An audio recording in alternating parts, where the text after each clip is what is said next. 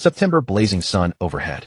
At the gates of Dongshan University, a shuttle bus carrying new students slowly pulled up to the curb. In the third-to-last row by the left window, a young man sat on the bus with a dazed expression, cold sweat beading on his forehead. His body trembled slightly, as though he were gravely ill. Have I transmigrated? Zhang Xuan could not believe his luck. He had merely drunk a bottle of expired soda. He was too frugal to throw away. How could he have died from it? He had woken up in this world, a parallel Earth. Zhang Xuan took out his phone and looked at his reflection on the screen. He was quite satisfied with his new face. Perhaps because of his recent illness, his complexion was slightly pale. Even so, his handsome features were unmistakable. The girls around him kept glancing his way, sneaking a peek before quickly turning away, afraid of being caught by those nearby. Students, we've arrived at the university. Please get off and enjoy your wonderful college life, the driver announced as the bus came to a stop. Everyone got off at the announcement, and a wave of noise rushed to meet them. Dongshan University, I'm here. My girlfriend, I'm here. A sudden loud shout rang out, drawing the attention of everyone nearby. Dude, you had a girlfriend in high school? Did she come to the same school with you? Someone teased. I haven't had one, but I'm sure my girlfriend is waiting for me somewhere on campus right now. Maybe she's still in some girl's belly. Laughter erupted all around. Just then a girl in a pale blue dress appeared in everyone's line of sight. Her graceful figure commanded admiration from the male onlookers, and her skirt hem swayed gently like an autumn breeze. Especially as she walked, a gentle rhythm swayed through the air. At the sight of this, all the male gazes quickly gathered. Zhang Xuan glanced over too and could not help but sigh. Being a woman truly had its advantages. A young man stepped out from the crowd and called to the girl, "Sweetheart, I'm here." He walked over and naturally placed his arm around her waist. The two of them walked toward the school, chatting and laughing, their demeanor full of affection. The male onlookers wore expressions of envy, their eyes scanning everywhere, as if searching for their own girlfriends immediately. Their gazes were comparable to invaders sweeping through. Having a girlfriend is the best. For 4 years of college, someone will care for you, and you'll never feel lonely. I swear within 1 month I will find my own girl. I'm so stupid. Why didn't I tell my girlfriend to apply to the same school as me? Hearing their discussion, Zhang Xuan could not help but smile faintly. Back on Earth, he had been an orphan with no money and no home. So even though there had been a girl he liked, he had never dared to confess until the day he died. Coincidentally, the him in this world was also named Zhang Xuan. He had parents and a girlfriend he had been with for 2 years, though they had broken up and she had chosen to attend Moda University. Let's go, stop standing around. Time to register. Everyone grabbed their luggage and headed inside. Just then the atmosphere around them suddenly shifted. The procession came to a halt and a chorus of sharp intakes of breath rose up, as though everyone had witnessed something incredible. Especially the guys in the front, their eyeballs looked ready to pop out. So beautiful. Are all the girls at Dongdao this gorgeous? A few idiots have no idea who that is. That's Xia Ming, the campus beauty of Dongdao's sophomore year. Huh, why is the campus beauty here? Xia Ming's features were as exquisite as if she had stepped out of a painting, with a tall and slender figure and 2 segments of fair calves exposed beneath her white dress. On her feet were a pair of white sneakers, and her entire being radiated an irrepressible youthful beauty. This beauty, unadorned by any ornament, made hearts flutter. The girls in the procession could not help but compare themselves to Xia Ming, but upon seeing her proud beauty and exquisite features, they could not help but lower their heads. Xia Ming walked over with light, brisk steps, a smile blooming across her face, as if something wonderful had happened.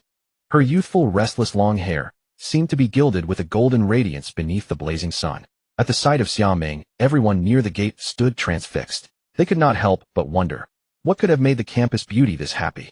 Xiaojie, yesterday when I called you, didn't you say you had something important today and couldn't come? Quick, come under the umbrella. It's so hot out here. Are you all blind? Get a chair for the campus beauty.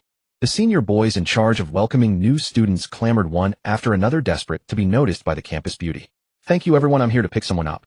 Please go ahead with your duties. Xia Ming smiled and politely declined the male students' offers. Yet that one smile instantly froze the male students around her in place. In that instant, it was as if a spring breeze had brushed across their faces, intoxicating and enchanting. She was the dream goddess of every male student on campus. So beautiful. If I could become her boyfriend, I'd gladly live 10 years less. 10 years. I'd happily live 20 years less. But this is the great Xia Ming. Noble, elegant, incomparably beautiful. Do you really think an ordinary person is worthy of her? Seeing Xia Ming, Zhang Xuan was also stunned. She was far more beautiful than any movie star from his previous life. At this moment, Xia Ming's eyes kept darting around as if searching for someone. The crowd wondered who could be so important as to have the campus beauty come in person. Suddenly, Xia Ming's beautiful eyes lit up.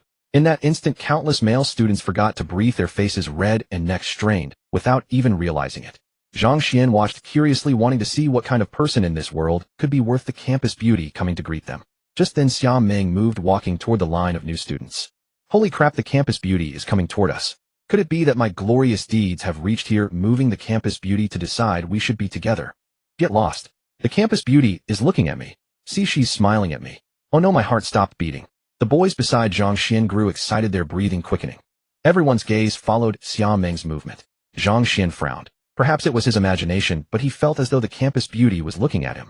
It must have been his imagination. They didn't even know each other. Involuntarily, Zhang Xuan took a few steps to the side. Hello, Junior, let me take your bag. I'll take you to register. A faint fragrance drifted over, and a crisp, playful voice suddenly rang out beside his ear. Zhang Xuan was completely dumbfounded. The campus beauty came for him. An illusion.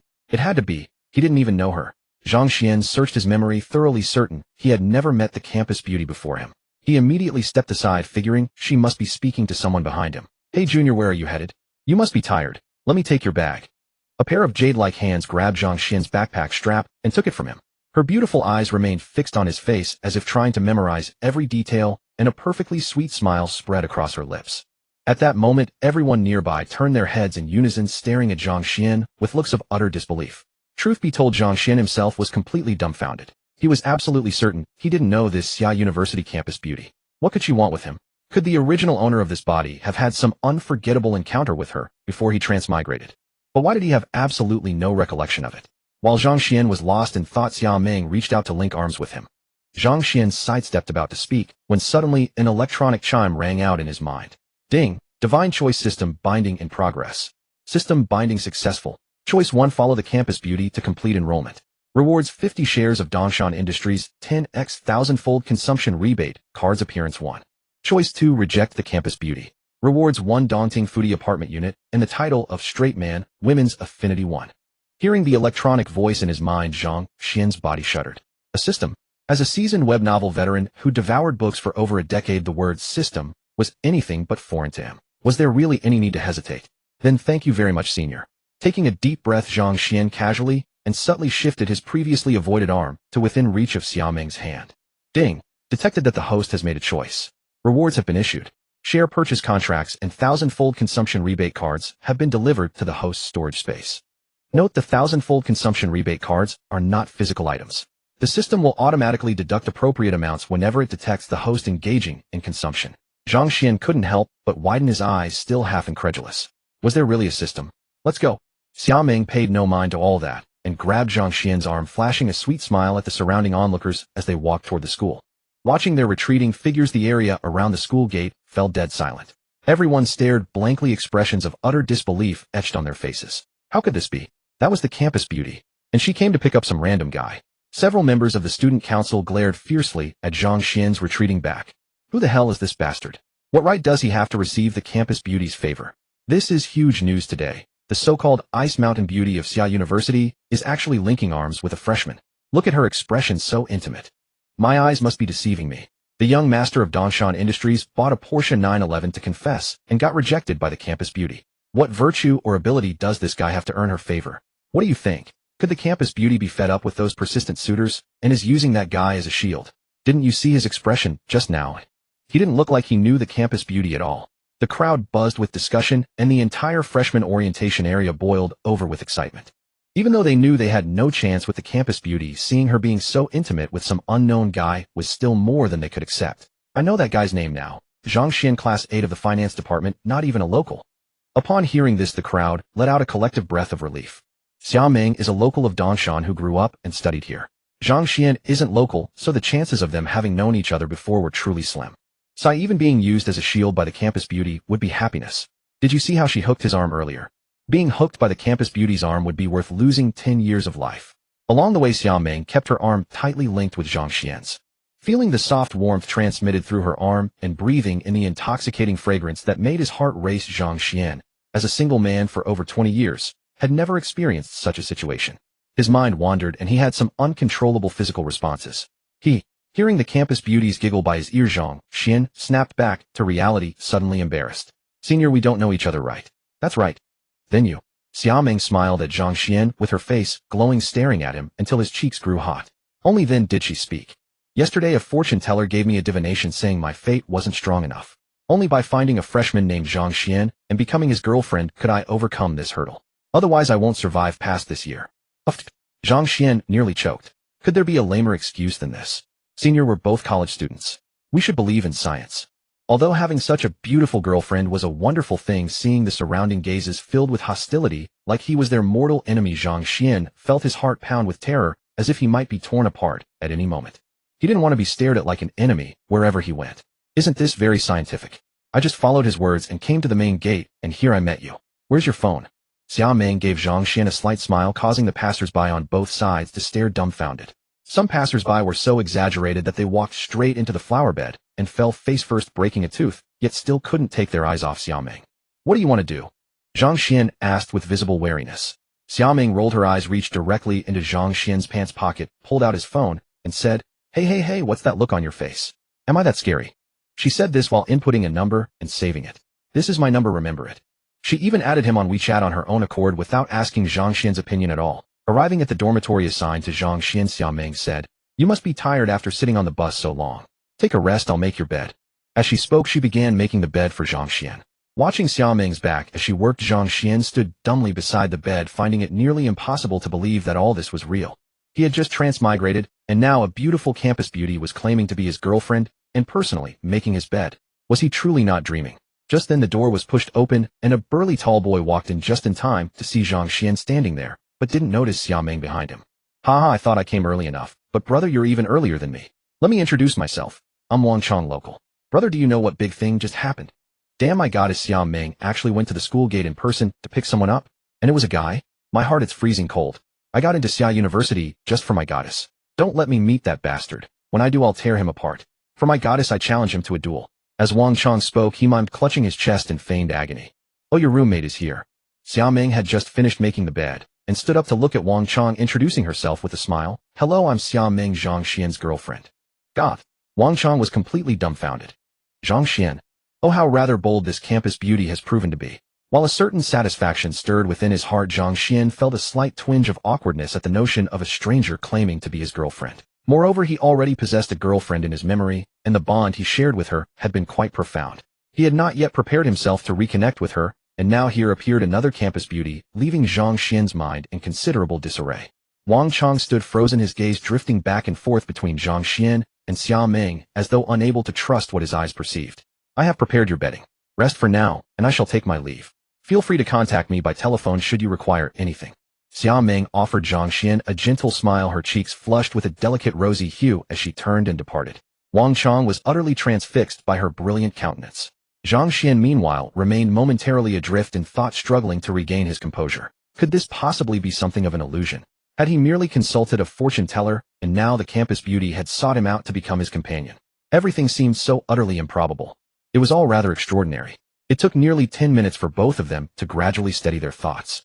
In the next moment, Wang Chong fixed an unwavering gaze upon Zhang Xuan. A sudden chill crept along Zhang Xuan's spine.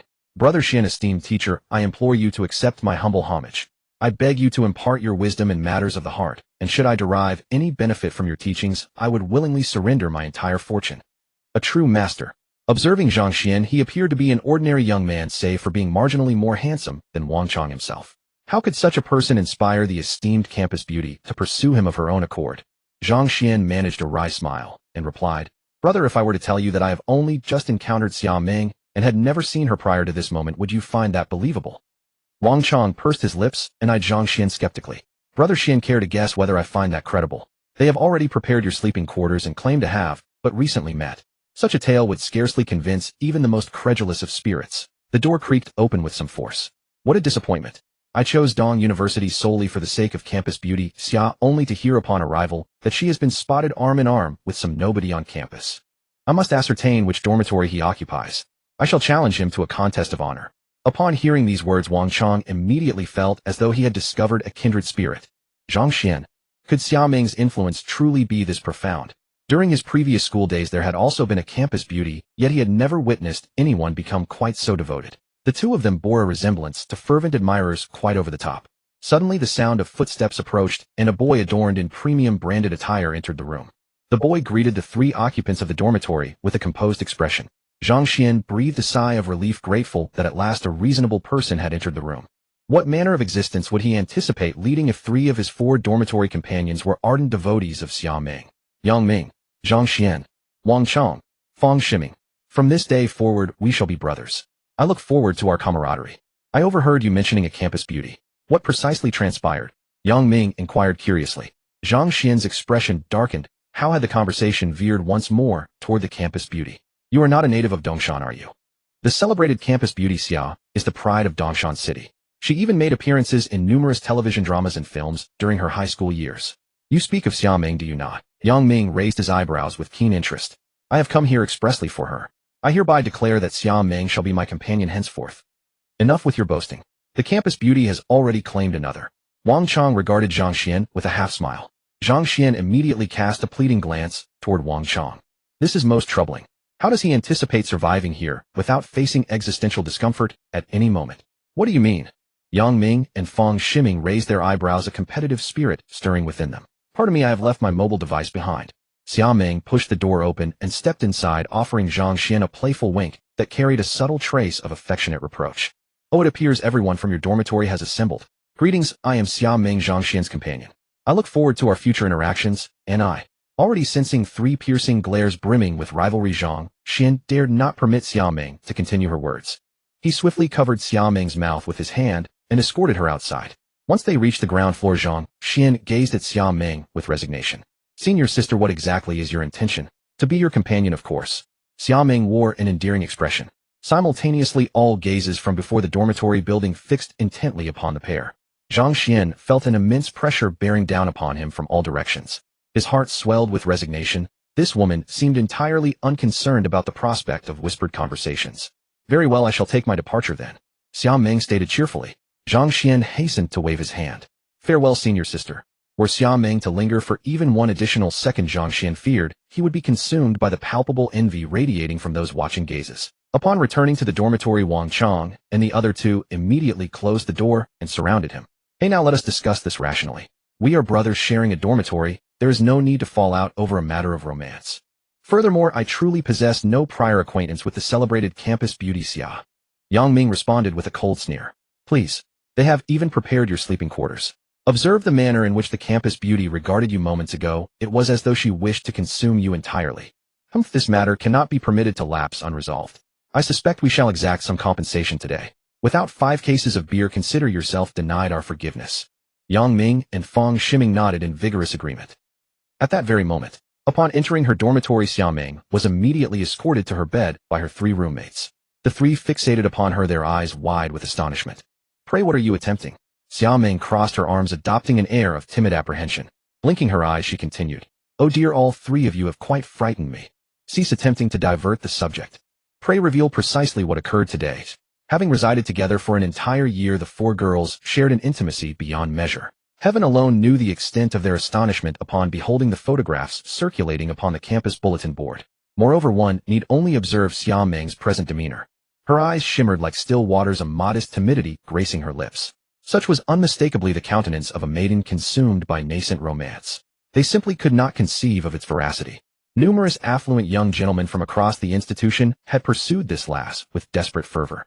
Bouquets of flowers, diamond rings, opulent automobiles. Every conceivable gesture of courtship had been offered, yet to what end? Xia Ming had remained as impervious as stone, entirely unmoved by their attentions. One must acknowledge that among her suitors were several exceptionally handsome young men. Regardless of a suitor's attractiveness or considerateness, each had been rejected by this same maiden. Indeed, they had begun to question whether her romantic inclinations deviated from the norm. What then had precipitated this present development? Nothing significant, truly. A smile suffused Xia Ming's countenance. It is merely that foolish youth from my childhood who once proclaimed he would marry me upon reaching adulthood. He has arrived today. As she spoke these words, a radiant smile naturally flowed across Xia Ming's lips, and her lovely eyes narrowed into crescent arcs of contentment. The 3 roommates stood utterly speechless. It appeared the campus beauty had indeed fallen under the spell of love. Mengming, you're not actually going to be his girlfriend, are you? The 3 friends exchanged glances, fiery curiosity blazing in their eyes. Why wouldn't I? Xia Ming suddenly snapped back to reality, her cheeks slightly reddening.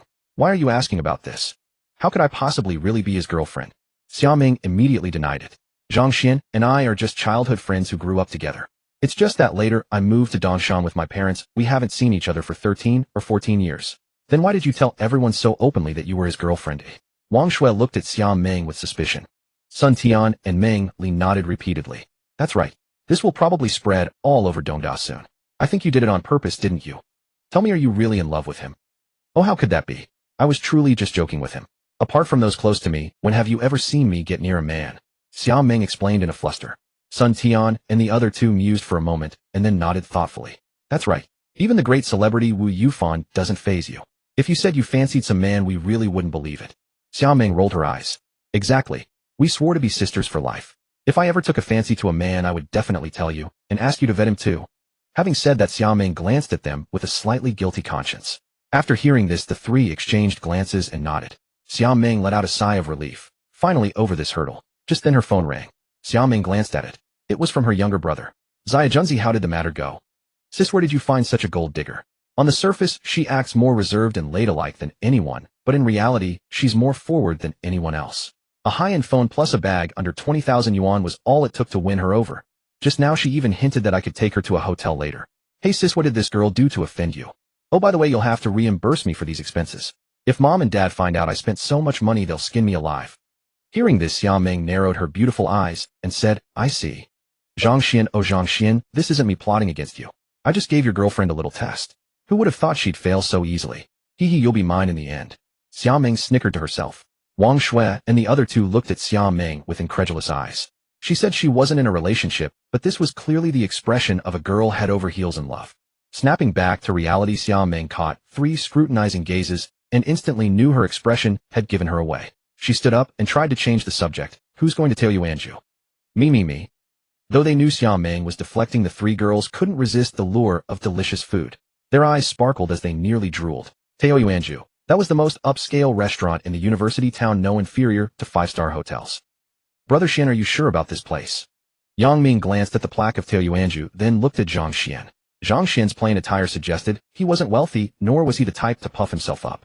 Perhaps he simply didn't know the minimum spending here. Yang Ming, coming from the best family background among the four, had already planned to step out and settle the bill later. Let's split the bill. We're brothers from now on, no need to be so particular. Wang Chong and Fang Shiming had evidently heard of Teo Yuanju, and fearing that Zhang Xian didn't know the price level, immediately spoke up. Yang Ming gave an almost imperceptible nod. These roommates were indeed worthy friends. Split the bill. You're embarrassing me. I said I'm treating, so I'm treating. If anyone tries to grab the bill later, don't blame me for being upset. He still had 10,000-fold cashback cards. This was a money-making deal, so of course the more he spent the better. The three exchanged glances, wanting to warn him, but afraid of damaging Zhang Xian's pride. Sir, would you like a private room, or the main hall? The waiter came forward and asked Yang Ming. Among the four, only Yang Ming was dressed in designer brands, clearly the one who would pay. A private room, the biggest one. Zhang Xian declared with brazen boldness. Sir, the fee for our largest private room. The waiter hadn't expected Zhang Xian to speak. Noticing Zhang Xian's clothes, he reminded him kindly, without showing any contempt. Money is no object. Take us there. Very well, sir. Please come with me. Only then did the waiter realize that Zhang Xian, despite his inconspicuous clothes, was a hidden magnate. What Zhang Xian and the other three didn't notice was that at the moment they entered the private room, four youthful pretty girls approached. Xiao Ming looked over in confusion. Zhang Xian. Her beautiful eyes brightened. Indeed the man she fancied. What a stroke of luck. What's wrong, Ming Ming? Wang Shui and the other two followed Xiao Ming's gaze, but saw nothing special. It's nothing, I just saw someone I know. Let's go. Don't stand on ceremony. Order whatever you like. Wow, love you to bits, little rich girl. Let's bankrupt this show off. The four young women, each charming and attractive, formed a stunning scene wherever they went, instantly capturing everyone's attention. Young Master Qin, it's Xia, the campus beauty. Young Master Qin, your luck has arrived. Behind them a group of flashily dressed people drove up. Seeing the silhouettes of Xiao Ming and the others, they immediately flattered Qin Shaoyan, the leading figure. Qin Shaoyan's eyes bulged, nearly drooling. He asked where Xiao Ming's party was seated, and then walked straight in. Zhang Xian ordered more than 5,000 yuan worth of dishes in one breath, yet he was still unsatisfied. Sai, don't you have anything pricier? The 1,000-fold cashback would only bring him 5 million, still far from his small target of 100 million. Waiter. Yang Ming and the other two. Bro, we give you full marks for that spectacular show. Isn't 5,000 yuan for one meal already too much? This was the university town after all, where spending levels were governed by rules. Sir, would you mind settling the bill first? Seeing Zhang Xian put on such a display, the waiter secretly wondered if he was here to dine and dash. Sure, why not? 5 million was still far from 100 million, but every bit counted. Zhang Xian immediately followed the waiter out. Brother Xian is truly unfathomable. Yang Ming, who came from a prominent clan, found that he couldn't see through Zhang Xian. Wang Chong and Fang Shiming nodded repeatedly. Judging from his behavior, Zhang Xuan was either genuinely amazing or destined to be struck by lightning for his boasting. Meanwhile, Zhang Xuan brought up his payment code. The scanner beeped, and he let out a quiet sigh of relief. After paying, he waited. Shortly after, his phone buzzed, and he opened it. Construction Bank, your savings account ending in 0179, latest transaction, alert, income of 500. Seeing the text, Zhang Xuan was overjoyed. The 1,000-fold cashback had arrived. The consumption level here is still too low. It seems I'll need to visit the city center if I want to make a fortune. Zhang Xuan thought to himself. His phone and computer both needed replacing anyway. Buying more would bring him one step closer to his little goal. Thinking about suddenly becoming a millionaire, Zhang Xuan felt as if he were in a dream. How delightful. Just as he turned to head back, he heard a nearby attendant exclaim, "How beautiful." Zhang Xuan looked over in confusion and spotted that familiar beautiful figure. He immediately turned to leave. Sophomore, what a coincidence. Xia Ming approached with a radiant smile, grabbing Zhang Xuan's arm, her cheeks flushed pink. At that moment, the whole world seemed to fall silent. The attendant beside them was stunned, daring not even breathe loudly. Xia Ming was a celebrity at Dongshan University, and the attendant naturally recognized her. Inside, his heart was roaring. How could this be? When had he ever seen the so-called Ice Mountain campus beauty? Xia Ming willingly grabbed a man's arm. Her expression was as if she were afraid he might run away. Had his eyes been playing tricks on him? He had never once seen a boy by Xia Ming's side. Those who had tried to approach her were all rejected without exception. Why was Xia Ming widely regarded as a goddess? A goddess was untouchable, ethereal, something to be admired from afar, but never approached. Such a goddess who had never opened her heart to any man was now proactively reaching for a man's arm, her lovely face flushed red. In those beautiful eyes of the campus beauty, there was only the young man before her. This was absolutely a sign of being deeply in love. Who was this man? What incredible luck, being favored by the campus beauty. Senior, what a coincidence. Zhang Xuan said with a bitter smile, experiencing that sensation of being the center of attention once again. Standing beside this girl required a strong heart. Right, it really is a coincidence. I told you that fortune teller truly had ability. He predicted we would meet here. Sophomore, I didn't bring enough money when I came out. Could you lend me some? Xia Ming's eyes shimmered as she suddenly thought of a way to spend time with Zhang Xuan every day. Borrowing Zhang Xuan's money would give her an excuse to be with him daily. Thinking of this, Xia Ming enthusiastically applauded her own brilliant idea in her heart. I'm such a genius. How much do you need? With 5 million in his pocket, Zhang Xuan spoke with great confidence. Put this lady's meal on my bill. At that moment, a domineering voice suddenly rang out. Everyone turned to look as Qin Xiaotian strode over. His gaze burned with passion, his eyes fixed only on Xia Ming, as if he wanted to devour her. Xia Ming's brows furrowed. I have my own boyfriend. Do I need you to pay? She linked her arm with Zhang Xuan's and whispered softly by his ear, Sophomore, help me out with this, and I'll agree to one request from you. After speaking, Xia Ming felt herself growing warm all over. She hadn't expected to say something so shy-inducing to Zhang Xuan. But seeing Zhang Xuan's stunned expression, an uncontrollable sweet smile spread across her face. Feeling numerous gazes burning into him like red-hot brands, Zhang Xuan was about to refuse when a digital voice suddenly echoed in his mind. Divine Choice System activated. Option 1, pay for the campus beauties bill. Reward 100 shares of Taoyuan residence, Grandmaster level proficiency in Baji Fist appearance 1, Constitution 1. Option 2, refuse to pay for the campus beauties bill. Reward 1 Porsche 911, divine level driving skill, and the title straight male. Charm with women -1. Zhang Xuan paused. Did he really need to think about this? The system was practically forcing him to choose option 1. Young man, I am Qin Xiaotian, heir to Dongshan Industries. I know Meng Meng is using you as a shield. If you tell the truth, I Qin Xiaotian will owe you a favor. Seeing Xia Ming standing intimately with Zhang Xuan, Qin Xiaotian was consumed with jealousy. He wished he could immediately throw Zhang Xuan into Dongshan River to feed the fish. But in front of Xia Ming, he could not do such a thing. He must not leave a bad impression in her eyes. Moreover, this was Taoyuan Residence. The boss behind Taoyuan Residence was no ordinary person. Even his arrogant father had warned him before coming, never cause trouble at Taoyuan Residence, or not even the Qin family could save him. So he revealed his identity as the young master of Dongshan Industries, hoping to make Zhang Xuan retreat. Dongshan Industries was the star enterprise of Dongshan City with a market value of tens of billions. For him to owe someone a favor, that was something no one could refuse. Thinking of this, a faint smile of satisfaction appeared on Qin Xiaotian's face. When it came to using wealth to win people over, he was absolutely confident. Dongshan Industries. What a familiar name.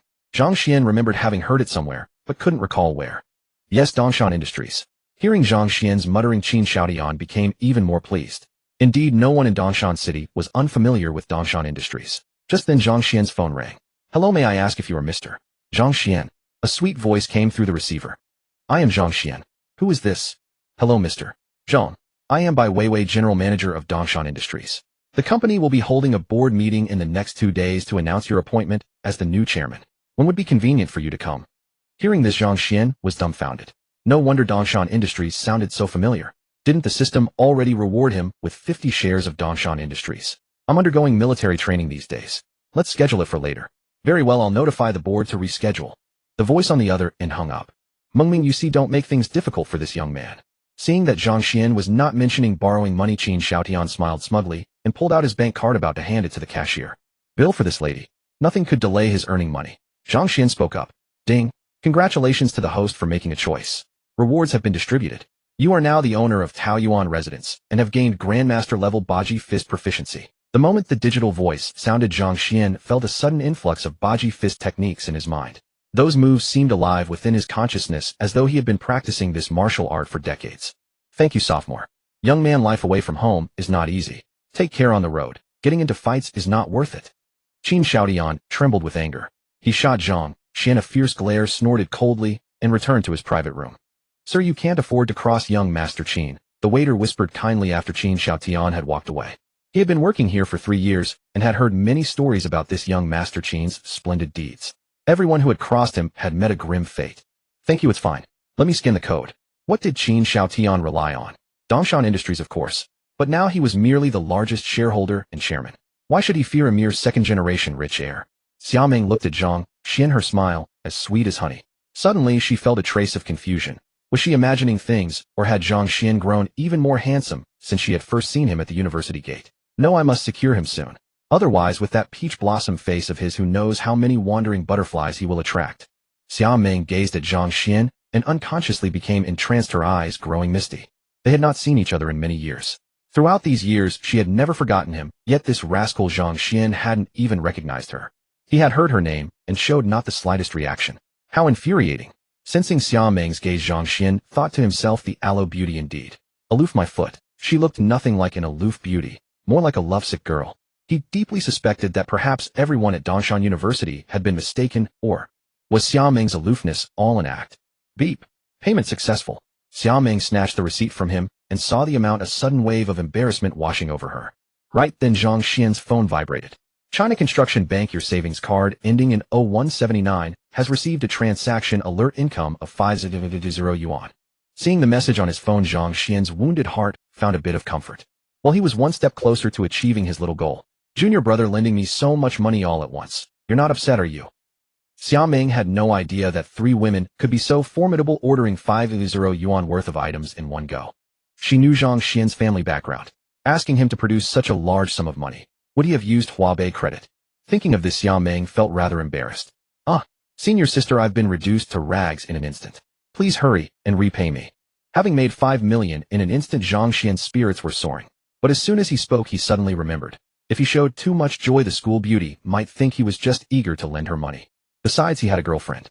Though he hadn't figured out how to handle that relationship yet, he certainly wouldn't behave like a scoundrel. Really? Xiaoming put on an embarrassed expression, though her eyes sparkled. Could this mean her plan could begin? Would she be able to eat with Zhang Xuan every day from now on? She didn't even need to come up with an excuse. My, what was that? Zhang Xuan looked at Xiaoming in confusion. What kind of expression was that? Did she seem almost excited upon hearing he was broke? Could the school beauty be a fraud? Does she use this trick on every man? With so many male students at Dongshan University, if she borrowed money from each of them, she would soon become a multimillionairess. He couldn't dwell on this. The more he thought, the more certain he became of his suspicion. Senior sister, I'm taking my leave. Enjoy your meal. He had to leave quickly. Women like this should be kept at arm's length. What profound schemes. Without waiting for Xiaoming to respond, Zhang Xuan immediately sprinted back to the private room. Hey! Seeing Zhang Xuan flee in such a rush, Xiaoming pouted. Was she really that frightening? If you have no money now, let's see what you'll do. You'll have to fall right into my hands. Remembering this, Xiaoming suppressed a smile and resumed her graceful, refined demeanor. Back in the private room, Fang Shiming saw Zhang Xuan's appearance and asked in puzzlement, Brother Xuan, what happened? Were you chased by a dog? More or less. Recalling what he had just discovered, Zhang Xuan felt secretly pleased with a sense of pride, as one who alone sees clearly while others remain asleep. Who would have guessed the aloof school beauty was such a person? What exactly happened? Seeing Zhang Xuan's expression, the 3 of them grew even more curious. Eat. Nothing happened. Zhang Xuan quickly changed the subject.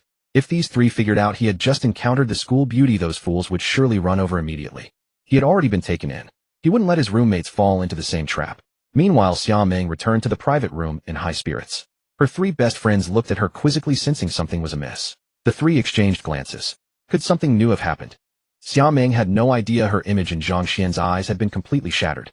Thinking of her plan, her eyes gleamed with excitement, clearly looking forward to what was to come. Wang Shui and the other two exchanged glances again. This time they were certain. Xia Meng was definitely falling in love. Their eyes sparkled with excitement. They were dying with curiosity. Just what kind of man had touched the heart of this ice beauty? Qin Xiaotian returned to the private room, his anger growing with each passing thought. In all of Dongshan City, not many people dared to cross him. Young Master Qin, how did it go? Was the school beauty moved? Hearing his friends question, the fire in Qin Xiaotian's heart only blazed higher. Darn it, he couldn't let this go.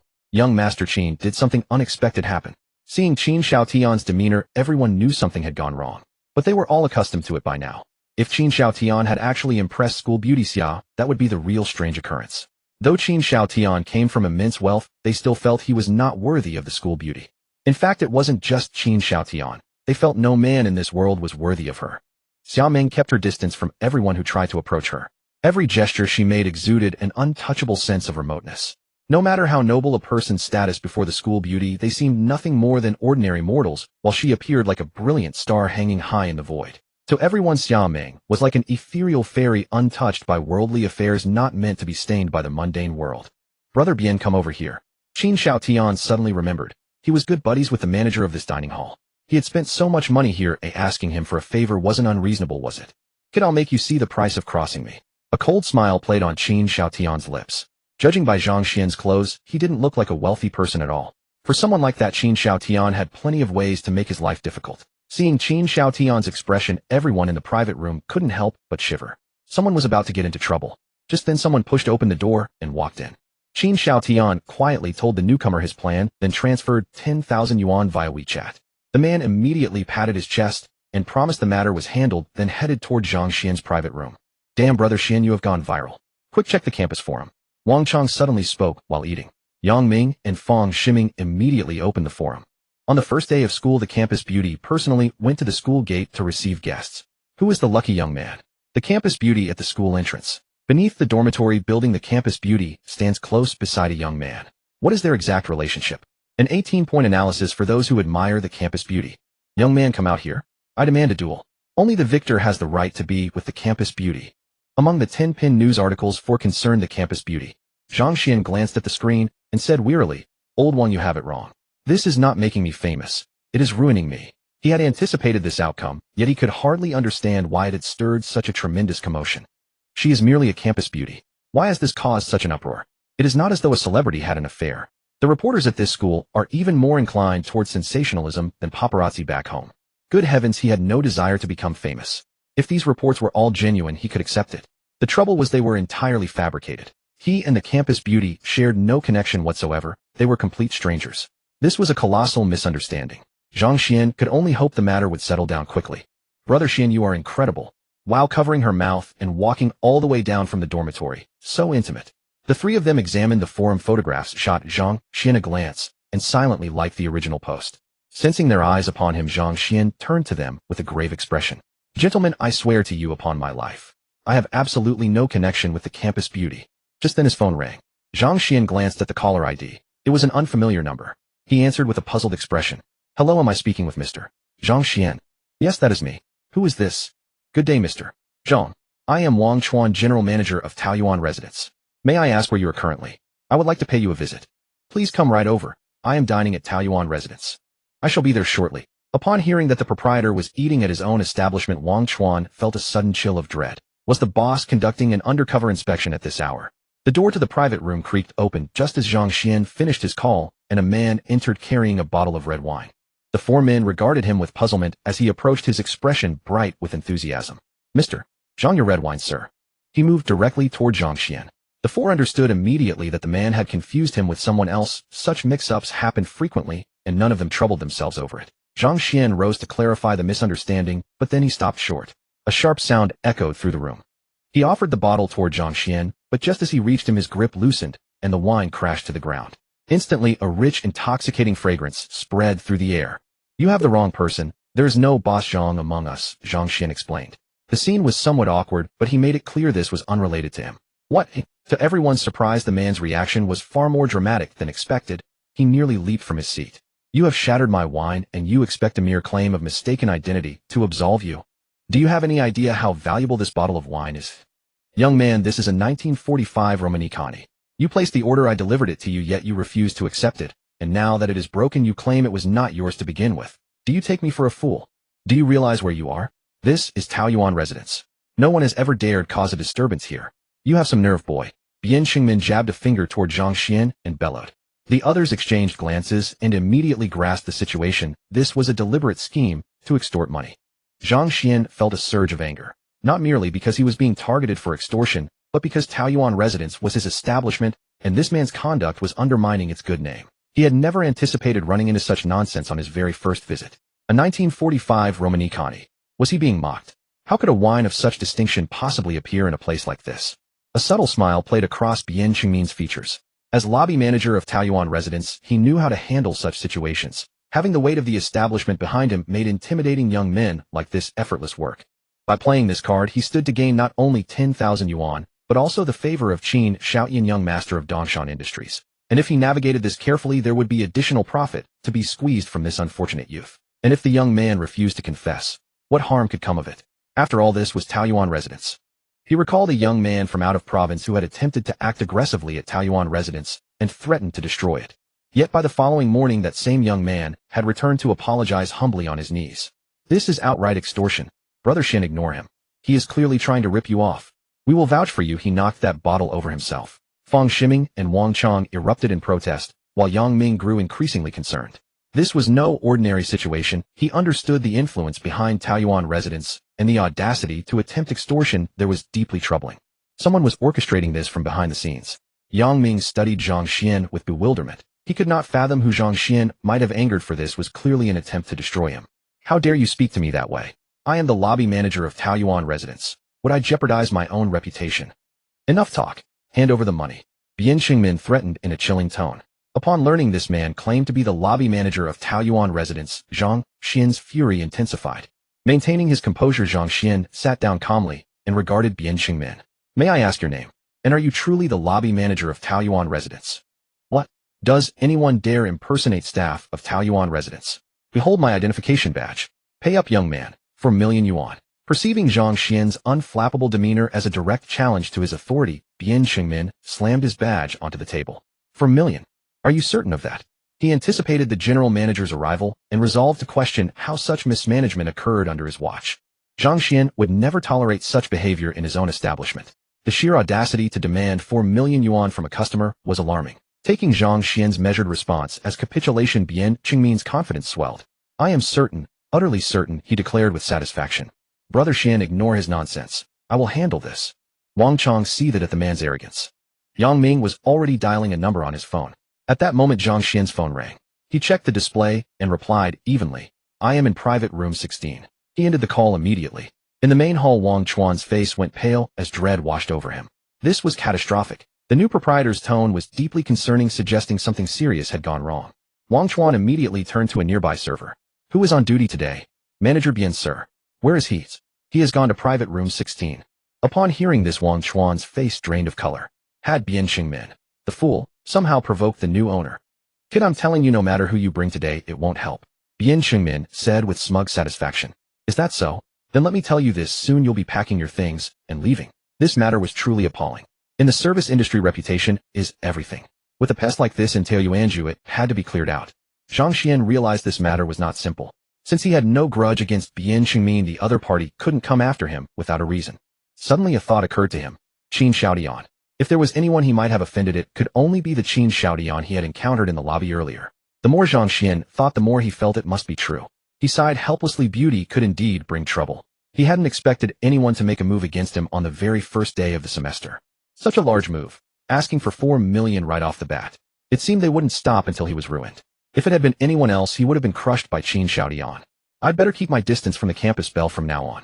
In another private room, Xia Ming knew nothing of Zhang Xuan's thoughts, and was currently lost in her sweet fantasies of being with him. Make me pack up and leave. Ha ha ha, boy, I'd like to see how you make that happen.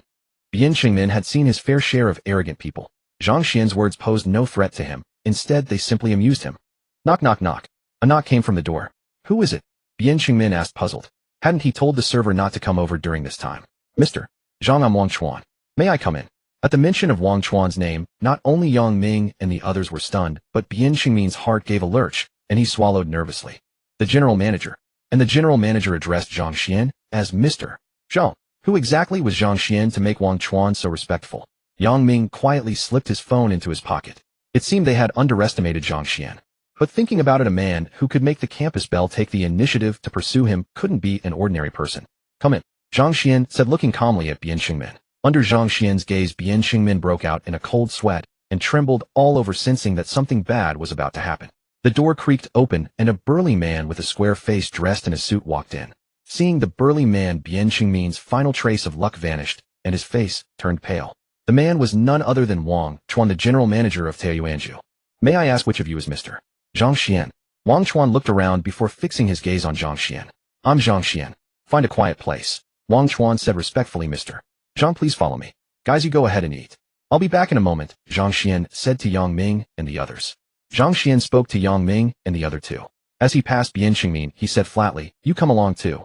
Seeing the general manager's respectful attitude toward Zhang Xuan, Bian Qingmin was utterly frightened and didn't dare to disobey. Brother Xinwei. Fang Shiming, fearing something might happen, immediately stood up to follow. It's fine, I'll be right back. Though this was his first meeting with his three roommates, they all seemed to be of good character. If there was a chance in the future, Zhang Xuan was willing to give them a helping hand. Seeing that Fang Shiming was still uneasy, Yang Ming reached out and held him back. Old Yang, this is Taiyuanzhu. I've heard of this place before. Do you think something might happen to Brother Xian if he goes with them? Don't worry. Didn't you see how respectful Wang Chuan was when he looked at Brother Xian? No wonder he could win over the campus belle. I said it. How could an ordinary man ever win her affection? What do you mean? Are you saying that my goddess is a vain person? Darn it, old Yang, I'm also a devotee of the goddess. I just mean Brother Xian is amazing. If you don't agree, do you want a contest? A contest it is then. 10 bottles each. Whoever can't drink them all is a loser. I'll drink first. Zhang Xuan followed behind Wang Chuan. As they passed a private room, the door creaked open and a head poked out. Qin Xiaotian saw Zhang Xuan, thinking that Zhang Xuan had been taken away. A cold, grim smile crept across his face. The kid who dared to oppose him would learn his lesson. Seeing Qin Xiaotian's expression, Zhang Xuan knew his guess was right. This matter was indeed related to Qin Xiaotian. Qin Xiaotian returned to his private room with a self-satisfied smile. Young Master Qin, has that kid been dealt with? Seeing Qin Xiaotian's expression, a friend immediately asked. Naturally. Since he dared to cross me, I'll make sure he never has a chance to rise again in this lifetime. Qin Xiaotian said coldly. Everyone in the room couldn't help shivering. None of them doubted his words. Ever since Qin Xiaotian had appeared at Dongshan University, those who had provoked him had never come to a good end. Qin Xiaotian then glanced at a person and said, go find out that kid's background. I'll make sure his whole family is ruined. At that moment, everyone in the room was frozen. In their view, now that Zhang Xuan had provoked Qin Xiaotian, he and his family were utterly finished. They entered the general manager's office. Zhang Xuan sat directly in a chair. Seeing that Wang Chuan showed no sign of displeasure and instead stood respectfully at the side, Bian Qingmin was so frightened that his face turned ashen. Zhang Xuan's status was even higher than Bian Qingmin had imagined. Even when Qin Xingyang, Qin Xiaotian's father, came, Wang Chuan only gave a slight nod, and even that was enough to make Qin Xingyang elated. All because behind Wang Chuan was the owner of Taiyuanzhu. Bian Qingmin had never met the legendary owner behind the scenes, but since becoming the lobby manager of Taiyuanzhu, even those once high and mighty figures whom he could never reach would greet him with kindness. Bian Qingmin had never seen Wang Chuan treat anyone with such respect, until now. Then a flash of insight crossed his mind. There was one possibility. What if Zhang Xuan was? Gulp. Bian Qingmin swallowed wildly, not daring to think further. If he kept thinking, he would be scared out of his senses. Confound you, Qin Xiaotian. You've really gotten me into deep trouble this time. Bian Qingmin cursed Qin Xiaotian's whole family in his heart. What an absolute mess. Boss, this is my fault. Wang Chuan bowed his head in admission, carefully watching Zhang Xuan's reaction. Thud. Bian Qingmin collapsed to the ground, completely weak. Wang Chuan's words shattered the last glimmer of luck in his heart. Was this Qin Xiaotian's idea? Zhang Xuan asked. Yes, boss. It was all Qin Xiaotian's idea, he said. As if grasping the last straw, Bian Qingmin confessed everything. Do the same to Qin Xiaotian, then get out of here. I don't want to see you here again. Then Zhang Xuan looked at Wang Chuan and said, this place will still be under your charge. Contact me if anything important comes up. After saying that, Zhang Xuan rose and left. He had just taken over this place, so this should be a smooth transition. As for Wang Chuan, Zhang Xuan decided to observe him further. Thud. Bian Qingmin was completely dumbfounded. Those high and mighty days were now far behind him. Wang Chuan stood still, watching Zhang Xuan's retreating figure with a thoughtful expression. Though he had suspected from the phone call that the new boss would be young, he never imagined he would be so remarkably young. No one knew better than he did the vast influence behind his former boss. It was precisely because of this that the news of the boss yielding this establishment to Zhang Xuan filled him with deep astonishment. Moreover, the other party had not even replaced him. Was it inability, or perhaps mere indifference? In Wang Chuan's estimation, the latter seemed far more likely. Wang Chuan did not believe that someone who could convince his boss to peacefully hand over Taoyuanju would be an ordinary person. The student identity was likely nothing more than a cover for the new boss's true standing. Zhang Xuan stepped out of the general manager's office, and on his way back to the private room encountered the same waiter who had warned him earlier. Zhang Xuan called out to him and asked, "What is your name?" The waiter hesitated, uncertain why Zhang Xuan was asking such a question, but replied politely, "Excuse me, sir, my name is Zhou Yi." Zhou Yi. This young man has decent character. I will need to cultivate someone reliable here, Zhang Xuan said to Zhou Yi. From now on you will serve as the hall manager of Taoyuanju. Go find Wang Chuan and have him arrange everything. Consider this my direct order. With that, Zhang Xuan departed, leaving Zhou Yi standing alone, utterly bewildered. He felt a mixture of amusement and disbelief. Though Zhang Xian's demeanor suggested he was no ordinary person, this was Taoyuanju, a place where the position of hall manager was never granted lightly. Just then Wang Chuan emerged from his office. Zhou Yi immediately bowed respectfully and addressed him, "Greetings, general manager." "Oh, what did Mr. Zhang just say to you?" Wang Chuan asked curiously. He had heard Zhang Xian's voice and followed behind to investigate. "Mr. Zhang." Zhou Yi paused momentarily. Who exactly was Wang Chuan? He was the general manager of Taoyuanju itself. When Wang Chuan spoke of Zhang Xian, his tone carried an unmistakable reverence, a quality Zhou Yi could plainly discern. When had he ever seen the general manager treat anyone with such courtesy? Even the president of Dongshan Industrial would not have merited such respectful treatment from the general manager.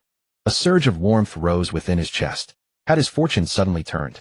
Was Zhang Xian truly a person of great significance? Overcome by excitement, Zhou Yi blurted out, "Mr. Zhang just appointed me as the hall manager, and I." Even as he spoke, his heart pounded steadily. "What is your name?" Wang Chuan asked. Replying to the general manager, "My name is Zhou Yi." "Zhou Yi. Very well. Since Mr. Zhang has given the order, you will assume the role of hall manager here. Come, I have a matter to attend to on Mr. Zhang's behalf."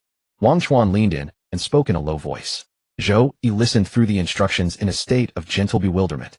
"Do you understand what needs to be done?" Zhou Yi had long regarded Qin Xiaotian with disapproval, but as an ordinary employee, he had felt powerless. Yet now that even the general manager was supporting him, he saw no reason to hesitate further. Let it be done. Inside the private room, Qin Xiaotian could no longer contain himself. He could hardly wait to witness Zhang Xian's spirits crumbling. He pushed open the door and happened to see Zhang Xian approaching from the opposite direction. Qin Xiaotian froze. How could Zhang Xian remain so composed? This was entirely unexpected. Hadn't Bian Qingmin already taken action? Zhang Xian offered Qin Xiaotian a courteous smile. After all, he was a most valuable guest. Thinking that he would soon earn 4 million from Qin Xiaotian, Zhang Xian found him somewhat less disagreeable than before. Seeing Zhang Xian smile at him, Qin Xiaotian was momentarily speechless. Had Bian Qingmin truly not yet acted? "Young Master Qin, your red wine has arrived." Just then a waiter approached carrying a bottle of red wine. Red wine? Qin Xiaotian was puzzled. He had not ordered any wine tonight, as he had other plans later this evening. Before he could voice his confusion, the bottle slipped from the waiter's hand and shattered against the floor. Qin Xiaotian blinked in surprise and was about to speak sharply when a broad-shouldered man with a square face strode toward him. Upon seeing this man, Qin Xiaotian fell completely still. The private room door swung open. 3 pairs of eyes turned simultaneously to regard him. "Good heavens, Brother Xian, are you truly unharmed?" How exactly was this resolved to? Seeing Zhang Xian return safely, everyone breathed a quiet sigh of relief. What harm could come of it? "This restaurant belongs to me. It is my own domain," Zhang Xian said with a casual shrug and a faint smile. They were brothers from the same dormitory. Keeping the secret would not last long, so he might as well speak plainly. An unexpected silence fell over the room, as though time itself had paused for a moment. Wang Chang and the other two exchanged glances, their expressions shifting in gentle amusement before. "Ha ha ha. Brother Xian, this is undoubtedly the most remarkable tale I have heard this century. If you did not wish to say anything, you need not have explained. We brothers would never press you. Why fabricate such a story? Such jokes should be kept in moderation. If the owner of Taoyuanju were to hear this, you would face considerable trouble. You must have someone in your family who knows General Manager Wang Chuan, correct? Brother Xian, you are quite impressive, able to associate with someone of such standing. It seems your family background is rather remarkable. Someone in his family knowing Wang Chuan. What was this about?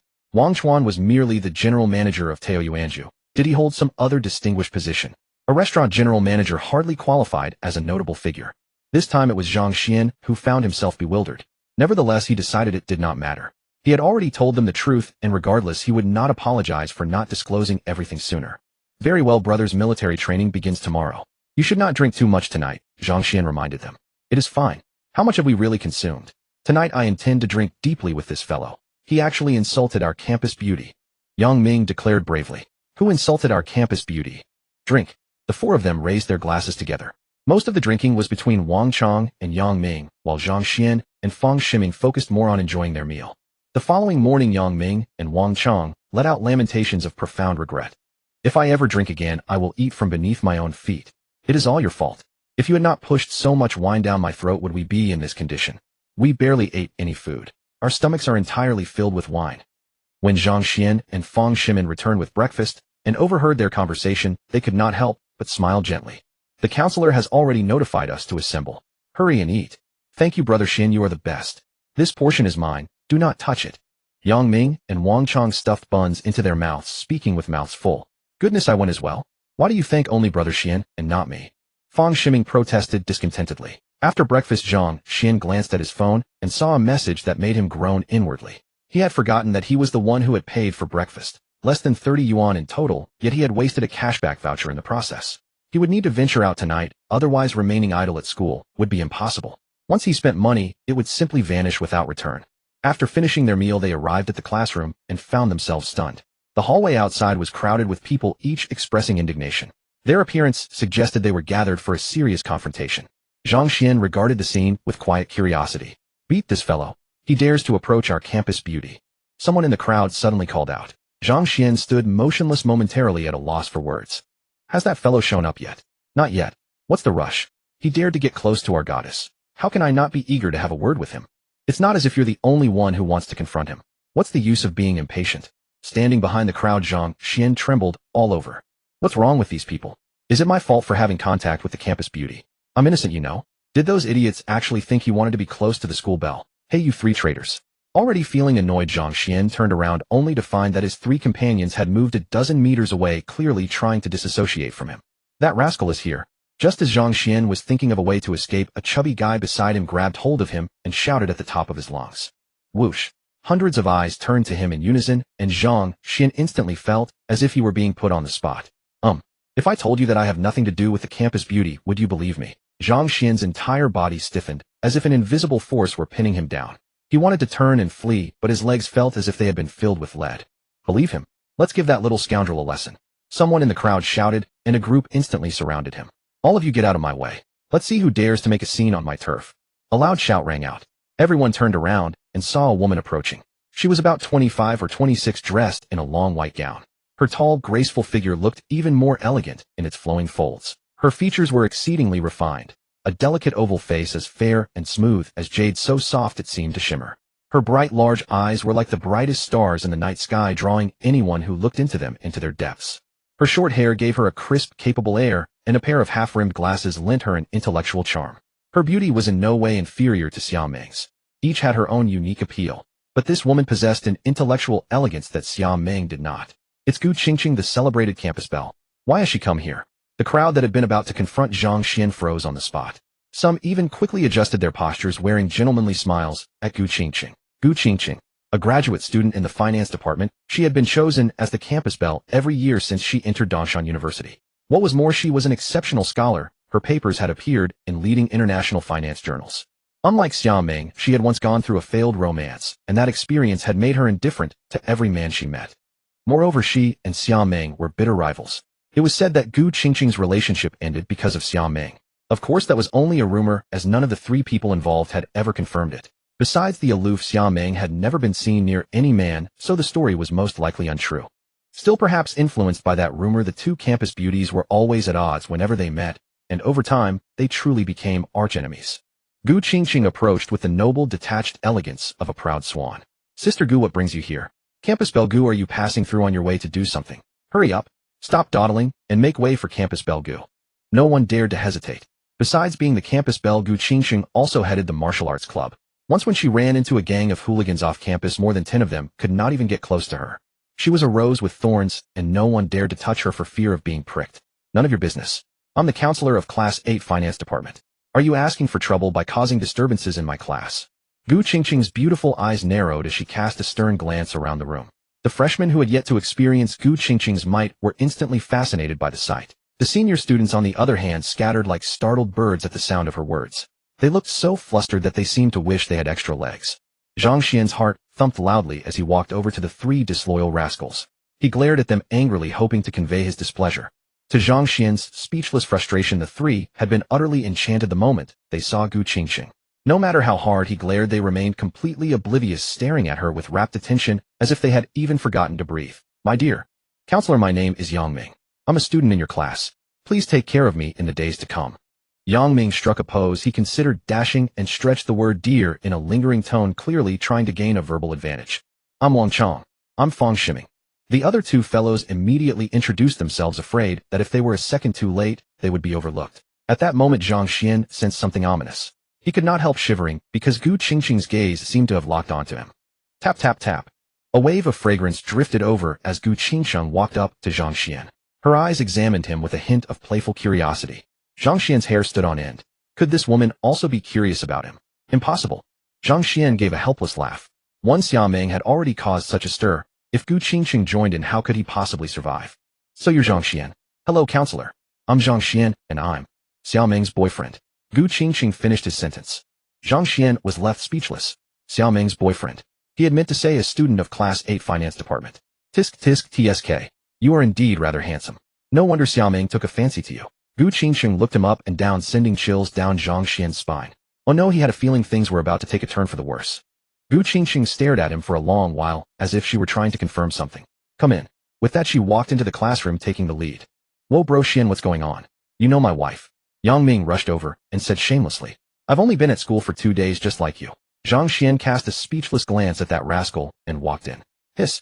The moment Gu Qingqing stepped into the classroom, every male student in the class drew in a sharp breath, then became electrified with excitement. With such a beautiful counselor, the days ahead would certainly be delightful. A number of gazes also settled on Zhang Xuan, since the commotion earlier had been truly spectacular, and the label boyfriend of Campus Belle Xia was eye-catching enough. Hey, so this is the legendary boyfriend of Campus Belle Xia. He doesn't look like much. With so many people coming just now, why didn't they set him straight? That jerk dares to get so close to my goddess. Hearing these remarks, Zhang Xuan felt awful. He was innocent. What did any of this have to do with him? He had simply wanted to attend college. How had everything evolved into this? "Hello everyone, I'm your counselor, Gu Qingqing. You may address me as counselor or Sister Gu." Gu Qingqing spoke confidently at the podium, while the students below gazed at her warmly, each lost in their own reveries. Alright, then everyone except Zhang Xuan should introduce themselves. Upon hearing this, Zhang Xuan felt his spirits sink even lower. What nonsense. Why was he the only one exempt? You're practically a celebrity now. What need is there for an introduction? The people who wished to challenge you could line up all the way out the school gates. Wang Chong, that cheeky fellow, took delight in Zhang Xuan's predicament, while Yang Ming and the others struggled to suppress their laughter. Zhang Xuan was at a loss for words. Normally, they would have been sent to a designated training ground, but due to unusual circumstances this year, the military training was being held on the school sports field instead. After everyone had introduced themselves, they formed lines on the sports field. Fortunately, the overcast sky kept things cool, so after a morning of training, they felt nothing more than a bit of fatigue. The instructor called it quits once time was up, and the students broke formation like a flock of ducks, making a beeline for the cafeteria. Zhang Xuan's heart skipped a beat. He absolutely could not spend money on this meal, or he would waste another cashback card. As he walked, the atmosphere around him suddenly shifted. Just then, Xia Ming and her three companions entered the cafeteria, and the entire place fell silent as all eyes turned toward them. "I told you we shouldn't come here, but you insisted," Wang Shui complained.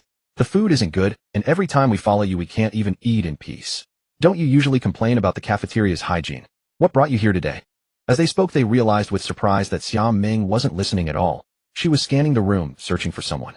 Meng Li opened her mouth to say something, but Wang Shui quickly covered it, signaling her to stay quiet.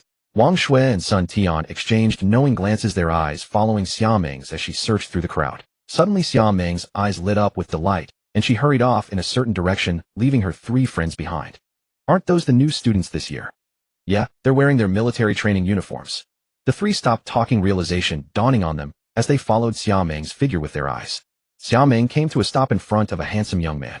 Her three friends' eyes widened with excitement, and they ran over. "Junior, I've been waiting for you. Let's go eat." Xia Ming linked arms with Zhang Xuan, her face radiant with a smile. Time seemed to stand still as everyone around Zhang Xuan stared in astonishment. Hearing about it was one thing, but witnessing it with their own eyes was entirely different. All eyes remained fixed on the scene, nobody daring to breathe. The senior students rubbed their eyes repeatedly, struggling to believe what they were seeing. Were the rumors actually true? Had their beloved campus beauty truly chosen someone else?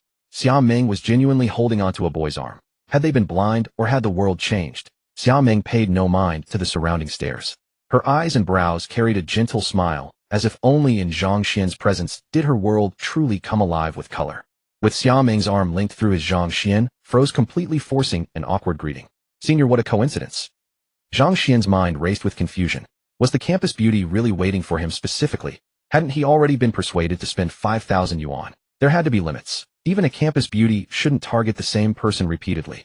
Not a coincidence at all, Xia Ming replied with a playful smile. I was waiting right here for you. Zhang Xuan had no response. He could feel the shifting glances from those around him. Goodness, would he be set upon in the future just for walking across campus?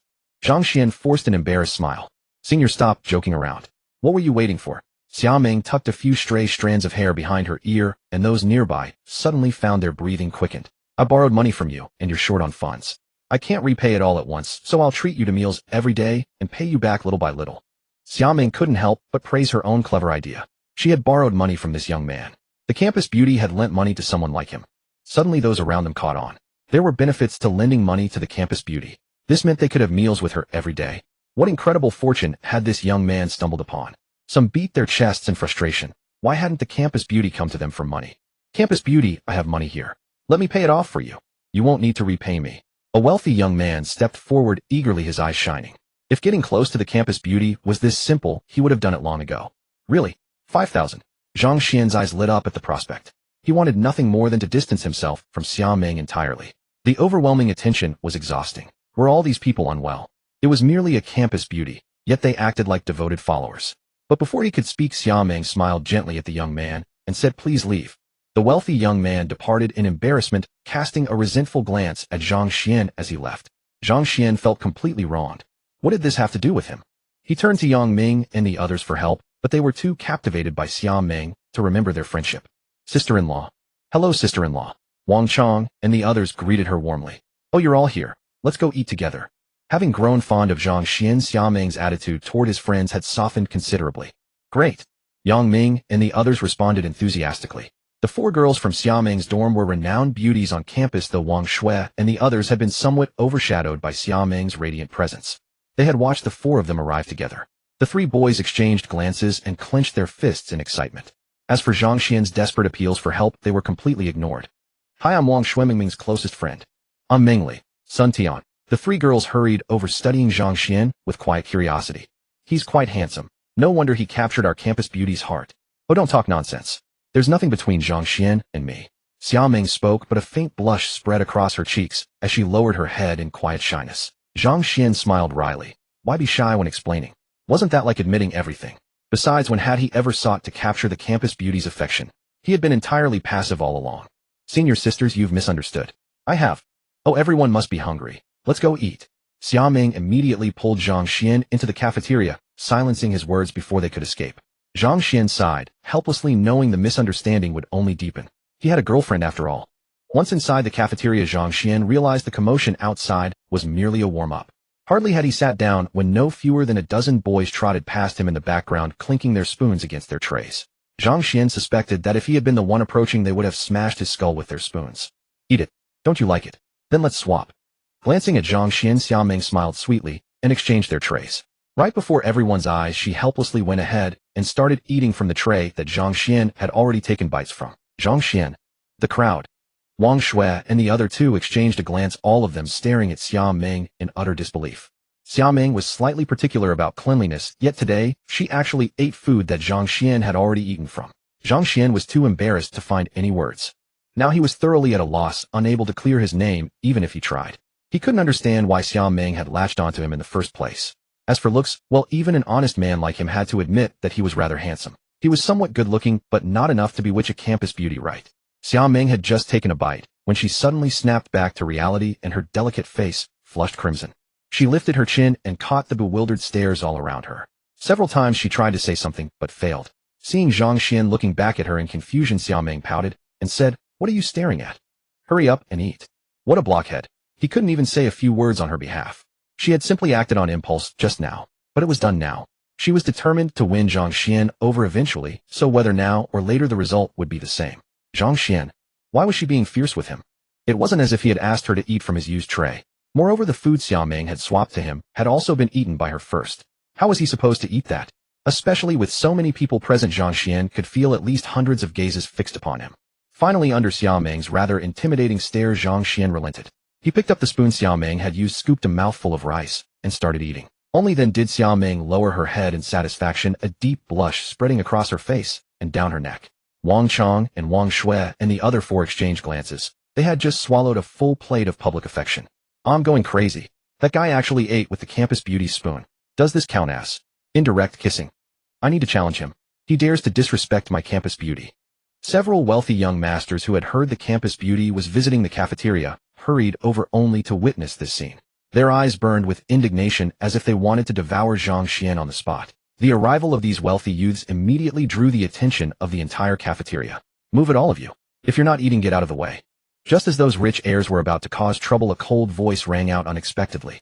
In the next moment, the wealthy youths stiffened in place, then scurried away like mice fleeing from a cat, as though they had encountered some fearsome creature. It's Gu, the campus beauty. I heard Gu Qingsheng will be leading a class this year. And that kid is in her class.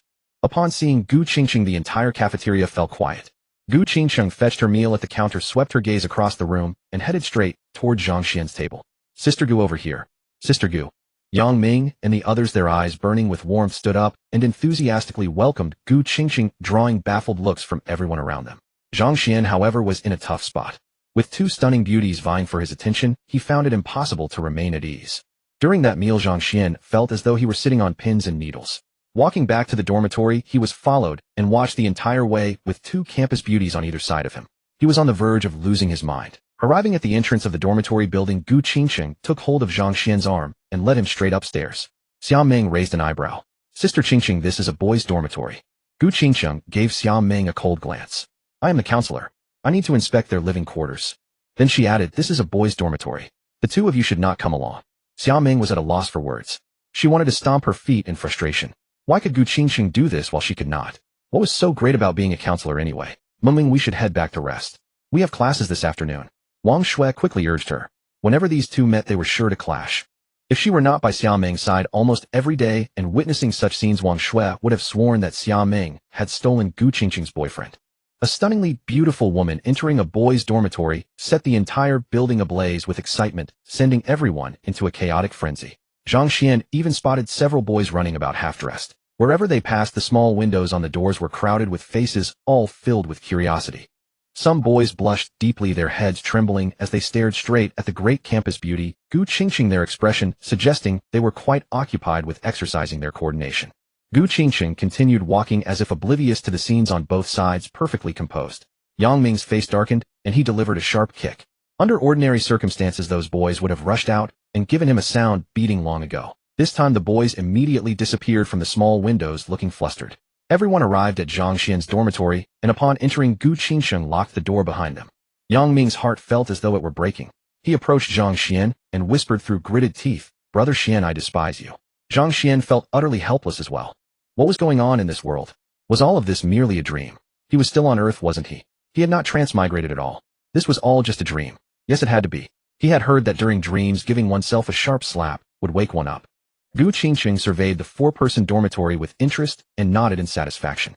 It was passable. There were no prohibited items mentioned in the legends, nor any unpleasant smell. Instead, there was a faint fragrance, likely from air freshener. Smack! She froze. All four students in the dormitory stared at Zhang Xian in astonishment as he slapped himself. Zhang Xian kept his eyes tightly shut, then slowly opened them. This had to be his dream. Although the dream was beautiful, he still needed to go to work. Yet when he opened his eyes, what greeted him was Gu Qingsheng's face. Gorgeous beyond compare. Zhang Xian, what are you doing? University students are allowed to date. I simply disagree with your relationship with Xiao Ming. Do you know what her background is? You two cannot possibly be together. But this is hardly your fault either. There was no need to hurt yourself like that. Your attitude in admitting your mistake is quite satisfactory. Stay away from Xiao Ming in the future. Otherwise, the person who comes to talk to you next time will not be me, but the school administration. After saying this, Gu Qingsheng patted Zhang Xian's shoulder and walked out. Huh, still here? Was his slap not hard enough? Or was he doing it incorrectly? Smack! Zhang Xian slapped himself again. Brother Xian, stop hitting yourself. I know it is not your fault. My girlfriend also mentioned earlier that she only came to have a talk with you warning you not to date Xia Ming. Seeing Zhang Xuan still preparing to strike himself, Yang Ming grabbed his arm. He breathed a sigh of relief. When he had seen Gu Qingcheng interacting with Zhang Xuan in the cafeteria, he had worried she might have taken a fancy to him. But it appeared not. That meant he still had hope. Filling with renewed energy, Yang Ming felt invigorated. Zhang Xuan lay on his bed staring at the ceiling. It seemed he truly had transmigrated, and everything before him was real. 50% shares in Dongshan Enterprises, Taoyuan residence, and campus beauties vying for his attention. In Earth's world, any one of these would have been unattainable dreams for him. Now all of them were within easy reach. That afternoon after military training ended, Wang Chong suggested they head downtown. Zhang Xuan was eager to use those cashback cards, so the four of them happily agreed. On the taxi, Fang Shimin was gazing at his phone with a mischievous expression. Zhang Xuan curiously leaned over to look and found himself at a loss for words. As expected, the cafeteria scene had already topped the campus forum's hot search list. Shocking. 2 campus beauties compete for 1 freshman. Baffled. School beauty Gu actually drank that boy's millet porridge. Who is this man? Let me give you a deep analysis. After leaving the cafeteria, school beauty Gu followed that man back to the dormitory. What exactly happened in those few minutes? The top 10 trending topics were all related to Zhang Xuan. Those exaggerated speculations and descriptions far surpassed the gossip culture on Earth. Some guessed he was a hidden second-generation rich heir sent by his family to experience ordinary life, which is why the campus beauties were pursuing him so eagerly. Reading this, Zhang Xuan scoffed. His parents were merely ordinary workers, and his mother was reportedly facing layoffs. He was considering finding the right moment to tell his parents that he was now wealthy. Although he had just transmigrated, Zhang Xuan felt no sense of distance toward his parents. The affection he held for his family filled him with warmth, a feeling he had never experienced on Earth. Looking at his 3 companions who were engrossed in reading the posts with great interest, Zhang Xuan felt even more speechless. Just then his phone rang. Seeing the caller ID display the word mother, Zhang Xuan's heart trembled. He took a deep breath and answered, his body stiff and voice hoarse. Mom. Who could imagine how much he longed to call someone that on Earth? Xuanzi, have you arrived at school? A gentle voice came through the receiver. Hearing that familiar tone, tears welled in Zhang Xuan's eyes. I'm sorry, Mom. I was too busy last night and forgot to call. It's all right. I understand. The start of the semester requires expenses. I will have your father transfer 1,000 yuan to you shortly. Do not just save money. Your health comes first. Mom, I understand. He could not refuse this money. It was his parents' heartfelt care, and only by accepting it would they feel at ease. Mom, I have something to tell you. I actually started learning about stocks in high school. From now on, I can earn my own living expenses during university. I have made some money recently, and perhaps I will strike it rich soon. Sensing that his mother was not entirely pleased, Zhang Xuan felt a pang of sorrow and quickly presented his prepared explanation. Stocks. Child, you are now in university. Studying should be your priority. Do not let trivial matters of money distract you from your studies. Your parents are not overworked. Hearing his mother's words, Zhang Xuan could no longer hold back. Tears slid down his cheeks. So this was what it felt like to be cherished by one's parents. Truly it was wonderful. Indeed, it felt incredibly good. Truly it was wonderful indeed. Parents always present themselves before their children as invincible figures, as though nothing in this world could ever overwhelm them. In his past life, Zhang Xuan had watched others being doted on by their parents, and heaven only knew how deeply he had envied them. Now that he finally experienced it himself, his heart ached. After hanging up, Zhang Xuan closed his eyes. He had sworn to himself that he would allow his parents to enjoy a beautiful life as soon as possible. Yang Ming sat beside him, having caught every single word of Zhang Xuan's conversation with his parents. He cast a puzzled glance at Zhang Xuan. Judging by his clothes, Zhang Xuan certainly did not resemble a child from an affluent family, yet his spending at Taoyuanju did not suggest poverty either. It was as though a mist shrouded Zhang Xuan, concealing everything about him.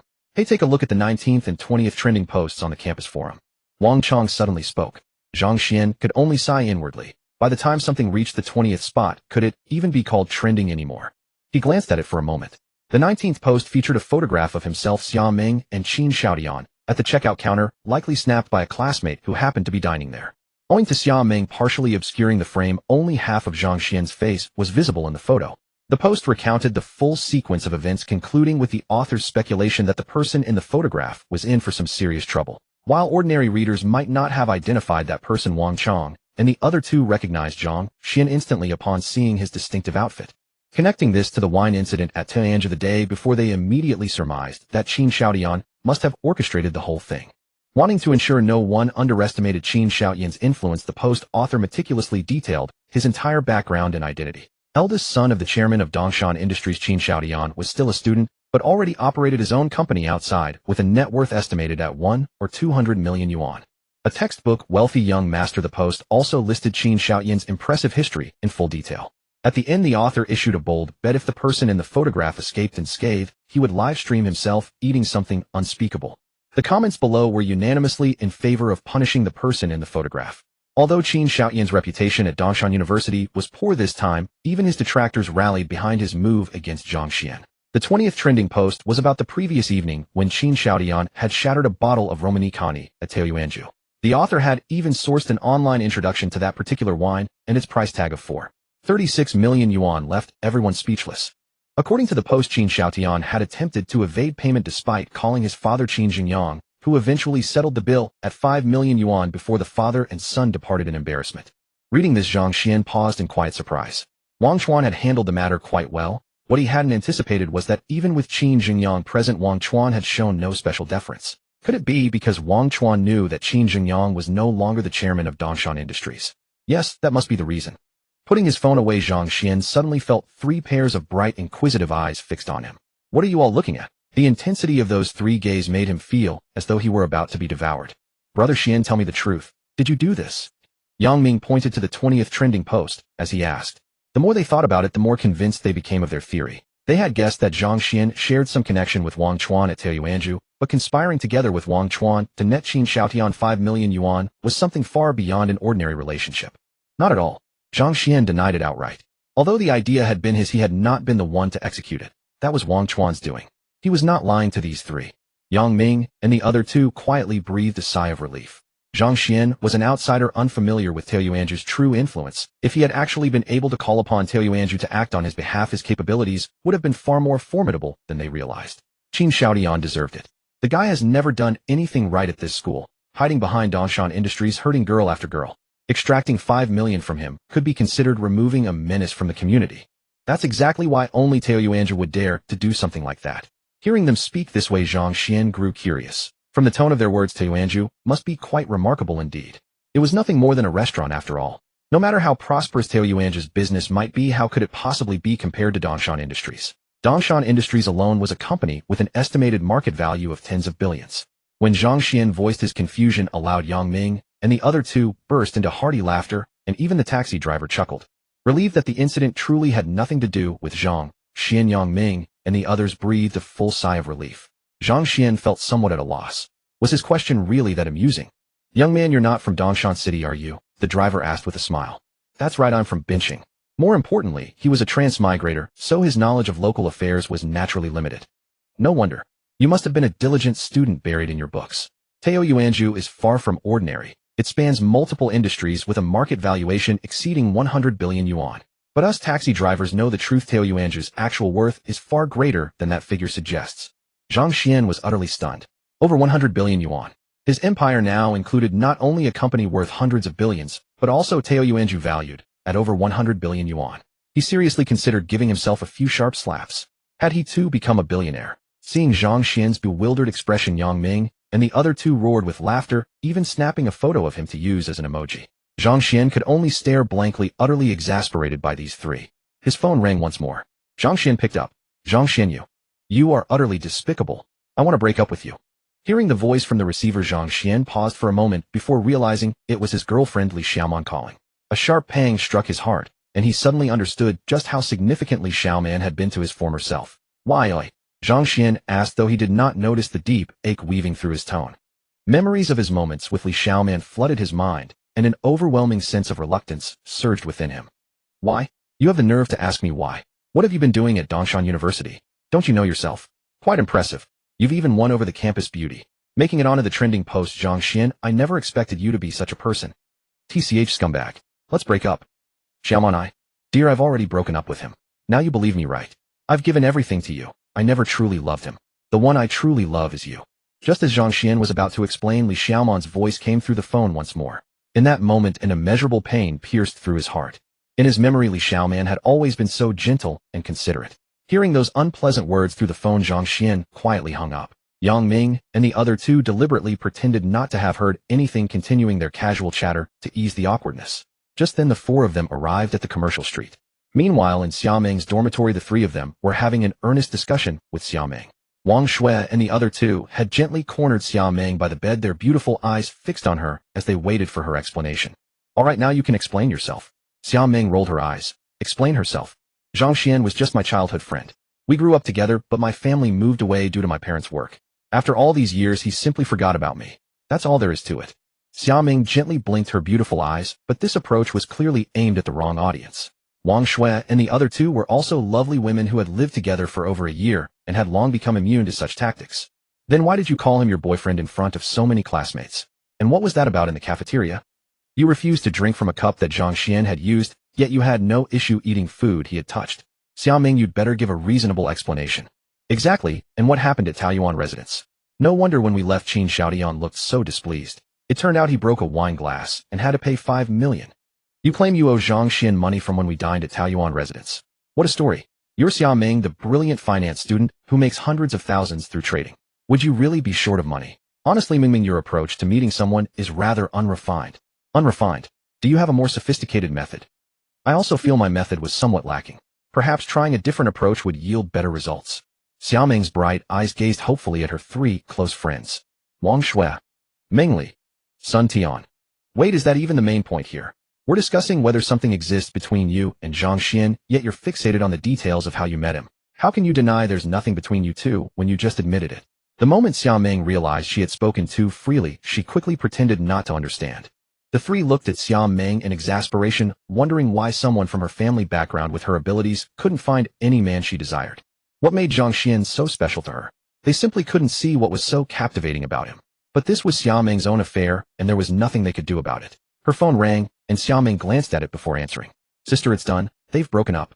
Really? Well done, brother. I'm very pleased this time. Then, sister, the funding. I don't have much left either. Here's 200,000. Spend it wisely. Sister, I love you. Xia Ming's jewel-like eyes sparkled with delight. Hee, your secret's out, isn't it? Weren't you broke? Borrowing 5,000 for a meal, then suddenly offering 200,000. Xiaoyu, who's up for shopping downtown? Upon learning that Zhang Xuan had parted ways with Li Xiaomon, Xia Ming's spirits rose considerably. She immediately guided her friends away from the lengthy discussion and suggested they go shopping. She clenched her fists in quiet excitement. This was the first step toward getting closer to Zhang Xuan. Me, count me in. Ming Li and Sun Tian's eyes lit up at the mention of shopping. Wang Shui stared at her two best friends, wondering if they would ever outgrow such simple-mindedness.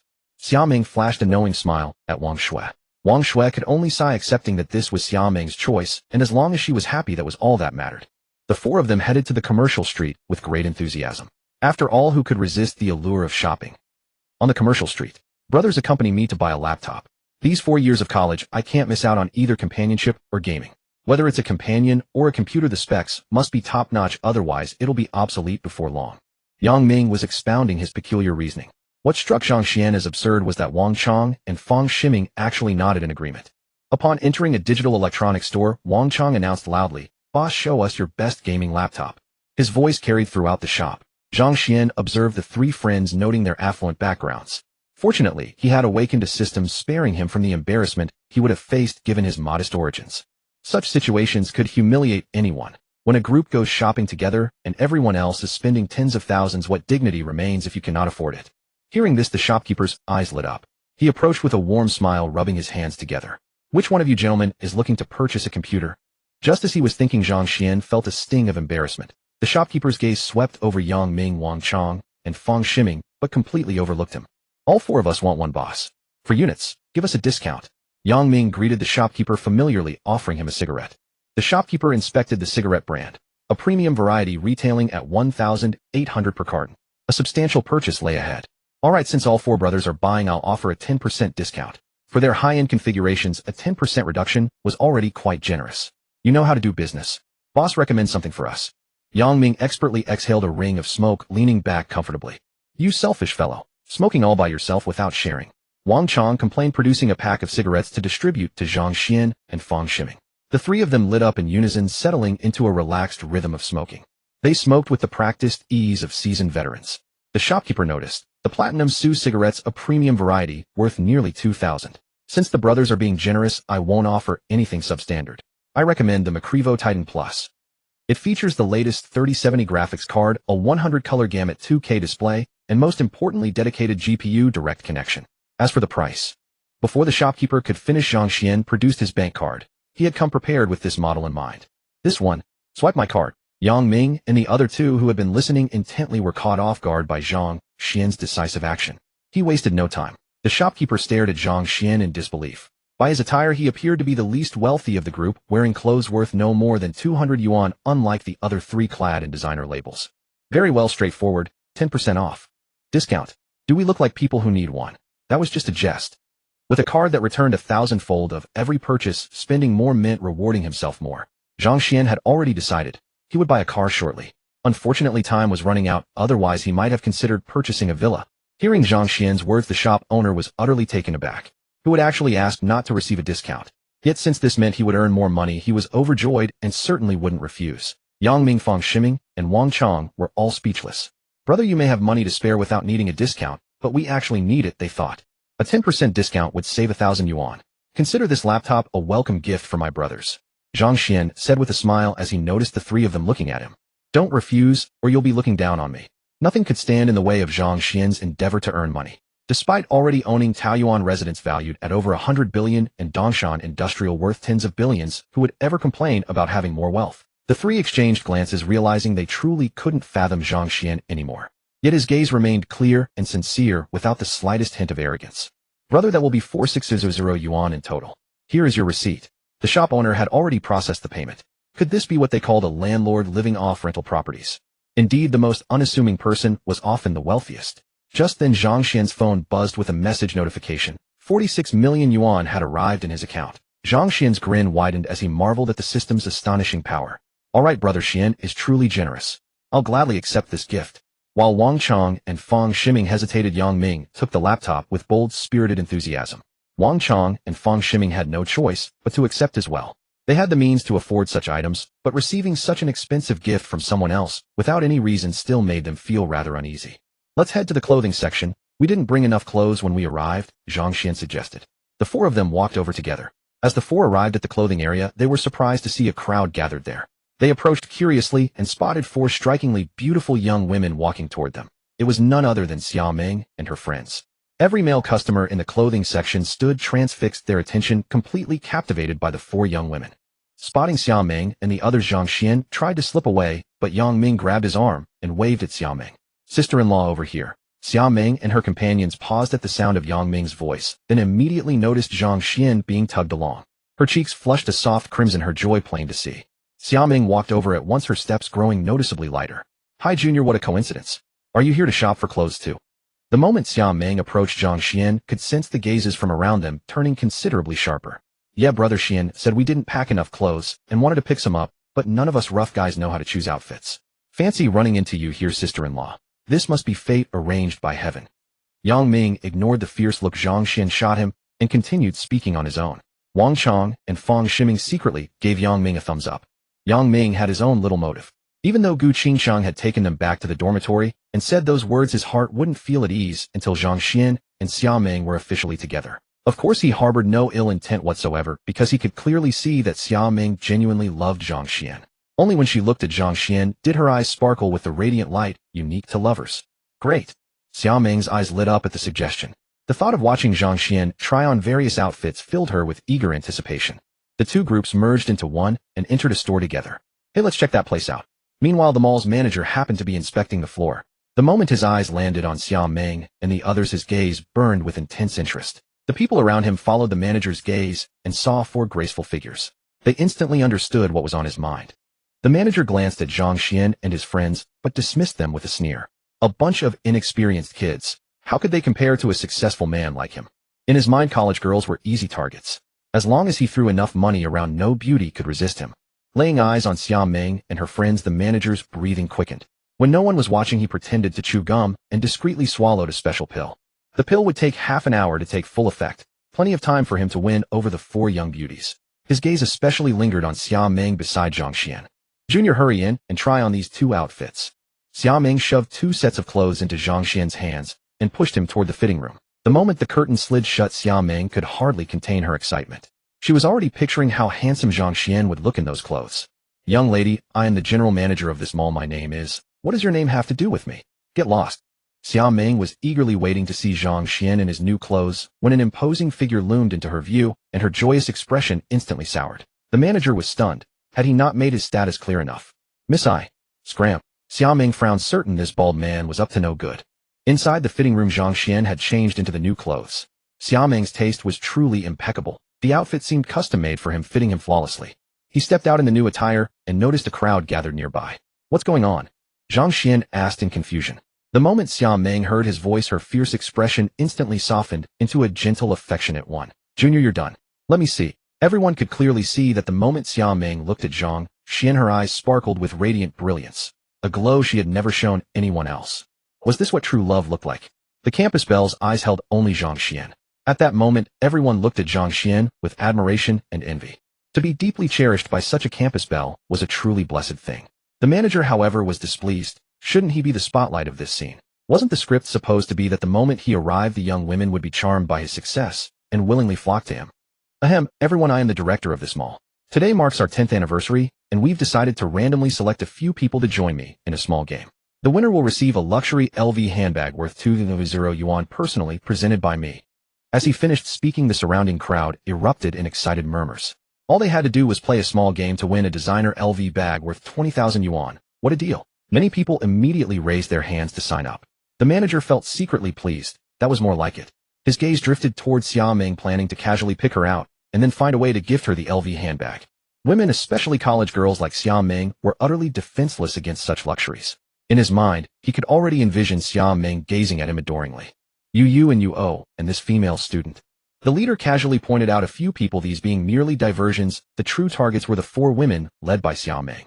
His original intention had been focused on Xia Ming alone, but upon approaching, he saw all 4 women possessed an ethereal beauty, and he felt his pulse quicken. The leader could scarcely contain himself. Those chosen brimmed with excitement, while the overlooked were consumed by disappointment. Yet an awkward scene unfolded, for the 4 women paid him no mind whatsoever, their attention entirely absorbed by the garments before them. He cleared his throat and approached Xia Ming, his manner somewhat strained. Miss, you are most fortunate. Wow, how handsome. Senior sister, your clothes truly suit you. Before the leader could finish, Xia Ming's luminous eyes brightened, and she stepped toward Zhang Xuan, leaving the leader behind flustered and bewildered. Sensing the warm gaze of the campus beauty upon him, Zhang Xuan felt somewhat overwhelmed. Senior sister, what are we doing here? Why are there so many people? Unable to bear the intensity of Xia Ming's gaze, Zhang Xuan deflected the conversation. Hello, I am the department manager of this mall, and our leader. The department manager, unwilling to let the leader remain so embarrassed, stepped forward and spoke. Do you have business here? Can you not see we are having a private conversation? Is this how people at your mall conduct themselves? Unable to endure it further, Xia Ming frowned. Time spent with Zhang Xuan was precious enough without self-important people interfering. The department manager fell silent, embarrassed. Ladies, you. He was not about to concede so easily, but before he could continue, Xia Ming said, Senior brother, shall we look at another shop? She linked her arm through Zhang Xuan's and began to walk away. How tedious, distracting her from admiring his figure. With Xia Ming clinging to his arm, Zhang Xuan stiffened entirely. Suddenly, he covered his nose. The allure of the campus beauty was simply too overwhelming. Zhang Xuan felt warmth blooming in his nostrils. If he did not act swiftly, matters would become most inconvenient. He quickly withdrew his arm and stepped back several paces. Not only was being embraced by the campus beauty distressing, but even the fragrance emanating from her stirred within him a restless urge. Xia Ming could not help but feel disheartened. She had been so forthright, yet Zhang Xuan remained so oblivious. Was he truly as dense as iron? No, even iron would not suffice to describe Zhang Xuan's resistance. It was as though he were forged from some unyielding metal. Xia Ming grew somewhat dejected.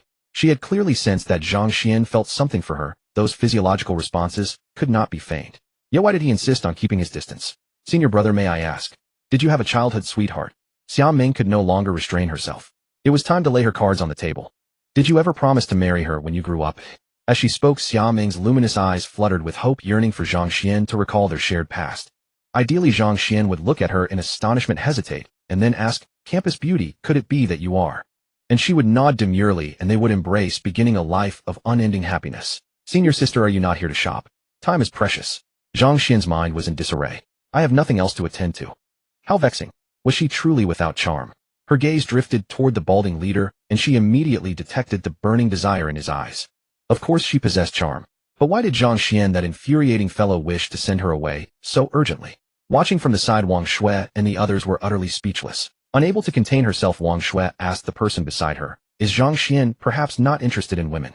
They truly could not believe someone in this world could resist Xia Meng's beauty. Impossible. Brother Xian has a girlfriend, though they recently broke up.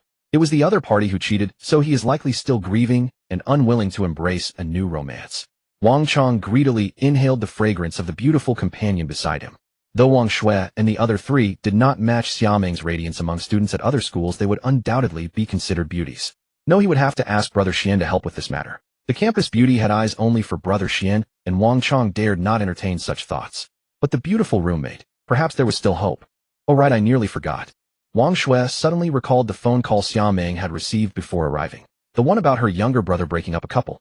Upon hearing the news, Xia Meng had grown quite excited. Combined with the fact that Zhang Xuan had just ended his relationship, the truth was not difficult to discern. Xia Meng, for your own happiness, you actually engineered someone's breakup. You are quite cunning, you know that. Wang Shui looked at Xia Meng in exasperation. She could not fathom it. Zhang Xuan was merely somewhat handsome, not so strikingly so as to make Xia Meng abandon all dignity. Senior sister, what are you saying? Campus beauty scheming. For her own happiness. A flash of insight struck Wang Chong. He stared blankly at Zhang Xuan. Surely not. He felt a twinge of jealousy toward Zhang Xuan, who had reduced the aloof goddess to such a state. Nothing. Wang Shui's gaze flickered away, and she covered her mouth. Left aside, the leader could not contain his indignation. His plan had taken effect, yet none of the four girls would acknowledge him. Since becoming the manager of this shopping complex, he had never suffered such humiliation.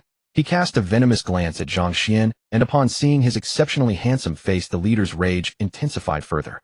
Just as he was about to step forward, his gaze fell upon a group approaching. Recognizing the figure, a sycophantic smile immediately spread across the leader's face, and he hastened to greet them. Oh, little Meng, what are you doing here? Just then a man in a tailored suit approached, spotting Xia Meng, and asking in surprise. Uncle Wang, why are you here? Upon seeing him, Xia Meng immediately walked over, affectionately linking her arm through his. The man fondly ruffled her hair. Mr. Wang, greetings. Seeing the closeness between Xia Meng and the man, the leader's heart pounded with anxiety, secretly grateful he had not gone too far earlier.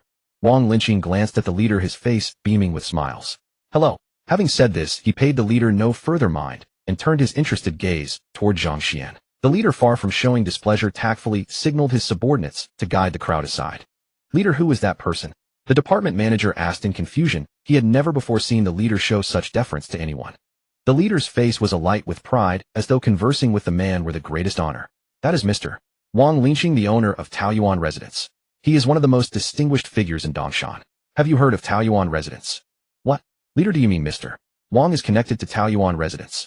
Upon seeing the leader nod, they all collectively drew in cold breaths. Taoyuan Residence was an exceptional establishment in Dongshan City. Only those who were distinguished and influential could befriend such people. Although their manager was wealthy, being able to exchange a few words with someone from Taoyuan Residence and become familiar enough to boast about it was certainly something worth bragging about. Manager, should we continue with the event? The department head asked. As a longtime subordinate, he understood the manager's motives for organizing this, but with the other party refusing to play along, there was no point in continuing. That woman with the beauty mark is quite pleasant. Just as he said that, his phone rang. He glanced at the screen, exchanged a look with his department manager, and walked aside to take the call. The department manager immediately nodded, understanding that the manager had taken an interest in that woman and would likely introduce them shortly. Louding, what's the matter? Manager Su, the car you've been eyeing has finally arrived. However, word has spread, and several people have come to see it as well. You need to come immediately, or I fear I won't be able to hold on to it for you. What? The manager became anxious. He had been coveting this car for a long time without finding any leads. Now that it had finally appeared, if someone else snatched it away first, he had no idea how long he would have to wait again. After weighing both the woman with the beauty mark and the car he so desperately wanted, the manager gritted his teeth, informed his staff, and hurried toward the car dealership. Young man, are you also a student at Dongshan University? Wang Linqing smiled warmly at Zhang Xuan. Which class are you in? Are you in the same class as our Xia Meng? Where are your parents from? You. Uncle Wang, are you conducting an investigation? My junior brother and I just met. Xia Meng looked at Wang Linqing with exasperation and chided him playfully. Zhang Xuan was momentarily stunned, having never imagined the campus beauty had such a side. Just met. Young man, when you have free time, come play at Xia Meng's house, Wang Linqing said, clearly not believing the explanation. He had noticed Xia Meng linking arms with Zhang Xuan and decided to come over specifically to investigate. Xia Meng, being such a proud girl, had never lacked suitors, and even Wang Linqing's own disappointing son had harbored feelings for her for many years. Seeing no hope, he had eventually moved on to other targets. Over the years, countless matchmakers had come to the Xia family, but all had been rejected by the girl. This was absolutely the first time Wang Linqing had seen Xia Meng show such affection toward a young man. These two were definitely suspicious. Zhang Xuan sighed inwardly, knowing it was impossible to explain his relationship with Xiao Ming. Hello, uncle. I will surely visit your home when I have time. Hearing this, Xiao Ming was overjoyed. Really? Meng Li and the others were rendered speechless. Once a woman falls in love, her intelligence truly seems to decrease without limit. This was obviously just a polite gesture from Zhang Xuan, yet the girl took it seriously and displayed such an ecstatic expression. Only then did they realize that without anyone noticing, little Xia had completely fallen for him. Hearing Xiao Ming's words, Wang Linqing paused his gaze toward Zhang Xuan, growing even more interested. Uncle Wang, what brings you here? Xiao Ming asked curiously. Oh, my eldest brother has his eye on this area and plans to acquire it. Wang Linqing spoke in a calm tone, as if discussing something quite ordinary. Great. Uncle Wang, could you give me a membership card, preferably one with unlimited credit? All right. Whenever you come here in the future, take whatever you like. It will be a gift from me. Agreed. You young people enjoy yourselves here. I will be going now. Wang Linqing said, smiling at Xiao Ming and the others before departing.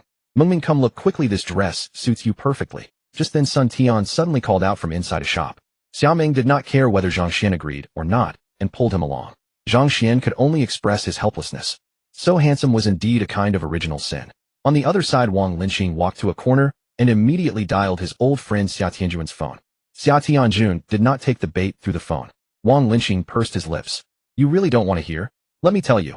If you don't give me a shop, I simply won't say it. Xia Tianjun did not take the bait through the phone. Wang Linqing pursed his lips. You really don't want to hear? Let me tell you. If you don't give me a shop, I simply won't say it. Hello? Ching, is this related to our Meng Meng? Did you see her boyfriend?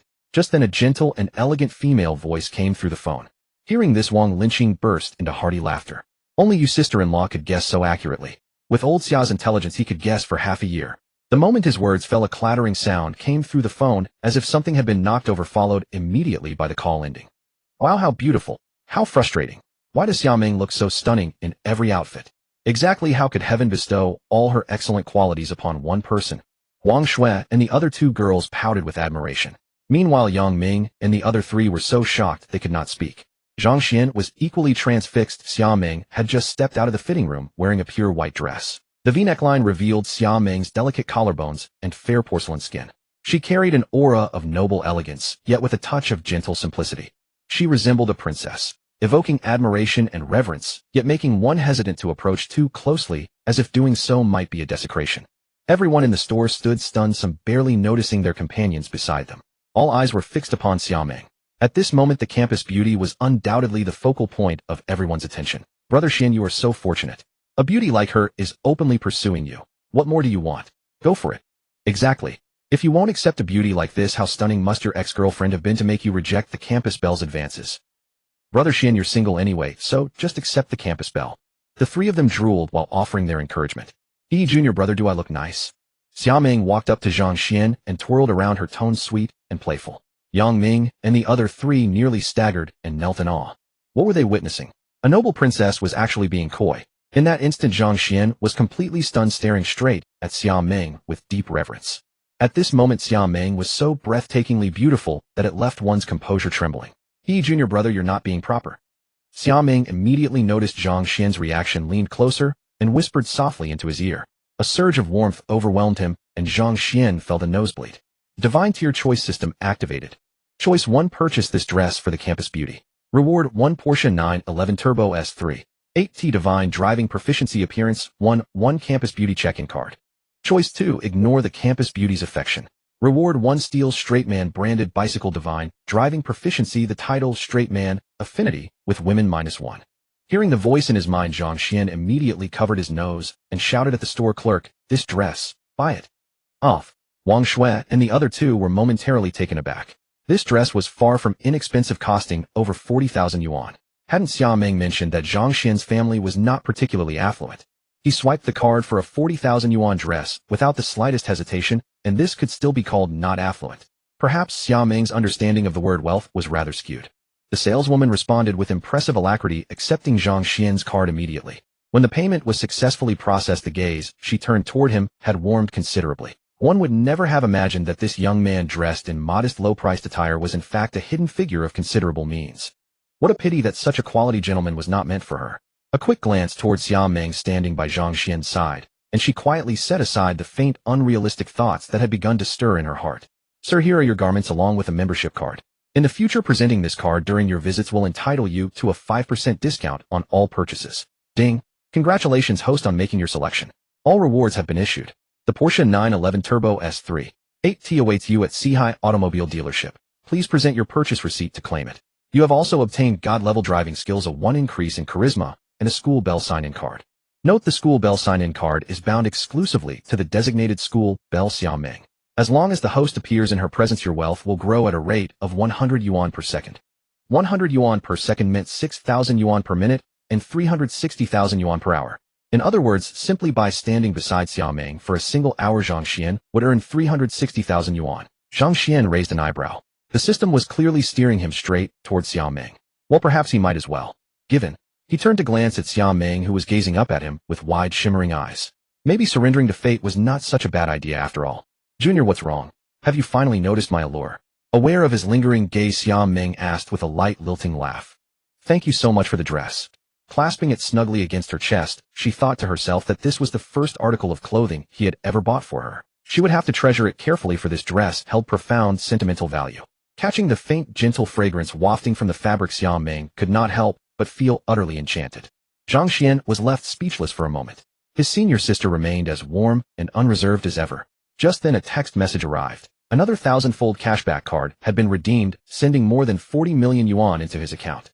Indeed, this was where his luck truly unfolded. Being on campus would have been an utter waste. He had originally planned to visit a car dealership after the clothes shopping, but the system had unexpectedly gifted him one instead. The Porsche 911 Turbo S3 8T, boasting 650 horsepower and a top speed of 330 km per hour, was the newest flagship model, valued at over 3 million yuan. He could hardly wait to lay eyes on it. His God-level driving skills were already poised and ready in his mind, making him feel every bit the veteran motorist with decades on the road. The 8 of them soon emerged with arms full of shopping bags. Meng Li and Sun Tian, the 2 young women in the group, were grinning so widely they could barely keep their mouths closed. It was at this moment that Yang Ming's phone began to ring. Hello, may I speak with Mr. Yang Ming? Yes, speaking. Hello, Mr. Yang. This is Seahai Automobile Dealership. The BMW 5 Series Modified 530 Li executive that you ordered has arrived. May I ask when you would be available to pick it up? Hearing the voice through the receiver, Wang Shui and the other 2 girls exchanged glances of surprise.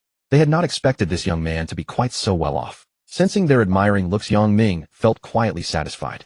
Indeed, buying a car during one's university years was decidedly the right move. This way he would never have to worry about being short of companions. A tinge of regret, however, crept into his heart.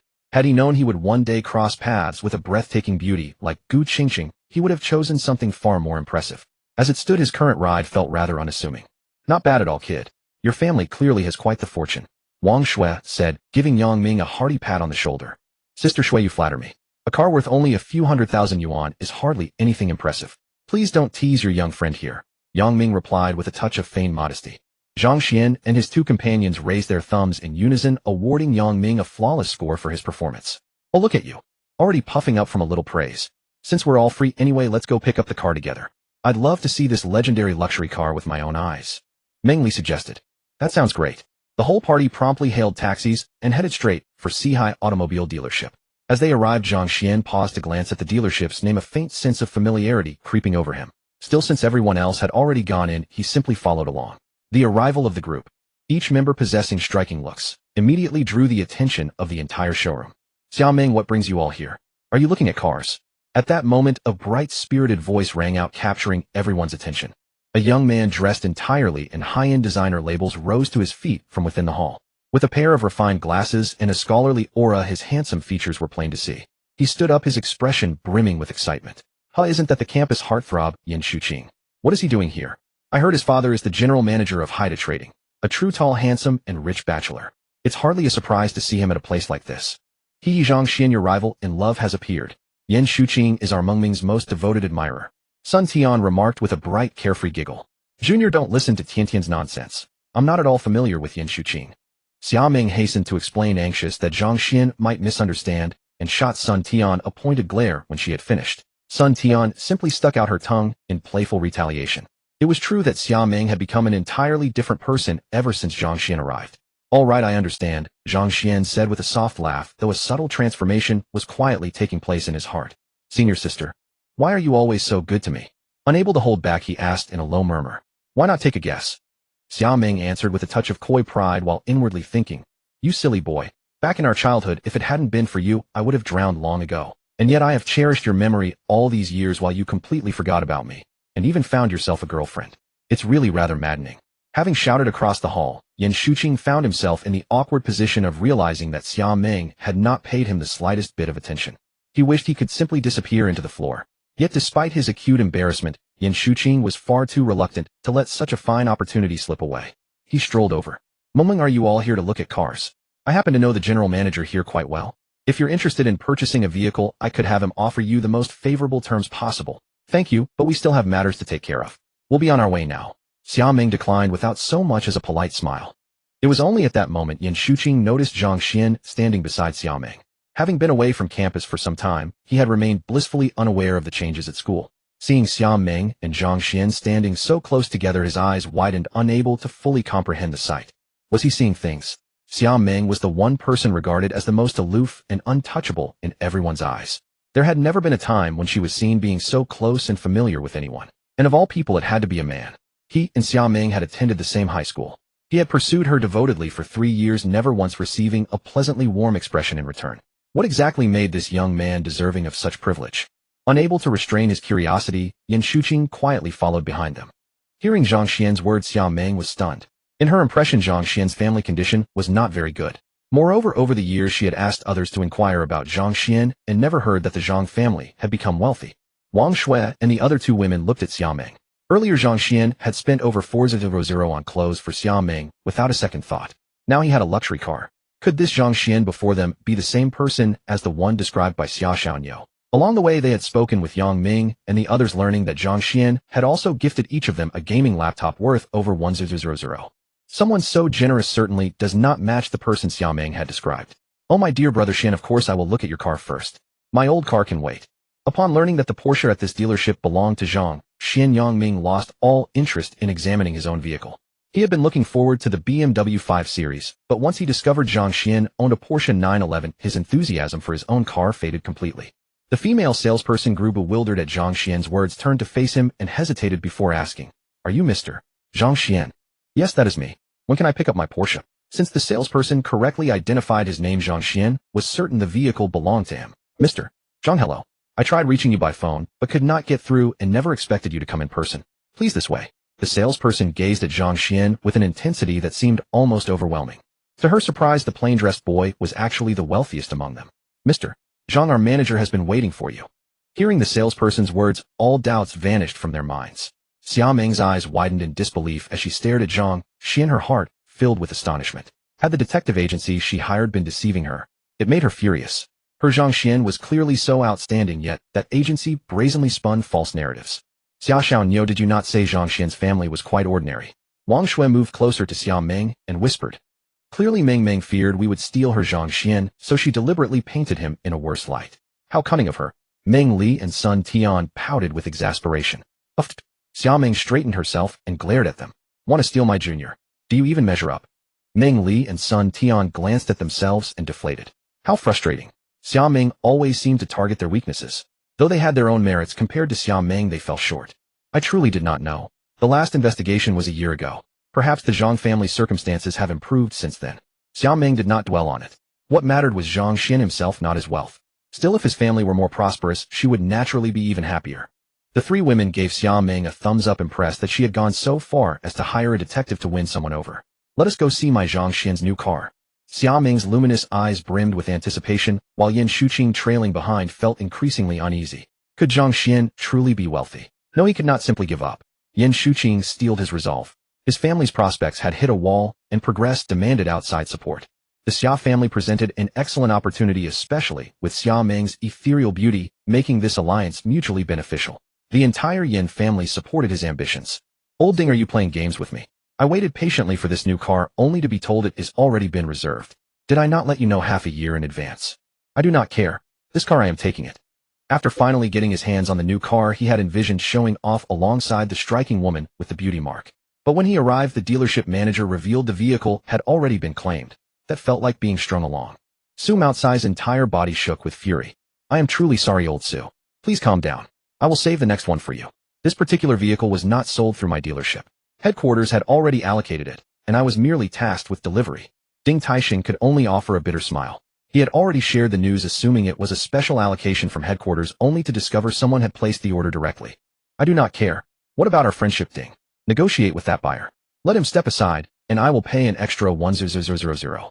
How about that? And I will not let you work for nothing. 5,000 as a token of appreciation. That is fair, is it not? Su Maokai had already boasted to his entire network about this purchase. Failing to drive away in this car would be deeply humiliating. The additional 1,500 hurt his wallet, but securing this vehicle was worth every penny. With trade tensions straining relations between the two nations, acquiring such a car had proven exceedingly difficult. Ding Taixing could only offer a bitter smile at these words. He wished he had the means to fulfill such a request. Su Maokai caught the expression on Ding Taixing's face and hesitated before asking, "You cannot handle this?" Ding Taixing nodded. Headquarters mentioned the owner of Taiyuanju. Upon hearing this, Su Maokai trembled, his heart sinking. The owner of Taiyuanju, that single person commanded enough influence to shake the entire city of Dongshan. Over the years, this figure had remained shrouded in mystery. Beyond Taiyuanju's senior executives, few had ever laid eyes on their elusive boss. So old Su, I can only apologize for today's matter. It is fine. Since it belongs to that person, there is nothing you can do about it. Alas, I suppose this car simply is not meant for me. Old Su, I have good news. Bilateral relations have already eased. Once that happens, this Porsche will return to being an ordinary vehicle. By then you may well lose interest in it. Su Maokai scoffed at this. Of course, what kind of nonsense was that? His obsession stemmed from rarity alone. Besides, vehicles above 3 million were equally difficult to acquire these days. Old Ding, when will that person come to collect the car? Could you possibly? Everyone desired to connect with this mysterious boss. Su Maokai was no exception. Should he forge such a relationship, his future prospects would undoubtedly improve significantly. Yet Ding Taixing dared not make any hasty promises. For other matters he might have readily agreed, but concerning this particular individual, he would not risk giving careless assurances. Just then a knock echoed at the door. "Come in. Manager, Mr. Zhang has arrived." Upon hearing this, Ding Taixing's eyes flashed with excitement as he rose from his seat. The female salesperson watched Ding Taixing's reaction with confusion. He paid her no mind. Only someone established in Dongshan could fully grasp why such an encounter stirred such fervor within him. "Quick, welcome him." Heart-pounding Ding Taixing overlooked Su Mao's presence and hurried forward to greet their guest. Su Mao's expression cycled through rapid shifts before he steeled himself and followed behind. "Mr. Zhang, your vehicle purchase contract and invoice." Although Ding Taixing harbored doubts in his heart, he did not voice them directly, since it concerned his boss. Oh, what if this young man before him were the boss's descendant? Right here. Recalling the system's reminder, Zhang Xuan silently murmured, and then produced the vehicle purchase contract and invoice from thin air, as if by magic. The onlookers failed to notice where Zhang Xuan had retrieved the documents from, assuming he had simply been holding them all along. Ding Taixing took the documents and examined them carefully. After a moment, he respectfully returned them to Zhang Xuan, saying, "Mr. Zhang, please follow me." As he spoke, the group headed toward the garage, completely ignoring Yan Shuqing as they passed. Watching this unfold, Yan Shuqing was utterly stunned. Could that car truly belong to that young man? But why was he dressed so plainly? Were people really like this nowadays? Deliberately pretending to be poor just to savor the satisfaction of surprising others. Sharing Yan Shuqing's shock was Su Maokai, whose heart was pounding wildly. Good heavens, he had actually contemplated causing trouble for Mr. Zhang before. Wasn't that courting disaster? Had Mr. Zhang even glanced his way just now? What exactly was Mr. Zhang's meaning? Was he truly angry with him?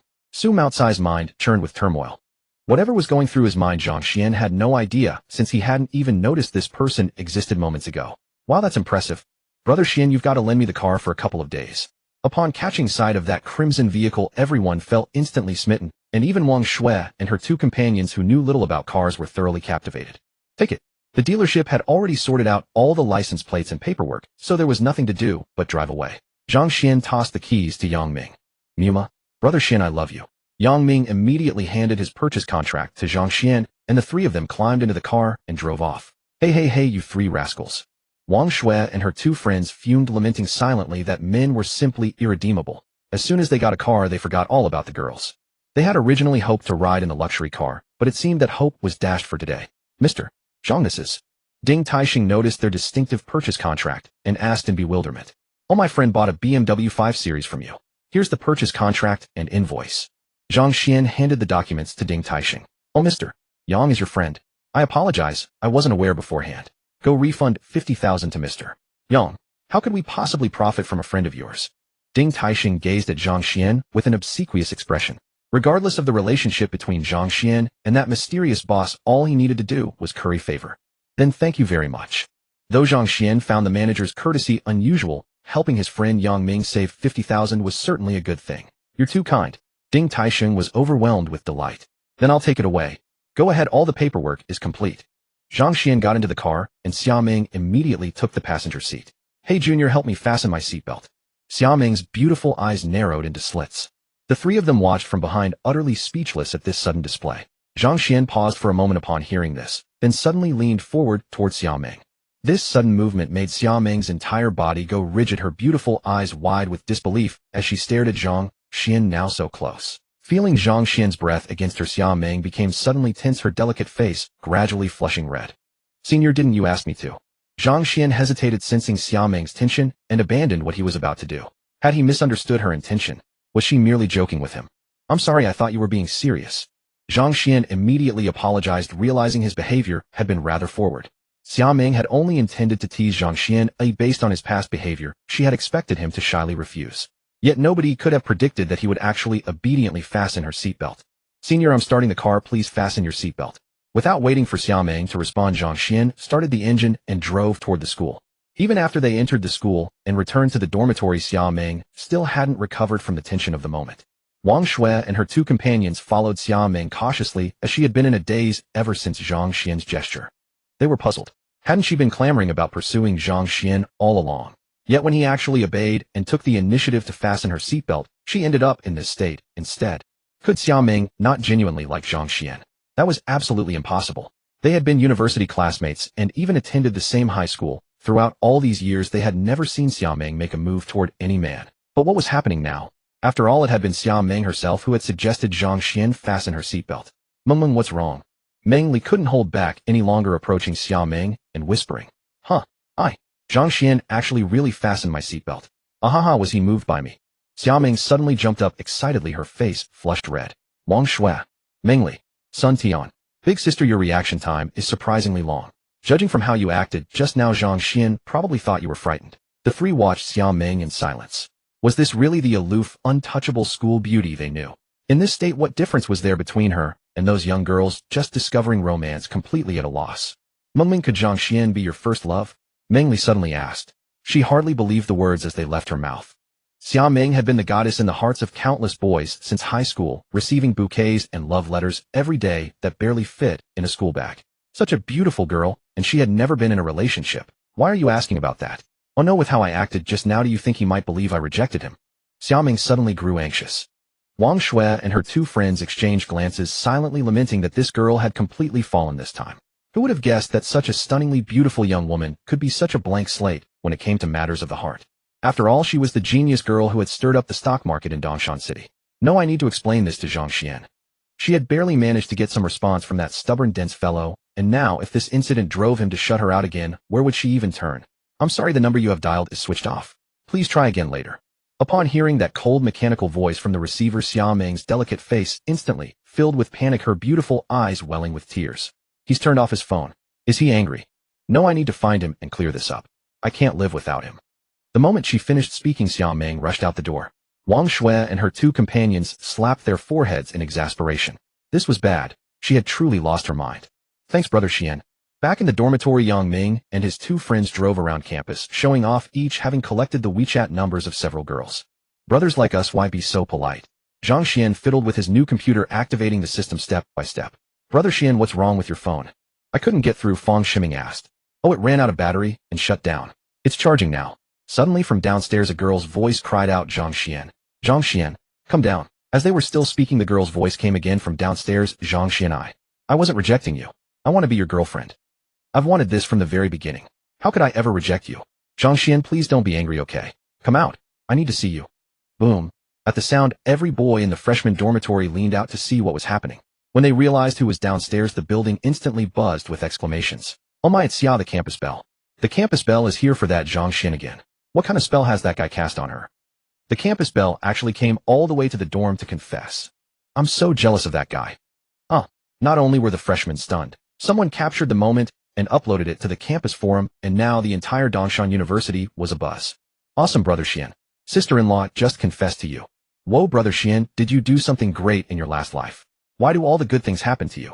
Yang Ming and the other two stared in awe. Not long ago, a popular idol had publicly tried to court the campus belle and had been flatly turned down. Yet now she was the one confessing in front of so many people. For a girl to go to such lengths for a man, that was love in its most profound form. Zhang Xuan was stunned as well. He hadn't expected Xiaoming to do this. Zhang Xuan, come down. I was wrong. Xiaoming's voice was already choked with tears. Brother Xuan, what are you waiting for? Go down. Wang Chang called out. Zhang Xuan clenched his fists and ran downstairs at once. With a girl who loved him to the very depths of her soul, what right did he have to refuse? By the time he reached the ground floor, a crowd had already gathered in front of the dorm, all watching Xiaoming at the center in astonishment. Zhang Xuan is a heartless fellow to make the campus belle so sad. Where is Zhang Xuan? Why hasn't he shown up? Is he crazy? Someone shouted, unable to bear seeing Xiaoming in such a pitiful state. Gazing at Xiaoming surrounded by the crowd, her pitiful and tender look, Zhang Xuan's heart ached, yet also felt an inexplicable sweetness. So this is the taste of love? It was an unprecedented feeling. Zhang Xuan couldn't help stepping toward the girl, but there were too many people in front of him. He simply couldn't push through. Senior. Unable to squeeze through the crowd, Zhang Xuan had to call out loudly. I'm here. Zhang Xuan, you. Everyone please make way. In a rustle, the people blocking Zhang Xuan quickly stepped aside to form a path. Through the opening, Xiaoming finally saw Zhang Xuan. Her tear-streaked face finally broke into a smile, and she ran into Zhang Xuan's arms. Zhang Xuan lifted his arms, momentarily unsure where to put them. Feeling the girl trembling in his embrace, he was utterly moved. With a soft sigh, he wrapped his arms tightly around her. Wah! Xiaoming burst into loud sobs, so aggrieved yet so excited. Senior, don't cry. I'm not angry. Zhang Xuan was at a complete loss, having no experience dealing with such situations. If Xiaoming was a blank page when it came to love, wasn't Zhang Xuan the same? In his previous life, he had been single for more than 20 years. Now, on just the second day after transmigrating to this world, a girl was pursuing him so ardently. How could he possibly be prepared for such a situation? Alright, I'll stop crying. But promise me you won't be angry anymore and won't ignore my calls, okay? Clinging tightly to Zhang Xuan nestled in his arms, Xiaoming looked up at him with pleading eyes. Fine. Senior, can we go somewhere else? Surrounded by layers of people, Zhang Xuan felt like an animal in a zoo, one that everyone was pointing at. No, you can't leave. We want to see the campus belle. Some in the crowd jeered, unable to accept that the campus belle they had adored for so long was simply walking off with someone. Where are they going? Somewhere private. The thought sent a chill through them. Could everyone please move aside? A moment ago, Xiaoming had been too flustered to notice anything, and now she realized they were surrounded by people, and a wave of embarrassment washed over her. A beauty's words always worked best. The moment Xiaoming spoke, someone quickly cleared a narrow path. Lowering her head, Xiaoming hid her exquisitely beautiful face, looking both bashful and utterly charming. Zhang Xuan hurriedly led Xiaoming away to a secluded corner of the school library. The normally outgoing Xiaoming, now alone with Zhang Xuan, was too shy to lift her head. Senior. Xiaoming kept her head low and answered in a voice as faint as a mosquito's hum. Had they not been standing so close, Zhang Xuan wouldn't have heard her. Why do you like me, eh? Zhang Xuan asked, voicing the doubt in his heart. I just love you. I've loved you for so long. Xiaoming answered with firm certainty, but the moment she felt Zhang Xuan's gaze, she bashfully lowered her head again. So long. Zhang Xuan ran through his memories, quite sure he had never met Xiaoming before. He had spent his whole life in Binqing, while Xiaoming was from Dongshan City. Living in two different cities, they had simply never crossed paths. Yet Xiaoming didn't seem to be joking. Seeing Zhang Xuan so puzzled, Xiaoming felt a mixture of anxiety and mild irritation. It seemed Zhang Xuan had never paid attention to his childhood memories. Junior, am I your girlfriend now? Xiaoming asked nervously and expectantly, her beautiful eyes fixed on Zhang Xuan. Zhang Xuan smiled at Xiaoming. Senior, I just ended a relationship, and I'm not sure I can accept you right away. But I'm certain my feelings for you are unlike those for anyone else. Could we give each other a little time? Having been in this world for only 2 days and already gaining a girlfriend as beautiful as a fairy, Zhang Xuan felt everything was just too unreal. He feared it was all an illusion. Alright. Hearing that Zhang Xuan's feelings for her were special, Xiaoming's heart fluttered wildly. Let's head back, it's getting late. Okay. Xiaoming extended her hand. Zhang Xuan paused for a moment, then gently clasped it in his own. The two exchanged a smile and walked out together. Campus belle Xia takes the initiative to confess to Zhang Xuan. Who exactly is Zhang Xuan? Hear me out as I break it down for you. I, a disciple of the master of romance Zhang Xuan, will teach you 18 ways to win a campus belle's heart. The whole campus forum erupted. It was said that even the school's rented server had crashed. That night, Zhang Xuan, experiencing his first romance, could not sleep. The next morning at formation on the playground, he appeared with dark circles under his eyes, yawning repeatedly. Yang Ming and his 2 friends watched Zhang Xuan with amused expressions, their eyes full of mirth. Zhang Xuan stepped forward. The instructor frowned upon seeing his state. What is the matter with you? Report, instructor, I am fine. Fine. How did those treasured protected animal eyes of yours come about? Ha ha ha. All the classmates in the class who had been barely holding back their laughter could no longer contain themselves upon hearing the instructor's words. They burst into hearty laughter, with some even kneeling on the ground from the intensity of it. What are you laughing at? Everyone attention. All the students snapped to attention. The instructor walked up to Zhang Xuan. Young man, do not neglect your health. Playing games late at night, reading novels, watching movies. The purpose of military training is to help you build a sound physique and strengthen your sense of collective discipline. Zhang Xuan, look at yourself. Go sit over there for a while. Yes, thank you, instructor. Zhang Xuan saluted the instructor and walked toward the shade of a tree. As soon as he sat down, the sound of high heels approached, accompanied by a faint fragrance. Zhang Xuan looked up. Sister Gu. The next moment, a sharp pain struck. His ear was twisted twice by Gu Qingqing. So you treated my words as wind passing your ears, did you? Come with me. Gu Qingqing pulled Zhang Xuan by the ear toward the principal's office. All along the way, people turned to watch. Zhang Xuan felt extremely embarrassed. No wonder Gu Qingqing was called Sister Gu the Strict, as she was beautiful, but her strength was truly formidable. Most men could not handle her. Sister Gu, have mercy. Let go, you will pull it off. Zhang Xuan begged for forgiveness.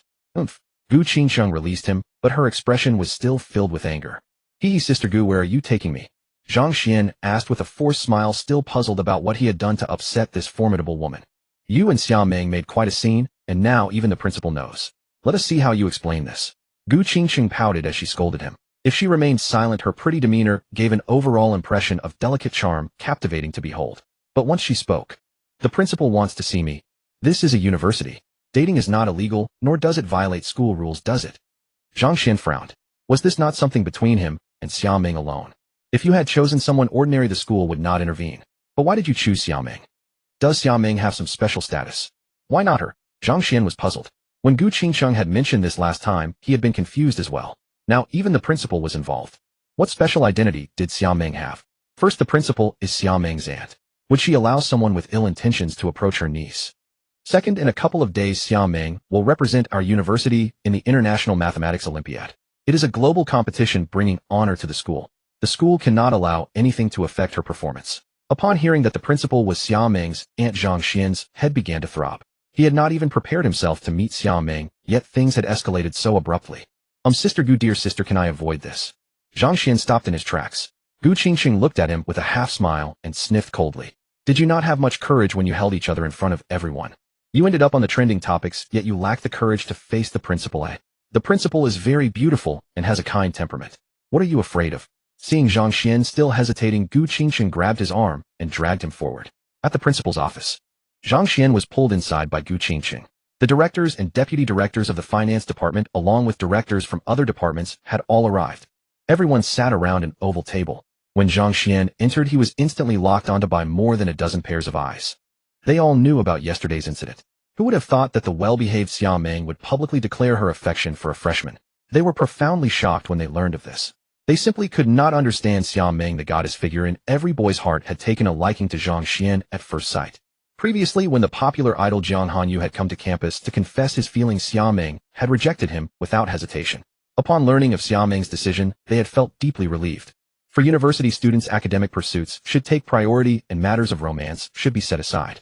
Xiao Meng had always been their most reliable student. Yet everything had changed the moment Zhang Xuan appeared.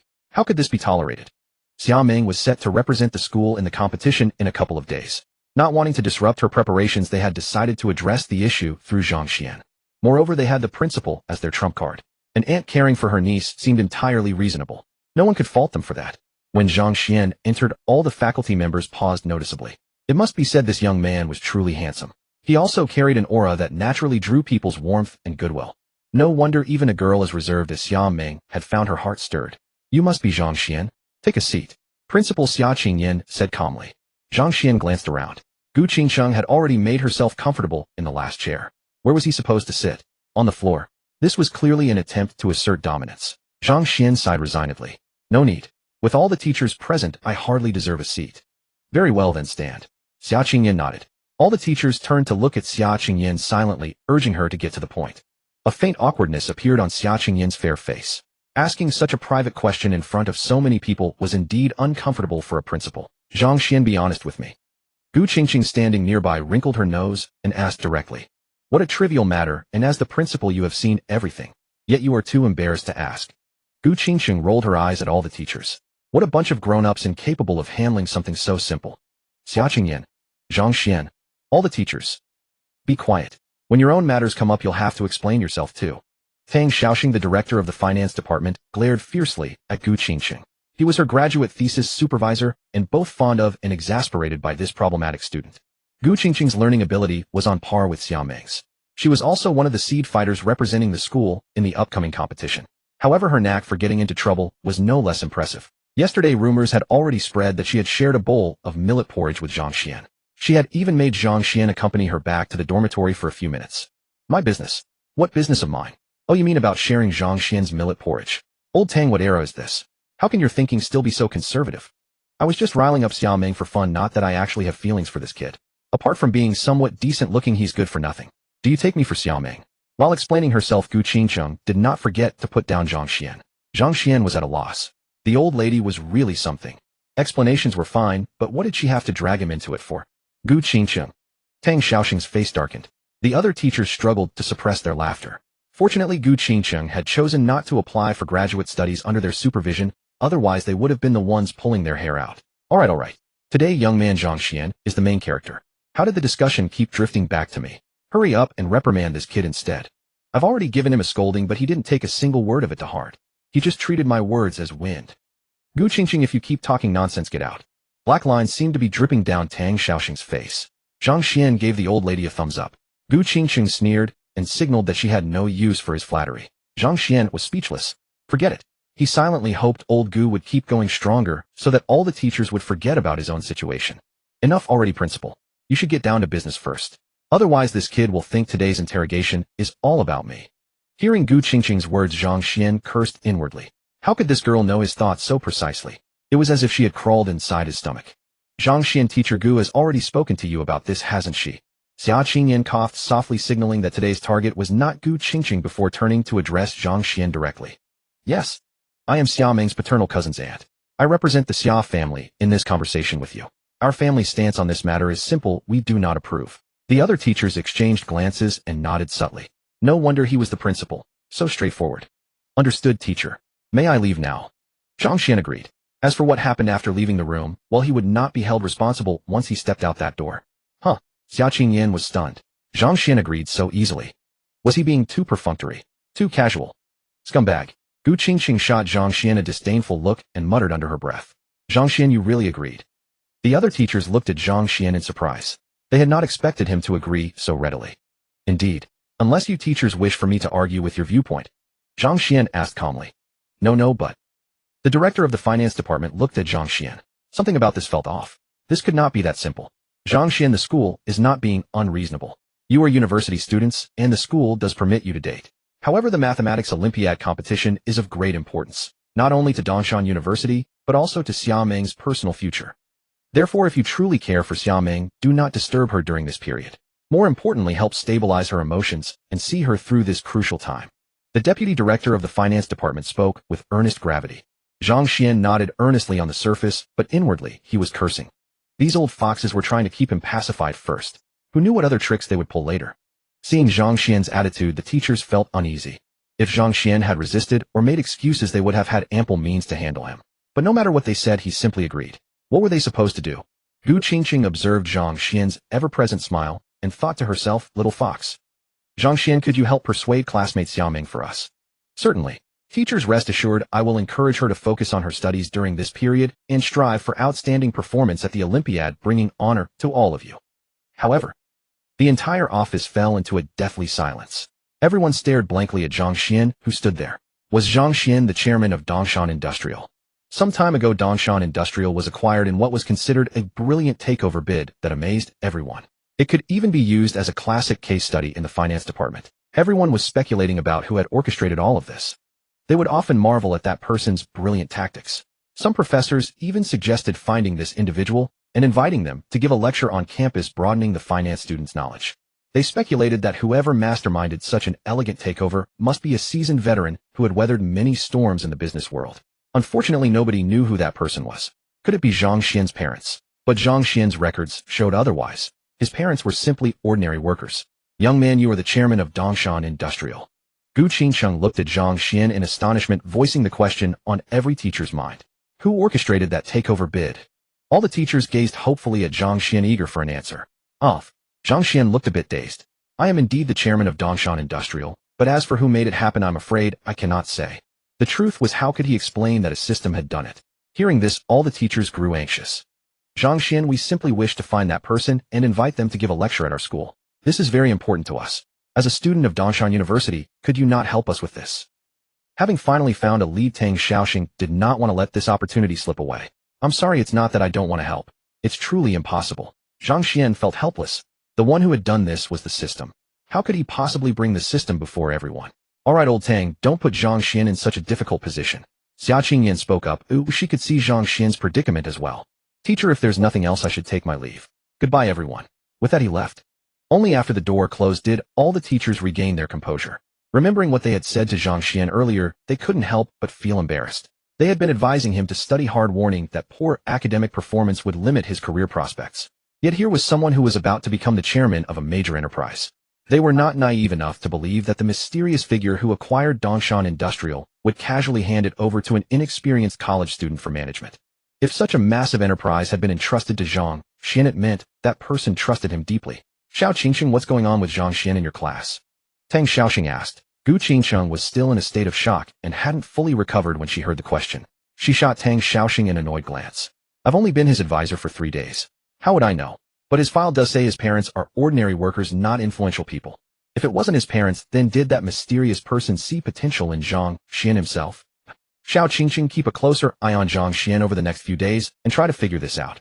A chairman of a prominent enterprise had appeared at their school, stirring both excitement and curiosity among the faculty. Whoever could place such trust in Zhang Xuan clearly recognized something extraordinary in him. There was a strong possibility that Zhang Xuan was a genius like Xia Ming or Gu Qingqing. If that proved true, Dongshan University would have another reason to celebrate. When it was first known that Gu Qingqing and Xia Ming had enrolled at Dongshan University, Peking University, and Shanghai University, and several other top institutions, had been filled with regret and privately seething with envy. If Zhang Xuan could be confirmed as a genius of the same caliber, Dongshan University would have yet another cause for pride. Hearing this, Gu Qingqing immediately rushed out after him. Hey, wait up. At the sound of Gu Qingqing's voice, Zhang Xuan ran even faster. Young man, if you want to get another leave slip tomorrow, you'd better stop right now.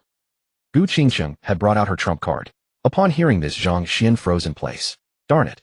He had forgotten that his Achilles heel was still firmly held by Teacher Gu. Why did you stop running? Keep running.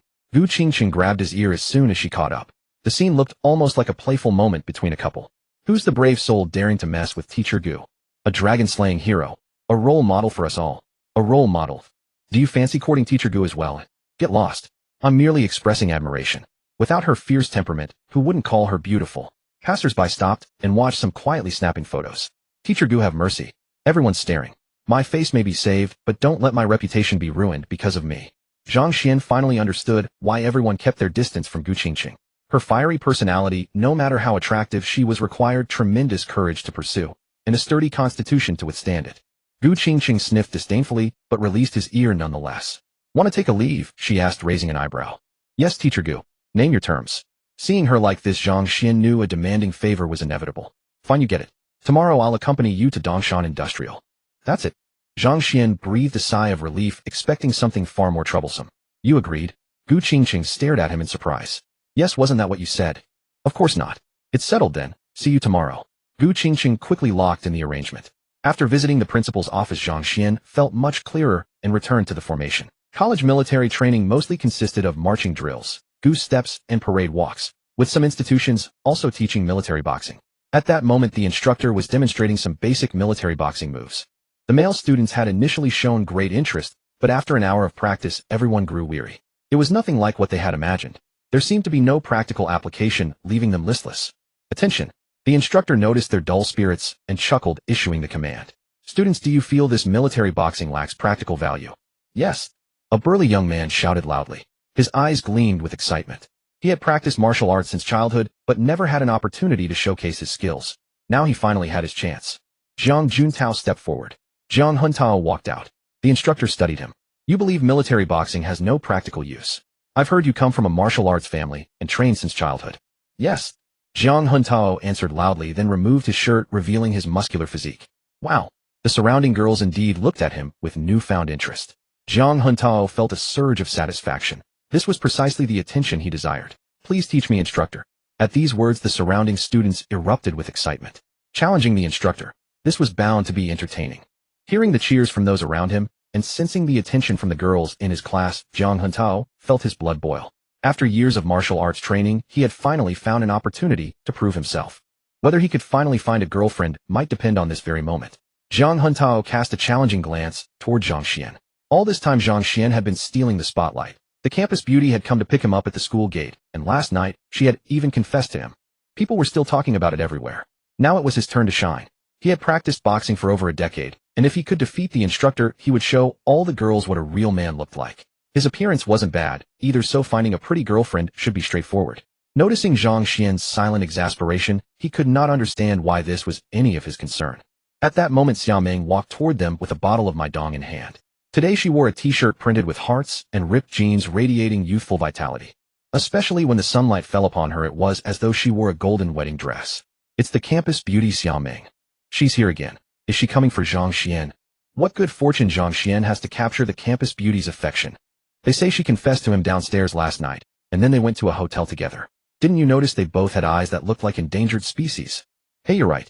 Damn it, Zhang Xuan really has good fortune. That's the campus beauty we're talking about, more beautiful than a movie star. With Xiao Meng's arrival, waves of commotion rippled through the ranks, as everyone began whispering among themselves. The boys in the class could not help but glance at Zhang Xuan, unable to fathom what drew the campus beauty's heart to him. Zhang Xuan also turned his gaze towards Xiao Meng and offered her a gentle smile. Sensing his attention, she waved her hands, sending ripples of movement that stirred imagination. Upon seeing the campus beauty arrive, Zhang Xuan felt even more invigorated. Though he could not understand why she favored Zhang Xuan, he reasoned that if Zhang Xuan could win her heart, he could do the same. Instructor, please. As for women, they naturally admired heroes. If he demonstrated his superior martial arts skills, he was certain no woman could resist his charm. The instructor now spotted Xiao Meng as well and chuckled. Very well. Since you all claim military boxing has no practical combat value, I'll demonstrate its application by sparring with Zhang Xuan today. Zhang Xuan took his stance and said, Instructor, I've practiced martial arts for years, but I still struggle to control my force properly.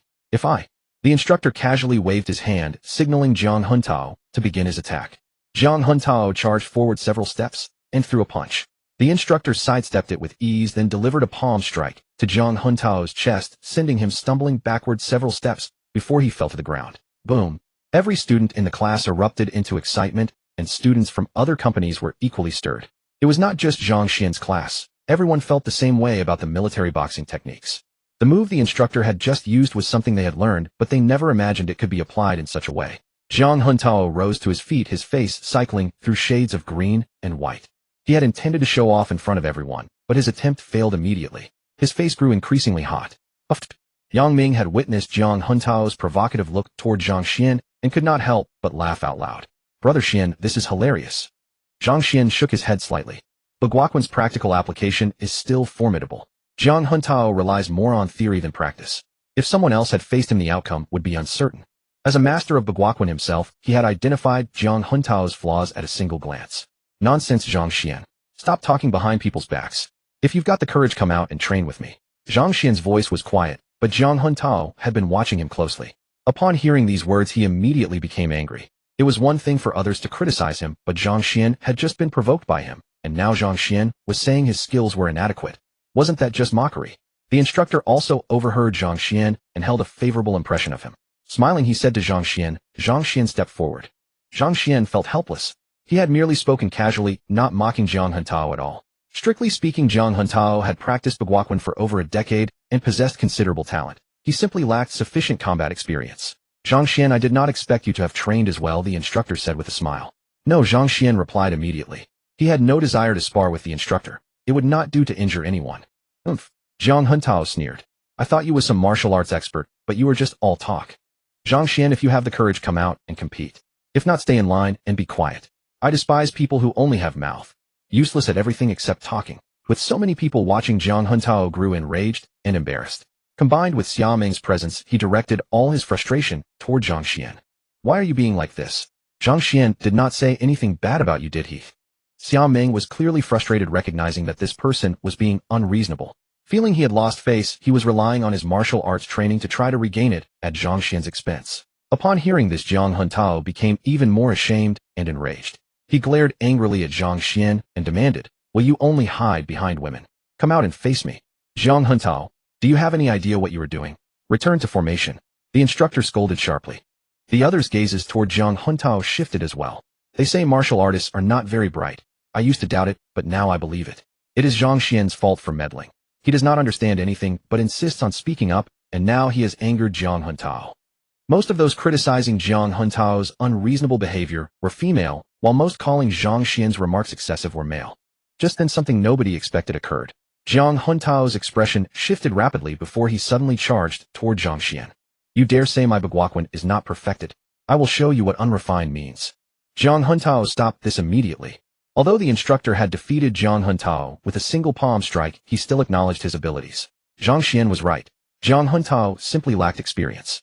Otherwise, had he relied solely on military boxing, the instructor would have been the one defeated. Zhang Xuan was delicate and untrained.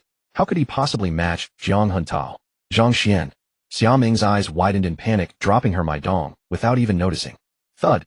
A heavy sound echoed as a figure was sent flying backward. Oh no. The instructor's expression darkened instantly. That was a soccer goal frame, and a collision there would be disastrous. Zhang Xuan channeled power into his legs and stomped the ground, fiercely shooting forward in an instant.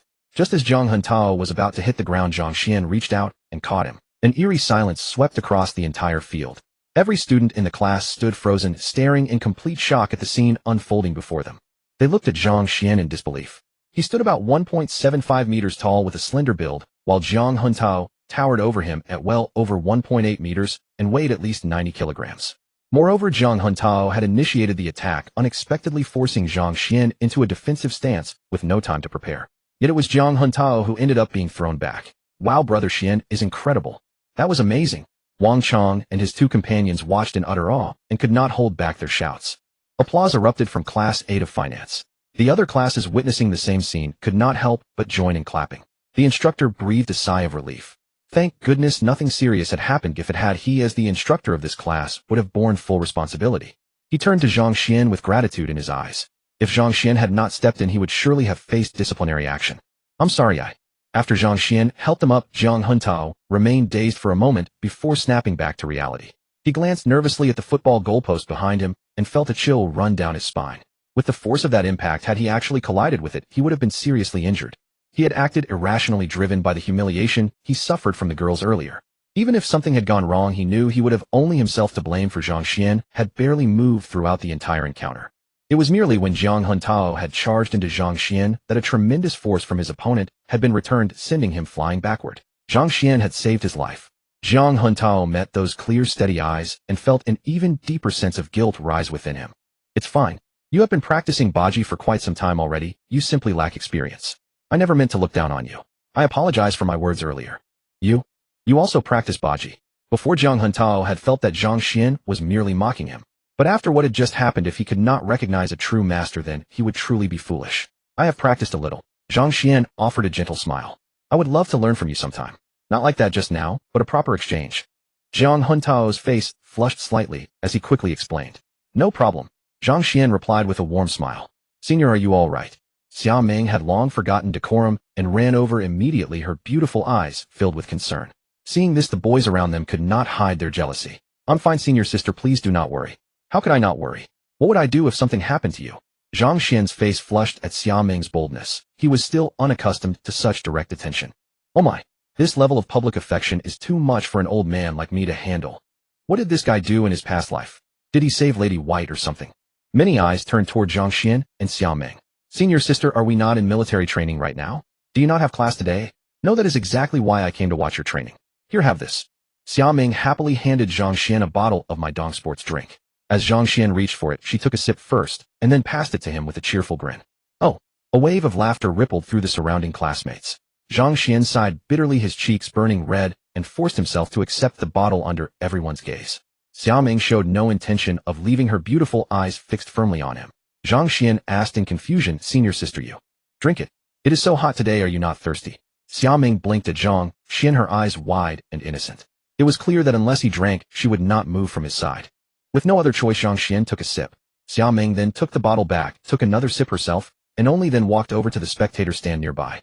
The looks of envy from those around Zhang Xuan grew even stronger. Incredible, that was an indirect kiss in public. Has the campus beauty become this proactive? So it was not that the campus beauty did not love me, but that I was not excellent enough. Did the campus beauty already know Zhang Xuan was so skilled in martial arts? Hearing the chatter around him, Zhang Xuan could only manage a wry smile. Once again, he had become the center of attention. Good lad, it seems our university has hidden talents after all. I misjudged. 2 Baji prospects right here. At that moment, a man with 1 bar and 3 stars on his shoulder straps walked over. There was something extraordinary about this man. Each step he took was measured and precise, radiating an aura of martial discipline. Leader. The instructor immediately stood at attention and saluted upon seeing him approach. The man returned the salute and then looked toward Zhang Xuan and Zhang Huntao. 2 young fellows, it seems both of you have trained. What is your name? Baji Zhang Huntao. Zhang Huntao replied with a fist and palm salute. Zhang. And what is your relation to elder Zhang Xuan? A spark of excitement flashed in Zhang Huntao's eyes. He is my grandfather. Ha ha, so you are my apprentice's great-nephew. Your grandfather is my master. The man laughed heartily. How is master in his golden years? Zhang Huntao paused, then looked at the man in surprise and stammered. Are you junior master uncle Zhang Xuanxiang? Seeing Zhang Xuanxiang nod, Zhang Huntao's gaze filled with reverence. In reply to junior master uncle, my grandfather is in good health. After chatting a few more moments, Zhang Xuanxiang turned his attention to Zhang Xuan. You must be from the Lin family of the Nanling Baji school, correct? Zhang Xuan smiled and shook his head. Instructor, you have guessed incorrectly. I am self-taught and have no formal lineage. Oh. The man's eyes lit up with interest. Everyone else was equally stunned, looking at Zhang Xuan in disbelief. Zhang Huntao had inherited his art from family and practiced for over a decade, yet he had not been a match for Zhang Xuan in a single exchange. Zhang Xuan should surely have a family tradition as well. And yet he claimed to be self-taught. This was simply unbelievable. Shall we exchange a few moves, eh? Zhang Xuanxiang rolled up his sleeves. The surrounding instructors recognized that their leader was simply feeling the urge to test his skills. They promptly dispersed the formation and gathered around. Zhang Xuan was momentarily taken aback, but soon his own competitive spirit stirred. Since acquiring the Baji manual, he had never truly tested his combat ability against a real opponent. Zhang Xuanxiang appeared to be a Baji master and could give him a clear sense of his own level. Very well. Zhang Xuan assumed his stance. Senior. Seeing this, Xia Meng approached once more and called out anxiously. Don't worry, I will not let him come to harm. Zhang Xuanxiang's eyes burned with martial eagerness. Relax, senior sister, Zhang Xuan reassured her. Some students had already pulled out their phones to record the moment. You may strike first. Zhang Xuanxiang assumed the opening stance of Baji and gestured for Zhang Xuan to begin. Zhang Xuan planted 1 foot firmly and launched forward like an arrow from a bow, his right arm driving straight ahead like a wooden post. Impressive, young man. Zhang Xuanxiang, refusing to be outdone, countered with his own strike. A heavy thud echoed through the air. Everyone could even hear a sound resembling metal colliding with metal, and a collective gasp rose from the crowd. This was Baji. Everything they had ever seen depicted on screen was pale compared to what they were witnessing now. After a muffled impact, Zhang Xuanxiang took a step back. The instructors around him were stunned, gazing at Zhang Xuan in astonishment. With that single clash, their leader was actually at a disadvantage. After that collision, Zhang Xuan's fighting spirit was stirred. He had been afraid of hurting his opponent, so he had only used half his strength. The other had harbored the same concern and had pulled back his force, which was why he ended up at a disadvantage. Drill master, I'm going to use my full strength now, so please don't hold back either. Good lad, let's have a proper bout today. Zhang Xuanxiang was indeed worried about hurting Zhang Xuan. After all, it was merely a friendly spar, and Zhang Xuan was just a university student. If he failed to restrain his strength and injured him, it would become a serious matter. Xia Meng watched from the side, feeling both worried and proud. When had her man become so formidable? As she watched, she unconsciously became immersed in the scene. Having such a boyfriend made her feel so secure. The two traded dozens of moves back and forth. Zhang Xuan's understanding of Baji Quan deepened. Just then he caught sight of the sweat on his opponent's brow and realized that the other had reached his limit. He immediately retreated a dozen or more steps. I'm done, drill master, I concede. Zhang Xuan cupped his fists and conceded with grace. The entire drill ground fell into silence. Everyone stared blankly at the two, unable to snap back to reality for a long time. So the brilliant fight scenes in movies were real, and what was shown on screen fell far short. The duel between these two was the real spectacle. Haha, lad, you're really impressive. Have you ever thought about coming to develop your skills with us?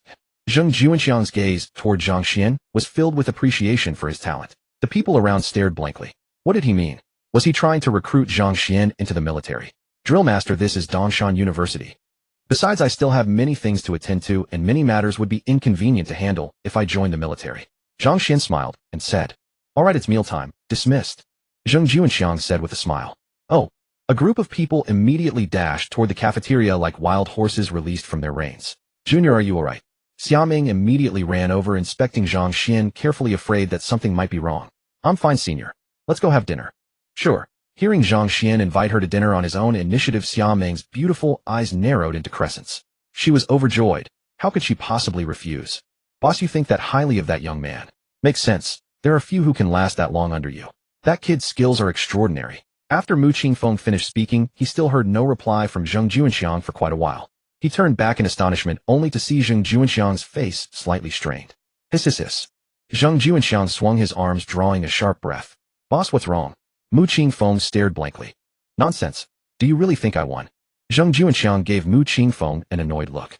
That kid saw that I couldn't take any more and conceded on his own. He wasn't even using his full strength. Mu Qingfeng was dumbfounded. This? How could that be? Zhang Xuan became famous again. On the campus forum, the footage of Zhang Xuan and Zhang Juanxiang sparring gained over 100,000 views in less than an hour. Not only that, some netizens edited the video into several clips and posted them on a short video platform where the likes quickly surpassed 1 million. Of course, many people questioned whether it was a clip from some movie, but numerous Dongshan University students refuted that. At noon, lying on his bed, Zhang Xuan closed his eyes and replayed the fight in his mind. Although the system had granted him much experience, only what he had personally undergone truly became his own. After this fight, Zhang Xuan's understanding of Baji Quan became even more profound.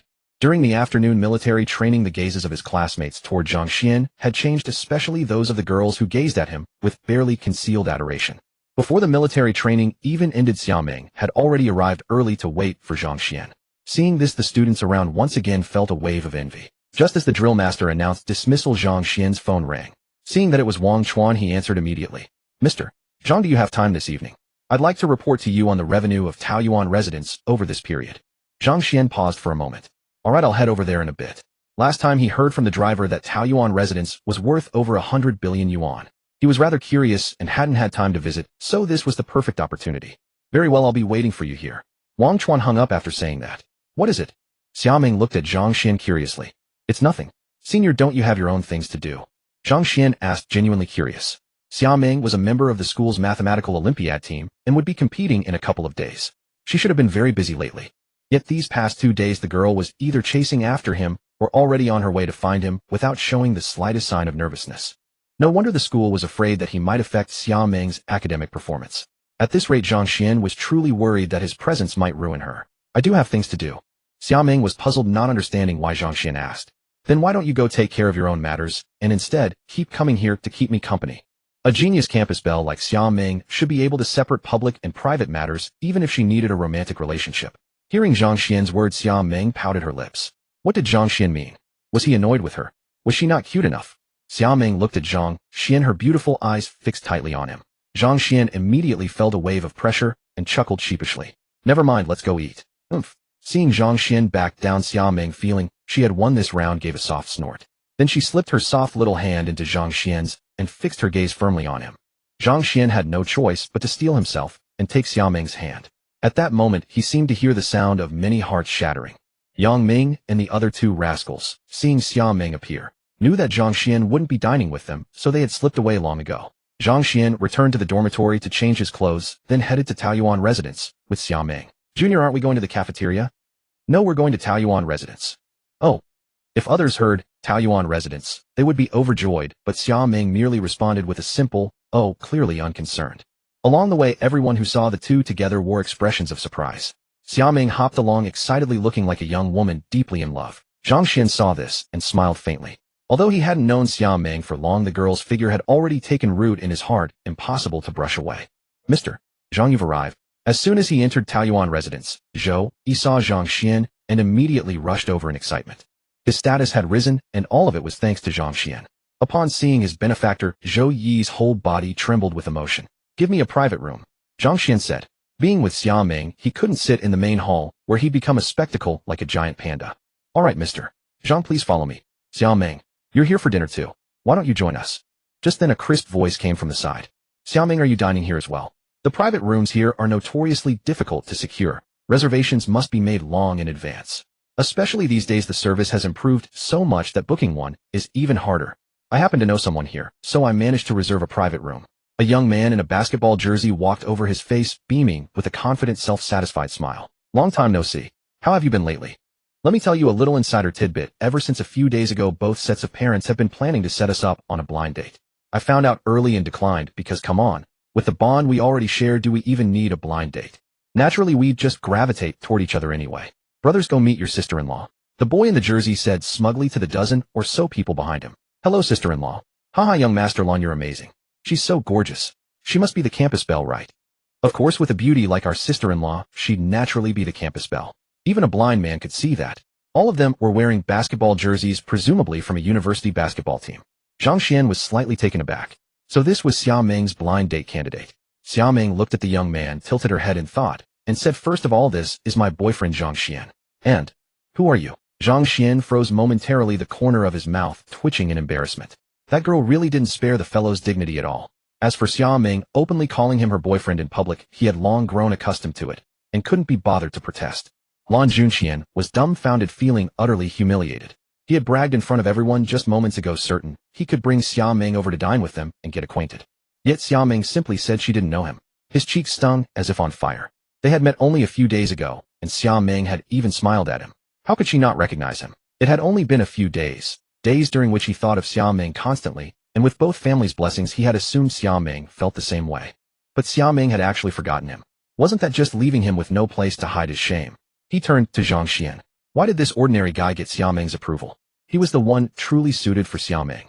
He, Lan Junqian, was the second young master of the Lan family and the most famous campus heartthrob at Dongshan College of Finance and Economics. Even female celebrities had publicly declared their affection for him. At one point his fame was absolutely unmatched, and Xia Ming had a similarly impressive background. They were the perfect pair. Moreover, both the Xia and Lan families were great clans of Dongshan province. An alliance between them would invisibly elevate the influence of both houses. Lan Junqian couldn't believe it. Xia Ming, think carefully. A couple of days ago, I visited the Xia residence with my parents. I played a tune for you, and you were so thrilled that you shouted yes. Think hard. Oh, it's you. Xia Ming finally remembered. So you're not actually crazy after all. That day she had just learned that Zhang Xuan was coming to study here, so she was overwhelmed with excitement and had blurted out in joy. And that silly fool kept waving at her ecstatically, making her think he was a madman. It turned out he wasn't. What? Lan Junqian's expression froze. You waved at me like an idiot that day, so I assumed. As his voice trailed off, the students passing by could no longer hold in their laughter. They burst out laughing. Some recognized Lan Junqian, the celebrated campus heartthrob from the neighboring Dongshan College of Finance and Economics, wealthy and powerful, with a string of romantic rumors trailing him. It was said that his many admirers were all utterly devoted, and gossip about a private video once circulated widely. Xia Ming was the campus belle of their university. How could she ever be connected with such a fool? A few moments earlier they'd heard that the Xia family was inclined to accept this flirtatious young master, and they had felt a sense of regret. Who could have guessed that the campus belle simply thought he was insane? It was absolutely hilarious. So at that moment no one could contain themselves. What are you laughing at? You looking for a fight? Dare to mock young Master Lan? You must be asking for trouble. These people were all members of the basketball team at Dongshan College of Finance and Economics. In truth, the team had been created by Lan Junqian himself solely for the purpose of showing off and attracting girls. Seeing Lan Junqian humiliated, these loyal henchmen were naturally displeased. Kid, who are you? Don't you know that young Master Lan has his eye on this lady? Why don't you scram right now? You looking for trouble? A tall and burly man stepped forward, glaring at Zhang Xuan as he barked. Dare to cause trouble here? Get out. Zhou Yi rebuked them. Now that his boss had been insulted, his moment to shine had arrived. You're just a small lobby manager, how dare you? Shut up, you fool. Lan Junqian cut in. Hearing Ma Tao's words, Lan Junqian broke out in a cold sweat. He knew the true strength behind Taoyuan residence, so he had never dared to cause trouble there. I apologize. This brother of mine let his tongue run away with him and offended you. Please allow me to apologize on his behalf. Lan Junqian quickly made amends, and the others, seeing his reaction, immediately realized they had nearly stepped into trouble and followed suit with their own apologies. Forget it. Since you're guests here, let's go, everyone. After all, this was his own turf, and with guests coming in, Zhang Xuan couldn't very well kick them out. That would only harm Taoyuan residence's reputation. Certainly, Mr. Zhang. Zhou Yi responded at once and led Zhang Xuan and Xia Ming to the private room that had been specially kept for him. Zhang Xuan, these last few years. How did you suddenly become so wealthy? Xia Ming covered her mouth, stealing a glance at Zhang Xuan from the corner of her beautiful eyes.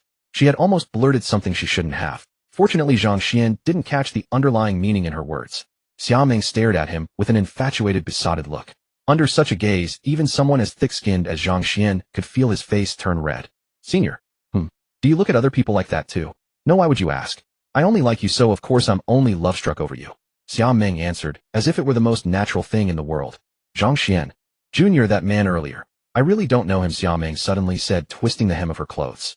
I know, Zhang Xuan said. She had regarded that man as a complete stranger, and Zhang Xuan wasn't blind. He could see it clearly. You believe me. Junior, you're the best. Love you. Hearing this, Zhang Xuan once again felt relieved that coming here for a meal had been the wisest decision. If anyone else had heard those words, he would have turned into a panda all over again. When they'd nearly finished eating, Zhang Xuan said to Xiao Ming Sr., I have something to take care of. Wait for me here for a moment. Okay, Xiao Ming replied obediently. In another private room, Lan Junxian grew more and more bitter as he thought about it. Xiao Ming was the woman he had mentally claimed as his wife, and yet someone else had beaten him to her. No, he absolutely couldn't let this go so easily. Brothers, how have I treated you? Lan Junxian looked at the dozen or so basketball players who were still eating with greasy mouths and began. Young Master Lan, you've treated us like blood brothers. There's not a word to complain about. Just say the command. What do you need from us? We'll go through fire and water without hesitation. Good brothers, that's exactly what I wanted to hear. In a little while, you all. Inside the manager's office, Wang Chuan reported to Zhang Xuan about Tao Yuanzhu's profitability over recent months.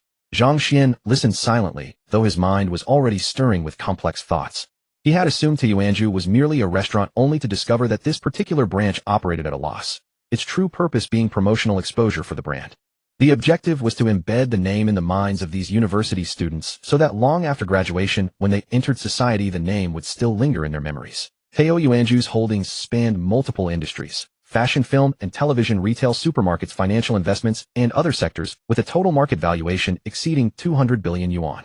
Wang Chuan had summoned Zhang Xuan with a straightforward purpose. Tao Yuanzhu was running short on capital. The account balance fell below 10 billion yuan, a mere drop in the bucket given the scale of their operations. After finishing his report, Wang Chuan glanced quietly toward Zhang Xuan, wondering how the new owner intended to address the situation. This was also a test of Zhang Xuan's capabilities.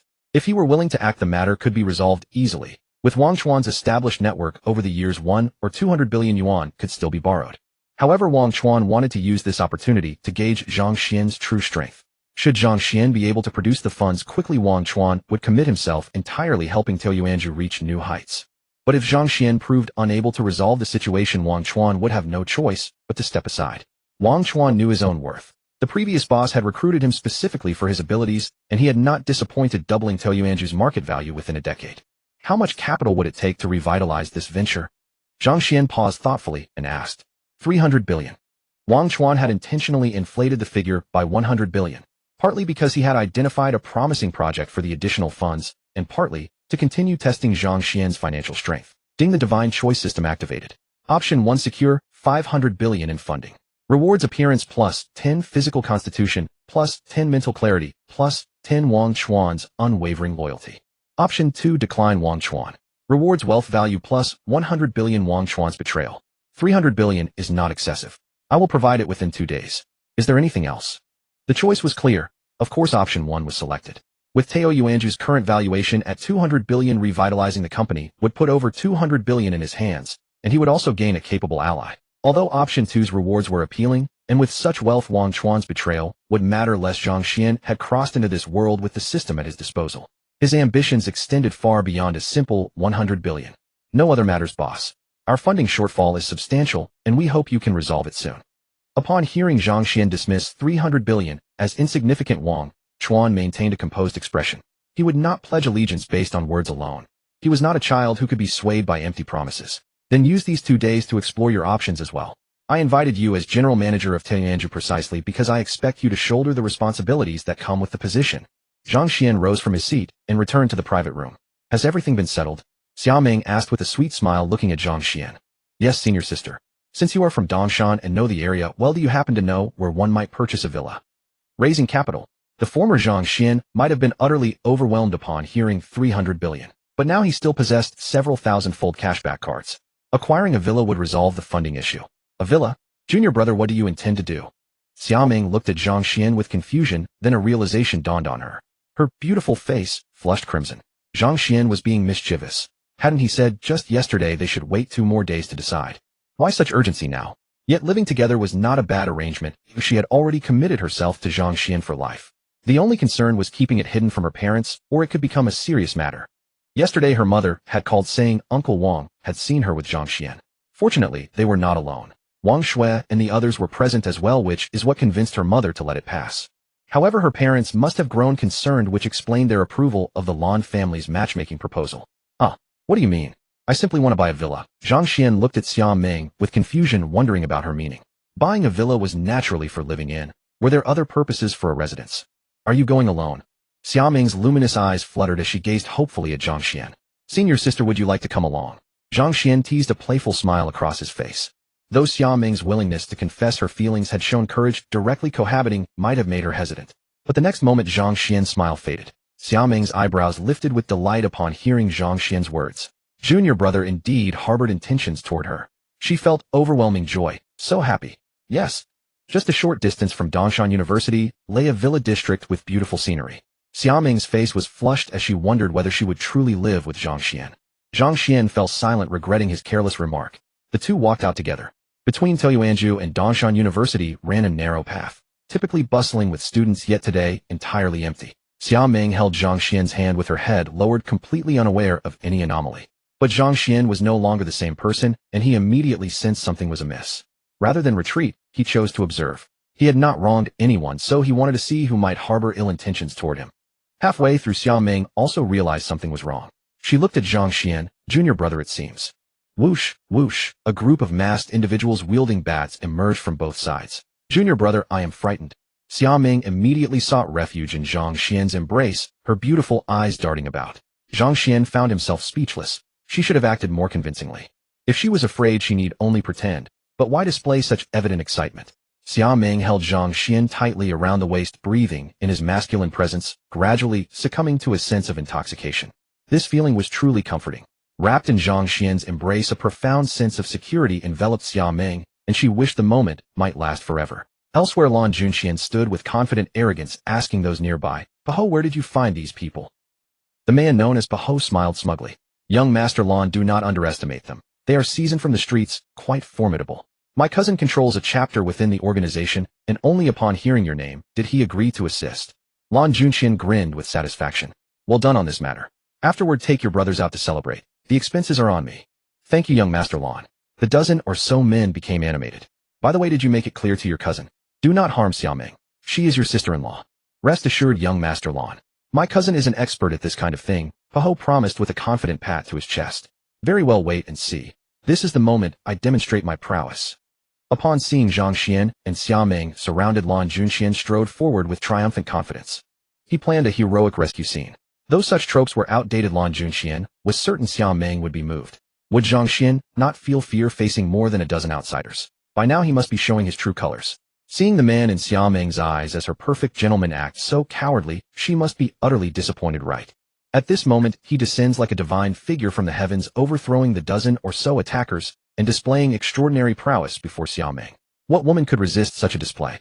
He could almost envision Xia Ming rushing into his arms. But before he could take a step, he suddenly saw someone in the distance being sent flying backward. Lan Junxian was stunned, then overjoyed. Paho's hired men were formidable, sending people flying with terrifying force. He would need to pay more later, he might need them again. But as he walked, Lan Junxian sensed something was wrong. "Senior sister, please let go. I can hardly breathe." The dozen or so attackers were drawing closer, while Xia Ming clung tighter to Zhang Xuan, nearly suffocating him. Xia Ming's face flushed crimson as she hastily released Zhang Xuan's waist. He stepped forward, drew back his right arm, and surged toward their leader. With a sharp impact, their leader was sent reeling backward, spitting bile. Zhang Xuan charged like a fierce tiger among sheep, his baji fist radiating brilliance. Each strike sent another flying backward. In the blink of an eye, more than a dozen men lay motionless on the ground. Suddenly a man came sprinting toward them with a club, shouting from far away, "You bastards, get lost. Whoever dares harm my Ming Ming will pay with his entire family." Zhang Xuan glanced at the fallen men, then looked at the approaching Lan Junxian in silence. Was this truly a heroic rescue? His acting was weak. Shouting about saving Xia Ming before even reaching the scene, without prior knowledge, who would believe this was genuine? Lan Junxian felt possessed, charging forward with his club raised high, swinging it down at the soul-standing opponent. "Zhang Xuan!" Xia Ming cried out, visibly anxious. Zhang Xuan kicked, shattering the club in two. A fragment struck Lan Junxian's foot, who howled in pain and collapsed to the ground, tears streaming down his face. "Are you all right?" Xia Ming rushed over, embracing Zhang Xuan, with tears welling in her eyes. "I'm fine, don't worry." Witnessing her concern, Zhang Xuan felt something tender awaken within him. How could someone like him deserve the affection of such a radiant woman? "Senior sister, let's go." Zhang Xuan gently took Xia Ming's hand as they walked toward the school parking lot. In his grasp, she felt an overwhelming sense of happiness. Paho, is this plan reliable? They stood guard at the roads, in smoke curling from their cigarettes blocking anyone who tried to pass. What are you doing? Get lost, this road is closed. Looking for trouble. This is a public road. You cannot just block it. Paho and his crew expected intimidation to drive people away, but this newcomer was not one to back down. He confronted them head-on. Paho erupted in fury, grabbing the man by the collar. Before he could finish his threat, a sharp slap left him dazed. Blocking our university road. You have nerve. Brothers of Dongda, someone is causing trouble. Within moments, nearly 100 people surrounded them. Paho and his men froze in shock. Brothers, it is a misunderstanding. Everything here is a misunderstanding. We were just joking with this guy. Joking? You slapped me and chased me off. I called all these people. Beat them up. Who dares bully students of our university? Teach them a lesson. Run. There was no point waiting. Paho and his crew scattered in disarray. As Zhang Xuan and Xia Meng passed by, Paho recognized them. Confusion hit him. They had fled here seeking his cousin to intimidate these people, yet Zhang Xuan was walking away unharmed. What was happening? Why was Zhang Xuan approaching unharmed? Where were his cousin and young Master Lan? Brothers ahead blocked them. They dare harass someone from Dongda University. Right away. Zhang Xuan guided Xia Meng aside, then charged toward Paho, their leader. Paho spat out the cola he had just drunk. Well done. Attack them. Others seized the baseball bats and swung them at the remaining men. After witnessing Paho's group being handled, Zhang Xuan took Xia Meng's hand, and they left. Inside the car, Xia Meng could not stop laughing. Senior sister, why are you still laughing? You called Lan Junxian crazy, and he denied it. A heroic rescue. He barely qualifies. What a disappointment. Zhang Xuan smiled faintly. Soon they arrived at the Maple Villa sales area. Maple Villa district was undoubtedly the most prestigious residential area in Dongshan City, where villas averaged around 100 million yuan with prices scaling according to location. They arrived later than expected, but the sales office remained brightly lit. Inside, numerous visitors browsed the properties. The moment they stepped in, at least a dozen pairs of eyes turned toward them. Zhang Xuan noticed Xia Meng seemed completely unfazed by the attention, prompting a quiet smile. He realized she was accustomed to such situations. Sir, madam, are you looking for a wedding home? What type of property interests you? A saleswoman was assisting an older balding gentleman when she spotted Zhang Xuan and Xia Meng, her expression brightening as she immediately approached them. Sir, would you mind if I attend to these guests first? The saleswoman apologized to the older man. The balding man's eyes widened with interest as he took in Xia Meng's appearance, suddenly feeling discontent with his own companion. Compared to Xia Meng, the woman beside him seemed utterly unremarkable. Not at all, not at all, he replied, though his gaze shifted jealously toward Zhang Xuan, wondering what entitled this young man to such a beautiful companion. A gleam of calculation flashed in his eyes. With considerable wealth at his disposal, he reasoned that even a modest display of his financial means might win Xia Meng's attention. The thought only stirred him further. Do you have any villas available? If so, please show us around. Zhang Xuan's words caught both the saleswoman and the balding gentleman off guard. The saleswoman recovered first, her interest in Zhang Xuan deepening. Yes, sir, please follow me. She paid no mind to the older gentleman, whose wandering gaze she found disagreeable. Had it not been for her sales targets, she would have dismissed him long ago. Compared to him, Zhang Xuan was far more pleasing to behold. Wait, where are you going? I have not finished with you, the balding man objected indignantly. Sir, I have introduced everything to you this afternoon. If there is anything else you would like to know, may I explain it? After showing this gentleman the villa, the customer is always paramount.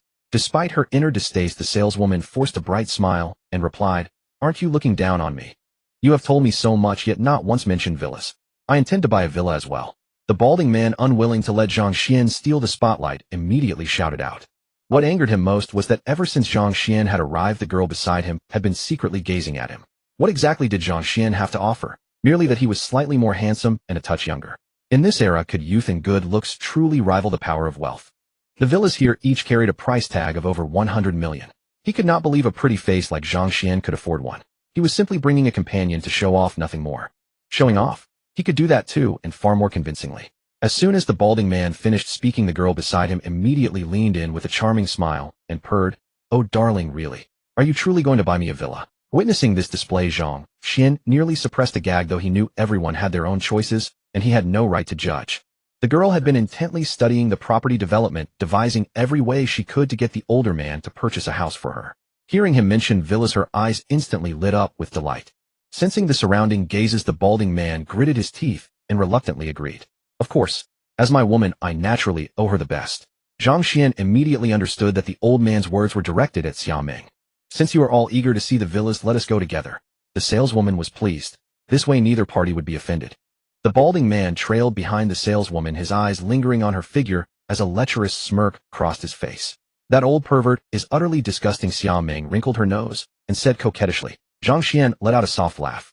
Arriving at the villa area, he was immediately impressed by the surroundings. The interiors were fully furnished and decorated. He could simply move in. Upon seeing the villa, the balding man felt a sudden wave of hesitation. No wonder these properties commanded 100 million. These were not inflated prices, but genuinely worth every yuan. The furniture consisted of renowned international brands. The landscaping was meticulously maintained by professional gardeners, and the villa featured a swimming pool and ornamental rockeries, with a stream flowing through the property, allowing residents to fish right from their courtyards. A charming treehouse cabin stood nestled among the trees in the garden, adding a unique touch. Nearby amenities included leisure areas, a horse racing track, and a golf course. Everything one could desire was within reach. The balding man had some wealth, but spending over 100 million to entertain a woman. He was not a fool. His companion, however, fell in love with the place the moment she arrived, clinging to him with evident delight. Darling, this place is breathtaking. Shall we buy it? Look at that treehouse. I could. What do you think, darling? Buy it. The girl screamed silently in her heart, wishing she could physically drag the old man to sign the papers. As long as she obtained this villa, countless nights with the old man would be worth it. Why the rush? Let us look inside first. Hearing her words, the balding man barely restrained himself from slapping her. Did she not know her own worth? With 100 million, he could enjoy countless celebrity companions. Would he settle for her? The beauty nearby was far more his type. His company was only worth a little over 100 million in total. Spending his entire fortune on a villa. He was not a fool. He would never make such a purchase. Young man, what do you think of this villa? Should I buy it? Unable to purchase it himself, he was unwilling to let go of the chance to impress. Zhang Xuan nodded. Miss, may we go inside and take a look? Of course. The saleswoman completely ignored the balding man. She had already seen through him. The old man had no intention of buying. He had only come to the showroom to keep the girl company. That girl was truly naive. A man like that would never willingly spend money on a woman. In her eyes, the girl was destined to walk away with nothing. The balding man sneered, assuming Zhang Xuan was still attempting to show off, and followed them inside with a dismissive chuckle. After inspecting every room, Zhang Xuan was largely satisfied. 9 bedrooms would comfortably accommodate his parents and sister, and even if he and Xia Ming eventually became a couple, there would be plenty of space. The balding man's companion entered and immediately began shouting with excitement, showing no desire to leave. Darling, let us buy it. This place is simply divine. Witnessing the girl's behavior, the balding man's eyes filled with open disdain. Senior sister, what do you think of this place? Zhang Xuan asked. Miss, are there any other villas? It is quite satisfactory, came the brief reply. Xia Ming felt somewhat unsettled upon seeing the girl and the balding man's dynamic. By now the girl had already collapsed onto the bed. Even if Zhang Xuan purchased this villa, Xia Ming would insist on replacing that bed. There is another unit next door with even better scenery, though the price. The saleswoman spoke with some hesitation. How much is this one? Zhang Xuan inquired curiously. This unit is priced at 88 million with a down payment of 20 million. If you pay in full, we can offer a special rate of 85 million, rounding down the final digits. The balding man's eyes widened in astonishment as he surveyed the surroundings. So expensive. Though he had suspected as much, hearing it spoken aloud still left him thoroughly shocked. Hearing the price, the girl lying on the bed suddenly flushed crimson. Her breathing grew rapid and she trembled violently before collapsing unconscious, leaving a visible stain on her clothing. Oh dear, quick, call an ambulance.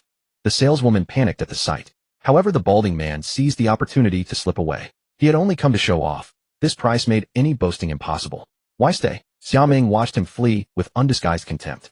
What a terrible fate any woman would face beside such a man. Before the ambulance arrived, the girl had already awakened. Upon learning the balding man had abandoned her, she trembled with fury. Once the girl had departed, Zhang Xuan and the saleswoman could no longer contain themselves and burst into hearty laughter. Xia Ming looked bewildered. What are you laughing about? The saleswoman struggled to suppress her giggles, but offered no explanation. Zhang Xuan leaned close and whispered the reason into Xia Ming's ear. Her expression gradually shifted from confusion to a blushing crimson. You wicked man. The three of them proceeded to the neighboring villa. Zhang Xuan was immediately captivated. The first villa had been stunning, but this one surpassed it even further. Mr. Zhang, this unit carries a higher price, but if you pay in full, I guarantee you can secure it for 100 million. Additionally, a celebrity resides in the villa next door, so purchasing this one would be an excellent investment, the saleswoman said with a smile. Her words had barely finished when a sudden aura of authority seemed to envelop her. Only then did she realize. Zhang Xuan had been standing beside an extraordinarily beautiful woman all along. Xia Ming glared at the saleswoman with clear displeasure. How irritating. This woman dared to say such a thing right in front of her. Madam, please don't misunderstand. I meant that if Mr. Zhang happens to be a fan, signing autographs would be far more convenient. The saleswoman explained, then wiped the non-existent sweat from her brow. Mr. Zhang, let me be upfront, this villa requires full payment only, no installment plans. Otherwise, securing the building for 100 million would simply not be possible. The market value of this building has already climbed to 150 million. Seeing Zhang Xuan and Xia Meng exchanging puzzled glances, she continued, actually, this villa already has an owner, though he has never lived here. Rumor has it he encountered some business difficulties and needs cash urgently. Otherwise, he certainly wouldn't be selling it at such a favorable price. Once the three of them stepped inside, Zhang Xuan was instantly smitten. Though the previous villa he had seen was already lavishly decorated, it paled in comparison to this one.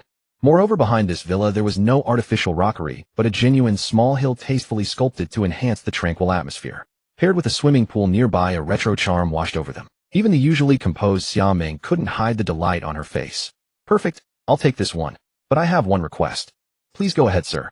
The saleswoman's cheeks flushed at the prospect. If this deal closed, her commission would be substantial. For someone of his caliber, they were unlikely to turn down any reasonable request. Yet for a handsome young man like Zhang Xuan, the saleswoman felt not the slightest resistance, only a quiet thrill. The paperwork needs to move fast. Ideally, can we have everything completed today?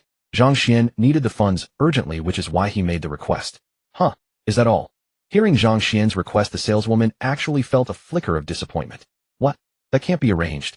Zhang Xuan frowned, though he didn't blame her. It was already quite late, and the request was undoubtedly pushing things. No problem at all. Leave it to me. Would tomorrow work for you? The saleswoman promised confidently. All right, let's go sign the contract. Zhang Xuan's thoughts were entirely on the villa, leaving no room to notice anything else.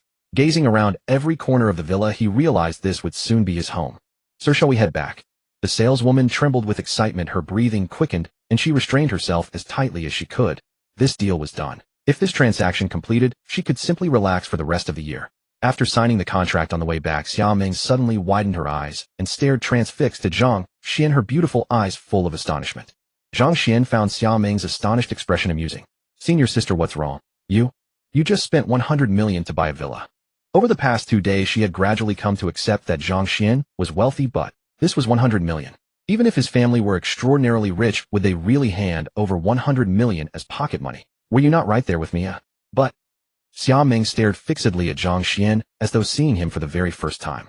Haha, senior sister, you're so adorable like this. Arriving at school, Zhang Xuan stopped the car and affectionately ruffled Xia Meng's hair. Oh, stop it. You'll stunt my growth if you keep doing that. Xia Meng protested coquettishly, though she secretly cherished the feeling. Ever since childhood, Zhang Xuan had always loved patting her head like this. Ha, even if I don't touch you, you still won't grow taller. Zhang Xuan burst into laughter. Come on, let me walk you back to the dorm. MMH. Along the way, the two strolled side by side, and before they knew it, they had arrived downstairs at Xia Meng's dormitory. Xia Meng sighed, wishing the path were just a little longer. Junior brother, I'm here. Off I go. MMH. The next moment, everyone suddenly gasped in surprise and turned to look. They watched Xia Meng walk to the stairwell entrance, then suddenly turn around and run back. And in Zhang Xuan's stunned gaze, she kissed him once before hastily retreating into the dormitory building. Zhang Xuan stood frozen until Xia Meng poked her head out from the dorm and waved at him. He touched the spot where her lips had kissed him, that gentle warmth lingering in his memory. Had he been kissed? Still dazed, Zhang Xuan returned to the dorm and collapsed onto his bed. Oh, my brother Xuan, you've lost so much vitality. Come on, let's go grab some lamb kidneys to replenish. Or maybe take some Luwei Dihuang pills. When Yang Ming and the others saw Zhang Xuan walking back, they immediately began teasing him. However, after they spoke, they noticed Zhang Xuan seemed to have lost his spirit entirely, returning to his bed like a dreamwalker and lying down without so much as glancing at them. What happened? Did the campus beauty turn you down? The three immediately gathered around, looking at Zhang Xuan with concern. Zhang Xuan covered his face, yet could still feel a warm, tender sensation lingering on his cheeks. This is bad. Brother Xuan hasn't really been dumped, has he yet? I just pinched him and he couldn't feel a thing. Could he really have been rejected? Could this be a trap? Brother Xuan just arrived at school, and the campus beauty went to the entrance to welcome him. This seems highly suspicious from the start. Two strangers, so why would the campus beauty take such a liking to Brother Xuan specifically? Could Brother Xuan's money all have been scammed away? Yang Ming and the three unfurled their rich imaginations, spinning one elaborate story after another in their minds. Just then Zhang Xuan's phone rang. The listless young man suddenly brightened, glanced at the screen, and saw the caller ID reading Senior Sister. He answered immediately. Then came 2 minutes of silence, neither of them speaking. Yang Ming and the three were certain now something had definitely gone wrong between Zhang Xuan and Xia Meng. Junior brother, are you angry? Just as Zhang Xuan was about to speak, Xia Meng's timid voice came through the phone. Huh? Zhang Xuan paused. He wasn't answering because he was shy. Being kissed by such a breathtakingly beautiful girl was completely unprecedented for him. How could Zhang Xuan have experienced anything like this before? So he was still utterly stunned. I kissed you. Did you get upset? On the other end, Xiao Ming was anxious, her heart pounding. Moments ago, she hadn't known what came over her. She had simply wanted to do it, so she did without considering the consequences at all. Wang Shui. Ming Li. Sun Tian. Shocking news. Xiao Ming had actually kissed Zhang Xuan. The three of them sprang out of bed and crept to Xiao Ming's window, leaning in to listen, afraid of missing a single word. No, I just... Zhang Xuan's voice came through the phone. Just what? Xiao Ming asked eagerly. The three exchanged glances. Oh no, the aloof goddess had lost her composure. I just didn't expect you to do that. I really liked it. After uttering those words, Zhang Xuan's heart beat even faster. Yang Ming Wo, Wang Chong, she kissed him. Fang Shiming, that's incredible. MH, I liked it too. After saying this, Xiao Ming hung up, her entire face glowing crimson. How embarrassing. The next morning, just past 6 o'clock, Zhang Xuan's phone began to ring. Xianji, what are you doing? Setting an alarm this early. Hurry up and turn it off, or I'll be the one on duty. Zhang Xuan rubbed his sleepy eyes and silenced his phone, but it rang again moments later. Zhang Xuan realized it was not an alarm, but an incoming call. Hello? Who is this? It's me. Get up right now, or I'm coming to your dorm. Gu Qingqing's booming voice crackled through the speaker, startlingly loud. What's wrong with you? It's hardly even morning, Zhang Xuan muttered before hanging up. Who was that, bro? Some crazy person randomly yelling at me to get up, threatening to come to the dorm if I don't. Come on, 4 of us are still just young guys. Oh. The 4 roommates slipped back into their dreams. Thud. Just as they drifted off, a heavy sound echoed through the room, jolting all 4 awake in confusion. They lifted their sleepy gazes to find Gu Qingqing standing in the doorway where the door had been kicked open. In the next moment, Yang Ming immediately pulled his blanket over his head like a cocoon. Wang Chong and Fang Shiming nearly tumbled off their beds. Zhang Xuan was not so fortunate. Before he could react, his blanket was yanked away. Sister Gu, what are you? Zhang Xuan was utterly flustered. Luckily, he did not share Yang Ming's habit, or else he would have been completely exposed. What about it? Didn't we say we're going to Dongshan Industries today? Get up this instant. Gu Qingqing sat down, propping one foot on a chair, looking more like a street brawler than a teacher. Sister Gu, it's only 5:30. Please have mercy on us. Facing her uncompromising nature, Zhang Xuan decided it was best to simply comply. She was simply too fierce, truly living up to her reputation as the formidable Ma Gu. The 3 other LSPs in the dorm silently pitted Zhang Xuan in their hearts, unhesitatingly pulling their covers over their heads, as if seeing nothing at all. After freshening up, Zhang Xuan followed Gu Qingqing downstairs to the dorm entrance, where a flagship Grand Cherokee with a 3.6-liter engine awaited. The vehicle delivered 286 horsepower with a maximum output of 210 kilowatts. Impressive power. Any man would feel a sense of command behind the wheel of such a machine. Zhang Xuan had always admired this model back on Earth, never expecting to encounter one here. Then he froze. Gu Qingqing pressed the key fob. The car chirped its unlock signal, and she slid into the driver's seat. What are you staring at? Get in. Seeing Zhang Xuan standing dazed, she gestured impatiently. Could this Grand Cherokee belong to old Gu? Zhang Xuan climbed in and found the ride remarkably comfortable, with a commanding view from the high chassis that far surpassed his Porsche. Sister Gu, did you buy this Grand Cherokee? What's the problem? Can't a woman treat herself to a luxury car? Of course not. Absolutely fantastic. Could I borrow it for a couple of days sometime? Zhang Xuan asked with a cheeky grin. Sure. Cut off all contact with Xiao Ming, and I'll lend it to you for 2 days, Gu Qingqing teased. Zhang Xuan's expression darkened. Why was this woman taking such issue with Xiao Ming? Sister Gu, have you had breakfast? Not yet. I'm giving you one chance, one opportunity to treat a beautiful lady to a meal. Gu Qingqing led Zhang Xuan to a small food stall near the school gate, where several vendors warmly greeted her by name. Zhang Xuan glanced at her in surprise. He had never seen this side of Gu Qingqing at school, so approachable, so alive among the people. Their breakfast was simple, soy milk and fried dough sticks. After finishing, they drove toward Dongshan Industries. Inside a hotel room, Ding Taixing, Su Maocai, and Qin Jingyang, along with several young women, lay sprawled across the beds in various positions, their indulgence evident. An empty box of pills sat on the table. Just then, Qin Jingyang's phone alarm sounded. Ding Taixing and Su Maocai opened their eyes simultaneously. Qin Jingyang signaled for all the women to leave. Old Qin, you truly know how to enjoy life. Ding Taixing massaged his aching waist every step, making him feel lightheaded. Qin Jingyang laughed heartily. Those were merely unknown actresses. Brothers, let me tell you, if you want to play, do so openly and without hesitation. Fear this and fear that, and what is the point? With your stature, brothers, if you so much as whisper your intentions, stars of any caliber would compete to catch your attention. Su Maocai shook his head with a bitter smile. We are old now. Declining. The future belongs to the young. Ding Taixing nodded in deep agreement. Indeed. Even the bosses are grooming their successors. It is time we began handing power to the next generation. Old Sheen, the fact that the other party managed to acquire 50 of your shares in such a short time indicates their considerable strength. This is no ordinary opponent. Have you considered that perhaps the three of us together still cannot match them? Ding Taixing pondered for a moment before speaking.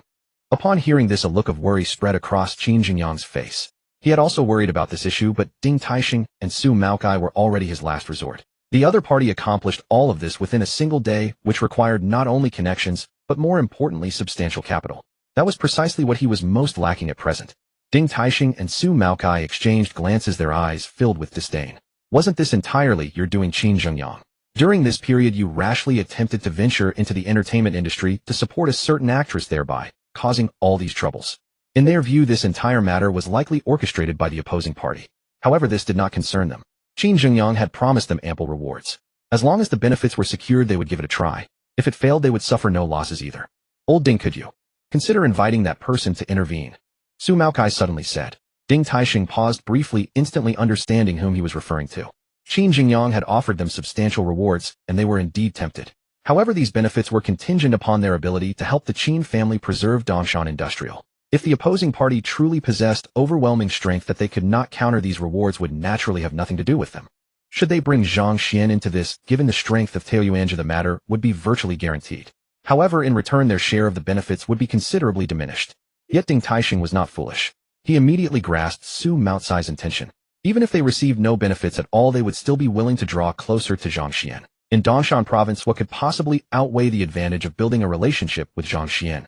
That was Tao Yuanzhi. Upon hearing Su Maocai's words, Qin Jingyang's eyes widened immediately. At this moment, anything that could help him retain control over Qin family's stake in Dongshan Industrial was worth pursuing. Brothers, what are you discussing? You're keeping me in suspense. Su Maokai glanced at Qin Jingyang and said, Younger brother, I have a reliable method, but if we wish for that person to intervene, you may need to offer somewhat more in return. Really? A bright light flashed in Qin Jingyang's eyes. The words reliable method dominated his thoughts, leaving no room for concern about what he would need to sacrifice. As long as Dongshan Industrial could be preserved, he would agree to anything. Who exactly is it? Please, brothers, guide me, he asked curiously. Su Maokai looked toward Ding Taixing. Qin Jingyang immediately followed his gaze, his eyes filled with hope. After a moment of reflection, Ding Taixing spoke, the successor to the boss. I once had the opportunity to meet him. He appeared kind and amiable. If he is willing to assist you, this matter will surely be resolved. Hearing this, Qin Jingyang's shoulders slumped, an awkward expression crossing his face. Brothers, I must confess. A while ago my son Xiaodian inadvertently offended Mr. Wang Chuan of Tao Yuanzhi.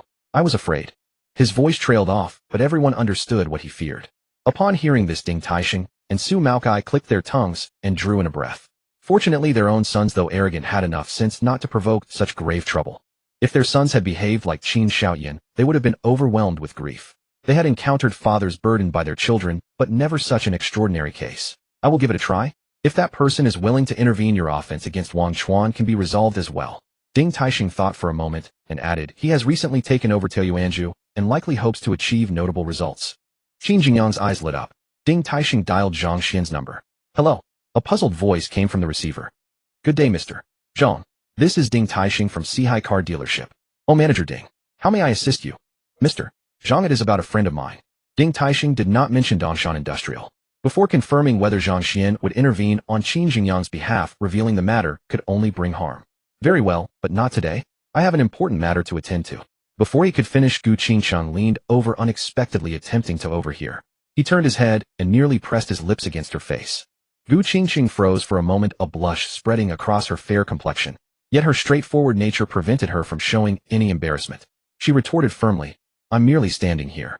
Is this your home? Almost there. Make sure you accompany me this time. If you attempt to hide anything from me, I shall tell Xia Meng about it. Understood. Zhang Xuan regarded Gu Qingchang with a mixture of exasperation and admiration. Her bold spirit was quite formidable. Manager Ding, I have matters to attend to. I must take my leave. On the other end, Qin Jingyang's expression shifted from hope to disappointment upon hearing these words. Thank you for your efforts, elder brother Ding. With the support of both of you, this matter should still be manageable. Su Maokai sighed softly. He had hoped to use this opportunity to establish a connection with Zhang Xuan, but it seemed his ambition was premature. The time has come. Brothers, please accompany me. I wish to see who this mysterious person truly is.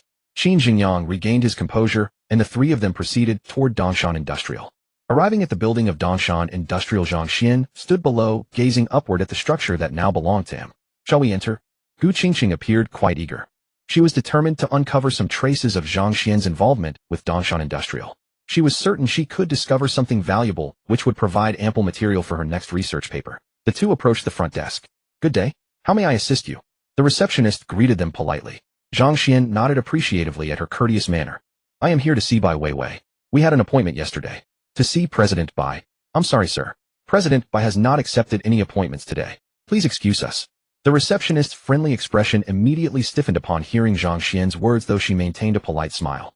Gu Qingqing observed Zhang Xuan's awkward situation with a hint of amusement. "Miss, did you see clearly? Bai Weiwei and I already have an appointment."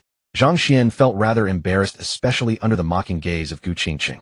The receptionist smiled and said, "Sir, your approach is not very clever.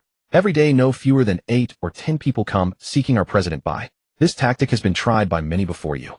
However, you did add a twist this time by bringing a beautiful companion as a wingman. Someone else might have been deceived, but not me." Ha ha ha.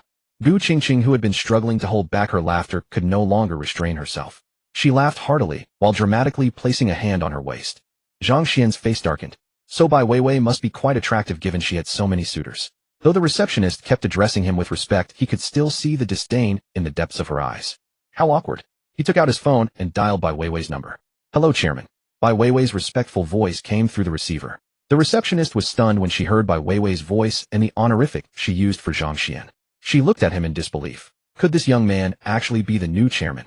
She immediately pulled out the appointment log and finally spotted the special note left by President Bai. She froze in shock. She had turned away the chairman at the door.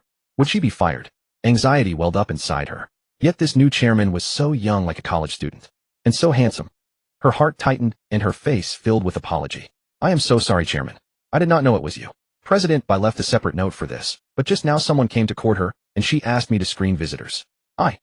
Manager Bai, I am at the front desk, and will come up to find you now." Zhang Xuan smiled gently at the receptionist and said, "It's all right. You did well. But next time it is better to check the notes first. What if a special guest is turned away and a misunderstanding occurs? Right? Chairman, I am so sorry." The receptionist turned pale, worrying that Zhang Xuan was displeased. "It's fine. Just focus on your work. Is the elevator this way? Your work ethic is excellent. Keep it up. I believe in you," Zhang Xuan said, walking toward the staff passage. The receptionist was so moved by his words that tears nearly sprang to her eyes. She watched him leave, marveling that the new chairman was not only young, but also so gracious. After his figure disappeared, a faint blush crept across her cheeks. "The chairman is so handsome. I am totally captivated." Inside the elevator, Gu Qingqing stared at Zhang Xuan so intensely that his hair stood on end. "Sister Gu, we are on the same side. Please don't hurt me," Zhang Xuan quickly reminded her. "Scram." Gu Qingqing snapped, rolling her eyes. "You are average looking at best, but that receptionist looked ready to devour you." Zhang Xuan kept silent. On such a matter he could not deny his own charm. Lying would bring a thunderbolt upon his head. The elevator arrived at the 9th floor. As the doors slid open, a woman stood before them. She was around 30, elegantly dressed in a black tailored suit, tall and slender at about 178 centimeters, almost the same height as Zhang Xuan. Her makeup was exquisite, her delicate features framed by fair skin. Her large bright eyes sparkled like stars in the night sky, enchanting anyone who gazed upon her. The black suit hugged her graceful form, accentuating an impeccable hourglass figure. Her slender waist seemed delicate enough to be encircled by a single hand. No wonder the receptionist had been so guarded. A woman like this truly needed protection.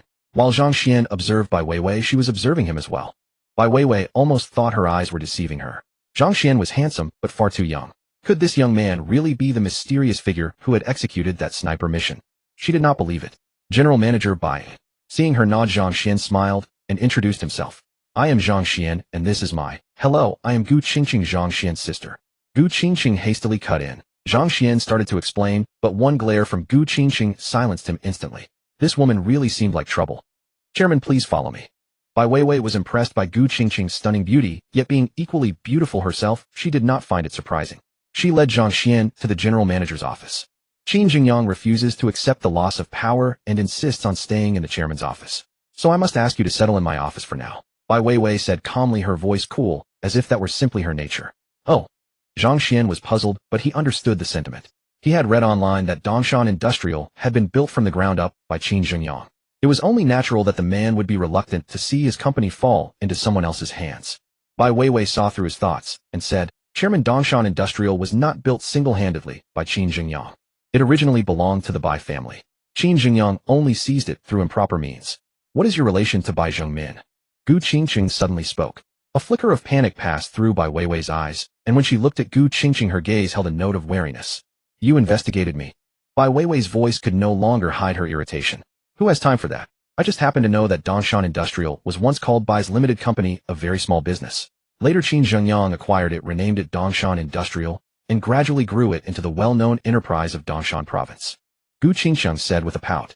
Zhang Xuan glanced at Gu Qingqing in surprise. This woman was even aware of such obscure bits of information. When Zhang Xuan struck at Dongshan Industrial's stock, a mountain of Qin Zhengyang's scandals suddenly surfaced, causing the share price to plummet. That was your doing, wasn't it? Are you Bai Jingmin's daughter? The moment Gu Qingqing saw Bai Weiwei, she pieced everything together and the questions that had troubled her before all fell into place. Yes, it was me. Bai Weiwei admitted frankly, then looked toward Zhang Xuan. So rest assured, I will devote myself wholeheartedly to helping you drive the Qin family out of this company.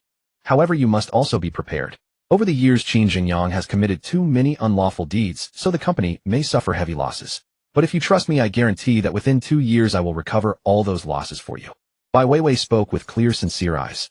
Not 2 years. 1 year is enough. At that moment, Gu Qingqing suddenly spoke up.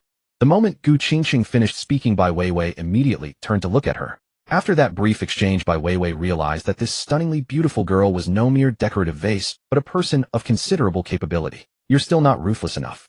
Though I don't know what methods Qin Zhengyang used against the Bai family back, then they surely weren't honorable ones. Since that's the case, why do you still show him such mercy? Moreover, you should know why Qin Zhengyang's funds couldn't arrive in time during the sniping battle. For a man who deserves death like him, leaving him even a single cent would be an injustice to all those he has harmed. Gu Qingqing said coldly. Bai Weiwei fell into deep thought upon hearing this. Zhang Xuan watched calmly. Although Gu Qingqing was often flippant, her words did make sense. The things he had found online also made it difficult for him to feel any pity for Qin Zhengyang. After all, a man like Qin Zhengyang would go to great lengths to remove negative comments about himself online. Yet even so, Zhang Xuan could still find so many news articles, enough to prove that Qin Zhengyang had done far too many atrocious things beyond enumeration. For someone like him, showing pity would be cruelty to those he had victimized. Bai Weiwei pondered for a moment, and when she raised her head again, her eyes were filled with determination. You're right. I was indeed too soft-hearted. A man like him doesn't deserve my pity. This time Qin Zhengyang certainly won't accept defeat quietly. He might seek outside help. Chairman, do you have a countermeasure? Bai Weiwei looked at Zhang Xuan, and even Gu Qingqing turned to him, curiously wondering what he would do. Zhang Xuan smiled slightly. Since this is your battle for revenge, I'll leave today's matter in your hands. As for how much we might lose, I don't care. As long as Qin Zhengyang receives the punishment he deserves, it's all worth it. Bai Weiwei and Gu Qingqing were taken aback. Their gaze at Zhang Xuan changed. After all, if this matter were not handled well today, Zhang Xuan's losses would not be a mere 1 or 200 million, but billions, or even tens of billions. Gu Qingqing leaned close to Zhang Xuan's ear and whispered, Little one, you're not falling for Bai Weiwei, are you? Well, Bai Weiwei may be a little older, but she's still quite charming. It's not surprising that you take an interest. But aren't you afraid Xia Meng will be jealous if you spend billions just to woo a girl? Zhang Xuan's face darkened. What was she even talking about? Why was this silly woman's head filled with nothing but matters of the heart? And she managed to bring Xia Meng into everything. Xia Meng had told him about the whole thing with Gu Qingqing. Could that be blamed on Xia Meng? It was Gu Qingqing's boyfriend who had taken a fancy to Xia Meng, and Xia Meng had never responded to that worthless guy at all. Yet since then, this silly woman had been nursing a grudge against Xia Meng. Thank you. Bai Weiwei's eyes were red as she looked at Zhang Xuan with gratitude. But I have one condition. Zhang Xuan said with a smile. Gu Qingqing looked at Zhang Xuan with a sly smile, clicking her tongue. She knew it. That boy Zhang Xuan had definitely taken a liking to the woman. All men were the same, nothing but money and women in their eyes. Bai Weiwei's gaze toward Zhang Xuan grew slightly wary, but the feeling was quickly swept away by her desire for revenge. Please go on. Sign a contract with me, work for me, and promise to restore the company to its peak. I'll give you full autonomy. I won't interfere with your decisions on a daily basis. I only care about results. Zhang Xuan's words left both women stunned. Was this really the condition? How was this any different from no condition at all? Especially for Bai Weiwei, it wasn't a condition, but rather an elevation of her position at Dongshan Industrial. Mr. Zhang Yu, aren't you joking? Bai Weiwei could hardly believe it. Zhang Xuan said half-jokingly, I'm still a student and my studies come first. I don't have much energy to manage things here on a daily basis. Of course the contract will include certain restraints on you. Otherwise, if you ran off with my company, where would I ever find you? Bai Weiwei took a deep breath at these words, and as she looked at Zhang Xuan, her beautiful eyes were filled with gratitude. Thank you for your trust, Mr. Zhang. I will never let you down. Seeing this, Gu Qingqing leaned close to Zhang Xuan's ear again and whispered, Kid, you're quite skilled. A beautiful woman is about to fall into your hands. Zhang Xuan was speechless. This woman really had something wrong with her head. At the moment, he had no desire to fall in love with anyone, he just wanted to earn more money. With no woman in his heart, his sword would move with natural divinity. Besides, Bai Weiwei wasn't his type at all. Just then it was almost 9 o'clock. The meeting was about to begin. The three of them walked toward the meeting room. Outside the Dongshan Industrial office building, Qin Zhengyang looked up, his determination quietly surging within him. Today he would make his final stand.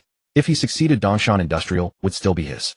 If not, he would fall into an abyss of no return. Taking a deep breath, Qin Zhengyang turned to Su Maokai and the others and said, "Brothers, today's matter rests on your shoulders." Ding Taixing and Su Maokai nodded, and the three of them walked into the office building. A man approached Qin Zhengyang and whispered to him. Qin Zhengyang's expression remained unchanged, but those who knew him well could see the unease deep in his eyes. Qin Zhengyang's hands tightened slightly. The mysterious man had arrived, and that woman Bai Weiwei had secretly done some things against him. Although the company appeared calm on the surface at this moment, it seemed to him like a giant beast opening its maw waiting for him. Qin Zhengyang knew this was not a good omen, but he had no way back now. Once he retreated, an abyss would await him. The two men beside him were his last support. Perhaps this time he would drag them into trouble, but he had no choice. Even if these two became his enemies afterward, he would accept it as long as he could get through today. He tried to overcome the fear in his heart, then turned to Ding Taixing and Su Maokai with a smile and said, "Brothers, please follow me." Ding Taixing keenly noticed the change in Qin Zhengyang. Keeping his expression neutral, he walked over to Su Maokai and quietly patted his shoulder, signaling with his eyes toward Qin Zhengyang. Just as the three men were about to enter the company, the security guard at the door stopped them. Qin Zhengyang felt a surge of displeasure as he stared at the guard. "How dare you stop me? Don't you know who I am?" "I'm sorry, Manager Qin, but the board meeting is currently in session, so non-board members are not allowed inside." "It's not you I'm stopping, but these two gentlemen beside you." The guard's hands tightened at his sides. Seeing his subordinate upset, and fearing the young man might act rashly, the security captain quickly stepped forward with a smile to explain. "Manager Qin, Dongshan Industrial was founded by me. I am the chairman. If I don't come, who has the right to convene a board meeting?" Qin Zhengyang felt a surge of displeasure and harbored deep resentment toward Bai Weiwei. Needless to say, she must have given that order. "What chairman? Do you not know what you have done? While I wear this uniform, I will not retaliate against your strike. But remove that uniform from me, and that same blow could cost you everything." The struck security guard shouted in frustration, his eyes turning red from grievance. "How dare you? This company supports your entire family. Without me, would you even have this respectable position? I have come today to reclaim my position as chairman. Once I am back in charge, the first thing I will do is dismiss you, security guard." Qin Zhengyang trembled with anger throughout his body. Like a tiger forced from the mountains, bullied by lesser creatures, he never expected that even a security guard would dare to reprimand him. However, he failed to realize that in others' eyes his appearance was more like empty bluster masking inner weakness. Only those without confidence resort to shouting to prove their presence. Hearing this, the security captain intervened to stop Qin Zhengyang's outburst, his expression toward Qin also shifting. "Manager Qin, it would be wise to preserve some dignity for yourself. Should you regain the chairman position, we will resign on our own accord. No dismissal needed from you. Calling you manager is already the extent of our respect. Over the past year, what have you done? Would you like us to help you recall? If not for your indulgence in worldly pursuits, would Dongshan Industries have fallen to this state? Without president by this company would have collapsed long ago. Did you not hear what my companion just said? Let me state this once more, my courtesy toward you stems not from any respect for you as an individual, but from adherence to company regulations. Without this uniform, I shall address this matter differently. Should you continue speaking without restraint, I will take appropriate action. Try me." Hearing the commotion, several security guards gathered around. Upon understanding the full circumstances, their gaze toward Qin Zhengyang also shifted. They looked as though they wished to strike him at once. "You brutes. I will not lower myself to argue with security guards. These two are no strangers. They are also directors of this company. Here is their equity certification." Qin Zhengyang's body shook with agitation, but confronted by the stern guards, he grew timid. "Just you wait. I will surely take action regarding your positions." Ding Taixing and the other looked upon Qin Zhengyang with disdain. To reach such a state in character was a profound failure. That even the company's security personnel harbored resentment toward him revealed how many actions had alienated his colleagues. If one has lost the trust and support of colleagues within the company, can such a person truly regain the position of chairman? Even if they assisted Qin Zhengyang in re-establishing his position this time, they should withdraw promptly after securing their benefits.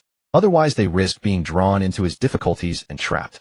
Once ensnared, escaping would prove exceedingly difficult. Ding Taixing and Su Maokai exchanged glances and gave a subtle nod, reaching an unspoken consensus in that moment. The security captain accepted the equity certificates from both men. Understanding that Ding Taixing and Su Maokai were Qin Zhengyang's allies, his gaze toward them turned unwelcoming as well. Nevertheless, mindful of their duties, they allowed passage. Ding Taixing's eyes brightened. Though these individuals were merely security personnel, their professionalism was exceptional. Such people, if cultivated properly, could surely be entrusted with significant responsibilities. The two followed Qin Zhengyang toward the conference room. Qin Zhengyang clenched his fists. Should he succeed this time, he would replace everyone in this company. Just then Su Maokai noticed a figure entering the restroom. His body trembled slightly, and he said to Qin Zhengyang, "Old Qin, you go in first. I need to visit the restroom. I am still feeling the effects from last night." Hearing this, Qin Zhengyang harbored no suspicion. He understood well enough what had occurred during their gathering the night before. However, Ding Taixing furrowed his brow. This did not seem like Su Maokai. Despite his known shortcomings, he was always dependable on important matters. And judging by his current demeanor, something was certainly amiss. "I will go as well. Old Qin, can you manage on your own?" Ding Taixing said after taking a few steps. Qin Zhengyang frowned, then suddenly relaxed. Was this not the moment for his counterattack? Let Bai Weiwei and that mysterious person revel in their triumph for now. His reinforcements would soon make a grand entrance, turning the tide.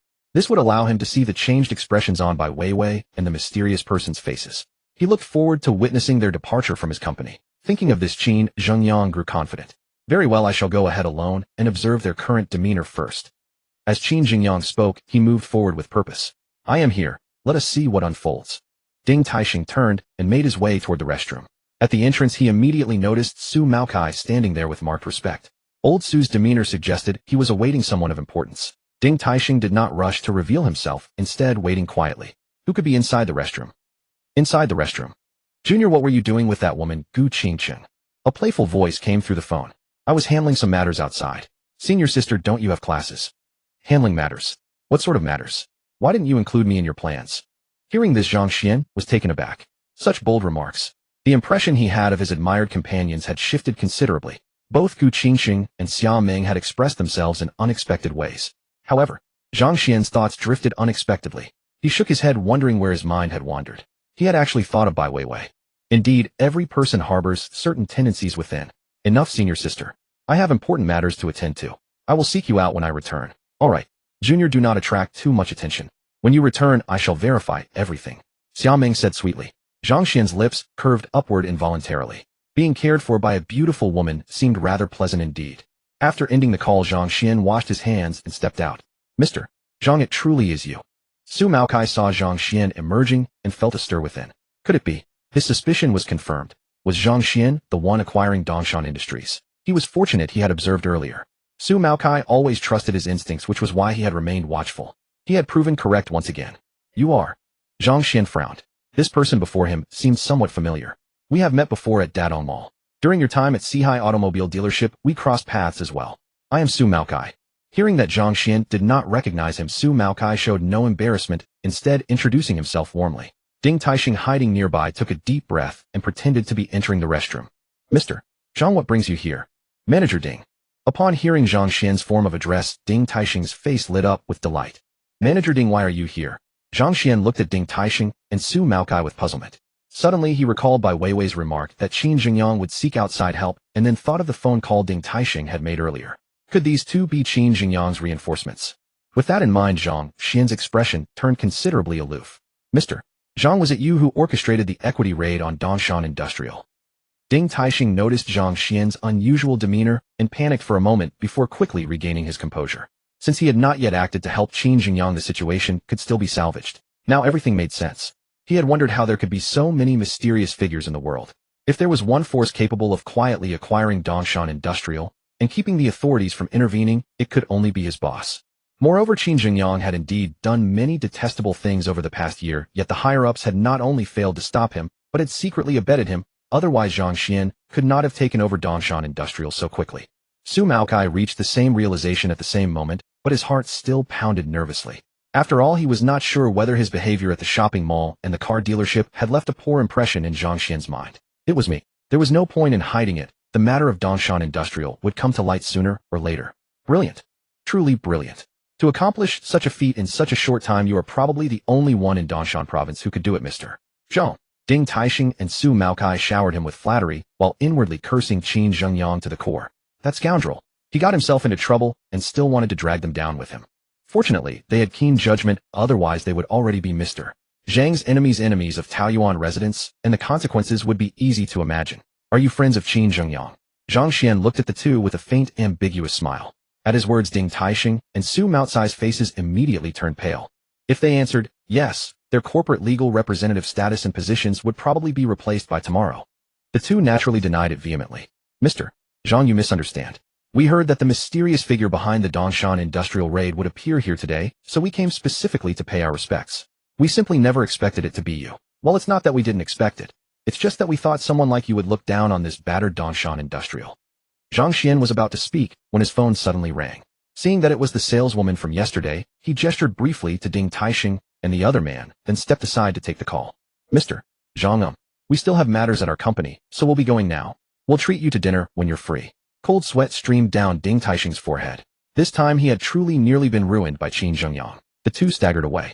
Zhang Xuan did not pay it much mind. The saleswoman told him the procedures were complete, and all that remained was for him to go over and pay the final installment and sign. Inside the meeting room, Qin Zhengyang was being denounced by everyone present. His face was dark with suppressed fury, but inwardly, he sneered repeatedly. He silently noted down all their names, waiting for the moment of reversal, when he would overwhelm them with the demeanor of a victor. Go ahead and be smug for a little while longer. In a moment I'll make you all cry. Half an hour later. Are those two so weak? Why is a trip to the restroom taking them so long? Qin Zhengyang frowned, but he was not overly worried because he had promised far too much, more than anyone could refuse. Facing the accusations, Qin Zhengyang remained silent. Keep talking. Let you be smug a little longer. Soon I'll make you all weep bitterly. At that moment the meeting room door creaked open. Qin Zhengyang's heart surged with excitement. Those two old rascals Ding Taixing and Su Maocai had finally deigned to come out of the restroom. He abruptly stood up, ready to make a sweeping declaration and overwhelm everyone, only to see a young man about the same age as his own son walk in. Qin Zhengyang stood there awkwardly cursing Ding Taixing and Su Maocai in his heart. Just as he was wondering whose child this young man might be, a scene that left him dumbfounded unfolded. Bai Weiwei and several others stood up and respectfully addressed Zhang Xuan. Chairman. Qin Zhengyang was stunned. Chairman. Dongshan Industrial had been acquired by this young man before his eyes. How is that possible? This time not only he but every senior executive in the company was dumbfounded, staring at Zhang Xuan in disbelief. The mysterious figure who had executed that brilliant raid was this college student before them. They looked at one another, unable to believe their eyes. Zhang Xuan gave everyone a slight smile, then looked at Qin Zhengyang standing there. There were photos of Qin Zhengyang online, so he recognized him at a glance. Everyone please sit down. I now announce a personnel decision. I believe Mr. Qin Zhengyang is no longer suitable to hold any position in the company, so all his positions here are hereby revoked. Absolutely not. Hearing Zhang Xuan's words, Qin Zhengyang's eyes bulged with rage. Not only had Zhang Xuan acquired his company, but he was also kicking him out of it. How could this be? Now face to face with his nemesis, it was hard to maintain his earlier composure, and he shouted at Zhang Xuan in fury. You want to remove me? Do you even have the ability? Don't think that with a few underhanded tricks you can gain a temporary advantage and truly dominate everything. You didn't expect this, did you? I can buy back the retail shareholders' shares at any time. Moreover, I have already invited the 4th and 5th shareholders here. By Weiwei, I must thank you. If you hadn't diluted the shares, I really wouldn't have had any way. Qin Zhengyang's hawk-like gaze swept over everyone in the meeting room, as if trying to commit every face to memory. Under the watchful eyes of all present, he dialed Su Maocai's number. Sensing that everyone was looking at him, the smile on his face grew increasingly cold and sinister, sending chills down one's spine. The phone rang. Qin Zhengyang clenched his fists, roaring inwardly. Su Maocai, pick up the phone quickly. The moment for the counterattack has arrived. Seeing this, Bai Weiwei's heart skipped a beat. There had been some turbulence in the stock market over the past 2 days, but it had only involved retail buyers. Although she had sensed something unusual, she had not paid much attention. But seeing Qin Zhengyang's expression, her heart sank. Qin Zhengyang, though a scoundrel, did have real ability. She looked at Zhang Xuan. Sensing Bai Weiwei's gaze, Zhang Xuan gave her a slight smile, signaling her to stay calm. If he guessed correctly, the so-called powerful reinforcements Qin Zhengyang mentioned could only be Ding Taixing and Su Maocai. If Qin Zhengyang knew that the two had fled in fear at the sight of him, would he still be putting on such hysterical arrogance? Seeing Zhang Xuan's expression, Bai Weiwei's mind settled, and she looked at Qin Zhengyang with great interest. No one answered. Had Su Maocai fallen into the pit latrine? Qin Zhengyang then called Ding Taixing. This time, even more extreme, Ding Taixing's phone was directly powered off. He was dumbfounded. Something is wrong. The two couldn't have fallen into the toilet at the same time. The other executives who had rebuked Qin Zhengyang were startled by his words. Yet seeing Zhang Xuan and Bai Weiwei so composed, they gradually relaxed. If the sky fell, the tallest would bear it. Since the chairman and the general manager were unafraid, what did they have to fear? When Qin Zhengyang's call went unanswered, they laughed. When they heard that the phone Qin Zhengyang had dialed was powered off, they nearly burst out laughing. Old Qin, are you suffering from delusions? Old Qin, we do not deny your contributions. Under your leadership, Dongshan Industrial has indeed achieved certain successes. However, your past achievements do not grant you the right to recklessly use everyone's money to fill your own bottomless pit. For the sake of a female celebrity, you plunged recklessly into the entertainment industry without restraint, leaving the company riddled with problems. Now the company does not belong to you alone. If you wish to lose your mind, we cannot all lose ours with you. The directors taunted him one after another. Zhang Xuan glanced at Bai Weiwei, and she immediately understood his intention. Those directors were of questionable character and would have to be removed later. She nodded. This was something she had long wished to do, but Qin Jingyang had always held her back. Now if Zhang Xuan truly entrusted her with full authority, she could carry out sweeping reforms without hesitation. At that thought, a sweet smile bloomed at the corners of Bai Weiwei's lips. It was truly a blessing to have someone who trusted her completely. In a burst of anger, Qin Jingyang exclaimed, "All of you, enough. If it weren't for me, would you be sitting here comfortably today? If it weren't for me, you'd still be selling vegetables in the market." Qin Jingyang pointed at one person and yelled. Then he turned to a woman. "Back then you begged me repeatedly for a little share of the company, and now you dare to point at me and call me useless." The woman director's face darkened instantly. "Nonsense. Qin Jingyang, don't go biting people indiscriminately. Nonsense. I still have the evidence. What do you want me to post it online? Do you want me to post it online?" Qin Jingyang was furious. Since the gloves were off, he stopped caring about their feelings and pointed at another person. "And you? Do you need me to show everyone the evidence of the unscrupulous dealings you carried out for the sake of shares? You even tried to involve your own family members, but I refused. That was beyond the pale." Zhang Xuan was stunned. He never imagined he would hear so many astonishing revelations here.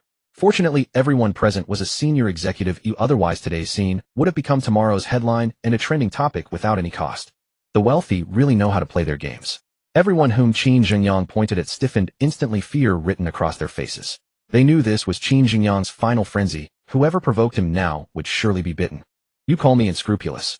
Are you even qualified to say that?" Qin Jingyang then turned to Bai Weiwei and Zhang Xuan. "Don't think you've already won, you two." He then dialed Su Moutsai's number. This time the call connected. A smile spread across Qin Jingyang's face, for someone was finally willing to help him. He threw an arrogant glance at Zhang Xuan. This battle was far from over. Before the smile could fully bloom, Su Moutsai's angry voice burst from the phone. "Qin Jingyang, you dare to drag me into opposing Mr. Zhang. Do you have any idea who he is? Are you trying to ruin me? Don't ever call me again." The line went dead. Qin Jingyang stood dumbfounded, staring blankly at his phone. Gu Qingqing and Bai Weiwei looked at Zhang Xuan with great surprise. They did not know whom Qin Jingyang had called, but anyone he clung to as a lifeline must be a person of considerable influence. Few such people existed in Dongshan City. And to think this person was so afraid. Who exactly was this Mr. Zhang? Could it be Zhang Xuan himself? Or perhaps one of Zhang Xuan's elders? Gu Qingqing's beautiful eyes narrowed into thin slits. This student of hers seemed quite mysterious. While she would take time to explore further, that made sense. Who was Xiao Ming? She would not even spare a glance for movie stars, yet she had a special fondness for Zhang Xuan, a nobody. If he had no hidden substance, why would Xiao Ming fancy him? Her eyes curved into crescent moons as if she had discovered a new continent. Perhaps by staying close to Zhang Xuan and tracing his network of connections, she would find the mastermind behind that ambush. Suddenly her eyes lit up. Was Xiao Ming truly in love with Zhang Xuan? Could she be harboring the same motive as herself? If that were the case, Xiao Ming was truly formidable. Gu Qingqing glanced at Zhang Xuan.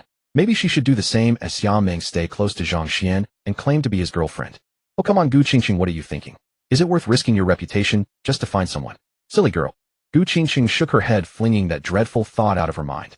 Bai Weiwei's feelings toward Zhang Xuan were far simpler. No wonder he dared to entrust Dongshan Industrial to her. The entire company meant nothing to him after all. She felt a little relieved. The stronger Zhang Xuan was, the more solid her foundation.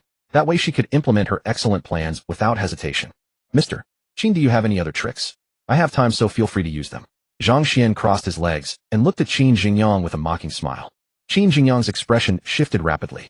He did not want to be driven out like this, yet facing Zhang Xuan filled him with a deep sense of powerlessness. Suddenly his eyes glinted with a wild gleam. He dialed a number. If he could not keep the company, he would never let the two people before him have it either. If it came to a desperate struggle, so be it. Qin Jingyang's gaze grew more and more frantic. "Mr. Wang, this is Qin Jingyang. I'd like to give you a company. Are you interested?" Qin Jingyang put the call on speakerphone, glaring venomously at everyone in the room. "Oh, don't tell me you want to hand over Dongshan Industrial to me." A dignified voice came from the other end. "What? Is Mr. Wang afraid he can't swallow it?" Qin Jingyang had become a desperado at the end of his rope, unafraid of anything. "What are your terms?" "Guarantee my safety and keep me alive. Is that all? And give me enough money to live comfortably for the rest of my life." "Agreed. When Qin Jingyang heard the acceptance, he burst into laughter. He looked at Zhang Xuan and Bai Weiwei with a mocking glare. Mr. Long before that, you'd better discuss it with this gentleman here. He is just about to expel me from the company. With that, he tossed his phone onto the table. A voice came through the speaker. I am Wang Chuan of Taoyuan residence. A voice erupted from the speaker, leaving everyone in the conference room stunned. Wang Chuan, the general manager of Taoyuan Ju. Gu Qingsheng furrowed her brows. If Taoyuan Ju were to intervene, today's matter would become far more complicated. Her brows grew tighter and tighter, and she despondently realized this situation had no solution. She could only meekly yield the benefits in her possession. If she were to become an adversary of Taoyuan Ju, even 10 Dongshan Industries combined would not be their match. The two sides were not contenders on the same level. Zhang Xuan simply had no qualification to measure himself against them. Upon hearing that name, Bai Weiwei's beautiful eyes turned red with emotion. She had planned for so many years, and just as success was within reach, the mysterious Taoyuan Ju intervened. She was unwilling to accept it. Was she meant to simply watch helplessly as the culprit who destroyed her family lived freely? She hated him, yet she had no means to act. When it came to Taoyuan Ju, who dared to ignore them? She had considered every possibility, never once imagining that Qin Jingyang would make such a decisive move. Ha ha ha. Qin Jingyang's laughter grew ever more unhinged. The other directors were largely indifferent. Regardless of the outcome, Qin Jingyang was already finished. And if Dongshan Industries aligned itself with Taoyuan Ju, even if they were ultimately set aside, Wang Chuan would surely compensate them sufficiently. This was precisely why Taoyuan Ju had been so domineering over the years, yet always allowed to exist. Taoyuan Ju would never commit illegal acts. It would consume its targets entirely within the bounds of the law and compliance. Hearing Wang Chuan's voice, Zhang Xuan was also slightly taken aback. He had not expected Qin Jingyang to seek out Taoyuan Ju in the end. Should he laugh out loud at this moment? Would it make him seem cold? But if he did not laugh, the suppressed amusement was unbearable. Boy, you realize fear now. Seeing Zhang Xuan's hesitation, Qin Jingyang assumed he was frightened and grew even more arrogant. Pick up the phone. Dare you disregard Mr. Wang? Zhang Xuan pinched his thigh, firmly forcing himself to hold back his laughter, and answered the call before everyone's gaze. This is Zhang Xuan. On the other end, Wang Chuan heard Zhang Xuan's voice and was genuinely stunned for a long moment. Mr. Zhang, how did this come to be? His tone was filled with confusion. A moment later, he immediately understood what was happening. Dongshan Industrial. Did you acquire it? Yes, you need not concern yourself with this matter. I will explain when I return. Understood. Zhang Xuan ended the call and tossed the phone toward Qin Jingyang. Time seemed to pause as if God himself had pressed the stop button. The air suddenly grew utterly quiet. Everyone stared at Zhang Xuan in a daze. Bai Weiwei's lingering expression of reluctance was replaced entirely by astonishment. The other directors trembled with excitement. Their new chairman's strength was truly formidable. He showed no fear even of Taoyuan Ju. Mr. Wang, a renowned figure in Dongshan, appeared to hold great respect for Zhang Xuan. This was the first time they had ever heard Wang Chuan address anyone with the honorific you. Any more? Continue. I'm waiting. Zhang Xuan looked at Qin Jingyang calmly. Qin Jingyang's eyes were filled with despair. He slumped into his chair dejected. He had not understood why Su Maokai had spoken as he did, but now he comprehended everything. Someone whom even Wang Chuan respected. How would Su Maokai and Ding Taixing dare to oppose him? He gazed steadily at Zhang Xuan, his eyes filled with longing, speaking and stopping repeatedly. I have an announcement. From today onward, Miss Bai Weiwei will serve as president of the new company. As for its name, we can discuss it together, collective wisdom. I will not intervene in any daily decisions. Should you have any questions, please approach Miss Bai Weiwei. Now President Bai, please continue. I have other matters to attend to. After finishing his words, Zhang Xuan signaled Gu Qingxing to follow him outside and walked away. Bai Weiwei paused, then bowed deeply toward Zhang Xuan's departing figure. The other directors were momentarily stunned by Zhang Xuan's words, then looked at Bai Weiwei with envy. They understood Mr. Zhang had placed complete trust in Bai Weiwei, handing Dongshan Industrial entirely into her hands. Doubts swirled in everyone's minds. What exactly was the relationship between Bai Weiwei and Mr. Zhang? They cast suspicious glances at her. Could it be that kind of relationship? From the outside, this all appeared as though Zhang Xuan had acquired Dongshan Industrial solely as a gift for Bai Weiwei. Had he spent a fortune merely to win a beauty's smile? Noticing everyone's gaze converge upon her, Bai Weiwei hesitated for a moment, then deduced what they were thinking. Instead of clarifying, she turned toward Zhang Xuan's retreating figure and revealed a gentle, admiring expression. Although Qin Jingyang was finished, these directors were hardly naive. If they deliberately made things difficult for her, her plans would be hard to execute. It would be wiser to leverage their reverence for Zhang Xuan to facilitate her own agenda.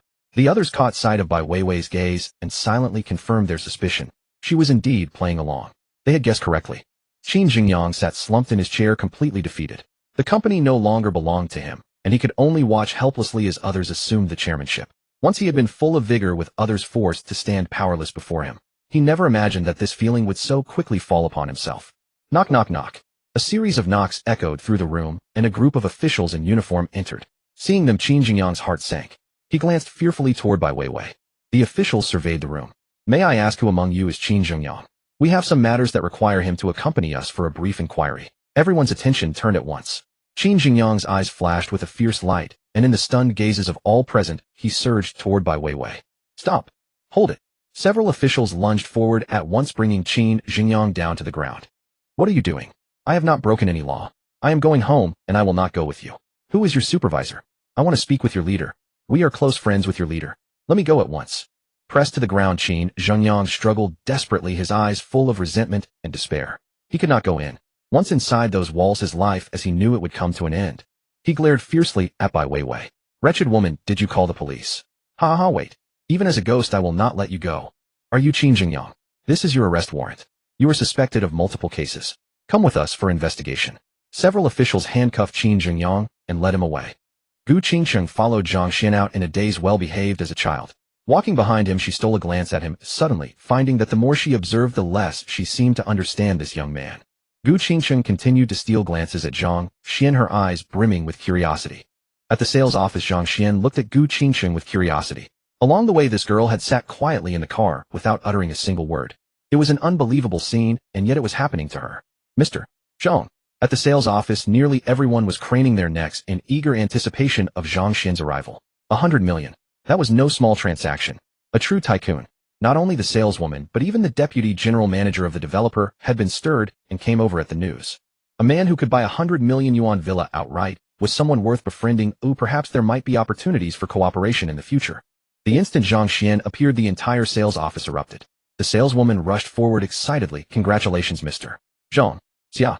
And this young lady, you have purchased a new home.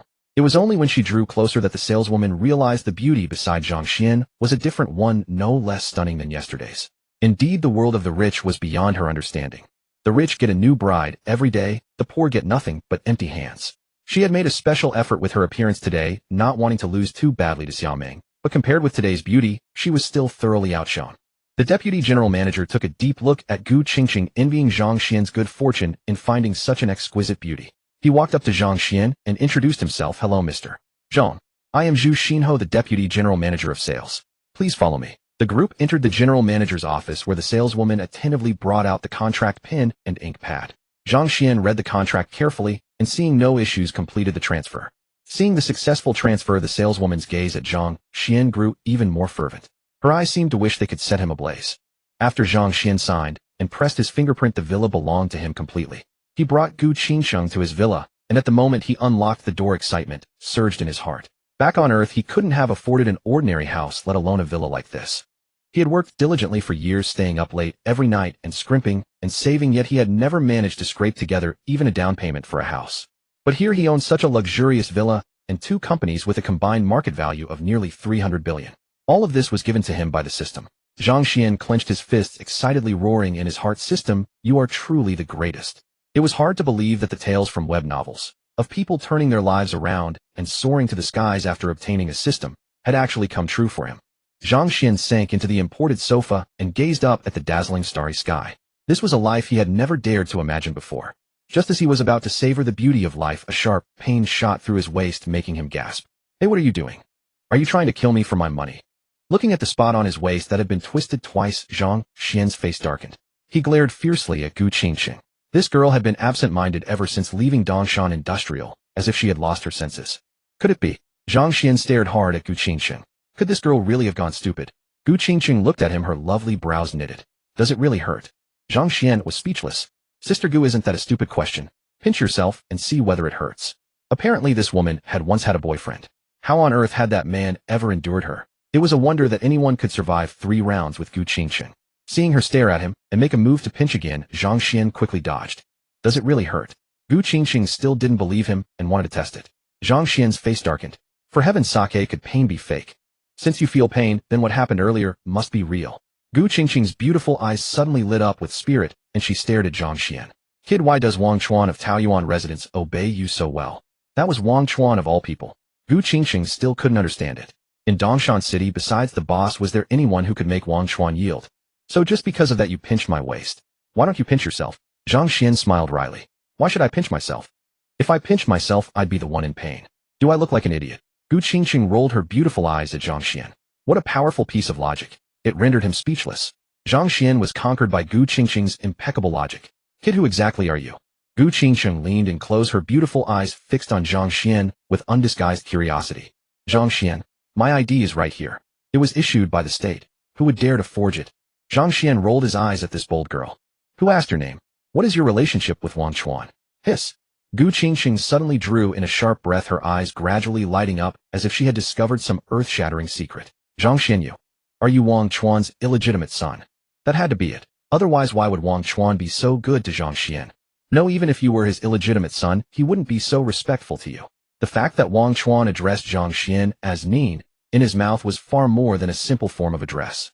For Zhang Xuan to be so deferential meant Zhang Xuan's status was quite extraordinary. The dark lines on Zhang Xuan's face were enough to knit a sweater. What on earth was all this about? He, the illegitimate son of Zhang Xuan. How could old Gu have come up with such an outrageous idea? Zhang Xuan really wanted to look into Gu Qingqing's head to see if something was wrong with her brain. Terminal stage disease, in fact. Gu Qingqing's big, sparkling eyes fixed tightly on Zhang Xuan, as if she could discern some secret from his face. Sister, Gu, don't let your imagination run wild. I'll admit it to you. I'll come clean. I am the hidden boss behind Taoyuan residence. Zhang Xuan had nearly blurted out old Gu's nickname, but he managed to switch in time. This matter old Gu would learn eventually, so he might as well tell her outright. It would also make asking for leave from old Gu more convenient in the future. Zhang Xuan stretched out his arms and lounged back on the sofa. This sofa was really comfortable. When the family returned home for the National Day holiday, Zhang Xuan planned to talk openly with his parents and see whether they were willing to move here. If not, he would renovate their old house and replace the furniture. Now that he was wealthy, he couldn't let his parents continue to endure hardship. Zhang Xuan looked at Gu Qingqing with a knowing smile, quietly waiting for her to take in the news. Sure enough, upon hearing his words, Gu Qingqing was dumbfounded, her beautiful eyes staring straight at him. Zhang Xuan smiled slightly. This answer was indeed hard to accept, but there was no helping it. With the system, he was just that remarkable. The next moment, Zhang Xuan was dumbfounded. Heck, if you don't want to say it, fine. You the boss. I'll give you a piece of my mind. If you really are the boss, I'll change my surname to yours. Gu Qingqing, irritated, raised her fist and swung it at Zhang Xuan. Fine, don't believe me then. Zhang Xuan was speechless. Why would no one believe him when he told the truth? Yang Ming and that ridiculous bunch were one thing, but he hadn't expected Gu Qingqing, a woman of such brilliance, to be just as dismissive. How embarrassing. Since they wouldn't believe him, so be it. He would say no more, but eventually they would discover the answer on their own. Just then Xiao Ming called again. Hello, Junior, haven't you finished your business yet?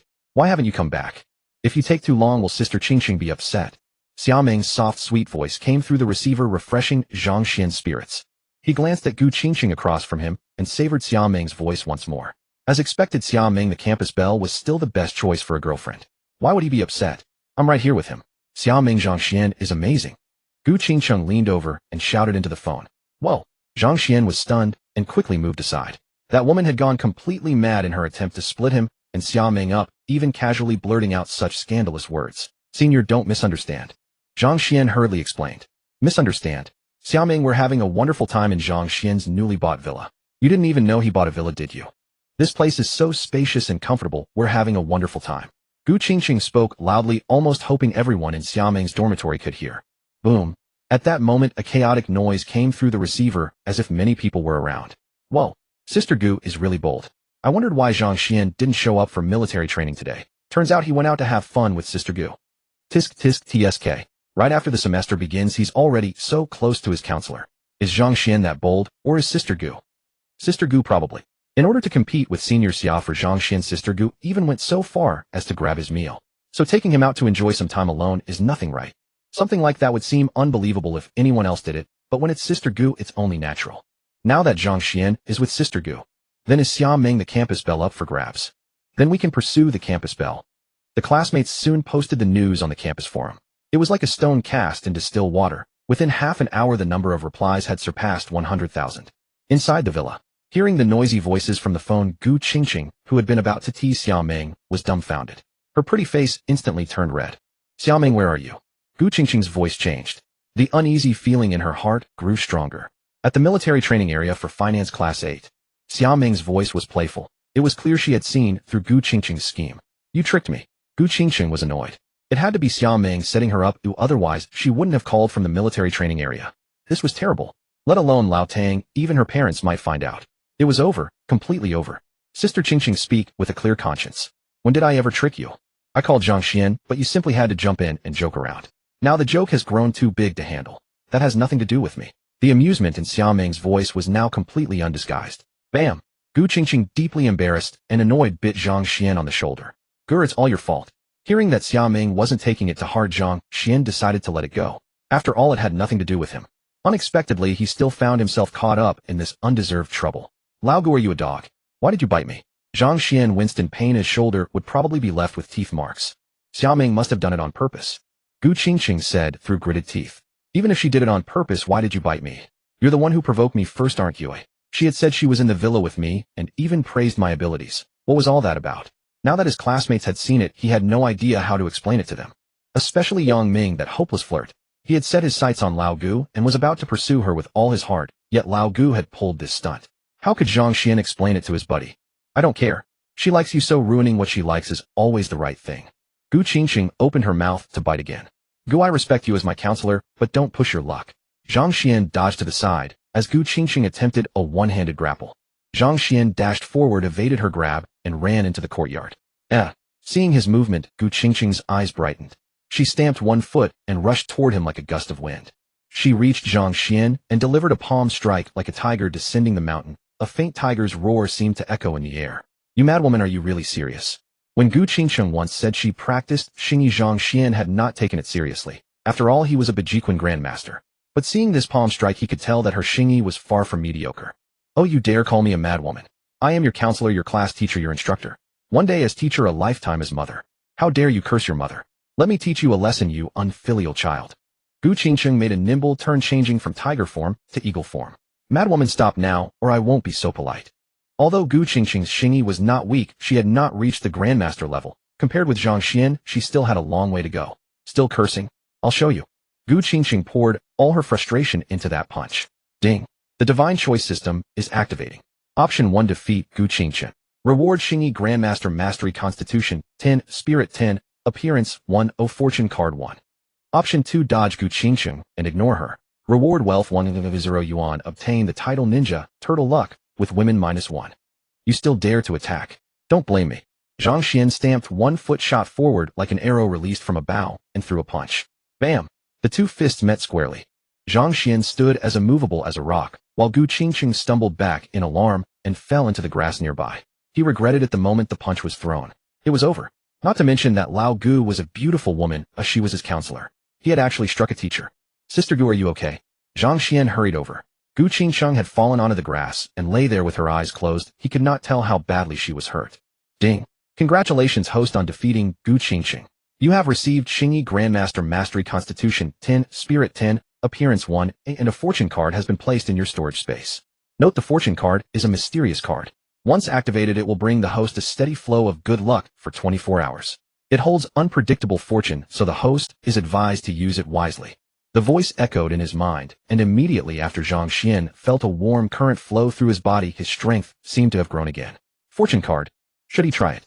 At that moment, Gu Qingqing, who had been lying on the ground, suddenly turned over with a nimble move and grabbed hold of Zhang Xuan. As a Xingyi Grandmaster now, Zhang Xuan's understanding of Xingyi was far beyond Gu Qingqing's, so he quickly took hold of her. Let me go. Gu Qingqing's head jolted toward Zhang Xuan. He turned aside, but she was too fast, and their heads bumped against each other with a dull thud. Ouch! Zhang Xuan saw stars. Ignoring the soreness, he turned in annoyance to see who had collided with him. But when he saw it was the formidable Gu Qingqing, he was taken aback. Rubbing her forehead, she too looked incredulous. Upon recognizing him, her irritation flared. Why don't you watch where you're going? In such a hurry to be reborn. With that, she raised a hand ready to strike. Are you two fighting? Just then a pleasing voice came from the next room. The voice was ethereal like a nightingale in a secluded valley. Zhang Xuan and Gu Qingqing turned toward the source and saw a slender woman standing there wearing large sunglasses that hid most of her face. Who's fighting him? If I really went at him, would he stand a chance? Gu Qingqing sniffed, chin raised with a look of utter disdain. Zhang Xuan was speechless. Anyway, it was futile to argue with a woman. This was probably the movie star the saleswoman had mentioned, but he didn't know anything about the celebrities in this world. Hello, do you live next door? We're neighbors now. If you ever need any help, just let us know. Zhang Xuan said with a smile. You really weren't fighting? The woman sounded disappointed, and without acknowledging his words she turned and went back into her room. Zhang Xuan was speechless. A movie star? Really? Was she out of her mind? Why would she hope they were fighting? Hello, sorry she. A pretty girl walked over pointing at her own head and said apologetically to Zhang Xuan and Gu Qingqing, she has a little issue here. My name is Zhang Xuan. We'll be your neighbors, but we don't stay here often. Let's stay in touch. She gave them both an apologetic smile and followed the other woman into the room. Zhang Xuan was speechless. She hadn't even left a phone number, so how could they stay in touch? The words sounded hollow. Just then Gu Qingqing's phone rang. She glanced at the screen and answered. Old Tang. What? It's on the campus forum. Who could be so meddlesome? If I ever find out, they'll regret it. It's all fake, all of it. Fine, you're really long-winded. When I get back, I'll write you a detailed report. Will that do? You're a grown man, yet you're even more talkative than a woman. Gu Qingqing glared at Zhang Xuan, but the moment she hung up, the phone rang once more. A glance at the caller ID made Gu Qingqing's pretty face fill with resignation. This time she remained cautious. She picked up and spoke in a soft, tender voice. Grandma, why are you calling me? Did you miss me? Zhang Xuan's jaw almost dropped. He stared in disbelief. Was this gentle, soft-spoken woman the same fierce Gu Qingqing from a moment ago? Noticing Zhang Xuan's gaze, Gu Qingqing kept speaking sweetly on the phone while shooting him a fierce look, silently warning him to stay quiet. Seeing her like this, Zhang Xuan relaxed. Yes, this was the familiar Gu Qingqing. Dear, what's this about you and that student? Are you seeing someone? No, how could that be? Grandma, don't worry. If I ever find a boyfriend, I'll bring him straight to you. If you don't approve, I won't keep him. Gu Qingqing said in a sweet, coquettish voice. Hearing that, Zhang Xuan's goosebumps almost fell off. Old Gu really was a good actress. Sweetie, don't lie to Grandma. Your happiness comes first. As long as you like him, that's enough. Grandma can't be with you forever. The one who stays with you for life is that young man. Your mother showed me the post. Won't you bring him home for Grandma to see? If you can just go ahead and marry him.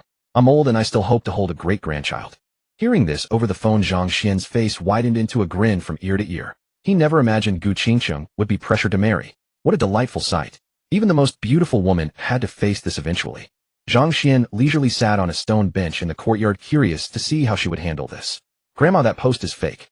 Those people were making things up. I'm really not dating anyone. Really, I got my hopes up for nothing. I thought I might hold a great-grandchild before I die, but it seems there's no hope. The old woman hung up her voice, carrying an indescribable loneliness. Gu Qingqing's mood darkened her face, clearly spelling out 3 words, not happy. Catching the amusement in Zhang Xuan's eyes, Gu Qingqing became even more upset. What are you laughing at? If it weren't for you, how would things have come to this? Grandma isn't easy to fool. Even though she hung up now, once she gets home, she'll bombard me with endless words. What does this have to do with me? This was truly an unprovoked misfortune. It had nothing to do with him at all. He hadn't been involved from start to finish. It was Gu Qingqing who had insisted on teasing that senior girl, only to be outwitted by her own cleverness. If anything, he was the victim. You? Gu Qingqing was so frustrated that she almost lunged at him, but knowing he was far stronger, she thought better of it. She wished she could vent her anger on him, but since she was no match for him, it was simply irritating. Just then a text message notification chimed. Zhang Xuan glanced at it and smiled. It was a bank alert. The money had arrived. Over 100 billion yuan. The feeling of making money was truly delightful. Such a bright smile. Surely nothing good comes of it. Gu Qingqing sneered coldly. Zhang Xuan paused, sensing this woman was determined to cross paths with him. Sister Gu, you're a teacher. How can you be so narrow-minded? Getting angry with a student. Oomph. Gu Qingqing let out a cold laugh. As the chairman of Dongshan Industrial, I hardly deserve such an honor. No man had ever bested her before, but now one had appeared which was rather vexing. Gu Qingqing resolved to return home and train harder in Xingyiquan under her grandmother's guidance, determined to even the odds. Sigh. Sister Gu, would you do me the honor? Consider this my apology. Let me treat you to dinner, how about that? What a headache. Reasoning with her was pointless. Moreover, being stared at by the old lady with such a look made Zhang Xuan uneasy. Then I'll pick the place. Gu Qingqing immediately said. No problem. Zhang Xuan had no objections. He now had ample funds and wouldn't face the awkwardness of being unable to pay again. Let's go, I'll drive you there. Gu Qingqing's eyes shifted as she drove her jeep toward Dongshan University. A glance from Zhang Xuan was enough to understand her intentions. It seemed she wouldn't drop this until she got answers. Sure enough, Zhang Xuan's suspicions proved right as she led him to Taoyuan residence. Mr. Zhang, you've arrived. Zhou Yi on duty today recognized Zhang Xuan immediately and greeted him with enthusiasm. Gu Qingqing's gaze sharpened with suspicion as she observed the scene. If the manager of Taoyuan residence showed such respect to Zhang Xuan, what was his true identity? What's his connection to the owner? Is Miss Xia here? Oh, she's waiting for you, Zhou Yi replied with a smile. Upon hearing Xiao Meng was also coming, Gu Qingqing bristled immediately. Zhang Xuan, didn't you say you were treating me? What's the deal with inviting Xiao Meng? Sister Qingqing, he's treating you. That doesn't seem to conflict with dining with me, does it? Xiao Ming's voice drifted over.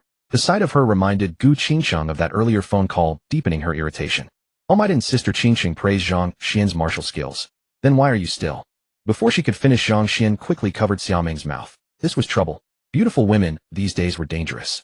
Her sharp words came tumbling out, and it was he the man who couldn't bear the weight of them. Gu Qingsheng's cheeks flushed slightly. She hadn't been wrong. Zhang Xuan's prowess was undeniable, even surpassing her own. Hell, all these mundane people could only think of such matters between men and women. What one sees depends on what one is. Gu Qingsheng's anger suddenly dissolved. She shot Xiao Ming a challenging look, then linked her arm through Zhang Xuan's.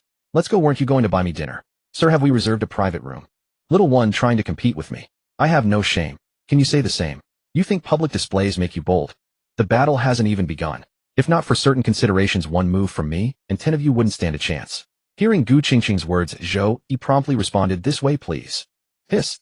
Zhang Xuan shuddered, and seized Gu Qingsheng's hand as it pinched his side. This woman was ruthless. His side would surely bear bruises. This technique seemed universally mastered by women, learned without instruction, yet devastatingly effective. Sister Qingsheng, everyone dining here is from Dongda. Don't you want to add more photos to your trending post? Xiao Ming remarked quietly. Hearing this, Gu Qingsheng immediately released Zhang Xuan's arm. But it was too late. Someone had already recognized the three of them. Xiao Ming stayed gracefully by Zhang Xuan's side, leaning close to his ear to whisper, Junior brother, we haven't seen each other all morning. Have you missed me? The gesture resembled Xiao Ming kissing Zhang Xuan's ear. Isn't that Miss Xia the campus beauty? Kissing in public impressive. Wasn't Xiao Ming known as the aloof campus beauty? How is this any different? Her aloofness is reserved for ordinary people. In the campus beauty's eyes, Zhang Xuan is far from ordinary. Hearing the surrounding whispers and feeling those heated gazes, Zhang Xuan could only smile helplessly. Wherever Xiao Ming appeared, attention-centered. To be with Xiao Ming meant accepting this kind of life. How had this girl become so prominent, like a film star? Xiao Ming chuckled softly. Junior brother, you need to be kinder to me from now on, or you'll be torn apart. Zhang Xuan shivered. The three entered the private room, and Zhang Xuan ordered some dishes. Zhang Xuan and Xiao Ming ate leisurely, while Gu Qingsheng was restless, alternately watching the pair and glancing toward the door. Zhang Xuan smiled wryly. He had already transferred the money to Wang Chuan via bank transfer. Wang Chuan was currently swamped with work, so old Gu wouldn't get her wish. Just as they entered the room, the system had already notified him the task was complete. Sister Gu, we're full. We have military training this afternoon, so. Shoo. Don't ruin my appetite. It seemed Gu Qingsheng wouldn't see Wang Chuan this time. Frustrated, she waved dismissively at Zhang Xuan with a look of distaste. Zhang Xuan felt liberated and quickly departed. Along the way, Xiao Ming suddenly asked, Junior brother, what did you and Sister Qingsheng do this morning? Zhang Xuan smiled faintly. I thought you wouldn't ask. Xiao Ming's face flushed, and she muttered, if you don't want to say, that's fine too. Despite her words, her beautiful eyes were filled with expectation. Zhang Xuan chuckled internally. Even the dullest person would understand what Xiao Ming wanted to know now, so he recounted the morning's events. What? You're the new chairman of Dongshan Industrial. Xiao Ming's eyes widened in disbelief as she stared at Zhang Xuan. Those two detectives lacked professional ethics. Their report stated Zhang Xuan's family was of modest means, barely able to afford his education. That report was from 8 months ago. Wasn't this nonsense? Could someone transform from an ordinary college student into the chairman of Dongshan Industrial in just 8 months? Dongshan Industrial was worth tens of billions. Suddenly a realization struck Xiao Ming, her lips pouting. Tian Yushan, it must be your scheming. No wonder she'd been insisting Xiao Ming return home to meet this person and that. She was trying to drive a wedge between Xiao Ming and Zhang Xuan. How infuriating. Tian Yushan was Xiao Ming's mother. Xiao Ming felt that moving in with Zhang Xuan had become urgent. Only this might completely dispel her mother's schemes. Even then, she wasn't entirely convinced it would work. The safest approach would be to carry Zhang Xuan's child. The National Day holiday was approaching. If she couldn't secure Zhang Xuan, those 7 days would surely drown her in matchmaking sessions. Senior, are you alright? Zhang Xuan looked at Xiao Ming in confusion, wondering why her mind had wandered mid-conversation. Junior, shall we move out together? Suddenly Xiao Ming grasped Zhang Xuan's arm and said it. At that moment, everyone passing by felt their hearts shatter. Hearing Xiao Ming's words, Zhang Xuan fell momentarily still, a quiet blush rising to his cheeks. The senior sister's remark had truly taken him by surprise. The glances directed toward Xiao Ming shifted noticeably. Once regarded as the most unapproachable campus belle, she had always maintained a dignified reserve, offering no special consideration to anyone. Even renowned guests had been met with quiet refusal. In those days, she had seemed entirely beyond reach. They dared not draw too close, as though their mere presence might dim her pristine radiance. Yet all of that shifted gently with Zhang Xuan's arrival. It was as if a graceful spirit had stepped down to the mortal world. Though she had grown more approachable, the one she now turned toward was not them. Meanwhile, Gu Qingsheng had barely crossed the threshold of the faculty office when she felt the quiet weight of several watchful glances. Tang Xiaosheng happened to step in from the corridor and said evenly, "Xiao Gu, please come in." Gu Qingsheng stepped inside after him. "As I've often remarked," the voice continued, "a young woman of such grace will never lack admirers. The matter lies simply in whether Xiao Gu is willing to open her heart." "Indeed," came the reply. "She ought to find a worthy companion. Since that lingering sorrow, Xiao Gu has kept her heart closed to others, which is neither natural nor desirable. It is heartening then to see her thoughts turn toward a young man, though he is rather young, and as it happens, her student." "You're holding to rather antiquated views," a colleague chuckled. "What age do you think we live in now? Do you still cling to the manners of our youth? If you and Professor Shang belonged to this era, I dare say you would have been far bolder. My word, must you speak without regard for the occasion? My wife would scold me to no end if she heard such talk." The office shared a warm laugh. "Now tell me, what of the young man Xiao Gu has taken a liking to? Have you had the chance to learn of his circumstances? He is an ordinary freshman. His parents work in industry, and his family records are perfectly clear. He has simply been keeping close company with Xia Meng these past days." Xia Meng. The voice of a certain female professor grew distinctly sharper. No one present found this strange. Xia Meng was her most treasured protege, having represented the university at a prestigious international academic competition during her first year and emerged victorious. Xia Meng had always brought them little worry, given her lofty standards and quiet dignity. Even those of considerable fame and charm had failed to capture her attention. To them, a young woman of such steadfast temperament was rarely easily moved. Yet now, only in her sophomore year, she found herself closely associated with a young man. What of Xia Meng's academic trajectory? Furthermore, the decisive competition awaited them the following day. How might such attachments affect her composure? "I understand Elder Xia has already spoken with the young man. He gave his word most willingly, yet it appears he has since reconsidered." "It is hardly surprising," another colleague mused. "When a young woman of such notable grace takes the first step, a man's natural pride is stirred. Would anyone expect him to yield entirely to Elder Xia? Then the young man had best proceed with care," an elder professor noted with a gentle smile. "Should he falter, Elder Xia will undoubtedly ensure he is reassigned." Having offered his counsel, he had anticipated shared understanding, only to find every colleague quietly returning to their duties. With decades of experience, he well understood the quiet disapproval in the room. "I was merely teasing," he clarified. "Yet should this young man cause trouble for our Xia Meng, I shall arrange a transfer to freshman coursework. There will be a suitable means to escort him elsewhere." "Then it is settled, Elder Zhou. After the holiday, you may assume the freshman finance seminars."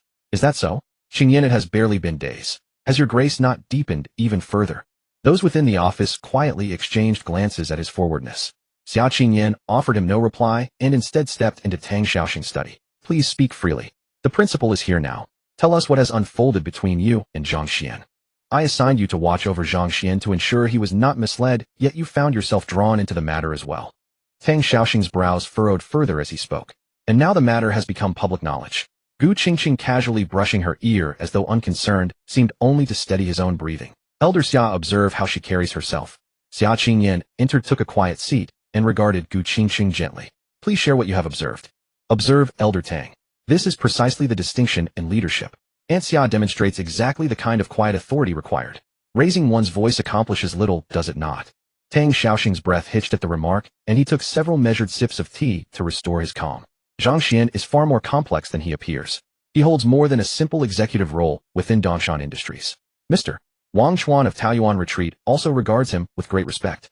I accompanied him to the estate, though I was unable to secure an audience with Mr. Wang." Gu Qingsheng offered this explanation.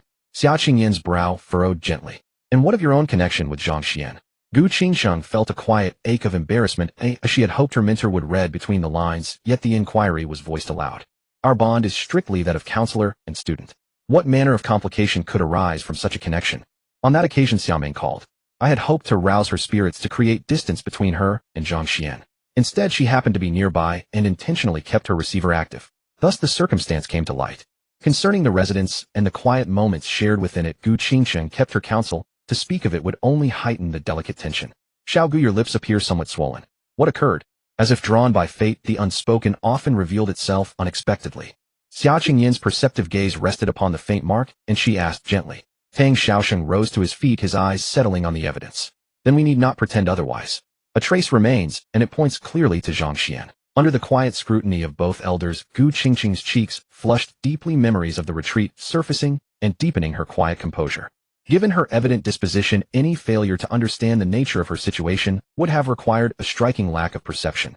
Though Gu Qingqing normally projected quiet strength, matters of the heart were entirely foreign to her. Her current demeanor plainly indicated that a meaningful shift had occurred. Tang Xiaosheng returned to his seat with a measured sigh, while Xia Qingyan remained seated in thoughtful silence. Please send for the young man Zhang Xuan. If he has already caused Xia Meng such distraction, why bring my student into this matter as well? What is his true intention? Could there be connections to another institution? Tang Xiaosheng rose, his tone measured yet firm. Witnessing his agitation, Gu Qingqing spoke with gentle urgency. Elder Tang, please understand. The situation is not as it may seem. While Zhang Xian's presence was involved, it was not born of carelessness, it was a moment between us. Principal, hear her words. She is already so deeply affected that she seeks to protect him. Please return to your rooms for now, and set aside your counselor duties to focus on your studies. I must decline. She still needed to understand the full nature of Zhang Xian's connection with Wang Chuan. Witnessing her quiet determination, Tang Xiaosheng and Xia Qingyan's concern deepened. The ways of the heart are indeed mysterious, they thought in unison. What quiet strength did this young man possess to gently captivate the affections of two such distinguished young women? The afternoon light filtered through the high windows of the faculty building, casting long, tranquil shadows across the polished wooden floors. Outside, the campus remained quiet, unaware of the gentle stirrings taking place within its walls. Gu Qingqing stood by the doorway for a moment longer, her thoughts drifting toward the decisions yet to come. The path ahead was unclear, but she knew she would face it with the same steady grace she had always shown. Tang Xiaosheng and Xia Qingyan exchanged a silent look, their earlier tension gradually giving way to a quiet understanding. Whatever lay ahead, they would navigate it together, guided by care and respect for those they held dear. Zhang Xian remained unaware of what had transpired in the director's office. Had he known, he would have protested his innocence. What was all this about? Such a simple matter. How had it become so twisted in their telling? During the afternoon military training, his classmates began casting knowing glances at Zhang Xian. Xian Gu, impressive. You've even managed to win over old Gu. Respect. After what had happened earlier, Jiang Huntao had become Zhang Xian's devoted admirer. The moment he saw Zhang Xian approach, he immediately offered a thumbs up. Several others who harbored feelings for Xia Meng also nodded approvingly at Zhang Xian, whatever their intentions. Xian Gu, you've earned the title of Dragon Slayer. I hear many students in the school want to get to know you, hoping you can keep old Gu in check. Zhang Xian, go for it. I used to read stories about such things, never imagining it would happen right here among us. Amazing. Faced with these people, Zhang Xian could only respond with a wry smile. Some matters only seem more suspicious the more one explains. The time alone is the best proof. Xian Gu, that wasn't right of you. You should go apologize to Yang Ming, Wang Chong said, approaching him in a low voice. Zhang Xian was bewildered. Apologize? Had he done something wrong? A second later, realization dawned. Yang Ming had aspired to be the Dragon Slayer himself. Now he must be upset, believing Zhang Xian was involved with old Gu. Old Yang. Xian Gu, say no more. I know it's not your fault, but I won't give up so easily. Before Zhang Xian could speak, Yang Ming declared firmly. Old Yang, you've got it wrong. Old Gu said that on purpose to create a misunderstanding between me and the senior schoolmate. Nothing happened between me and old Gu. Besides, I've already decided to be with the senior schoolmate. Do you really think old Gu could be more attractive than her? Really? Yang Ming, who had been wearing a determined expression, immediately lit up with excitement. If I'm lying, may I be struck by lightning. Zhang Xian pledged at once. The moment he finished, a sudden rumble of thunder roared. Lightning flashed and rain poured down without warning. Zhang Xian, Yang Ming, the crowd. Everyone dashed into the teaching building, then stared at Zhang Xian in disbelief. It's just a coincidence. Really, old Yang, if I were lying, let me be struck by lightning and hit by a car when I step outside. Thunder rumbled again. A bolt of lightning struck the protruding glass canopy of the teaching building, shattering it into pieces. Some students who had been watching the rain under the canopy were caught by the falling glass, and a few sustained minor injuries. Call for help immediately. Some students are hurt. Call the emergency medical line. Everyone panicked. A wide empty space formed around Zhang Xian, and the looks directed at him changed. Xian Gu, stop talking. I believe you. Really. Xian Gu, we're all brothers here. We're of the same root. Why fight each other so fiercely? Old Yang absolutely believes you. If he doesn't, we'll never let him hear the end of it. Hearing Zhang Xian's oath, the few people who had doubted him turned pale, their gazes filled with awe and pleading. Zhang Xian, this was really an accident. Those two bolts of lightning were pure coincidence. And if gods truly existed in this world... Gulp. Zhang Xian's expression stiffened. Did gods truly not exist in this world? Then how had he arrived here? And what about the system within his body? If there were gods in this world, then his transmigration and the system he carried could be perfectly explained. The afternoon passed in the blink of an eye. Everyone had expected the beautiful campus belle Xia to appear right at the end of class. Yet they waited for a while, and Xia Meng still did not show up. Not only that, Gu Qingqing had not appeared either. Seeing this, many speculated that Xia Meng was upset about Gu Qingqing and Zhang Xian and had broken up with him. The rumor spread like wildfire on the campus forum, Within just an hour, everyone knew. A post titled, "Campus Belle Breaks Up with Zhang Xuan," shot to the top of the trending list. Even the next day the news kept spreading, and everyone was mocking Zhang Xuan. "What are you all talking nonsense about? The two campus belles and several top students from our school have gone to the Mathematics Olympiad. It's an international competition this time, so they'll be away for a while. We won't be seeing the two beauties for quite some time." Reading this post, everyone suddenly understood. Many smacked their foreheads in realization. The belles hadn't dumped Zhang Xuan, they had simply gone to compete. However, some girls perked up upon hearing the news. They had wanted to pursue Zhang Xuan before, but Xia Ming's presence was so imposing that they dared not even appear before him. Now that Xia Ming was away, they saw their chance. Over the following days, girls kept appearing before Zhang Xuan from time to time. Some shyly handed him love letters, while others confessed their feelings in public. Those too shy to speak face-to-face sent text messages or called. Every day Zhang Xuan received friend requests on WeChat. Yet all of this soon changed because of something. Someone claiming to have attended the same high school as Zhang Xuan revealed his family background. His parents were ordinary workers with modest salaries, and they still lived in an old apartment building. Once this news came out, the girls pursuing Zhang Xuan quickly backed off. Zhang Xuan didn't mind at all. Being chased every day had been wearisome. Now that they no longer appeared, he finally enjoyed some peace and quiet.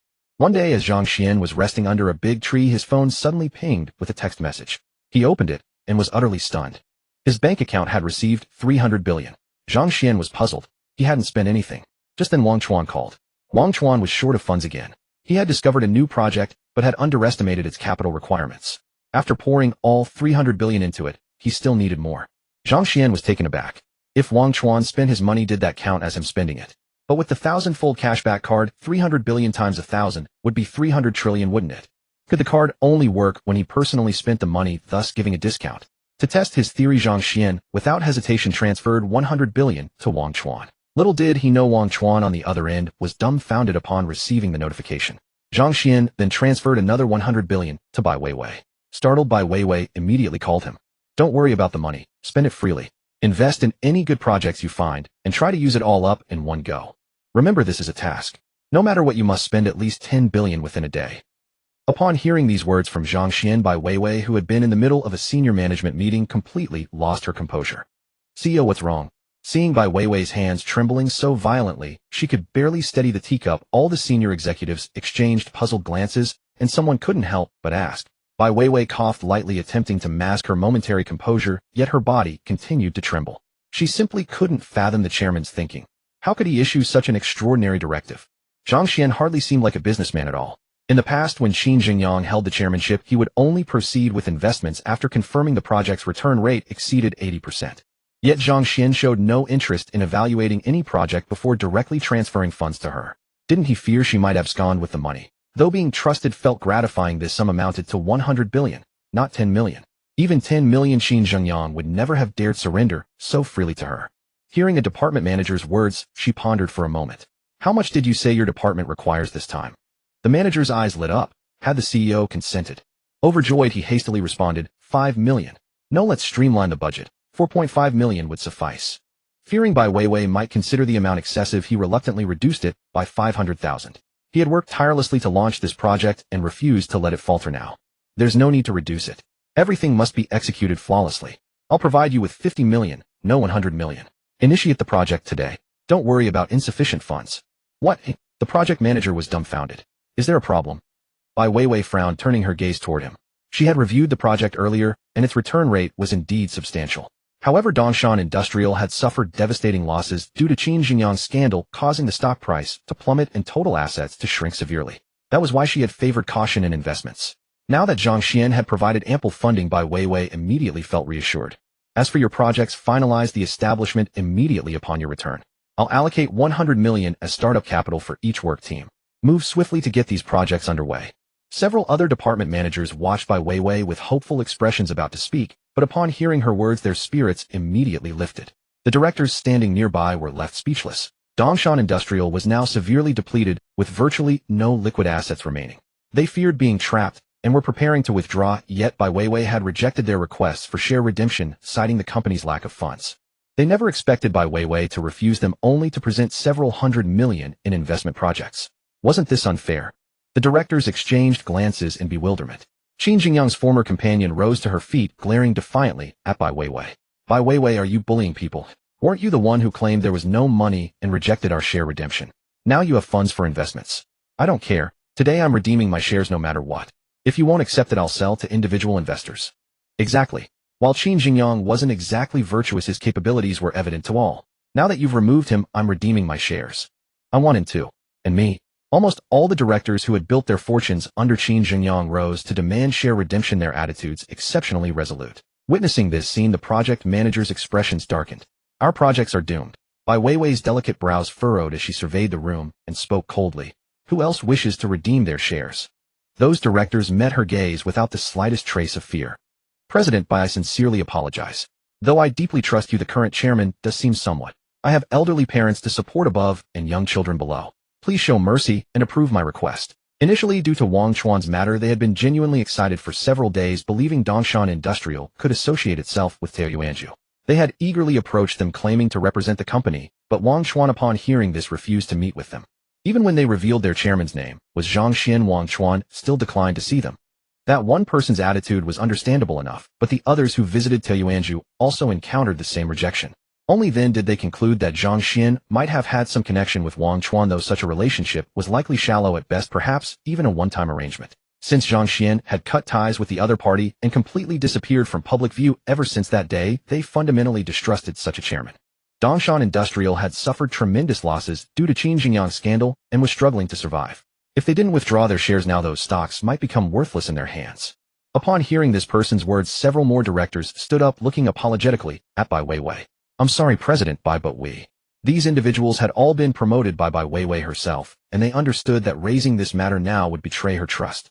Yet they had elderly parents above and young children below to support. They needed to survive as well. Bai Weiwei frowned, taken aback that these people had risen as well. She told them firmly, drop it. I won't permit this. President Bai, I'm sorry. I know you promoted me, but I'm not alone anymore. I have a wife and children. If I were just myself, I'd stay with you even without salary, but I'm sorry, President Bai, I've made my decision. Hearing Bai Weiwei's words, 3 immediately sat back down, but 2 remained exceptionally resolute. Bai Weiwei, don't you see? Your prestige no longer holds power. When it comes down to it, money is what truly matters to everyone. I don't care whether these hundreds of millions were borrowed or obtained through deception. Since there are funds in the company's accounts, I have the right to redeem my shares. Those directors who had been elevated by Qin Jingyang watched Bai Weiwei coldly, their eyes filled with mockery. Have you made your decision? Bai Weiwei felt somewhat exhausted, especially unable to fathom that several people she herself had personally promoted would choose to exit. Still, she could understand. Now the company had more than enough funds. She had intended to retain her inner circle, but the firmness of these individuals' resolve could only mean they were meant to part ways with the company. Bai Weiwei, stop pretending to appeal to our emotions. We're all adults capable of taking responsibility for our actions. Either the company buys back our shares, or we'll dump them all on the market and dismantle Dongshan Industrial entirely. The choice is yours. Do you think I'd hand over money just to watch that kid play around? I have no interest in that. Hurry up. I brought the equity transfer agreement with me. As she spoke, she produced the contract, and the others did the same. Will you truly not reconsider? Bai Weiwei attempted one final appeal. Why waste time? Be quick about it. A director ripped off any pretense of civility, urging haste. Very well, everyone has their own ambitions. I won't detain you any longer. A cold smile played across Bai Weiwei's lips as she took the document and signed her name. Both parties pressed their fingerprints, and those people erupted into loud laughter. We're free. I've got money now. You thought you could swindle me. Make me sit here wasting time with you. Do you take me for a fool? Several directors cheered without restraint. Let's go. There's nothing holding us here anymore. Yes, we were fortunate to exit early. If the stock price hits the limit down tomorrow, we'll lose everything. Hearing their words, Bai Weiwei smiled. Just as several directors were about to leave, the accountant suddenly ran over, breathless disbelief evident in her eyes. President, by why have you transferred 100 billion to the company account? 100 billion. Even during Dongshan Industrial's most prosperous era, such a sum had never existed. The accountant looked at Bai Weiwei as if trying to verify the authenticity of the matter. What? The directors who were about to leave were stunned. In particular, the 2 executives whom Bai Weiwei had personally promoted but insisted on leaving now felt a tremor in their hearts. They recalled how Bai Weiwei had twice urged them to stay. Could it be? They clenched their fists and let out a helpless sigh. They had failed to live up to President Bai's expectations. This was their own doing. They could only blame themselves. Bai Weiwei, what's going on? A female director objected. 100 billion. An additional 100 billion in the company account. That meant her shares were now worth hundreds of millions more. But she had already sold her shares. Tears instantly welled up in the female director's eyes, and her breathing grew rapid. She had personally handed over hundreds of millions for nothing. What's this got to do with you? You're no longer part of this company. Security, show these irrelevant people the door. Bai Weiwei, you've deceived us. There's clearly money in the company. Why did you lie to us? This is malicious fraud. I'm taking you to court. Several directors panted heavily, glaring furiously at Bai Weiwei. In their view, this was all premeditated by her. This is fraud. Fraud. You willingly withdrew your shares with unwavering determination. I didn't force anyone. I asked you repeatedly just now whether you were certain. Your resolve was absolute. Bai Weiwei looked at them coldly. If you wish to sue, go ahead. I'm always ready. Since there's over 1,000 billion in the company account, why give us so little? Bai Weiwei, you're taking advantage of our ignorance of the law. Exactly. It was clearly 800 million, yet you only gave us 10 million. Isn't that fraud? Get lawyers. We must file a lawsuit. I refuse to believe there's no justice. These were hundreds of millions. Between them, the sum reached several billion yuan, a fortune they could never simply abandon. You misunderstand. This money doesn't belong to the company. The company hasn't even 100 million. This sum came directly from the chairman's personal funds as a subsidy. What does it have to do with you? Moreover, even if the money was injected into the company, you've already signed the equity transfer agreement and pressed your fingerprints. I only transferred it from my personal account after you completed the signing. No lawyer you hire can claim any connection to this money. Want to sue? The chairman can produce 100 billion in an instant. Given his connections with Taoyuan Ju, do you think he fears lawsuits from scum like you? Bai Weiwei said with disdain. Suddenly the female director, overcome with rage and despair, coughed up blood and collapsed unconscious. If only she had shown a bit of patience, her wealth would have surged by hundreds of millions. But there were no ifs in this world. Those hundreds of millions no longer belonged to her. The other directors also felt dizzy, cold sweat breaking out on their foreheads, their hair turning white in an instant. Pitiful to behold. Bai Weiwei watched coldly. Suddenly one director dashed toward the equity transfer agreement on the table. If he tore it up, he would become a billionaire. The other directors snapped out of their daze and charged forward as well. When billions were at stake, they would stop at nothing. Throw these people out. Security had already arrived. Seeing the scene, they grabbed the directors and began dragging them away. President, have mercy on me. I'm not asking for much. 100 million would suffice. With so much money in the company, surely you wouldn't mind. I beg you, please give it to me. One director looked at Bai Weiwei pitifully, his eyes full of hope. Weiwei, please have pity on us. We're not asking for much. 10 million simply isn't enough for us to survive.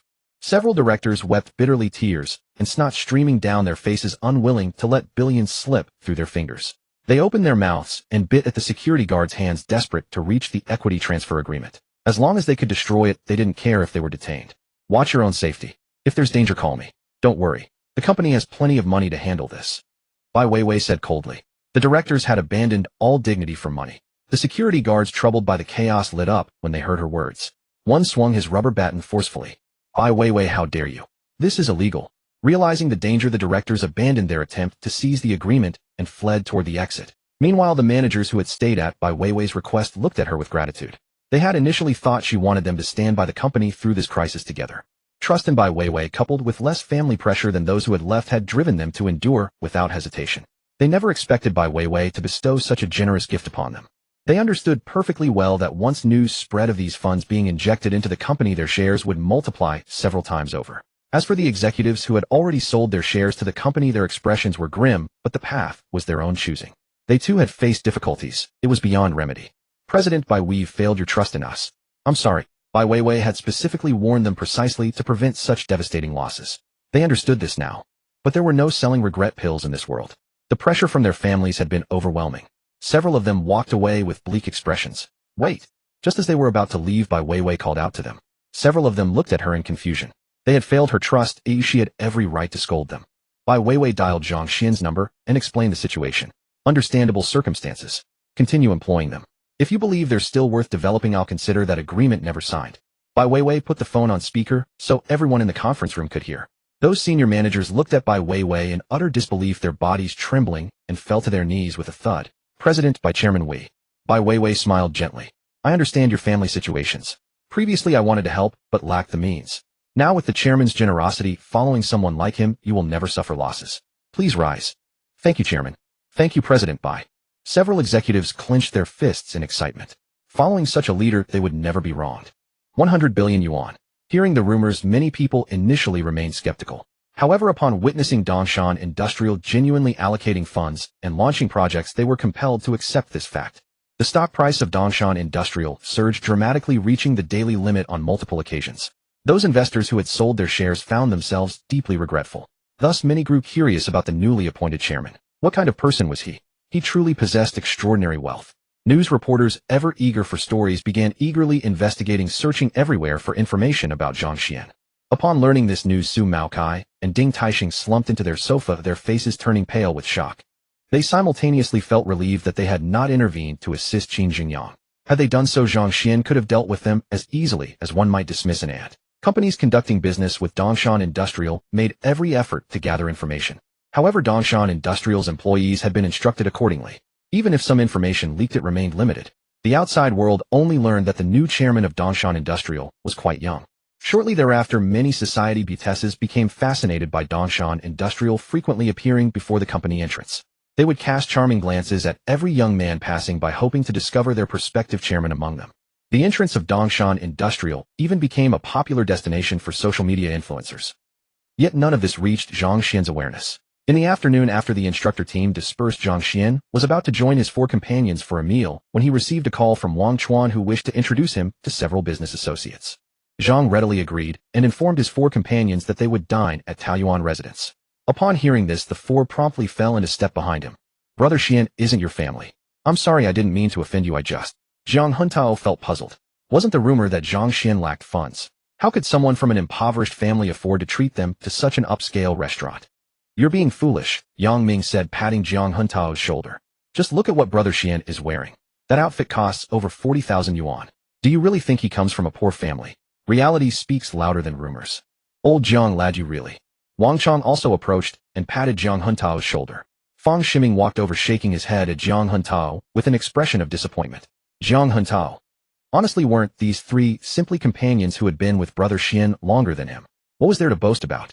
Still, he wondered. If those young ladies discovered Brother Xian's wealth, would they angrily tear apart the person who had spread the false rumors? The 5 of them proceeded toward Taoyuan residence. As they passed a corner, a figure suddenly appeared. Zhang Xuan failed to dodge in time and collided directly with the person. The other let out a soft cry and began to stumble sideways. Zhang Xuan quickly caught the person in his arms, preventing them from falling. The moment Zhang Xuan held the person, a faint scent of soap wafted toward him, mingled with the delicate fragrance of youth. Are you all right, miss? Yang Ming and the other 3 approached and asked. I'm so sorry. The girl replied timidly, her voice barely above a whisper. Had Zhang Xuan not been standing close, he might not have heard her at all. It was my fault for not watching where I was going. Are you unharmed? Zhang Xuan apologized. I'm fine. I'm sorry, but I need to go to my part-time job. I must go now. After speaking, the girl broke into a light run and disappeared in an instant like a young rabbit frightened by a sudden shadow. Zhang Xuan and his companions paid it little mind and continued toward Taoyuan residence. Mr. Zhang, the lobby manager at Taoyuan residence, had grown familiar with Zhang Xuan. Aside from Zhou Yi, who had deduced Zhang Xuan's identity, the others only knew that the general manager shared a good relationship with him. Zhou Yi was not on duty that day. Upon seeing Zhang Xuan arrive, he immediately stepped forward to welcome them and escorted the group of 5 into a private room. Wow, Brother Xian, you really command respect. Even the lobby manager treats you this warmly. Zhang Huntao's family operated over a dozen martial arts schools and possessed considerable wealth. Having dined at this establishment 1 or twice before, he had never witnessed the lobby manager showing such courtesy to anyone. Meanwhile, those wealthy young masters behaved quite modestly when they visited. Brother Xian even knows Mr. Wang. What's a lobby manager? Old Jiang, from now on you follow us brothers around. Try not to be so easily startled. Wang Chong joked playfully. Hey you. Honestly, could things not remain harmonious? He had only been spending time with Brother Xian recently. Didn't it stand to reason that he was unaware? Nevertheless, his curiosity about Zhang Xuan deepened. Truly remarkable. Someone acquainted with Wang Chuan would naturally be a prominent figure in Dongshan. Brother Xian's background was certainly not ordinary. Guys, enjoy your meal. I need to attend to something for a moment. If I'm not back soon, feel free to go ahead without me, Zhang Xuan said. Go ahead. Just remember to settle the bill later. Yang Ming said with ease, waving his hand dismissively. Wang Chong and Fang Shiming, seemingly accustomed to this scenario, didn't even look up. They simply gestured for him to proceed. Under Zhang Huntao's puzzled gaze, Zhang Xuan left the private room. The lobby manager was already waiting at the doorway and respectfully guided Zhang Xuan to another private room. Zhang Xuan pushed open the door and stepped inside. Chuan, where is Lin Xing? Tian Xiaojun asked curiously from within the room. I had some matters to attend to, so I sent him away. He likely won't be back for some time. Wang Chuan's expression grew somewhat grave. He had dispatched someone to investigate Zhang Xuan, but the results he received left him confused. If he hadn't sent his most trusted associate, he might have suspected the information was fabricated. Both of Zhang Xuan's parents were ordinary factory workers from a humble background. His mother had even lost her job. How could someone emerging from such an ordinary family amass 100 billion yuan? He reported this matter to his boss. The boss, upon hearing it, was also stunned for quite some time. However, the boss said nothing further, only instructing Wang Xuan to assist Zhang Xuan wholeheartedly and help develop Taoyuan residents. This indicated that even the boss remained unaware of the circumstances surrounding Zhang Xuan. After all, the boss was someone Wang Xuan had always regarded as all-knowing and omnipotent. Yet even the boss knew nothing of what had transpired in Zhang Xuan's life. Manager Wang, who did you wish to introduce us to this time? At this point, a portly man spoke up. Upon hearing these words, the others in the room also turned their curious gaze toward Wang Xuan. Wang Xuan, backed by the mysterious and powerful boss, was hardly someone anyone dared to underestimate. A young man. You'll meet him shortly. The boss has specifically requested that everyone assist and guide this young junior in the future. Hearing Wang Xuan's words, everyone in the room sat up straight, their eyes gleaming with sharp interest. A young man. What exactly was this young man's relationship with the boss? How could he warrant such special attention from the mysterious boss? After years of associating with the boss, they had never witnessed him extend such kindness toward a young person. This young man must certainly share a peculiar connection with the boss, which is why the boss acted this way. Just at that moment, the door opened. Zhang Xuan pushed open the door and immediately felt dozens of gazes converge upon him. Mr. Zhang. Zhu Xinho of Jinhe Real Estate paused for a moment upon seeing who had arrived, then greeted him with visible delight. Hearing his name called, Zhang Xuan glanced over and recognized the man. President Zhu. The people beside Zhu Xinho noticed the familiarity between them and subtly nudged each other. Even Wang Xuan was taken aback, clearly surprised that Zhang Xuan knew Zhu Xinho. Xinho, do you know this young gentleman? Someone asked, curiously looking at Zhang Xuan with a warm smile. Old Fong, haven't you always wondered who bought your villa? It's Mr. Zhang. Zhu Xinho said to the portly man named Fong Depeng beside him. With those words, everyone's gaze toward Zhang Xuan immediately shifted. Everyone knew that Fong Depeng had encountered some difficulties in his business recently. Though all present had done what they could to help, old Fong was still short of some funds and had even put his newly purchased villa up for sale. People were all curious about who had bought old Fong's villa. Everyone's net worth exceeded 100 million, but most of that was tied up in fixed assets. While they could each produce 1 or 200 million in cash, doing so would inevitably affect their company's cash flow. 100 million was no small sum. Throughout Dongshan, not many people could casually produce such an amount. To their surprise, it turned out to be the young man before them who made the purchase. The fact that someone could spare 100 million to buy a villa indicated that their idle capital was far from limited. This young man before them was certainly not ordinary. Fong Depeng immediately rose to his feet, laughing heartily. Brother Zhang, you have truly done your brother a great favor. His villa was valued at over 100 million, yet Zhang Xuan had purchased it for exactly 100 million. These polite words were meant to draw closer to Zhang Xuan. Brother Wang is the person you wanted to introduce to me, Brother Zhang. Zhu Xinho asked, his form of address shifting from Mr. Zhang to Brother Zhang, signaling a closer relationship. Wang Xuan smiled and introduced Zhang Xuan, the new chairman of Dongshan Industrial, and also the owner of Taoyuan. The announcement sent ripples through the room. Everyone stared at Zhang Xuan in stunned silence, their eyes filled with disbelief. First, the new chairman of Dongshan Industrial. Everyone had been curious about the identity of figure behind that brilliant takeover battle. Looking at Zhang Xuan before them, it was difficult for everyone to connect this young man with the legendary business magnate they had been hearing about. Among the crowd, Xia Tianjun could not help but glance at Zhang Xuan a few more times. If anyone had been most affected by Qin Jingyang's entry into the entertainment industry, it was undoubtedly him. Although it seemed that Qin Jingyang's entry into entertainment had dragged down Dongshan Industrial, that was merely because Qin had overestimated his liquid capital. Given sufficient financial support, Qin Jingyang could have truly captured a significant portion of Xia Tianjun's market share in Xiaxue Entertainment. In a sense, Zhang Xuan's acquisition of Dongshan Industrial had to a considerable extent benefited him. Naturally, the identity of new chairman of Dongshan Industrial was not what stunned everyone the most. What truly shocked them was the second identity Wang Xuan had mentioned, the new owner of Taoyuan. Upon hearing this, everyone's bodies tensed involuntarily and their expressions changed. Mr. Zhang, please take a seat. Zhu Xinho changed his form of address once again. Come, Mr. Zhang, please be seated. You are my savior, Fong Depeng. Today I must surely toast you with 2 cups. The smile on Fong Depeng's face grew even broader. After Zhang Xuan took his seat, Wang Xuan introduced everyone to him, and then said, Mr. Zhang, these are all members of our northern faction. We have invited you here today, so you may get to know everyone. Northern faction. Zhang Xuan paused, finding the name somewhat reminiscent of organized crime. Wang Xuan, perceiving Zhang Xuan's confusion, proceeded to explain the origins of the northern faction. In fact, the northern faction also went by another name, the Northern Trade Alliance. It was an organization formed by local companies across Dongshan province. Opposing the northern faction were the southern faction, the Kyoto faction, and the Mogu faction. Originally, there had been no northern faction in Dongshan. Everyone operated independently. However, Dongshan province bordered the East Sea and was home to the largest seaport in the entire country, with several neighboring countries in close proximity, an extraordinarily advantageous location. The other three economic alliances eyeing the substantial opportunities in Dongshan province had successively moved in seeking a foothold. These local companies, little more than a scattered collection, possessed virtually no ability to resist the three major alliances. Within a very short period, numerous companies had been acquired. It was at that critical moment that a mysterious figure appeared. He established Taiyuanzhu, and his arrival instantly curbed the expansion of the three alliances, even driving away the Mogu faction and the Kyoto faction, leaving only the southern faction with a handful of companies clinging to survival. It was during this time that everyone witnessed the power of Taiyuanzhu and understood the advantages of a trade alliance. They spontaneously united, and the mysterious boss of Taiyuanzhu dispatched Zhang Xuan to form the Northern Trade Alliance with them. Dongshan Industrial, despite its name suggesting a local enterprise, was actually part of the southern faction. For many years they had been quietly preparing, constantly seeking an opportunity to strike against Dongshan Industrial. However, Dongshan Industrial served as a crucial foothold for the southern faction in the region, and they had always valued it highly. They had simply never found the right moment.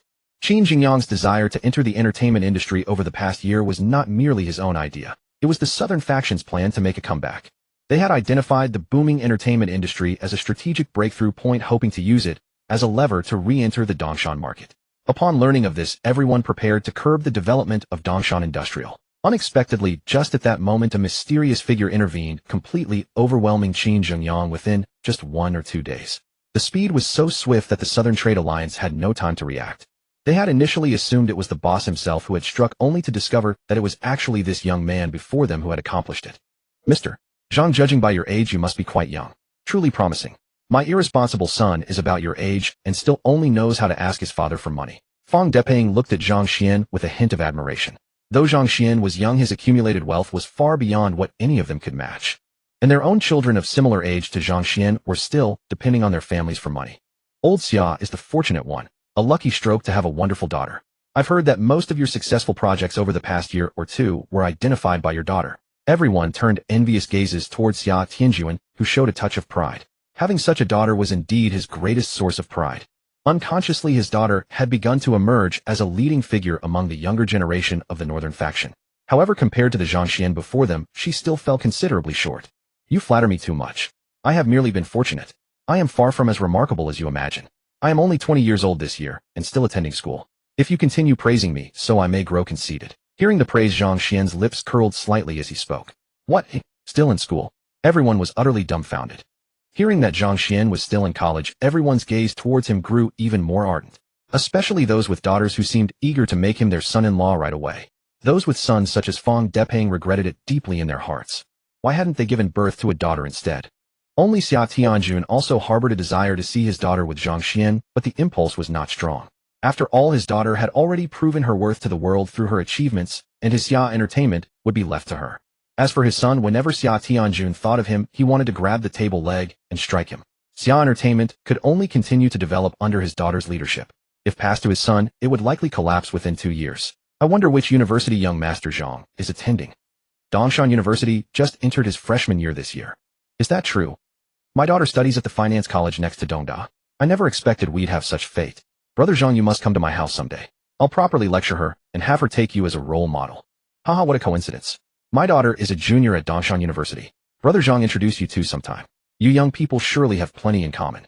My son also studies at Dongda. From now on, I'll have this little rascal learn from Brother Zhang.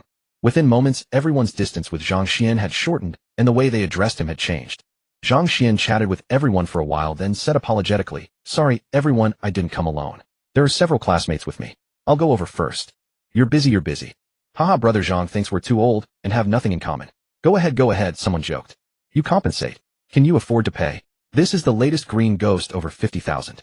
What can you offer to compensate? Just as he walked out of the private room, a domineering voice came. Zhang Xuan frowned and walked over. I'm sorry. I will definitely save enough money to compensate you. I'll write you an IOU. A somewhat familiar voice came. I owe you. Who wants this thing? Pay money immediately right now. Damn it, why so unlucky? I worked hard to buy this watch and you knocked it off and broke it for me. Aren't you working here? Call your manager over. If you can't pay, make him pay. Exactly, you work here. Taiyuanzhu also has responsibility. Sir, please don't block here and disturb other customers. Whatever the issue is, follow me to the office to discuss.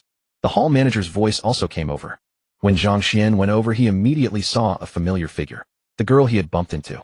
Although her face was covered by hair, Zhang Xuan recognized her at a glance. At this moment, the eyes visible on the girl were full of fear and a touch of despair.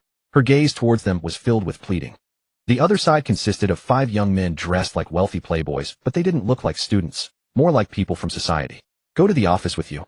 Damn it, do you think I'm stupid? If I go in with you, can I still walk out safely? Hurry up and pay compensation, and we'll leave immediately. Those several people shouted. What's going on? The hall manager frowned, asking the girl. Their daughter was about to cry. Manager, I came to deliver vegetables. They deliberately leaned over, and then their watch fell to the ground. They said I broke their watch and made me pay compensation. The girl's voice was consistently weak, arousing an instinctive desire to protect her. What do you mean? Damn it, are you looking for death? You mean I deliberately extorted you? Hearing the girl's words, the leader's face showed a fierce expression, and he struck her across the face. Ding, God-level choice system is initializing. Choice 1, help Li Mingqi. Reward random consumption cashback card X 10, Constitution 10, Spirit 10, Appearance 1. Choice 2, ignore Li Mingqi, choose to leave, let the hall manager handle it. Reward 1, Koenigsegg Adra, obtain the straight man, title women's, favor -1. Just then the system's voice rang in Zhang Xuan's mind. What was there to hesitate about? Stop. Zhang Xuan grabbed that person's arm and pulled Li Mingqi behind him at the same time. Mr. Zhang. The hall manager was about to step in and stop it, but someone had beaten him to it. When he saw it was Zhang Xuan, he respectfully called out. Those several people noticed the hall manager's glance, and their eyes suddenly sparkled. Zhang Xuan keenly noticed this. He immediately realized these people weren't here to eat at all, but deliberately came to cause trouble for Tao Yuanzhu. Li Mingqi was simply unlucky to have crossed paths with these people. Even if it wasn't Li Mingqi who appeared, but someone else, these people would still find fault. Hearing a somewhat familiar voice, Li Mingqi raised her lowered head. Seeing Zhang Xuan's back, confusion appeared in those beautiful eyes. Did she know this person? Why did she feel somewhat familiar? Li Mingqi was wearing Tao Yuanzhu's waitress uniform, which completely concealed her perfect figure. Her small face was tightly knit together, her eyes full of despair. 50,000 yuan. Her family simply couldn't come up with it. Even her tuition money was earned through her own part-time work. Her father was ill, confined to bed. Not only could he not earn money, he needed her mother to take care of him. Her younger brother was still young, and his tuition was paid with money she earned from odd jobs. She was currently the family's sole source of income. 50,000 yuan. Even if she went without eating or drinking, she couldn't earn it. But she wouldn't escape. This was her responsibility. As long as these people agreed, even if it took 10 years, she would definitely repay the debt. What? Want to play the hero and save the beauty? Fine, 50,000 yuan, can you pay? The leader looked at Zhang Xuan and slowly approached him. Li Mingqi tugged at Zhang Xuan's arm, then walked to his side, and poked her head out, looking pitifully at that person. No need, I bumped into you. I'll pay you back. She spoke stammeringly, revealing how nervous she was inside. Hearing Li Mingqi's words, Zhang Xuan's brows furrowed slightly. He pulled her behind him and looked at those several people. At this moment, many people had noticed something was happening here and walked over, blocking the corridor so tightly that not even a needle could pass through. How much? Zhang Xuan asked.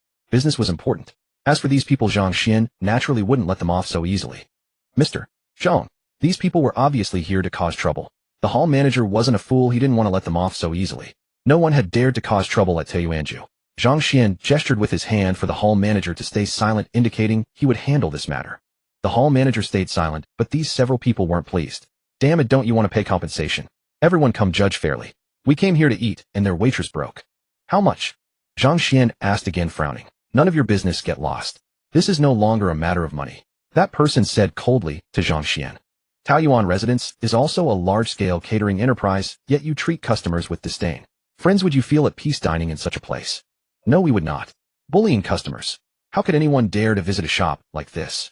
This matter cannot be dropped. After those words left his lips, several people behind him raised their voices in uproar. Fetch 100,000 yuan for them. Zhang Xuan said to the hall manager, then turned his gaze toward the group. Please refrain from causing disturbances. Taoyuan Residence has stood in Dongshan for many years, and the public will judge whether we bully our guests. You asked for 50,000. I will give you 100,000. Please take the money and leave. You are not welcome here. His watch is fake. I know it. Behind him, Li Mingqi lowered her head. Hearing Zhang Xuan's words, she grew anxious and spoke in a faint voice. However, her voice was so soft that only Zhang Xuan could hear it. The surrounding crowd nodded in agreement upon hearing Zhang Xuan's words. Taoyuan Residence had maintained an excellent reputation in Dongshan for so many years, especially the Dongshan location, where students could dine at nearly cost price with their student cards. This was precisely why college students nearby preferred to eat here. still claiming it's not bullying customers. Isn't this just driving us away? We are not leaving. You broke my watch. You ought to compensate me. We haven't even eaten here yet. Why should we leave? The group shouted. Mr. Zhang, they are looking for trouble. Ignore them. Call the police. The hall manager, unable to contain his frustration, spoke up. At this point, those around them began to sense something was amiss. The watch on the ground was clearly junk bought from a street vendor. Demanding 50,000 yuan for it was plainly an act of extortion. Taoyuan residents had already agreed to compensate, yet these individuals remained obstinate.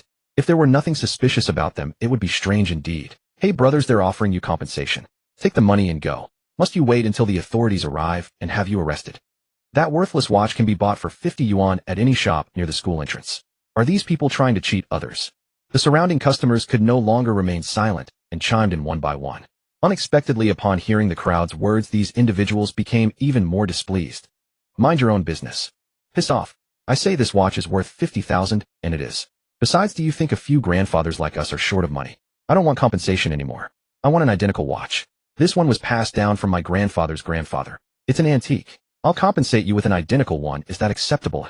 Zhang Xuan stopped their unreasonable entanglement and spoke. Fine, bring it here. The several men regarded Zhang Xuan with sneering smiles. At that moment, their eyes were fixed entirely on Zhang Xuan without sparing a single glance at Li Mingqi. This only confirmed Zhang Xuan's suspicion that these people had come specifically targeting Taoyuan residents. Then, brothers, shall we go together? Zhang Xuan looked at them with a smile on his face. Mr. Zhang Yu. Zhang Xuan interrupted the hall manager's words and turned to face the group. The several men exchanged glances and nodded. Li Mingqi instinctively wanted to step forward and take responsibility. This matter has nothing to do with you. Return to your work. I will handle it. But, no but about it. Work with peace of mind. Since you are employed by Taoyuan residents, you are its staff, and Taoyuan residents will see this through to the end. Zhang Xuan's tone was firm and left no room for question. Li Mingqi's eyes instantly filled with tears. Zhang Xuan walked out with the group. The hall manager pondered for a moment and immediately sought out Wang Chuan. Although he did not know Zhang Xuan's true identity, the general manager seemed to hold Mr. Zhang in high respect. These individuals clearly meant no good, and he feared something might happen to Zhang Xuan. Manager. Who is that person? Li Mingqi watched Zhang Xuan's departing figure with deep concern, grabbing the hall manager's arm and asking. Oh, that is Mr. Zhang, a good friend of our general manager. Mingqi, there is no need to worry. The company will take full responsibility for this matter. The hall manager spoke gently to Li Mingqi. Do you have his contact information? Li Mingqi asked timidly. Yes, why? The hall manager asked curiously. Could you give it to me? Li Mingqi took a deep breath. She had made up her mind. She would repay Zhang Xuan's money. The hall manager, unaware of Li Mingqi's intentions, pushed Zhang Xuan's phone number to her before leaving. These individuals had arrived by car. Once inside the vehicle, they did not ask Zhang Xuan where to find an identical watch. Instead, they simply drove forward without direction. Zhang Xuan sat calmly in the car, saying nothing, letting them lead the way. They soon arrived at the suburban area. The group burst into laughter. Zhang Xuan smiled as well. Boy, what are you laughing at? Stop worrying about why he's laughing. This guy seems to hold a considerable position at Taoyuan residence. With him here, we should be able to force Wang Chuan out. Hurry up and call young Master Qin. It's time to settle accounts. Young Master Qin. Zhang Xuan had assumed Taoyuan residence's competing company was involved, but after hearing these individuals' conversation, he grew puzzled. Did Qin Xiaodian send you? No way. Qin Jingyang had already been apprehended, yet this playboy dared to provoke Taoyuan residents. Had he grown tired of living? The several men froze upon hearing Zhang Xuan's words. Seeing their expressions, Zhang Xuan was astonished. It really was Qin Xiaodian. Without his father Qin Jingyang's protection, this heir still had the nerve to stir up trouble. You know young Master Qin. The leader looked at Zhang Xuan coldly. Of course. Young Master Qin and I are old acquaintances. Don't believe me? Call him and ask. Zhang Xuan was actually eager to meet Qin Xiaodian. He wanted to understand what kind of mind this fellow possessed, whether it was filled with brains or merely tofu. The leader, half in disbelief, took out his phone and stepped aside. After a moment, he returned and asked, Young Master Qin wants to know who you are. Zhang Xuan smiled faintly. Qin Xiaoyan, do you still remember me? Who are you? The voice that came through the speaker was indeed Qin Xiaoyan's. Zhang Xuan was at a loss for words. Qin Xiaoyan, have you forgotten an old friend so quickly? I haven't even finished spending your 5 million yet. It's you. After a brief silence, Qin Xiaoyan's grotesque voice came through the phone. Old Yang, watch him carefully. I'll be there shortly. I must have a proper reunion with him. With that, Qin Xiaodian hung up. The several men paused their gazes toward Zhang Xuan, turning mocking. Boy, it's going to get interesting. You actually dared to offend young Master Qin. I never thought someone in Dongshan City would dare cross young Master Qin. One after another, the men exchanged words. In their descriptions, Qin Xiaodian had become the #1 young master of Dongshan. Zhang Xuan eyed the group suspiciously. Recalling their disturbance at Taoyuan residence, he asked, "You aren't locals from Dongshan province, are you?" Hearing this, their expressions tightened, and the looks they directed at Zhang Xuan turned menacing. "Hey kid, do you know us?" Several men surrounded Zhang Xuan and asked. "Just a guess." Zhang Xuan replied with a smile, as though he hadn't noticed their surreptitious movements. "What made you guess that?" The leader narrowed his eyes into slits, fixing an intense stare upon Zhang Xuan. Qin Xiaodian's father Qin Jingyang has been arrested for his crimes. Qin Xiaodian is now a stray dog without a home. The news has spread far and wide. The entire Dongshan city knows about it. Yet you all keep calling him young Master Qin, which proves you haven't heard. That can only mean you're not from Dongshan province. Who in Dongshan province would be foolish enough to stir up trouble at Taoyuan residence? That would be inviting disaster. Zhang Xuan could tell from their demeanor that they weren't from Dongshan province. What? How is that possible? Boss, this. The men exchanged dumbfounded glances, for Zhang Xuan didn't look like he was lying. You'd better tie yourselves up now. When the authorities arrive, they can check whether you're fugitives. Don't make me act. It won't be good if any of you get hurt. Zhang Xuan's face was wreathed in smiles. Kid, are you out of your mind? Can't you see your current situation? Hurt us. The men looked at Zhang Xuan in astonishment. What? Is there a problem? What situation am I in? The 5 of you are surrounded by me. You can only surrender, right now? With that, he pulled out his phone, ready to call the authorities. Boss, he's calling the police. Stop him. Don't let him call. The men suddenly lashed out at Zhang Xuan with kicks. Frowning, Zhang Xuan threw a punch and an elbow strike, bringing down the leader and another man. The remaining 3 hadn't expected Zhang Xuan to be so formidable. They exchanged glances, pulled out their knives, and lunged at him without a moment's hesitation. From their behavior, Zhang Xuan was certain they were hardened criminals, utterly ruthless and with no regard for human life. To deal with such men, Zhang Xuan acted with decisive force. With swift, precise movements, he incapacitated all 3 in a clean and controlled manner. In just a few exchanges, 3 of the 5 were no longer able to fight. The leader turned to Zhang Xuan and asked suspiciously, "Bajiquan, are you from the Jiang family or the Lin family of Nanling? So young, yet with such profound skill. Could you be Lin Wuji, the peerless genius of the younger generation of the Nanling Lin family?" Zhang Xuan made no reply. These 5 were captives. Given the restricted knives they carried, they very likely had criminal cases behind them. The man fixed his eyes on Zhang Xuan. Seeing no answer, he grew even more convinced of his guess and shouted, "I am Yang Lin, a practitioner of the human fist. We are all martial artists, so we should settle this by the rules of the martial world. I crossed you, and this time I accept defeat. But why drag the authorities into it?" His tone made it seem as though Zhang Xuan had committed some enormous offense. "Very well.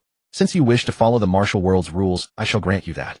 Zhang Xuan put down his phone and suddenly stepped forward, both fists shooting out. A faint tiger's roar seemed to resonate through the air. Yang Lin half rolled away, but was still knocked to the ground.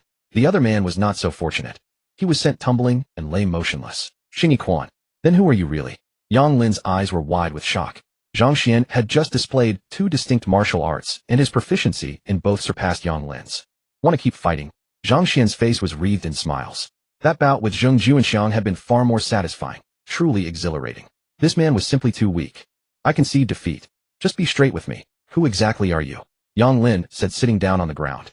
Unable to win and unable to flee, capitulation was the only option. "Jiang Huntao of the Jiang family." Zhang Xuan gave old Jiang's name, without hesitation, silently apologizing to him, then dialed the authorities. Didn't you say we'd settle this by the martial world's rules?" "You actually. Fine, I understand now. You must be from the Lin family in Nanling, a shameless scoundrel colluding with the authorities and framing the Jiang family. You Lins are all worthless." Hearing that Zhang Xuan had called the police, Yang Lin roared and charged at him. Zhang Xuan sprang up and with a knee strike brought Yang Lin to the ground. He had expected Qin Xiaodian to arrive first, but a few minutes later the authorities' police car came instead. Useless. Zhang Xuan was speechless. Little did he know that after Qin Jingyang's downfall, Qin Xiaodian had become much more low-key in his dealings for fear of being implicated. He had also run into traffic and was still stuck on the road at that moment. "Did you call the police?" An officer walked over. Seeing the 5 people lying on the ground, his gaze toward Zhang Xuan changed. "Captain, they're the Huban 5 tigers." Suddenly one of the officers recognized Yang Lin and the others and shouted in delight. The captain, who had been about to conduct a routine inquiry with Zhang Xuan, widened his eyes. Forgetting Zhang Xuan for the moment, he hurried over and immediately recognized the 5 men as the dangerous criminals listed on the authorities' Class A wanted notice. "Excellent, lad. You've made a great contribution this time," Hu Xiqian said excitedly, clapping Zhang Xuan on the shoulder. "By the way, where's your ID?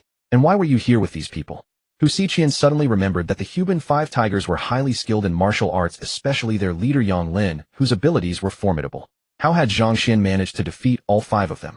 He scrutinized Zhang Xuan. My name is Zhang Xuan, a freshman at Dongshan University. These 5. Zhang Xuan recounted what had just happened and took out his ID card. They checked and verified Zhang Xuan's identity and immediately relaxed. The looks they cast at him turned into admiration. Brother Zhang, impressive. We'll definitely contact your school this time. No, officer. Please let me off. Just pretend you didn't see me.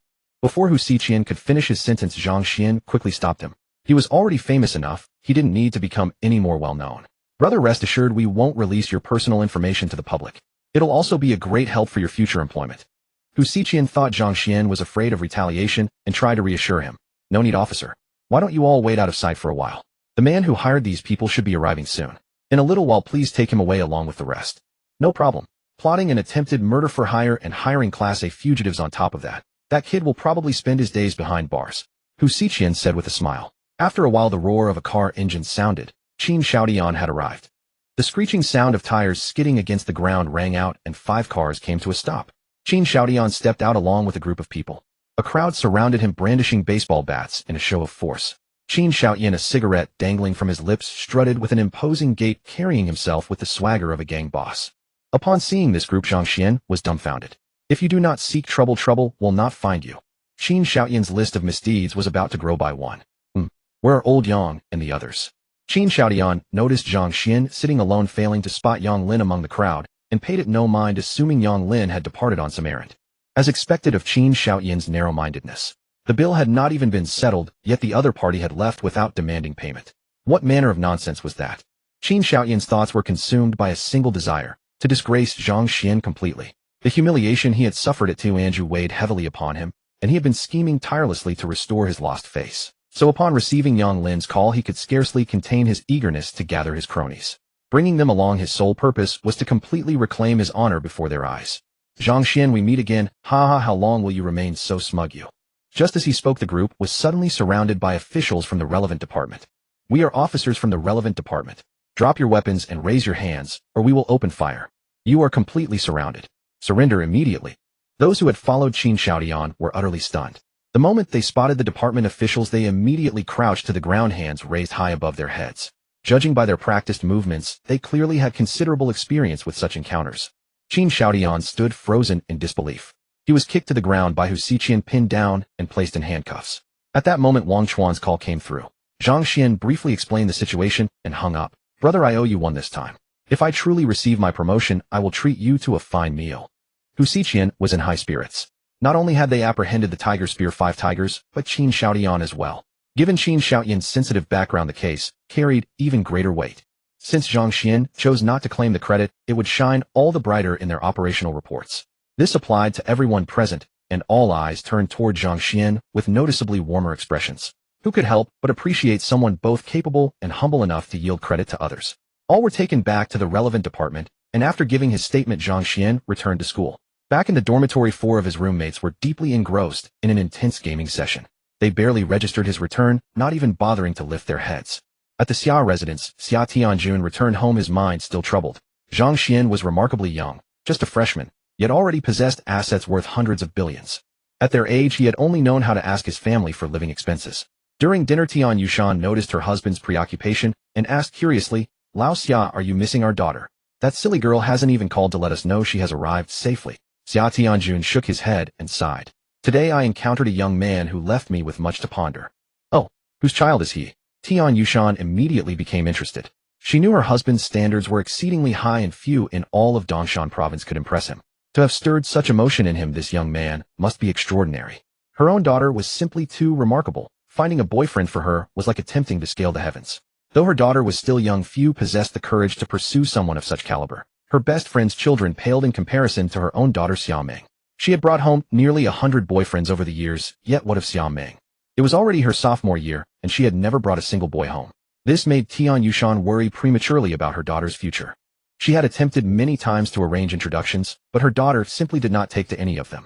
Moreover, her daughter's resistance to interference had grown increasingly obvious, a troubling sign. Especially the last time she tried to matchmake her daughter with the Lan family's young master. That one was her favorite. His family background was respectable, and Lan Junxian was handsome, resembling a film star. She had believed her daughter would take to him only to receive a threatening phone call when her daughter learned of the arrangement.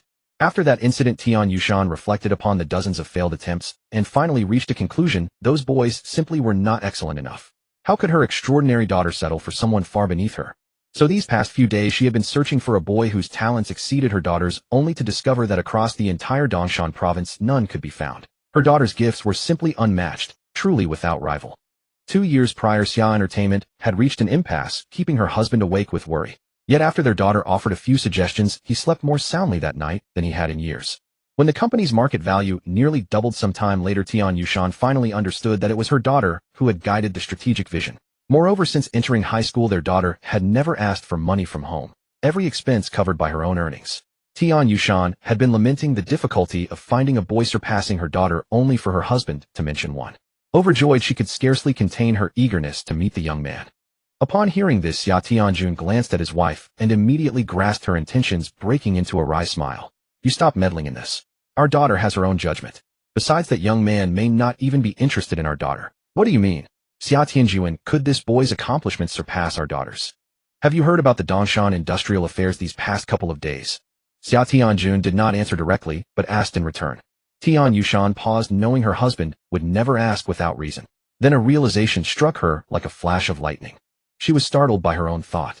You don't mean to say that boy orchestrated the Dongshan Industrial takeover? Didn't you originally suspect the Taoyuanju owner? In all of Dongshan province, only the owner could execute such a maneuver with such precision. Precisely. Xia Tianjun felt his throat grow dry. The name, Taoyuanju owner, carried immense weight upon him. I was not mistaken after all. It was indeed the Taoyuanju owner who acted. The excitement drained from Tian Yushan's face. She rolled her eyes at her husband in exasperation. If it was the Taoyuanju owner, then what of that boy you mentioned? Her beautiful eyes widened in sudden realization as she stared dumbfounded at her husband. Xia Tianjun murmured, though Zhang Xuan has not confirmed it, that young man is most likely the owner's son. And the Dongshan Industrial matter was handled entirely by himself. The owner was not involved. Tian Yushan's eyes froze completely.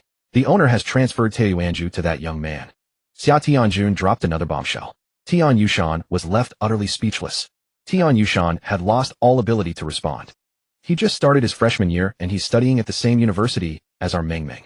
Even a man as proud as Xia Tianjun had to admit that Zhang Xuan's achievements were truly stunning. Tian Yushan sat there in a daze, too stunned to speak. After a long moment, she let out a deep breath. Now she understood why her husband had been so moved upon his return. He was a freshman, the chairman of Dongshan Industrial, the new owner of Taoyuan Residence. The combination of these three conditions was simply too incredible to believe. If it hadn't been her husband who told her, she would never have given it any credence. The next moment, a glimmer of light filled Tian Yushan's beautiful eyes. This was wonderful. Hadn't she been worrying that no young man in Dongshan province was worthy of her daughter? Wasn't one appearing right before her? Dear, have you seen that young man? What does he look like? Xia Tianjun could tell at a glance what his wife was thinking. In truth, it wasn't just his wife. Though his own desire was less pressing than others, he too hoped Zhang Xuan might become their son-in-law. He is very handsome. No less impressive than the rising young idols our company is currently promoting. Hearing this, Tian Yushan's eyes brightened even more and she eagerly asked, do you have his contact information? What are you planning to do? Let me warn you, don't do anything rash. If you provoke him, neither of us will escape unscathed. The entire assets of Xia's entertainment wouldn't even be a mouthful to him. Xia Tianjun was startled by the gleam in his wife's eyes and quickly cautioned her. Don't worry, I have a sense of proportion. Do you think I would gamble with our whole family's fortune? Tian Yushan declared in a confident tone, yet in her heart, she was thinking, provoke him. How could introducing our daughter to him possibly count as provoking him? This is a good thing. Even the most unreasonable person wouldn't be upset by something like this. Xia Tianjun pondered for a moment and found this reasonable. His wife wasn't someone who acted rashly, so he gave her Zhang Xuan's contact information. Tian Yushan immediately noted it down, murmuring, Zhang Xuan, Xiao Meng. Listen to those two names. They sound like a destined couple. Hearing his wife's muttering, Xia Tianjun's face darkened instantly. How can two perfectly ordinary names possibly be seen as a destined match? Just then Tian Yushan's phone rang. Seeing that it was her son, she made an exasperated face and answered with a resigned sigh. In the dormitory. Ding. Detected that the host has made a choice. Reward random consumption cashback card X 10, Constitution 10, Spirit 10, Appearance 1. Note the random consumption cashback card grants cashback based on the host's spending with a multiplier ranging from a minimum of 2 times to a maximum of 100 billion. Zhang Xuan was just about to sleep when the notification rang in his mind. He froze. Was the system lagging? In the past, rewards were delivered the moment he made a choice. This time, he had waited an unusually long time for it.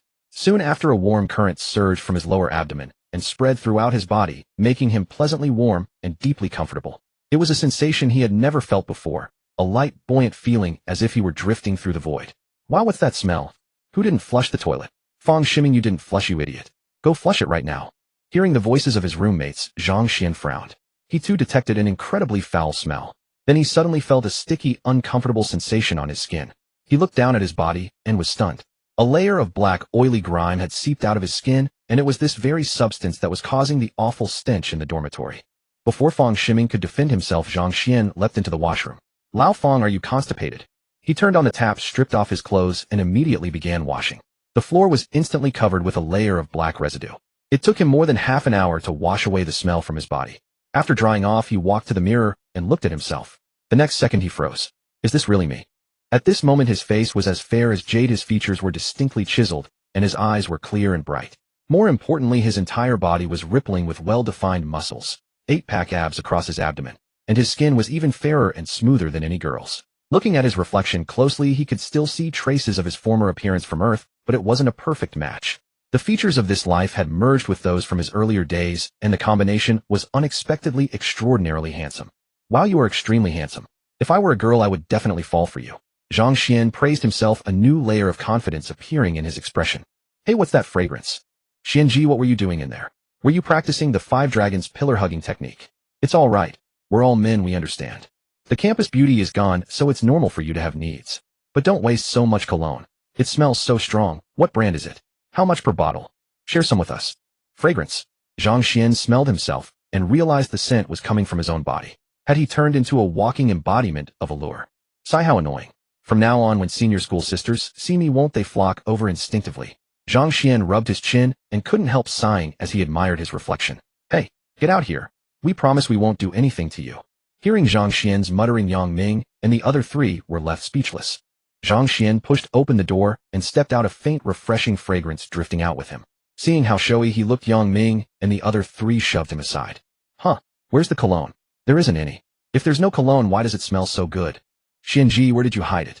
Wow, Xianji, you suddenly seem way more handsome. The 4 of them stared at Zhang Xuan in astonishment, only then noticing the changes in his appearance. They had all been doing military training every day, exposed to sun and wind, until they looked like sun-scorched travelers. But Zhang Xian's skin was as fair and smooth as a newborn's. Zhang Xuan burst into laughter. Mortals, you finally noticed my handsomeness.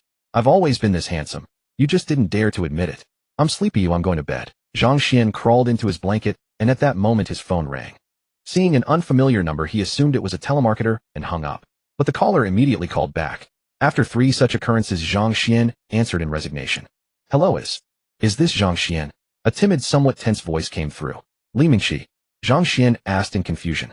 Yes, it's me. Are you all right? I heard from the lobby manager that you were fine. Her voice was still soft, but instead of being off-putting, it stirred a desire to protect her. I'm fine, don't worry. Zhang Xuan replied, as an image of the girl whose face had always been hidden by her hair spontaneously rose in his mind. The money. I will pay you back. I will bring you the IOU tomorrow. Li Mingxi hesitated on the other end of the phone before speaking with unwavering determination.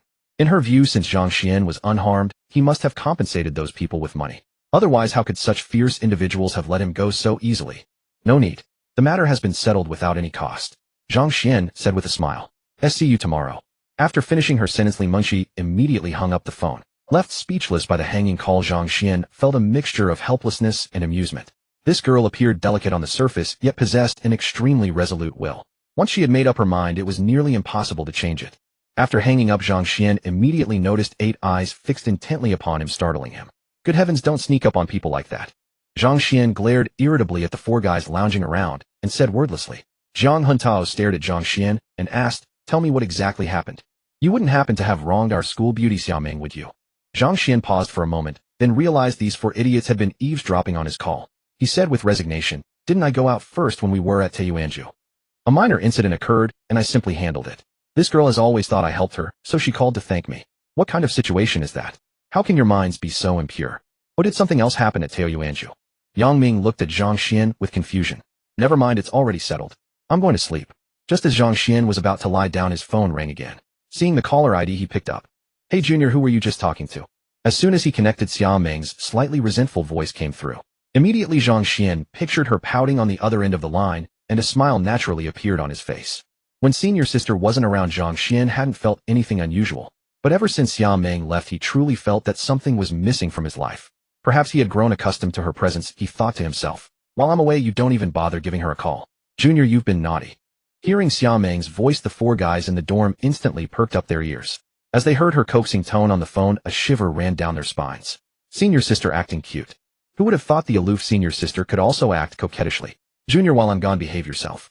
Don't flirt with other girls. When I return, we will move out together. Hearing this, Yang Ming and the other three stood dumbfounded, staring blankly at Zhang Xuan. Darn it, have brother Xian and the school beauty already reached this stage? Moving out together. This is the rhythm of spending life together. The four guys gave Zhang Xuan a thumbs up. Zhang Xuan smiled bitterly and said, Senior sister, don't joke around. There are too many fellows in the dorm. Wouldn't you worry about affecting your reputation? I'm not afraid at all. I won't talk anymore. My mom is calling. Talk tomorrow. On the other end, Xiao Ming picked up her mother's call. Little girl, have you arrived yet? I've arrived. Then why didn't you tell your mom? Don't you have your mom in your heart anymore? Daughter, let me tell you, this time mom has found a young man for you. He goes to your school too, and you will surely like him. He is from our Dongshan. Mom, if you keep talking about this, I will never speak to you again. Tian Yushan was at a loss for words. It seemed she had misjudged. The daughter did not reject the match because the guy was inferior, but for another reason entirely. Xiao Ming hadn't even heard the person's identity before cutting her off. I'm only a sophomore, Mom. You've already set me up on dozens of blind dates. Does no one want me? Are you in such a hurry to marry me off? Xiao Ming pouted and said angrily. It's not that, Ming Ming. Mom is just worried that because of what happened when you were little. Mom. Stop it. Ming Ming. Mom, I already have a boyfriend, so please don't worry. After saying this, Xiao Ming's delicate face flushed red. She immediately hung up the phone and powered it off. She knew that once her mother found out, she would probe endlessly. Xiao Ming also knew it might be a bit early to say such things, but she was simply harassed beyond endurance. This month alone, her mother had already arranged 7 or 8 blind dates for her. Judging from her mother's attitude, she seemed determined to find her a boyfriend or die trying. No way. I must secure Junior early. Xiao Ming clenched her fist, rallying her courage. Heh. Gu Qingqing, who had been listening from the side all along, sneered disdainfully. Xiao Ming shot Gu Qingqing a cold glance. The next day, during military training, while the rest of the class was drilling, Zhang Xuan lounged leisurely under a tree, enjoying the shade. Everyone who saw Zhang Xuan in such a relaxed state envied him deeply, but there was nothing they could do. Zhang Xuan had become brothers with the instructors. No matter how jealous they were, they couldn't complain. As soon as they opened their mouths, the instructor would say, I'll give you one chance. If you can defeat me, you may go sit in the shade anytime. This training is about forging your willpower. Do you really think Brother Zhang's will is weak? Zhang Huntao had already tried many times and lost to the instructor each time. What about ordinary students like them? Just then someone walked toward Zhang Xian's direction. While relaxing under the tree, Zhang Xuan suddenly caught a faint fragrance drifting toward him. He slowly turned his head and saw a figure with long hair covering her face approaching. Student Li Mingxi, why are you here so early? Zhang Xuan had expected to wait until evening. I have to go to work later, so. This is for you. Li Mingxi held out a piece of paper. Zhang Xuan was bewildered. Student Li Mingxi, I truly didn't spend any money. You really don't need to. Just take it. Li Mingxi didn't let him finish and stuffed the note into his hand, then turned and sprinted away. Zhang Xuan. Hey, Li Mingxi. Zhang Xuan called out. To his astonishment, instead of stopping, Li Mingxi ran even faster, as if he were a raging flood or a fierce beast. Zhang Xuan looked down at himself. Was he really that terrifying? Once the ranks disbanded, Wang Chong hurried over and asked curiously, Brother Xian, who was that girl? A girl. If it weren't for her long hair, I couldn't tell she resembled a girl in the least. Yang Ming curled his lips. He only had an eye for beautiful things. Brother Xian, awesome. That girl seems to be from another school, and she even came to deliver a love letter. Looks like your romantic fame is spreading far and wide. Soon you'll burst out of Dongshan City and conquer the whole world.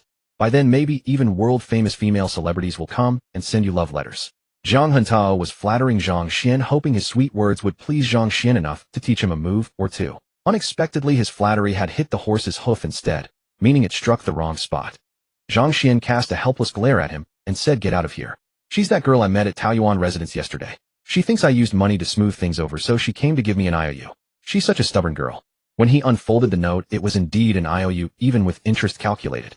Zhang Xuan smiled wryly. This girl seemed soft and gentle on the surface, but she was actually extremely strong-willed and refused to be indebted to him. But the problem was she didn't owe him any favor at all, or rather she had been caught up in trouble because of the Taoyuan residence incident.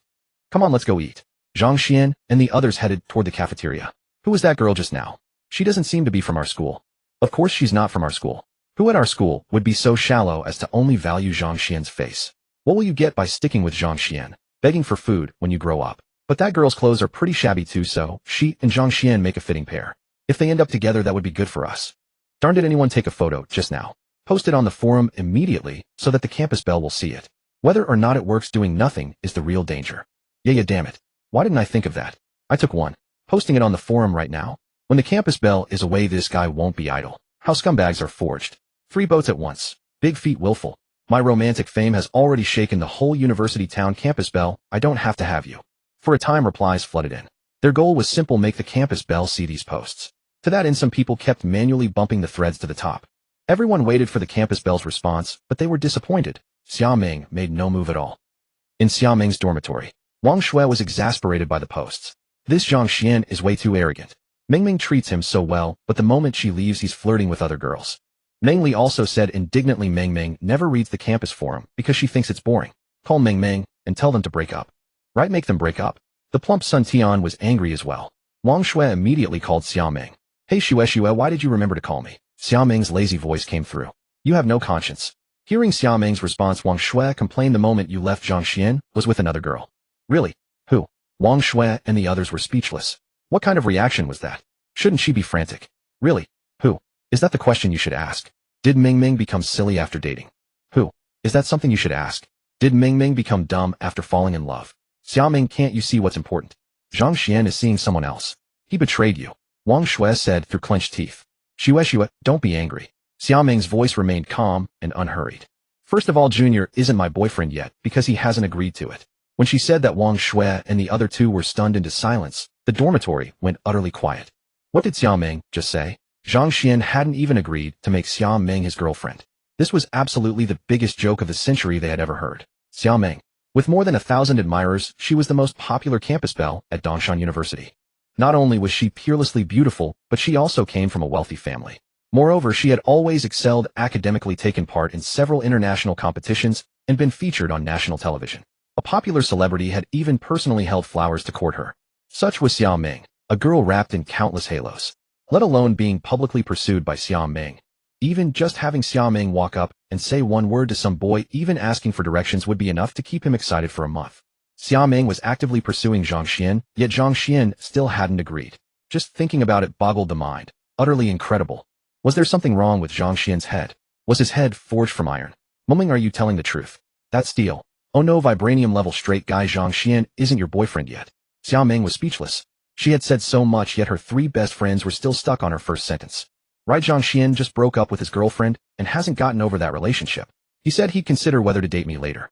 But he also said his feelings for me are different from his feelings for others. Xiaoming's voice made no effort to hide her delight and pride. On hearing those words from the phone, the 3 girls couldn't help slapping their foreheads. It was over. Xiaoming's brain had short-circuited.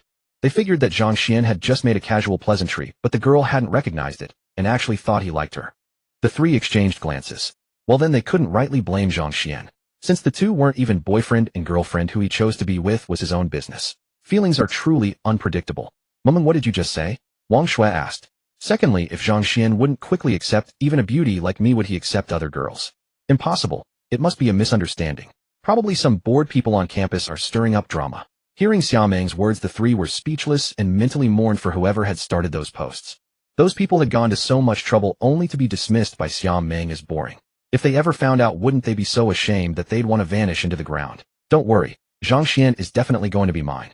It's destined in this lifetime. Xiaoming spoke with extraordinary resolve. Muming, there are plenty of good men in this world. You should try some other guys. Right, Zhang Xuan is good, but how do you know others aren't a better match for you?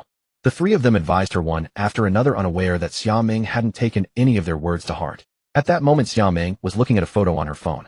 The photo was blurry, but she could vaguely make out 2 children, a boy and a girl.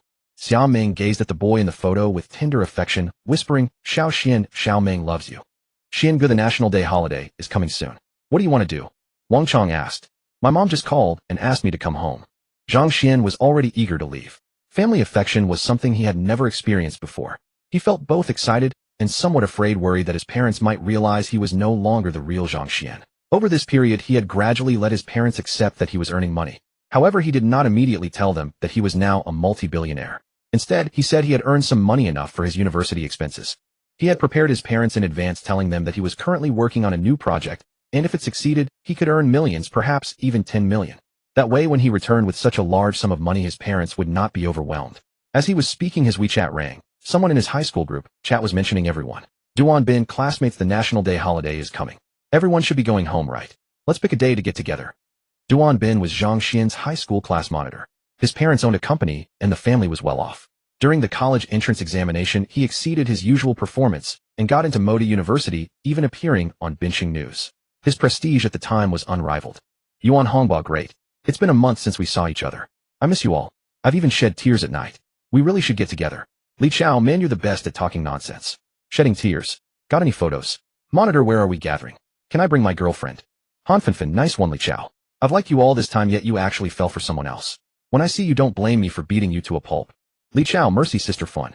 Doghead. JPG, if you loved me, why didn't you say anything in high school? Now that I think of you, all I can do is rely on my own hands. Han Finfin spit. JPG, Duan Bin. Everyone can bring their partner. Li Xiaomon, bring your boyfriend. Young Master Xia shouldn't refuse. Chao Peng, confused. JPG, isn't Xiaomon's boyfriend Xian Ge. Monitor, did you get it wrong? Duan Bin, you guys don't know yet. Xiaoman and Zhang Xuan broke up peacefully. Let's not bring up this topic from now on. Xiaomon's boyfriend now is young Master Xia, the true big shot of Dongshan. It won't be good if he hears about it. Zhang Xian, Z, don't mind it. We're all classmates. Even if you broke up, you can still be friends. Zhang Xuan glanced at the messages and wanted to turn off the chat. He wasn't very familiar with these people, and gathering with them held little interest. Moreover, Duan Bin's purpose for this gathering was likely to embarrass Zhang Xuan. Zhang Xuan had no reason to foolishly offer his face to be slapped. However, even though Zhang Xuan wanted to close the chat, someone would not let him have his way. Li Xiaomon, Zhang Xuan, let's meet up. I still have some photos at your place. Return them to me, or else my boyfriend will misunderstand. And in the future, when you have a girlfriend, you wouldn't want her to see photos of another girl in your possession, would you? Duan Bin, yeah, Zhang Xuan, come out and join us. We miss you dearly. Zhang Xuan felt speechless. Duan Bin was truly insufferable. Miss him. When had he and Duan Bin ever been that close? Back then, Duan Bin had been Li Xiaomon's devoted suitor. Ever since Li Xiaoman chose Zhang Xuan, Duan Bin had constantly found fault with him. Zhang Xuan hadn't expected that even after graduating high school, Duan Bin would remain the same. Duan Bin's intention was easy to guess. He simply wanted to use Li Xiaomon's breakup as a way to strike at Zhang Xuan. If Zhang Xuan were still the same person as before, he naturally could not have endured such humiliation. Yet these people had no idea that the soul residing within him had long since changed. He paid no heed to this matter at all. Ding! The divine choice system has been activated. Choice 1, attend the high school reunion. Rewards 60 shares of Binching International Physique, 10, Spirit 10, Appearance 2. Choice 2, refuse to attend the high school reunion. Reward, the host will obtain the title, Turtleneck Coward Charm with Women 1, and a villa by the Xiangjiang River. Note, the holder of the Turtleneck Coward title gains a passive physique boost of 100, and the attribute bonus is permanently effective. Hearing the system's voice in his mind, Zhang Xuan felt helpless. Did he even need to think about this? Binching International. Wasn't that the very place where his father worked? If his parents were willing to follow him to Dongshan to enjoy a comfortable life, he would have Wang Chuan arrange someone to manage it. If they were not willing, then he would let his father manage it. After all, Zhang Xuan didn't mind losing a little money. Zhang Xuan, no problem. It's a great chance to see everyone. Ding. Detected that the host has made his choice. Physique 10, Spirit 10, Appearance 2. 60 shares of Binching International. The equity transfer agreement has been placed in the storage space for the host to review at any time. Immediately after, Zhang Xuan felt a warm current surging through his body. His strength had increased significantly, and his mind had become even clearer. Perhaps it was his imagination, but at this moment Zhang Xuan felt his energy to be abundant and his thinking remarkably sharp. Even if he stayed awake for days, he wouldn't feel tired. After sending the WeChat message, Zhang Xuan turned on his computer and began browsing. It had to be said that this world was clearly different from Earth. On Earth, the entertainment industry was extremely rich and diverse. In this world, however, there were only a few categories: crosstalk, sketch, comedy, TV dramas, and so on. As for songs, they were an emerging field in recent years. Hearing the warbling tunes coming from the screen, Zhang Xuan nearly felt sick. The TV series were even worse. If it weren't for online games, he truly had no idea how the people of this world passed their free time. No wonder the students at this school chased after Xiao Meng like celebrity fans. Their spiritual lives were too barren. Among the people he had met last time, there seemed to be someone involved in entertainment. Zhang Xuan felt it was his duty to offer that person a suggestion to enrich people's leisure time. Suddenly, Zhang Xuan's eyes widened. He stared fixedly at the woman appearing on the screen. She looks so familiar. Isn't she the girl living next door to me? Could this woman really be a celebrity? It's hard to believe. Oh, Xian Gu, so you're also a fan of Li Zixin? Fang Shiming, a TV enthusiast, asked immediately upon hearing the sound from Zhang Xuan's computer. Her name is Li Zixin. Is she famous? Recalling how that woman had listlessly walked back into her room after learning that he and Old Gu weren't fighting, Zhang Xuan couldn't help curling his lips. What kind of character was that? Did she really enjoy watching others fight that much? Yet a person like her could still become a celebrity. Fang Ximing was unhappy to hear this. Famous. Xian could take off the word really, please. Li Zixin became famous across the whole country with her drama, The Era of the Daughter-in-Law. Especially the zombie face acting style she created, it pioneered an entire era. Xian Gu, from now on you must never insult my wife. In my heart, she is even more important than campus beauty Xia. Fang Ximing was utterly unstoppable when talking about Li Zixin. His passionate manner perfectly embodied the archetype of a hopeless admirer, far more convincing than Li Zixin's acting. Ugh, zombie face acting. That just means no acting skills at all. Zhang Xuan nearly wanted to vomit. Remembering the scene when he met that woman that night, he couldn't help but sigh. That woman really did resemble a zombie. Zhang Xuan searched online and could not help but be taken aback. The internet was flooded with praise for her, nearly depicting her as an unparalleled beauty beyond compare. She was beautiful, Zhang Xuan admitted, but at best comparable to his senior sister. After watching what Fang Ximing called the deadpan acting style for a while, Zhang Xuan confirmed that Li Zixin possessed no real acting talent and was simply relying on her looks to fool the audience. Li Zixin, are you discussing my wife? Hearing the mention of a beautiful woman, Wang Chong stepped away from his game and asked, Get lost. When did Zixin become your wife? She is everybody's wife. She is a top star who came out of Dongshan province and the pride of our province. I heard she had a falling out with her former agency and is striking out on her own. If my grandfather hadn't restricted my access to the family funds, I would definitely sponsor her. To break her contract, our wife paid 100 million yuan in penalties. It is said that the young master of the entertainment company behind her took a liking to her. When his advances were rejected, he tried to drug her, but she saw through it and slapped him hard. She then terminated the contract immediately. The other party used numerous connections and threatened a complete industry blackout against her. Anyone who helps her will be treated as an enemy. Fang Ximing said through gritted teeth. This time Zixin should establish her own studio. However, I heard that only her manager assistant Zhang Xuan is willing to follow her. I wonder if the two of them can survive the official entertainment group suppression. Wang Chong also said with concern. Hearing their words, Zhang Xuan was speechless. These people who still relied on their parents for money actually had the face to worry about a female celebrity. Enough already. Even if she is down on her luck, she lives in a villa, drives a luxury car, and has an assistant. What about you? Do you have the face to worry about others? Better worry about yourselves first. Suddenly everyone in the dorm directed their gaze toward Zhang Xuan, making every hair on his body stand on end. Hey brothers, I am a man, not gay. Please let me be. Fang Ximing suddenly spoke up. Brother Xian, your family is quite wealthy, right? Help Zixin. Wang Chong also chimed in. As long as you help Zixin, I will be your brother for life. Yang Ming also put away his playful expression. Brother Xian, if you have the ability, you should really go out and help Li Zixin. This girl is quite inspiring. She has no background and carved her way into the entertainment industry on her own merits. In such a murky world, maintaining her clarity is quite rare. Zhang Xuan. He was at a loss for words. Had these people ever met the real Li Zixin? He used to be obsessed with Xia Meng, but unexpectedly his reaction to Li Zixin was even more extreme. No money. Even if I had money for a female celebrity, would she care about my paltry funds? Have you guys ever met her in person? You are worrying about her here when she has no idea. What is the point? Zhang Xuan pursed his lips. Hearing this, the few people in the dorm were truly helpless. Zhang Xuan was right. Even if Zhang Xuan were wealthy for Li Zixin's studio, it would still be a drop in the bucket. Just then Zhang Xuan's WeChat suddenly showed a receipt of 1,000 yuan. Zhang Xuan paused for a moment and immediately thought of that gentle and frail girl. He furrowed his brow. Judging by Li Meiqi's clothing, her life must have been quite tight. Working part-time was probably just to earn living expenses. Zhang Xuan had asked Zhou Yi about it. Li Meiqi worked 6 hours a day and could only earn about 120 yuan. It was said her parents relied on her to send money home every month. This meant she gave him 1/3 of her salary. This girl definitely would not reduce the money she sent home. The only thing she could possibly cut back on was her own living expenses. Zhang Xuan immediately transferred the money back. Zhang Xuan, the money, did you receive it? I am so sorry. I can only give you this much. I will pay back those 50,000 yuan over 5 years. Hearing the soft and trembling voice coming from the phone, Zhang Xuan thought to himself, it is indeed this girl. Student Li Meiqi, I really did not spend that money. Those 5 people. Zhang Xuan was speechless. He had already said he did not spend the money, yet Li Meiqi simply would not believe him. I am still at work. I will pay you back. After Li Meiqi finished speaking, she hung up. Zhang Xuan helplessly called Zhou Yi. Raise Li Meiqi's salary to 6,000. What? Zhou Yi on the other end was completely stunned upon hearing Zhang Xuan's words. Mr. Zhang, our part-time wages at Taoyuan residence are already the highest in this university town. Just do it. But under what pretext? Zhou Yi was completely puzzled by Zhang Xian's order. Whatever you see fit. Saying that, Zhang Xuan hung up the phone, leaving Zhou Yi on the other end utterly bewildered. How should I handle this? With just one casual remark from the boss, he had to exhaust his brain cells. After all, so many college students came here to work part-time. He certainly could not raise the salary for only Li Meiqi.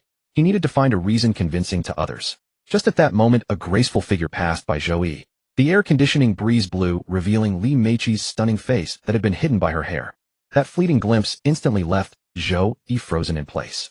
After a while, once the person had walked far away, Zhou Yi finally came back to his senses. Li Meiqi is this beautiful. Li Meiqi had been working part-time here for so long, yet he had never noticed.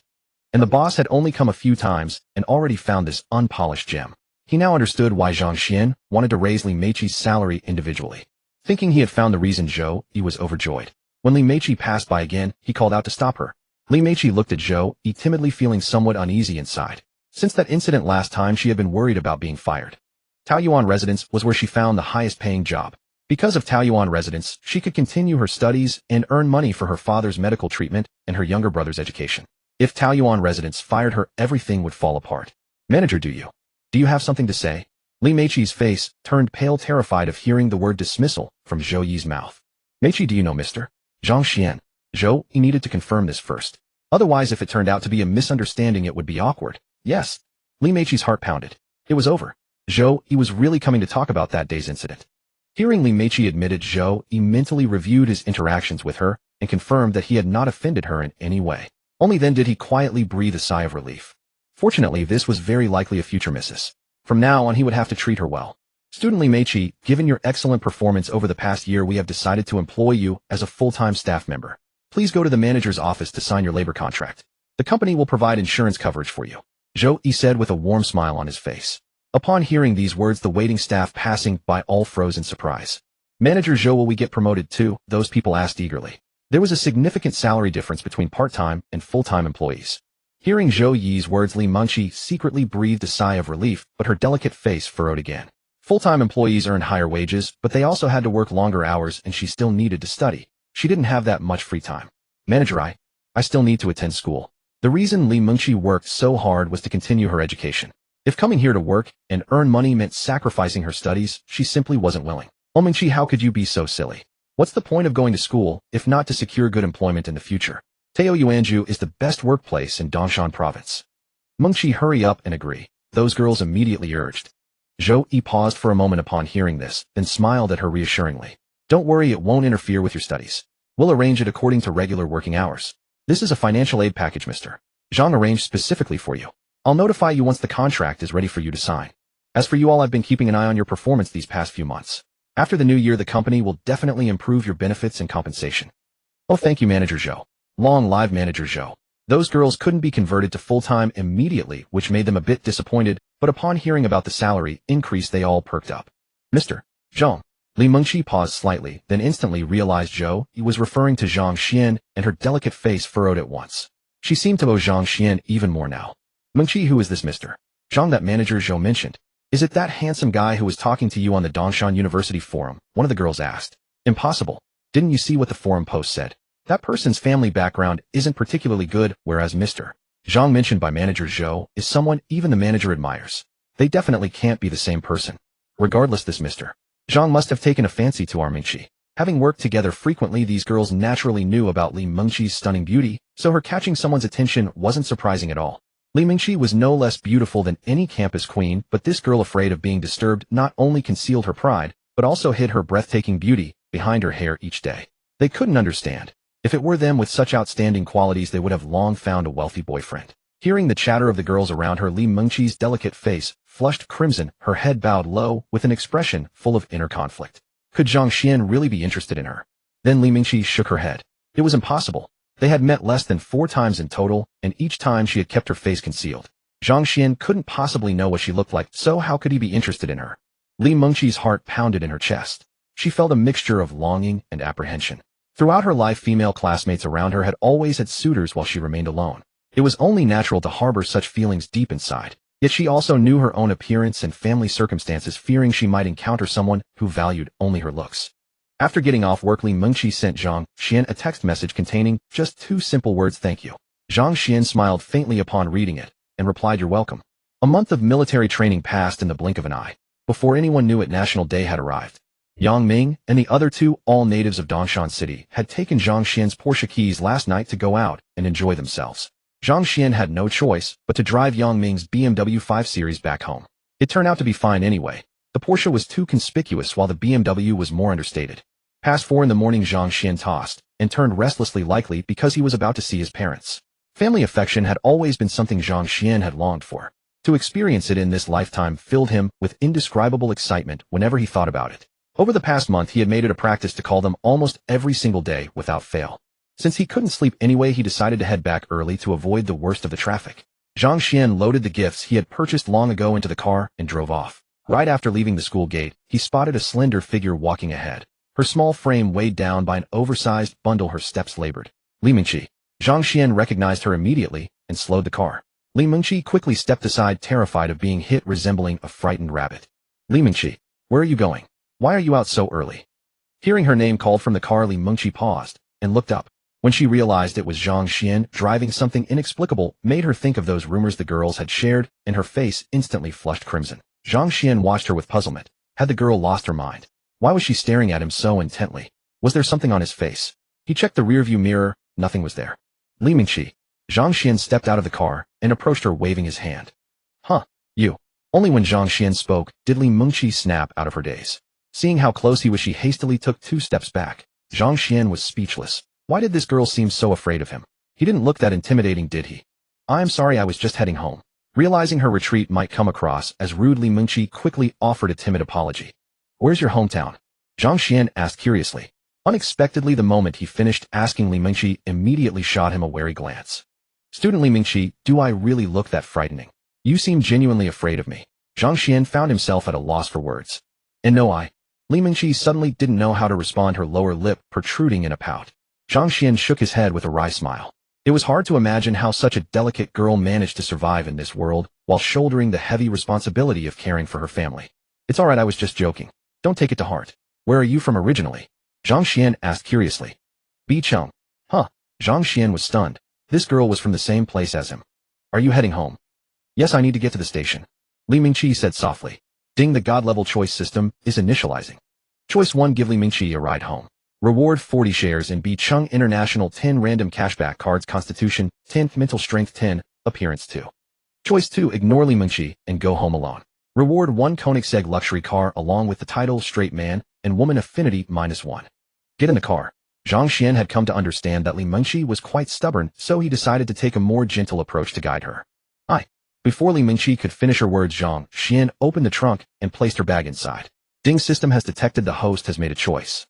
Reward distribution in progress, 40 shares of Bicheng International, 10 random cashback cards, physical constitution 10, mental strength 10, appearance 2.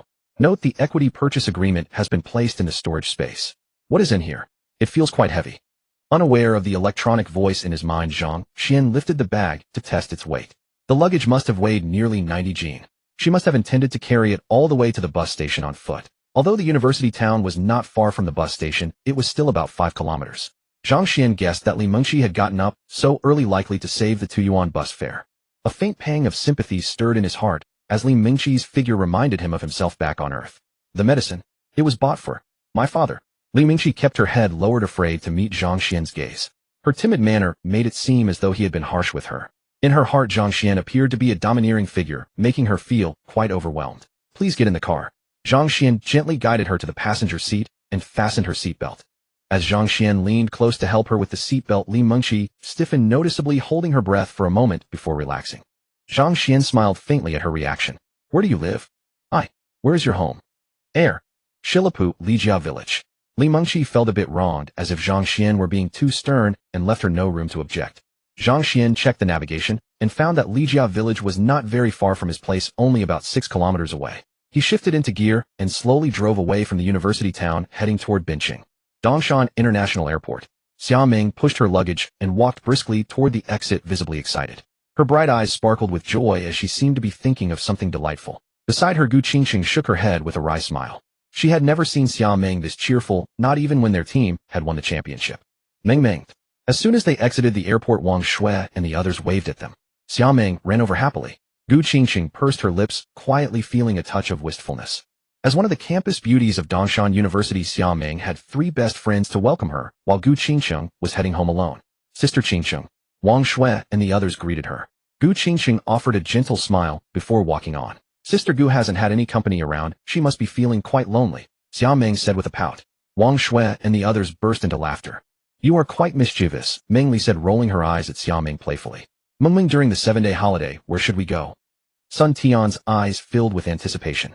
7 days was enough time for them to enjoy a proper trip. Hearing this, Xia Ming smiled mysteriously. It's not us, it's you 3. What do you mean? We had already planned this together, and the deposit was paid. If you don't go, I won't cancel either. Exactly. You told everyone about it, even Aunt Tian knows. And now you say you're not going. What do you plan to do, just read books all day? The 3 girls looked at Xia Ming in confusion. She had been discussing travel plans on social media for days, letting their parents know as well, and they had already booked the tour group only for her to suddenly change her mind. You 3 should go ahead, I'll cover the cost, Xia Ming said with a bright smile. Before Ming Li and Sun Tian could respond, clever Wang Shui immediately guessed, Girl, aren't you planning to visit Zhang Xuan alone? Ming Li and Sun Tian's eyes widened in surprise as they looked at Xia Ming. Yes, Snow, you're amazing. Bingo, you guessed it right. Xia Ming's luminous eyes were filled with hopeful anticipation for the coming 7 days. Little Ming, have you lost your mind? Exactly. If Uncle Xia and Aunt Tian find out, they will be worried sick. I don't understand, Zhang Xuan is quite nice, but is he really that special? Why are you so set on going to see him? The 3 girls looked bewildered, unable to fathom Xia Ming's decision. Do you know what kind of people Zhang Xuan's parents are? You're going there without knowing them. Don't you feel? Wang Shui still felt uneasy and wanted to dissuade her. I know, Xia Ming replied with a warm smile, showing no concern at all. Do you know? Have you met them? I have, Xia Ming said proudly. When she was young, she often went to Zhang Xuan's house for meals. Her parents had been very busy back then and had no time to take care of her and her brother. They had spent almost every day at the Zhang family's home, and both families had considered having the children formally acknowledge the Zhangs as godparents. Huh. Wang Shui and the others were stunned. She had already met them. Having already met the future in-laws, this was quite significant. Alright, stop worrying about me. You 3 go have a wonderful trip, and I will cover the expenses, but you want us to keep this from Uncle Xia and Aunt Tian, right? Before Xia Ming could finish, the 3 of them had already guessed her little plan. Alright, then go have fun. I need to set off too. Saying this, Xia Ming headed toward the bus station. After buying her ticket and boarding the bus to Binqing, Xia Ming gazed out the window, her eyes filled with hopeful expectation. Junior brother, I'm coming. Those who wish to slight you. Have you prepared yourselves for the arrival of this goddess? Achu. After several hours of travel, they finally arrived at the entrance of Lijia village. Zhang Xuan sneezed and wondered curiously who was thinking of him. Seeing the familiar surroundings, Li Mengqi, who had been quite tense during the ride, finally relaxed. A look of anticipation appeared on her pretty face. Zhang Xuan, please stop me at the village entrance. I can walk home from here. Your parents must be waiting for you anxiously, right?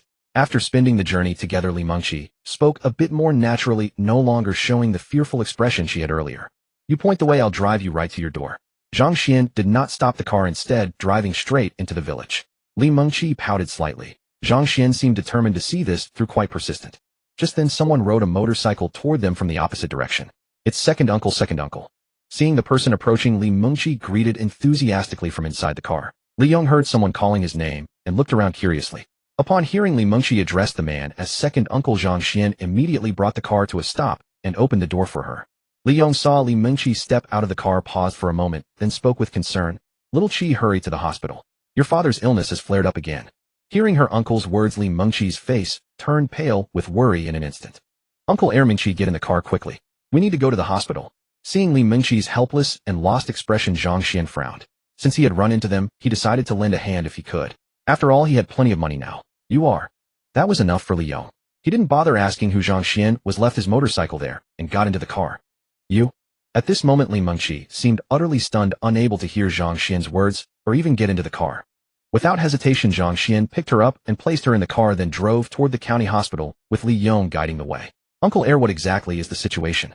Zhang Xuan and Li Mengqi were classmates, so addressing him as Uncle was appropriate. Li Yong paused at the greeting, then sighed softly, and replied, nephritis. A long-standing illness. This is already the 6th time this year, and this time it's particularly.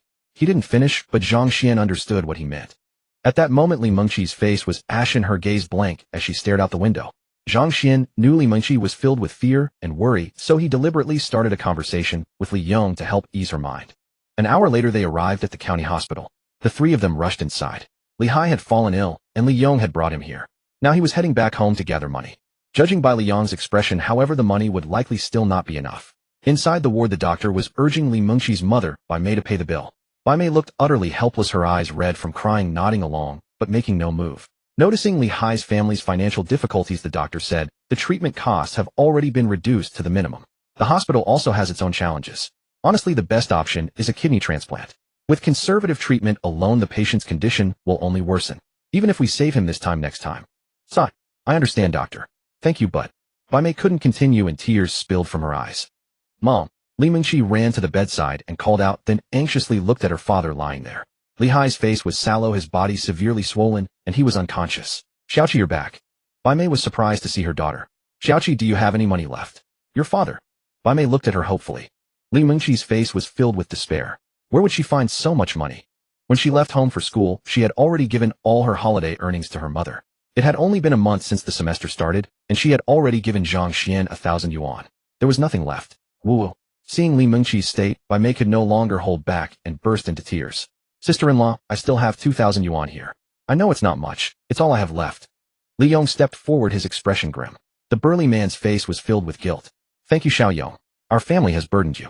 Bai Mei stood up and bowed deeply to Li Yong. Sister-in-law, what are you doing? My elder brother is sick. Helping pay for his treatment is the least I can do. Li Yong then turned to the doctor and pleaded, Doctor, the village knows about my elder brother's condition and is raising funds. It will just take some time, but the illness can't wait. Could you please begin treatment first? The doctor's face showed deep regret. I'm sorry, but I really can't help with this. If it were only 7 or 8,000 yuan, I would cover it myself. But, doctor, has a kidney donor been found? Zhang Xuan asked. The doctor, assuming Zhang Xuan was a family member, nodded. We found one long ago, and the match was successful, but without money our hospital. Actually, this is already the second time. The first kidney was given to another patient. Kidney donors are hard to come by. Li Hai has managed to find a compatible donor twice. That's a blessing from heaven, but... The doctor trailed off again. Zhang Xuan understood what the doctor was hinting at. Doctor, does the hospital have the conditions to perform a kidney transplant? If so, let's proceed with the surgery. I'll go pay the fees right now. His words drew everyone's attention. Li Mengqi remembered how Zhang Xuan had helped her with her school status change, and guessed he must be wealthy. A glimmer of hope flickered in her once despairing eyes. Mengqi, who is this young man? Bai Mei finally noticed Zhang Xuan. Hearing that he was willing to help pay, she immediately asked. Oh, this is Zhang Xuan. He's my friend. He drove me here this time, Li Mengqi said softly. Auntie, I'm Zhang Xuan, a friend of Mengqi's. Let's not talk now. Uncle's condition is the priority. I'll go pay the fees. Please get uncle ready for the surgery. The doctor glanced at Zhang Xuan. Young man, the kidney transplant surgery costs. Seeing that Zhang Xuan looked like a student, the doctor wondered if he could possibly afford the roughly 400 yuan procedure. Zhang Xuan smiled and headed to the payment counter. Xiaoqi, does your friend really have that much money? Bai Mei asked hopefully. He should, right? Xiaoqi's friend drives a BMW. That car is certainly not cheap, Li Yong said. Li Mengqi was overjoyed that her father might be saved, yet felt overwhelmed. She already owed Zhang Xuan 50,000 yuan, and with the surgery costs added, she didn't know how she would ever repay him. After a while, Zhang Xuan returned with the payment receipt. The doctor took one look and immediately said, get everything ready quickly. I'll go call the operating room. Thank you. Thank you, doctor. Thank you, young man. I'll kowtow to you. Bai Mei knelt down in emotion. Annie, what are you doing? Mengqi is my friend. Helping you is only natural. Please hurry and prepare. Uncle's surgery is the priority. The group immediately pushed Li Hai toward the operating room. Thank you. While waiting outside the operating room, Li Mengqi approached Zhang Xuan and whispered her gratitude. It's fine. Don't worry. Uncle will be all right. MMH. Li Mengqi had never felt so helpless before. Zhang Xuan's appearance felt like a divine intervention to her. Just then, everyone's stomachs began to rumble. Worried about Li Hai's illness and having no money, they hadn't eaten since morning. Uncle Andy, please wait here. I'm hungry. I'll go buy some food. With that, Zhang Xuan turned and left. The hospital had performed many kidney transplants before with a high success rate. Although Bai Mei and the others remained worried, their hearts felt a little lighter than before. Xiaoqi, Zhang Xuan appears to come from a well-off family, and he has treated us with genuine respect. He is truly a fine young man. Bai Mei held a very favorable impression of Zhang Xuan. The kidney transplant surgery had cost over 400,000 yuan, yet Zhang Xuan had paid 1 million outright, covering not only the procedure, but also the subsequent treatment expenses. That was 1 million yuan, not a mere 100. Mom, I will repay him. Bai Mei glanced at her daughter and let out a quiet sigh. She and her husband lacked the means, and the burden of supporting the entire family had fallen onto a young girl in the bloom of her youth. She felt she had wronged her daughter too deeply. Zhang Xuan stepped outside the hospital. Beyond the hospital gates, restaurants always thrived. He purchased some simple steamed buns, fried dough sticks, and soy milk, then prepared to head back. Just then his phone rang. Seeing it was his mother, Zhang Xuan realized he had never called to inform her of what had happened. Hey Xiao Xian, when will you be home? His mother Zhang Xiaoli's voice came through the line. Mom, I had something urgent come up and lost track of time. A friend's father is undergoing surgery and I may not be able to return today. Even if I do, it will be late tonight. Is he ill? Is it serious? What kind of friend is this? Would you like me to come take a look? Zhang Xiaoli asked with concern upon hearing this. It is nothing severe, just a routine procedure. I will come home once his father emerges from the operating room. Take care on your way, and we will wait for you to return. Your father and I look forward to it. Returning to the hospital, Zhang Xuan offered a gentle smile. Everyone, let us eat. I know you are all worried, but one must eat to stay strong. Uncle needs your care, so please do not push yourselves too far. Steamed buns. Li Tianchao, Li Mengqi's younger brother, spotted the bag of buns Zhang Xuan carried. His eyes lit up instantly, and he dashed over, grabbing one and beginning to eat. Eat slowly, there is plenty more. Do not choke. Have some soy milk. Watching the boy's eager manner, Zhang Xuan could tell he had gone quite some time without a proper meal. Bai Mei looked at her son with deep guilt in her eyes. Noticing the warmth and sincerity in Zhang Xuan's gaze toward her boy, free of any condescension, even offering the soy milk with genuine kindness, her look toward him softened considerably. Zhang Xuan, thank you for bringing Xiaoqi home safely. You must have worked hard on the journey. Auntie, you are too kind. I am Mengqi's friend, and this is something I should have done. Zhang Xuan, could you come with me for a moment? After everyone finished eating and waited anxiously, Li Mengqi approached Zhang Xuan and spoke softly. Zhang Xuan followed her with a puzzled expression. Once the two had moved aside, Li Yong observed them departing and said, Sister-in-law, this young man is quite remarkable. Bai Mei nodded in agreement. Indeed he is. Though one wonders if he already has a girlfriend. Zhang Xuan followed Li Mengqi down a quieter corridor. She stopped, head bowed, unable to meet his gaze, and took out a piece of paper. Zhang Xuan paused slightly, took it, and unfolded it. Another debt acknowledgement. He smiled gently. Classmate Li Mengqi, I only wanted to help. I never intended. No, I will definitely repay you, she said with quiet determination. Very well. Zhang Xuan understood Mengqi's stubborn nature and did not refuse further. 1 million was nothing to him. After settling the medical fees, he still had several million remaining. His phone had already pinged with a notification. Another 5 million yuan had been deposited into his bank account. Seeing Zhang Xuan agree, Li Mengqi silently exhaled in relief. She felt she owed him far too much. You should go home. Your parents must be worrying about you, she said. It is fine. Let us wait until uncle comes out of the operating room first. All right. This time Li Mengqi did not object. The surgery proceeded smoothly. An hour and a half later, Li Hai was wheeled out on a gurney. Doctor, how is my eldest brother? Li Yong asked anxiously. The doctor smiled warmly. Do not worry, the surgery was a success. However, he will need close observation for some time. Hearing the doctor's words, Bai Mei burst into tears of relief. Li Mengqi immediately embraced her mother, knowing all the weight her mother had carried alone. Zhang Xuan, thank you from the bottom of our hearts. This is an IOU for the money we borrowed, already signed with my fingerprint. We will repay you in full, Li Yong said, his weathered face filled with gratitude as he produced a folded note. There is no need, second uncle. Mengqi has already written me an IOU.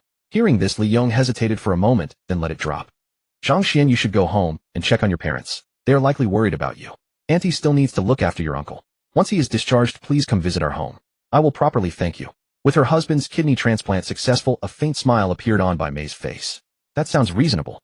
I will head back then. By the way, Annie, this is a small token to celebrate uncle's successful surgery. It is nothing much, just meant to bring good fortune. Please do not refuse. The money paid to the hospital could not be withdrawn before discharge. Noticing how fiercely Li Tianchao had reached for the buns, Zhang Xuan knew Bai Mei was short on funds, so he had withdrawn 10,000 yuan earlier and placed it in a red envelope. We cannot accept this money. Seeing the thick red envelope, Bai Mei knew it contained a substantial amount. Having already received 1 million from Zhang Xuan, how could she take more? Auntie, this is a blessing envelope meant only for good fortune. Please accept it. Zhang Xuan placed the red envelope on the hospital bed, then turned and left without another word. Li Mengqi watched Zhang Xuan's retreating figure, her expression complex, her lips biting down gently. Zhang Xuan settled into his car and dialed his mother's number. What is it, Xiao Xian? Has something happened? The moment the call connected, Zhang Xiaoli's worried voice came through. Everything is fine. My friend's father had a successful surgery. I am on my way back now. Oh, it is all right then. Good. By the way, Xiao Xian, do not come home directly. Go straight to the Fusher fast food restaurant beside Taoyuan residence. Take a taxi there quickly. Before he could respond, Zhang Xiaoli hung up and turned to the heavily made-up woman seated across from her, smiling softly. Sister May, I am so sorry to trouble you again. My Xiao Xian is coming back. Could you? The heavily made-up woman opposite her displayed an unmistakable look of impatience upon hearing this. Xiaoli, dear, a girl's time is precious. Today I was not supposed to meet only your family. I had just turned down another match, and you chose this location instead of the one at Taoyuan residence that I had already confirmed with them. Oh, Sister May, please put in more effort. Xiao Xian is someone you watch grow up, He's like our own child. This is just a small token of appreciation. You've made so many trips on my behalf, and I truly feel indebted to you. As Zhang Xuan spoke, she took out a red envelope and pressed it into the woman's hand. Upon seeing the money, the heavily made-up woman's impatient expression instantly transformed into a broad smile, and she laughed extravagantly. Oh, Sister Xiaoli, you're far too generous. Xiao Xian is like a godson to me. Given our relationship, I'll naturally take his matters to heart. Although the other family has more money, their son hasn't even finished high school. Unlike our Xiao Xian, a proper university graduate from Dongshan. Not all girls care only about money. Perhaps the girl was genuinely drawn to Xiao Xian's talent. Otherwise, she wouldn't have come to me seeking help with matchmaking. As long as Xiao Xian presents no issues, the chances of success are quite high. As Sister Mei spoke, her hand quietly tucked the money away, and she added, "By the way, sister, I should make this clear beforehand. While the likelihood of success is great, I cannot guarantee it will work out 100%. If this attempt fails, I can help find another match for Xiao Xian." A smile lit up Zhang Xiaoli's face. It's all right. Thank you, Sister Mei, for taking on this trouble. Sister, I heard that. Ever since the financial crisis broke out, finding work has become increasingly difficult. Sister Mei sighed softly. Hearing this, an unnatural expression crossed Zhang Xiaoli's face. When Zhang Xian arrived, the area in front of the side dish fast food restaurant was already packed with cars. He glanced around and noticed there were still parking spaces available in front of their own Taiyuan residence. He simply drove over and parked. "Sir, may I ask if you've come to dine?" "Mr. Zhang." "Mr. Zhang, why have you come?" Bian Qingmin's face went pale upon recognizing Zhang Xian. After being dismissed, he had sought employment everywhere, but no one would take him in. Some companies even pretended to accept him on the surface, only to mock him openly once he arrived, leaving him thoroughly humiliated. Bian Qingmin knew it was his own arrogance that had alienated too many people, and their actions were justified. After experiencing the cold realities of the world, he reached out to a former, close friend, hoping to be taken in. To his surprise, that friend had become the lobby manager at Bianqing's Taiyuan residence. After learning of Bian's situation, the friend paused thoughtfully and arranged for him a position as a security guard. Bian Qingmin had not refused. For someone in his position, any job would suffice. He never expected to be so unfortunate as to be caught by the boss on his very first day. "You? Weren't you fired?" Zhang Xian frowned, looking at Bian Qingmin and asking calmly. Thud. Bian Qingmin dropped to his knees on the spot, imploring, "Mr. Zhang, I beg you. I know I was wrong. I only wish to work peacefully now and will never do such things again. Mr. Zhang, I'm merely a security guard now. Please show mercy." Ding, the God-tier choice system is activating. Choice 1, forgive Bian Qingmin. Reward 100 ownership of side dish fast food restaurant Bian Qingmin's loyalty, physical constitution 10, mental strength 10. Choice 2, refuse to forgive Bian Qingmin. Reward matchmaking success rate increased by 100, bestow the title of player, women's affinity 1. Hearing the mechanical voice in his mind, Zhang Xian paused briefly. Increase matchmaking success rate by 100%. What was that for? What use would he have for such a thing? With his current status and the pursuit of the beautiful senior sister, did he need matchmaking? Choice 1. Zhang Xian, somewhat speechless, said to Bian Qingmin, "Rise. Work diligently here, and I will be watching you." Ding, the host has made a choice. Rewards are being distributed. 100 ownership of side dish fast food restaurant Bian Qingmin's loyalty, physical constitution 10, mental strength 10. Bian Qingmin disregarded any sense of dignity and kowtowed on the ground, begging Zhang Xian for forgiveness. Hearing Zhang Xian's words, he paused for a moment before tears streamed down his face. "Thank you, Mr. Zhang. Thank you, Mr. Zhang. I, Bian Qingmin, swear to heaven that if I ever betray Mr. Zhang in this life, may I come to a terrible end. Rise. From now on, do not kneel at every turn. Your actions will speak louder than any words." Having said this, Zhang Xian stepped out of the car and walked toward the side dish fast food restaurant. Bian Qingmin watched Zhang Xian's retreating figure with deep gratitude, his fists clenched. Having endured so much of the world's indifference, Zhang Xian's forgiveness warmed his heart. "Mr. Zhang, I, Bian Qingmin, will remain loyal to you for the rest of my life. I will never betray you." Zhang Xian regarded the side dish fast food restaurant before him. The scale was not small. Of course, it still fell considerably short of the neighboring Taiyuan residence. However, the location of the fast food restaurant was favorable. If Taiyuan residence and the fast food restaurant could be connected, business at Taiyuan residence would improve significantly. "Xiao Xian, over here." Just then a gentle voice called out. Upon hearing it, Zhang Xian looked over. Seeing the woman, warmth flooded his heart. This was his mother. "Mom." Zhang Xian entered the side dish fast food restaurant, approached Zhang Xiaoli, and pulled his mother into a warm embrace. Zhang Xiaoli smiled tenderly. "You child, it's only been a month since you left. Why do you look at me as though we haven't seen each other for decades?" Sister Mei, watching from the side, curled her lips in disdain. "Mama's boy. Xiao Xian, come and greet your Auntie Mei." Zhang Xiaoli introduced. Zhang Xian glanced at the heavily made-up woman. She did not appear in his memories, but he still politely greeted her. "Auntie Mei." "Oh, so this is Xiao Xian. Truly a handsome young man. Sister, you can rest assured this time. Sister May had not previously gotten a clear view of Zhang Xuan's face. But the moment he turned to look at her, she was utterly stunned. So handsome. More handsome than television stars. A flush of heat rose through her body, and she felt an urgent desire to take him away immediately. Such a young and attractive man. Being with him must certainly be delightful. At these thoughts, Sister May's face flushed crimson. Sister May, where is that girl? When will she arrive? Seeing Sister May's dazed expression, Zhang Xuan looked confused and reminded her. Oh, I'll call her right away. Coming back to her senses, Sister May's face was still glowing red, clearly visible even beneath her thick foundation. Chafin, are you still occupied? Xiao Xian is back. Wouldn't you like to meet him? Come over. After hanging up, Sister May said with a bright smile, Xiao Xian, you've grown even more handsome after more than 10 years. Sister Xiaoli, once the girl sees Xiao Xian, she will certainly agree. Hearing this, a touch of pride appeared on Zhang Xiaoli's face. Inside Taoyuan residence, Han Xiaofan was gracefully nestling into a young man's arms when she spoke. All right, that person has returned. Let's go over now. She rolled her eyes at the young man. I truly don't understand your thinking. We're already engaged. Why must you go through all of this? Is it simply to slap that person's face and making me proactively seek out a matchmaker to approach him? Does he really come so cheap? The young man burst into hearty laughter and gave Han Xiaofan a playful pat. Come, let's go see me deliver that slap to his face.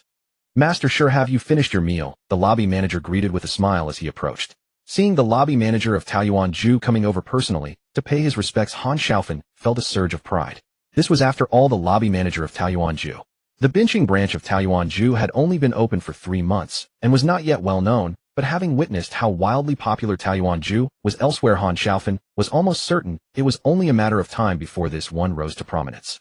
The lobby manager of Taoyuan Ju came over personally to greet them. What a great honor. This was why she was willing to stay with Shi Xingjie. Shi Xingjie was a notorious playboy in Binqing, changing women as casually as one changes clothes. Yet she had confidence in herself. Those women were probably replaced because they lacked the true arts. Having just returned from the south, Han Xiaofan had a delicate beauty and a bewitching allure that made her the center of attention wherever she went, thanks to that her family had prospered in just a few years. Nevertheless, such a life was not a durable trade. She still needed to marry a wealthy man, and Shi Xingjie was the most suitable candidate she had found. Shi Xingjie was visibly gratified. He laughed heartily, wishing everyone present could witness this moment. Very good, Manager Wang. I still have other matters tonight, so I'll be going now. The two walked out of Taoyuan Ju and arrived at the parking lot. Oh, a BMW 5 Series. What a great car. Worth over 500,000. Whose is it? Han Xiaofan hadn't expected to see such a fine car in this backwater place. Shi Xingjie glanced at the BMW 5 Series worth over $500,000, then at his own Volkswagen worth around 200,000, and instantly felt as if his pride had been ground into the dust. Why hasn't the car I ordered arrived yet? He had also ordered an Audi worth over $500,000. If he had driven that car today, he would have been so proud. Darling, that's enough. In a small place like Binqing, your car is already a top-class luxury vehicle. I feel so proud of it. What more could you be dissatisfied with? Han Xiaofan, with her quick perception, instantly caught Shi Xingjie's mood and spoke up without hesitation. Shi Xingjie was immediately pleased and burst into hearty laughter. By the way, darling, you still haven't told me why you want to go after this Zhang Xuan. What's so special about him? Is it because he's a college student? Han Xiaofan said with a dismissive look. Only in a small town like Binqing would people think highly of a college student's identity. It was hard to imagine that Binqing, so close to Dongshan City, could be so economically underdeveloped. College students. How many college students do I have working under me? After graduation, they're still doing jobs that middle schoolers could do. Shi Xingjie said with a mocking sneer, but his mind was already drifting far away. He thought of that girl, beautiful as a porcelain doll whom he had liked so much. The infuriating thing was that she simply refused to be with him, preferring another fool. He had once seen his father's unscrupulous methods of making women compliant, a special potion that would cloud their minds. He had stolen some of that potion from his father, but to his astonishment, after taking it, the girl's resistance was so fierce that she threw herself into the river. He was terrified at the time and fled home in a panic. Later he heard that Zhang Xuan had saved the girl. If Zhang Xuan had not saved her, the girl would have died, and everything would have been over. But that accursed Zhang Xuan had pulled her out of the water, leaving him in constant fear. What consoled him was that the girl's family had moved away afterwards and hadn't reported him to the police. Yet the incident was buried deep in his heart. As long as Zhang Xuan existed, he would think of that girl. Therefore he was determined to destroy Zhang Xuan. When he learned that Zhang Xuan had broken up with Li Xiaoman and would return today, he came up with this scheme. He would accompany Han Xiaofan on a blind date, use the matter of Li Xiaoman to strike a heavy blow at Zhang Xuan, and then ridicule him over the arranged meeting. Combined, these two tactics would surely crush Zhang Xuan and leave him utterly despondent. Driving his 200,000 yuan Volkswagen, Shi Xingjie pulled up in front of the fast food restaurant. He deliberately parked the car sideways across the entrance, then swaggered straight inside. Excuse me, sir, you can't park your car here. Please. Shi Xingjie roughly shoved the guard aside, without letting him finish. Are you blind? I'm Shi Xingjie of Bincheng International. Can't you see? My car can be parked anywhere. I'd even dare to stop in the middle of the road. You think I can't park here? Get out of my way. With that, Shi Xingjie shoved the guard brusquely aside and strutted into the restaurant. The guard's face flushed with humiliation, but facing Shi Xingjie's arrogance, he could only swallow his grievance and endure.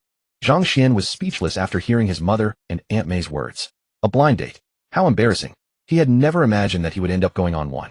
Mom, why didn't you tell me earlier? I don't need a blind date. Zhang Xuan whispered in Zhang Xiaoli's ear. Don't think I don't know that you and Xiaoman have already broken up. Besides, this time the girl's family took the initiative to ask your Aunt May to do the matchmaking. I've seen her photo. She's much prettier than Xiaoman. You can date her and see how it goes. If it doesn't work out, you can find someone at university. Zhang Xiaoli knew quite well how much her son had liked Xiaoman back in high school. Now that she had heard from his high school classmates that they had broken up, she feared he might sink into despair. So when Aunt May came to propose a match, she readily agreed. Aunt May.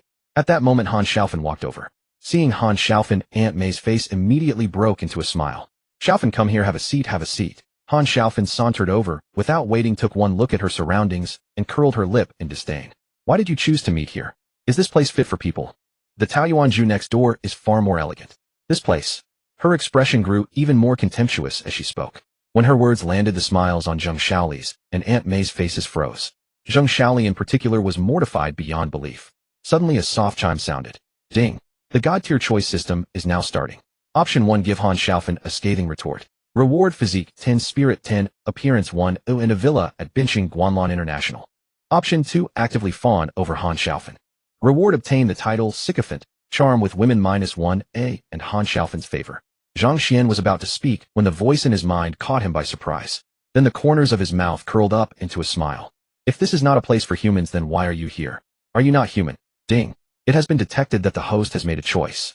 The reward is now being issued: physique 10, spirit 10, appearance 1, and a villa at Bincheng Guanlan International. The purchase contract and keys have been placed in your storage space. Please check and accept them. Huh? Why are you insulting me? You. Suddenly Han Xiaofan stopped mid-sentence. She stared at Zhang Xuan, completely frozen. So handsome. No less than those celebrities. And Zhang Xuan wasn't wearing any makeup or using a filter. Being the girlfriend of a man like this wouldn't be a loss for her. Seeing Han Xiaofan's reaction, Shi Xingjie, who had been standing aside waiting for a dramatic entrance to humiliate Zhang Xuan, was enraged. Scold someone. This isn't even a place fit for ordinary people. How could I possibly curse? Zhang Xuan looked at Han Xiaofan coldly. This woman gave off an aura that suggested she was not of good character. You? Who the hell do you think you are? How dare you insult my precious treasure? Shi Xingjie couldn't hold back any longer and stepped forward.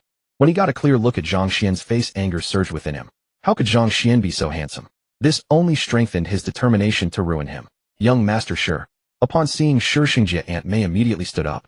Darling, is this the second person you wanted me to introduce you to? I was wondering who it could be, and it turns out to be that broke guy Zhang Xuan. What happened? Got dumped, and now you're here looking for comfort. Darling, he doesn't value you at all. How could he bring you to such a shabby place? Is this anywhere a proper person would come? Taoyuan residence is right next door, yet you chose this place. A pauper through and through. Oh, I see, it's you. You got fired from the company, and bringing someone here is already impressive enough. After Shi Xingjie arrived, he unloaded a rapid barrage of insults at Zhang Xuan and Zhang Xiaoli. Zhang Xiaoli's expression grew progressively darker, her face flushing with anger.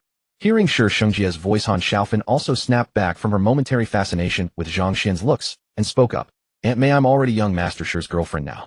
There's no need for you to introduce those irrelevant people to me. A smug smile spread across Shi Xingjie's face as he walked over to Zhang Xuan and whispered, Kid, wanna know why Li Xiaoman dumped you? Zhang Xuan was about to ask about his mother being let go when he heard Shi Xingjie's words. A sudden tightness filled his chest. He paused, realizing this was the lingering consciousness from his past life stirring. Noticing Zhang Xuan's expression change, Shi Xingjie grew even more smug. Ha ha ha, you never guessed it, did you? I arranged everything with Li Xiaoman. Otherwise, you really think a nobody like you deserved her attention.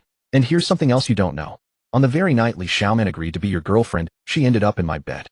She's wonderful in every way, and it was her first time. Zhang Xuan, you're nothing but a loser, you. Shi Xingjie was arrogant and vicious, insulting not only Zhang Xuan, but also his parents. Your mother. I ordered her dismissal. And not just your mother, your father will be told to take his leave as well. You? Zhang Xiaoli was consumed with rage when suddenly the world seemed to spin around her. Mom. Zhang Xuan reacted swiftly, catching his mother before she could fall. Xiao Xian, let's go. Zhang Xiaoli's face was pale, tears welling in her eyes. Mom, don't be upset. Rest assured, Binching International will invite you back. Seeing his mother in such a state, Zhang Xuan's heart ached, and then fury rose within him. Ha ha ha. As if hearing the greatest joke, Shi Shengjie and Han Xiaofan burst out laughing. Binching International will invite her back.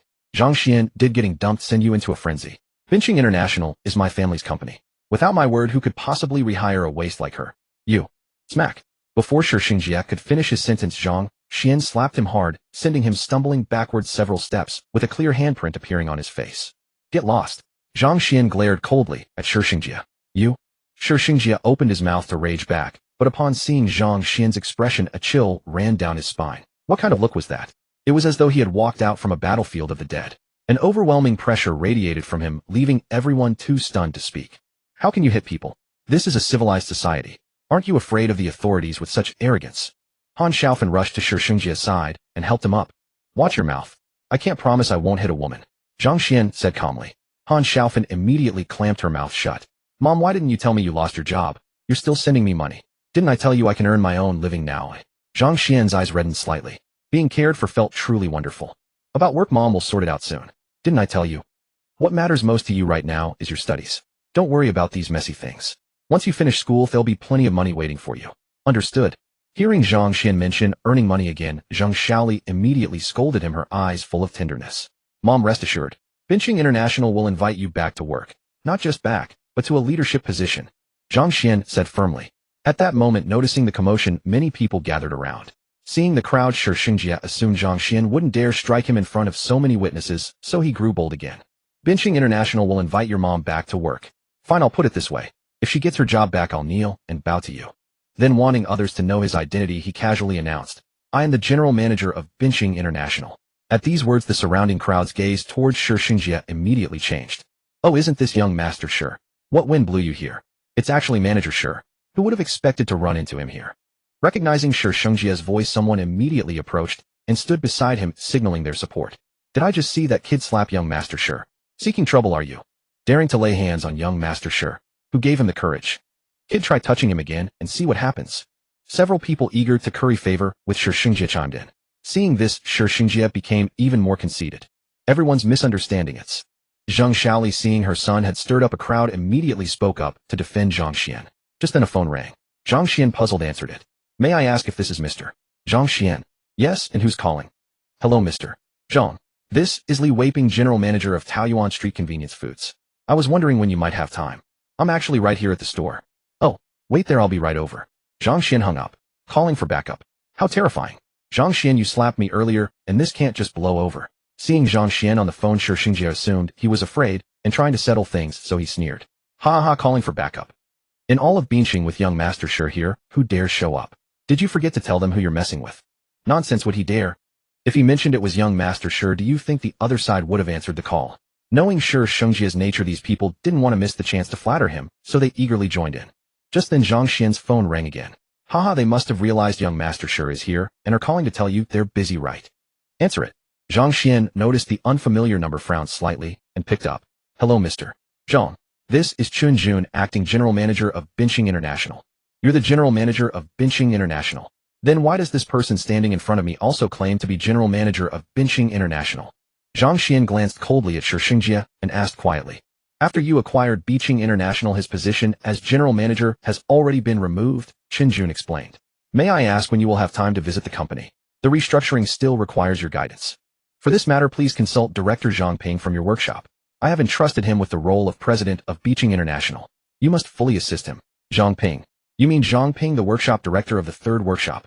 Hearing Zhang Xuan's words, Chun Jun on the other end of the phone was utterly bewildered. With so many senior executives available, was Mr. Zhang really going to promote a workshop director to serve as their new president? Was this some kind of jest? Is there a problem? Chun Jun's tone carried an unusual quality. Zhang Xuan frowned and asked, Mr. Zhang, while Zhang Ping excels at his duties as workshop director, I must respectfully submit that his abilities may fall short of what is required to serve as president. That is precisely why I am asking you to assist him. Zhang Ping is my father. I purchased Binching International specifically for him, so there should be no issue with this arrangement. If there are no further concerns, I shall hang up. What does it mean to lack the ability? No one is born knowing how to be a president. With proper guidance and practice, surely he would manage. Zhang Xuan ended the call, leaving Chun Jun completely stunned on the other end. The company had been purchased by Zhang Ping's son, Although Beijing International's market value was not extraordinary, it still exceeded $1 billion. Was Zhang Ping's family truly this prosperous? Go and fetch Zhang Ping, the workshop director of the third workshop. No, actually, perhaps I should go and invite him myself. The moment Qin Jun finished speaking, he immediately revised his words. He reflected deeply within himself.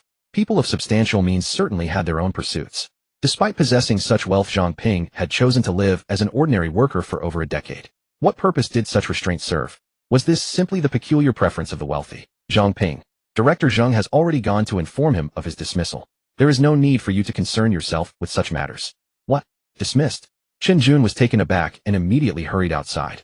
No wonder Mr. Zhang's tone had seemed somewhat different earlier. Had he already been aware of the situation? This explained why he had chosen not to continue engaging and instead revealed the truth directly. Qin Jun hurried back, leaving roughly a dozen people in the office gazing at one another in bewilderment. What had happened? Was it merely a matter concerning a workshop director? They had assumed this was a decision made by Xinjia. Since the company required restructuring anyway, the departure of a single workshop director would hardly make a difference. They reasoned they could simply follow his directive and allow him to leave, thereby easing the company's burden and passing the responsibility to Xinjia. Was this not a sound arrangement? Why had old Qin reacted so dramatically? Everyone stood transfixed, gazing at Zhang Xuan. Even Zheng Shaoli appeared momentarily speechless. The entire room fell into a profound silence. Ha ha ha. Zhang Xuan, if you intend to project such an image, at least do so convincingly. You have purchased Beijing International. You dare claim before me that you purchased Beijing International. It appears you are not foolish after all, but rather suffering from delusions. No wonder a woman abandoned you. A man who lives solely in fantasy. Anyone who chooses to be with you would surely lack discernment. Xinjia laughed extravagantly, tears forming at the corners of his eyes. Was there a more fitting opportunity than this? Zhang Xuan had placed himself directly in the position of one who would be contradicted. Xinjia felt that all his careful preparations had been rendered meaningless. Zhang Xuan had essentially presented himself for correction. In order to thoroughly undermine Zhang Xuan, he had even resorted to mentioning Li Xiaoman. In his estimation, Zhang Xuan would never dare to seek verification from Li Xiaoman regarding such an embarrassing matter. Yet he had not anticipated that Zhang Xuan would indeed act in such a manner before so many people. If he had known this would occur, where would have been the need for such elaborate scheming? Han Xiaofan had previously been drawn to Zhang Xuan's striking appearance, but upon hearing his words her impression shifted considerably. A man who spoke only in grand ambitions might serve as a casual companion, yet for marriage, would she be expected to live within his fantasies for the rest of her life? Sister Mei approached Zheng Shaoli and spoke softly. Dear, quickly ask young Zhang to offer an apology. This involves young Master Shi. If he is offended, Zhang Ping's position could truly be affected. Upon hearing this, Zheng Shaoli's expression grew troubled. She awkwardly lifted her leg, preparing to take a step forward. Just then approaching footsteps were heard. An authoritative elder accompanied by several individuals walked into the room. It is Li Weiping, the general manager. The matter has escalated enough to draw Li Weiping's attention.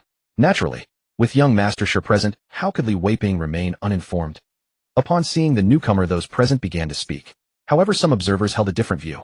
If Li Weiping had arrived specifically for Xinjia, why was he addressing his inquiry toward Zhang Xuan? Who was Zhang Xuan? Manager Li, I did not expect such a minor matter to disturb you. Rest assured I shall resolve this shortly, and will not cause you undue inconvenience. A smile appeared on Xinjia's face. The earlier conversation among the crowd had been too loud for him to hear that Li Weiping was searching for Zhang Xuan.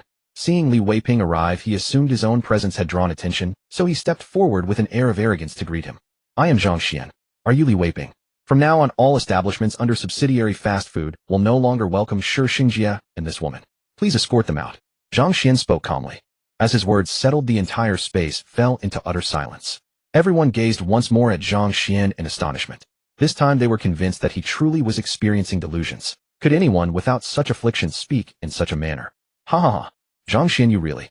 Yes, Chairman. Someone please remove these two individuals. Before Xinjia could finish his sentence, everyone present was left stunned by Li Weiping's response. Xinjia could scarcely believe what he was witnessing. His expression shifted rapidly, turning pale. Leave. The security guard who had previously been struck by Xinjia had been standing aside waiting. Upon hearing Li Weiping's words, he could hardly contain himself.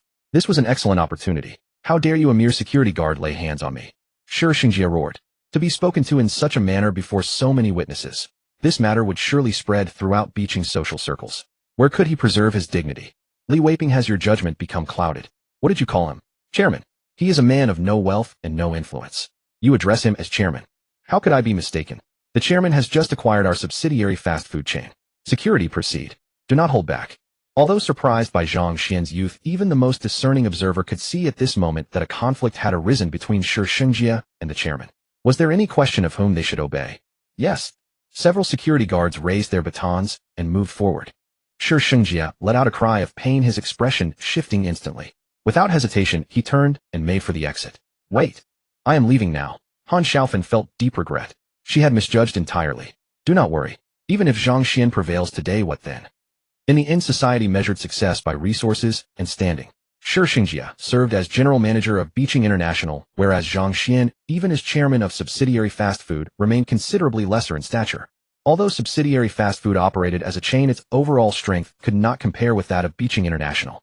As Han Xiaofan contemplated these matters, Shi Xingjie's phone suddenly rang. Shi Xingjie answered the call, and a voice came through the receiver. Xiao Jie, you must flee immediately. Our family has fallen into financial ruin.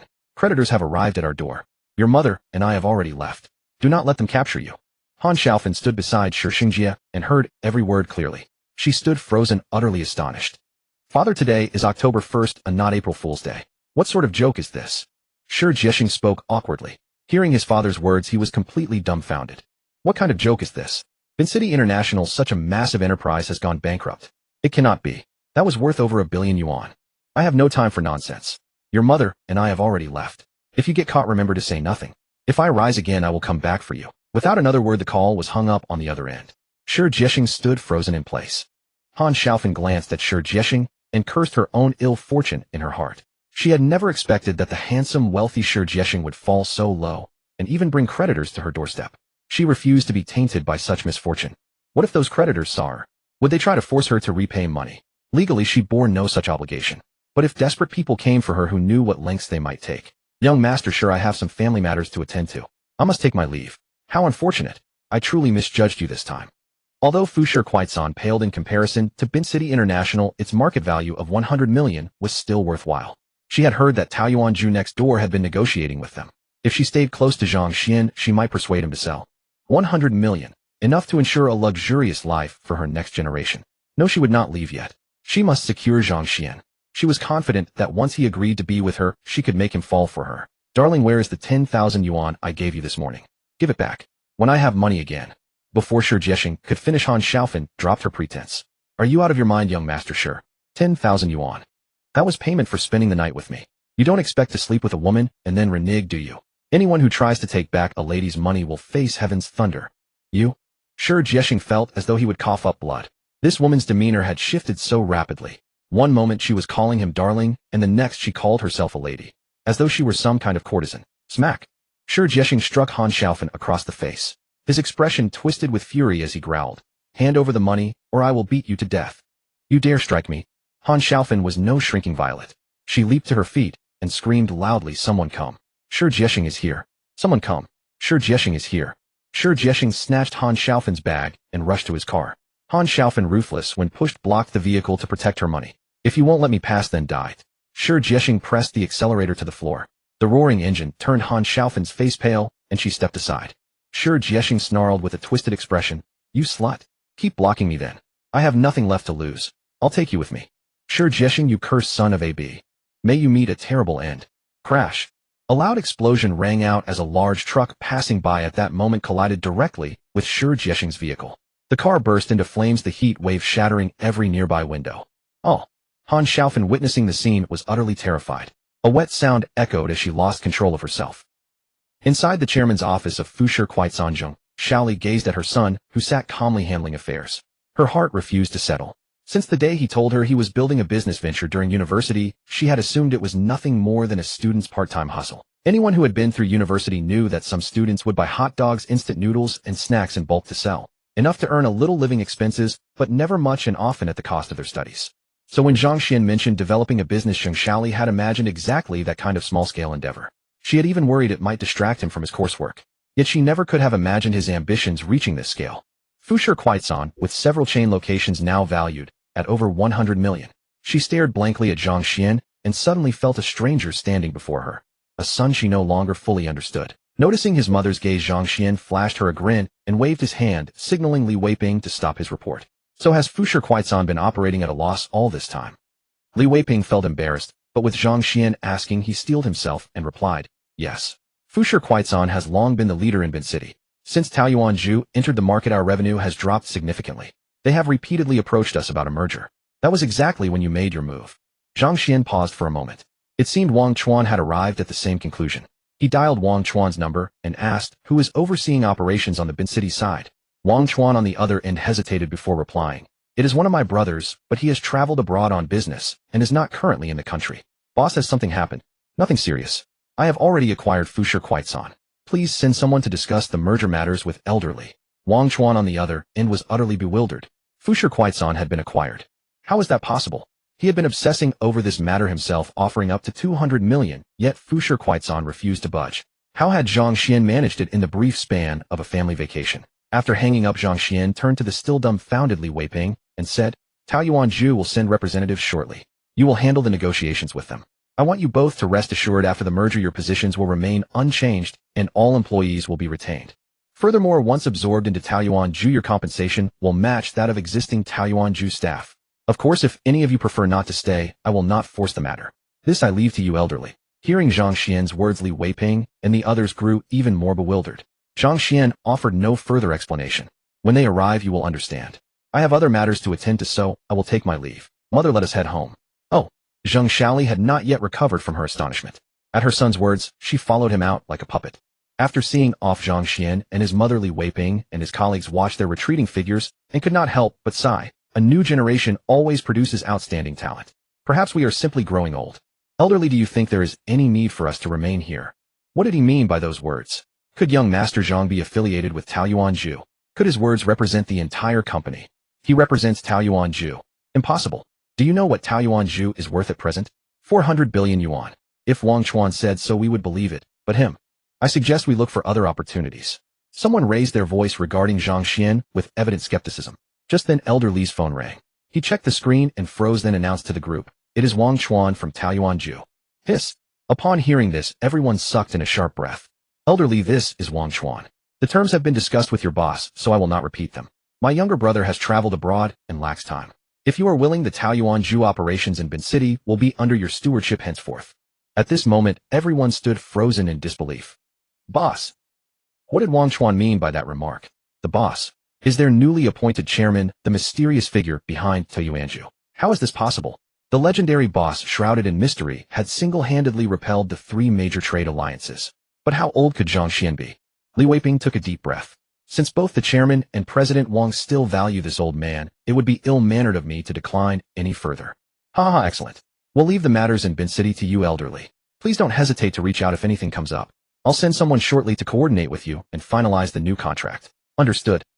Zhang Xuan guided Zheng Xiaoli out of the deli. As they headed toward the parking lot, a figure suddenly appeared before them. Young Master Zhang, I've come to apologize. Please, and your mother, accept my sincere apologies. Han Xiaofan met Zhang Xuan's gaze with intensity, her expression warm and inviting as she leaned slightly forward. In places unseen by others, a faint smile of triumph played on her face. Years of experience had taught her many ways to capture a man's attention, and this particular approach never failed. However, she was destined for disappointment. After all, none of the four women, Xiaoming, Gu Qingqing by Weiwei, or Li Mengqi, were anyone she could compare with. If Zhang Xuan could turn down those four, how could he possibly be interested in her? Zhang Xuan ignored her entirely and continued toward his car holding his mother's hand. Han Xiaofan was left standing frozen, caught off guard. Watching Zhang Xuan walk away, she clenched her teeth, stamped her foot in frustration, and followed behind him. Accustomed to a life of luxury, she could not bear the thought of returning to ordinary circumstances. Zhang Xuan led his mother into the parking lot, aware of Han Xiaofan trailing behind, but choosing to ignore her entirely. He had no interest in entangling himself with a woman of such questionable character. As Han Xiaofan watched the BMW bearing Zhang Xuan and Zheng Xiaoli drive away, her eyes gleamed with determination. Zhang Xuan, you will be mine. I'm certain of it. Unaware of Han Xiaofan's thoughts, Zhang Xuan would have dismissed them with contempt. Arriving at his childhood home, he found warmth in the familiar sight of the weathered residential building with peeling walls. Xiaoli Xiaoxian. The neighborhood had never seen such an impressive vehicle before. The guard approached with surprise upon recognizing them inside. Uncle Wang, you're on duty again today. Here, have these cigarettes. Zhang Xuan tossed a pack of platinum lacune to the older man. Although Uncle Wang was merely a security guard, he had once rescued Zhang Xuan during a severe fever when his parents were unable to take time off from work. Seeing the young man struggle at the gate, Wang had ridden his bicycle 10 miles to the hospital and stayed beside him throughout the night. From that moment on, Zhang Xuan regarded Uncle Wang as an elder uncle, even inviting him over during the Lunar New Year celebrations. You rascal. I was right to care for you. Since you know your uncle's tastes, well, I won't refuse. Uncle Wang laughed heartily, delighted by Zhang Xuan's thoughtfulness. Why be polite? You're my uncle after all. Zhang Xuan smiled as he drove into the neighborhood. Watching Zhang Xuan's car disappear into the distance, Uncle Wang's face radiated contentment as he chuckled to himself. I always knew this boy would amount to something great. As Zhang Xuan stepped out of his building, he ran into his childhood friend Gu Gang. Whoa, old Zhang. Look at this ride. You've really made it. Mom, go ahead upstairs. Let me talk with Xiao Gang for a moment. I'll be right up. Zhang Xuan said to his mother upon seeing Gu Gang. All right, come upstairs soon. There's something important I need to discuss with you. Zhang Xiaoli gave Zhang Xuan a complicated look before heading upstairs. Zhang Xuan understood what his mother wanted to ask about, but he knew he'd need to tell his parents eventually, so he might as well address it now. As soon as his mother disappeared upstairs, Zhang Xuan tossed a platinum lacune to Gu Gang, who quickly glanced around to ensure they were alone before pulling Zhang Xuan into a secluded corner and lighting up with practiced ease.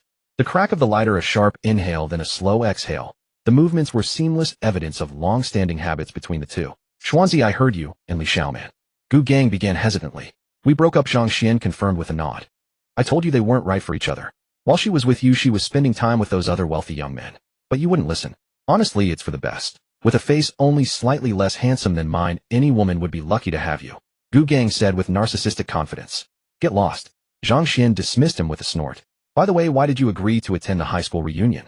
Duanbin's clearly up to something shady. Gu Gang sneered. I heard that bastard was planning to embarrass you that day. This borrowed car is perfect. Go show him exactly who he's dealing with.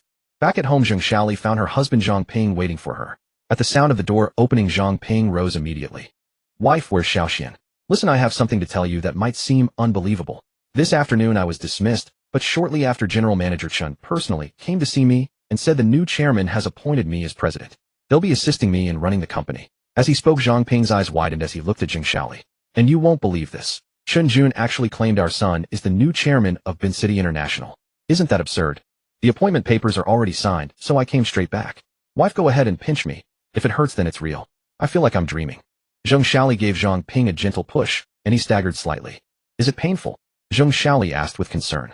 Zhang Ping touched his cheek and managed a bitter smile. This woman's push was quite forceful. Yes, it hurts. Then it's real. I've been confused too, because just now your son called Chen Jun right in front of me and said he acquired Bin City International. And not just that, but the deli is his property as well. Looking somewhat dazed, Zhang Xiaoli said, husband, has it only been a month? It feels like years have passed. Where is Xiaoxian? Where is he? Zhang Ping suddenly remembered his son. He's outside smoking with that rascal Gu Gang. When this little rascal comes back, I want to hear how he explains all this to us. Just then Zhang Xuan returned. Zhang Xuan pushed open the door and saw his parents had positioned a sofa against the entrance, both of them gazing steadily in his direction. Dad, Mom, what is this? Zhang Xuan paused, taken aback by the unusual sight. They remained silent, their fixed gaze making him feel somewhat uneasy. Are you here to ask about the matter concerning Bianqing International? Zhang Xuan inquired cautiously. Silence followed. The matters involving Fusher fast food. Silence again. And Taoyuan-ju. What? There's also Taoyuan-ju. What connection do you have with Taoyuan-ju? Zhang Ping could no longer contain himself and asked. Zhang Xuan was momentarily speechless. He had assumed his mother had already pieced things together, but clearly she had not. Little did Zhang Xuan know that upon hearing he was the chairman of Bianqing International, Zhang Xiaoli had been so utterly astonished that she could barely process anything else. I simply parked a car at Taoyuan-ju. It belongs to a classmate of mine. I thought you were already aware, Zhang Xuan explained with a somewhat embarrassed smile. Dad, dear Mom, we're family. Please stop staring at me like this, it's quite unnerving. If you frighten me to death, you'll lose such a handsome son. Enough of that nonsense. Just tell us what's going on. A month ago you were still completely clueless, and now you're suddenly the chairman of Bianqing International. If I didn't see you still as playful as ever, I'd have thought someone had replaced the person inside your head, Zhang Ping said, observing his son. Why do you keep interrupting?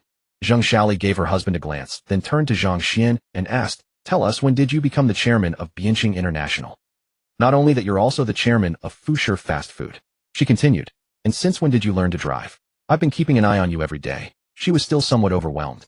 Bianqing International alone was valued at over $1 billion, not to mention the additional assets from Fusher Fast Food. When had their family become so prosperous? The magnitude of it all left her feeling lightheaded. By comparison, Zhang Xuan learning to drive seemed comparatively unremarkable.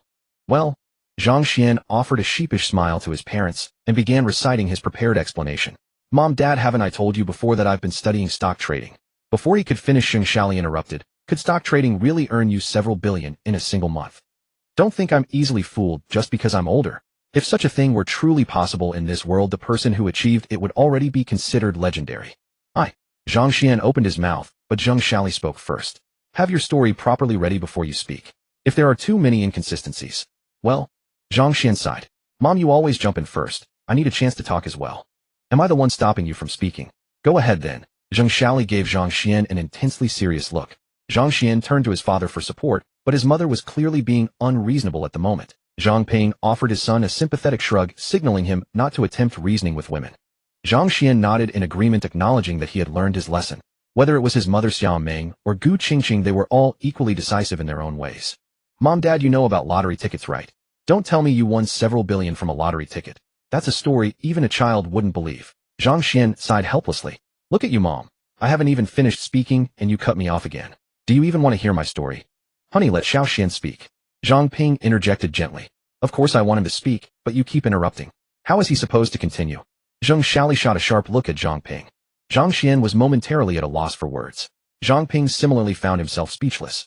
Zhang Xiali herself felt a bit embarrassed by her own ferocity and burst into laughter. The father and son exchanged bewildered glances. All right, go ahead. I promise I won't interrupt. I've been studying the stock market since high school. It took about 2 or 3 years to build a solid foundation. Right around the first day of military training, I happened to buy a lottery ticket. Believe it or not, I won 500 million. And then, wait, what?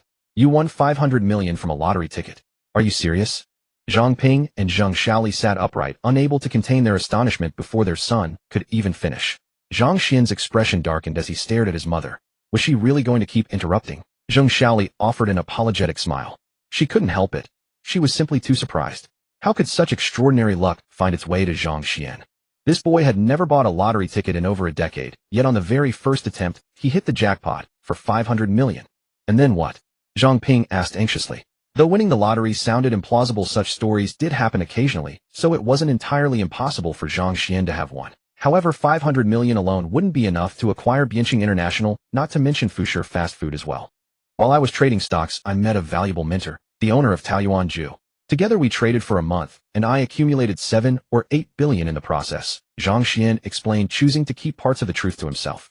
He deliberately omitted any mention of Dongshan Industrial and the full details regarding Taoyuan Ju. If he were to reveal that his net worth now amounted to hundreds of billions, it would be nearly impossible for his parents to believe him. Dozens of billions, while substantial, carried enough weight through the Taoyuan Ju name to earn his father's trust. As expected, upon hearing the name Taoyuan Ju, Zhang Ping and Zhang Xiali's eyes widened in disbelief, their expressions filled with astonishment. As for the driver's license, that's much simpler. After the college entrance exams, I had 3 months of free time while you were both busy with work, so I went ahead and got my license. Zhang Ping and Zhang Xiali exchanged glances, momentarily at a loss for words. Zhang Xian didn't notice the complicated emotions flickering in their eyes. If he had observed more carefully, he would have seen the mixture of pride, wonder, and lingering concern. Dad, my primary work involves stock trading. I acquired Bianqing International mainly as something for you and Mom to manage and enjoy. After all, you've worked within the company for over a decade and understand its operations better than anyone. Otherwise, I might have chosen a different company for you to oversee. Zhang Xian spoke calmly. Zhang Ping was momentarily speechless. Zhang Xiali shared the same reaction. Acquired simply as a pastime, Bianqing International was worth over $1 billion. The boy certainly spoke as though it were nothing. In merely 1 month, his son had accomplished so many remarkable things without any prior announcement. The realization that over 10,000 employees at Bianqing International now fell under his father's oversight filled Zhang Ping with a profound sense of responsibility. His brows drew together, and his expression grew noticeably serious. Dad, if you're concerned, I can entrust the company to professional managers. You and Mom could come to Dongshan and enjoy a more relaxed life. I've purchased a villa there. What? There's also a villa? Zhang Ping and Zhang Xiali sprang to their feet, their faces etched with genuine astonishment. Mom, Dad, don't get so worked up. We've made billions. What's there to be excited about over a single villa? Zhang Xian spoke slowly. Well, the two exchanged glances, unable to help but admit that his logic was sound. They were left utterly speechless. By the way, I've also purchased a villa for you both at Guanlan International in our city of Bincheng. Take your time, but when you're ready you could move in. Zhang Xian reached into his backpack as though searching for something, and with a mere thought, a purchase contract materialized in his hand. He presented it to his parents. Zhang Xiali picked up the contract from the table, her expression dazed. Her lips parted as though to speak, yet no words came. They simply could not comprehend how a single month had transformed their entire world.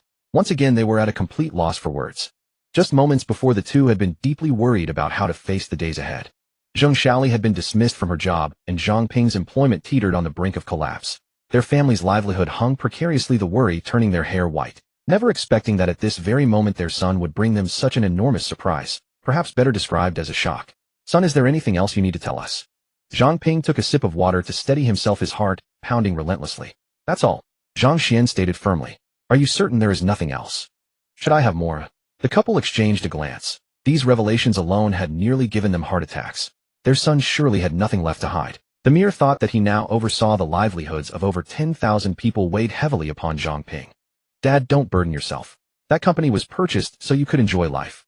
And isn't Mom here to assist you? Zhang Xian's words succeeded in pulling Zhang Xiaoli out of her detached state. The couple shared another glance, their heads feeling as though they might explode. All they desired was a moment of peace. Mom, Dad, are you both feeling all right? I've been driving all day, and I have a class reunion tomorrow. I'm exhausted. I'm going to rest first. Zhang Xian deliberately yawned, hoping to retreat to his room and allow his parents time to absorb the events of the day. Wait a moment, you're not sleeping yet. Take us to Guanlan International to see the villa. The thought that their own family now possessed a villa set Zhang Xiaoli abuzz with excitement. Very well, we can visit the villa. By the way, Dad, as the CEO of Bincheng International, now you ought to have your own car. Otherwise, people might look down upon you during business negotiations. Zhang Xian pondered before slowly speaking. Do I need one? Zhang Ping asked, his eyes gleaming with anticipation. Clearly, he greatly desired a fine automobile. Buy it. This kid has money now. If I don't spend some, I'd be doing him injustice. Zhang Xiaoli glared sharply at Zhang Xian. Zhang Xian could only sigh. All right, bye. What would you like, Mom? Speak up. Your son will buy anything you desire. Let's go see the villa. I'm a villa owner now. Zhang Xiaoli exclaimed as the family set off toward Guanlan International. Seated in the car, Zhang Ping shifted restlessly on his seat, searching for a more comfortable position. Why are you squirming about like a monkey? Be still, Zhang Xiaoli remarked in exasperation. Xiao Xian, let's just get this one. A BMW. It's so comfortable to ride in. Zhang Ping entirely disregarded his wife, openly expressing his fondness for the vehicle. You're a CEO at minimum. How can you drive such an inferior car? It only costs 50-something thousand. Zhang Ping. Zhang Xiaoli. Inferior. Not inferior at all. How many cars in Bincheng cost 50-something thousand? Ever since the sanctions between Country A and Great Xia began, importing vehicles into Great Xia had become exceedingly difficult. A car at this price was quite respectable. And he calls it only 50-something thousand. The couple stared at their son in speechless astonishment. Now that he had wealth, he had become quite showy. Dad, leave this to me. All right. The three arrived at Villa No. 6 at Guanlan International, and Zhang Ping and Zhang Xiaoli were immediately struck by the villa's opulent interiors. Zhang Xian felt somewhat unimpressed, however. After experiencing the mansion at Fengyar Estate, this property indeed seemed less grand. Just then his phone rang. Glancing at the display, a warmth spread through his chest. It was his senior sister. Hello, dear. Junior. The deliberately elongated tones from the receiver sent a shiver through him. That voice was simply irresistible. Have you missed me? Senior sister, has the competition concluded? You don't even care about me. I've been thinking of you, constantly dreaming about you every night. And you haven't the faintest idea that I've come in first worldwide. How frustrating. Zhang Xian was taken aback. Was his senior sister truly that accomplished? First place globally. No wonder she commanded such a devoted following at school.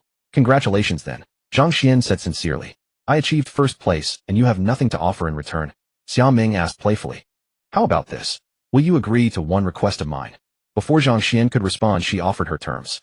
A senior sister, there are certain things. Don't worry, I won't ask you to do anything that contradicts your principles. Xia Ming huffed in mild annoyance. All right. Great. Then it's settled. See you tomorrow, Junior. And with that she ended the call. Zhang Xian paused, then chuckled to himself. He was in Bincheng. See him tomorrow. Had his senior sister returned to Bincheng? Most likely she was simply teasing him. Zhang Xian did not take it seriously. He stowed away his phone and immediately sensed two pairs of eyes locked upon him. Zhang Ping and Zhang Xiaoli were staring at him with wide eyes. Mom, Dad, you nearly gave me a fright. Zhang Xian's heart skipped a beat. Senior sister. Junior. Have you missed me? See you tomorrow. Zhang Ping and Zhang Xiaoli chattered in unison, their gaze fixed intently upon Zhang Xian. Son, tell us, who is she? Zhang Xiaoli knew the depth of feeling her son held for Li Xiaoman. Fearing that a breakup would wound him, she had arranged matches on his behalf. She never expected that he would not only accumulate wealth, but also resolve matters of the heart on his own. The couple watched him intently, waiting to hear his explanation. Zhang Xian reflected for a moment before slowly speaking. Mom, Dad, I have not yet made up my mind regarding my senior sister. When I have settled things, I will bring her to meet you both. Zhang Xiaoli sighed softly and patted Zhang Xian's shoulder. Son, you have grown. Handle matters of the heart as you see fit. Your father and I will not interfere. What Zhang Xuan did not know was that at this very moment, mere yards away at Villa No. 8, Wan Lianlian watched Xia Ming, standing at the doorway, her expression one of utter bewilderment.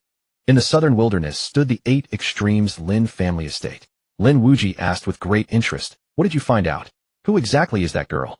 "Young master, we have confirmed that Xia Ming is the treasured daughter of Xia Tianjuan, the chairman of a small entertainment company in Dongshan province." Dongshan province. Old Ding, get the helicopter ready at once. I am heading to Dongshan province. Lin Wuji could scarcely contain his eagerness. He had been unable to forget Xia Ming ever since he saw her at the mathematical Olympiad. What intrigued him even more was that she had surpassed him in his own area of brilliance. Unfortunately, she paid him no mind at all, yet that only fueled his excitement. The harder something was to obtain, the more fascinating it became to him.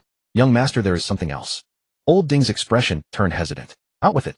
Lin Wuji snapped impatiently. "Young master, it seems Xia Ming is pursuing a freshman named Zhang Xuan and has already followed him to Bincheng." Old Ding hesitated briefly before revealing this. "A freshman? Ha, Old Ding, are you suggesting this young master cannot compare to a first-year student?" Lin Wuji wore a look of utter contempt, not deigning to regard Zhang Xuan as any sort of rival. Such was the pride of the Lin family. He did not even bother to remember Zhang Xuan's name. "Young master, there is another matter. The Huban sect has been making trouble for us lately, claiming you violated the rules by helping the authorities arrest Yang Lin. Your father says you must remain at home for the time being. Word has also come that Yang Lin has broken out of prison and is swearing to make things difficult for you. Young master, perhaps you should." Before Old Ding could finish, Lin Wuji scoffed. "The Huban sect is courting death. Why would our Lin family bother with an ant for no reason? They are simply making false accusations. Besides, a mere Yang Lin is hardly a threat to me. Go prepare the aircraft." "Young master." Seeing the displeasure on Lin Wuji's face, Old Ding had no choice but to bow and withdraw. At Guanlan International Villa No. 8, Wan Lianlian stared wide-eyed and exclaimed, "What did you say? You came here to pursue your own romance. Xiaoming, have you lost your mind?" Who was Xiaoming? She was the campus belle of Dongshan University, the dream girl of countless young men, a goddess who turned up her nose at celebrities pursuing her, and she was actively pursuing a man. Who could this man be? What sort of man in this world was worthy of being pursued by the campus belle? Had she not heard it from Xiaoming's own lips, Wan Lianlian would have thought it the greatest joke of the century. Suddenly, Wan Lianlian stared intently at Xiaoming. You're not here for Zhang Xuan, are you?" "Off." At the mention of Zhang Xuan's name, Xiaoming's beautiful eyes lit up. "You truly are my friend of over a decade. You can read me like an open book." "That's right, it's Xiao Xian." Having received the confirmation, Wan Lianlian was speechless.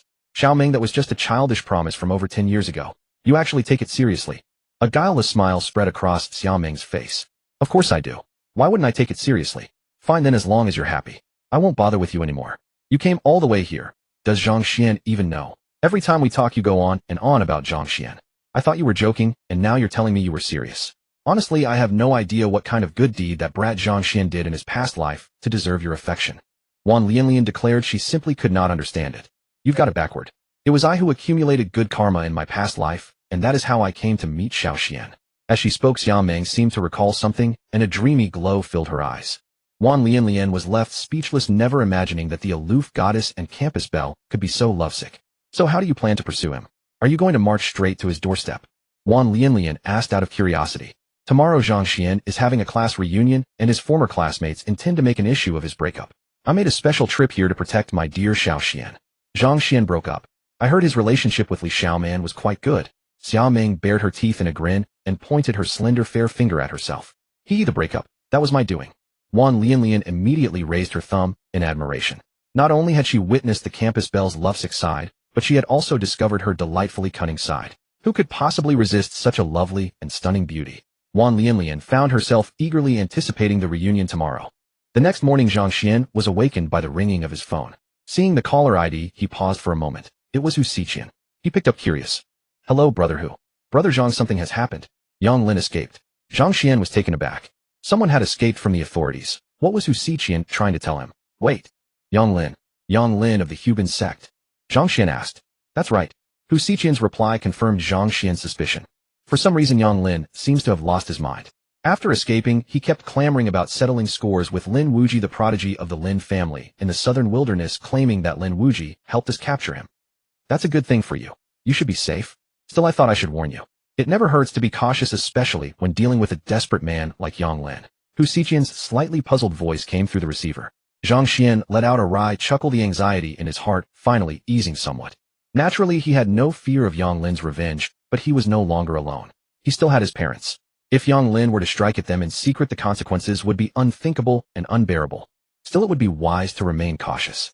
Until Yang Lin was captured again, Zhang Xuan would keep a low profile to avoid bringing trouble to his parents. This incident also served as a reminder to Zhang Xuan in the future he must handle matters thoroughly and never leave loose ends behind lest his family's safety be endangered. In a small and somewhere in Binqing, the ringing of a phone jolted Yang Lin upright. Realizing it was only his phone, he breathed a sigh of relief. What is it? Yang Lin asked coldly. We've tracked him down. Lin Wuji will arrive in Binqing today. A sharp light glimmered in Yang Lin's eyes as a cold resolve surged within him. Can you find out exactly where he will be staying? You just wait. The moment he arrives in Binqing, I'll notify you. But don't drag me into this. The Lin family holds great power, and I dare not offend them. Don't worry, you won't be implicated. Yang Lin hung up the phone, the cold resolve in his eyes growing ever more intense. He clenched his fists and let out a cold, low growl. Lin Wuji, you just wait.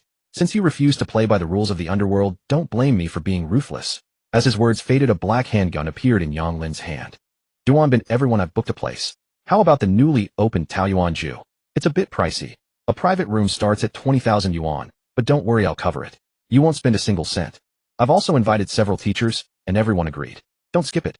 Zhang Xuan, are you up yet? Seeing the message from Duanbin, Zhang Xuan nearly burst out laughing. This guy had essentially pinned him down. No matter what, Duanbin was determined to show off in front of him. Honestly, with only a few million in his family's wealth, could Duanbin really impress Zhang Xuan?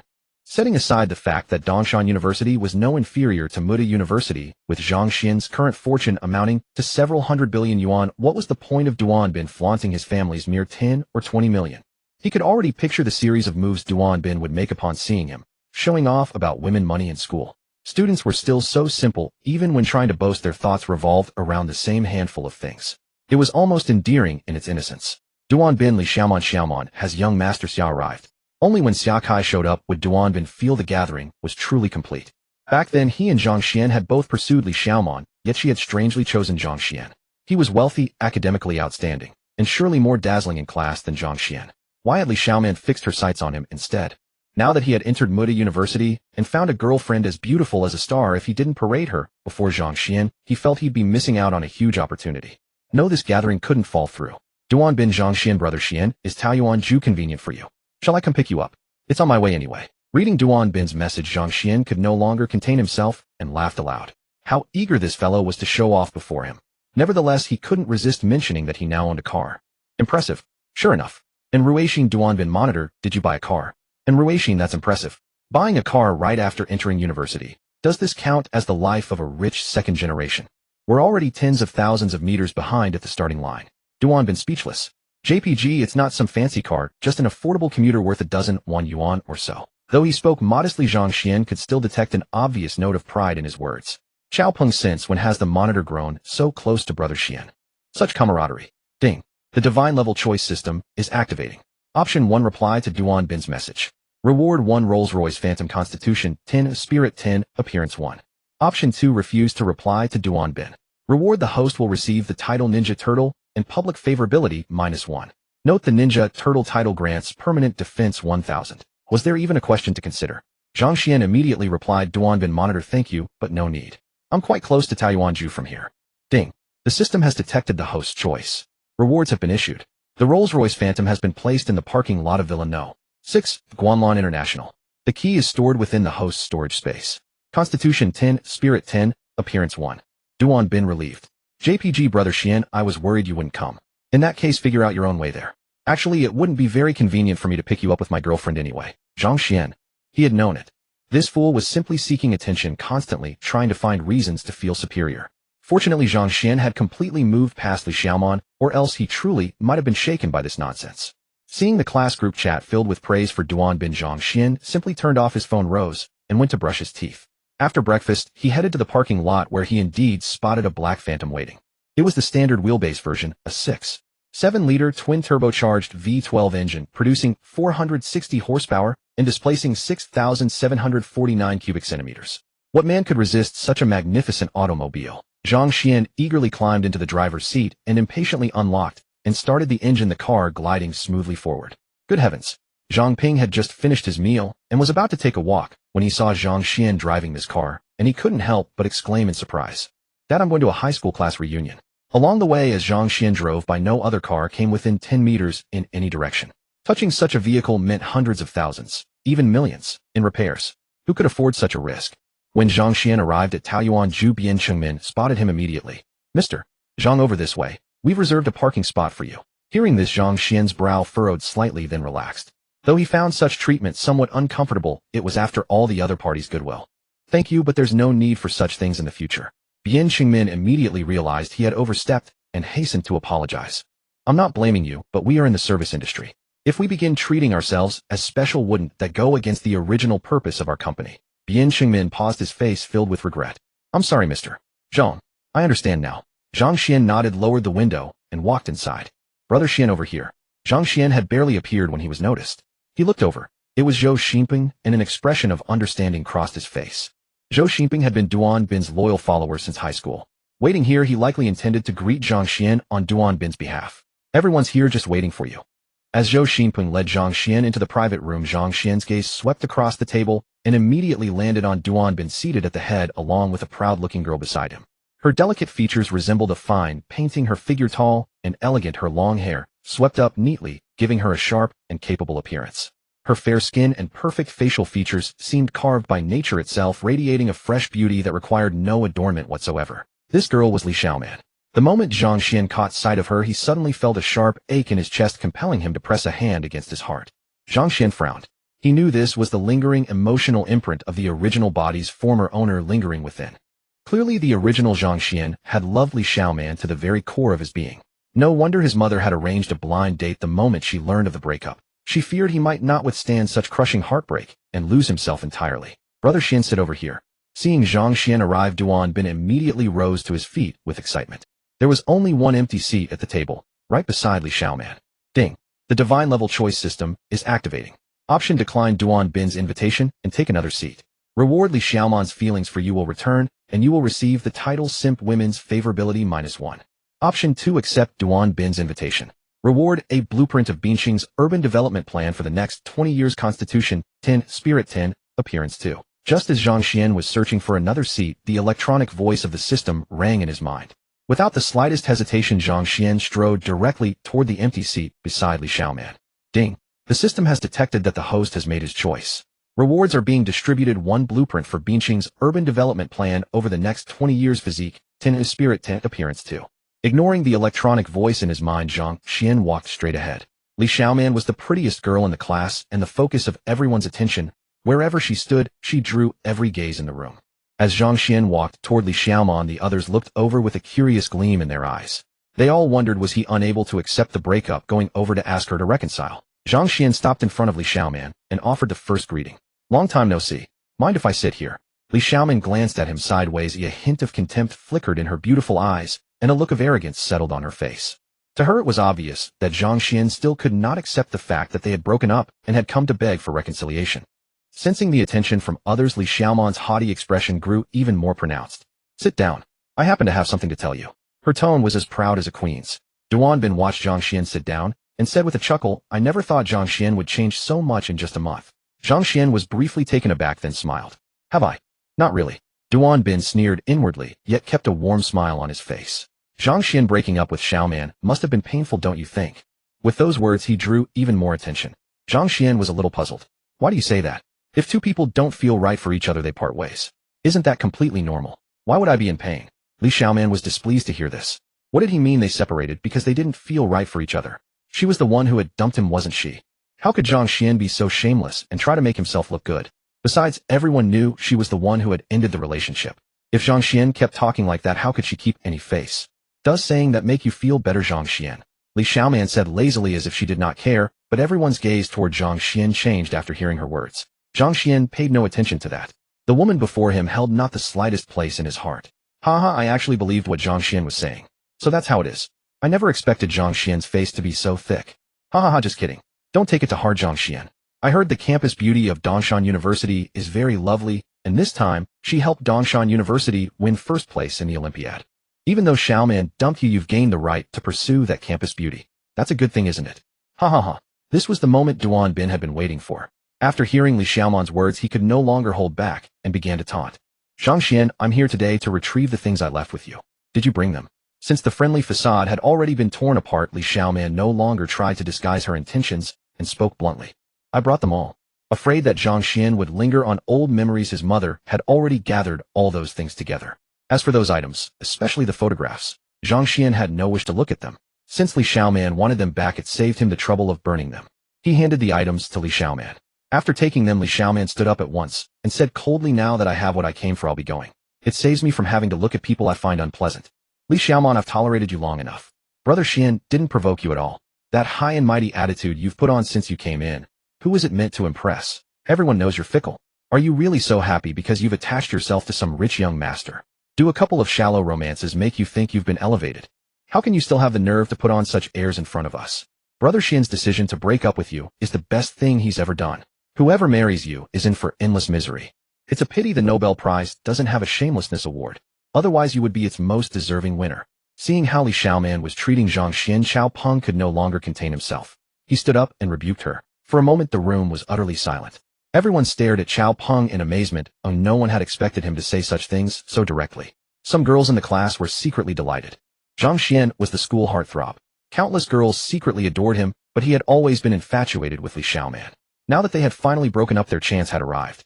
They had long wanted to criticize Li Xiaoman for her condescending manner, but they had held back for the sake of their classmate relationship. What Xiao Peng had just said was exactly what they wanted to say. A breakup was such a normal thing, yet Li Xiaoman had made it seem like a disaster, as though Zhang Xuan had lost the entire world by losing her. With a woman like that, anyone would be unlucky. Li Xiaoman's expression changed rapidly before hardening into a livid mask. She glared angrily at Xiao Peng. Xiao Peng, why are you cursing at me? Apologize to me. Duan Bin was absolutely delighted at this moment.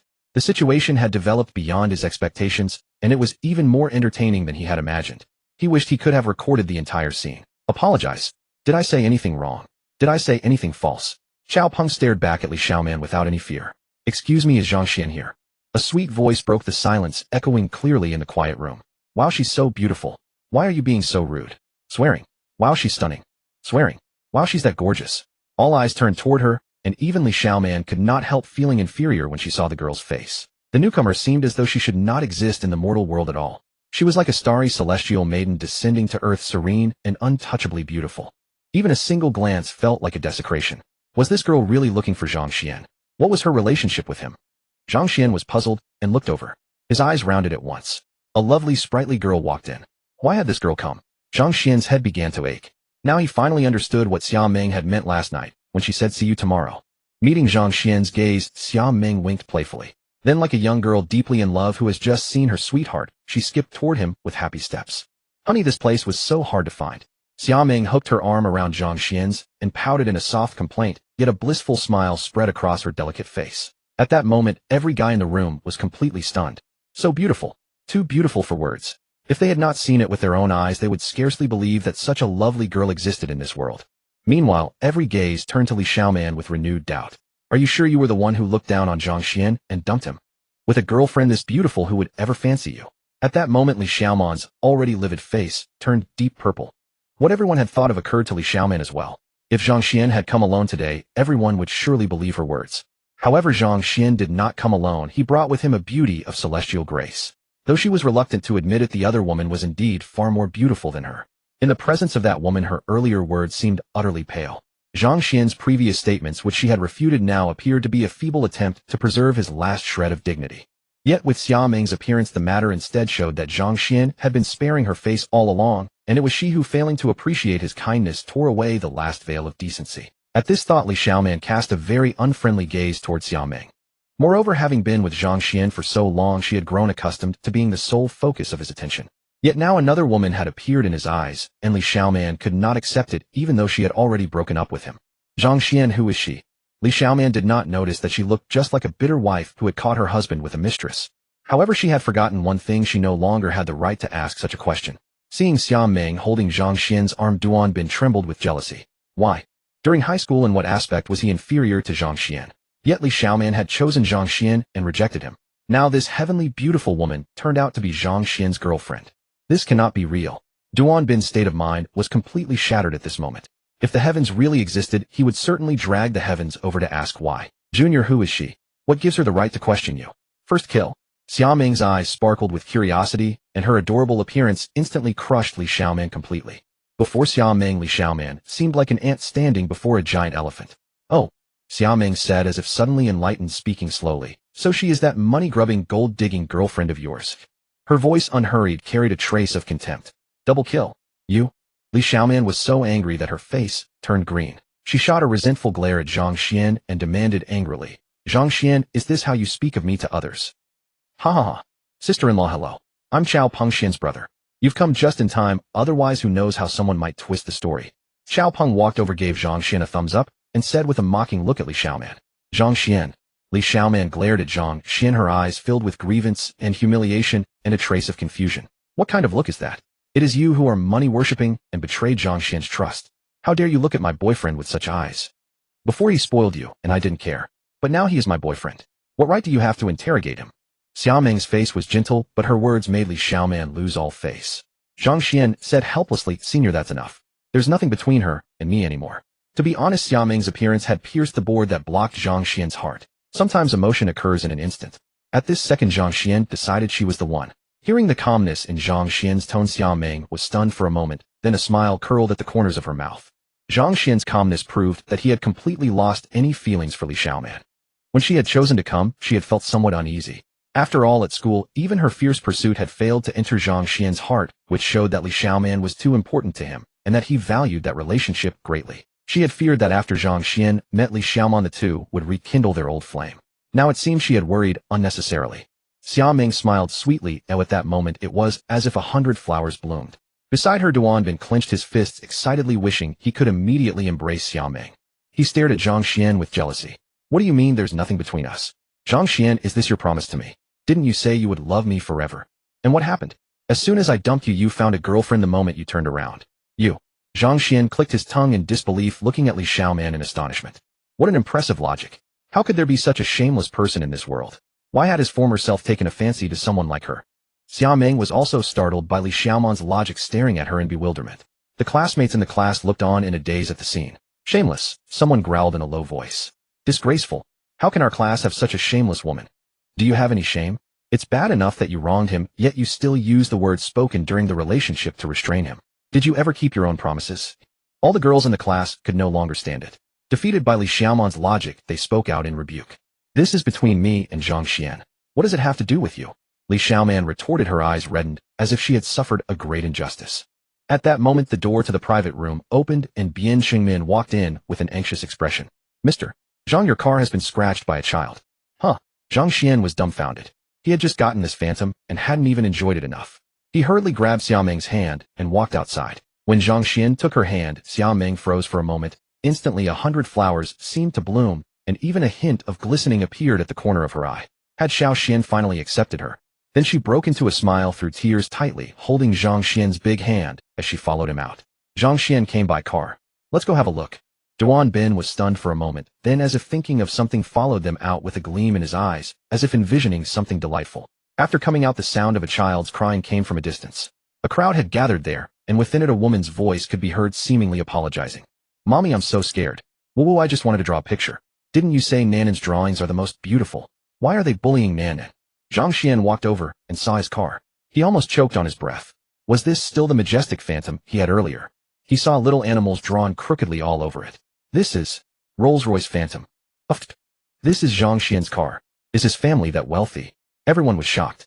Someone quickly took out a phone and searched online. Upon seeing the listed price, their eyes widened instantly, and they drew in a sharp breath. Seeing that phantom, Duan Bin and Li Xiaoman stood frozen in place. A Rolls-Royce Phantom. Even if they did not know the exact price, everyone could tell the car was far from cheap, at least several million. Since when had Zhang Xian's family become so wealthy? Li Xiaoman in particular was on the verge of a breakdown. How could this be? She had been with Zhang Xuan for over 2 years and knew his family's circumstances inside out. If he had truly been this rich, she would never have been swayed by the glittering temptations of the outside world. Mr. Zhang, it's her. Bian Qingmin glared angrily at the mother and daughter. Sir, is this car yours? I'm so sorry, truly sorry. Nan and she. Tears of grievance filled the woman's face, yet she could not bear to scold her daughter. She could only keep apologizing. The woman's eyes were full of anxious dread. She knew the car was expensive, far beyond what she could ever afford to repay, and her heart raced with panic. Sister-in-law. Xiao Peng heard the commotion, stepped forward, and upon seeing the mother and daughter called out in surprise. Zhang Xuan was taken aback at the sound of Xiao Peng's voice. Xiao Peng. You. Lin Ruxin looked up when she heard Xiao Peng's voice. Uncle Xiaopeng, save us. These bad people are blocking us and won't let us leave. Seeing a familiar face, little Nanan immediately grew a bit bolder and shouted. Xiaopeng glanced at Zhang Xian's phantom and gave a wry smile. He turned to Zhang Xian. Xiangu, I know this car isn't cheap, but my sister-in-law is really struggling raising her daughter alone. How about this? I owe you one. I have a job now, and I can pay you back a little every month, okay? He and Zhang Xian were very close, but Xiaopeng knew this car most likely wasn't Zhang Xian's. It was probably rented or borrowed. No one understood Zhang Xian's family background better than he did. Zhang Xian smiled as he leaned down to look at the little girl. She shrank back nervously. Uncle, please don't blame mommy, okay? Nanan knows she was wrong. I thought my drawing was really pretty. I won't ever do it again. Tears welled up in Nanan's big gem-like eyes filled with fear, but she did not cry out loud, as if she did not want her mother to worry anymore. Looking at the sensible little girl, Zhang Xian's heart immediately melted. He reached out to hold Nanan, but Lin Ruxin quickly pulled her into her own arms. She looked at Zhang Xian nervously. Sir, I beg you to have pity on us. I will definitely pay you back, but I really can't come up with that much money right now. I can write you an IOU and slowly repay you. Uncle Nanan has money here. Here you go. Please don't blame mommy, okay? Little Nanan extended her hand from Lin Ruxin's embrace, revealing a single 1 yuan coin in her palm. Sure. Zhang Xian smiled and accepted the coin. Uncle accepts your apology. Your name is Nanan, right? Your drawing is actually very pretty, but remember, don't draw on cars from now on. Then Zhang Xian looked at Lin Ruxin. Xiaopeng is my brother, so I'll call you sister-in-law too. Sister-in-law Nanan has already compensated me, so let's just forget it. But in the future, keep a close eye on her. This time it was just scratching a car. What if she got lost? Such an adorable daughter would be a terrible loss, wouldn't she? Lin Ruxin froze. This was hundreds of thousands of yuan. Stunned, she looked at Zhang Xian, her eyes reddening. She bowed deeply with her daughter, thanking him over and over. Xiangu. Xiaopeng hadn't expected Zhang Xian to do that. Stunned for a moment, he clenched his fists in excitement. Xia Ming watched her beloved man with a grin, her heart filled with pride. Xiao Xian is still as kind-hearted as he was in childhood. Whoa, no way. This phantom costs over 7 million, and repainting it would cost at least 5,000, and he just let it go. Is Zhang Xian's family really that rich? How come we never noticed in high school? Some girls looked at Zhang Xian with even more burning interest, while their eyes, toward Li Xiaoman, were full of mockery. What was this? Picking up a sesame seed and losing a watermelon. Li Xiaoman stared blankly at Zhang Xian. She had assumed the car was rented. If it were rented and had been scratched this badly, Zhang Xian would have surely demanded compensation. Yet he had simply let it go. Could Zhang Xian really be rich now? A trace of regret welled up inside her. Seeing Zhang Xian and Xia Ming holding hands tightly, she clenched her fists and wanted to step forward, only to realize she had already lost the right to take that step. Young man, well done. Good job. By now a crowd had gathered around, and everyone praised Zhang Xian upon seeing what had happened. Hearing the praise from the crowd, Duan Bin was displeased. He had organized this gathering not to build Zhang Xian up, but to humiliate him and show off in front of their classmates. In the end, he had spent the money, but Zhang Xian had stolen the spotlight. What was going on? Still, he cast a glance at the Rolls-Royce Phantom. Even though he was reluctant to admit it, if the car really was Zhang Xian's, then Zhang Xian would be someone not to be trifled with from now on. Duan Bin was filled with unwillingness. The shift in status was something he could not accept for the moment. Haha, she's just a kid. She doesn't know anything. Mistakes should be forgiven. Child, it's all right. Uncle won't blame you. Duan Bin reached out and ruffled Nanan's hair, looking as though he were the one forgiving her. Then he could no longer keep up the act. Whose Chuanchi is this? It's been scratched too, a security guard shouted. At almost the same moment, Duan Bin immediately turned toward where his car was parked. When he saw its condition, as if scratched by a cat or dog, he was dumbfounded. Who did this? His eyes widened, and his breathing became rapid. He glared at Nanan, grasped her arm and shouted, "Was it you? You'll have to pay for my car. Uncle, let go of me." Nanan gasped, her face turning a shade paler as she looked at Duan Bin in dismay, her beautiful eyes filled with panic. "Let go? You scratched my car like this, and you want me to let go?" Duan Bin's expression twisted. Zhang Xian reached out and pressed a point on Duan Bin's arm, causing him to release his grip with a jolt. "Duan Bin, what are you doing?" Zhang Xian frowned. "Forget it. You're willing to swallow your pride to look impressive, but I'm not." Duan Bin raised his hand angrily. Zhang Xian caught his hand. "Class monitor, didn't you just say that she's too young to be blamed?" A female classmate could not help but say. "Can being young be an excuse to shirk responsibility? Besides, if this were my own car, it would be one thing, but I secretly took my dad's car. If my dad finds out, he'll never forgive me." Duan Bin cried out, his voice breaking, utterly dejected. "But, Uncle, I did not scratch your car. I only drew on this gentleman's vehicle," Nian Nian said softly. Lin Ruxin held her daughter close, watching Duan Bin with a cautious gaze. "Sir, my daughter would never tell a lie. She admitted to drawing on this gentleman's car worth over 8 million. Would she dare refuse to acknowledge yours a trumpchi worth only 100,000? Lin Ruxin presented her case with quiet confidence. The onlookers nodded in agreement. Nian Nian appeared nowhere near the type to fabricate stories. She had already confessed to defacing a multi-million yuan vehicle. Why would she hide something about an ordinary car? Nonsense. You simply will not admit it. She was the one drawing on cars here. If not her, then who? 2,000 yuan, not a cent less, plus compensation for my lost time and distress. Duan Bin's voice rose sharply. Ha, speaking so gracefully a moment ago, now you sound like a frightened dog snapping at anyone nearby. How consistent. So when it is not your car you speak elegantly, but the moment trouble arises you crumble. What a hypocrite. Several young men who had long disliked Duan Bin said, with open disdain. Begone, you penniless folk. Try this with your own vehicles. Duan Bin barked. You are the wrongdoer, not me. It was not I, mama, he is accusing me wrongly. Nian Nian, who had held back her tears until now, broke down at Duan Bin's words, overcome with grievance. Nian Nian, do not cry. Mama believes you. Seeing that Zhang Xuan meant no blame, Lin Ruxin steadied herself and turned to Duan Bin. Are there not cameras here? You may review the surveillance footage. Right, the cameras. Where is security? Hold them back. Do not let them leave. Once we confirm she scratched my car, I will make them pay. Duan Bin suddenly remembered and immediately barked orders at the security guards. Bian Qingmin glanced toward Zhang Xuan, who gave a slight nod. Dad, come look quickly. My drawing is beautiful, much nicer than that girl's. Just then a boy's voice rang out. Everyone turned to see a chubby little boy struggling to pull a man with an exasperated expression forward. Wow, so many people. You have come at just the right time. I declare all of you my judges. Look and tell me, is my drawing better than hers? The little boy spoke with an air of command as though accustomed to giving orders. Bian Qingmin had been about to retrieve the surveillance footage, but now it was unnecessary. The true culprit had appeared. Everyone exchanged a glance at the man, then turned their amused attention toward Duan Bin. The chubby boy strutted up to Duan Bin's trumpchi, pointing proudly. Dad, see for yourself. This is my drawing, and that is what Nian Nian did. Which looks better? The man frowned slightly at the chaotic drawing covering the trumpchi. But when he followed his son's finger and saw what had been drawn on the other vehicle, his expression tightened then relaxed. A phantom. In this critical moment, the owner of such an extraordinary luxury car could not be an ordinary person. Duan Bin froze upon seeing the man emerge alongside the chubby boy. No matter how bold he might be, he recognized the man instantly. He frequently appeared in the news. Though not the foremost figure in Bin City, his authority was considerable. An awkward silence settled over the scene. This did not concern Zhang Xuan.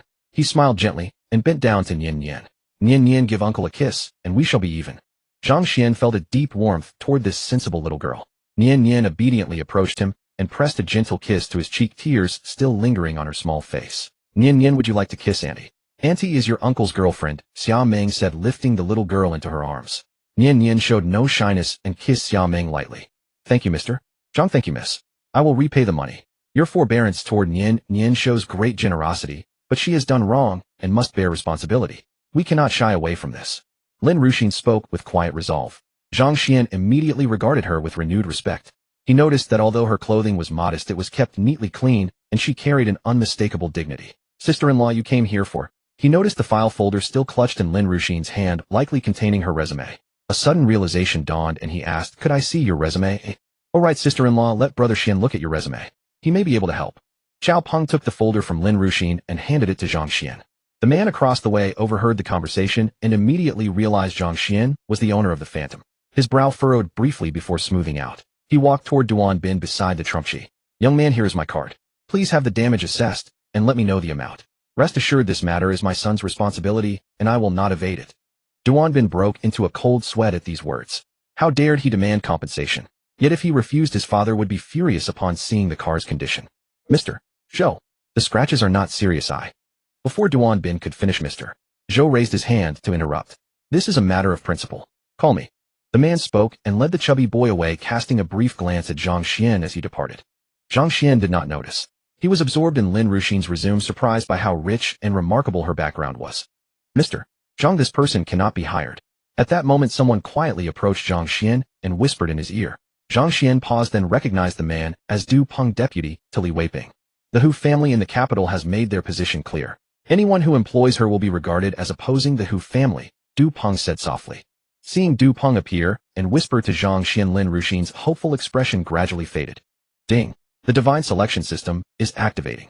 Option 1, hire Lin Ruxin. Reward 30% stake in Zhengjing Entertainment, physical constitution, plus 10 mental clarity, plus 10 appearance, plus 1. Option 2, decline to hire Lin Ruxin. Reward: received the title Cowardly Turtle, Affinity, with Women -1 Defense +10. Zhang Xuan looked at Lin Ruxin and smiled. Sister-in-law, your resume is quite impressive. My father's company is in need of someone like you. Would you be willing? Du Peng was momentarily bewildered, then fell silent. After all, Zhang Xuan was the boss, and he was merely an employee. Lin Ruxin, who had already prepared herself for rejection, stood stunned. She looked at Zhang Xuan in surprise, a flicker of hope returning to her eyes. Ding! Detected that the host has made a choice. Rewards are being distributed: 30 shares of Zhengjing Entertainment, Constitution 10, Spirit 10, Appearance 1. Ding! Congratulations, the host's appearance has reached the ceiling of the mortal realm. Achievement unlocked, Peak Appearance.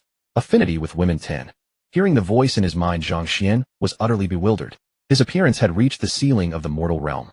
He keenly caught the phrase, mortal realm, and a shadow of uncertainty crossed his face. Could it be that immortals truly existed in this world? Clenching his fist and sensing the power within his body, Zhang Xuan was filled with doubt. One punch he threw now probably exceeded 1,000 kilograms.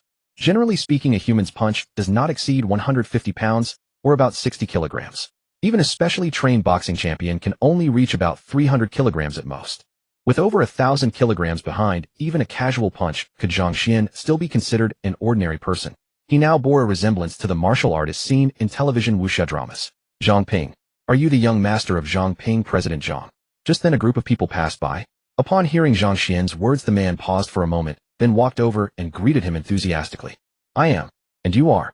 Zhang Xuan looked at the man with confusion.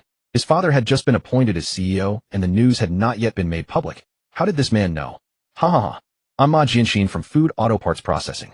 I've always been the liaison with Binqing International. Today when I went to Binqing International, I never expected that President Zhang had already been promoted to CEO. I've always said that gold shines wherever it is. His promotion comes as no surprise. Ma Jianxin chattered on, but the parking lot had fallen utterly silent. Duan Bin's face was as red as a monkey's behind, and a wave of lingering fear surged within him. He knew Ma Jianxin because his family's company was also attached to Binqing International, surviving by taking on odd jobs from Binqing International. Only now did he clearly realize that Zhang Xuan, whom he had once looked down upon, was now in a different class from him. The petty tricks he had pulled earlier must have made him look like a clown in Zhang Xuan's eyes. Standing in the crowd, Li Xiaoman was overwhelmed with regret. Had she known the Zhang family would turn things around, she would never have left Zhang Xuan no matter what. Given Zhang Xuan's past affection for her place as the young mistress of the Zhang family had been a foregone conclusion. Li Xiaoman bit her lip, her gaze dimming with sorrow. When everyone returned to the private room, the atmosphere had clearly shifted. The focus of the gathering had moved from Duan Bin and Li Xiaoman to Zhang Xuan and Xia Meng.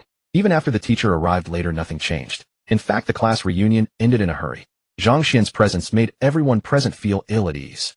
After the gathering, Duan Bin left in a daze, even forgetting that he had earlier offered to treat everyone. Zhang Xuan and Xia Meng walked hand in hand slowly down the street. As for the phantom, Zhang Xuan had sent it away for a new paint job. Holding Zhang Xuan's hand, Xia Meng's lips curled into a gentle smile that refused to fade. Neither of them spoke, simply continuing to walk forward. Junior, I appeared before you like a hero descending from the sky. Aren't you deeply moved? Xia Meng said playfully, her smile exceptionally sweet. This was the life she had longed for, walking hand in hand with her beloved Xiao Xian, moving forward together. This scene had once appeared in her dreams, as she never imagined it would come true today. But unlike in her dream, the Xiao Xian beside her seemed like a dullard. Since they were already holding hands, he should have implicitly accepted their relationship. By the usual progression, shouldn't they have kissed by now? Yet this fool showed no sign of initiative, not even speaking up first. Shouldn't the silence between two people be broken by the boy? Senior, let me ask you something. Can you give me an honest answer? Zhang Xuan stared into Xia Meng's eyes, clearly sensing the affection she held for him. He was somewhat puzzled. Xia Meng was not the sentimental type. She would never fall for someone casually. Yet she had fallen for him for no apparent reason. Something must have happened that he didn't know about. You want to ask me why I fell in love with you? Xia Meng saw through Zhang Xuan's thoughts at a glance. I won't tell you. I'll wait for the day you discover the answer yourself. With that, Xia Meng shot Zhang Xuan a playful glance. At that moment, she was radiant with charm, and Zhang Xuan was so captivated that he could not look away. Noticing Zhang Xuan's gaze, Xia Meng smiled sweetly. It seemed she wasn't as invisible to Zhang Xuan as she had thought. Then why had Zhang Xuan been so indifferent to her before? Junior, am I your girlfriend now? Xia Meng looked at Zhang Xuan with anticipation, her beautiful big eyes blinking. Zhang Xuan was taken aback for a moment, then tightened his grip on Xia Meng's hand, and said with a smile, of course you are. Even the heavens themselves couldn't tear us apart. Really? Xia Meng threw herself into Zhang Xuan's arms, tilting her head up to look at him hopefully, her fervent gaze enough to melt anyone's heart. If this doesn't count, then wouldn't I be taking advantage of you for nothing? Zhang Xuan smiled slightly, and as Xiao Ming let out a surprised yelp, lowered his head and kissed her. Passers-by who saw the two kissing responded with kind smiles or looks of envy. After a long moment their lips parted. Xiao Ming was no longer as bold and carefree as before. Instead her face flushed deep red as she lowered her head. You're teasing me. Seeing Xiao Ming's blush, Zhang Xuan's eyes sparkled with amusement. Ever since the two had first met, Xiao Ming had always been the mischievous type. This was the first time he had seen her in such a shy, delicate state. Don't you like it? Xiao Ming nodded, then immediately shook her head, saying with coy playfulness, I like it. She looked at Zhang Xuan happily. Before coming she had prepared herself for a long campaign. She never expected it to be so easy. A single class reunion had been enough to break through the walls around Zhang Xuan's heart. Just then his father Zhang Ping called. Zhang Xuan knew it must be about Lin Ruxin. He gave Xiao Ming a gentle look and answered the phone. Xiao Xian, did you arrange for Lin Ruxin to come? I've looked at her resume. It's exceptional. Having someone like her to assist you will make things much easier for you. But Dad, let's get one thing straight, Lin Ruxin's assignment there is only temporary. When I need her I'll call her over. Xiao Xian, do you know about her connection to the Hu family? His father's worried voice came through the receiver. I know. All right, then as long as you know what you're doing. I'll have someone process her employment paperwork right away. Junior, let's go to the amusement park. Seeing Zhang Xuan hang up, Xiao Ming said with great interest. Zhang Xuan let out a sly chuckle and pulled Xiao Ming into his arms. Still calling me Junior? Do you have some kind of special preference? Xiao Ming's face flushed crimson instantly. Looking at Xiao Ming's cheeks flushed red, Zhang Xuan laughed heartily and planted a firm kiss on her. Ow! Xiao Ming bit him back. This big bad guy, how dare he bully me? Humph. With her face still red, Xiao Ming parted her lips slightly and gave Zhang Xuan's shoulder a little nibble. But the moment she bit him she worried it might hurt, so she quickly let go. Just as she lifted her head to check Zhang Xuan's expression, a big face leaned in close. When the warm sensation reached her mind through her lips, Xiao Ming's thoughts went completely blank enough that she forgot to breathe. Zhang Xuan noticed Xiao Ming's pale little face froze and quickly pulled away, thinking she was angry. Only when he couldn't hear her breathing did he realize she had forgotten to breathe out of nervousness. Zhang Xuan was stunned. No way. Had his senior never kissed anyone before? Was he her first boyfriend? You little silly, breathe. Zhang Xuan quickly reminded her. Oh, huff, puff. Xiao Ming's face was full of shy embarrassment, and she hung her head, not daring to look at him. How embarrassing. I actually became lightheaded from a kiss. Luckily no one here saw it, or I would have been mortified. Wow, look. That sister is dizzy from kissing. A teasing voice came from a primary school student. Xiao Ming. She covered her face with both hands. She couldn't show her face anymore. It was all that big bad guy's fault. Ha ha ha.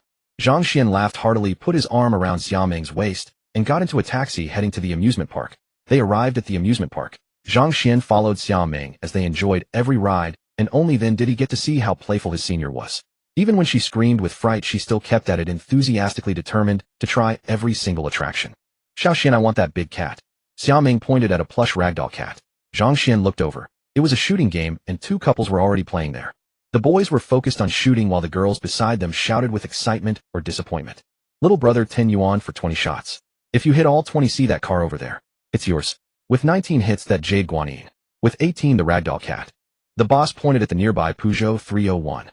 Though the Peugeot wasn't very expensive, the prize was still quite alluring to young people who had just graduated and were still striving. Zhang Xuan immediately scanned the code and got the rifle. Xiao Xian, you must hit 18 shots and win me the ragdoll cat. Xiao Ming said at once. Little guy, go for it. The boss encouraged kindly. Ugh. Boss, what kind of crappy gun is this? I can't even hit 5 out of 20. A young man had just used all 20 shots, but only hit 4, and said this with frustration. Just as he finished complaining, he turned and saw Xiao Ming. In an instant he was awestruck by her stunning beauty and suddenly felt that his girlfriend beside him was not so attractive anymore. Not only him. Even the young man next to him stopped shooting and stole glances at Xiao Ming. His girlfriend gave him a hard pinch, but he still wouldn't stop. Zhang Xuan fired a shot and completely missed the target. This rifle had been tampered with, but it wasn't really the boss's fault. The gun had been specially modified so that the bullet trajectory was inherently unpredictable. Even professional shooters would find it hard to hit the target every time. But to Zhang Xian's delight, when he aimed with full concentration, the speed of the bullet seemed to slow down. This must be due to his increased spiritual power. Could it be that the things written in those novels were real? Could someone really see another person's lightning-fast movements as slow as a snail? To test his theory, Zhang Xuan pulled the trigger again. Just as the bullet was about to leave the barrel, he sharply shifted the muzzle, instantly altering the trajectory. Although he still didn't hit, a slight smile curved at the corner of his mouth. Oh dear. Xiao Xian, take your time and aim before you shoot. The boss isn't rushing you. Why are you in such a hurry? Xiao Ming fussed from the side, then scanned the code to pay 10 yuan and asked the boss for another 20 rounds. Boss, the shots can be accumulated, right? Xiaoming looked at the boss with pleading eyes. After receiving his affirmative answer, she immediately cheered excitedly at Zhang Xuan's side. Bang! A balloon burst. Zhang Xuan's palms were sweaty with excitement. Not because he had hit the balloon, but because he had discovered a wonderful use of his spirit power. Bang! A balloon burst. Zhang Xuan's palms were sweaty with excitement. Not because he had hit the balloon, but because he had discovered a wonderful use of his spirit power. You hit it. You hit it. Xiaoming was even more excited than Zhang Xuan. She hugged him and gave him a kiss, drawing envious looks from the onlookers. What's the big deal? If he can hit 5 shots, I'll lose. The young man beside them, now being scolded by his girlfriend, muttered in displeasure. Bang! Another balloon burst, drawing another cheer from Xiaoming. Just luck. Before the young man could finish his words, Zhang Xuan seemed to have activated a cheat code. Every shot he fired burst a balloon. The young man's face darkened, and the boss's face turned even darker. When Zhang Xuan had used all 40 rounds, every shot except the first 2 had hit. The boss was about to cry. That car was just a gimmick to attract customers. He didn't actually want to give it away. It was a car he had saved up for a long time to buy. All these years of work will be in vain. The boss's eyes turned red. You idiot. Look at him. What gun problem? You're just incompetent. The 2 young men's girlfriends grumbled in complaint. Even the 2 young men, slow as they were, knew that Zhang Xuan beside them was a master. Only those who had tried shooting could understand what it meant to hit the target every time. Big brother, could you shoot for us? A little girl's eyes lit up as she ran over to Zhang Xuan and pleaded in a low voice. Brother, I beg you. I've encountered a true master. I run a small business. If you keep playing, I'll lose years of earnings. The boss's face turned white when he heard the little girl's words. Hearing that the boss only refused to let him continue playing, but had no intention of going back on his word, Zhang Xuan smiled slightly and said slowly, How about this, boss? I don't want the car, but could you give me the ragdoll cat and the jade guanine instead? Young man, how much is that car worth? That jade guanine and ragdoll cat together are only 50 yuan. What are you thinking? Exactly. Take the car. We'll testify for you. The boss won't dare to cheat you. The surrounding people were dumbfounded and all tried to persuade him. All right, it's settled. Thanks, brother, thanks. Without any hesitation, the boss handed the jade guanine and the ragdoll cat directly to Zhang Xuan. Xiaoming knew Zhang Xuan was wealthy, so she paid no mind to the Peugeot 301. With delight in her heart, she lifted the ragdoll cat, nearly as tall as she was, into her arms. Zhang Xuan held the jade guanine in his hands and looked at the shop owner curiously. Boss, where did you get this jade guanine? The moment he touched it, a warm and cool sensation flowed from his arm into his body. Zhang Xuan felt a gentle lightness pervade him, and the feeling was deeply comforting. Seeing that Zhang Xuan had no intention of claiming the car, the shop owner felt grateful and said plainly, I picked it up at the second-hand market in Beijing. It looks like an antique and should be worth tens of thousands of yuan. But I couldn't judge its true value, so I decided to use it as the second prize.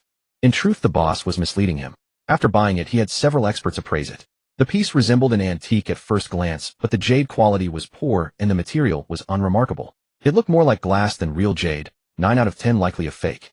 The boss had tried to sell it, but buyers only offered 50 yuan. No one was willing to pay more, so he decided to use it as a prize. After all, it was worthless. To verify his theory, Zhang Xuan placed the jade guanine into his senior sister's hands. Xiaoming looked at him in confusion. Shaoxin men wear guanine and women wear Buddha. You should keep it. Senior sister, do you feel anything unusual? Zhang Xuan asked. Feel anything? Hearing his question, Xiaoming took the guanine and examined it closely. Shaoxin, this is merely glass. It resembles jade in appearance, but it lacks genuine jade qualities. It's synthetic, a fake, Xiaoming said with certainty. Upon hearing this, the boss's expression grew awkward. Miss, please don't say that. This truly is an antique piece. Zhang Xuan chuckled softly. It's all right, boss. Don't worry. Whether it's genuine or not doesn't matter. I won't go back on my word about the car. We're leaving. He took the ragdoll cat and led Xiaoming away by the hand. Their shadows stretched long together beneath the sunlight, creating a scene of quiet beauty and sweetness. Bystanders watched them depart, utterly transfixed. Once Zhang Xuan was far enough away, the boss finally exhaled with relief. A cold sweat formed on his forehead. The car was his entire year's savings. Look at them. Hurry up and keep playing. Even if you can't win me a ragdoll cat, a small teacup would do, the girl said enviously, turning to her boyfriend.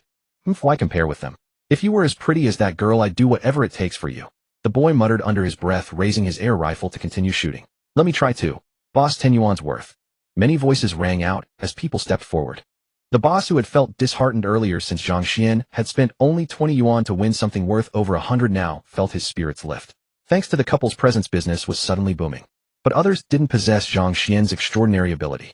Beaching private airfield. A helicopter descended slowly. Lin Wuji stepped out, took a breath, and didn't immediately frown.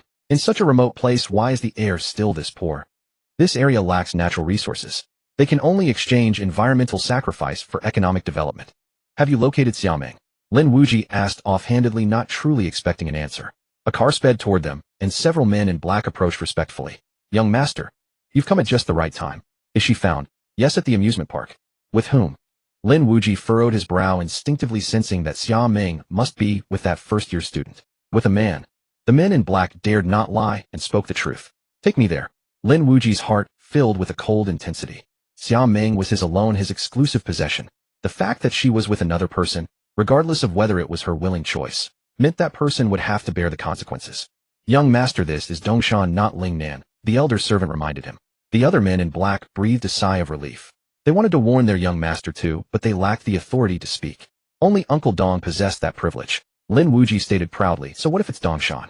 Uncle Dong replied calmly, do not forget that there is someone else here named Zhang Jingyang. Upon hearing the name Zhang Jingyang, the once arrogant Lin Wuji's eyes flickered with wariness. Uncle Dong, I understand. I won't cause fatalities, but surely I can teach that young man a lesson. No one is allowed to lay eyes on my woman. Lin Wuji said somewhat helplessly. Uncle Dong was a 3-generation elder of the Lin family. He had even taught Lin Wuji the 8 extremities boxing. His father had agreed to let him come here only on the condition that Uncle Dong accompany him. Uncle Dong paused thoughtfully and nodded. Seeing this, Lin Wuji relaxed visibly. The group set off in their car toward the amusement park. Inside a small motel, Yang Lin was skillfully disassembling and reassembling a pistol when the phone on the table suddenly rang. A flash of cold intent crossed his eyes as he picked it up. Beaching amusement park. Be careful. Lin Dong, that old immortal is with you. Lin Dong. Still alive. Yang Lin paused, surprised by the voice on the other end. That's something we'd also like to know. Martial artists rarely live long, but this man has reached over 120 years of age, and his combat ability remains unchanged. That alone proves he is no ordinary person. I suggest you proceed with caution. That's my final word of advice. It was clear the caller held deep respect and fear for Lin Dong. Thank you. If I survive today and settle this score, I'll owe you a favor. Yang Lin said calmly. Focus on surviving first. And remember, we've never met. With that, the call ended. Yang Lin gently closed his hand, crushing the domestic smartphone into fragments. He tossed it disdainfully into the trash and remarked, domestic phones are decent after all. At least I can't crush them so easily. He assembled the pistol, wiped it clean, stood up, and walked out. By the riverside, Xiaoming held Zhang Xuan's hand and gazed at the river with a complex expression, standing motionless. Senior sister, does this place hold special meaning for you? Xiaoming had led him to the river over half an hour ago and had not spoken a word since, simply staring blankly at the water, as if searching for something hidden within. Zhang Xuan was puzzled. It was just an ordinary river. Hearing his question, Xiaoming sighed softly within her heart. Xiao Xian, how could you forget? It was right here that you rescued me. It was also here that I lost the will to live. Your words, your promise that you would one day marry me, gave me the courage to carry on, and I decided that I would wed only you in this life. Xiao Xuan, do you truly have no memory of this place? Xiaoming stared intently into Zhang Xian's eyes. Zhang Xian looked around and sifted through his memories, yet found no recollection of this small river. Could it hold some special significance? Just then an urge to relieve himself surged over him. Zhang Xian said to Xiaoming, Senior, I'm going to go release some water. Release water. Is there such an activity here? Is it fun? Xiaoming was taken aback for a moment, then a glint of excitement flashed in her eyes, clearly intrigued. Zhang Xian was speechless. This simple phrase on earth didn't work here. Only then did he realize that although the two worlds looked similar, they were ultimately worlds apart. Zhang Xian whispered to Xiaoming what releasing water meant. Xiaoming's pretty face instantly flushed crimson, even her neck turning red. Hurry up and go. Zhang Xian immediately walked into the public restroom. He did not notice that as he left, a person was slowly approaching Xiaoming. So frustrating. Xiao Xian just can't remember saving me. What should I do? The moment Zhang Xian left, Xiaoming opened WeChat and asked. Wan Lianlian, no way. Although it's been over 10 years, an event this big should have left some impression in his memory. Xiaoming, I just asked him. He doesn't remember, not a trace. It's as if he'd never been there. If he didn't look exactly the same as when he was a kid, I'd suspect my mom hired someone to pretend to be him. Wan Lianlian, why not just tell him directly? Xiaoming, no. I must wait for him to remember on his own. Otherwise I won't let him near me. Wan Lianlian, I'm curious, can you hold out yourself? Xiaoming, go away. Miss Xiao, what a coincidence. I didn't expect to run into you here. At that moment, Lin Wuji adjusted his long robe, walked over with a self-assured air, and wore a confident smile. Didn't I tell you that we were fated to meet again soon? As expected, all lovers in this world are destined to be united. Xiaoming knitted her delicate brows, glanced at Lin Wuji, and a hint of confusion flickered in her eyes. Who are you? Lin Wuji's self-assured face froze at her words, then he burst into laughter. Miss Xiao certainly has a unique way of joking. Xia Ming turned away disdainfully, about to leave. Lin Wuji was utterly embarrassed, his face full of disbelief. Could Xia Ming really not remember him? How was this possible? Were there truly women in this world who didn't remember him? Ever since he returned, he had been thinking of Xia Ming day and night, only to find that she had forgotten him. Who was he? He was the eldest young master of the Lin family in Lingnan. That alone was enough to make all the beauties in Lingnan flock to him. Countless women dreamed of gaining his favor or marrying into the Lin family. Furthermore, he had been so dazzling in the Olympiad competition. If he called himself a peerless genius, no one would object. Xia Ming was speechless. How could there be so many narcissistic people in this world? Who was joking with him? She had endless jokes with Xiao Xian. Oh, why would she joke with a stranger? Was this man's brain broken? He came up to her for no reason to strike up a conversation. Who even knew him? Especially that form of address. Miss. Xia. She didn't want to swear, but in this day and age, would anyone actually address others like that? Wasn't he afraid of being scolded? You're the miss. Your whole family are misses. Out of your mind. Xia Ming cursed inwardly, then walked toward the restroom. Being too close to this lunatic, she feared she'd catch his insanity. Miss Xia, take a good look at me. I'm Lin Wuji of the Lingnan Lin family. We once competed on the same stage at the International Olympiad. Lin Wuji introduced himself almost word by word. He refused to believe that Xia Ming had forgotten him. In his view, she was definitely playing hard to get. Annoying. Unable to hold back any longer, Xia Ming hurled the word and walked straight ahead. Her perfectly good mood was instantly ruined by this lunatic. Why you dare insult me? I'm Lin Wuji, Lingnan. Lin family. Lin Wuji. Having enjoyed high esteem since childhood for his extraordinary talent, Lin Wuji had never been so disregarded. A great humiliation. He almost roared the words. Bang. Just then a muffled sound suddenly came. A bullet struck Lin Wuji, knocking him to the ground. Ugh. Lin Wuji's face instantly darkened, and he collapsed heavily, landing face first on the ground. Ugh. Xia Ming had never seen such a scene. Startled, she screamed. The amusement park was filled with ordinary people who all shouted and ran away in panic, plunging the scene into chaos. Protect the young master. The men in black immediately rushed desperately toward Lin Wuji, but the scene was so chaotic that they couldn't get through. Hurry over. Uncle Dong, who had been secretly guarding nearby, growled and took long strides toward the direction from which the bullet had come. The scene was too chaotic and he had to buy his subordinates enough time. Bang. A second bullet came at him head on. Uncle Dong's expression changed. With a flick of his hand, a golden blade appeared, and he slashed forward to meet it. A metallic clash rang out as sparks flew. At the same time, Uncle Dong recognized the man's face. He roared, "Damn it, Yang Lin, you're asking for trouble. Not only you, the entire Huban sect will regret this. You are bringing disaster upon the sect behind you." Hearing this, Yang Lin, hidden in the shadows, a resolute look in his eyes, fired several shots at Lin Dong. Now he roared. Having just dodged the bullets, Lin Dong's face changed drastically at his words. He hastily retreated.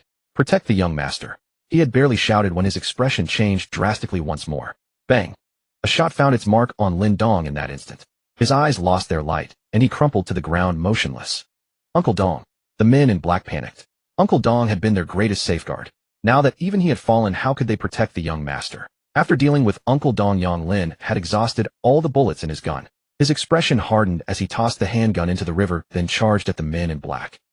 Just as Zhang Xuan came out of the restroom, his phone rang in his pocket. Seeing the caller ID, he answered with confusion. Brother Hu, how have you been lately? Brother Zhang, where are you now?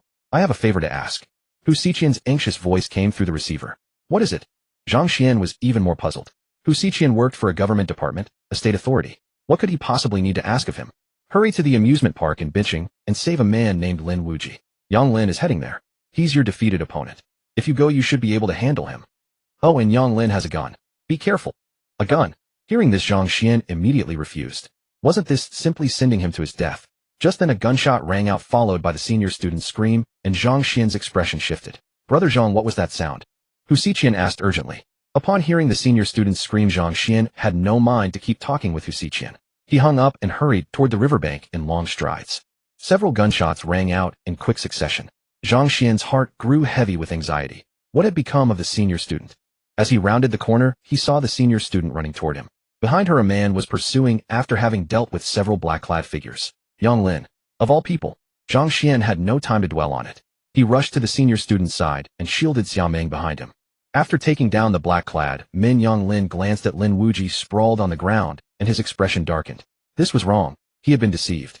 The figure he had struck was not Lin Wuji. It was a trap. He turned his gaze towards Xia Ming as she fled. That girl had been standing beside the fake Lin Wuji moments ago, so she was undoubtedly connected to the Lin family.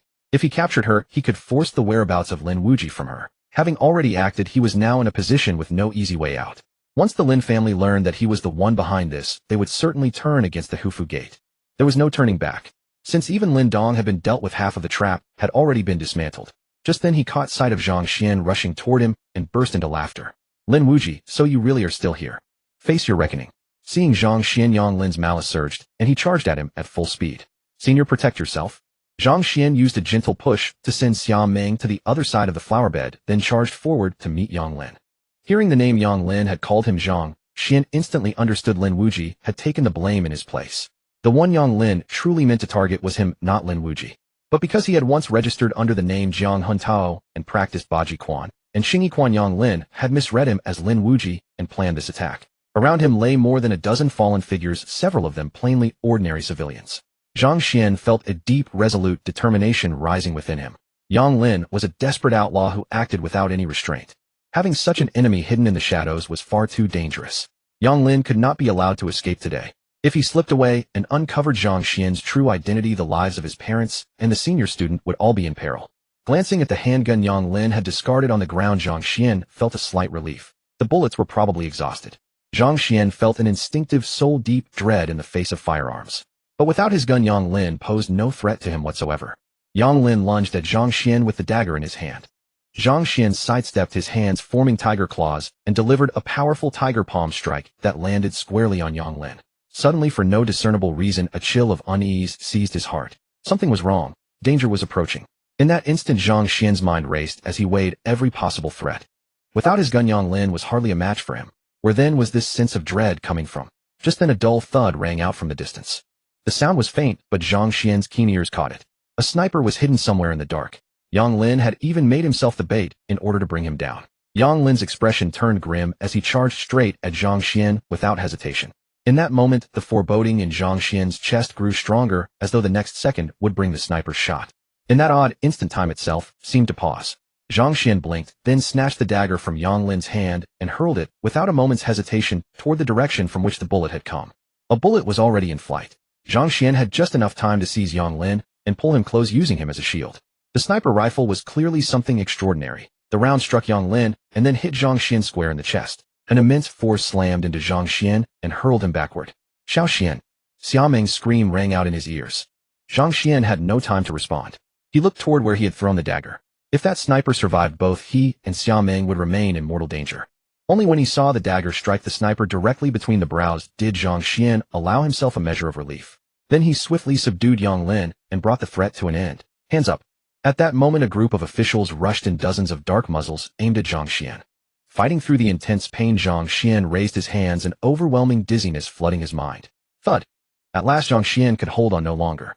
He sank to the ground and lost consciousness. This matter cannot end here. This man must be handed over to our Lin family. Nonsense.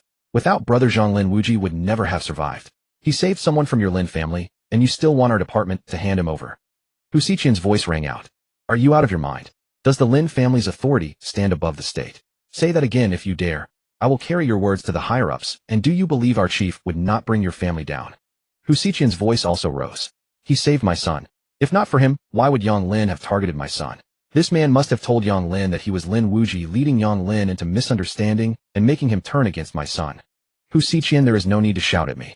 This matter is deeply suspicious. The Lin family and the Hufu Gate had no past enmity. Yet, because this man helped your department capture Yang Lin, the Hufu Gate made a move against my family. Tell me, if not his doing, then whose fault is it? Go ask Yang Lin. Go ask the Hufu Gate. How would I know? All I know is that brother Zhang at my request risked his life to save your son, and now you are here muddying the waters and trying to take him back to your Lin family. Lin Kong, do you seriously think this is still the era of the Republic when the Lin family could resort to private punishment? I will say it again, do not try to stand against the state. Since the state could bring down the Zhang family, it can bring down the Lin family just as easily. Even more easily. Hu Xiqian's voice carried a note of indignation. Then the incensed voice came again. Someone from my Lin family heard Yang Lin cry Lin Wuji at this man before the end. I have a witness. The Lin family has lost so many people because of him, and you expect me to simply leave and thank him? Out of the question. Hearing the voice, Zhang Xuan opened his eyes and saw Hu Xiqian, whom he had not met for a long time, standing beside a stalwart man in plain blue garments. The man wore his hair in an ancient topknot, his stature tall and handsome.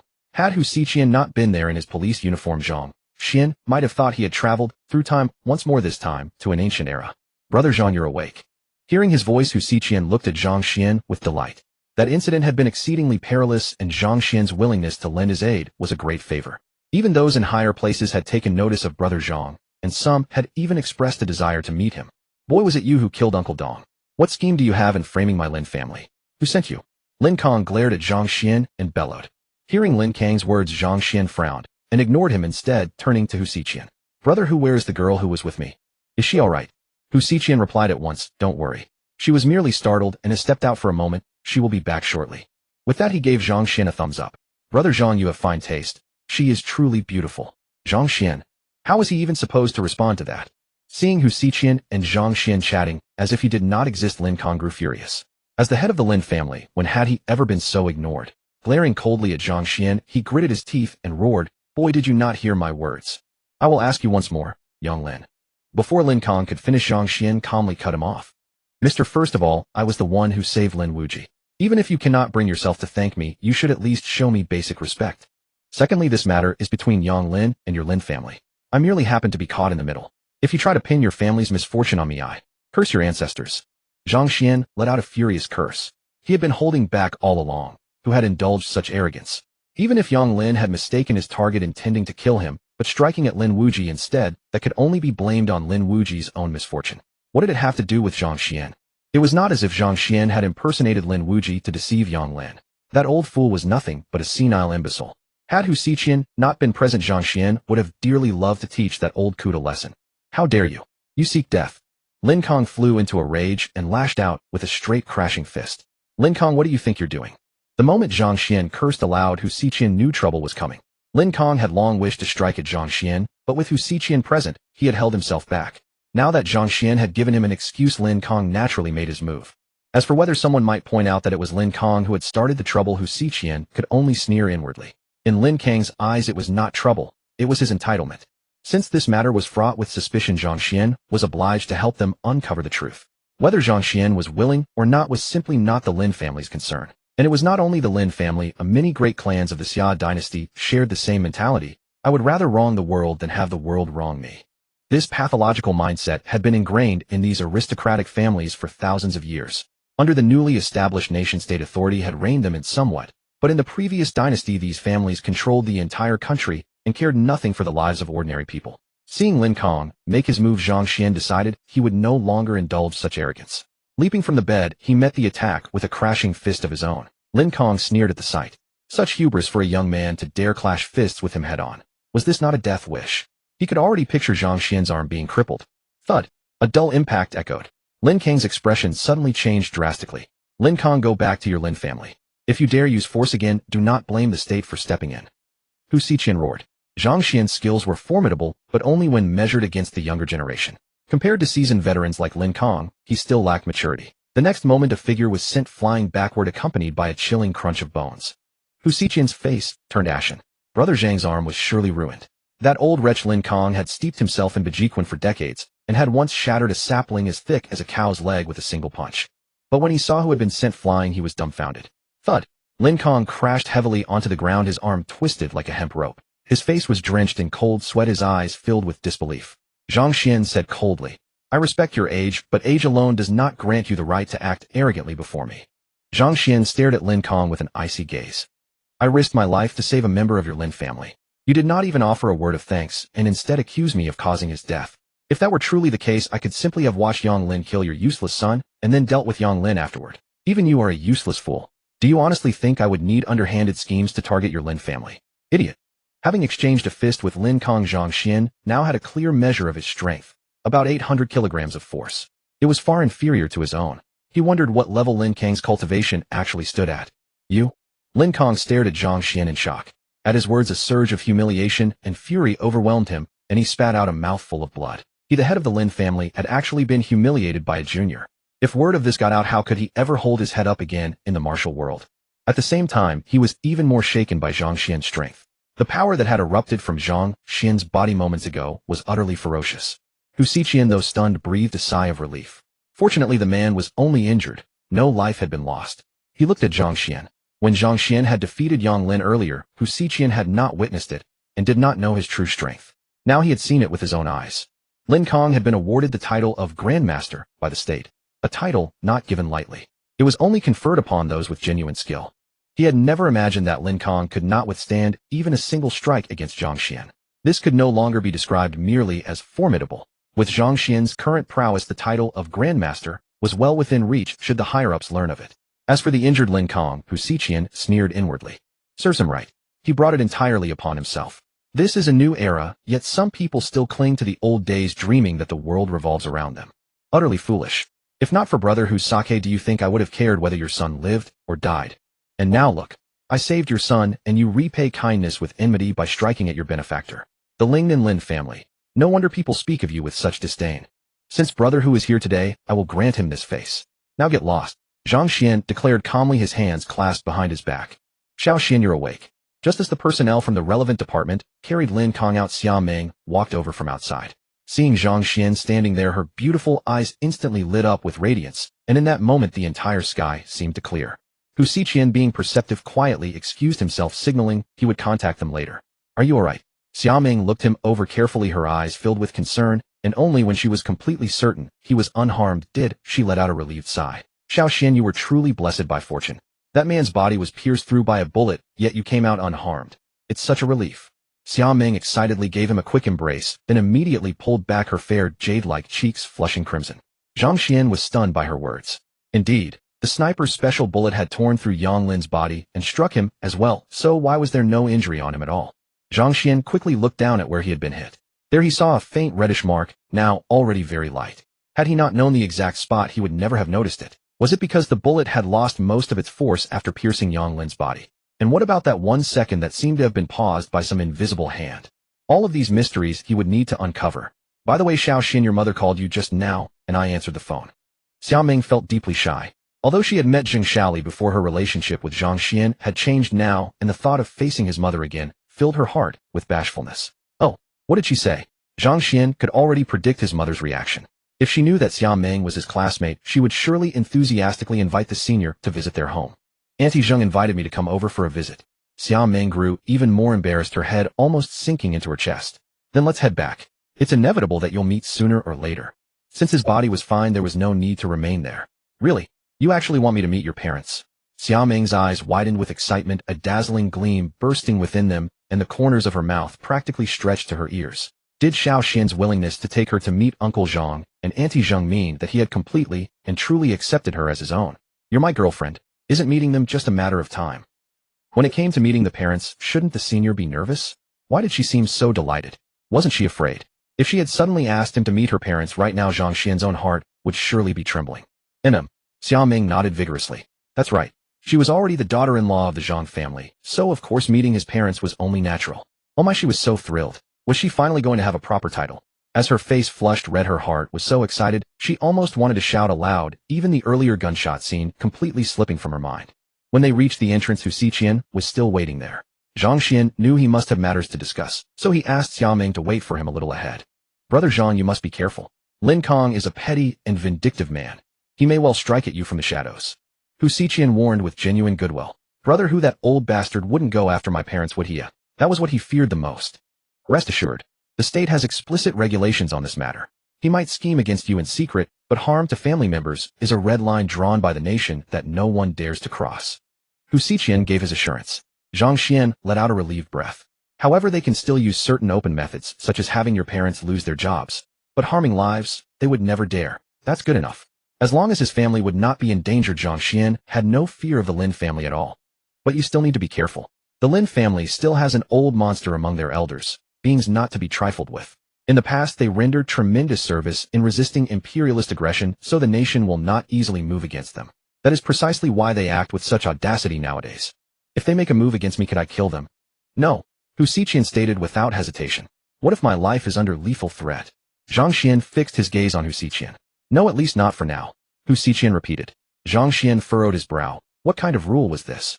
The other party was free to attack him, and from what Hu Xiqian seemed to imply, they could even kill him. Yet he was not permitted to kill them in return. This did not seem like the law of Daxia. Daxia was governed by law. What kind of law was this?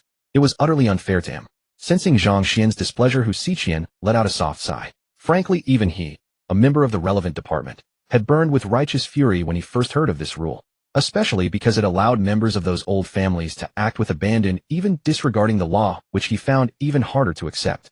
Yet his superiors had continually urged him to restrain himself, saying that one day he would understand why those from such families held such privileges. Still, this situation should soon be coming to an end. Many among the higher-ups have raised objections to this rule, and the nation has already begun reviewing it anew. Hu Xiqian said with a smile. After I return this time, I will report today's events to my superiors. The nation will soon grant you the title of Grandmaster.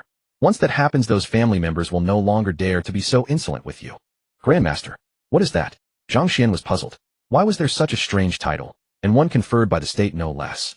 Because back on Earth, whenever the term Grandmaster was mentioned, people immediately associated it with charlatans and frauds. When your title comes through, a dedicated person will explain it to you. Until that time, I'm not authorized to reveal the details. In truth, he had already crossed the line by saying even this much, but given Zhang Xuan's formidable strength, no one would fault him for it. Alright, the reason I stopped you is to tell you to remain restrained during this period. Try not to come into conflict with those bastards. Got it. Zhang Xuan agreed readily enough, but in his heart, he was dismissive. What worthless rule was that? If those people dared to show their faces again, if they dared to endanger his life or the lives of those he cared about, Zhang Xuan would pay no heed to any worthless regulation. Seeing him agree so readily, Hu Xiqian looked at him with a hint of skepticism. Brother, I'm going to take my girlfriend home to meet my parents now. We'll talk another time. With those words, Zhang Xuan went straight over to Xiaoming. Hu Xiqian watched his retreating back, and for some reason a sudden feeling arose in his heart. If the Lin family did not know how to behave, the ones who would end up suffering would be the Lin family themselves. On the way, Xiaoming suddenly grew nervous, and understandably so. Although she had met Zhang Xuan's parents as a child, this time, she was going as their son's girlfriend. The shift in her role left her momentarily unable to adapt. Xiao Xianwei. What's the matter, senior? If you're not ready yet, we can leave it for another time. No, it's just. This is my first visit to their home. Shouldn't I bring some gifts? Showing up empty-handed would be impolite, wouldn't it? That's true. I don't even have any of your daily necessities at my place yet, so we really should go buy a full set. Xiaoming was dumbfounded. She had only planned to visit Uncle Zhang and Annie Zhang. She had never expected to stay there overnight. Xiao Xianwei. Although she had always loved Zhang Xuan and dreamed of becoming his wife, wasn't their relationship progressing a little too quickly? Zhang Xuan had just agreed to let them start dating, and before they had even gone on a proper date, they were already going to meet his parents, and he had even asked her to stay overnight. If Xiao Xian tried to take things further, would she agree or refuse? What a dilemma. This was indeed a question worth pondering. To be honest, upon hearing Zhang Xuan say this, Xiaoming was at a loss. What's wrong, senior? Zhang Xuan looked at her puzzled. At this moment, Xiaoming's cheeks were crimson like an apple, and with her breathtaking beauty, Zhang Xuan felt like giving her a gentle peck.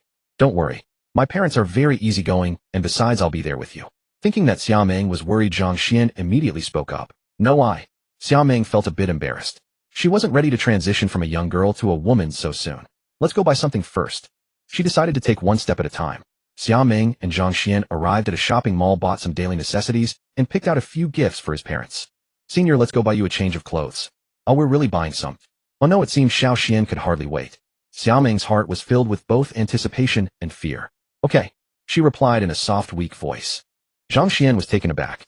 Xiaoming had always been a bold, outspoken person who loved and hated freely, and seeing her suddenly behave like this took some getting used to. The two headed toward the women's clothing section. Little did they know that as soon as they left, several people walked over with their mouths wide open. Isn't that? It seems to be Zhang Xuan and Xia the campus belle. Are they planning to live together? They even bought daily necessities. Oh man, I wonder how many people will be shedding tears over this. Darn it, I feel like crying right now. What do you have to cry about? Don't worry. You'd never have a chance with the campus belle in this lifetime anyway. Darn it, even though what you said is true, it still hurts. This is breaking news. Let's post it on the campus forum right away. The group immediately opened the campus forum and uploaded the photos they had just taken. Shocking news, the campus belle and Zhang Xuan are living together. When the post was first uploaded, no one believed it, thinking it was just clickbait. But when people clicked in and saw Xiaoming walking in a shy, affectionate manner while being led by the hand, the forum erupted. Arguai, the campus belle is mine. Who is Zhang Xuan? How dare he hold the belle's hand? The forum administrator, also an admirer of Xiaoming, was furious when he saw the photos. In his anger, he set Zhang Xuan as a sensitive word, so anyone typing those two characters would see them replaced by. Students of Dongshan University quickly noticed this, so, "You're such a Zhang Xuan," became a popular greeting among them. In no time, the campus forum, which had been quiet all day, exploded with activity. At the Xia residence, Tian Yushan, who was applying a face mask at home, heard the news and immediately took out her phone to open the campus forum. When she saw her daughter, who had claimed to be traveling with her three close friends, intimately holding a young man's arm. She was so angry that her straight black hair seemed to stand on end. Xiaoming, how dare you fool me? Tian Yushan was furious and frantically called Xiaoming's phone, but no one answered. She immediately called her husband. Honey, I'm in a meeting. What's the matter? Meeting my foot. Your daughter didn't go traveling, but she went to live with some boy. Tian Yushan shouted in exasperation. On the other end came the sharp crack of a cup shattering on the floor, followed by a flurry of flustered movements. Xia Tianjun was furious. He had never worried about his daughter's love life because she was highly discerning and simply couldn't take an interest in ordinary men. In his eyes, his daughter was destined to succeed him in the family business. As for his son-in-law, if his daughter was willing in the future, they could take in a live-in son-in-law. So while other people upon meeting Zhang Xuan wished they could immediately send their daughters into his arms, Xia Tianjun was not anxious at all. But now in just a few days, how could his daughter have found a boyfriend? This went against his plan. Had he known this would happen, he might as well have taken the initiative to bring his daughter and Zhang Xuan together. Because in his opinion, throughout the entire Dongshan city, only Zhang Xuan was truly worthy of his daughter. No, he couldn't let this slide. He had to break them apart. They absolutely had to be separated. No longer in the mood for the meeting, Xia Tianjun excused himself to the vice chairman and immediately went back to his office. Where did you see this? On the Dongda campus forum. Did it mention that person's name? Xia Tianjun was furious, wanting to teach that man a lesson. It's blocked. I can't see anything at all. Honey, this time we must join forces and break them apart. Right, that's what I think too. I feel that Zhang Xuan you mentioned is actually pretty good. Agreed. I'll call my brother Zhang right now and help them get together. I believe once our daughter meets brother Zhang, she'll definitely be won over. Xia Tianjun, are you out of your mind? Calling your future son-in-law brother. Xia Tianjun. Without further ado, he dialed Zhang Xuan's number. Xiaoming had gone into the fitting room to try on clothes when his phone suddenly rang. Hello, brother Xia. Haha, brother Zhang, where are you having fun right now? I'm at the mall with my girlfriend. Oh, when are you two breaking up? Zhang Xuan. How was he supposed to respond to that? Who talked like that? He and his senior had just gotten together, and someone was already asking when they'd break up. That really felt like a curse. Brother Xia, please don't joke like that anymore. Unless something unexpected happens, she's going to be your sister-in-law. Xia Tianjun, on the other end, was still unwilling to give up. Brother Zhang, don't make a decision so early. My daughter is very beautiful, truly. I'll send you her photo right now. Take a look, you'll definitely like her. Besides, she goes to the same school as you. You can develop feelings for each other. Since you'd see each other often on campus, you wouldn't have to worry about her running around with other men. Isn't that great? Most important of all, my daughter is highly talented in business. She will definitely become your capable wife and trusted advisor. Zhang Xuan was stunned. This was actually his attempt to sell off his own daughter. No need, brother Xia. My girlfriend would be upset if she saw this. Brother Zhang. Brother Xia, if you keep talking like this, let's pretend we never knew each other. Zhang Xuan said bluntly. Fine, then I wish you happiness. But, brother Zhang, if you two break up, be sure to let me know immediately. I'll go buy a string of firecrackers to celebrate. Zhang Xuan hung up directly. Good grief, how had he never noticed when they met that Xia Tianjun had a screw loose? Why was he so eager for him and his senior to break up? How is it going? Let them at least meet first. Tian Yushan asked anxiously. That's true, but brother Zhang has warned me that if I mention it again, he will pretend not to know me. Then with a helpless sigh, he said, when I have some free time, I'll invite brother Zhang over for a casual meal and see how things go. Inside the fitting room, Xiaoming's pretty face flushed. She had finally resolved to give herself completely to Zhang Xuan, only to discover to her surprise that her monthly cycle had arrived. Embarrassed as she was, she also felt a wave of relief. Just then her phone rang. Seeing that it was Wang Shui, Xiaoming answered immediately. Xiao Shui, are you all having fun? Xiaoming, you campus belle, if you were going to go out and enjoy yourselves, why did you let someone take a photo of you? Now the whole Dongda University knows about it.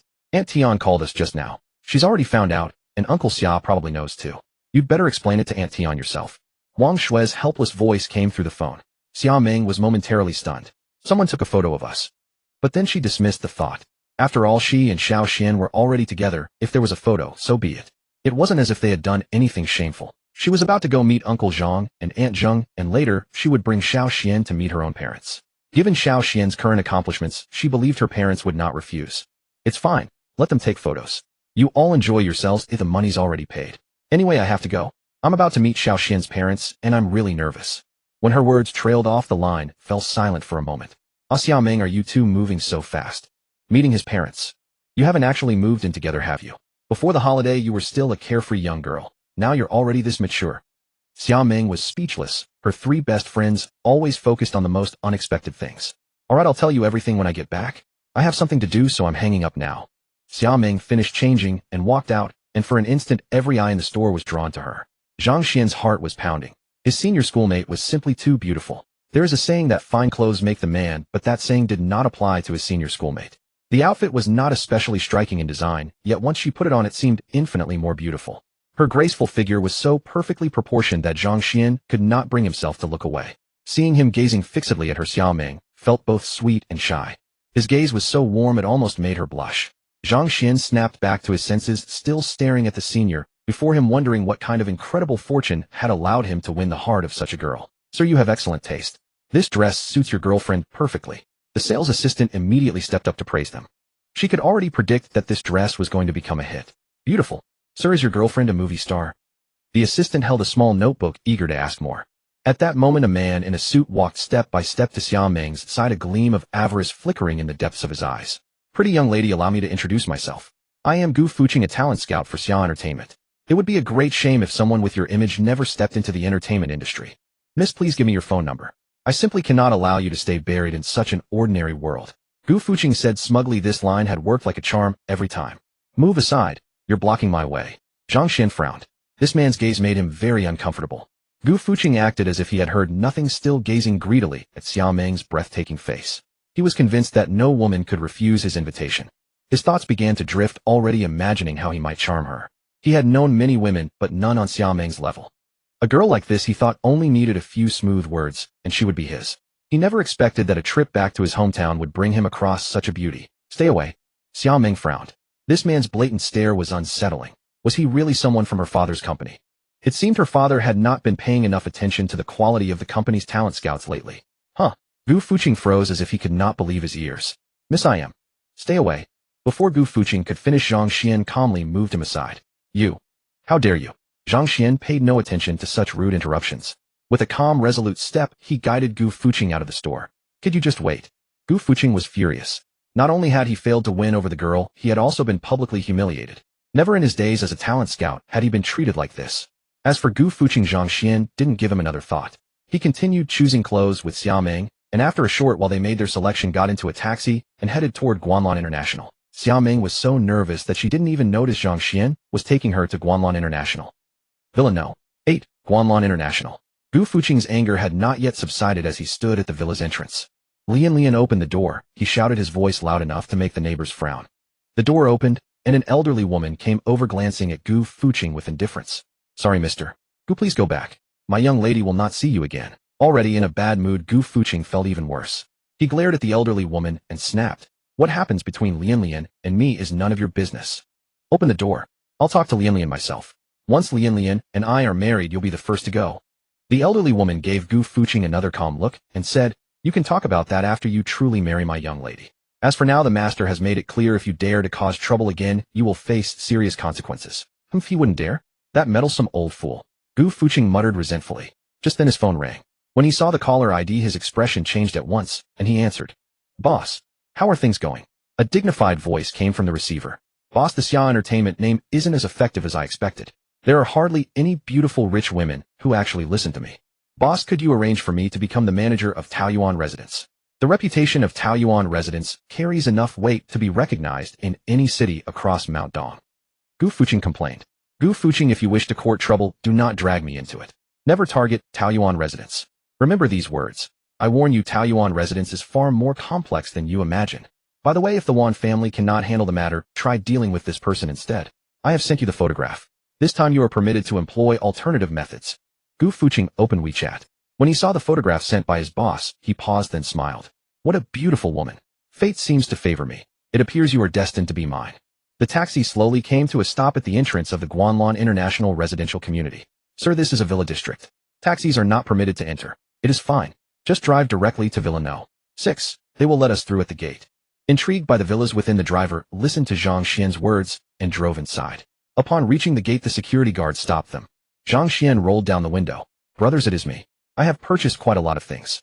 Ah, it is young Master Zhang. Where is your Rolls-Royce Phantom? The two security guards recognized Zhang Xuan instantly, largely because he was the only person in the entire city who drove such an ostentatious vehicle. Hiss! The driver drew a sharp breath. As expected, those who reside in a villa district are no ordinary people.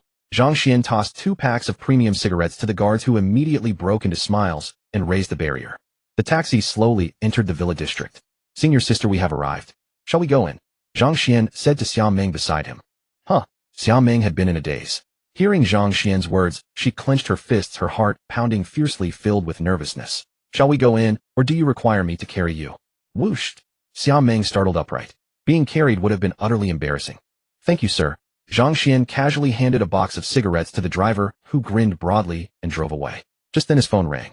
Mom, Dad, stop your dispute. I am home. Zhang Xuan called out loudly. Xiao Ming's face instantly flushed crimson, and she slipped behind Zhang Xuan, appearing thoroughly bashful. She had long envisioned marrying Zhang Xuan and had dreamed of this scene countless times. Yet now that it was truly unfolding, she felt flustered. Senior sister, were you not so poised back at school? How can you be shy now? Zhang Xuan remarked casually. Xiao Ming's face grew even redder. I am simply very nervous. What is there to be nervous about? I am here, or I not? My parents are very open-minded and understanding. Zhang Xuan held Xiao Ming's hand and walked toward the courtyard. Neither of them noticed that at the very moment they entered, a figure stealthily appeared outside the courtyard. Gu Fuqing had not expected to encounter Zhang Xuan and Xiao Ming here. He clenched his fists, his gaze filled with anger as he watched Zhang Xuan's retreating back. Boy, just you wait. I will make you pay for this. Xiao Xuan, you are hurting me. Xiao Ming said softly, attempting to step backward. Zhang Xuan understood that Xiao Ming was seeking an excuse to retreat, but he disregarded it and continued pulling her forward. Xiao Ming noticed her subtle scheme had been seen through and playfully stuck out her tongue. By now the two had reached the doorway. Though frightened within, there was no turning back. She could already see the front gate beginning to open. Xiao Ming hid behind Zhang Xuan, her head bowed, exceedingly nervous, her heart nearly leaping from her chest. Fortunately, holding Zhang Xuan's hand provided her with a faint sense of security. Click! A head poked out. Zhang Xiaoli's eyes immediately fell upon the beautiful girl held by her son, and they brightened. Her son possessed excellent taste. The future daughter-in-law resembled a movie star. She was instantly charmed. Mom, this is my senior sister, and also my girlfriend Xiao Ming. Zhang Xuan pulled Xiao Ming from behind him and introduced her. And nice to meet you, Aunt Zhang. Xiao Ming's cheeks flushed faintly, and she lowered her head, speaking shyly. Hello, nice to meet you too. Come inside quickly. Your uncle's cooking is nearly finished. Zhang Xiaoli spoke with a radiant smile, then turned toward the kitchen and called out. Old Zhang, our son has brought his girlfriend home. Hurry up. Xiao Ming's face instantly flushed the deep red of a steamed lobster, and she stood rigidly frozen. Aunt Zhang had actually called her daughter-in-law. Xiao Ming felt as though her heart were a tiny boat before an impending tsunami, turbulent waves crashing around her, threatening to capsize at any moment. Zhang Xuan was momentarily at a loss. Was his mother being too hasty? Although he had committed himself to Xiao Ming, they had only recently become a couple, and this was her first visit to their home. Was calling her daughter-in-law somewhat premature? Zhang Xiaoli warmly grasped Xiao Ming's hand, gazing at her future daughter-in-law with an unrestrainable smile. Little Ming, do not feel constrained. This is your home now. Rest assured, if Zhang Xuan ever mistreats you, Auntie will defend you. Xiao Ming, so unlike her usual confident self from school, had a rosy-faced and visibly uneasy appearance. Mom, you should go help Dad. You are making my senior sister uncomfortable. Zhang Xuan noticed his companion's discomfort and offered a gentle reminder. Just then a scorched aroma drifted from the kitchen. Thick smoke soon billowed forth. What terrible appliance is this? It is utterly unusable. Immediately afterward, Zhang Ping emerged from the kitchen, soot-covered and holding a spatula. His disheveled appearance was exceedingly amusing. Hehe, you must be Little Ming, correct? I apologize for causing you to witness such a ridiculous scene. Ding, the divine choice system is initializing. Option 1, prepare a feast for your family. Reward recipes of the 8 major cuisines, Constitution 10, Spirit 10. Option 2, allow Zhang Ping to continue cooking. Reward, the host will receive the title Scoundrel Favorability with Women -1, Wealth 10 billion. What was there to hesitate over? Dad, please take a rest. Let me handle this. Zhang Xuan rolled up his sleeves and stepped into the kitchen. Are you capable? Within the household, Zhang Ping had always been the one to cook. He was a devoted husband who had never asked Zhang Xiaoli to prepare a meal throughout their entire life. The mishap this time occurred simply because he was unfamiliar with the kitchen appliances. Zhang Xian's eyes widened. Dad, how can a man claim he cannot? Oomph. Zhang Ping quickly recovered and muttered a reprimand. Zhang Xiaoli also scoffed. Uncle Annie, let me assist Xiao Xian. Xiao Ming immediately followed Zhang Xian into the kitchen. Child, there is no need. In our Zhang family, men cook, while women remain beautiful. Zhang Xiaoli gently restrained Xiao Ming. Ding, the system has detected the host's choice. Distributing rewards recipes of the 8 major cuisines, Constitution 10, Spirit 10. Wife, this boy has never cooked a single meal in his life. Can he really manage? Zhang Ping hesitated somewhat. He knew his son well. He had never set foot in the kitchen from childhood to adulthood. The three of them secretly approached the kitchen. When they witnessed the scene within, they were utterly stunned. Inside the hospital, Lin Kong lay in bed, his complexion sallow, his spirit drained to the utmost. At that moment, an elderly man in a tang suit walked in, followed by a group of people. As the old man took in the sight of Lin Kong on the sickbed, a trace of displeasure flickered in his eyes. Who did this? He asked, his voice calm. The people around him fell into awed silence, cowed by his imposing bearing, not daring to utter a word. Zhang Xuan. Lin Kong struggled to speak. Zhang Xuan, of the Zhang family. The old man frowned, turning to the person beside him. Is there a grandmaster named Zhang Xuan in the Zhang family? The man thus addressed paused in thought, then answered with certainty. The Zhang family has never recovered from that incident. They now have only a few grandmasters, all of them aged veterans, and none is named Zhang Xuan. Not from the Zhang family. Then how dare he strike the patriarch of my Lin family? Such recklessness borders on courting disaster. A powerful aura suddenly radiated from the old man. He looked toward the person standing at the very back of the crowd. Jiwei, look into this man. I wish to see who dares to lay a hand on someone from my Lin family. Elder Zhen, I've already looked into him. At present, Zhang Xuan is just a first-year university student with no significant backing behind him. However, he has recently taken over Zhang Jingyang's Taoyuan residence, so there may be some connection to the Zhang family. Just as I was about to dig deeper, the higher-ups stepped in. Elder Zhen, if we intend to act, we should do so quickly. The higher-ups are inclined to bestow upon him the title of Grandmaster. At these words, the people around erupted in murmur, especially those who had not yet earned the title of Grandmaster, staring in disbelief. Absurd. A first-year student. What has he done to deserve such an honor? How much have we done for Daxia? Yet we have not become Grandmasters. Just because he is a student, he can simply obtain the title. Have the higher-ups taken leave of their senses? It's clear they've seen that this man is no weakling and want to cultivate their own to rein us in. Everyone silence, said Elder Zhen, his tone, even yet his words carried an irresistible authority. Isn't he still not a Grandmaster? And we don't know about this matter. Send a few men. Those fools up above won't hold our Lin family accountable over a dead man. After Elder Zhen finished speaking, several members of the Lin family immediately turned and left. At that moment, Lin Kong, still lying in bed, suddenly spoke. Elder Zhen, bring him back. I want to confront him and dissolve the shadow in my heart. Elder Zhen nodded at these words. Tell me what exactly happened. Lin Kong signaled to the person beside the hospital bed, who understood and recounted the events at the amusement park. Hearing this, Elder Zhen pressed his palm firmly upon the table, which immediately gave way beneath the blow. How audacious! To stoke enmity between my Lin family and the Tiger Guard Gate. This person has truly crossed the line. Among the Lin family members, someone seemed to hesitate as if about to speak. Wasn't this clearly a matter between the Lin family and the Tiger Guard Gate? What did Zhang Xuan have to do with it? Lin Kong had tried to forcibly take the young man away, and right in front of the authorities at that. Zhang Xuan wasn't from a noble family. Had he been from one, even if he had harmed Lin Kong, the Lin family could only have accepted their misfortune. Of course, had Zhang Xuan been from a noble family, Lin Kong probably would not have dared to behave so presumptuously. However, being a man of little influence, he chose not to say more. Zhang Xuan, of course, knew nothing of what was happening with Lin Kong. At this moment, a kitchen knife was flipping deftly in his hand. Glancing at the ingredients in the kitchen, several dishes took shape in his mind. The three people at the door stared in amazement. Was the object in Zhang Xuan's hand still a kitchen knife? It seemed like a nimble sprite dancing through his fingers. Xia Ming watched, utterly captivated. The sight of Zhang Xuan cooking so attentively was simply too handsome. At that moment, her heart thumped wildly, as if it were about to leap from her chest. So a person could look this charming while cooking. Especially when she watched Zhang Xuan deboning meat. The knife in his hand landed with perfect precision at every joint. Even the legendary skill of cook Ding carving an ox in ancient times was probably no more impressive than this. Dear our son. Zhang Ping found himself at a loss for words. Ever since his son went off to university, he had been given too many surprises and astonishments. Can 1 month change a person this much? Oh, I see it now. Old Zhang is Xiao Xian, like those characters on TV, possessed by someone else. Zheng Shaoli's voice was dry, not knowing what to say. Half an hour later, when Zhang Xuan finished the last dish, he finally noticed the three utterly dumbfounded people at the doorway.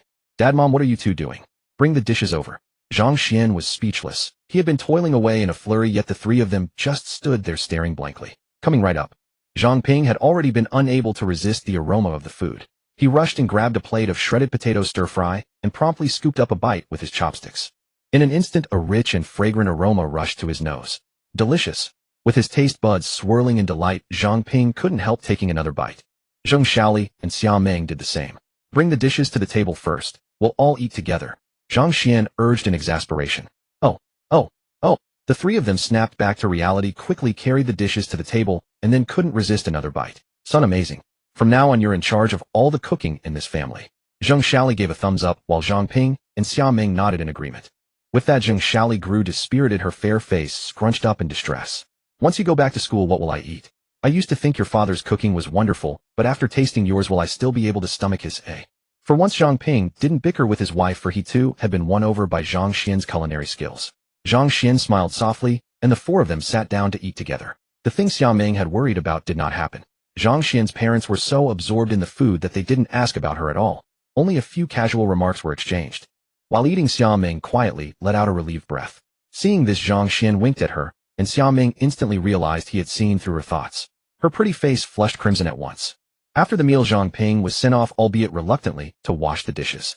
The thing Xiaoming had feared still came to pass. Xiaoming, how old are you this year? Oh, you look so much like my old neighbor. And as a matter of fact, her name was also Xiaoming. The same name as yours. At Zhang Xiaoli's words, Xiaoming's heart gave a jolt. Oh dear, could Auntie Zhang be recognizing her? Auntie, I'm 20 years old. Xiaoming murmured in a faint, soft voice, her cheeks flushing slightly. 20. That's the legal marriage age. In a couple of years, Mom. Zhang Xian's face was marked with embarrassment. Did his mother always talk this boldly? In just a few sentences, she was already steering the conversation toward marriage. At this rate, would she be asking how many children they planned to have next? The senior had grown so tense that she forgot to breathe, her flustered and uneasy manner almost pitiable. Well, isn't it perhaps a bit premature to bring this up? Zhang Xiaoli finally realized her abruptness and smiled gently at Xiaoming, saying, Girl, don't hold it against me. It's strange. I felt such a connection with you the moment I met you, as if we had crossed paths before. Hearing this, Xiaoming felt a pang of unease. Of course they had met before. Hadn't she spent every day growing up at the Zhang residence? Ah, Auntie, I feel the same. Xiaoming, stripped of her usual eloquence, stammered helplessly and turned to Zhang Xian for rescue. Mom's senior sister Xia is meeting you for the first time and feels rather nervous. Why not discuss something lighter? There's no need to unsettle her. Zhang Xian spoke with mild exasperation. All right then, let's change the subject. Zhang Xiaoli finally noticed Xiaoming's tension, her expression softening with embarrassment. Xiaoming breathed a sigh of relief and shot Zhang Xian an appreciative glance. He had been useful for once. It's perfectly fine, Auntie. I really enjoy chatting with you. A forced smile appeared on Xiaoming's face, stiff and awkward. Really? I knew it would be pleasant. Zhang Xiaoli sighed with relief and looked at Xiaoming warmly. Shall we continue our earlier discussion then? Ha ha. But as soon as the words left her lips, Zhang Xiaoli noticed Xiaoming's expression shift and burst into laughter. Xiaoming came to her senses. This was just Aunt Zhang teasing her. She couldn't help but feel silently exasperated. Aunt Zhang still loved to jest, just as she had over a decade ago. Enough joking now. I'm getting old and my presence beside young people only makes things tense. I won't be a bother anymore. Let Xiao Xian show you to your room so you can freshen up and rest. All right, Auntie. Make yourself at home. Don't be nervous or afraid, do you understand? Zhang Xiaoli held Xiaoming's hand affectionately, her face full of warmth. Xiaoming's heart swelled with warmth at these words. Thank you, Auntie. Oh, such politeness. Zhang Xian immediately led Xiaoming upstairs. Xiao Xian, take me to your room first. Away from her parents' gaze, Xiaoming's tension eased, and she looked around with curiosity. Suddenly she froze. Only now did she realize this was Guanlan International, the very same place as her best friend Wan Lianlian. Xiao Xian, where exactly is this? Guanlan International. Didn't you notice when you came in? Zhang Xian could hardly suppress a smile.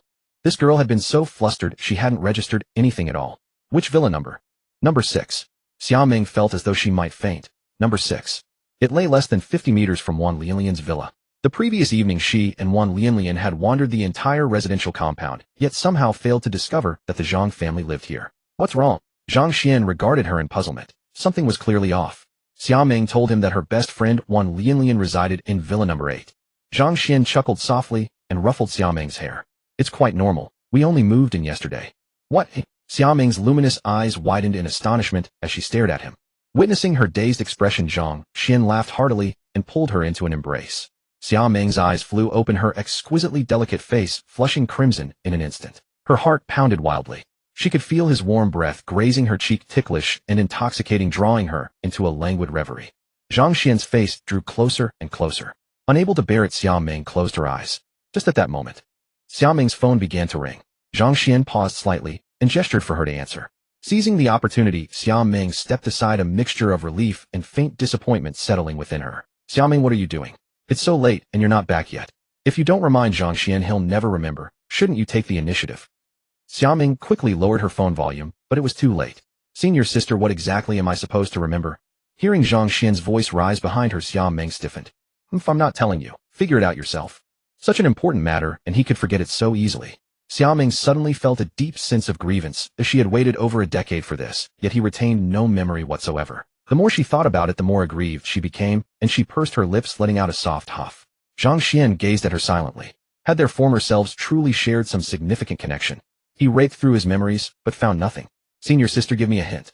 Judging by Xia Ming's expression, something considerable must have occurred between them. Zhang Xuan grew curious. Could they truly have shared something rather intimate? No, Xia Ming declared firmly. Will you or won't you? Zhang Xuan stepped close enough to discern the finest details of her face. Xia Ming's heart surged once more. What are you doing? She didn't know why, but ever since Zhang Xuan had agreed to be her boyfriend, every approach from him left her trembling with nervousness. At school she had always been bold and self-assured, yet now his closeness made her flustered beyond measure. Seeing his face so near, Xia Ming squeezed her eyes shut. Click. Xiao Ming, I remember now, you little. The door swung open and Zhang Xiali pushed it aside. Her words caught in her throat as she happened upon the scene before her, her eyes widening in sheer astonishment. Zhang Xuan, still holding Xia Ming, stared in alarm at his mother's dumbfounded expression.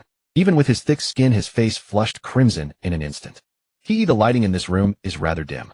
I couldn't see a thing. Recovering herself, Zhang Xiali offered the most feeble excuse imaginable and retreated, thoughtfully closing the door behind her. Zhang Xuan was at a loss for words. How excruciatingly awkward. Besides, why couldn't his mother knock first? In the past, when he lived alone, she came and went as she pleased. But now that Xia Ming was involved, the circumstances had changed entirely.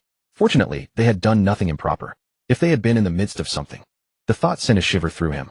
Inside the room's silence descended to an almost palpable degree. They could barely hear each other's breathing. This is all your fault. So embarrassing. Xia Ming tapped lightly at Zhang Xian's chest. Zhang Xian laughed unabashedly and drew Xia Ming into his embrace. She resisted briefly before going still. In that moment their hearts lay open to one another, and an unprecedented tranquility enveloped them both. Meanwhile, Zhang Xiali closed the door and exhaled deeply, her heart still fluttering. That scene had been quite thrilling. Wife, have you asked Xia Ming about it? Zhang Ping hurried over, excitement bright in his voice. Ever since they had laid eyes on Xia Ming, they had felt she bore a striking resemblance to a neighbor from their past, though the two families had not seen each other in over a decade, leaving them uncertain. Zhang Xiali rummaged through her belongings until she found the treasured photograph, her gaze immediately drawn to the face nearly identical to Xia Ming's. Back then, fearing she might forget the name, she had written the Tian family's names on the reverse side. The name matched, the appearance matched. In this world, no coincidence could be so precise. In an instant, they were virtually certain. Xia Ming was indeed that little girl who used to stay at their home all the time. No. Zhang Xiali came to her senses and secretly marveled at how quick her son had been. Could he have already done something inappropriate with that girl from school? No, she must find an opportunity to speak with that boy. Though they longed to hold grandchildren, both children were still in school, and she could not allow any mishap at this time. No, you are too shy to ask. Then I will go ask. Zhang Ping had once grown quite fond of the Xia siblings, and was about to formally acknowledge them as godchildren when Tian Xiaojuan's work transferred them away, and contact was lost. Back then, communication was not as convenient as it is now, so the two families lost touch. Neither had expected that many years later the young Miss Xia would return more radiant than ever, more beautiful even than Tian Yushan had been in her youth. Young people wish to share private conversations in their own room. Why would an elder rush in? Zhang Xiali chided in an annoyed tone. Oh. Zhang Ping turned to leave, but then stopped short. His wife's expression just now had been rather strange. There was something odd about it. Suddenly Zhang Ping realized something, and his eyes widened. No way. Those two children were inside. Have you reminded them? They should not let momentary pleasure disturb their studies. Zhang Ping spoke in a hushed voice. I know. I will remind Xiao Xian later. Zhang Xiali exhaled deeply and headed downstairs. Hey Miss Xia, you are really staying at Zhang Xian's house? Wan Lianlian's voice came through the receiver.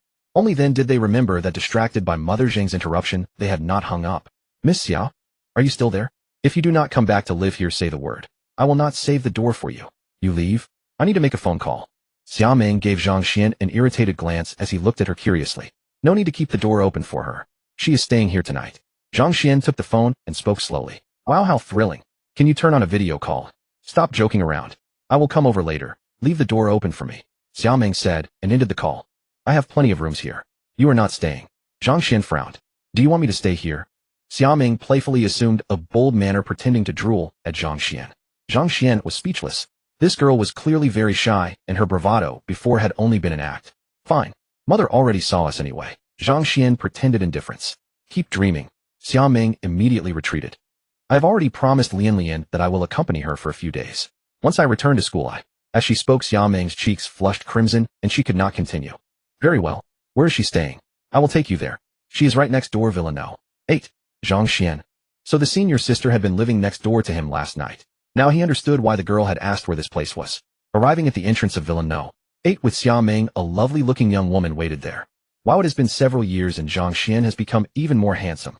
Wan Lianlian's eyes brightened upon seeing Zhang Xuan. She skipped forward cheerfully and spoke. Zhang Xuan. He did not recognize this girl before him. Darling, you have finally agreed to meet me. Just then a delighted voice rang out suddenly. Hearing that voice, Wan Lianlian furrowed her brows. Why are you here again? Are the security guards at Guanlan International asleep? They let anyone wander in. Gu Fuqing, who had been about to accept Wan Lianlian's embrace, fell into sudden embarrassment. He had always considered himself charming, believing no girl could resist him. Yet the moment he appeared, Wan Lianlian clearly did not wish to see him. He was a top scout at Xia Entertainment, capable of helping countless girls achieve their star dreams. How could someone as dazzling as him possibly be rejected? Gu Fuqing's heart filled with indignation. In his view, Wan Lianlian was merely throwing a small tantrum to attract his attention.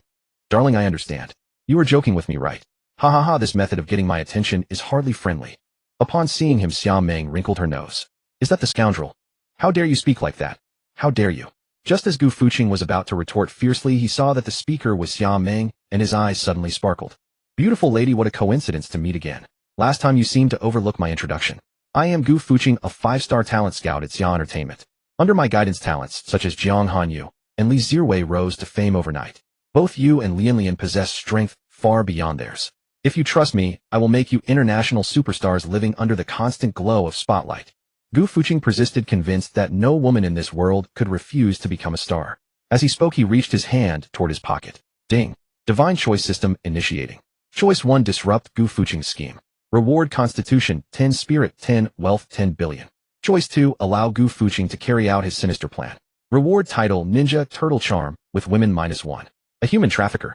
Zhang Xuan gazed in astonishment at Gu Fuqing and happened to see his hand sliding into his pocket. Without hesitation, Zhang Xuan kicked out sharply. A smile played upon Gu Fuqing's face, yet his heart was filled with malice. Though he did not look at Zhang Xuan, his entire attention was fixed upon him. At the amusement park, Zhang Xuan had struck him down. Since joining the boss's group, he had never been hit by anyone. This time he intended not only to handle the 2 girls in front of Zhang Xuan, but also to severely punish him. Right, Zhang Xuan lived in a villa district, so his family must be quite wealthy. Perhaps a kidnapping could bring a profitable ransom before the final transaction. Boy, you dared to cross me. Today I will teach you the price of opposing me. Gu Fuqing seemed to envision the scene of Zhang Xuan kneeling before him begging for mercy, and a grotesque smile curled his lips. Seeing that Zhang Xuan had not noticed him, Gu Fuqing quickly withdrew his hand from his pocket and waved it toward the 3 of them. Almost simultaneously, several shadowy figures ran toward them from the darkness. Bang! Just as Gu Fuqing believed he had succeeded, Zhang Xuan delivered a powerful kick. Gu Fuqing flew backward as though struck by a train. The item in his hand scattered into the air, and a gust of wind swept over, engulfing the approaching shadowy figures. To the dumbfounded gaze of Xia Meng and Wan Lianlian, the forward momentum of the shadowy figures suddenly halted, and they collapsed softly onto the ground. You? Seeing that because of Zhang Xuan the men in black uniforms had been knocked unconscious by the scattered drug powder he himself had thrown, Gu Fuqing was overwhelmed with shame. His head tilted sideways, and he fell unconscious. A melodious chime announced that the host had made his choice. Rewards were being distributed: Constitution 10, Spirit 10, and Wealth 10 billion. At that moment, the phone in Gu Fuqing's pocket began to ring. Zhang Xuan frowned, retrieved the phone from Gu Fuqing's pocket, and saw only a string of symbols on the caller ID. After a moment of hesitation, he gestured for Xia Meng and Wan Lianlian to remain silent, then answered the call. No one spoke on the other end. After more than 10 seconds, the call ended, as if it had been a wrong number. Yet Zhang Xuan was certain this call was not a mistake. The caller might well be an accomplice of Gu Fuqing checking in on the situation. Zhang Xuan called Hu Xiqian to report what had happened. Hu Xiqian was occupied with an important case, so he contacted the relevant authorities in Bincheng and assured Zhang Xuan that someone would be dispatched shortly. As Zhang Xuan searched Gu Fuqing's belongings, a small red card fell out of his pocket. On it was a blank circle, and inside the circle was printed a rainbow. At first glance it resembled a business card, but to Zhang Xuan it felt far more significant, like a credential from some organization. After a brief consideration, Zhang Xuan tucked the card into his own pocket. Aside from that card, there was nothing else of value on the man. As for the black-clad men, Zhang Xuan did not lay a hand on them, and left the matter to the authorities to resolve. Before long, the relevant authorities arrived. Thanks to Hu Xiqian's consideration, they treated Zhang Xuan with great courtesy and did not take him in for questioning. Wan Lianlian quietly stepped closer to Xia Meng and whispered, "Zhang Xuan seems to have real presence. I've never seen the authorities show anyone so much respect." Hearing someone praise her beloved, Xia Meng beamed with pride. "Of course, my Xiao Xian is the best." Wan Lianlian was speechless. This sudden display of affection was truly hard to digest. At the Xia residence. "I'm so angry, so angry. Xia Tianjuan, look at your daughter. A grown girl with no heart for her family. She still won't answer her mother's calls. Tian Yushan trembled with fury, pacing around the hall in restless agitation. The longer her daughter stayed out there, the greater the chance that something might happen between her and that wretched boy. Enough, stop pacing. You're going to make my head spin. What good does worrying do? You were the one who agreed to let her travel. What's done is done. We can't find her, so what's the use of being anxious? Xia Tianjuan's head was already aching enough, and his wife's pacing only made it worse. How can I not worry? What if Zhang Xuan cares deeply about a woman's first time? Tian Yushan said, her face clouded with concern. What era are we living in now? Do you think it's still like our old days? Rest assured, brother Zhang won't care about such things. Let's just wait and see. I'll contact him and invite him over once the semester starts. And you? Act as if nothing has happened. Call Xiaoming home so the two of them can meet. As for everything else, leave it to fate. Xia Tianjun was quite open-minded about it. Why wait until the semester starts? Invite Zhang Xuan to our home right away. I'll find a way to get that girl back here too. Tian Yushan said impatiently. Such matters ought to be settled sooner rather than later. Who knew what could happen if two young people were left alone together any longer? If things ever reached an irreparable point, she would have no one to turn to. Bring Xiaoming home. I'd love to, but do you have any idea how? Xia Tianjun looked at his wife curiously. Tian Yushan knitted her brows. Her daughter was far too strong-willed. Getting her to return obediently would be no easy task. Dad, Mom, I'm home. At that moment, their son Xia Kai's voice rang out. A sudden idea flashed through Tian Yushan's mind, and she fixed a fervent gaze upon her son. Xiao Kai, come here. Feeling his mother's stare, Xia Kai's body trembled involuntarily, as if some misfortune were about to befall him. Mom, I'm sleepy. I'm going to bed. Can we talk tomorrow instead? Xia Kai tried to slip away, but Tian Yushan caught him firmly by the ear. Ow, ow. Mom, that hurts. I'm dying. Xia Kai quickly begged for mercy. Boy, do you know where your sister has gone? No idea. You answered far too quickly, so you definitely know. Tian Yushan understood her son all too well. From the look on his face, he was clearly hiding something. Xia Kai was momentarily at a loss for words. His mother was far too shrewd. Deceiving her was nearly impossible. Tell me, where did your sister go? I've discovered that she gave you over 200,000 not long ago. You must have been helping her with something. Tian Yushan looked at Xia Kai with a knowing smile. Mama, my sister's little brother. You and Dad never give me any money, so isn't it perfectly normal for my sister to support me? Honestly, Dad and Mom, you only give me 10,000 a month. What's that even enough for? I'm in university, not high school. If it weren't for my sister, your son would have starved long ago. Xia Kai looked at his parents speechlessly. Xia Tianjun was furious. He pointed at Xia Kai's nose and scolded, 10,000 is too little. Do you know how much I lived on when I was in university? 150 yuan a month. And even then I had to split every cent with your mother. Your father gives you 10,000 a month, and you still complain. When your sister gets back, I'll tell her that if she gives you a single cent more, I'll sever all ties between her and this family. Xia Kai sneered and muttered, sever all ties. That's exactly what my sister would wish for. What did you say, boy? Xia Tianjuan's neck swelled with anger. Stop letting him change the subject. Xia Kai, come clean. Where's that boy from?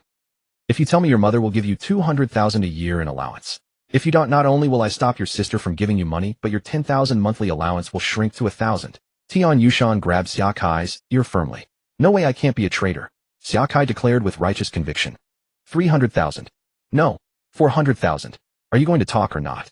If not, you won't get a single cent. I don't know anything, and I will never betray my sister. Xia Kai clenched his fists, vowing to stand with Xia Ming through thick and thin. Then he unlocked his phone, set it down on the table, and turned to leave. You little rascal. Do you really think I can't handle you? Tian Yushan picked up Xia Kai's phone, found Xia Ming's number, and called it. The moment the call connected, Tian Yushan's face darkened with disapproval. She had been blocked by her own daughter. Hey little bro, why are you calling me? Has old Tian been pressing you about my whereabouts? Don't you dare tell her. I've blocked her for the next 7 days, so there's no way she'll ever find me. The dark lines on Tian Yushan's face were nearly thick enough to weave in a cloth. Come back home this instant, or I'll take your ID card and household register and find someone, anyone, to marry you off. That girl had actually gone so far as to block her own mother. How exasperating. On the other end of the phone, Xia Ming sprang straight up from the bed at those words. Mom, are you trying to drive me crazy? Xia Ming knew that her mother was not merely making threats. She was truly capable of following through. She had been wondering how her ID card, which had been left at home, could simply vanish. It must have been her mother who hid it. Although Xia Ming had gotten a replacement card with the old ID and the household register in hand, her mother could actually pull it off through some unorthodox means. A glance at the caller ID on her phone, and Xia Ming immediately knew that her younger brother had sold her out. That detestable little rascal won't get a single cent from me from now on. Xia Ming was greatly exasperated. What do you mean I'm driving you crazy? You're the one driving me crazy. I trusted you so completely, and what did you do? You claimed you were traveling with Xiao Shui and the girls, but you were actually secretly meeting a man. Now I'm giving you two choices. First, you come back obediently.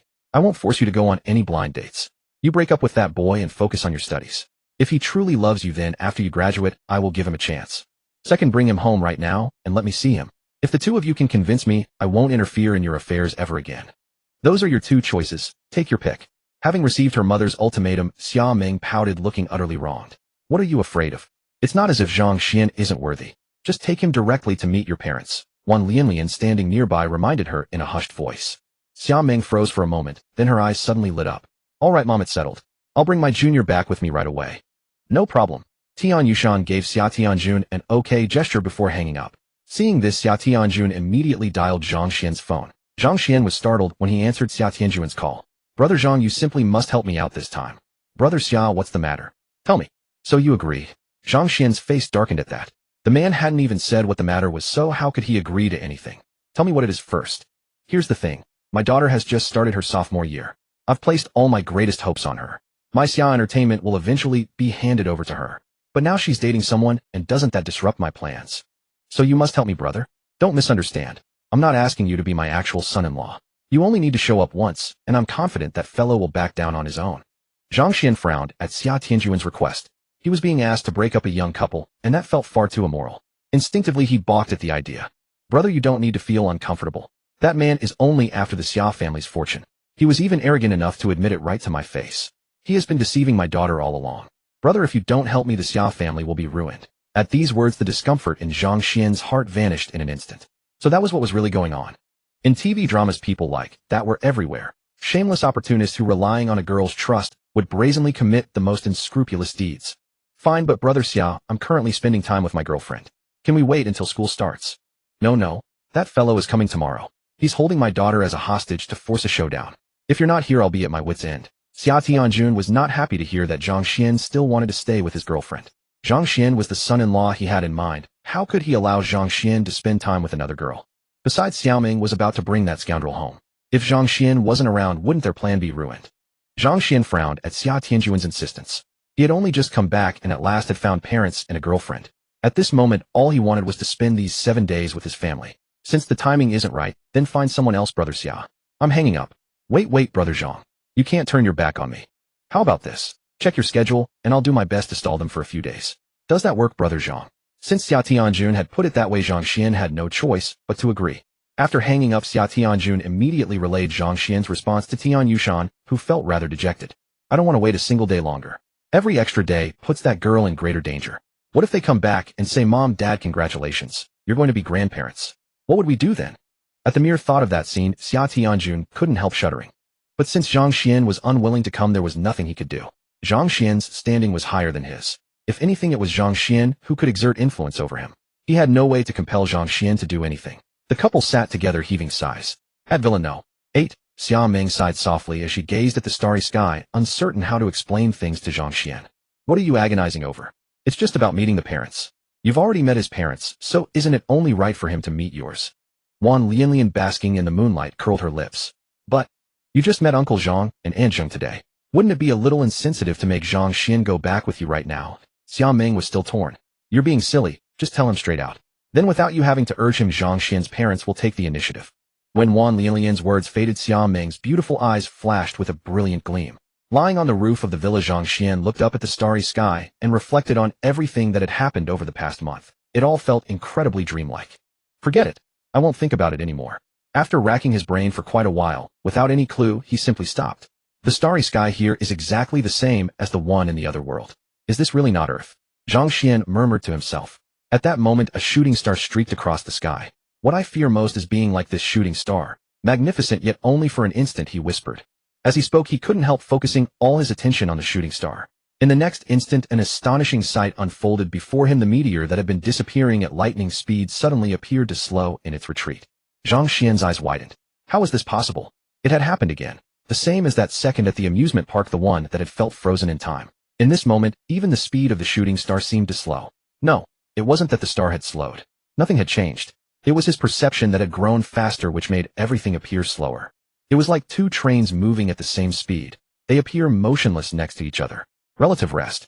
Was this a transformation brought about by the power of the mind? Zhang Xuan clenched his fists with excitement. Could everything the novels described be true? The next moment a wave of dizziness surged through him.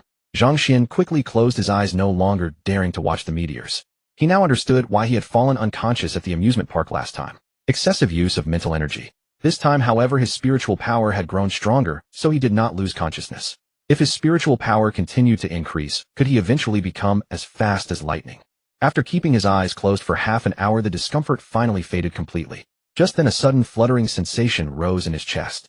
Zhang Xuan rose to his feet and gazed into the distance, spotting several figures approaching him at a leisurely pace. While they appeared to be simply taking a stroll, he was certain they were there for him. Their strength was no inferior to Lin Kang's. As if sensing his gaze, they smiled, and one of them beckoned with a curl of his finger. Zhang Xuan's expression grew sharp. These people meant trouble, likely sent by the Lin family.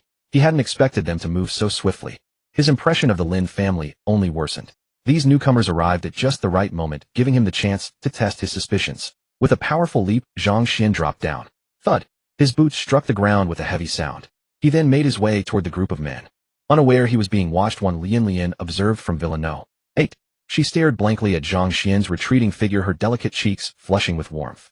That was a 3-story villa, over 10 meters high. Zhang Xuan had leapt straight down without so much as bending his knees, landing as effortlessly as stepping off a single stair. Lian glanced at Xia Meng beside her, her luminous eyes sparkling. No, I cannot possibly steal my best friend's boyfriend. She shook her head vigorously. But he is so handsome.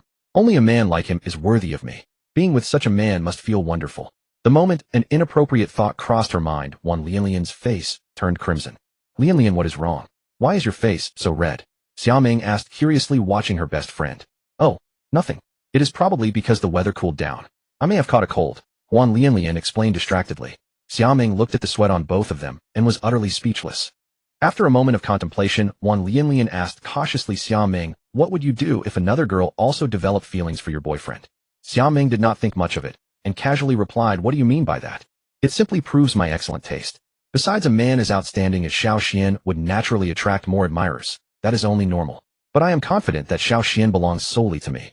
Lian considered her words carefully before continuing. What I mean is, suppose that girl were exceptionally talented, and Zhang Xuan liked you, but also developed feelings for her. What would you do? Xia Meng laughed softly. If that girl were truly remarkable, then I would not mind sharing Xiao Xian with her. Really? Lian sat up straight, her eyes gleaming as she looked at Xia Meng. Seeing such a strong reaction from her best friend, Xia Meng asked suspiciously, Lian, have you developed feelings for Xiao Xian? Ha, absolutely not. Catching herself, Lian's face showed embarrassment as she immediately denied it. I know he is your beloved. How could I possibly be interested in him? Besides, if I had taken a liking to him, I would have made my move long ago. Would I have left him for you? Although Xia Meng remained somewhat skeptical, Lian's words were true. This girl was indeed the type who would act decisively on anything she desired. Xia Meng, I need to step out for a moment. Go ahead and rest if you get sleepy. Do not wait for me. Lian was eager to follow and see what Zhang Xuan was doing. All right. Xia Meng did not mind and simply lay there with her eyes half closed. Zhang Xuan arrived before the group of men. You have quite the nerve, the leader said calmly, yet his words carried immense pressure. Zhang Xuan chuckled softly and replied equally composed, you are not exactly timid yourselves. Insolence. Seeking death. The Lin family members grew furious upon hearing this, desperate to strike immediately, but bound by regulations they restrained themselves. Let us go somewhere quieter, the leader said. Zhang Xuan felt relieved that these people did not wish to fight here. It seemed Hu Xiqian was right. They still dared not openly violate the law. This was a good sign, indicating that his parents were safe. The group made their way toward the lakeside.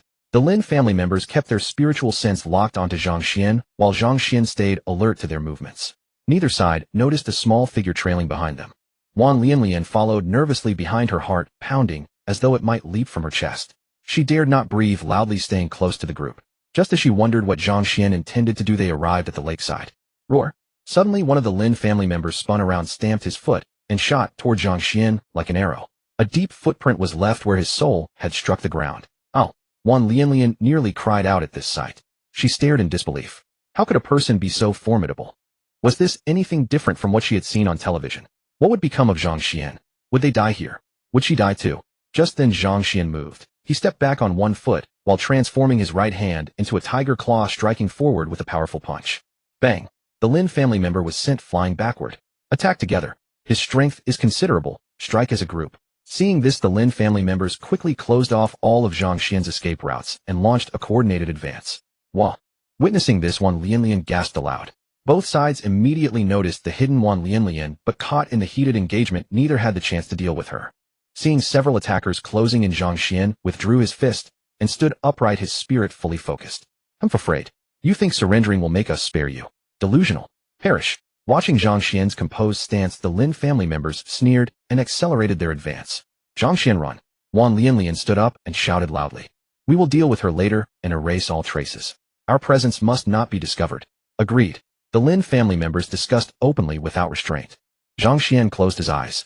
When he opened them again, the world around him seemed to slow down. Overjoyed, he realized it truly worked. He forcefully drove his knee forward. Thud. One of the Lin family members was knocked backward. Zhang Xuan did not hesitate, striking another man's chest with a powerful punch. A sharp cracking sound echoed as his fist drove inward. At the same moment, Zhang Xuan leaped upward, his knee meeting the necks of two Lin family members. Crack. Both fell to the ground, their eyes filled with reluctance and despair. Zhang Xuan transformed both hands into crane-like strikes, gliding them lightly across the necks of the remaining two opponents. Crack. The final two also collapsed softly to the ground, their expressions etched with reluctance and despair. All of this seemed to take a long time, yet in reality, it had scarcely lasted 2 seconds. Having completed everything he could, Zhang Xuan felt a sudden wave of dizziness, and he quickly steadied himself against a poplar tree to keep from collapsing. His head throbbed, as though something were trying to burst free from within his skull. Wan Lianlian screamed in panic with her eyes tightly shut, but when she sensed no further commotion and opened them, she found only Zhang Xuan seated alone by the lakeside. She was terrified beyond measure. Fortunately, this place was far from any residential area, or her screams would surely have sent neighbors into a fright. Zhang Xuan sat cross-legged and closed his eyes. Only when she was certain it was safe did Wan Lianlian hurry over. Zhang Xuan opened his eyes and glanced at her. At this moment, he could barely muster the will to move. Zhang Xuan, are you all right? Pushing aside her terror, Wan Lianlian asked timidly. Beside them lay several figures on the ground, their fate unknown. Get my phone from my pocket, Zhang Xuan said in a dry voice. Wan Lianlian immediately bent down, retrieved the phone from his pocket, and dialed a number as he instructed. Hello, Brother Zhang. What's up? A hearty voice came through the receiver. Brother Hu, I need your help with something. Hu Xiqian's smile vanished instantly. His heart sank. He sensed trouble. What is it? He didn't agree outright, but asked instead. He was willing to help Zhang Xuan, but only on the condition that no crimes had been committed. The relevant authorities serve the nation and its people and would not be used as instruments of cruelty. The Lin family has sent people. Hold on, I'm coming at once. Upon hearing it was the Lin family, Hu Xiqian swallowed hard. Fury rose within him. The Lin family had gone too far, actually daring to send operatives to act. He immediately dialed another number. What is it? Your wife and I were just. Get a grip, will you? Before he could finish, a woman's voice cut him off sharply. Hu Xiqian looked embarrassed, but Zhang Xuan's matter was too important. Boss, the Lin family has made a move on Zhang Xuan. What? Damn it, does the Lin family want to die? Send me the address. I'll go see for myself. I want to know exactly what the Lin family is up to. Wife, it can wait until tomorrow. Don't worry, I'll make good on my promise of 7 times. Buzz off. Hu Xiqian hurriedly hung up, unwilling to hear another word. Some things were best left unknown. 7 times. Good heavens, the boss was quite the man. Zhang Xuan, you're amazing. Are you some kind of superhuman? Wan Lianlian's eyes seemed to turn into hearts as she gazed at Zhang Xuan with an intensity that could melt him. How extraordinary he was. Zhang Xuan rested with his eyes closed, his spiritual energy likely exhausted. Just then, officials from the relevant authority in Bincheng arrived.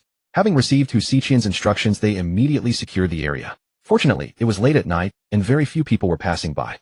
One of them stepped forward to examine the scene. His eyes narrowed visibly. He clearly recognized the Lin family members on the ground. When he turned his gaze back to Zhang Xuan, his demeanor had changed entirely. Brother Zhang, are you all right? Zhang Xuan opened his eyes and offered a faint smile. Fortunately, the Lin family had sent so few people who otherwise he would have found himself in genuine peril. The officials had no idea of Zhang Xuan's true thoughts. If they did, they would have nearly choked on their own water. Though the Lin family had only dispatched a handful, each of them was a master. Each of these masters was capable of facing 30 opponents alone. Every one of them was a treasured asset of the Lin family, and with 5 or 6 fallen, this time the Lin family would be in deep distress. I'm fine. Thank you, Brother Cheng. Cheng Yong waved his hand dismissively. Zhang Xuan maintained good relations with those above, and there was every possibility he would be welcomed into their ranks. Someone with his abilities would undoubtedly rise to a senior position within the relevant authority. Just then a helicopter approached from the distance.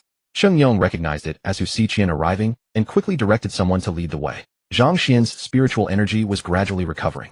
Whether it was merely his imagination or not, he sensed that after such complete depletion and recovery, his spirit seemed subtly stronger than before. Yet the excruciating pain he had endured he never wished to experience again. It felt as though his skull were being pried apart, something desperate trying to force its way out. Damn it. Lin family brat, stand still. You've got some nerve causing trouble here. Have you lost your mind? A loud voice rang out. Zhang Xuan saw two figures approaching from a distance. The leader wore loose shorts, a sleeveless shirt, and flip-flops. Hu Xiqian, by contrast, walked respectfully behind him in full uniform, each measured step conveying his deference. Seeing the man in front, Qing Yong immediately stood at attention and whispered to Zhang Xuan, "Brother Zhang, that is Deputy Director Shi Jun of the Dongshan Regional Authority." Zhang Xuan was not fully aware of what rank this corresponded to in the earthly system, but from the manner of Qing Yong and Hu Xiqian it was clear that Shi Jun held a position of great standing. Shi Jun intended to continue his scolding, but as he walked forward and caught sight of the figures scattered on the ground, he fell silent, utterly stunned. Hu Xiqian was similarly taken aback. He hurried to Zhang Xuan's side and murmured, "Brother Zhang, you handled this." Hu Xiqian stared blankly upon hearing Zhang Xuan confirm it. Extraordinary. He had always thought he understood Zhang Xuan, while yet it seemed he had still underestimated him. These were all masters, and they had all fallen so easily. Was Zhang Xuan's strength truly this formidable? Shi Jun's eyes grew still, but his mind raced in 100 directions. Zhang Xuan was unaware of the tempest within Shi Jun's heart. The man gazed at Zhang Xuan in astonishment, wondering when such a formidable figure had emerged in Dongshan. Extraordinary. These individuals who had been subdued were no ordinary figures. Each possessed remarkable strength, holding deputy director-level positions within the relevant authorities. Any one of them, if faced alone, could have overpowered Shi Jun in a fight. But together they were beyond his strength. And yet Zhang Xuan had defeated them all. Shi Jun did not believe the shameless Lin family would offer any courtesy or honor in combat. They would not have engaged in any one-on-one duel. No matter what, such a person must be brought into the Dongshan authority. With strength like his, our capabilities will grow significantly, and our work will become far easier. With that decision made, everything else became manageable. Shi Jun approached Zhang Xuan with a hearty laugh. "Haha, you must be Brother Zhang, that old who spoke of? Truly a distinguished gentleman. Is this your young companion? Quite charming. Reminds me of my own wife." Qing Yong, Hu Xiqian, Zhang Xuan. Wan Lianlian was first taken aback, then pleased. "Brother Zhang, please come with me to give a statement." "Very well." As for accompanying them to the authority, Wan Lianlian could not follow. Fortunately, this place was not far from Villanelle. 8. So Qing Yong arranged for someone to see her home safely. Zhang Xuan and his companions then made their way to the Bincheng Regional Authority. Wan Lianlian returned to the villa still in shock and unable to shake off her astonishment. "What's wrong, Lianlian?" Xia Meng asked in confusion upon seeing her state. "No, nothing." Hearing Xia Meng's voice, Wan Lianlian felt a twinge of guilt, as if what she intended to do was akin to competing with her best friend over something dear to her heart. "I won't give up, I'm sorry, Meng Meng." Thinking of what she had witnessed earlier, Wan Lianlian's conviction grew ever firmer. Such an outstanding man, she could never simply let him slip away, or she would regret it for the rest of her life. Binhai City Relevant Department. Hearing Zhang Xian's account, Shi Jun was deeply shaken. Of course, Zhang Xuan did not mention anything about his spiritual power abilities. This was his last safeguard, and under no circumstances would he let outsiders learn of it. "You mean when they surrounded and attacked you, you entered a strange state, and then you didn't know what happened either, but when you came to your senses they were all dead?" Shi Jun fell into deep thought and exchanged a glance with Hu Qianxi. As martial artists, they both felt a profound envy for Zhang Xian's state of mind. In the eyes of martial practitioners, this kind of state represented a rare epiphany, one that was extremely difficult to encounter during combat. In such moments, it was quite possible to suddenly comprehend one or two exquisite techniques. A fine poem is naturally formed, only a deft hand chance upon it. The same principle applied to martial arts. If a practitioner could record the techniques executed in that state, they would almost certainly become his signature moves. Shi Jun himself had once entered such a state, but Zhang Xuan may have faced too many enemies and been too tense, having no mind to remember anything, thus wasting such a splendid opportunity. However, they could understand. After all, when facing 5 or 6 experts at the same level, simply surviving was already an achievement. Who would have the composure to memorize those techniques? Sighed. Both men silently felt it was a pity for Zhang Xuan, such a fine opportunity. But as long as he survived, that was what mattered. Zhang Xuan was still young. He would certainly have other chances. "Brother Zhang, I have an idea. I wonder if I may speak freely." Shi Jun hesitated before finally saying, "What is it?" "Speak, Brother Shi." Zhang Xuan was puzzled. Shi Jun was usually straightforward and bold. Oh, what could possibly make him so restrained? "Let me say it." Hu Qianxi looked at Shi Jun, and upon seeing him nod, he turned to Zhang Xuan with a smile. "Brother Zhang, we would like to invite you to join our relevant department. What are your thoughts?" Qing Yong, who was nearby, inwardly remarked that it was indeed as expected. For someone like Zhang Xuan, who did not come from a prominent family, the boss naturally held a favorable impression. Because people like him had a higher understanding of the government, unlike those from aristocratic families who in their eyes always placed their clan above the nation, doing everything to benefit only their own family. Hearing this, Zhang Xuan was taken aback. Joined the relevant department. He had never imagined such an occurrence. The relevant department to him, whether on Earth or here, was an institution he had never dared to aspire to. However, upon joining the department, according to regulations, you would need to give up those business activities, as it is an iron rule that key personnel must not engage in commerce. Hu Qianxi said. With power, acquiring wealth would be far too easy. Shi Jun was momentarily stunned and glanced at Zhang Xuan. He had asked Hu Qianxi to investigate Zhang Xuan, but had not yet reviewed the report himself. But that was hardly surprising. Who would have guessed that a university freshman was also a businessman? Shi Jun did not dwell on it. In his view, Zhang Xuan was merely a first-year student. Even if he ran a business, it was likely supported by his family's resources. Giving up a small venture would not be a great loss. However, Shi Jun was unaware. Hearing this, Zhang Xuan felt a wave of disappointment. Asking him to abandon a company worth hundreds of billions was truly beyond his ability to accept. I still have too many things to accomplish concerning the livelihoods of many people. This time I must thank you both for your kind consideration. Shi Jun was somewhat bewildered. Rejected. Hu Qianxi inwardly noted it was as expected. When Shi Jun had brought it up on the plane, he already knew the likelihood was slim. When he saw the investigation report on Zhang Xuan, he too was taken aback. So young, with a fortune in the hundreds of billions, a true prodigy. More importantly, Zhang Xuan's strength was tremendously formidable. Cheng Yong, standing beside him, was somewhat dumbfounded. Zhang Xuan declined.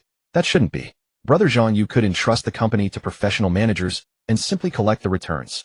Shi Jun still did not wish to give up. Brother, the scale is too vast. I simply cannot entrust it to others.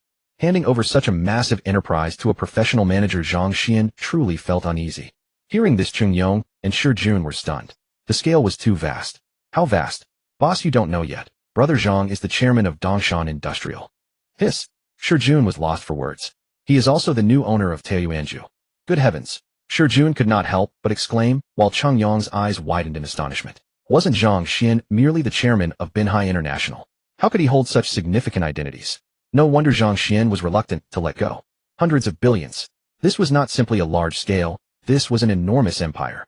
In particular, being the new owner of Taiyuanju. Cheng Yong may not have fully understood its significance, but Shi Jun certainly did. He smiled bitterly. In that case, Brother Zhang, I would like to appoint you as an advisor to our Dongshan relevant department. What do you think? When we need your assistance, we sincerely hope you will extend a helping hand. No problem.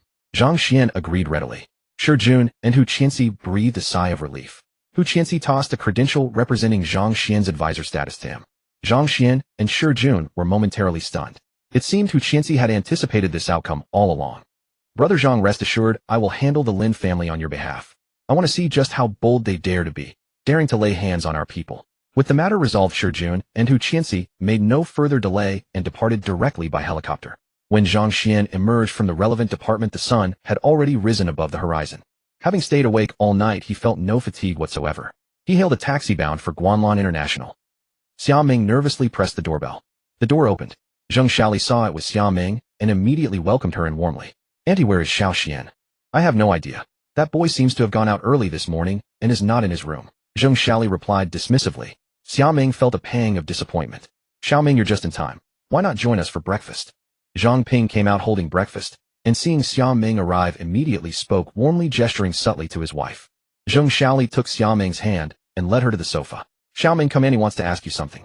Xia Ming followed Zheng Shaoli to the sofa with some curiosity. Xiao Ming, is your father's name Xia Tianjun? Is your mother's name Tian Yushan? Oh. Xia Ming paused, her face flushing instantly. She had not expected that while Zhang Xuan the rascal had forgotten, Aunt Zheng remembered first. I'm sorry, Aunt Zheng, it really is you. Zheng Shaoli's eyes lit up, reaching out to gently stroke Xia Ming's head. Xia Ming immediately became as docile as a little kitten. Zheng Shaoli had always adored Xia Ming since her childhood, and now her gaze towards Xia Ming became even more tender. Girl, I've regarded you as the Zhang family's daughter-in-law since you were little. Who would have thought that once you grew up you'd come to us all by yourself? Ha ha ha. Zheng Shaoli drew Xia Ming into her arms and laughed with joy. Upon hearing his wife's words, Zhang Ping knew how things would turn out, and his smile grew even broader. Xiao Ming, don't worry. From now on, your Uncle Zhang and I will always be on your side. Zhang Xuan wouldn't dare to bully you. Zheng Shaoli had already begun to think of herself as the mother-in-law. Thank you, Mom. Xia Ming was taken aback for a moment, a faint blush spreading across her fair neck as she murmured. As soon as she said it, her face flushed even deeper. She had accidentally blurted out, Mom. Good. Zheng Shaoli felt her entire being melt at the sound of that word. Mom, what about Xian's head? Xia Ming pointed to her head and asked in confusion, did he have some kind of problem? It seems like he's missing some memories. Hearing Xia Ming's question, Zheng Shaoli didn't hide anything. She nodded and said, when Xiao Xian was 10, he fell seriously ill and nearly lost his mind. His memories from before the age of 10 are now unclear. Xiaoming thought to herself, no wonder. Dad, Mom, I'm home. At that moment, Zhang Xuan returned from outside. Hearing his voice, Xiaoming's eyes lit up. Seeing this, Zhang Xiaoli's eyes were full of affectionate laughter. Dear, try this. Dear, this one's good too. Have some more.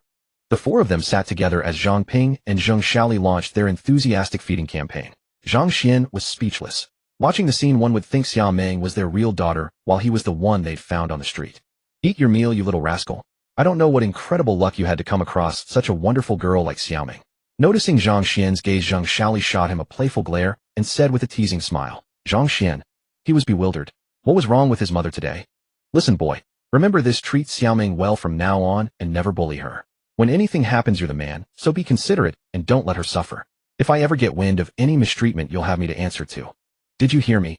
Zhang Ping also added a stern reprimand. Zhang Xian was dumbfounded. What had gotten into his father and mother? Had Xiaoming cast a spell on them? Extremely pleased with the outcome, Xiaoming cast a smug look at Zhang Xian. Zhang Xian was at a loss.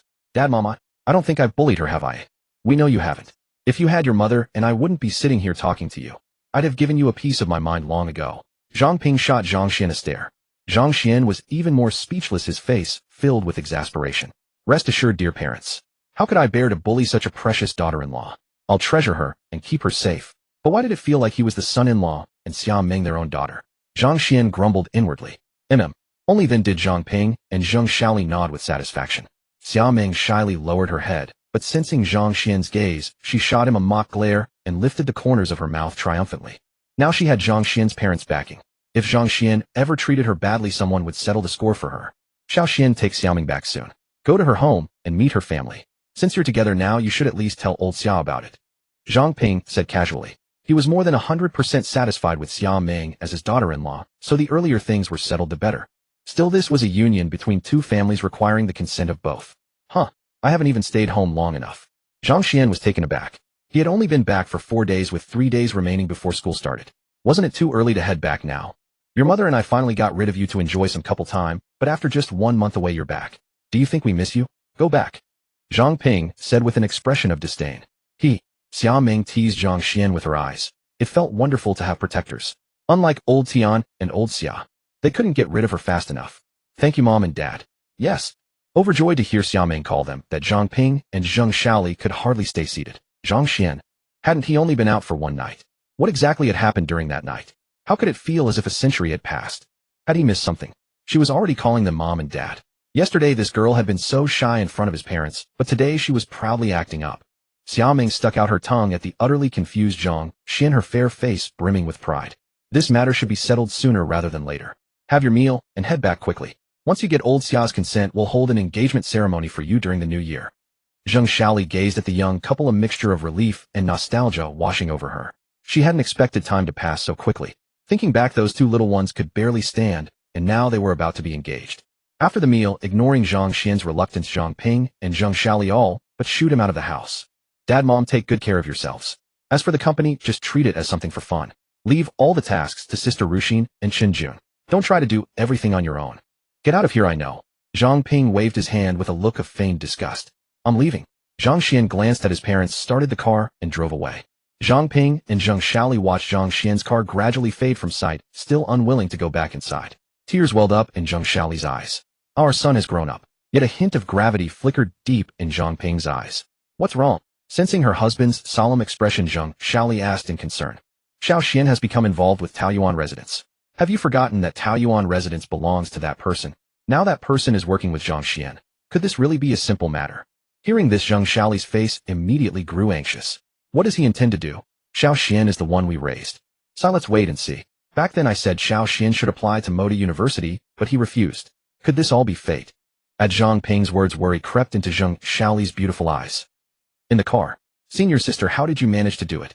Zhang Xian asked with a smile. Xiaoming set her hands on her hips. I won't tell you. Anyway, if you ever dare to bully me, just you try. How could I? The Zhang family simply doesn't have the gene for bullying women. Xiaoming broke into laughter, feeling lighter than she ever had before.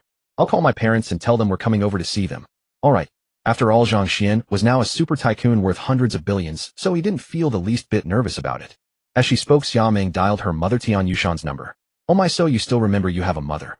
Tian Yushan's voice came through the speaker unmistakably tinged with grievance. Xiao Xian and I will come over this evening.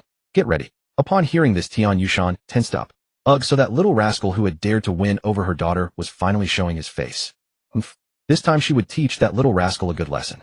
The only son-in-law I acknowledge is Zhang Xuan. Whoever comes, I'll send them packing. It is all set, Xiao Xian. Are you feeling a bit nervous? Xia Ming looked at Zhang Xuan curiously. Not at all, he replied with a gentle smile. I care for you after all. If they approve, I will treat them with the utmost respect.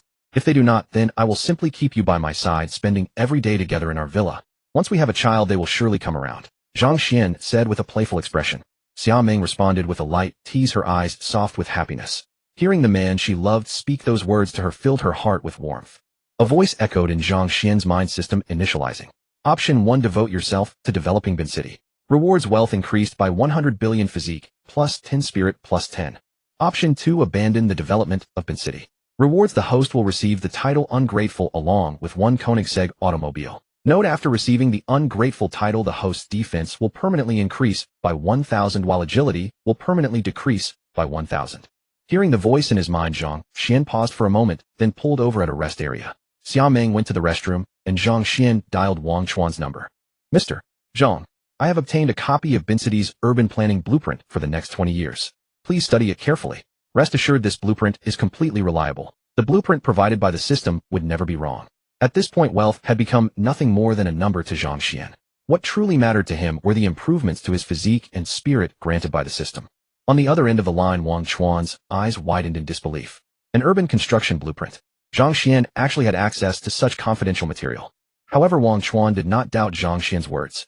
Recently, Zhang Xuan had been continuously injecting capital into the company, and the market value of Taiyuanju had continued to climb. He had grown increasingly confident in Zhang Xian's capabilities. By the way, have you been expanding the influence of the Northern Commercial Alliance? Bring along a few more companies. Dongshan Industrial and Bin City International are also mine, so please help guide them as well. Zhang Xian added. Wang Chuan had no objections and readily agreed. Zhang Xian then sent the blueprint to Wang Chuan via his phone. Ding. The system detected that the host had made a choice. Distributing rewards wealth plus 100 billion physique plus 10 spirit plus 10. Feeling the power surging within his body, once again a broad smile spread across Zhang Xian's face. Even more surprising was the boost to his spiritual awareness. He tested it carefully and found that he could now enter that focused state with greater ease, and the duration should last considerably longer.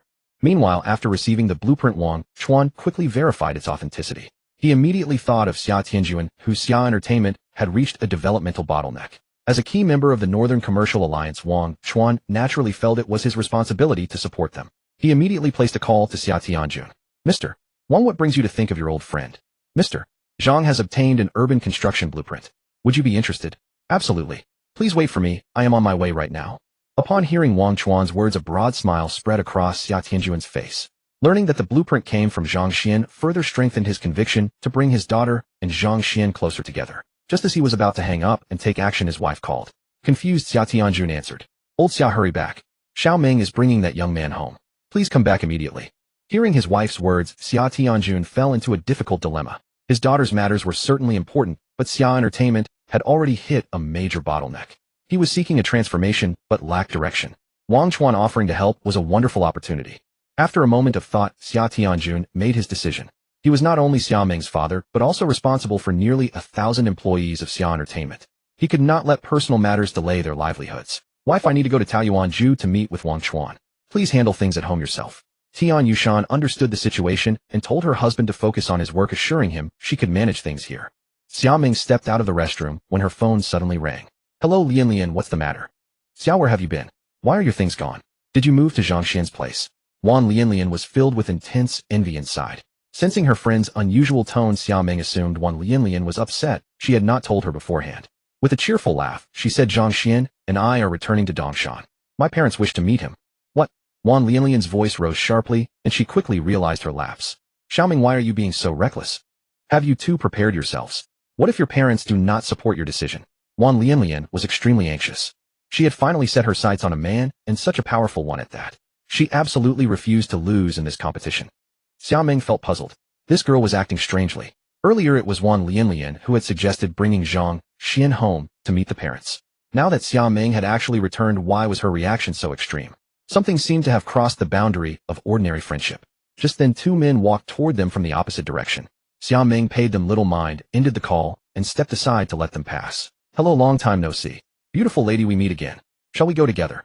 To her surprise, the 2 greeted her warmly, as though they were old acquaintances. One of them waved a small handkerchief toward her.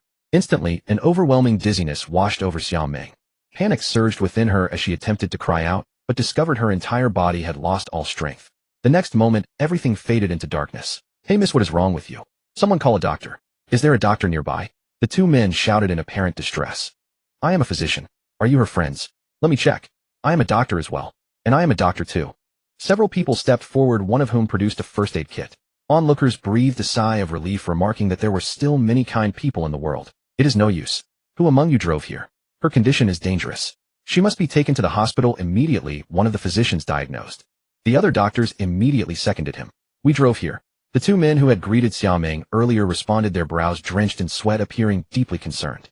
Speaking together, they lifted Xia Ming and carried her away. Staff members from the Rest Area Authority observed the entire incident from start to finish. A sense of suspicion arose within them, but the area was crowded. By the time they approached, the individuals had already vanished. He promptly notified his colleagues, urging them to remain vigilant. Hurry! The patient's condition is critical. Please, doctors, save my friend. Several people carried Xia Ming toward a car, walking while cautiously putting on an act. The bystanders, though curious, relaxed upon hearing their exchange. Deep in the group's eyes, delight flickered. Make way, make way. The group moved faster and faster. Just then a person appeared in their path ahead. Brother, please move aside. My girlfriend is sick and must be rushed to the hospital. One of them shouted at Zhang Xuan, his face fraught with anxiety. When he looked at Xia Ming, his eyes held both concern and tender affection. Yet the man did not step aside. Instead, he advanced toward them. Brother, get out of the way. If you delay my girlfriend's treatment, you'll be sorry. The man wore a look of being ready to brave any danger for Xia Ming. Seeing this, the bystanders raised their thumbs to the devoted man and began voicing criticism at the one blocking the way. Young man, make way at once. If you delay the patient's treatment, can you afford the responsibility? Zhang Xuan had not expected these criminals to be so brazen as to abduct someone in public. He wondered what they would never dare to do. Seeing that Zhang Xuan refused to budge, the men exchanged glances. The one pretending to be Xia Ming's boyfriend shot a sharp cold glare, moved aside for another, and then charged at Zhang Xuan. At that moment, Zhang Xuan moved. Planting his feet firmly, he bent his knees and burst forward like a cannonball, right elbow held before him as he charged fiercely. A heavy thud sounded. Before the man could even reach him, he was knocked backward. Without losing momentum, Zhang Xuan reached Xia Ming's side. Leaping into the air, he spread his arms like a soaring crane, and with a rapid succession of kicks sent those men tumbling away. Then with fluid, seamless movements, he gathered the unconscious Xia Ming into his arms. All in the blink of an eye. The onlookers were dumbfounded, and someone had already called the police. By then the service area's relevant personnel had heard the commotion and rushed over. Zhang Xuan handed the unconscious Xia Ming to one of the female staff members, then charged fiercely toward those men. Indignation surged within him. These people had grown too audacious. If he had not stopped them, if no one had noticed anything amiss, wouldn't they have gotten away with it? From their manner, it was plain that they were practiced at this. This was hardly their first time. How many young women had already suffered because of them? These people must be stopped. Stop! One of the officers shouted. But it was already too late. Zhang Xuan had reached the men and seized one of them in a firm grip. A sharp sound rang out. The man jolted, his face suddenly taut. Ow! Ow! The onlookers cried out in alarm at the sight. Zhang Xuan did not pause. One by one, he swiftly subdued each man. By the time the officers reacted, all of them had been brought under control. Hands up, or we'll take action. Several officers surrounded Zhang Xuan, their faces filled with wariness. They knew they were no match for Zhang Xuan. The crowd spontaneously encircled him, refusing to let him leave. Seeing this, Zhang Xuan quickly produced his credentials. Don't misunderstand. I'm on your side. These people drugged my girlfriend. They're the criminals. He showed Hu Xiqian's credentials to the officers, who finally relaxed their guard when they saw them. The bystanders were astonished. The turn of events was so swift that they were left utterly speechless. The man they had regarded as loyal and devoted had turned out to be a criminal abductor, while the one who had acted so resolutely was an officer. Soon more officers arrived, among them a familiar face, Hu Qiming, Hu Xiqian's deputy. Having met Zhang Xuan before, and knowing his capabilities, Hu Qiming secretly gave him a thumbs up at the scene. Just then a card slipped out of one man's pocket. Zhang Xuan paused, walked over, and picked it up. What's wrong? Brother Zhang, is there something odd about this card? Hu Qiming asked, puzzled by Zhang Xuan's expression. Zhang Xuan took out the name card from Gu Fuqing and handed it to Hu Qiming. The two name cards were exactly alike, differing only in the name and organization printed on them. Seeing this, Hu Qiming, who was handling the case, felt his gaze freeze. In the previous case, they had assumed that Gu Fuqing was targeting Zhang Xuan. Now it seemed the focus of their investigation might have been flawed. These men were most likely after Xiao Meng, though the possibility that they intended to kidnap her in order to blackmail Zhang Xuan could not be ruled out. Still, an added line of inquiry might just provide a breakthrough. A doctor examined Xiao Meng and confirmed that she had merely been given a sedative. She would wake up after a short sleep. Zhang Xuan breathed a sigh of relief. After bidding farewell to Ho Chi Minh, he carried Xiao Meng to the car and drove slowly toward Maple Leaf Villa District. Arriving at the Villa District, Zhang Xuan carried Xiao Meng into the villa. Just as he laid her on the bed, she happened to wake up. Xiao Xuan, save me. Xiao Meng murmured groggily. Zhang Xuan immediately reassured her, you're safe, now don't be afraid. Xiao Meng slowly opened her beautiful eyes. At the sight of Zhang Xuan, she let out a breath of relief and then began to cry in grievance. She had been terrified. Zhang Xuan held Xiao Meng, carefully consoling her with gentle words. The two of them simply embraced in silence, and the atmosphere gradually turned warm and intimate. Zhang Xuan quickly rose to his feet, knowing he could not let this continue. He was unsure if he could maintain his composure any longer. Xiao Meng's cheeks flushed crimson. She lowered her head, not daring to meet Zhang Xuan's gaze. They were so close that they could hear each other's heartbeats. I'm all right now. Let's go to my place. Xiao Xuan, about what happened today. I won't tell your parents. Zhang Xuan knew what Xiao Meng was about to say and spoke up. Xiao Meng replied softly. The two soon arrived at the shopping plaza. Oh, it's been renamed. Xiao Meng looked at the mall's name in surprise. Only then did Zhang Xuan notice that it had been changed to Taoyuan Residence. It seemed that Wang Chuan had already acquired this place. The two bought a wristwatch for Xia Tianjun and a pile of cosmetics for Tian Yushan, then drove toward the Xia residence. At the Xia residence, Tian Yushan paced restlessly, her mind racing as she considered ways to deal with her daughter's boyfriend. Mom, can you stop pacing? You're making me dizzy. Xia Kai looked at his mother with a speechless expression, silently mourning for his elder sister. His elder sister probably had no idea. She was probably still hoping that Zhang Xuan would gain their mother's approval once he arrived. Little did she know that their mother had rejected Zhang Xuan from the very start, and was now thinking of ways to make him back off. What would a mere child like you understand? This concerns your sister's lifelong happiness. Tian Yushan shot a glare at Xia Kai and snapped. If it concerns my sister's happiness, then she should be the one to decide. Why are you all meddling here? It's my sister who's getting married, not you two. The emperor isn't anxious, but the eunuchs are. Xia Kai muttered under his breath. What did you say? Tian Yushan glared at her son. Xia Kai immediately backed down. I have things to do. I'm heading out. Zhang Xuan and Xiao Meng arrived at the Xia family villa. In the past, Zhang Xuan would have certainly balked at such a luxurious villa. Now, however, the villa was no more significant in his eyes than a lollipop. Madam, the young lady and her companion are here. The maid promptly called out. Hearing this, Tian Yushan hurried to the window and peered outside. When she saw Xiao Meng and Zhang Xuan stepping out of a BMW, she said disdainfully, did you rent a car specially for today? Madam, could it be that the young lady bought it for him? The maid suddenly remarked. Tian Yushan was taken aback, her heart giving a jolt. It really wasn't impossible. Madam, the young lady has excellent taste. That man is truly handsome. Tian Yushan glanced at Zhang Xuan, a sharp glint flashing through her eyes, then she curled her lips. In today's world, what use is being handsome? What matters for life is money. Being handsome won't put food on the table. The maid, however, held a different opinion this time. Madam, you can't say that. With his looks, if he wanted to enter the entertainment industry, he could earn money just by standing there without saying a word. Tian Yushan curled her lips, but for once did not argue. She had to admit that Zhang Xuan was indeed very handsome. Go open the door. Tian Yushan added as an afterthought, no need to be nice to him. You'll have to play the bad guy yourself, though I wouldn't dare. I've watched Xiao Ming grow up. The maid said, then walked to the door with a beaming smile. Tian Yushan. After all, that she was the only one playing the villain. Xiao Ming, you're back. This must be your boyfriend. He's truly a fine young man. Come in. The maid looked at Xiao Meng and Zhang Xuan with affectionate fondness and welcomed them inside. Aunt Wu, Xiao Meng called sweetly. Zhang Xuan followed suit. Seeing that Zhang Xuan was so polite and that his eyes held not the slightest condescension toward her, Aunt Wu's impression of him improved even further. Many people had come to the house to see Xiao Meng, but once they learned she was a servant, they ordered her around haughtily. Even the better-tempered ones were only superficially courteous, their eyes full of contempt. The look Zhang Xuan gave her was clear and entirely free of disdain. Exactly the same look Miss Xiao Meng gave her. Based on that look alone, Aunt Wu concluded that Zhang Xuan was a good-hearted young man. Humph, you still remember to come home. I thought you'd simply forgotten you have a family. Tian Yushan snorted and spoke. As for Zhang Xuan, she didn't even grant him a glance.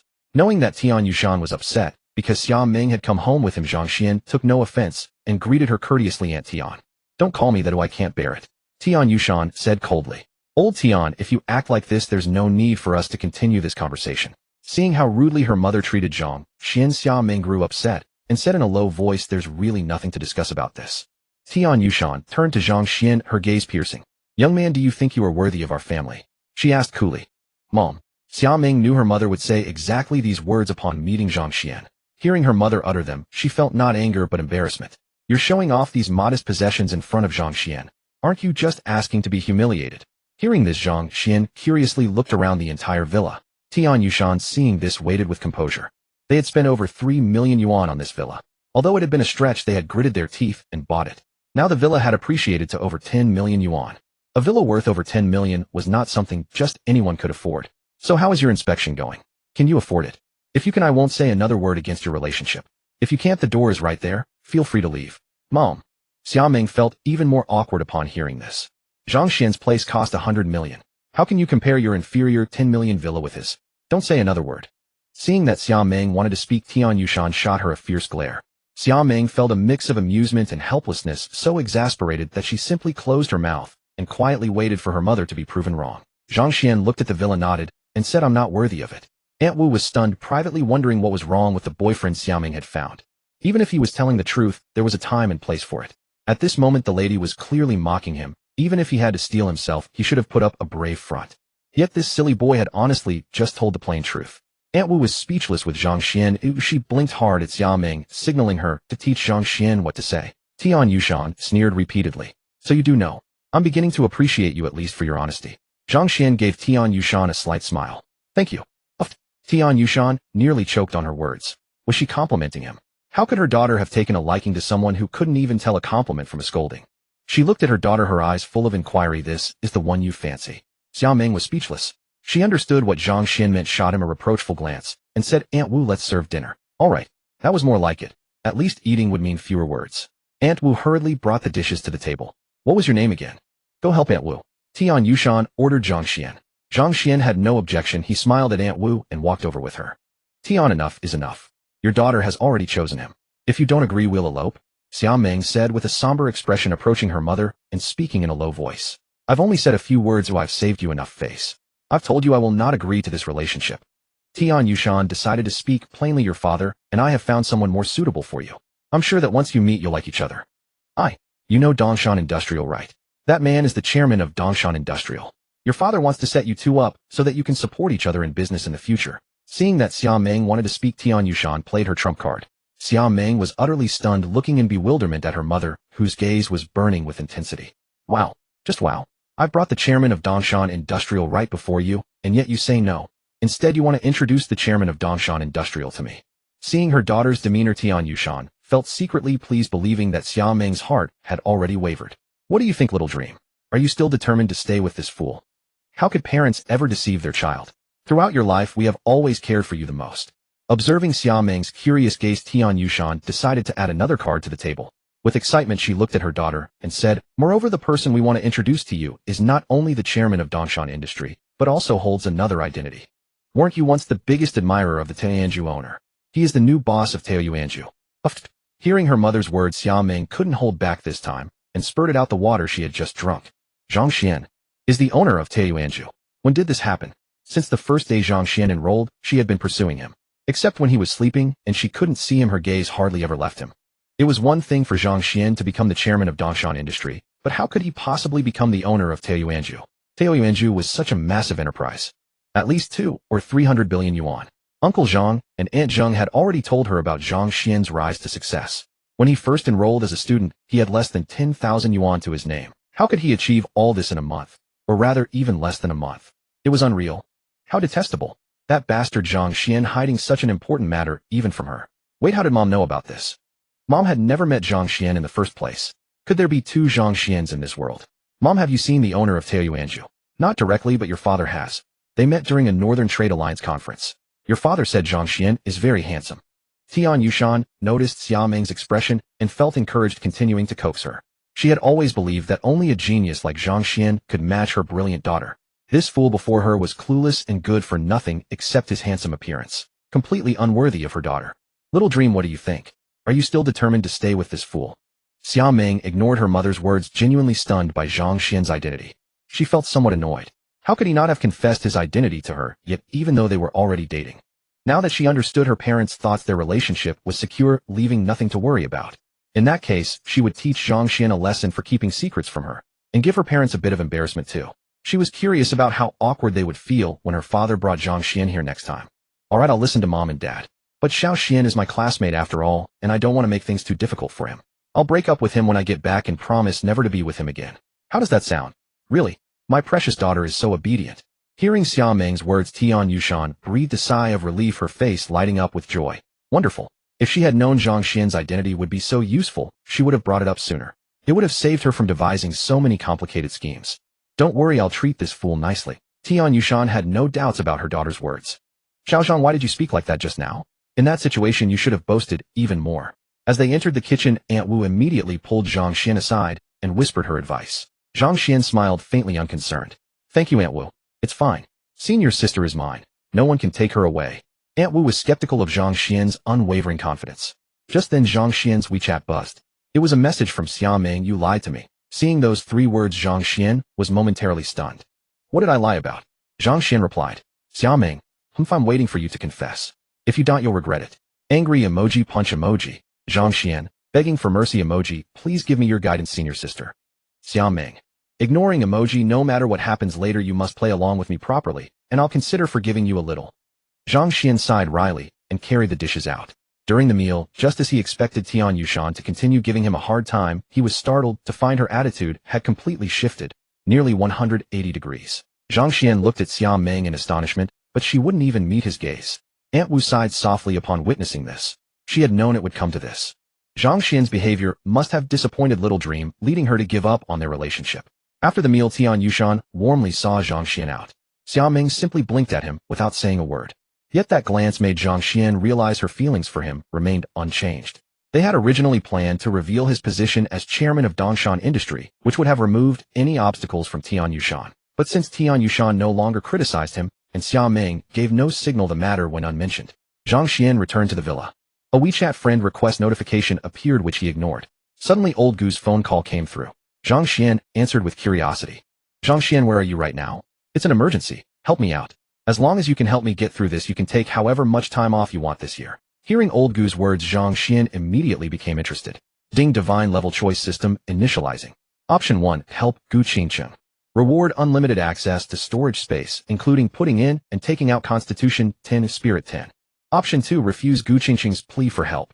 Reward 1 Koenigsegg wealth 100 billion, obtain the straight man, title female, affinity -1.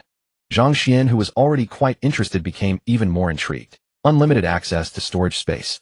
That meant he could freely store and retrieve items anytime. How was this different from the storage rings and web novels? As for the rewards of option 2, if Zhang Xian had just received the system, he would have certainly chosen it. But at this moment money held less appeal for him. Tell me, Old Gu, as long as it doesn't require sacrificing myself, what trouble is it? You speak and I'll handle it for you. Zhang Xian said heroically. However, upon hearing his words, Gu Qingcheng fell silent on the other end of the phone. Zhang Xian's heart sank. Could Old Gu really be after him in that way? Sister Gu, we're on the same side here. I've always treated you like a real sister, so this won't work. Zhang Xian quickly said. Get lost. Gu Qingcheng couldn't contain her anger and shouted. What was going through this idiot's head? Couldn't he think of anything pure besides romantic matters? All right. Zhang Xian hung up the phone. He muttered to himself that Gu is pretty young, so why does her temper seem like she's already hit menopause? On the other end, Gu Qingcheng was dumbfounded. Had she just been hung up on? Good heavens. She was always the one to hang up on others, yet no one had ever hung up on her. Was Zhang Xian trying to provoke her? Huffing, she dialed his number once more. When the phone rang, Zhang Xian answered it with puzzlement. Zhang Xian, you actually hung up on me. What were you thinking? Hearing the voice from the receiver, Zhang Xian was baffled. Hadn't Gu told him to get lost? Sister Gu, didn't you tell me to get lost?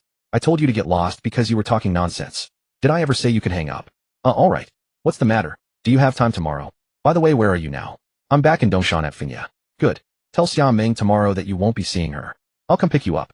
There's something I need to discuss. Okay. I'm hanging up, Gu said, ending the call. At that moment, Li Mengqi's call came in, and Zhang Xian was taken aback. Zhang Xian, thank you. My father has been discharged from the hospital. Li Mengqi's gentle, soft voice came through. That's good. Mengqi, is there something you called about? Is the money not enough? I can give you more. No, there's enough. I still have 200 left, and I'll pay you back when I return. Hearing that it wasn't a shortage of money, Zhang Xian couldn't help but smile wryly. No need. Your father just left the hospital and still needs recuperation, which costs a fair amount. Keep it, and don't let Uncle Li end up with lingering health issues. There was a brief silence on the other end before Li Mengqi's voice returned. Thank you. I will pay back the 1.05 million. Zhang Xuan ended the call and shook his head with a smile. What a stubborn girl. He had never helped her with any expectation of repayment. It was like having 1,000 yuan and lending someone 1 yuan. Would you really care if they paid it back? Besides, that million meant even less than 1 yuan to Zhang Xuan. Xiaoqi, Zhang Xuan's kindness to our family is simply too great. Li Hai sighed with emotion. His complexion had improved considerably. Bai Mei said casually, it's fine. Since Xiao Xian likes our Xiaoqi, let Xiaoqi marry him. In an instant, Li Mengqi's face turned crimson, a delicate blush spreading even to her fair neck. Strangely, this time, she felt no resentment toward those words. Don't talk nonsense. Zhang Xuan has never said he likes Xiaoqi. Maybe he already has a girlfriend. Xiaoqi, do you know? Li Hai looked at his daughter. Li Mengqi lowered her head and shook it. I don't know. Li Tianchao said with a grin, of course he doesn't. Otherwise, who would spend over 1 million and not ask for it back? Even if you're rich, that's not how you spend money. Bai Mei quite agreed with her son's reasoning. Of course, it wasn't that she valued Zhang Xuan's wealth, but that she had a very good impression of him as a person. Zhang Xuan's family was wealthy, yet he bore none of the arrogance or habits typical of rich second-generation heirs. He was refined and gentle, and his way of treating others left one feeling as though a spring breeze were blowing. A person like him was perfect for their Xiaoqi. Xiaoqi was too gentle with others, and they had always feared she might be taken advantage of in the future. But if Xiaoqi were with Zhang Xuan, they wouldn't need to worry about that at all. Because they believed in Zhang Xuan's character. Li Mengqi lowered her head, her pretty face flushed. Enough, don't let your imagination run wild. When the opportunity arises, just ask Zhang Xuan. Perhaps Zhang Xuan was simply being kind with no intentions toward our Xiaoqi at all. With that, Li Hai closed his eyes and rested. 1.05 million. How can my sister ever repay that? She'd have to give everything she has, and even then it wouldn't be enough. Li Tianchao pursed his lips dismissively and continued muttering, better yet just let Zhang Xuan become my brother-in-law. Then our family will live a good life, and my sister won't be bullied. Bai Mei shot a glare at her son, but did not refute the remark. I'll find a way to repay him, Li Mengqi said firmly. All right, sis, when I grow up, I'll help you too. Li Tianchao looked at his sister with admiration. Bai Mei looked at her 2 children with gratification. Although heaven had not granted her a wealthy family, it had given her a pair of thoughtful children.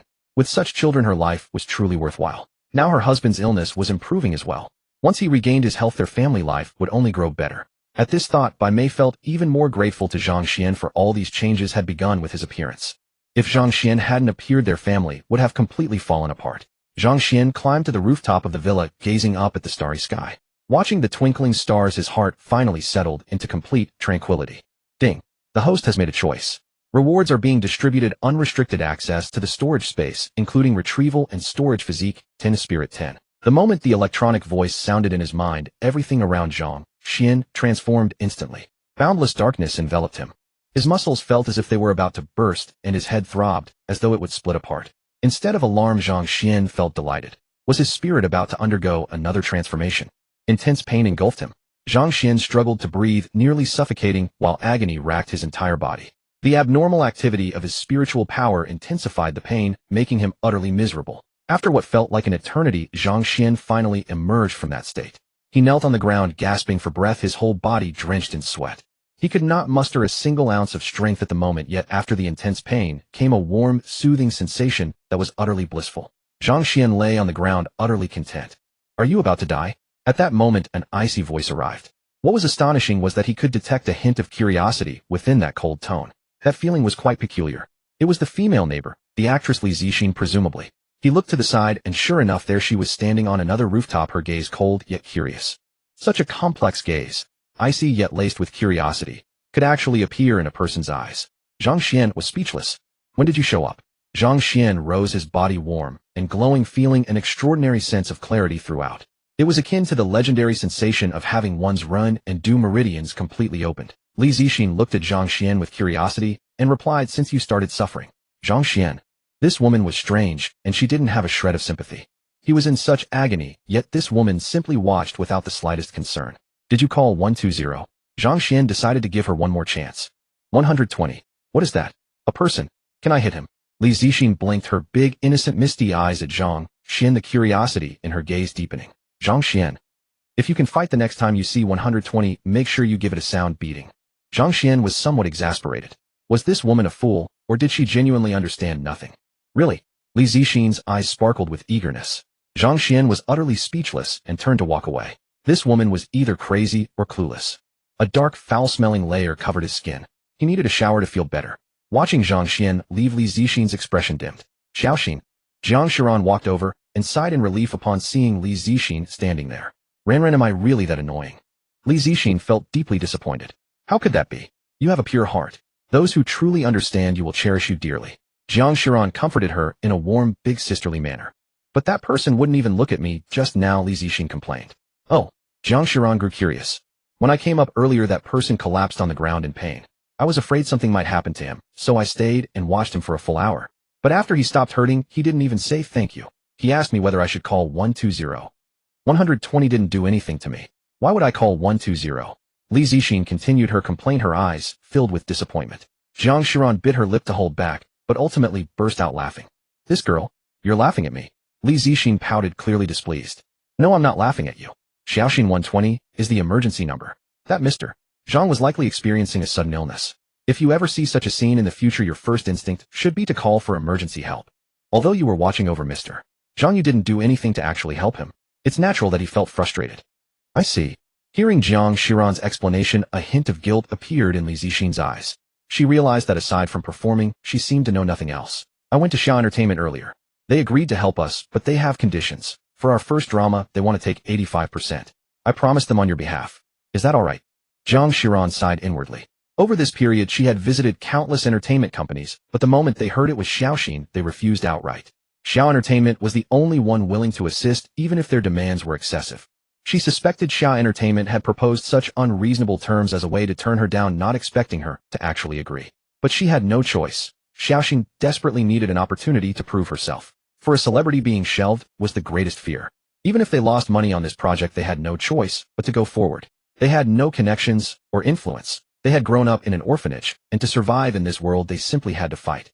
Do what you think is best. Li Zixin remained dejected and headed downstairs. Meanwhile, Zhang Xuan arrived at the door of Zhang Xian's villa. Zhang Xuan had just finished his shower when the doorbell rang. He opened the door with a puzzled expression. Mr. Zhang, hello. I hope I'm not disturbing you. Zhang Xuan apologized politely from outside the door. Hello. May I ask what brings you here? Zhang Xuan looked at Zhang Xuan with quiet curiosity. I've come on behalf of Xiaoxin to apologize.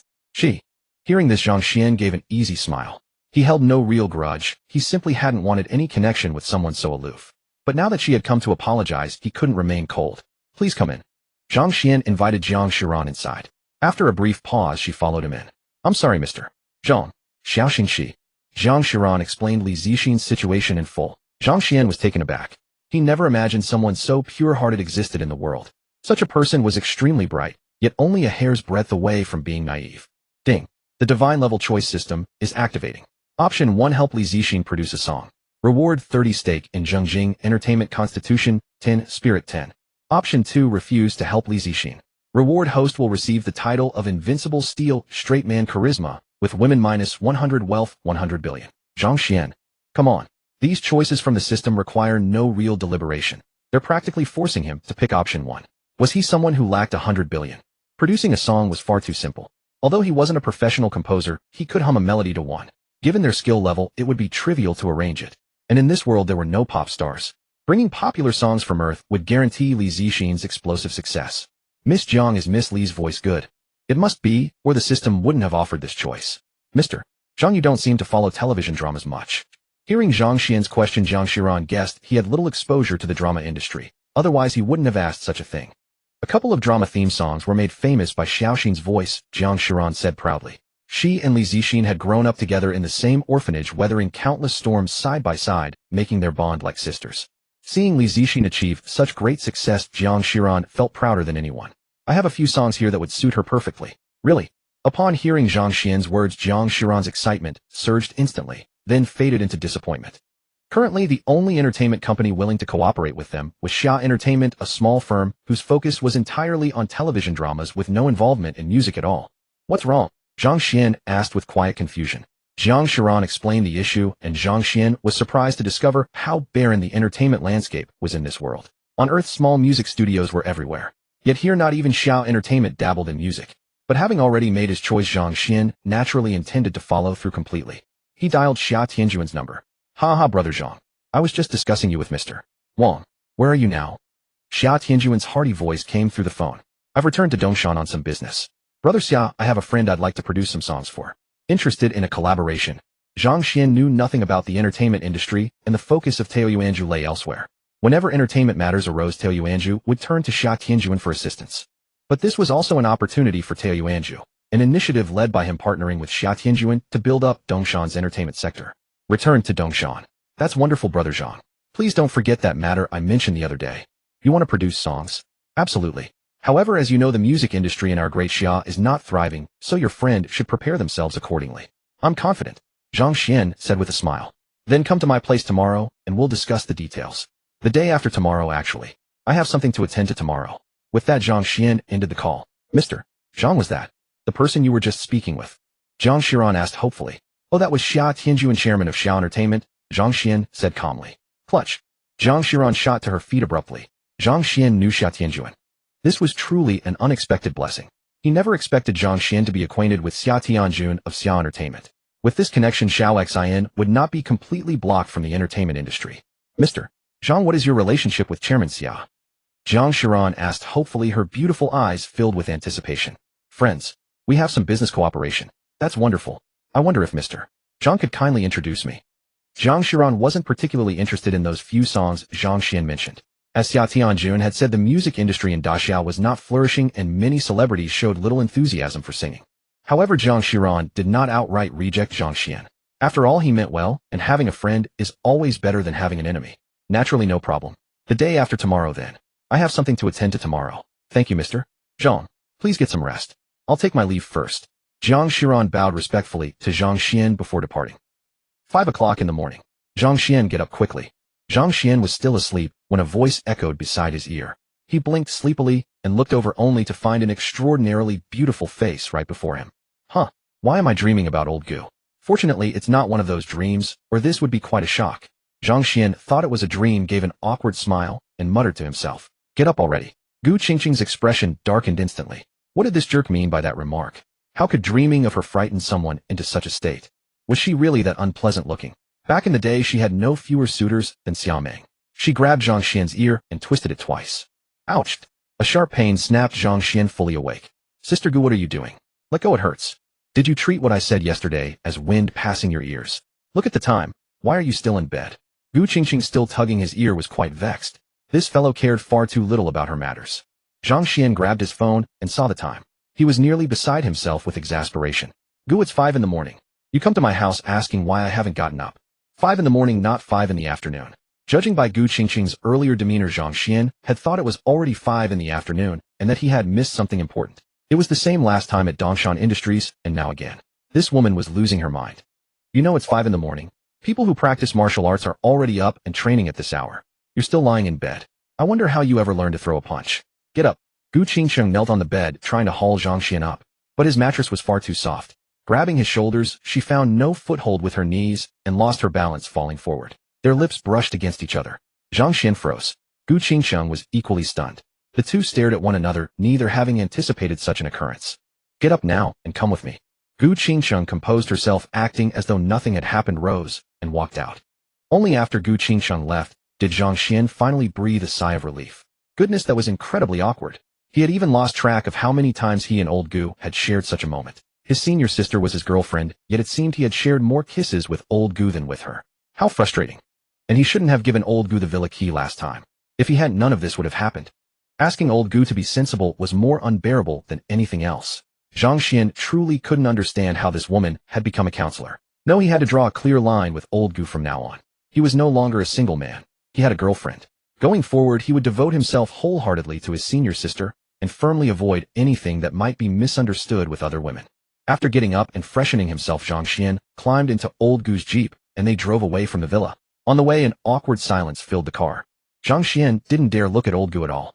Gu Qingqing was much the same, a faint blush of embarrassment coloring her pale face. She had made up her mind from now on she would keep her distance from Zhang Xuan. She knew he and Xiaomeng had confirmed their relationship, and behaving like this was clearly inappropriate. Thinking of this, Gu Qingqing cleared her throat a few times and spoke. Later, I may need your help for a competition. A competition? Old Gu, did you arrange a spar with someone? Zhang Xuan was taken aback. If anyone else had said this, he might have doubted it, but coming from old Gu, it sounded perfectly plausible. This woman was bold indeed. Gu Qingqing rolled her eyes. It was my grandmother who arranged it. They are older now, so the responsibility is passed to me. I can handle this myself. I don't necessarily need you to step in. I brought you along just in case. Zhang Xuan gave a thumbs up. No wonder old Gu's grandmother was so impressive. As for old Gu's abilities, Zhang Xuan had nothing but respect. Since old Gu said he wouldn't be needed, Zhang Xuan dozed off in the car. Lin residence. Bang! Elder Zhen smashed the table with a single strike. Zhang Xuan, I will make him pay. Several of the Lin family's finest had been lost in one stroke, and it grieved him deeply. Elder Zhen, please calm yourself. We cannot act against Zhang Xuan at present. The authorities are already aware of this matter, and taking action against him could displease the Daxia government. The Lin family members offered their counsel one by one. Elder Zhen's expression shifted several times, and he finally let out a cold snort before asking, how is Wuji recovering? Gunshot wounds. Recovery will not be swift. Sigh. Does this mean our Lin family will lose to the Gu family this time? The Gu family has only produced one talent in the younger generation, Gu Qingqing. We can simply send more people to compete. Though such tactics may draw criticism, they are better than outright defeat. The Lin family members spoke again in agreement. Elder Zhen nodded. Still, for the sake of caution, we should invite that person. Yes. With that person among us, the Lin family has nothing to fear. Very well, let us depart. We will decide Zhang Xuan's fate upon our return. Elder Zhen waved his hand, and everyone boarded the vehicles and set off. Wake up, we've arrived. Hearing Gu Qingqing's voice, Zhang Xuan stirred awake. He looked around, and immediately sensed that this place was extraordinary. The architectural style was unmistakably not modern. Had he not seen the cars parked in the courtyard, Zhang Xuan might have sworn he had stepped back into ancient times. Traditional elegance surrounded them. Carved beams, painted rafters, every detail exquisitely crafted. Only the song of birds broke the tranquil silence of the courtyard. The air was refreshingly pure, and Zhang Xuan couldn't help drawing in a deep, contented breath. You look utterly unworldly, as if seeing such a place for the first time, Gu Qingqing said with a wry twist of her lips. Thank you for the compliment, Zhang Xuan replied, taking another breath. How rare it was to find such a hidden sanctuary in this materialistic era. Gu Qingqing. Never mind. She would simply ignore him. She had truly witnessed the thickness of this man's skin. Sister Qingqing. Sister Qingqing. Passers-by greeted Gu Qingqing with deep respect. Watching this, Zhang Xuan was taken aback and looked at her. Sister Gu, you really hold high status in your family. Gu Qingqing gave Zhang Xuan a sideways glance and ignored him. Zhang Xuan helplessly shrugged. After the two of them entered, those Gu family members who had disappeared earlier reappeared. They stared wide-eyed at Zhang Xuan's retreating figure. Do you think this young man is Boss Gu's boyfriend? For sure. Otherwise, why would old Gu bring him at such a critical moment? This is letting everyone know, win or lose, no one should have designs on her. She already belongs to someone. But 5 years ago, Boss Gu did the exact same thing. What happened? That guy gave up because he couldn't have her. I think this guy isn't any different from that one. Just an ordinary person, not a martial artist. With that physique of his, he can't even get close to Boss Gu. Still dreaming of taking advantage. Our chances are higher this time. I heard the Lin family's strongest young talent, Lin Wuji, was injured by someone. At the mention of Lin Wuji, several people's eyes filled with caution. But when thinking of his injury, smug satisfaction spread across their faces. Zhang Xuan had no idea what these people were thinking. After walking around the courtyard for a while, he grew quite fond of the place. Sister Gu, this place is wonderful. Where did your family buy it? I want to buy one too. The Gu family courtyard was enormous, covering at least several thousand acres, housing no fewer than 500 people. Zhang Xuan never expected the Gu family to be so wealthy. If you marry Xiao Qingqing, a private courtyard will naturally be yours here. Before Zhang Xuan could finish speaking, someone replied from nearby. Looking up, he saw a middle-aged woman standing there, serene and calm as still water, her gaze filled with warmth and kindness. Feeling her eyes on him, Zhang Xuan instinctively felt a sense of closeness. And to you. His greeting was cut short as Gu Qingqing struck him. She pinched the soft flesh at his waist and said in an embarrassed whisper, "What are you calling her?" "She's my grandmother." Zhang Xuan stared in astonishment at the woman. Her hair was dark and lustrous, undoubtedly not dyed, and her face bore no age spots or wrinkles. She could easily pass for someone in her 30s or 40s. Were modern women really this devoted to looking young? Could she be using cosmetic treatments? Call her grandma. Say it again, and I won't let you off. Gu Qingqing's fair face was covered in exasperation, her embarrassment almost palpable. Grandma. Zhang Xuan called her grandma, so wouldn't he end up calling her uncle? This guy was clearly taking advantage of her. Ha ha ha. This child, I like him. The woman laughed heartily, leaning back with joy. Who wouldn't want to be thought of as young? Zhang Xuan was thoroughly embarrassed. He truly hadn't noticed. Could she be some real-life Tian Shan Tong Lao, a mythical ageless figure? Grandma. Zhang Xuan immediately called out respectfully. Come here, let Grandma have a good look. The woman beckoned him with a broad smile. Zhang Xuan walked over awkwardly. The woman examined him up and down with an intense gaze that, despite his thick skin, made him feel quite flustered. Grandma, it's fine. This young man is my student. We don't have the kind of relationship you're thinking of. Seeing the look in her grandmother's eyes toward Zhang Xuan, Gu Qingqing realized the misunderstanding and explained helplessly. Grandma knows no need to explain. I just feel this child has a good aura and want to look at him a bit longer. Is that not allowed? The woman waved at Gu Qingqing and smiled at Zhang Xuan. Gu Qingqing gave up. She knew her grandmother had already decided Zhang Xuan was her boyfriend. Did you tell Xiaoming about coming here today? She asked quietly. Already did. She's my girlfriend. If I hadn't made that clear, would she dare to show up? Gu Qingqing sneered. Aren't you usually so proud? Rejecting the most aloof beauty in school. What a grand gesture. Where's that arrogance now? Zhang Xuan. Old Gu was losing her mind.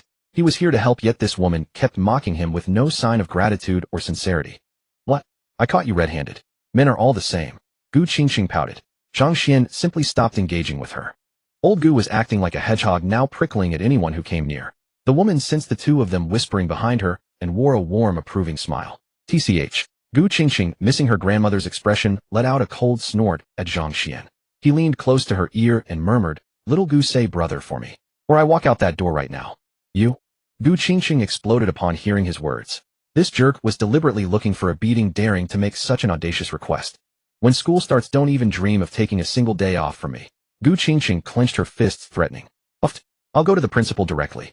I don't believe he'd refuse when I've donated 10 million to the school. Zhang Xuan acted completely unfazed. Little Gu, you have 5 seconds to think about it. I'm leaving. You? Gu Qingqing was beside herself with rage. 5. Zhang Xuan held up an open hand. Are you trying to die? 4. Zhang Xuan. 3. 2. Brother, Gu Qingqing finally compromised. The top young talents were already being targeted by various families. Zhang Xuan was a hidden gem she had stumbled upon. Besides, with everything about to begin, if Zhang Xuan walked away, where would she find someone else? Where's the villa key? Hand it over now. Something like this morning must never happen again.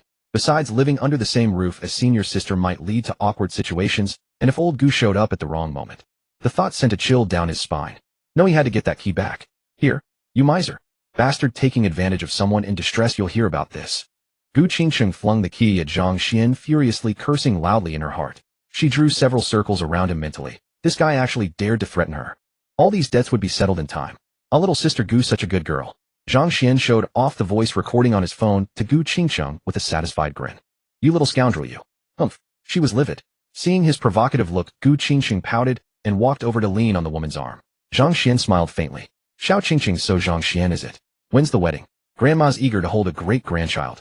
The woman looked affectionately at Gu Qingqing beside her. Grandma, I've told you he's not my boyfriend. He has a girlfriend. There's absolutely no possibility between us. Gu Qingqing was at her wit's end. Why would Grandma insist Zhang Xuan was her boyfriend? That voice. Is that the same boy who was with you last time? If there truly were nothing going on, would you have brought him here to meet Grandma, after everyone started suspecting? The woman's eyes sparkled with sharp insight, wearing an expression that plainly said, I see right through you. Gu Qingqing. Little Qingqing, is this your boyfriend? What a handsome young man. Ha, my dear niece, so this is to be my niece's husband. He really is handsome. Have you practiced martial arts, young man? You should learn, or after you are married, little Qingqing will keep you on your toes. This girl has had a fiery temper since she was a child. Stop it. Is that any way to talk about your own niece? Young man, do not listen to his nonsense. Our little Qingqing is perfectly gentle. The Gu residence was extremely spacious. After walking for more than 10 minutes, they entered a courtyard, and the matriarch told Zhang Xuan that they had finally reached the true Gu household. The courtyards outside were only the outer estates. Zhang Xuan clicked his tongue in amazement. The Gu family was truly astonishing. Once they entered, a large crowd came out, all fixing their eyes on Zhang Xuan as if they wished to examine every inch of him. Hearing their words, Zhang Xuan struggled to hold back his laughter. Gu Qingqing's face flushed deep red, and by the look of her, her patience was almost at its limit. Zhang Xuan quickly moved to the matriarch's other side. It was better not to provoke the fiery young miss at a time like this. A burly man came over with a worried expression. Mom, why did you go out again? You are still recovering. As he spoke, the burly man shot Gu Qingqing a stern glare. So you remember to come back now? As for Zhang Xuan, the man did not even bother to look at him. This is my home. If I want to come back, I will come back. What business is it of yours?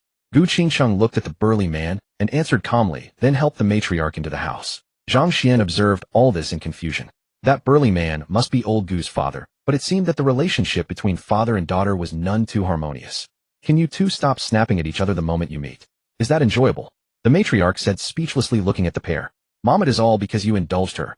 Just look at her. What about her still resembles a well-mannered girl? Gu Yinming looked at his daughter helplessly. She was undeniably beautiful, but her ways were far too fiery. I indulged her. Who was it that raised my little Qingxiang like a boy when she was small? Now that she is grown, you want to correct her? Do you think a habit formed since childhood is that easy to change? The matriarch shot Gu Yanming a look, and he instantly shrank back. Enough, big brother.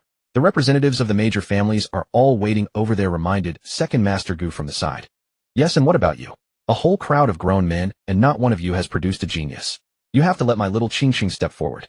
Aren't you ashamed? The matriarch fixed a stern gaze on second master Gu as she scolded him. Second master Gu immediately shrank his neck and dared not make another sound. Zhang Xuan inwardly gave the matriarch a thumbs up.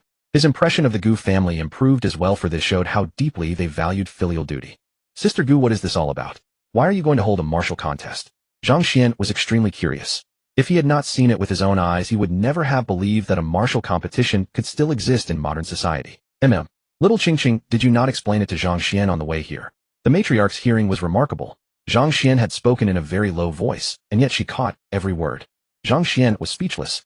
How embarrassing did this mean? The matriarch had heard all his joking with old Gu just now. Most of the time he is not needed. I can solve it myself. Why would I tell him?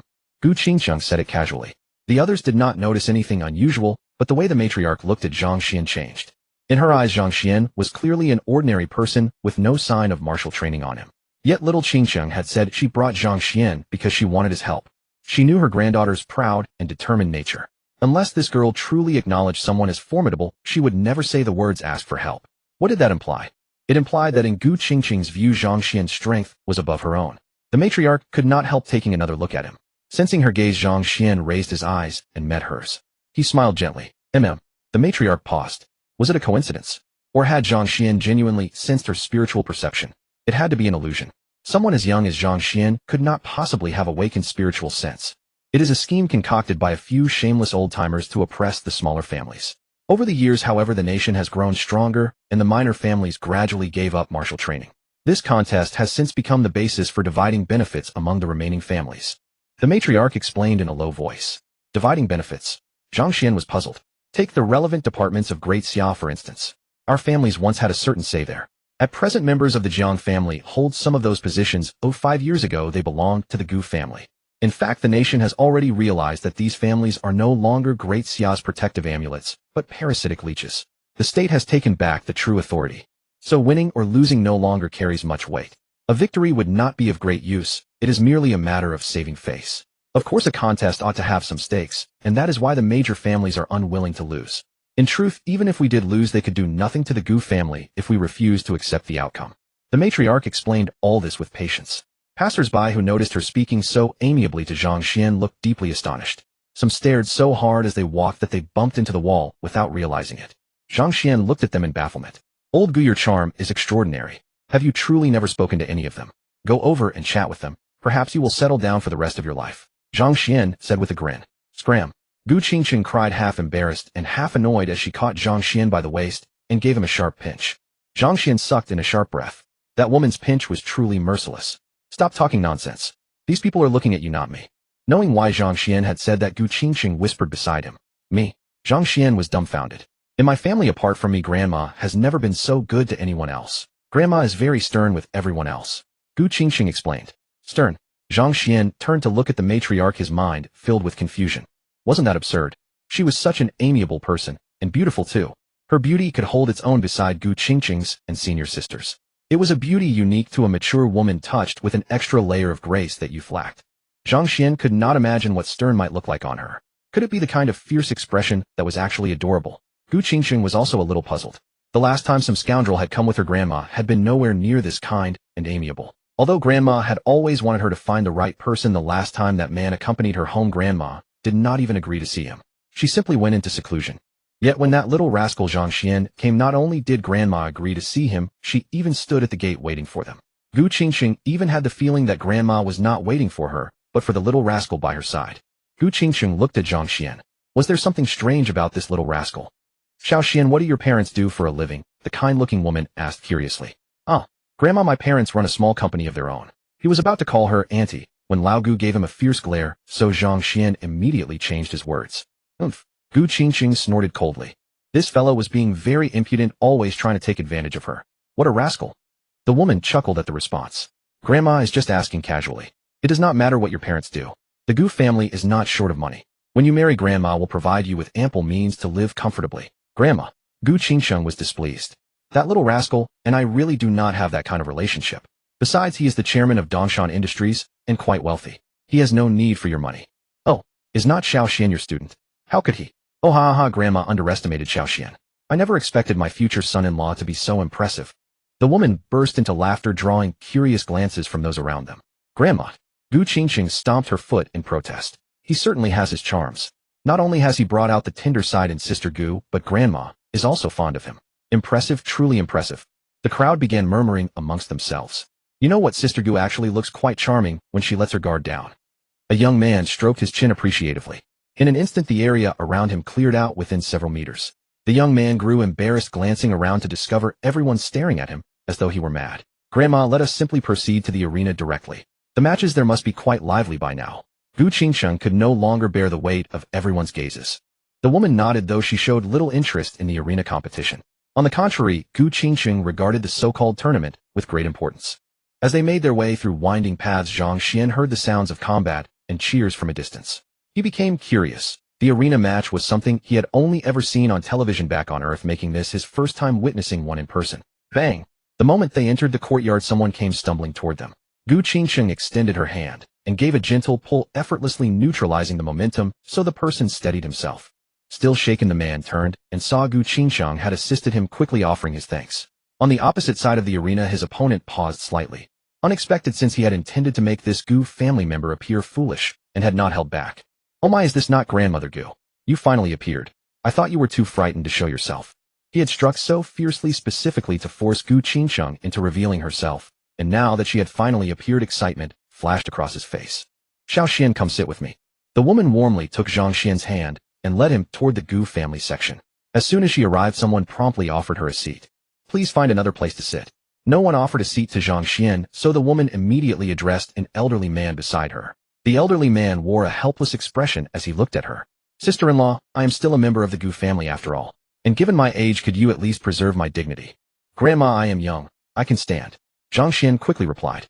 The old man appeared to be at least 100 years old. Having a centenarian yield his seat would be most improper. Hearing this, the old man's gaze toward Zhang Xian softened considerably. It is quite all right. Let him attempt to take someone else's seat. With me present, where would he possibly sit? The woman spoke with remarkable assertiveness.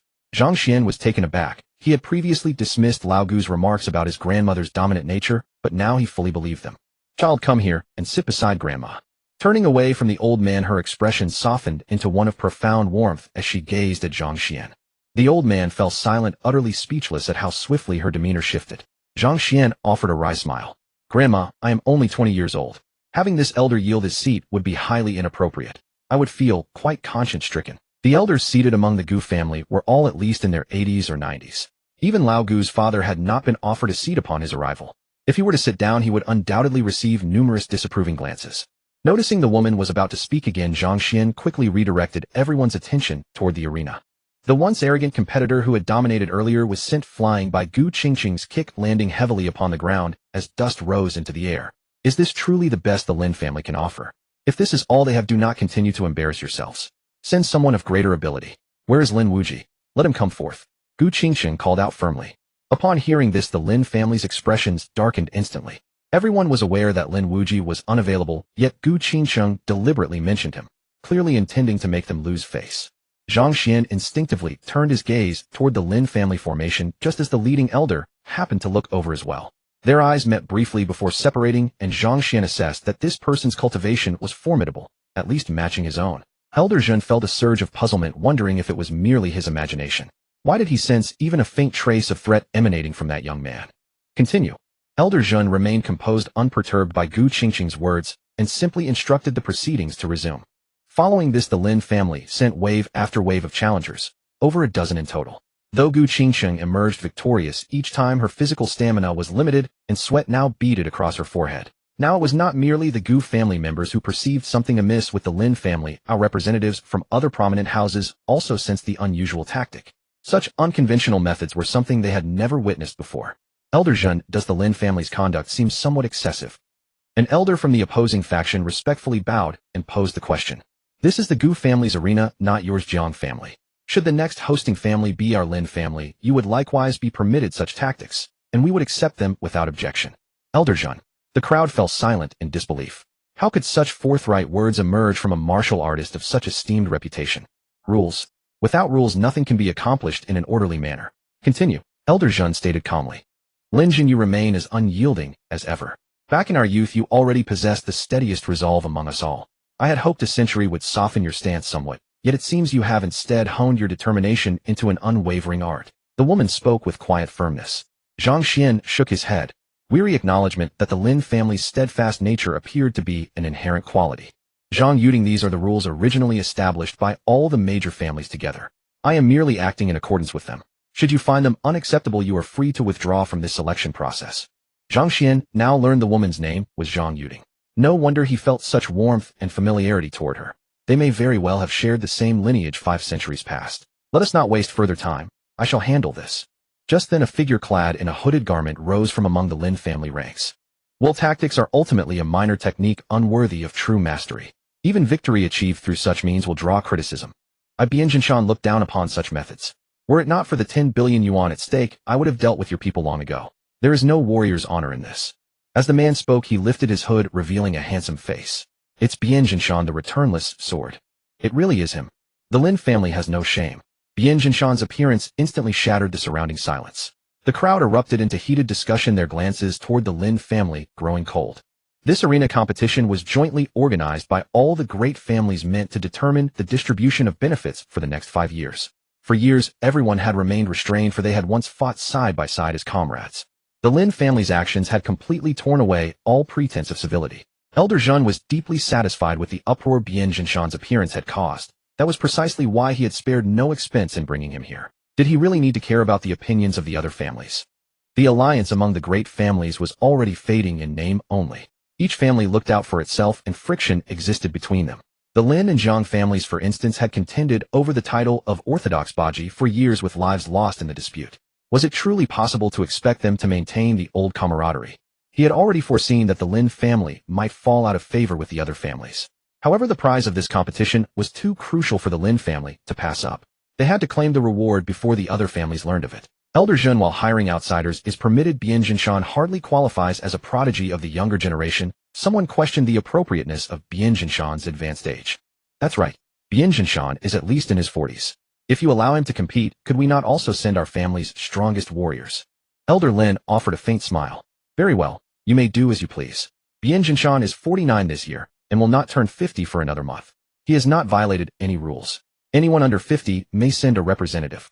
However, this round's champion belongs to the Gu family. Your opportunity to send someone will come next time. Huh? Elder Lin laughed triumphantly, then turned toward Zhang Yuding. Sister Yuding, your Gu family may concede.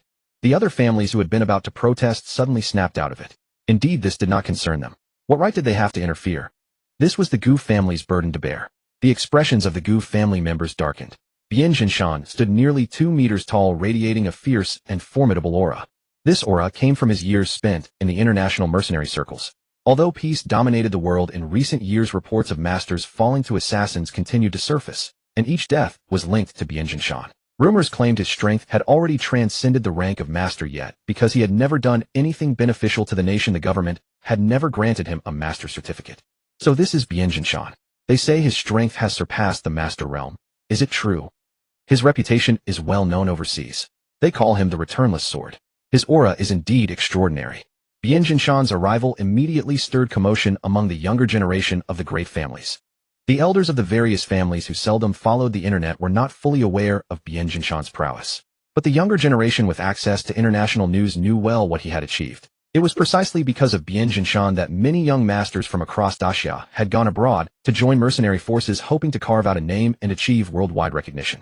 Among the great families, those whose ages were comparable to Bianjinshan watched his figure with complex expressions. Fortunately, Bianjinshan was not affiliated with any family. Otherwise, all families in Daxia would live perpetually in the shadow of his renown. Bianjinshan stepped onto the arena and regarded Gu Qingcheng with appreciation. Young lady, you are quite remarkable. To have refined Xingyi Quan to such perfection at your age is unprecedented. However, your abilities are still insufficient before me. Moreover, you are a woman. Women are meant to rely on the strong. Why not join me? I promise you will become the happiest woman in this world. Hearing this, Zhang Yuding frowned. Others around her did the same. This was the Gu family's territory. Bien Jinshan, standing before so many witnesses, dared to make advances toward a Gu family woman. This went far beyond mere disrespect. Ever since Bien Jinshan appeared, Zhang Xuan had kept his eyes fixed on him. The aura Bien Jinshan exuded felt strange, unlike anything he had sensed from the warriors of the great families. What exactly is this man? Zhang Xian's brows furrowed slightly. His aura appeared similar to that of ordinary martial artists, yet Zhang Xian could clearly sense another peculiar energy emanating from Bien Jinshan. At that moment, as if sensing Zhang Xian's gaze, Bien Jinshan turned his head and met his eyes. Their gazes locked. Zhang Xian offered a faint smile and carefully observed the other's aura, searching for any anomaly. Bien Jinshan studied him for a moment, then his expression turned cold and indifferent. Just an ordinary person, not worth his attention. His gaze returned to Gu Qingqing's breathtaking beauty, and a warmth stirred within him. Though he had been with many women overseas, he had never encountered anyone as pure and alluring as her.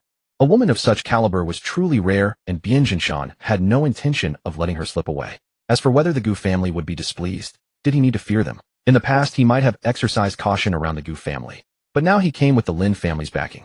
Unless a member of the Gu family's younger generation could defeat him openly on the arena, there was nothing they could do. You may feel unwilling. I'll give you half an hour to recover. No need. Let us begin now. Gu Qingqing looked at Bien Jinshan with open disdain. A man of 50 challenging a woman in her 20s was already shameful enough. To feign magnanimity only revealed him as a hypocrite, far worse than someone like Zhang Xian. Then fine.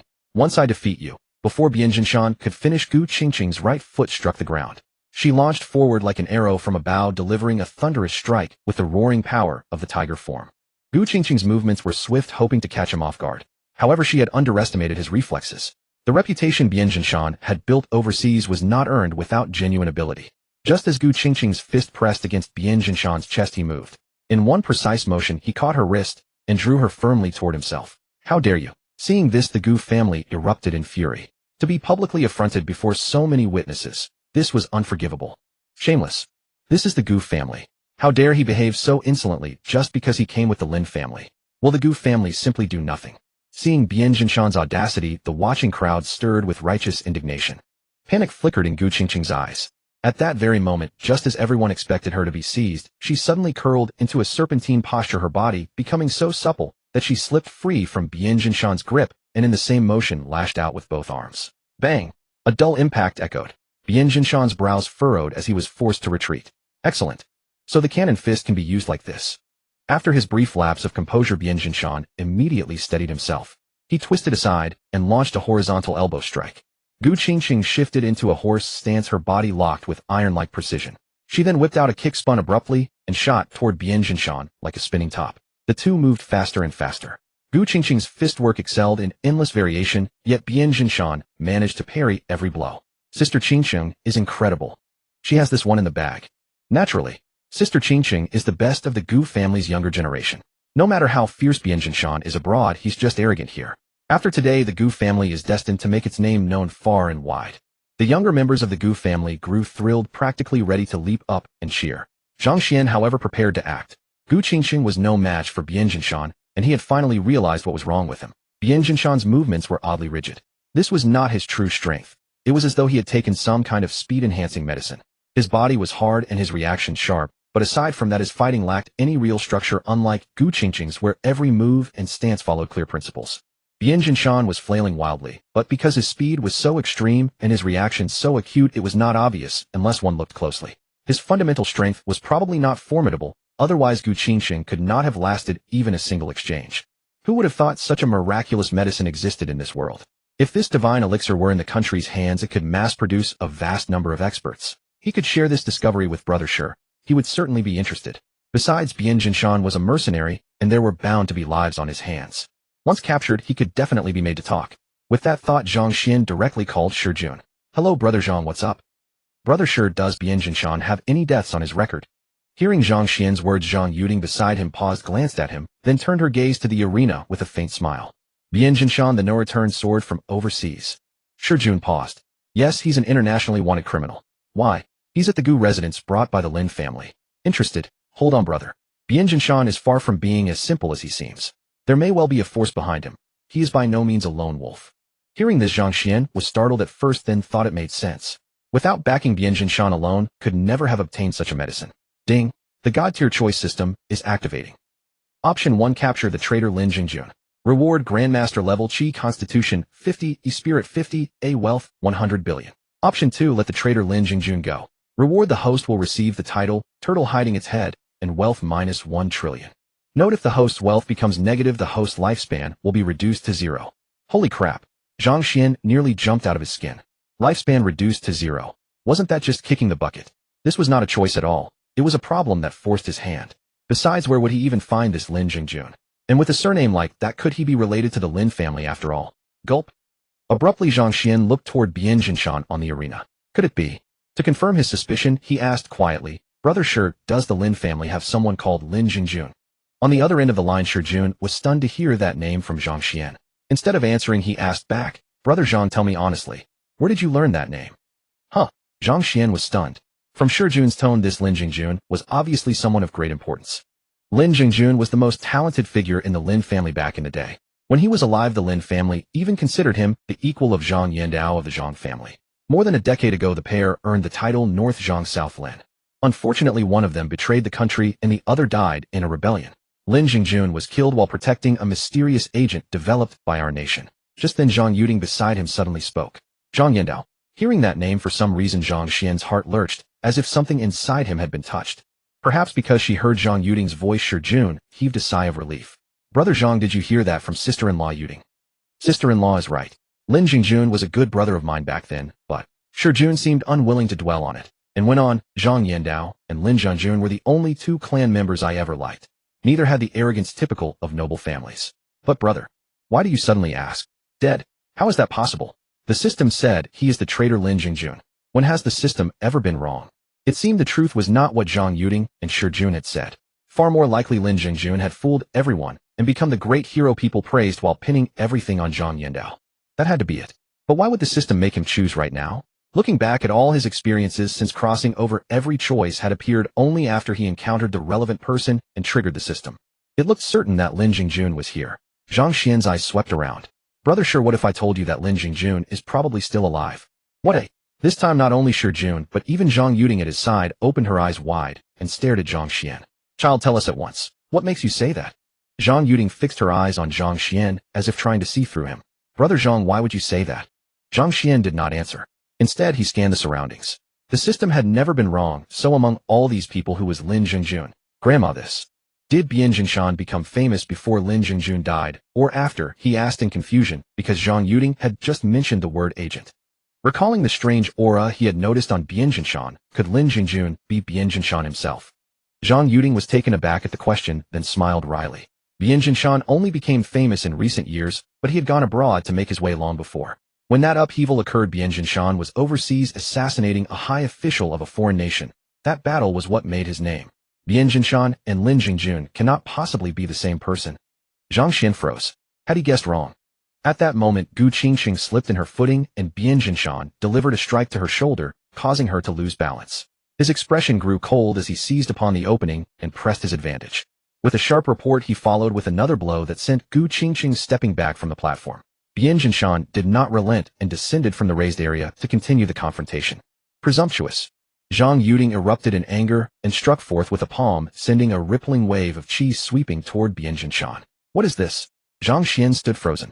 It was the first time he had ever witnessed a visible qi wave, and a sharp resonance echoed through the air. Old matriarch, this is a contest among the younger generation. Your interference would be inappropriate. Elder Jin struck without warning, delivering a single fist forward. You dare strike at Qingcheng in our presence. You court ruin. Gu Qingqing's second uncle could endure no longer. With a powerful leap, he appeared before Bian Jinshan, his expression stern, and unleashed a heavy fist without restraint. Bian Jinshan remained expressionless, and a trace of contempt crossed his face at the second uncle's challenge.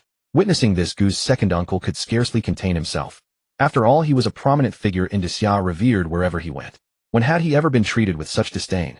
The other great families watched in quiet composure, detached from the matter, for it did not concern them. Gu's second uncle moved with extraordinary speed. He could see that Gu Qingcheng had faltered due to insufficient pace, and that Bian Jinshan, beyond his speed and physical fortitude, seemed unskilled in martial technique. Or perhaps he was concealing his true abilities. A dull resonance rang out. Though Gu's second uncle was swift, Bian Jinshan intercepted the strike, and the two each retreated several paces. Gu's second uncle snorted and redoubled his pace. What astonished everyone was that even that display had not been Bian Jinshan's limit. Every technique Gu's second uncle unleashed was met with flawless defense. In merely a few seconds the two exchanged dozens of blows. Yet all could clearly see that Gu's second uncle's withdrawal was only a matter of time. He had poured all his strength into every move, while Bian Jinshan still appeared effortlessly composed. True enough, after a dozen exchanges Bian Jinshan found an opening's second uncle's guard and struck, sending him flying backward. At this the gaze of every great family turned serious toward Bian Jinshan. His strength inspired caution. Though the Gu family bore the present burden, who knew whether the next encounter would not test them as well? Seeing Gu Qingcheng pushed from the platform, Zhang Xuan extended his hand and guided her descent, dispersing the force before steadying her. However, all eyes were fixed upon Gu's second uncle and Bian Jinshan, and none noticed this. That kick had been severe, and Gu Qingcheng had suffered an internal injury, her complexion pale. Zhang Xuan, it seems you will need to step forward now. Although Gu Qingcheng was among the younger generation of the Gu family, her strength was comparable to her second uncle's. His retreat was inevitable, and in the entire arena only Zhang Xuan possessed the ability to overcome Bian Jinshan. Zhang Xuan understood the gravity of the situation and nodded in agreement. Relieved, Gu Qingcheng exhaled softly. Worried that speaking aloud might give warning, Zhang Xuan sent a message via WeChat to Shijun and Hu Xiqian. Bian Jinshan was highly likely to be Lin Jingjun. Shijun's call came immediately, urgency evident in his voice. Zhang Xuan frowned and ended the call. At that moment Gu's second uncle was indeed sent flying from the platform. Zhang Xuan noticed that Bian Jinshan's eyes had turned crimson. Killing intent was clearly rising. He took a step forward in pursuit, appearing determined to end the confrontation. Watching Bian Jinshan charge forward, Zhang Xuan no longer hesitated. With a single stride, he surged forward like a rushing wind, colliding toward Bian Jinshan. Ding! A choice has been detected. Reward distribution in progress. Grandmaster level Qi technique, physique 50, e-spirit 50, a wealth 100 billion. The moment Zhang Xuan struck, a vast torrent of knowledge flooded his mind. And in that instant, he confirmed one thing: Bian Jinshan was the traitor Lin Jingjun. What an unexpected turn. A member of the Lin family had betrayed the nation, and yet the Lin family had summoned him back. To call a traitor home suggested their connections had never been severed. What did this imply? A dull impact rang out as Zhang Xuan and Bian Jinshan collided, each retreating a single step. Zhang Xuan felt qi churning within his body, and he looked at Lin Jingjun in astonishment. The power within Lin Jingjun's body was no different from his own.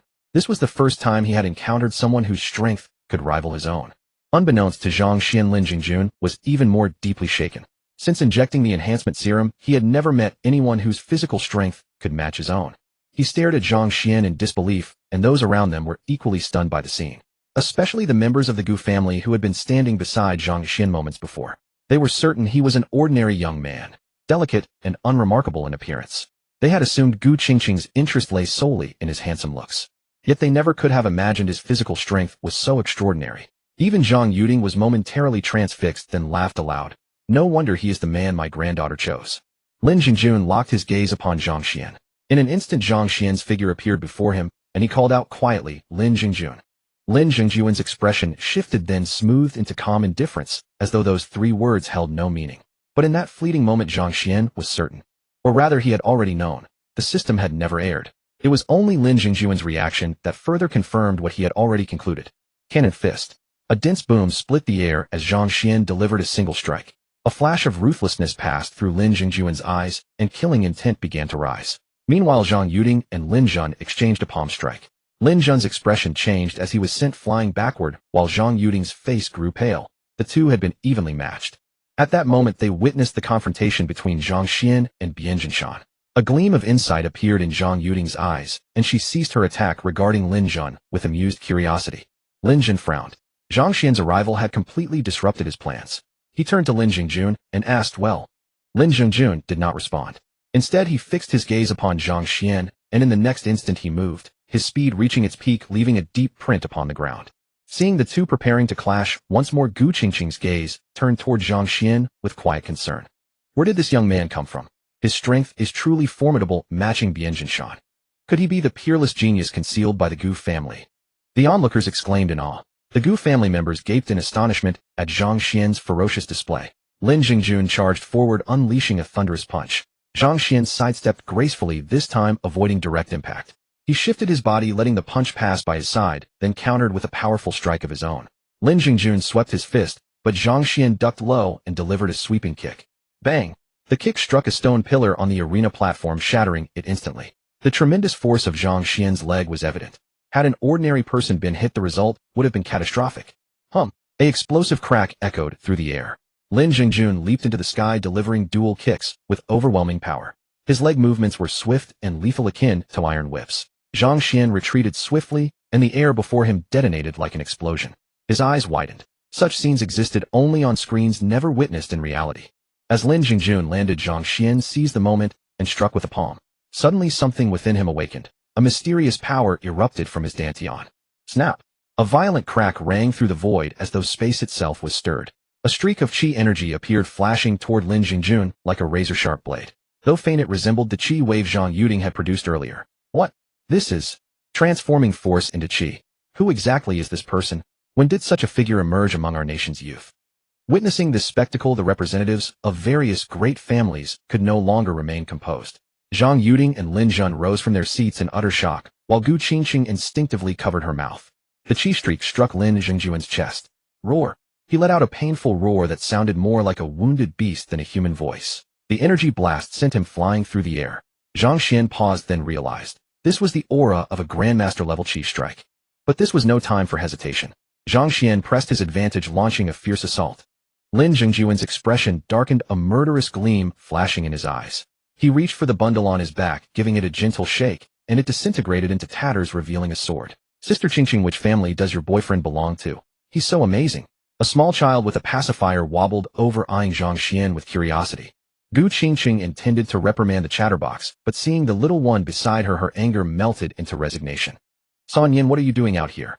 San Yin turned and pointed to several members of the Gu family, responding in a childish voice. Several big brothers sent me to ask Sister Qingqing a question.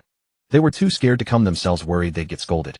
They lack courage, but San Yin is brave. San Yin isn't afraid of Sister Qingqing. San Yin loves her. Gu Qingqing glared coldly at the group. Realizing they had been so easily betrayed, the offenders froze in shock. Sister Qingqing, which family does your boyfriend belong to? He's so amazing. San Yin looked at Gu Qingqing with wide-eyed curiosity, while others watched intently. They gazed at Zhang Xuan with admiration. Such a remarkable display was truly astonishing. Transforming force into chi. Even among the Gu family, few had achieved this realm. To witness it in a young man was breathtaking. He's not my boyfriend. Gu Qingqing quietly corrected San Yin. Oh, I'm sorry. Then which family does Sister Qingqing's boyfriend belong to? San Yin offered a sincere apology before asking again. Gu Qingqing was rendered speechless. She had anticipated this situation from the start, but now Gu Qingqing had no mind for such matters. She stared in amazement at Zhang Xuan. How had he managed to transform force into chi? I must ask him about it later. Gu Qingqing's own cultivation had been stalled at this bottleneck for 3 years. Once she broke through, she too would achieve chi projection. Unaware of Gu Qingqing's thoughts, Zhang Xuan continued his battle with Lin Jingju in the air, filled with rapid clashes. The exquisite techniques of Baji Fist and Xingyi Fist unfolded before everyone's eyes. The crowd fell silent, every eye fixed on the fighters. The level of this arena match far surpassed previous years. In the past, elders from various families would openly critique the younger generation's exchanges. But now both fighters on the arena exceeded their abilities. They could only observe and learn with no right to judge. Elder Zhun, the Lin family watched the arena with deep concern. Having alienated the Gu family so thoroughly, a defeat here would make the Lin family the laughingstock of the nation. Lin Zhun's expression darkened as he watched the combatants. No one noticed his fist clenched tightly inside his sleeve. He looked at Zhang Xuan, his heart torn between shock and rising hostility. Zhang Xuan's appearance had completely disrupted his plans. More critically, Lin Jingjuan's true identity could never be exposed.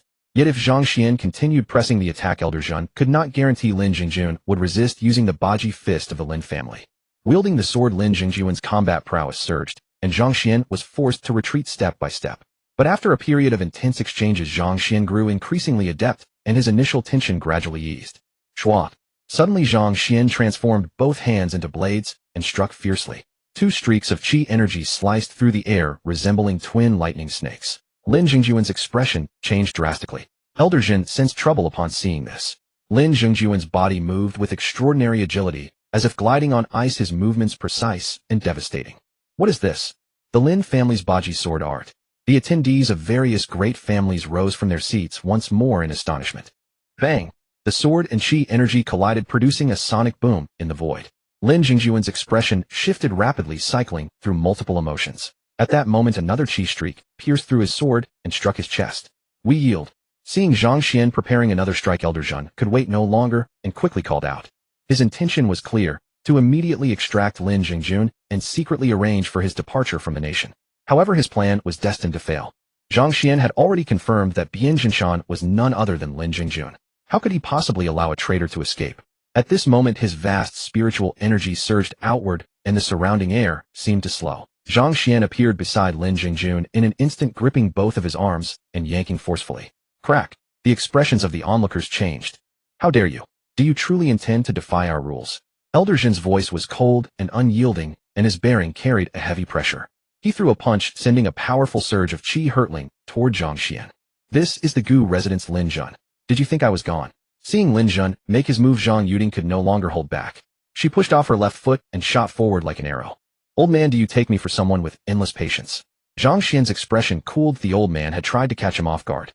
Almost at the same moment, Zhang Yuding moved. Zhang Xian flashed forward like a coiling dragon, and a vast surge of spiritual sense poured outward, locking onto Lin Jun.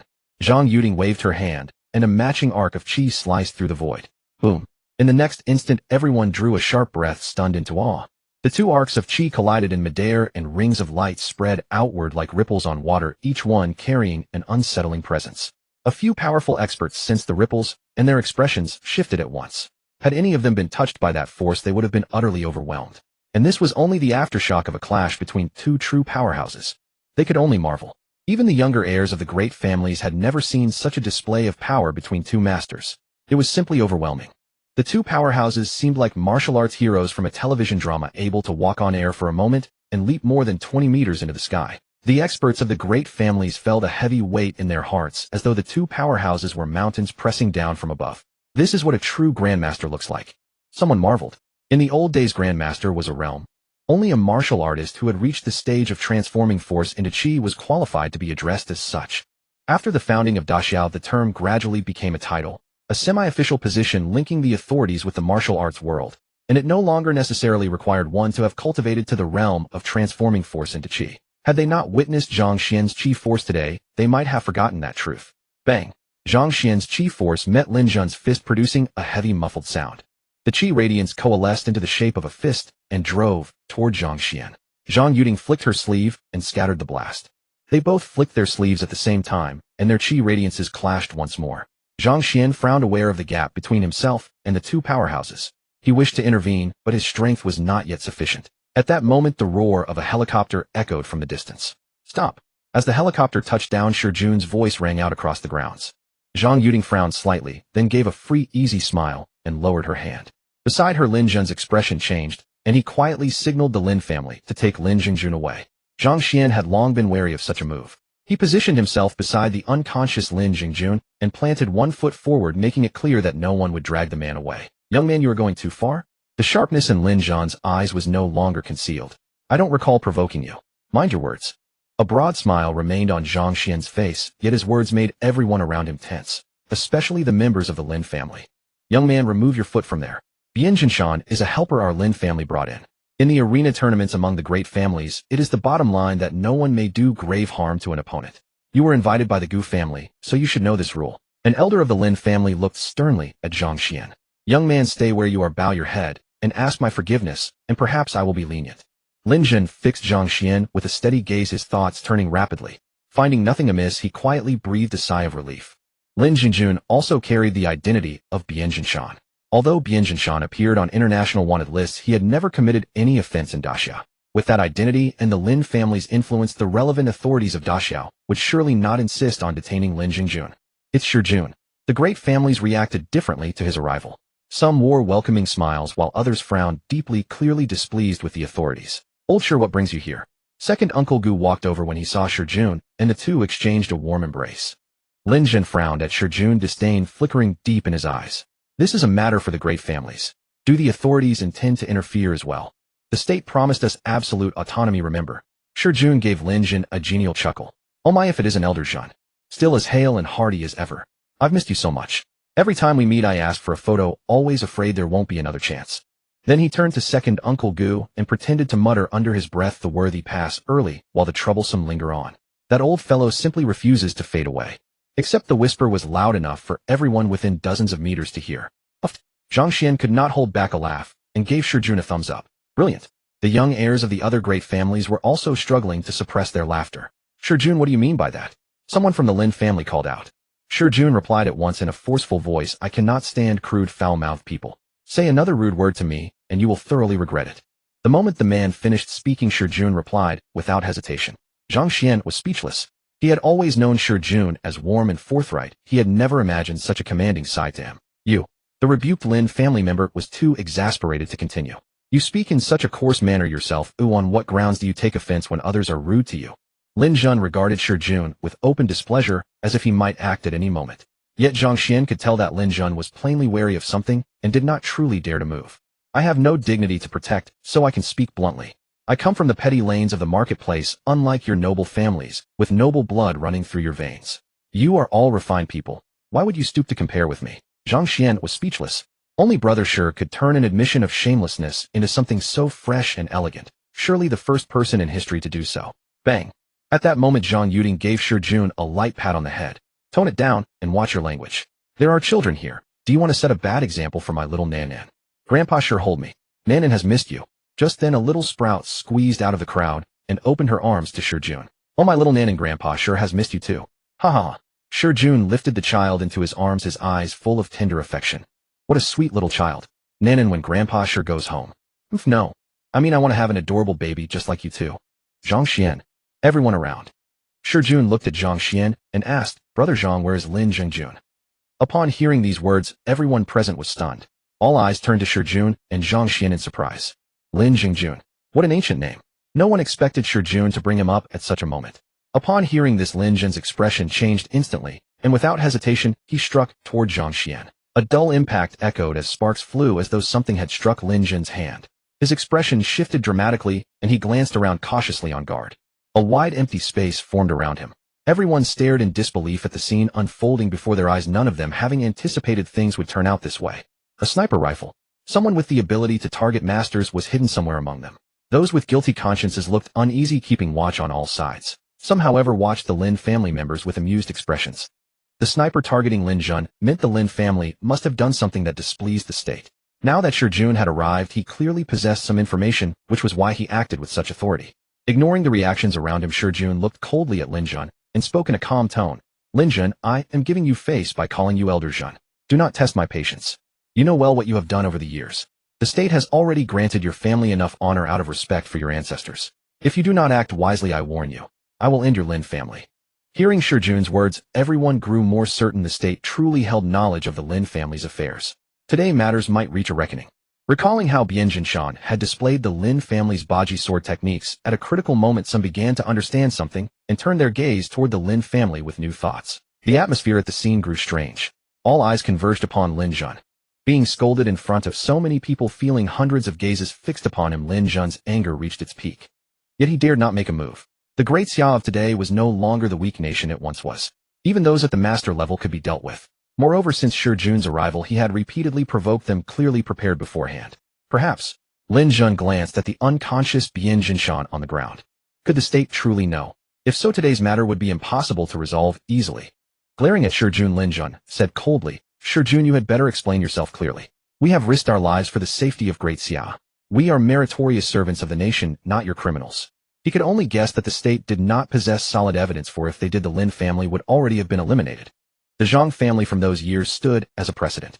They were a tremendously powerful family. Even 10 Lin families combined could not match them, yet the state still destroyed them. In a single night, only a handful of Zhang family members remained.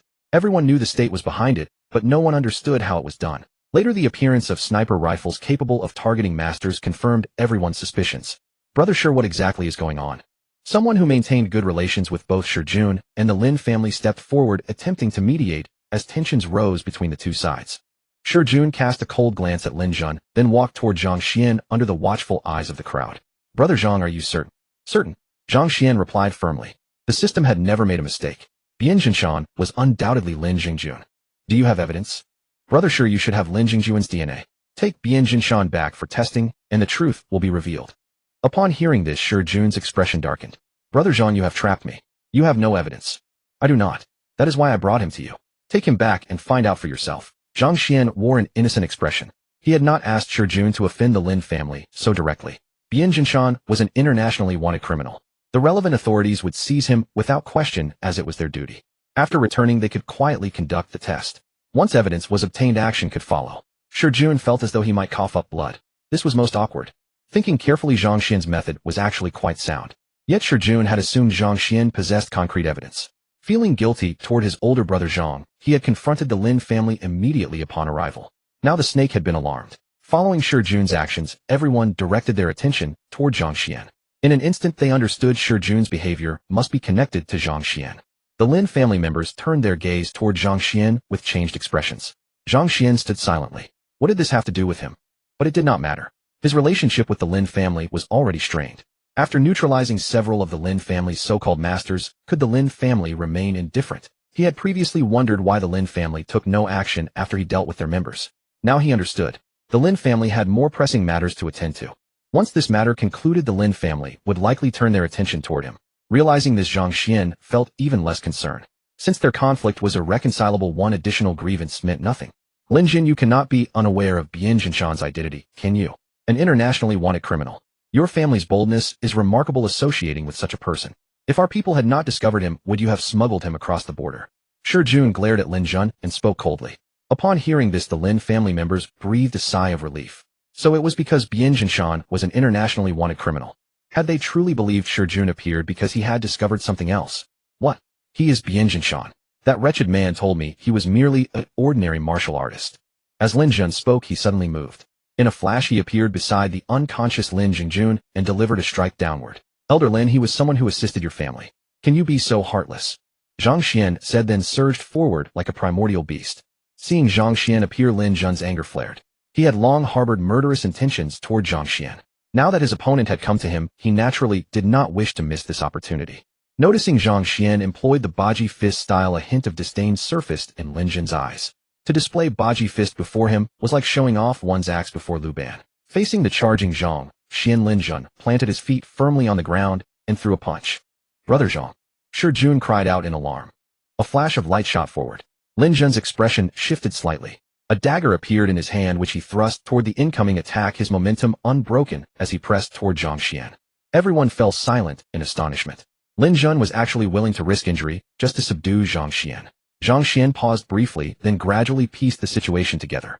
It seemed there were individuals planted by the Lin family within the relevant authorities. Combined with Shi Jun's respectful address and attitude earlier, Lin Jun had deduced his true identity. Facing the surging approach of Lin Jun, Zhang Xian grew calm. Suddenly, everything around him seemed to slow down. A faint smile touched his lips as he raised his fist, preparing to strike toward Lin Jun. This was a safeguard. There would undoubtedly be severe consequences afterward, but compared to the imminent danger to his life, any subsequent pain was insignificant. Lin Jun seemed to sense something amiss, his brows knitting tightly. Almost the instant Zhang Xian threw his punch, an intense wave of pain surged through his mind, drenching him in cold sweat and causing a brief moment of disorientation. The blow meant for Lin Jun's head shifted slightly, instead striking his chest. A heavy thud echoed through the air. Both men were sent flying backward, crashing to the ground and sending clouds of dust spiraling into the air. The crowd stood frozen, their faces filled with disbelief. Zhang Xian had directly clashed with Elder Lin and emerged unyielding. How was this possible? Though reluctant to accept it, the evidence before their eyes left no room for denial. Inside, Shi Jun cursed silently. Brother Zhang was truly extraordinary. His boldness in confronting Lin Jun stemmed from a foundation built upon the backing of the nation. Every prominent family was well aware of this, which is why none dared to provoke him. That is precisely why he could act so fearlessly. Although Zhang Xian held the position of consultant within the relevant authorities, few outside knew of it. After today, however, his name would surely spread. Having withstood a direct clash with Lin Jun on equal footing was in itself enough to silence the skeptics within the authorities. When he and Hu Xiqian returned, some would inevitably question why they had issued Zhang Xian an authority consultant credential, arguing that a university student, no matter how capable, hardly qualified for such a position. But after today's events, he wondered who would dare to raise further objections. Zhang Xian felt as though his head might split open. Bearing the agony, he forced himself to stand, his eyes burning red from the intense pain. Backlash. This must be the consequence of overextending his mental power. Lin Jun possessed truly formidable strength. The last time he synchronized with the meteor, the pain had been far less severe. But synchronizing with Lin Jun had triggered a backlash. Was Lin Jun's speed even greater than that of the meteor? That possibility seemed unlikely. Zhang Xian knew he understood almost nothing about how to properly wield mental power. Had he possessed that knowledge, the outcome might have been entirely different. What he did not realize was that Lin Jun watching from across the way harbored even deeper astonishment. In that fleeting instant, he sensed something inexplicable had occurred, perhaps an illusion, perhaps something far more unsettling. The moment had been profoundly unsettling, leaving him with a lingering sense that his very life had been threatened. Lin Jun stared at Zhang Xuan with deep suspicion and wariness. An oppressive silence blanketed the area as everyone watched in disbelief. Just now, Zhang Yuding turned toward Zhang Xuan, her eyes gleaming with revelation. Was it merely her imagination? Why did that fleeting sensation feel so familiar, as though she had experienced it before? She stepped forward, positioning herself beside Zhang Xuan to shield him and the unconscious Lin Jingjun. Lin Jun frowned at her intervention, his voice cold. He is an international fugitive. Every citizen has the right to apprehend him. My Lin family was deceived, and I am merely acting to eliminate him. Why do you intervene on his behalf? Stand aside, Zhang Yuding retorted sharply. Are you attempting to silence a witness? Who is to say you genuinely did not know Bian Jinshan's true identity? You showed no surprise when he introduced himself moments ago. Enough. Bian Jinshan will be taken into custody. Except for the state, no individual or family holds the authority to judge him. Shi Jun clenched his fists.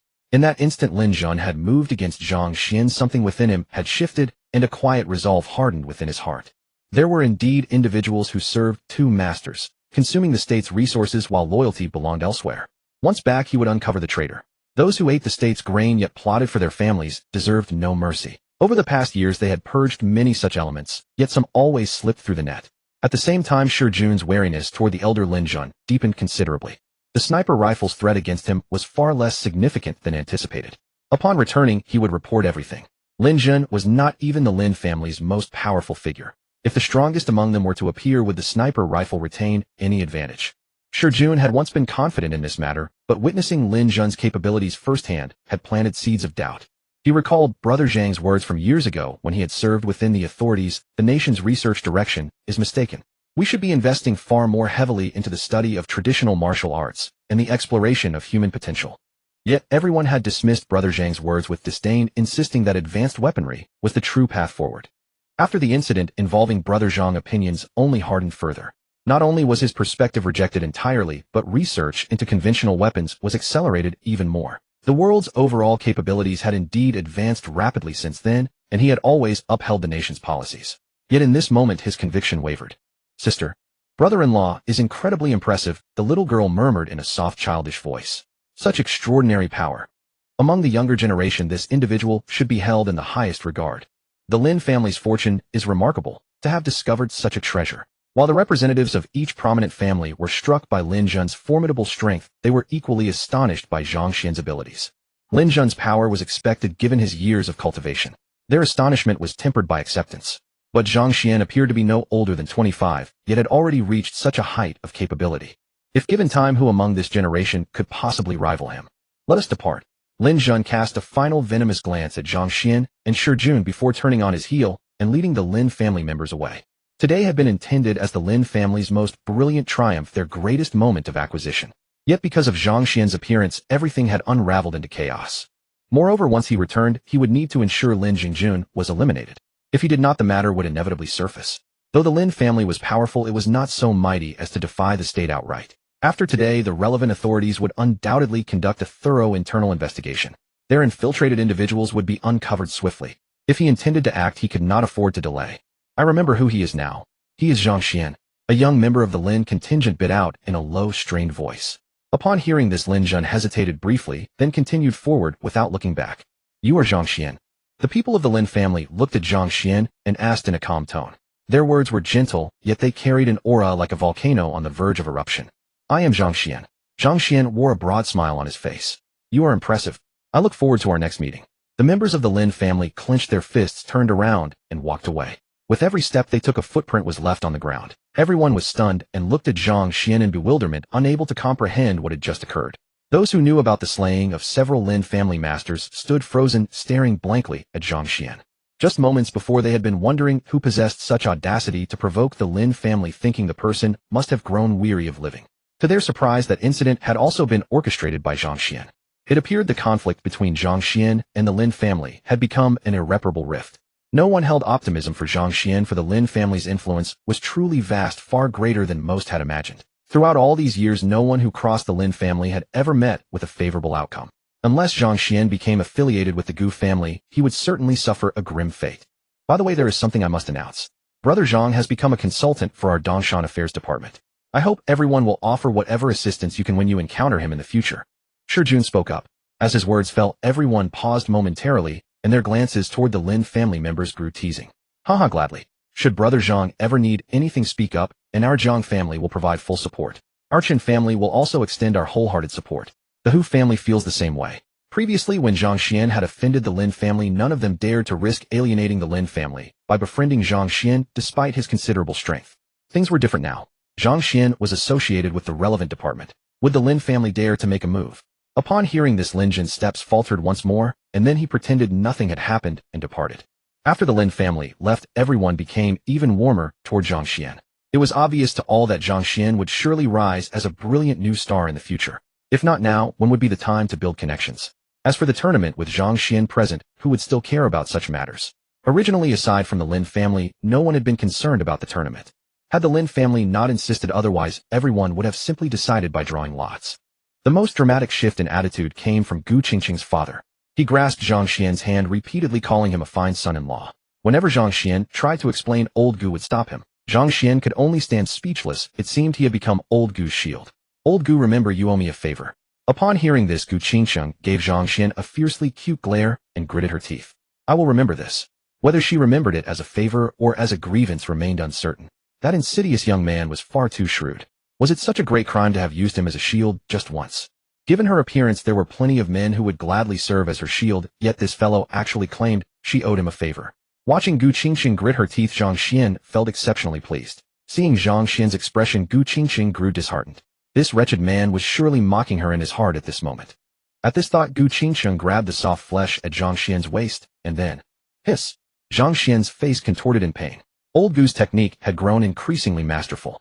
Without any cultivation, she had already reached a grandmaster level. She could easily found her own sect relying solely on this move. Wow, Sister Qingqing, you are pinching brother-in-law. Just then Xiao Nanan's voice suddenly drew everyone's attention to this spot. Chua? Gu Qingqing's petite face turned even redder. Nanan, do not speak nonsense. At this moment, Gu Qingqing wished she could find a crack in the ground to hide in. Being seen by so many people was utterly embarrassing. I am not talking nonsense. I saw you pinch brother-in-law. Xiao Nanan pouted, her gem-like big eyes blinking repeatedly. She had clearly seen it, so why did Sister Qingqing love to tell such obvious lies with her eyes wide open? Ha ha! Xiao Nanan's words immediately brought a round of kind smiles from those around. What a fine son-in-law. Where is your family from? Let us invite your parents another day. Both sides' elders can meet and discuss the wedding date. Gu Yinming walked over and spoke loudly to Zhang Xuan. When he looked at Zhang Xuan, his eyes were filled with appreciation, as if the person who had previously treated Zhang Xuan with cold disdain was not him at all. Inside a helicopter, Lin Jin clenched his fists tightly, veins bulging on his face, and flames of anger rose in his eyes.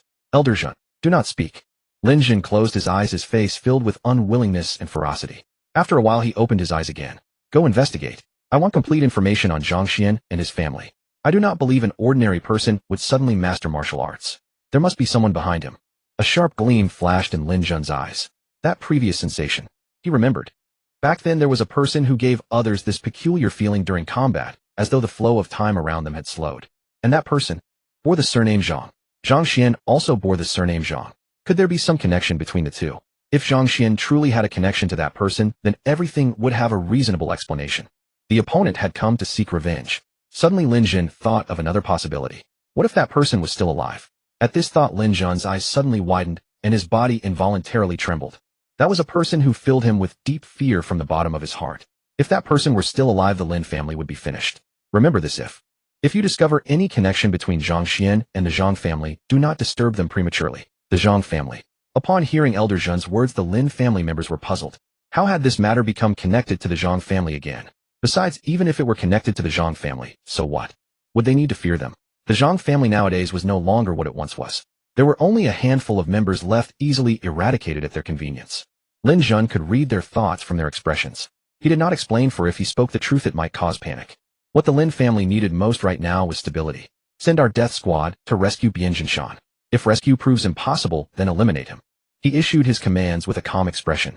Those who knew the identity of Lin Jingjun were only him aboard the helicopter. After speaking, Lin Jun's heart ached. Lin Jingjun was the most gifted generation the Lin family had produced. If If not for absolute necessity, he truly did not wish to eliminate Lin Jingjun. Lin Jingjun was an important card in the Lin family's hand. Once Lin Jingjun died, the losses borne by the Lin family would be immeasurable. But there was no other choice. Lin Jingjun's identity must never be revealed to Daxia. If Daxia discovered the truth, the Lin family would be finished. Zhang Xuan, I will definitely kill you. Lin Zhun roared within his heart. Everything was because of Zhang Xuan. If not for Zhang Xuan, none of this could have possibly occurred. Zhang Xuan politely declined the Gu family's generous invitation to stay overnight and boarded Shi Jun's helicopter flying toward Dongshan. Unbeknownst to him, after his departure, the members of the Gu family gathered inside the conference room. What are your thoughts on Zhang Xuan? What more is there to say? Such a young, peerless prodigy must be brought into our Gu family's camp. Isn't he Qingqing's boyfriend? With that connection, why not make use of it? Exactly. Transforming force into energy, the goal we have been striving for. He has effortlessly achieved it. A genius like this already has ties to our Gu family. If we fail to bring him in, it would be a pity indeed. As they spoke, everyone turned their gaze toward Gu Qingqing, who sat silently in the corner. Seeing she remained unresponsive, the others sighed helplessly. Gu Yanming cleared his throat and spoke, "My dear daughter, I am here only to listen. Whatever you decide, do not ask me. Let me make one thing clear. Zhang Xuan is not my boyfriend." Gu Qingqing held no regard for her family's scheme. A person must rely on themselves. Recruiting Zhang Xuan into the Gu family's fold was far less reliable than making the Gu family stronger on their own. TCH, not your boyfriend.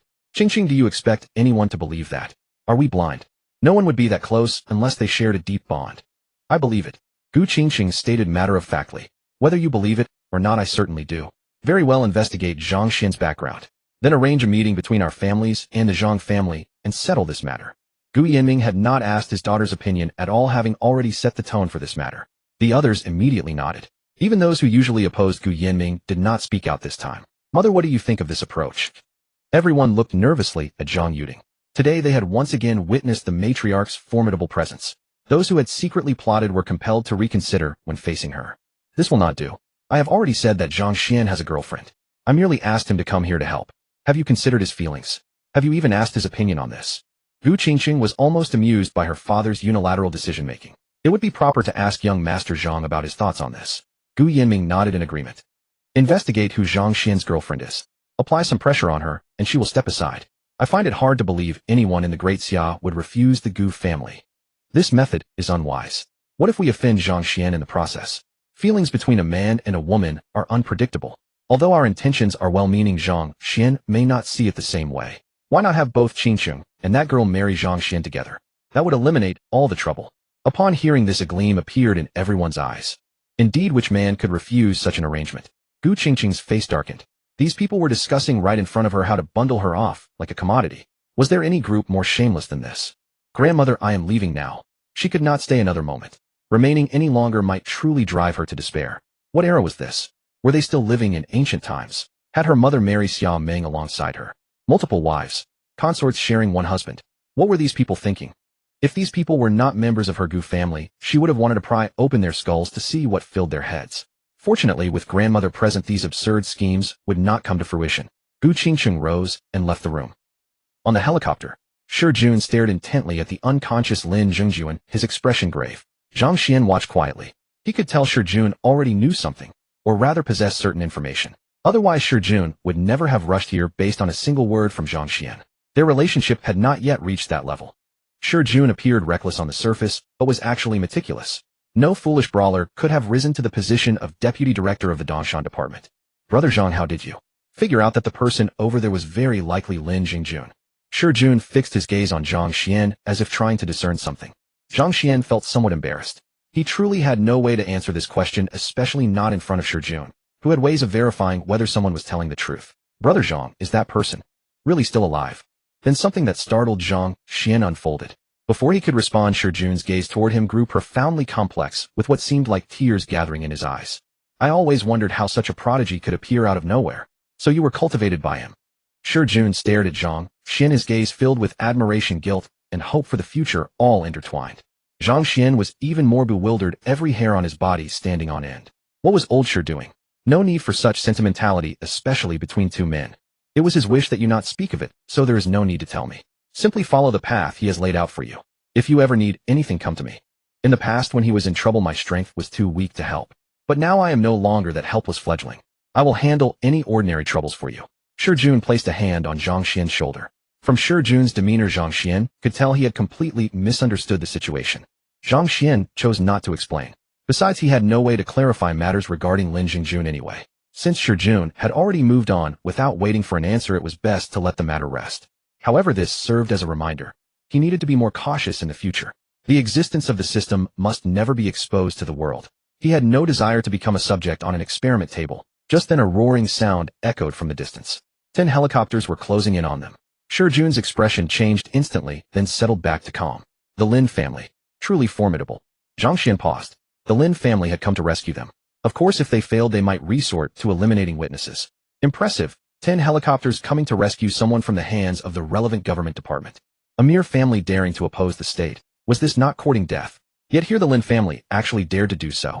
What boundless confidence they possessed. But judging by Shi Jun's demeanor, he had anticipated this move from the Lin family and was prepared. Boom. The next moment, a deafening explosion erupted, sending a massive shockwave hurtling toward them.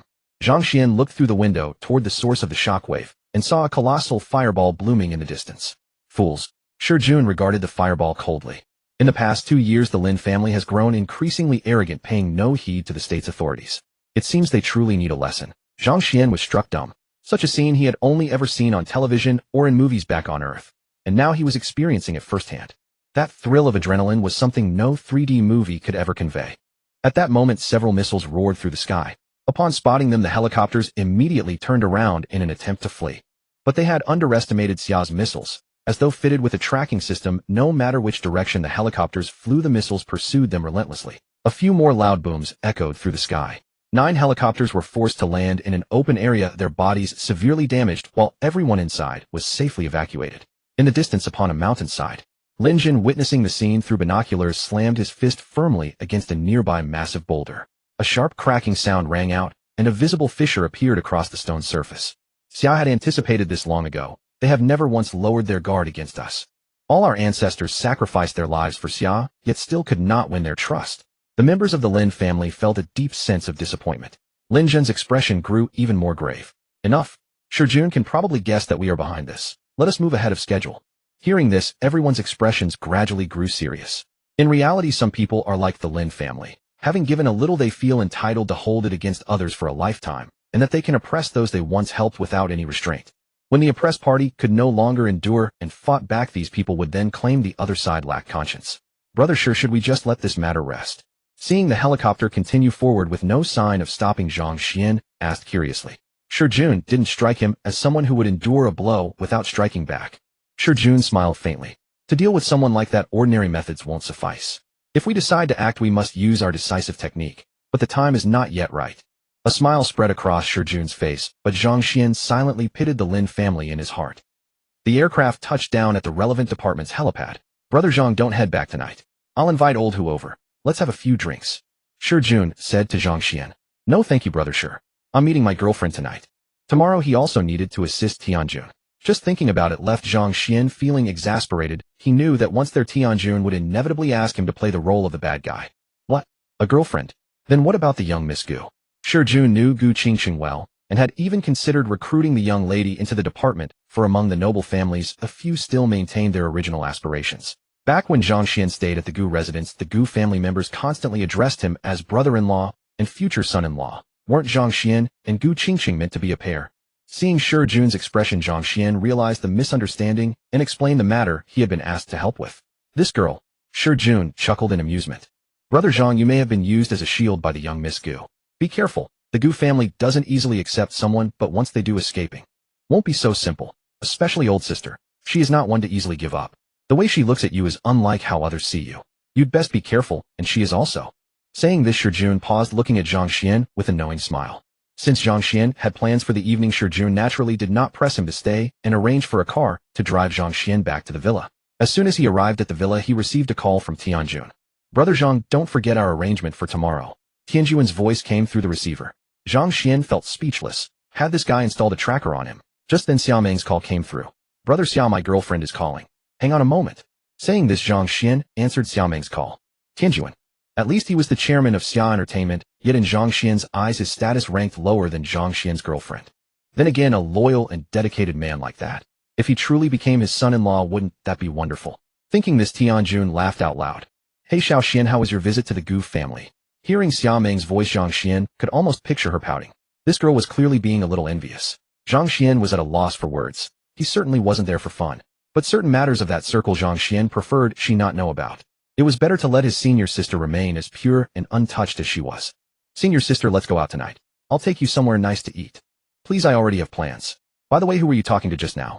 Still hung up on old Gu after your visit to the Gu residence? It's a business acquaintance. He asked me to discuss some matters tomorrow. By the way, are you free tomorrow to come along with me? Tianjuan's intentions were easy to guess. However, Zhang Xuan did not wish to do anything that might upset Xiao Meng. It would be better to bring her along. That way some awkwardness could be avoided. If it were truly as Tianjun suggested, Zhang Xuan didn't mind lending a hand. But having his senior sister accompany him would be best so she could understand the situation and avoid any misunderstanding. Hearing this, on the other end of the phone, Xiao Meng's beautiful eyes lit up. A business associate. Old Xia. It had to be. Her parents must be eager to introduce Zhang Xuan to her already. Thinking of her mother telling her earlier that they would go on a blind date tomorrow, it had to be so. Would tomorrow finally reveal the answer? Xiao Meng began to feel a sense of anticipation. You go ahead. I won't be joining you. There might just be a pleasant surprise waiting. Xiao Meng giggled and quickly hung up. She was afraid that if she continued talking she would burst out laughing. Thinking of what might unfold tomorrow, her beautiful eyes narrowed into happy slits. Didn't old Tian oppose the idea of her junior becoming his son-in-law? Xiao Meng was eager to see the expression on old Tian's face when he realized that the man she wanted as her husband and the one she had refused were actually the same person. After being hung up on, Zhang Xuan sat somewhat dazed, especially puzzled by his senior sister's final words. A surprise. What kind of surprise? Zhang Xuan called Xiao Meng back. He still had things he wanted to say. What is it? I'm busy right now, no time for calls. Xiao Meng hung up and sent a WeChat message. Zhang Xuan was exasperated. She had time to send a message but no time to take a call. Zhang Xuan, I wanted you to come along because that business acquaintance wants me to interfere with his daughter's engagement. How could I agree to something so inappropriate? If you come with me, I'll have a way to politely decline. Seeing the WeChat message from Zhang Xuan, Xiao Meng's beautiful eyes narrowed into happy slits, her face filled with warmth. Her junior was so good to her. He never kept anything from her. He was still as honest and reliable as he had been in childhood. Xiao Meng, I really do have something to do tomorrow. As for what it is, you'll find out tomorrow. Zhang Xuan, then what should I do? If you don't go, I'll have to find another girl to come with me, otherwise I won't have an excuse to decline. Xiao Meng, suit yourself. Maybe the one who'll feel awkward is you. I need to go now, bye. Zhang Xuan. What's gotten into this girl lately? It seemed as though she was keeping something from him. Meanwhile, Xiao Meng turned off her phone, her delicate nose slightly wrinkling as she gave a cold snort. You're not a good person either. You're clearly the owner of Taoyuanju, yet you hid it from me. Tomorrow I'll see how you explain this to me. After saying that, a smile spread across Xiao Meng's lips. The more capable her boyfriend was, the better. After all, this was the man Xiao Meng had set her heart on. If you dare bring another girl tomorrow, I'll bite you. Humph. As she spoke, Xiao Meng happily began watching her drama. Brother Zhang, have you finished your call? Xia Tianjuan's phone call came through again. He wanted to finalize the arrangements for the next day.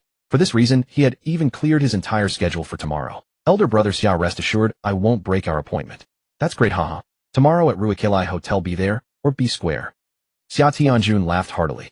He was extremely confident in his daughter. He couldn't believe Zhang Xuan would refuse after meeting her. As long as Zhang Xuan showed up tomorrow, everything would be easy to discuss. Dear, tell Xiao Meng that we'll visit Ruikilai tomorrow. Hearing this, Tian Yushan's face lit up with joy, and she immediately went off to find Xiao Meng. After hanging up, Zhang Xuan went next door. Seeing the lights on in the villa, he rang the doorbell. Zhang Xuan came out, and upon seeing Zhang Xuan, her face immediately broke into a warm smile. Hello, Mr. Zhang. I've already arranged to meet Xia Tianjun of Xia's Entertainment tomorrow. If you have no other obligations, come along with me.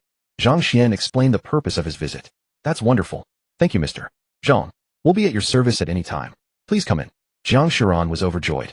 Over this period they had been hitting dead ends everywhere, and only now did she realize the importance of having connections. Those former friends now stuck their noses in the air at the sight of them, not even bothering to acknowledge them. During this time the two of them had come to deeply understand the saying, the poor in a busy city go unnoticed, the rich in the mountains have distant relatives. Zhang Xuan believed in Li Zixin's abilities. As long as they were given a chance, they would surely make a comeback. Now that Zhang Xuan was willing to give them this opportunity, Zhang Xuan was so moved, she nearly wished she could pledge her lifelong gratitude. No need. I still have things to do tonight. We'll go together tomorrow. Zhang Xuan turned and left after speaking. Watching his back, Zhang Xuan was momentarily lost in thought. She had always assumed that Zhang Xuan was willing to help because he had taken a fancy to Zixin's stunning looks. This time Zhang Xuan had done them such a great favor. It was the perfect time to make a request. She never imagined he would simply turn and walk away. This was not quite the script she had envisioned. Could there truly be people in this world who did good deeds without expecting anything in return? The next day, Zhang Xuan drove Yang Ming's luxury sedan to the neighboring villa. Zhang Xuan was already waiting at the front door. Where's Li Zixin? Get in. Let's go. Zhang Xuan got out of the car and opened the door. Zhang Xuan wore an apologetic expression. I'm sorry, Mr. Zhang. I really have matters I can't get away from today. Could you perhaps take Xiaoxin with you first? I'll rush over within half an hour at most. Zhang Xuan frowned when he heard this. Seeing Zhang Xuan frown, Zhang Xuan actually felt relieved. At this moment she was certain of one thing: Zhang Xuan truly had no ill intentions towards Xiaoxin. If he did, he would only find her a burden and be reluctant to take her, but Zhang Xuan was clearly not like that. For today's matter she really had no other choice. What she needed to do was very important, and meeting Chairman Xiao was equally important. At this moment Xiaoxin had no one else by her side, so Zhang Xuan had to handle that matter first, then rush over. Miss Zhang, you're her manager. Without you, can she handle it on her own? Being so naive, aren't you afraid he might take advantage of her? Zhang Xuan smiled slightly. I trust Mr. Zhang. No, you should take her to attend to your matters first. I'll go see Xia Tianjun myself. Oh, by the way, there might be a small favor that needs Li Zixin's help. Zhang Xuan briefly explained the matter. As soon as Zhang Xuan heard it, she immediately gave her guarantee that there would be no problem. All right, then, it's settled. I'm heading off now. If needed, I'll send you a message. With that, Zhang Xuan drove away. Ran, what does that guy want me to help with? Li Zixin, who had been eavesdropping behind the window, came trotting out and asked curiously. Zhang Xuan gave Li Zixin an amused look and said, Mr. Zhang might want you to pretend to be his girlfriend. I won't. Li Zixin jumped up like a cat whose tail had been stepped on. Zhang Xuan looked at her best friend with exasperation. He doesn't want it either. It's just that Mr. Zhang's girlfriend is busy today. Otherwise, why would he need you to act? I think Mr. Zhang is a man of excellent character. If he had ulterior motives toward you, he could have simply taken you with him today. Hearing this, Li Zixin let out an "oh." Just then Zhang Xuan's phone rang. At Ruikelai Hotel, Zhang Xuan had no sooner arrived than he was spotted by Xia Tianjun, who was standing at the entrance. Brother Zhang, haha, finally I get to see you. Xia Tianjun held Zhang Xuan's hand firmly and led him into the hotel. Hey, isn't that Chairman Xia? Who is that with him? He must be someone important. A young man. Could another major company have established itself in Dongshan? People passing by who witnessed this scene started murmuring among themselves, looking at Zhang Xuan with curiosity. Ignoring them, Xia Tianjun took Zhang Xuan by the hand and led him to a private room. Bring the dishes quickly and don't disturb us later. Brother Zhang and I have important matters to discuss. Xia Tianjun was quite familiar with the manager, so he gave the order as soon as he sat down. Hearing this, the manager of Ruikelai looked at Zhang Xuan with bright, eager eyes. There were very few people in all of Dongshan City whom Xia Tianjun addressed as brother. He hadn't expected this young man, seemingly not old at all, to have such an impressive background. After saying this, Xia Tianjun showed no intention of introducing them. The manager understood that Zhang Xuan was not someone he was qualified to approach, so he cast a meaningful look at Zhang Xuan, committed that face to memory, and tactfully withdrew. Wang Chuan will be here shortly. Elder brother Xia, about that matter you mentioned, I still feel. No. Brother Zhang, the important thing is that you're here today. Xia Tianjun enthusiastically interrupted Zhang Xuan and poured him a glass of wine. He mused to himself, I won't mention it today. Once you meet my daughter, I refuse to believe you won't be moved. As for the girlfriend Zhang Xuan had mentioned, Xia Tianjun had never taken her seriously. In all of Dongshan City, was there any girl who could match his daughter? Seeing that Xia Tianjun had not brought up his daughter, Zhang Xuan felt a sense of relief. We owe this to you, brother Zhang. Those projects in Bincheng are all excellent. I've gained quite a bit thanks to you, brother. Haha, when old Yang and the others heard about it, you can't imagine how envious they were. Xia Tianjun was full of high spirits and held Zhang Xuan in even higher esteem. The 20-year development blueprint for Bincheng was not something just anyone could obtain. Once you grasp the future direction and make the first move, you're guaranteed a profit. Initially, he had been skeptical about the blueprint, but after launching several short-term projects from it and seeing tangible results, Xia Tianjun harbored no more doubts. Brother Zhang, may I ask something rather personal? Where is your girlfriend from? Summer Tianjun was quite curious about who had the fortune to walk alongside Zhang Xuan. Oh, she is also from Dongshan. We went to the same university. She is my senior schoolmate, Zhang Xuan replied with a light smile. Wow, a senior schoolmate. There is no man who would not appreciate that. Ahem, well. Eyes brightening, Summer Tianjun then immediately realized Zhang Xuan was sitting right beside him. This young man was his prospective son-in-law, so he quickly coughed to mask his embarrassment. Saying something like this in front of one's future son-in-law was rather awkward. He recalled how everyone had been eager to push their daughters toward Zhang Xuan back, then, while he had merely sneered at the idea. Yet now, with no one else having made a move, it was he who could hardly contain himself. Sigh, it was all because of his daughter. Who would have guessed that his daughter, who had always been cold and dismissive toward every man, would suddenly bring that young man home? If he did not act, now she might truly belong to someone else. Zhang Xuan. This pervert. He never expected the refined-looking Summer Tianjun to be so secretly uninhibited. Come, brother Zhang, let us share a drink. Summer Tianjun felt thoroughly embarrassed. Zhang Xuan raised his glass and clinked it against Summer Tianjun's. Brother Zhang, last time you mentioned wanting to set up a music studio. What did you have in mind? Summer Tianjun had not forgotten the matter at hand. Zhang Xuan immediately shared his thoughts. Ding system has detected the host making a choice. Reward distribution in progress: 30 shares of Zhengjing Entertainment, Physique 10, Spirit 10. The electronic voice of the system echoed in his mind, almost simultaneously in the chairman's office of Zhengjing Entertainment in Shanghai. Bang! Hu Weiyong slammed the teapot onto the floor. Incompetence. A full 60 of our shares have been acquired without so much as a warning, and you tell me you knew nothing about it. What do I pay you all for? Shares being acquired and you don't even notice. Is he some sort of immortal? Acquiring shares with zero trace. Others stood to the side, trembling like trembling reeds, and the cold heads bowed low. Find out who did this. Since he has acquired so many shares, he must be applying for a company restructuring. That will give us sufficient room to maneuver. Hu Weiyong was beside himself with rage. His company's shares had been acquired without his knowledge, and these fools only came to report when a full 60 had already changed hands. Someone was targeting the Hu family. A killing intent surged within Hu Weiyong. Chairman, we have identified them. The acquirer is the chairman of Dongshan Industrial, currently a first-year university student in Dongshan. General Manager Wan Deke had come prepared and relayed the information he had gathered about Zhang Xuan. Hu Weiyong was nearly laughing from anger. Are you kidding me? A university student? Chairman of Dongshan Industrial. He acquired 60 of my shares. Do you have any idea how much money that requires? Wan Deke sighed inwardly. When he himself had learned of Zhang Xuan's identity, his reaction had been exactly the same. How could a first-year student possibly acquire a company? He had gone so far as to look up the news himself, and when he witnessed that stock market siege, even he could not help but strike his desk and shout, "Magnificent!" Yet now the same person had repeated the same tactic, and this massive company, Zhengjing Entertainment, had failed to sense anything until 60 of its shares had already been acquired. By then it was too late. A business prodigy. Truly a business genius. Only when it happens to oneself does one truly understand. When the news of Dongshan Industrial's acquisition had first circulated, he had publicly mocked Qin Zhengyang as a fool who could not even defend his own company, handing it over so easily. Wan Deke handed the investigation report to Hu Weiyong. Hu Weiyong froze upon reading it, gazing blankly at Wan Deke, who nodded quietly. This young man is a rare talent. Old one, bring him to Shanghai. I wish to meet him. If he can be brought to our side, our business empire will be greatly strengthened. If anyone else had said this, Wan Deke would have ridiculed them for dreaming. But these words came from Hu Weiyong of the Hu family, which was entirely different. In Shanghai there was nothing the Hu family could not accomplish. Even if the other party fully controlled Zhengjing Entertainment, as long as Hu Weiyong desired it, the other party would have no choice but to yield. Here the Hu family was heaven itself. Wan Deke too grew eager. He also wished to see what sort of person this Zhang Xuan was. Inside the private room, Brother Zhang. Summer Tianjun looked at the dazed Zhang Xuan and called out, "Huh, oh, I just remembered something," and got lost in thought.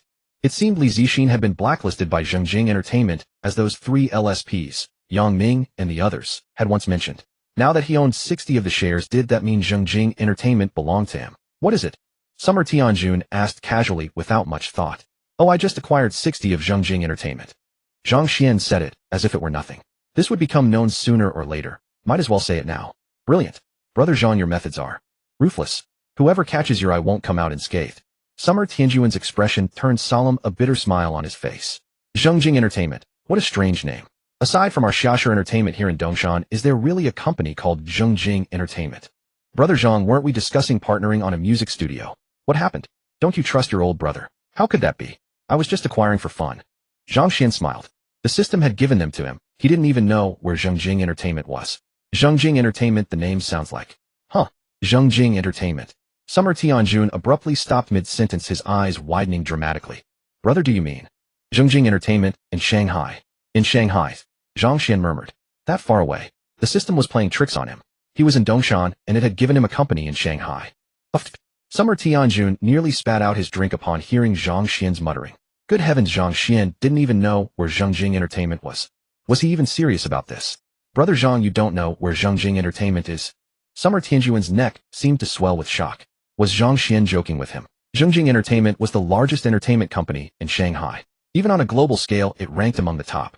Xiaxia Entertainment, though a major company in Dongshan, was not even a match in comparison, not even close. Such a monumental company, and Zhang Xuan claimed he didn't know where it was. I don't know, I've never been there. I merely acquired 60 of its shares. Zhang Xuan was rather bewildered. Zhongjing Entertainment was hardly a landmark enterprise of the nation, or wasn't it natural that he didn't know it? Summer Tianjuan's face darkened with an avalanche of expressions. Never been there. Merely acquired 60 of its shares. And he called it merely. The two were so engrossed in their conversation that neither noticed Wang Chuan's entrance. Just as he stepped in and heard Zhang Xuan's words, Wang Chuan paused mid-step for several seconds. That move earned full marks. He knew far more about Zhongjing Entertainment than Xia Tianjun did. Zhongjing Entertainment itself was not the real threat. The formidable thing was the Hu family behind it. That was a family that could overshadow the entire magic capital. Qin Jingyang was publicly a member of the Southern Commerce Alliance, but in truth he belonged to the Hu family and secretly carried out their assignments. Qin Jingyang remained here in all likelihood to find the boss. And the boss kept such a low profile, Wang Chuan speculated, probably because he was wary of the Hu family. Earlier when Zhang Xuan so effortlessly acquired Taiyuanzhu, Wang Chuan had harbored some suspicion. Now that Zhang Xuan was moving against the Hu family, the doubt in his mind perhaps found its answer. Brother Zhang, do you know what Zhongjing Entertainment represents? You bought 60 of its shares and you call that merely?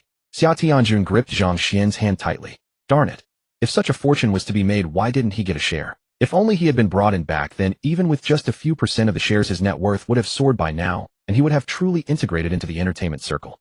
At present, he was barely at the threshold, merely lingering along the fringes of show business. The major entertainment companies never took Xia's entertainment seriously. Xia Tianjun might be regarded as someone important in Dongshan, but outside Dongshan, he was nothing. He did not want to admit it, yet that was the reality. Zhang Xuan had acquired 60 of Zhongjing Entertainment so quietly. This move shook him even more than the acquisition of Dongshan Industrial. You're here. Zhang Xuan caught sight of Wang Chuan and gave a slight nod. When did the acquisition of Zhongjing Entertainment happen? Wang Chuan tried his best to look composed and took a sip of wine to calm the turmoil inside him.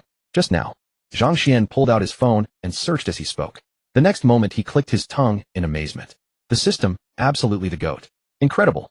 He now had yet another company worth hundreds of billions. What a delightful gain. Wang Chuan worked hard to keep a smile on his face, but inside his heart was churning.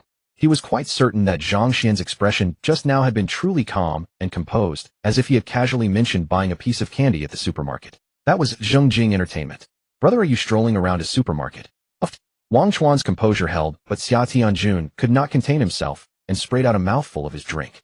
Brother Zhang, how on earth did you do it? He then stared at Zhang Xuan with eager eyes. Heavens! In his eyes, Zhang Xuan was practically a godlike master. His heart grew even more determined to make Zhang Xuan his son-in-law. What remarkable skill! Oh, forgive me. I was simply too stunned. The matter touched on business secrets. Asking such a question was somewhat overstepping. Even so, Xia Tianjun now felt a little more confidence in the music studio Zhang Xuan had proposed. A man like Zhang Xuan would never raise a matter without good reason. Since he had brought it up, he must have been absolutely sure of success. Not only Xia Tianjun, but even Wang Chuan had gained some confidence in the venture Zhang Xuan proposed. Brother Zhang, tell us, how are we going to set up the music studio? This old brother will follow your lead this time, Xia Tianjun declared with a grand wave of his hand. A few people at Xia's entertainment understood music, but great songs were not so easily produced. Otherwise, music in this world would not be so feeble. When I had some spare time, a few songs came to mind. I'm not a professional, though. I need professionals to turn them into finished tracks. Earth simply had too many wonderful songs. He could casually bring over a few and stir up the entertainment circle of Daxia. Xia Tianjun and Wang Chuan, who had been filled with eager anticipation, exchanged glances and felt dumbfounded. Songs thought up by Zhang Xuan. Wasn't that ridiculous? They admitted that Zhang Xuan's talent in business was godlike. Yet everyone has strengths and weaknesses. No one can be a god in every aspect. Seeing Xia Tianjuan's reaction, Zhang Xuan knew he was not particularly interested in the idea. He was quite speechless, though he could not really blame him. The music industry in Daxia was truly too weak. There was not even one song that everyone loved. Most existing melodies were monotonous and humdrum. Zhang Xuan could well imagine what a sensation it would create once he introduced Earth songs into this world. If Brother Xia has no interest, at least lend me a few specialists in this field. Surely that's acceptable. Setting up a music studio did not cost much, and inviting Xia Tianjun in was also a way to give him a helping hand. Since Xia Tianjun was not interested, he would just do it himself. Brother Zhang, you're embarrassing me. How could I not be interested in something you propose? Then let's do it, Xia Tianjun declared with bold enthusiasm. Though he had little faith in the venture, he was willing to accept a small loss if it brought him closer to Zhang Xuan. Xia Tianjun had no idea that this single decision would bring Xia's entertainment an immense opportunity and lay the foundation for it to become the leading giant of the global entertainment industry. But brother, a studio is easy to establish, singers are hard to find. If we approach established artists, they look down on the singing business. If we look for unknown talents, we'll have to burn a great deal of money to make our name known. This was also why Xia Tianjun had no interest. Zhongjing Entertainment once spent 100 million to craft a single song with tremendous fanfare and high expectations. Yet once the song was released, the internet was flooded with criticism. The unfortunate singer, unable to bear the criticism, tragically took her own life. The 100 million plus that Zhongjing Entertainment had thrown away did not even make a splash. It was a complete and utter loss. Many entertainment companies had waited eagerly hoping Zhongjing Entertainment would succeed so they could gain another money-making project. But that failure extinguished every entertainment company's and star's intention to venture into the singing industry. The singer is already arranged, as she will be here shortly. Zhang Xuan checked the time on his phone and frowned. Zhang Xuan had said she would arrive within half an hour at most, but that half hour had long passed. Could those two girls have run into some trouble? Oh, who is so fortunate as to be chosen by brother Zhang? Xia Tianjun and Wang Chuan looked at him curiously. You should know her, Li Zixin. It's her. Wang Chuan felt his heart skip a beat, and something extra emerged in his gaze toward Zhang Xian. Brother Zhang, Li Zixin has been blacklisted by Zhongjing Entertainment. His voice cut off abruptly. Since Zhang Xian now owns 60 of Zhongjing Entertainment, lifting that blacklist would be simple for him. Mr. Zhang, the matter of Zhongjing Entertainment is not that simple. Wang Chuan deliberated for a moment before speaking. Long ago, someone acquired 50% of the shares in Zhongjing Entertainment. However, before 3 days had passed, that person returned the shares and hosted a month-long celebration of streaming banquets to apologize to the Hu family behind Zhongjing Entertainment. As soon as Wang Chuan finished speaking, Xia Tianjun also recalled this matter and hastily said, indeed, this is also the reason why Zhongjing Entertainment was able to dominate the entertainment circle in Modu. Everyone knows they are not to be trifled with. A while back I heard from my subordinates that Li Zixin came looking for us. I had them send her away. Brother, since you have already bought the shares in Zhongjing Entertainment, find an opportunity to sell them. A single profit is enough. Do not make enemies of the Hu family over this. In reality, Zhang Xian had already offended the Hu family by acquiring 60% of Zhongjing Entertainment shares. However, the Hu family influence was confined to Modu and held little weight in Dongshan, which was why Xia Tianjun was not particularly afraid. Wang Chuan also nodded, acknowledging Xia Tianjun reasoning. Ding, the divine level choice system is now in emergency activation mode. Option 1, refuse to return the Zhongjing Entertainment shares. Reward master level lyricist, master level composer physique, plus 10 mental strength, plus 10 wealth, plus 50 billion. Option 2, voluntarily return the Zhongjing Entertainment shares. Reward, the host will receive the title of Cowardly Turtle with wealth, plus 10 billion. Upon hearing the electronic voice in his mind, Zhang Xian, who had never intended to return the shares in the first place, naturally became even more resolute in his conviction. Return them. I earned these with my own ability and hard work. Why should I give them back to anyone? What right does the Hu family have to demand them? Zhang Xian said calmly, though his tone could not hide his contempt for the Hu family.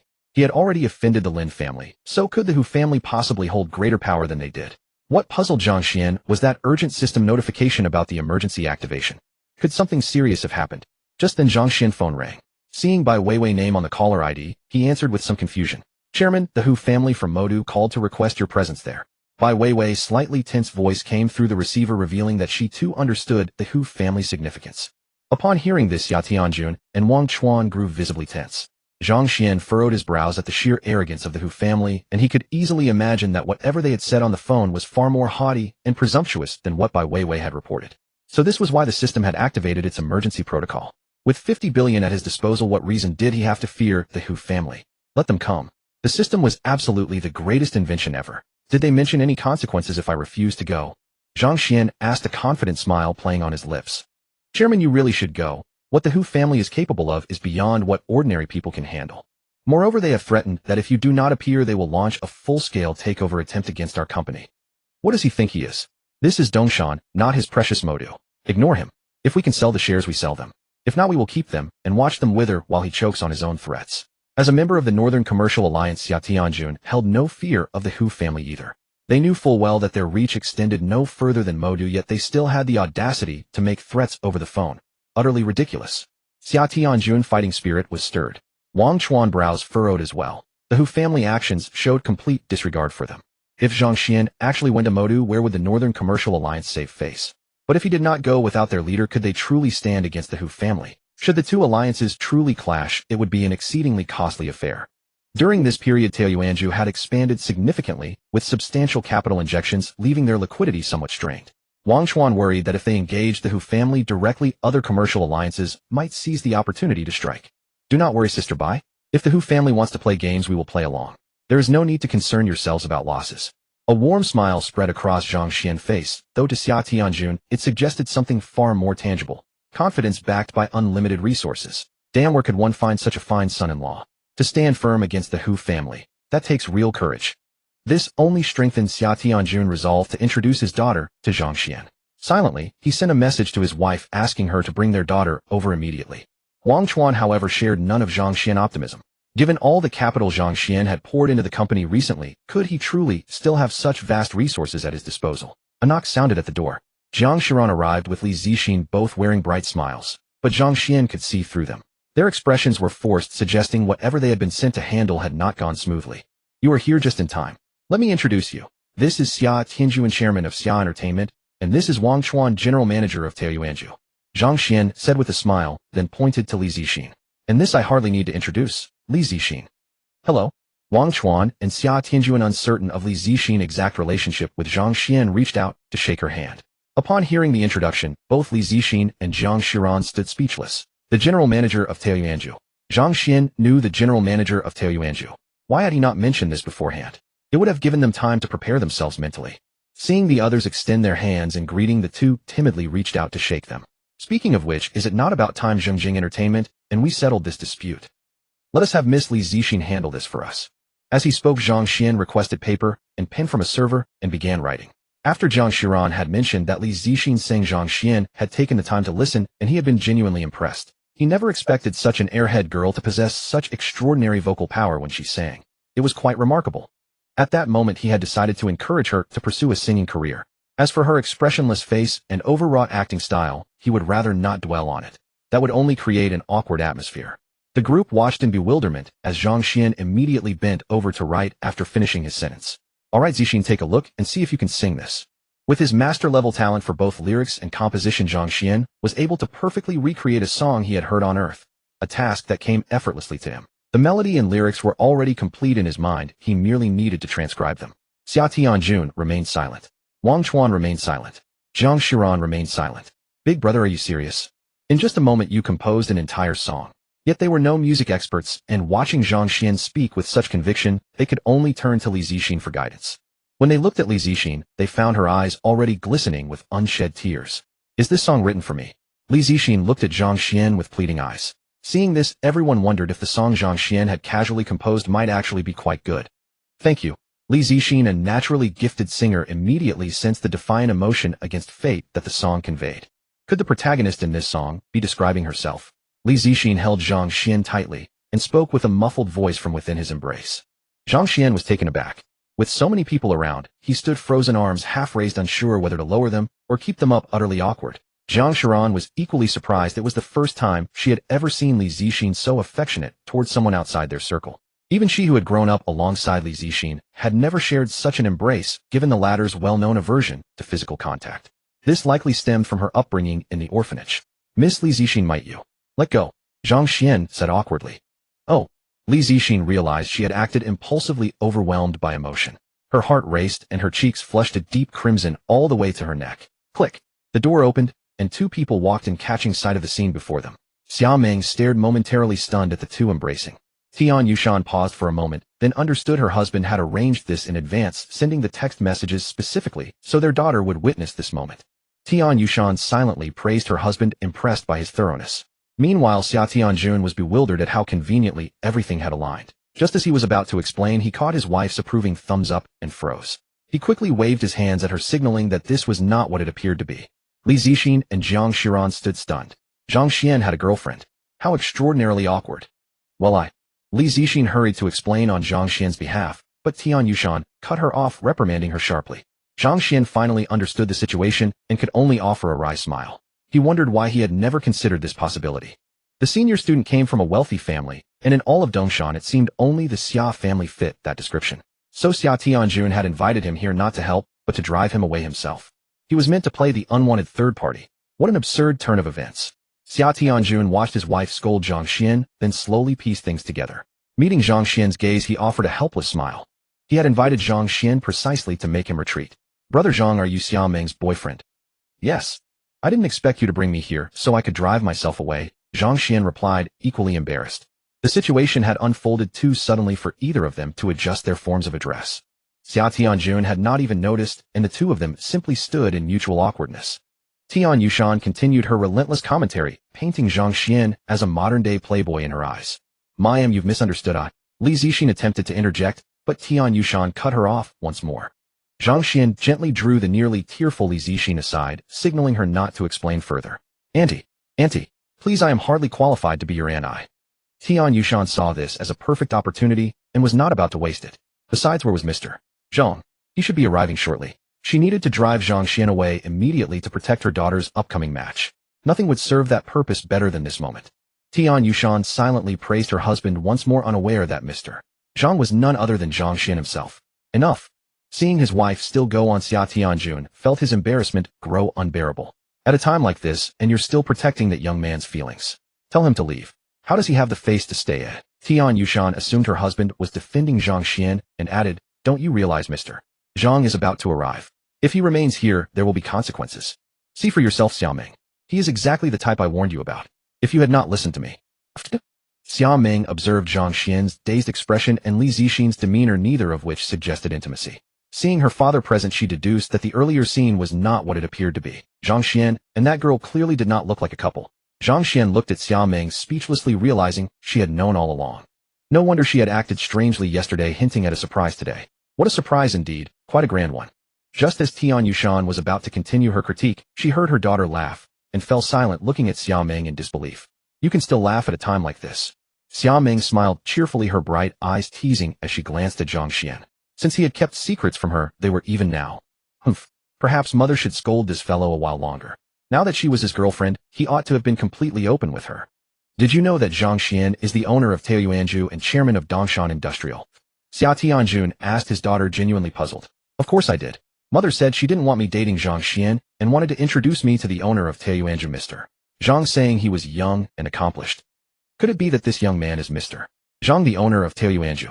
Hearing her daughter reveal that Zhang Xuan and that girl were connected, Tian Yushan turned to look at her husband, frozen in place. The awkwardness was overwhelming.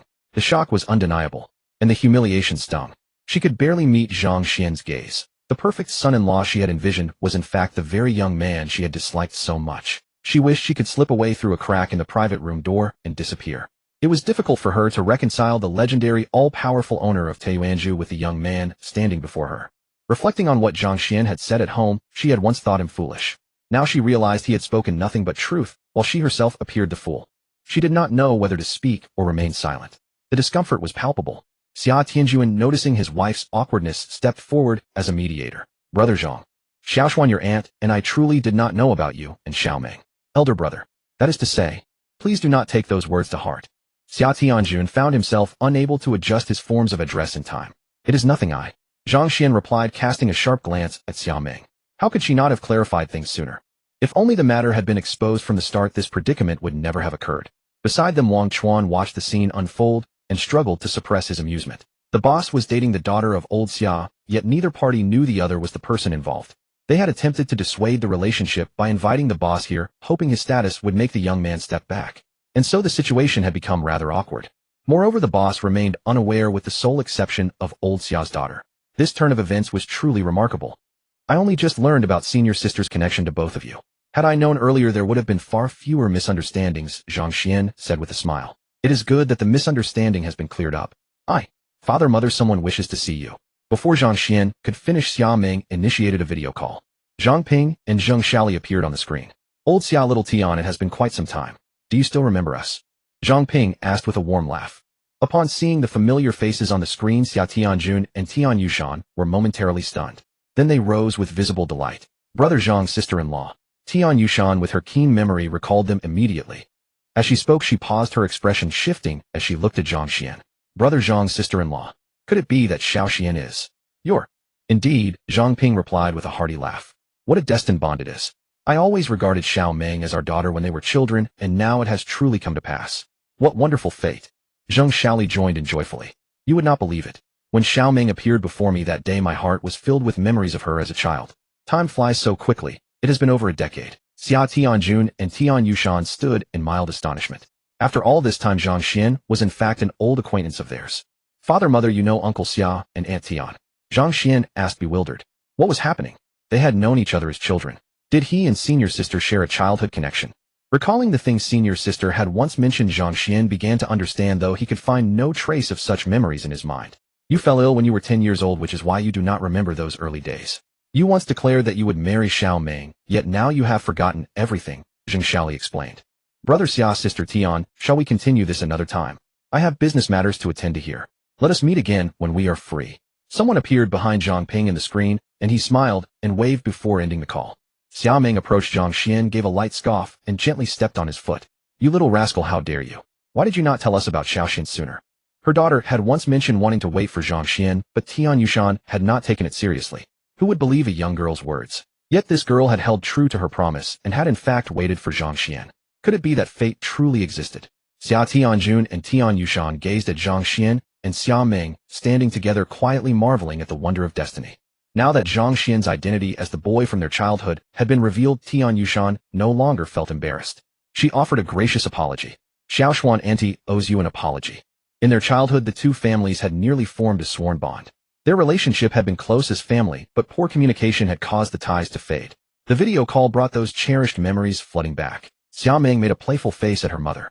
I tried to tell you, but you kept insisting on introducing me to the owner of Taiyuanzhu, Mr. Zhang. He chose to keep his identity hidden. Why should I be the one to speak first?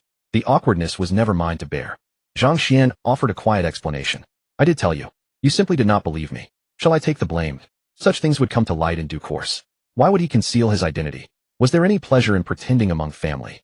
You told me. Xia Meng furrowed her brow, suddenly recalling that he indeed had mentioned it. But could that be held against her? The owner of Taiyuanzhu was a figure renowned across the land. He was the idol she admired, the man she had long dreamed of meeting. And yet when someone close to her claimed to be that very person, who would believe it? Would you trust a teacher you saw every day, plain and ordinary, if one day they revealed themselves to be an authority in their field? Remaining composed was already the height of restraint. What? Mr. Zhang is the owner of Taiyuanzhu. Zhang Xuan and Li Zixin were bewildered, turning to look at the young man beside them in surprise. Their neighbor was the owner of Taiyuanzhu. Had these words not come from the chairman of Xia Enterprises, they would never have believed it. He was the owner of Taiyuanzhu, the most mysterious figure in legend. The reason they had come to Dongshan was precisely because of the stories surrounding him. No other place would have dared to offend the Hu family on behalf of two women. Only the Dongshan owner would have done so, for Li Zixin had heard Hu Jigang curse the owner's name on multiple occasions. They say there is no one in this world who can deny the owner face.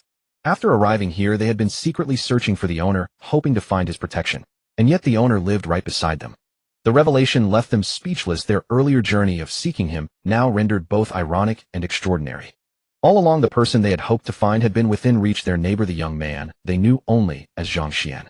Fate, it seemed, had a quiet sense of humor. Not only did he live right next door to them, but he also took the initiative to help them and compose songs for them.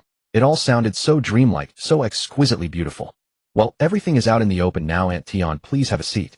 By the way, let me introduce you. This is the renowned movie star Li Zixin, and this is her manager, Miss Zhang Xuan. I've brought them here to discuss a collaboration. Zhang Xuan said this to Tian Yushan to prevent her from misunderstanding that there was anything between him and Li Zixin. I'm so sorry, Miss Li. I'm a fan of yours. I've watched every drama you've starred in. My apologies just now. Tian Yushan spoke to Li Zixin apologetically. It's all right, Li Zixin said with a faint smile, her expression carrying both warmth and a touch of distant reserve. Zhang Xuan stared at her in astonishment. Was she still the same naive girl he knew? Her composed manner now resembled the movie stars he had seen back on Earth. Were their expressions all trained specially for facing fans? Yes, indeed. You really misunderstood just now. It was Xiao Xian who wrote a song for Miss Li, and she was moved by it.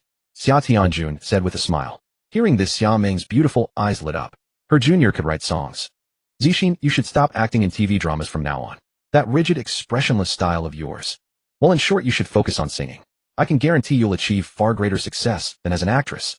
Zhang Xuan looked at Li Zixin, pondering for a moment before speaking. Xia Meng coughed and nudged his arm. What a thing to say. Wasn't that clearly saying she had no acting ability? Yet the next scene left Xia Meng dumbfounded. Li Zixin nodded vigorously, completely won over by Zhang Xuan's song. Everyone stared at Li Zixin in astonishment. That song must indeed be wonderful. Uncle Xia, when you get back, please find a place to apply for a new studio. If you're not really interested, I'll have Wang Chuan take charge of it. Interested? I'm more than interested. Zhang Xuan said. If even his future son-in-law believed in this business, how could he not be enthusiastic? Xia Tianjun could hardly contain his excitement. Zhang Xuan, of all people, was going to be his future son-in-law. The mere thought made him want to laugh out loud. At that moment, if Zhang Xuan had asked him whether he was interested in any undertaking at all, he would have nodded eagerly and said yes. From now on, we're one family. Your Uncle Zhang and I both believe in you. Whatever you plan to do, just tell us. Your aunt and uncle will support you with all our might. Tian Yushan also nodded repeatedly. In the past, she found Zhang Xuan awkward no matter how she looked at him. Now he seemed right in every way. Let Brother Xia take charge. We've launched too many projects lately, and we're a bit short-handed. Zhang Xuan said with a smile. It was obvious he was making an excuse to include Xia Tianjun. Mr. Zhang, since we hold shares in Zhengjing Entertainment, it would be a waste not to make use of them. Transfer those shares to me. I'll ease the Hu family's resistance a little. Zhang Xuan said after a moment of thought. Fine. Zhang Xuan had no objection, as such matters were truly of little concern to him. At that moment, Bai Weiwei called again. Zhang Xuan answered with a puzzled look. Mr. Zhang, the Hu family has informed us again that if you do not go to the Hu residence to offer an apology, their all-out move may begin soon. Bai Weiwei's worried voice came through the phone. The people in the private room changed expression, especially Li Zixin and Zhang Xuan, whose bodies trembled slightly. Ding! The divine choice system is now starting up. Option 1. Proactively accept the Hu family's challenge. Reward challenge-specific funds of 100 trillion Constitution, 10 Spirit 10. Option 2. Follow the Hu family's arrangements and concede to them. Reward. The host will receive the title, Timid Turtle Charm, with women -1, wealth 1 billion. Note the challenge-specific funds are exclusive to be used only in a war of attrition against the target. Zhang Xuan. He was taken aback by the electronic tone ringing in his mind. He had never been concerned with the Hu family's challenge to begin with, and with the 100 trillion at hand, he had even less to worry about. I haven't even made a move yet, they're already rushing toward their own ruin. Zhang Xuan, let's begin. Spend whatever it takes to make the Hu family docile. Zhang Xuan spoke calmly, yet his tone carried an unshakable dominance. Frowning at this, Zhang Xuan said, Mr. Zhang, the Hu family is not as simple as you imagine. It's fine to make them lose a bit of face, but if we force a head-on confrontation with no room for compromise, our Taoyuan residents will suffer considerable damage and may even never recover. Worried that Zhang Xuan might be acting on youthful arrogance, he offered the reminder with good intentions. Exactly, Xiao Xian. We don't need to engage the Hu family in an all-out struggle. It's enough to use that 60 stake to put some pressure on them. The Hu family's power is far beyond what we can imagine. Xia Tianjun added quickly. What's the Hu family's total assets roughly? Zhang Xuan asked. The system had given him 100 trillion. How could that not be enough? Just then Zhang Xuan's phone buzzed. He opened it, and his eyes lit up. The Hu family's total market capitalization is around 6 trillion, but given their sprawling business empire, the funds they can actually mobilize amount to about 3 trillion. Gasp! Everyone in the private room drew in a sharp breath. 3 trillion. How much money was that? If converted into banknotes, wouldn't it fill a whole building? Zhang Xuan was rather surprised. Only 3 trillion. He had assumed the Hu family was as formidable as the Gu family. He called Shi Jun and received a similar answer. Moreover, the information Shi Jun provided was far more detailed. The Hu family's total funds exceeded several hundred trillion, but the overwhelming majority were not in Daxia. They had been quietly transferred abroad, and by the time the government noticed, it was too late. When Shi Jun learned that Zhang Xuan intended to challenge the Hu family economically, he grew excited at once and offered his assistance. The state had already become deeply displeased with the Hu family's actions over the past 2 years, so naturally Shi Jun was delighted that someone was finally ready to act against them. Zhang Xuan is right. The Hu family's total assets are several hundred trillion, but most are abroad. The maximum they can mobilize domestically is about 3 trillion. That amount is not much. So there's no need to fear them at all. Zhang Xuan, go ahead boldly. We have far more funds at our disposal than the Hu family. Zhang Xuan spoke methodically, unaware that everyone else was already dumbfounded. 3 trillion, and you call that not much? Then what counts as a lot? Zhang Xuan, your mission is to absorb that 3 trillion of the Hu family's assets within Daxia. I suspect that since they've worked so hard to transfer their funds abroad, they won't dare use that money domestically again. Daxia would be more than pleased if the Hu family used those funds, ideally all of them, so that the state would have a clear target. Is that woman in this private room? Li Zixin, step out now. A loud bang sounded as the door was shoved open and a harsh voice rang out. Sir, please do not cause a disturbance. The guests in this private room are among the most distinguished patrons of Rukai Hotel. Before the manager could finish his sentence, he was struck across the face. Get out of my way. I have business to attend to, not yours. Step aside, or I will shut down your hotel, do you understand? A portly man wearing thick glasses shuffled into the room, his small eyes barely visible. Behind him trailed more than a dozen burly men dressed in black. With the manager having been struck, the surrounding security staff immediately converged upon the scene, but the dark-clad men at the portly man's side blocked their advance. General Manager, The manager caught sight of Zhang Xuan inside the room and spoke up. Zhang Xuan frowned upon seeing the portly man. General Manager. Zhang Xuan hesitated. Zhang Xuan, is this establishment also part of our holdings? Upon hearing this, Xia Tianjun and the others were left utterly speechless. Boss, you yourself do not even know how many properties you own. Wang Chuan, who had been about to respond, was instead overcome with coughing. Cough, cough, Mr. Zhang, you should visit our headquarters for a proper tour sometime. He continued as if recalling something, not the Taoyuan residence at Dongshan University, but our corporate headquarters. Zhang Xuan. The awkwardness was palpable. Had Wang Chuan not reminded him, he truly would have assumed the Taoyuan residence at Dongshan University was the group's main headquarters. A boss who does not even know the extent of his own holdings is indeed quite remiss in his duties. Little Xin, I have finally found you. I told you there is no escape from my grasp. The portly man swept his gaze across the room and immediately spotted Li Zixin, who was hiding behind Zhang Xuan. A smile spread across his face. However, his considerable weight made his grin appear rather grotesque. His features crumpled together in an unsettling manner. Upon seeing the young man, Li Zixin grew even more frightened, clutching Zhang Xuan's arm tightly. The portly man noticed her hand gripping Zhang Xuan's arm. His previously pleasant expression instantly turned cold. Without raising his voice, he said to the dark-clad men beside him, "Anyone who dares to touch my little Xin." Yes. The dark-clad men responded without hesitation, as though such commands were entirely ordinary. The laws of the nation and the relevant authorities appeared to hold no significance for these people whatsoever. Yes. The dark-clad men responded without hesitation, as though such commands were entirely ordinary. The laws of the nation and the relevant authorities appeared to hold no significance for these people whatsoever. Bring her over as well. The portly man regarded Xiao Meng with lecherous intent, his bulk trembling slightly. The onlookers were thoroughly provoked by his brazen and arrogant demeanor. Just as the dark-clad men were moving forward, someone made a move. Wang Chuan delivered a swift kick that sent one of them flying backward. Turning to the Ruekai manager, he said, "Break their hands and feet, then leave them at the hospital entrance." Yes. The manager paused briefly before signaling the security staff to act. "Damn you. You dare lay a hand on me. Do you even know who I am?" The portly man erupted in fury, staring at Wang Chuan in utter disbelief. He could hardly believe anyone in Daxiao would dare cross him. The Hu family. Are you referring to the Hu family of Modu? Are you one of the Hu family of Modu? Zhang Xuan stayed Wang Chuan's hand and turned to regard the portly man, his brow furrowed. Seeing that Zhang Xuan knew of the Modu Hu family, the man's expression shifted toward smugness. Correct. Since you know I hail from the Modu Hu family, you should understand what ought to be done. Yes. Break your own limbs, hand over that young lady and Li Zixin, and I shall spare your lives. The portly man stated this casually, as though discussing something entirely commonplace. In his view, allowing them to retain their lives was already a remarkable act of mercy. But he must die. As he spoke, the portly man pointed at Wang Chuan, his face darkening. Almost as soon as those words left his lips, Zhang Xuan moved. In the blink of an eye, Zhang Xuan's hand shot out and seized the portly man's knee. A sharp crack echoed through the room, sending a shiver of dread through everyone present. The two young women, Li Zixin and Xiao Meng, had never witnessed anything like this. They squeezed their eyes shut, their bodies trembling violently. Zhang Xuan had moved with blinding speed.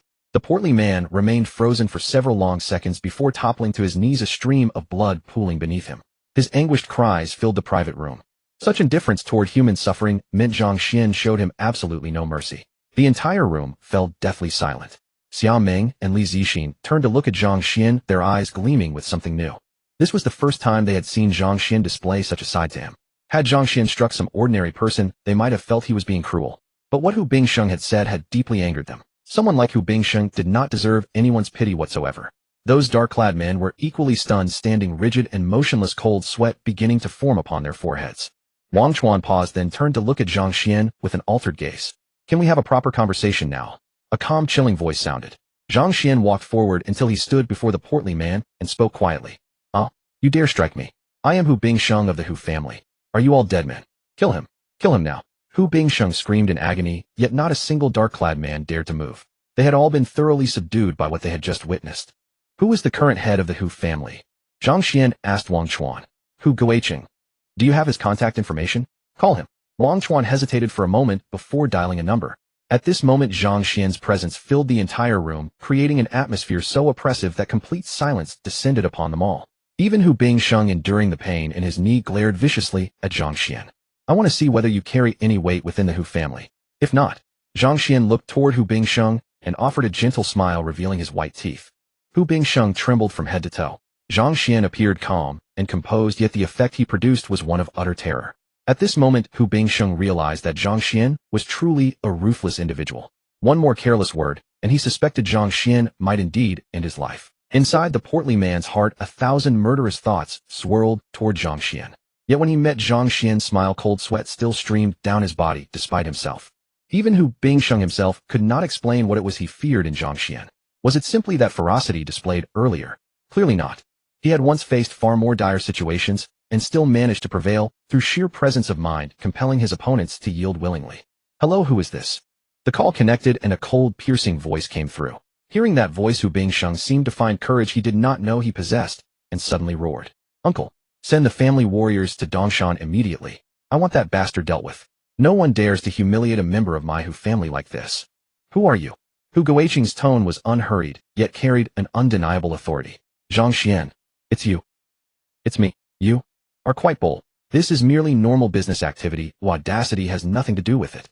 But since Hu Bingsheng came here and has been wantonly endangering lives, he might not be able to go back. Zhang Xuan said with a smile. Hu Bingsheng's expression stiffened. On the other end, Hu Guoqing paused noticeably before saying, if you return Bingsheng to me unharmed, I may spare your life, and you may even become a dog of the Hu family. Ha ha. Zhang Xuan could not help but burst out laughing. This Hu Guoqing was simply too amusing. Did I say something funny? Isn't it? It seems the Hu family has been idle for too long, and some have forgotten our ways. If anything happens to Bingsheng, your entire family will face grave consequences. Hu Guoqing hung up the phone after saying that. Hu Bingsheng burst into laughter. Kid, did you hear that? Be a good boy and treat me, and have those two girls as company or else. Crack. Zhang Xuan dislocated Hu Bingsheng's jaw and said to the manager of Ruakilai, send him to the relevant authorities. Tell them Zhang Xuan sent him. Have them thoroughly investigate this fat man, and see if he has any serious criminal record. Given Hu Bingsheng's arrogant and domineering demeanor, it would be strange if he had no serious crimes on his record. The manager of Ruakilai looked at Wang Chuan. He did not know Zhang Xuan's identity, he only knew Wang Chuan. This is our boss. Do as the boss says. Boom. The manager's mind reeled. So this was the mysterious boss behind Toyuanju. Yes. The manager waved for the security guards to seize the man. Seeing this, Hu Bingsheng grew frightened. Go to the relevant authorities. Dealing with people of the underworld did not worry him, for the Hu family's status was an amulet of protection. But entering the relevant authorities was a different matter entirely. For minor trivialities, the family status might still be useful, but when it came to serious criminal cases, the Hu family counted for nothing before the state. Hu Bingsheng's earlier arrogance vanished, replaced by a hint of panic. Take him away. Zhang Xuan waved his hand. The manager immediately ordered the security guards to drag the struggling Hu Bingsheng away. Wang Chuan looked at Zhang Xuan in confusion, wondering when he had become a person of the relevant authorities. Still, this was a good thing. With this additional layer of identity, the Hu family would have to think twice before making a move. At that moment, Zhang Xuan's phone rang. Zhang Xuan glanced at the screen. A gentle, delicate girl came to mind. He smiled softly as he answered the call. ZH. Zhang Xuan, my dad. Dad and Mom said jade was found on the mountain here. They want to give this mountain to you. Li Mengqi's soft and tender voice came through. Has Uncle's health recovered? Zhang Xuan asked. MME's better now. Thank you. If you have any difficulties, just let me know. I'm a bit busy now. My dad said to ask you to come over and sign a contract. Li Mengqi said very seriously. No rush. I trust Uncle and Auntie. I've been very busy with work lately and have no time to go. Perhaps some other time. After Zhang Xuan said that there was a brief pause on the other end. Clearly the girl had gone to talk to her parents. Xiaozhang, please don't take offense. Our family is poor and we don't know how much that mountain is worth. Come over and take a look and give us an estimate. Li Hai's honest, simple voice came through. Uncle Li, you've misunderstood. Mengqi and I are friends. It doesn't matter whether the money is repaid or not. We can talk about it after she starts working in the future, alright? Upon hearing this, Zhang Xuan realized that Li Hai's family might have misunderstood, thinking he looked down on the mountain as worthless. So he immediately explained. Xiaozhang, you've seen it too. This body of mine is done for. This time I had a kidney transplant. It may hold out for a dozen years or so. What about after that? I don't want to burden Xiaoqi any longer. Li Hai's voice carried reluctance. Zhang Xuan could tell that Li Hai did not want Li Mengqi to owe him money, nor did he want this matter to burden her for life. Uncle Li, please rest assured. Xiaoqi and I are friends. I never intended for her to repay that money. That won't do. Paying one's debts is only right and proper. The Li family has no precedent of owing money without repaying. Li Hai said resolutely. After saying that, he hesitated and stammered, Xiaozhang, you. Cough. Did you lend us so much money because you want to be with Xiaoqi in some way? Hearing this, Zhang Xuan knew the Li family had misunderstood. He quickly smiled and clarified. Uncle Li, please rest assured. I have a girlfriend. I only helped out because I see Mengqi as a friend. You and Auntie Bai must not misunderstand nor think that I have ulterior motives. If you're still uneasy, let's do this. I'll give you another 5 million and consider the mountain purchased by me. Alright, no need. The 1 million you lent us is more than enough. Li Hai heaved a sigh of relief and quickly refused. Uncle Li, you also said that follow-up treatment is critical. Don't you want to think about Xiao Qi and Tian Chao? On the other end of the phone, Li Hai fell silent after hearing Zhang Xuan's words. After a moment his voice came through again. All right. Uncle Li thanks you. You're a good child, Uncle Li. As he spoke the sound of sobbing came through. Zhang Xuan, thank you. Li Mingqi said this, and then hung up. At the Li residence, Li Hai's sallow face was full of embarrassment. He sighed softly, alas, how can I ever repay Xiao Zhang's kindness in this lifetime? Beside him, Bai Mei could no longer contain herself. Hearing her husband's words, she scolded, go on trying to be a hero. Anyone can see Xiao Zhang's feelings for our Xiao Qi. Can you find someone outside who would casually lend Xiao Qi $1 million? What's wrong with letting Xiao Qi and Xiao Zhang be together? Now look what's happened. Xiao Zhang, to spare your worries, said straight out that he doesn't want Xiao Qi. Do you think you can find another man in this world who treats Xiao Qi better than Xiao Zhang? Li Hai frowned. I just don't want Xiao Qi to marry a man she doesn't like because of me. Besides, Xiao Zhang never said he doesn't want Xiao Qi. Don't talk nonsense, okay? Bai Mei glared at her husband in frustration. He even said he has a girlfriend. Isn't that the same as not wanting Xiao Qi? Oh, big sister and brother-in-law's matters should be left to them. Mom, Dad, just stop worrying. Li Tianchao said helplessly. Li Mingqi stood quietly to one side, as if they were not talking about her. Her mind was in a bit of a whirl. Just then a text message arrived on Li Hai's phone. He opened it, and was dumbfounded. What's wrong? Bai Mei looked at Li Hai in confusion. Xiao Zhang really transferred us $5 million. Li Hai said in a daze. What a... Bai Mei snatched the phone. Seeing the message, she gave Li Hai's shoulder a firm smack. Where can you find such a good son-in-law? He's given us over $6 million without asking for anything in return. That broken mountain of yours may have yielded some jade, but could it sell for $6 million? If Xiao Zhang had no interest in our Xiao Qi, would he be so generous? The whole family stood there in a daze. For a moment the expression on Li Mingqi's face became even more complicated. The Hu family. The assembled members sat in a row, their faces filled with confusion, wondering why the family head had summoned them. Only Hu Weiyong sat there as serene as ever, eyes closed in quiet repose. Hu Guiqing, seated at the head, frowned as a trace of displeasure stirred within him. Elder brother, what did you call me back for? At that moment a refined-looking man walked in and asked Hu Guiqing with a puzzled expression. Seeing that Hu Guiqing's expression was not good, he became even more puzzled. Hu Guiqing glanced at him, then turned to Hu Weiyong. Weiyong, you explain. Hu Weiyong cleared his throat and said, everyone, 60 of the shares of Zhongjing Entertainment were quietly acquired by someone behind our backs. How presumptuous. Who is it? Are they asking for trouble? We have always been the ones acquiring others. How dare this person acquire us? Let him come and personally offer an apology. With those words the room instantly buzzed with agitation. The Hu family members were all visibly indignant, as if they could hardly wait to go and confront the person who had bought their shares. Even if it were a legitimate business transaction, if the Hu family ended up at a disadvantage, then in their eyes, it was the other party's fault. This way of thinking was deeply rooted in every member of the Hu family. The last person to enter looked doubtfully at his elder brother, Hu Guiqing. There had to be more to it. Such a matter alone would not be enough to upset his elder brother this much. Hu Guiqing turned to the last entrant and said gravely, Yanwei, where is Bingsheng? Hearing this, Hu Yanwei's heart jolted. Oh no, had his son, that little rascal, Hu Bingsheng, gotten into trouble again? And from the look of it, the trouble the little rascal had caused was far greater than the matter of 60 of Zhongjing Entertainment's shares. Who knows what that little wretch has run off to do? Elder brother, has he made trouble again? A trace of embarrassment showed on Hu Yanwei's face. His son Hu Bingsheng had grown up brandishing the Hu family's name and causing no end of trouble, and Hu Yanwei had always been the one to clean up after him. The others exchanged contemptuous looks, clearly rather irritated with Hu Bingsheng. Just now Zhang Xuan of Dongshan Industrial, the one who acquired 60 of Zhongjing Entertainment, called to tell me that Bingsheng is in his hands. Hu Guiqing said, barely able to hide the agitation in his voice. Before Hu Guiqing could finish, the Hu family members could wait no longer, their indignation surging. Patriarch, send our family's strongest to deal with him. That's right. Since Zhang Xuan dares to provoke the Hu family regardless of his intentions, he must face the consequences. When Hu Yanwei heard that his son was in Zhang Xuan's hands, the marble tiles under his feet gave a cracking sound. The people in the hall grew serious, and their gazes at Hu Yanwei were filled with wary respect. Although Hu Guiqing was the family head, Hu Yanwei was the most powerful figure of this generation.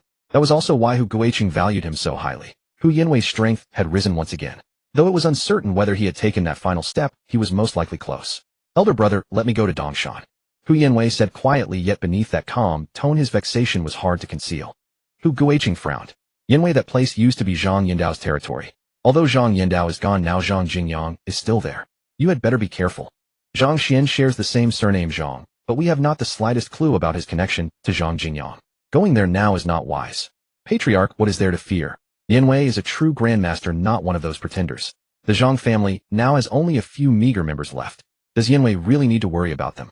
Patriarch, is such caution really necessary? Even Zhang Jingyang is nothing more than a counterfeit master. If Yanwei goes, he will be able to settle this matter perfectly. And if Zhang Xian does have some connection with that Zhang Jingyang, Yanwei can settle things with both of them in one go. Hearing Hu Guiqing's words, the other Hu family members chimed in one after another. Silence.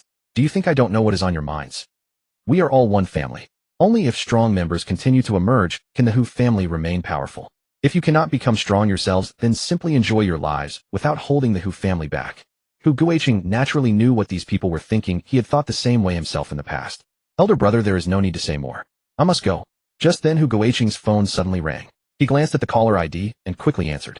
After a moment his expression grew increasingly troubled. Seeing his face the others became even more bewildered. Elder brother, you. Zhang Xian has handed Bingxing over to the authorities in Dongshan. Our contact is too low in rank. He could only send us a message and did not dare to do anything else. He said this would be his last message to us. Shi Jun had once again launched a major internal review and he did not want to be swept up in it. Hu Guiqing's voice grew colder and his agitation mounted. With a bang he struck the armrest of his chair and it split into several pieces at once. The astonishing strength he displayed left the people in the hall in awed silence. Only then did they realize that the family head's strength had also improved to such a level without their notice. Yanwei, go to Dongshan. Weiyong, the matter of dismantling Dongshan Industrial is left to you. Remember, this time Zhang Xian must come to Modu from Dongshan and make amends before us, or his entire family will face serious consequences.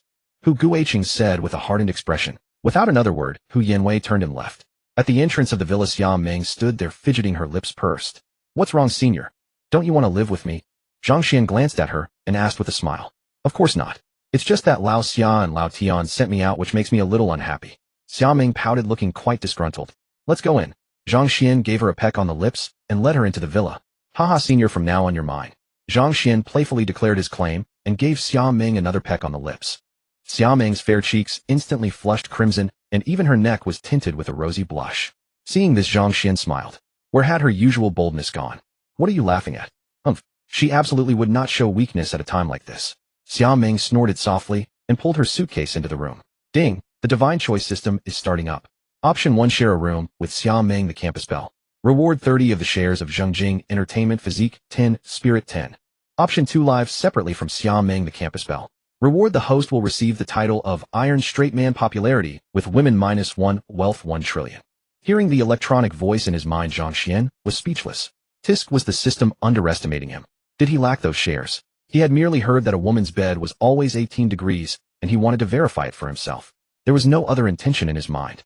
Seeing Xia Meng standing blankly in the living room, unsure which way to go, Zhang Xian walked straight over, took her hand, and led her toward his bedroom. A soft chime echoed through his mind. Choice detected. Rewards distributed. 30% equity in Jingyu Entertainment plus 10 points to Physique and 10 to Spirit. Feeling the gentle warmth in his palm, Zhang Xian paid no heed to the electronic voice in his head. Xia Meng was perfectly docile at the moment, and he glanced at her with a quiet smile. Sensing his gaze, Xia Meng cast him a playful glare and followed him upstairs. This is our bedroom. Look around and see what we still need. We can buy it all later. There's no food in the kitchen either, so we can't cook tonight. Her cheeks flushed a delicate crimson as she froze at his words. Are we really going to share one room? Of course. You're my girlfriend. Uncle Xia and Auntie Tian sent you here so I could take good care of you, didn't they? Only if we live together can I properly look after you, right? Zhang Xian said with a sly smile. Xia Meng stuck out her tongue, making an adorable face, and her cheeks grew even redder. But then she thought, isn't this exactly the life she had always dreamed of? With that, she opened her suitcase and began bustling about like a beautiful butterfly dancing through the room. Watching her, Zhang Xian's heart was enchanted. Was this girl truly going to be his? Remembering all the moments they had shared, he couldn't help but break into a wide grin. Since the heavens have brought you to me, I will love you dearly and make you the happiest girl in the world. He murmured softly. All right, let's go to the market and get some food. Xia Meng put away all her clothes, then skipped over to Zhang Xian with a bright smile. Let's go. Zhang Xian gave her an affectionate look, and the two headed out together. Arriving at the shopping mall, Xia Meng was delighted. It was her first time buying groceries there. Hey sis. Just as they entered, an enthusiastic voice rang out. A burst of hurried footsteps followed, and a young man dashed over and swept Xia Meng into a tight embrace. Xiaokai. Xia Meng was startled for a moment, then bashfully pushed him away when she realized it was her younger brother. Hearing him call her sis, Zhang Xian held back. Otherwise, he might have already kicked Xiaokai aside. Xiaokai, is this your older sister? At that moment, a vaguely familiar voice sounded. Zhang Xian. You. Why are you here? Li Xiaoman approached with gentle courtesy, intending to greet the person beside Xiaoming. But when she saw Zhang Xuan's face, she froze in astonishment. Seeing Li Xiaoman again stirred no ripples in Zhang Xuan's heart. He gave her a simple smile. In fact, he felt a faint trace of gratitude toward her for ending things. Otherwise, he would never have found his way to Xiaoming. Xiaoming, however, was not pleased to see Li Xiaoman. She grabbed Xia Kai by the ear and pulled him aside. What are you doing? Didn't I tell you to break up with her? Do you want to get yourself killed? What happens if your brother-in-law finds out? Xiaoming scolded. Ouch, ouch, ouch. Sis, have mercy. It's not like I wanted this. I'd love to switch girlfriends, but I have no money. In Li Xiaoman's eyes, I'm still the only rich young heir she knows. Xia Kai said glumly. No money. I gave you 200,000 and a month later you're telling me it's gone. Did you burn it? Xiaoming raised an eyebrow. A transfer student joined our class. Loves showing off and acting like a big spender. How could your little bro let himself be outdone? So, now I'm the real rich kid in class, and that guy backed off. Xia Kai said proudly. You? Xiaoming was genuinely exasperated. All that just to show off, 200,000 gone. She realized her parents had been right all along. They couldn't spoil her brother too much. He obviously had no idea how hard it was to earn money. That was 200,000, not 200. The boy was only a year younger than Zhang Xuan, yet Zhang Xuan was already the owner of Taoyuan residence, and casually throwing trillions around to challenge the Hu family. Meanwhile, this kid was spending the allowance she gave him and actually comparing himself to Zhang Xuan in who could pose better. Forget it. I'm done talking to you. I'll go look for brother Xian. He's loaded now. I won't need to ask you for money anymore.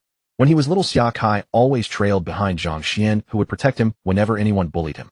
Now Zhang Xuan was his brother-in-law and filthy rich. Xia Kai could practically drool at the thought. Hearing her brother's words, Xiaoming laughed. Xia Kai, you want to ask your brother-in-law for money? What are you thinking? Have you no shame? Xia Kai, who had been about to turn and find Zhang Xuan, froze on the spot. Oh no, he had completely forgotten about that. This was a real problem. Mortifying. Seeing his sister smile like a sly little fox, Xia Kai turned red with embarrassment. Oh, I treated you as my own sister, and you set me up. Bleh. Xiaoming stuck out her tongue at Xia Kai and made a funny face. How infuriating. I should never have agreed back then. I'm so mad. Xia Kai felt like crying. He had been tricked by his own sister. On the other side, Li Xiaoman looked at Zhang Xuan, her lips parting and closing several times, yet no words came out.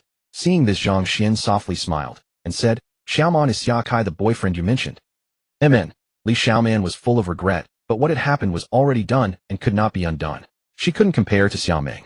By now she had become a joke in the high school group chat. The fool who gave up an entire sesame field for a single seed. She looked at Zhang Xuan, hoping to see the old infatuation in his eyes, but she was doomed to disappointment. His gaze was open and calm, as if she were merely an ordinary acquaintance. Don't feel awkward. Affection can never be forced.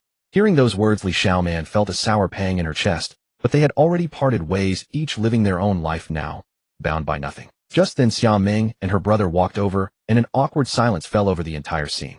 Xiaoming glanced at Li Xiaoman, whose eyes were steeped in regret, then cast a look at Zhang Xuan, who remained composed and open. A smile bloomed on her face. Brother Xian, we meet again at last. Xia Kai yelled theatrically, throwing his arms around Zhang Xuan.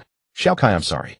I've lost all my memories from before the age of 10, Zhang Xuan said apologetically. So, no worries, no worries.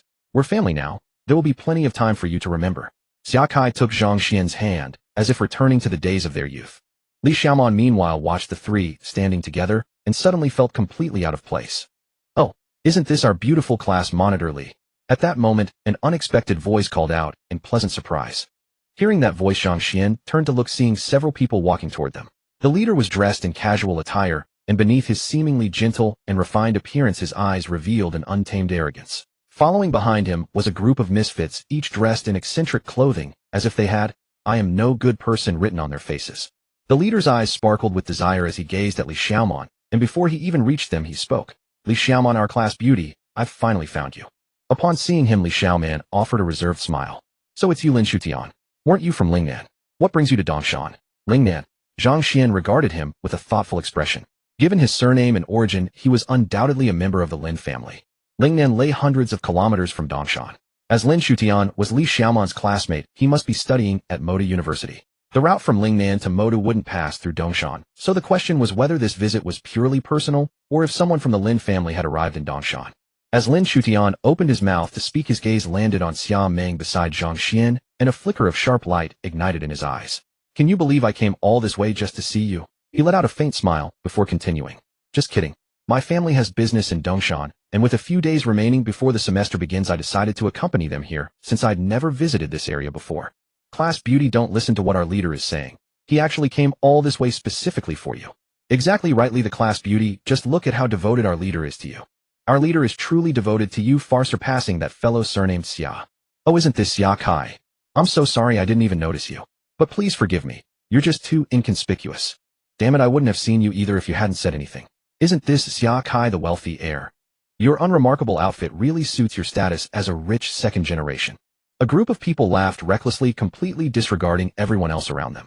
However, in Zhang Xuan's eyes, their actions seemed designed to deliberately provoke Xia Kai, employing extremely crude tactics. Fuck off, Lin Chutian. This is Dongshan, my territory. You'd better behave yourselves, or when I'm done with you, you won't make it back to school alive.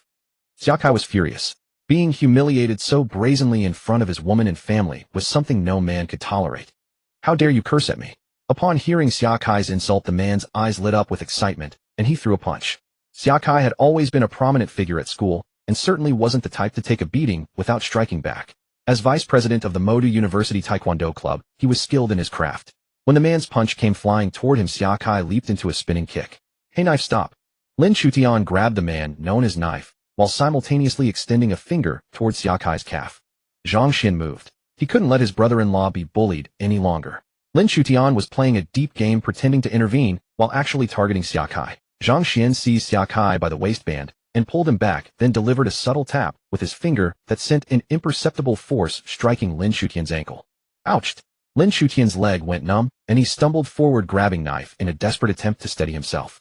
But Knife hadn't even regained his footing when he was yanked backward. Both men collapsed together in an embrace. Watch out! Zhang Xuan kindly interposed his leg, coincidentally delivering a light kick to the back of Knife's head.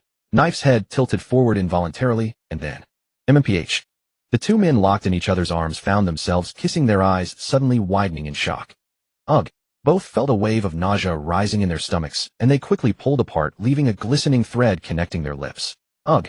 This sight didn't just disgust the two who had kissed. Everyone around them felt a wave of nausea. You're so naughty. Xia Ming didn't believe for a moment this was coincidence. Having witnessed Zhang Xuan's skills, she knew he was behind this. I have worse things up my sleeve. Wanna see? Zhang Xuan leaned close to Xia Ming's ear and whispered, his breath warm against her skin. Get lost.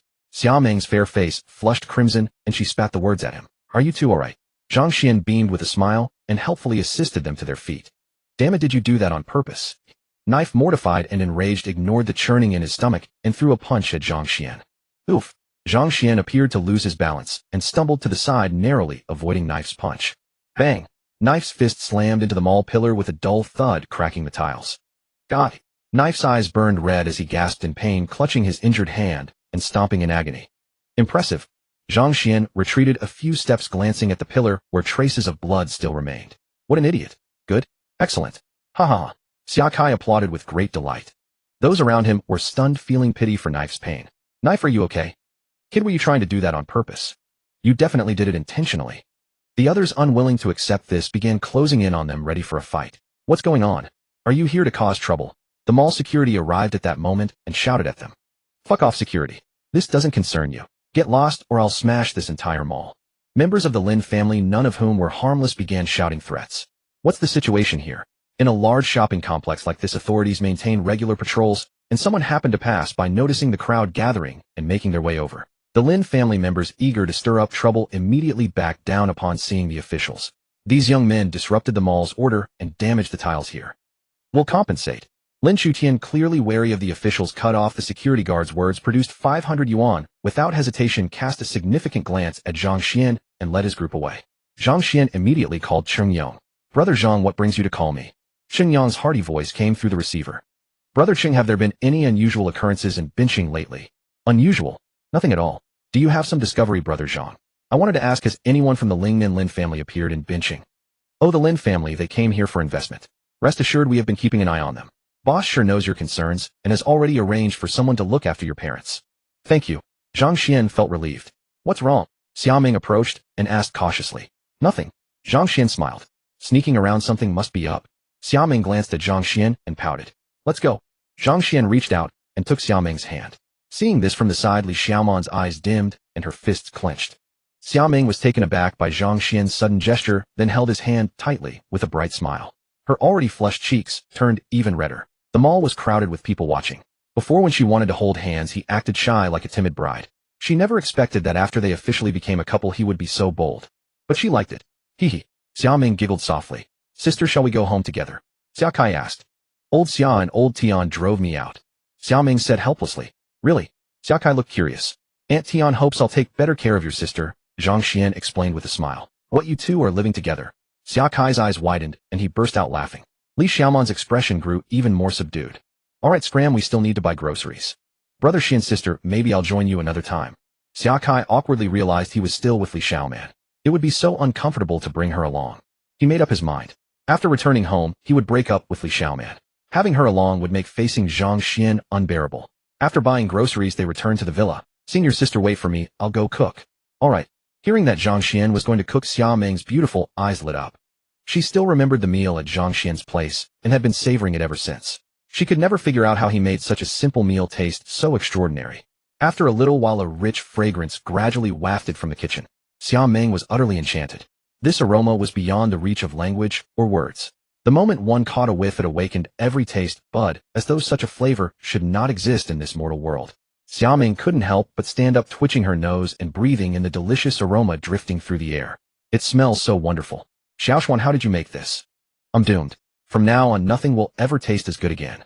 You have to compensate me. Xiaoming's delicate nose kept twitching, looking like a little hamster waiting to be fed. Gulp. Just then a sound of swallowing came from somewhere. Who's there? Xiaoming looked toward the sound. She spotted Li Zixin and Zhang Xuan standing at the doorway holding knives, forks, and plates, their eyes fixed eagerly on the food. Mungming, what did you buy? It smells amazing. Give us some. After leaving Ruikalai, the three girls had grown close and spoke freely with each other. Come in. Xiaoming laughed heartily, forgetting to close the front door. The aroma had drifted next door and attracted the two little foodies. Li Zixin and Zhang Xuan exchanged grins and ran to the dining table. Oh, Zhang Xuan made this. Zhang Xuan was amazed. He can cook. Li Zixin was surprised. Right, this guy keeps so many talents hidden. Even Uncle Zhang and Aunt Zheng don't know. Xiaoming felt extremely pleased. Zhang Xuan had told her that the first time he cooked after learning she happened to be there. Zhang Xuan is so capable and can cook too. Mingming will be so happy in the future, Li Zixin said enviously. You two live right here, so you can come over for every meal. Xiaoming said with a smile. Really? Li Zixin's beautiful eyes blinked with hope. Sai, we can only dream about it. You and Zhang Xuan still have school, and once the studio gets running, Xiaoxin will be busy. Who would have time to come over for meals often? Zhang Xuan sighed softly. Li Zixin's face fell, looking as grievous as a child. Huh. Seeing Li Zixin's expression, Xiaoming laughed out loud. Oh, you two are here. Perfect, eat with us. Zhang Xuan came out and smiled at the two of them. Like you needed to remind us. Xiaoming pouted. The three girls gazed at the dishes on the table, their mouths watering. Soon they had no attention left for Zhang Xuan. The intoxicating aroma made their appetite surge, and in their eyes nothing else existed besides the food. So full. Li Zixin had finished 3 bowls of rice. Patting her small belly, she relaxed comfortably on the sofa. Xiaoming and Zhang Xuan were the same, completely forgetting any sense of elegance. Meanwhile, Zhang Xuan was washing dishes in the kitchen. Mungming, you are so lucky, Li Zixin said coquettishly. Zhang Xuan nodded repeatedly, feeling as though she were enveloped in overwhelming happiness. Don't be silly. Xiaoming shot them both a playful glance. Sated and refreshed, Jiang Ziren gently tugged at Li Zixin, who stood looking bewildered, and the two departed, leaving the couple to their private moment. Once they were alone in the villa, the atmosphere grew tender and intimate. Xiaoming felt a mixture of anticipation and trepidation as she considered what might unfold between them. Senior sister, shall I wash first, or you? Zhang Xuan teased, noticing Xiaoming's demeanor. I will. With that, Xiaoming hurried toward the bathroom as though fleeing. Zhang Xuan's breathing quickened, and one leg rose involuntarily. His heart pounded with remarkable vigor. Should I approach or remain here? What a difficult choice. Don't you dare peek. You. If I knew it. A small head peeked out, and her beautiful eyes filled with shyness as she caught sight of his raised leg, scolding him. Zhang Xuan hastily lowered his leg and explained awkwardly, Senior sister, startlement can be harmful. I was just about to step out when your surprise made my legs feel weak. Scram, don't think I don't understand what men are thinking. If you peek, I'll ensure you lose more than just your composure. Xiaoming said through clenched teeth. Zhang Xuan raised an eyebrow. Are you certain you can bear to part with it? Your happiness for the remainder of your life may depend upon it. Scram, Xiaoming retorted, and do not peek. I understand. You must trust me. Zhang Xuan said helplessly, as if he were truly that sort of person. Men's words are but empty promises spoken by deceitful tongues. Xiaoming wrinkled her nose and retreated back inside. Listening to the gentle rustle of water from within, Zhang Xuan's thoughts drifted, and he suddenly felt quite parched. Zhang Xuan. The senior sister's voice suddenly called from the bathroom. What is it? Zhang Xuan's breathing quickened once more. Nothing, I merely wished to check whether you were listening outside the door. It appears you are behaving rather well. Zhang Xuan stood silent. How tedious. Was he truly such a person? Yet this incident served as a quiet reminder to him. He needed to advance matters more swiftly. Remaining idle outside the door was becoming quite uncomfortable. What he failed to realize was that within the bathroom Xia Meng's entire body felt warm and her breathing seemed somewhat labored. The one she cherished waited beyond the door while she stood within nearly unclad. Only a single partition stood between them. Could this door truly restrain Zhang Xuan? Might he rush in? Xia Meng pouted, her cheeks growing warm. If he truly charges an eye. Just as Zhang Xuan awaited anxiously outside, a call arrived from Hu Xiqian. Zhang Xuan answered with mild confusion. Hello, brother, Hu. Brother Zhang, proceed with caution. You have handed Hu Bingsheng to the proper authorities, and he has been sentenced. Hu Yanwei of the Hu family may move against you. Hu Yanwei. Zhang Xuan fell into thought. Suddenly a sharp aura emanated from beyond the villa. His expression turned resolute. He has already arrived. Brother Zhang, be careful. Rumor holds that Hu Yanwei is a true master of exceptional capability. Brother Hu, should I eliminate him, would any repercussions follow? From this point forward, Zhang Xuan would no longer stand alone. He needed to set an example to deter others. Today he was present, but what of tomorrow? The thought of such consequences caused the resolute intent within him to rise steadily. Upon hearing Zhang Xuan's words, Hu Xiqian paused in thought. If you feel confident in your ability, we in Dongshan will support you. Thank you. That was precisely the assurance Zhang Xuan had sought from Hu Xiqian. Even if direct action proved difficult, he wished to establish a presence that others would respect. Brother Hu, the Lin family has arrived. I entrust my family to your protection.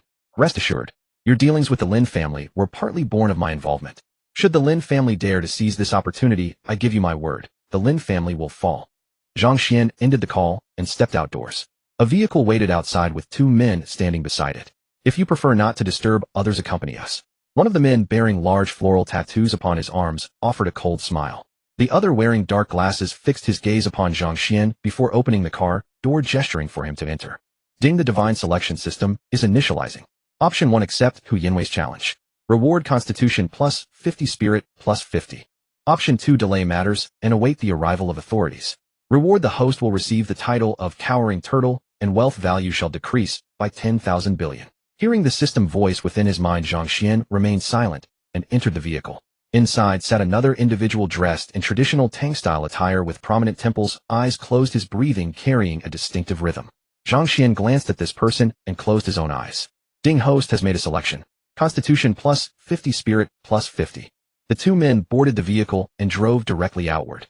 Within the car, aside from breathing sounds, there existed a profound quiet.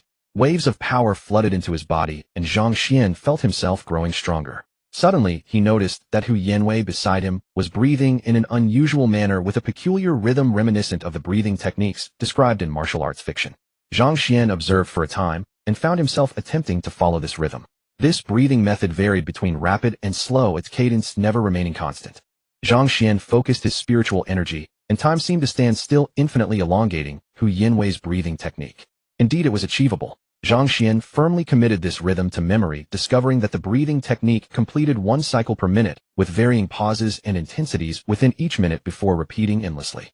Just then a sharp pain struck his head once more, so he quickly halted. Upon realizing Hu Yanwei had not detected his earlier actions, he safely resumed his observation. After approximately 10 minutes, the vehicle reached an abandoned hillside and came to a stop. Young man, alight and descend yourself.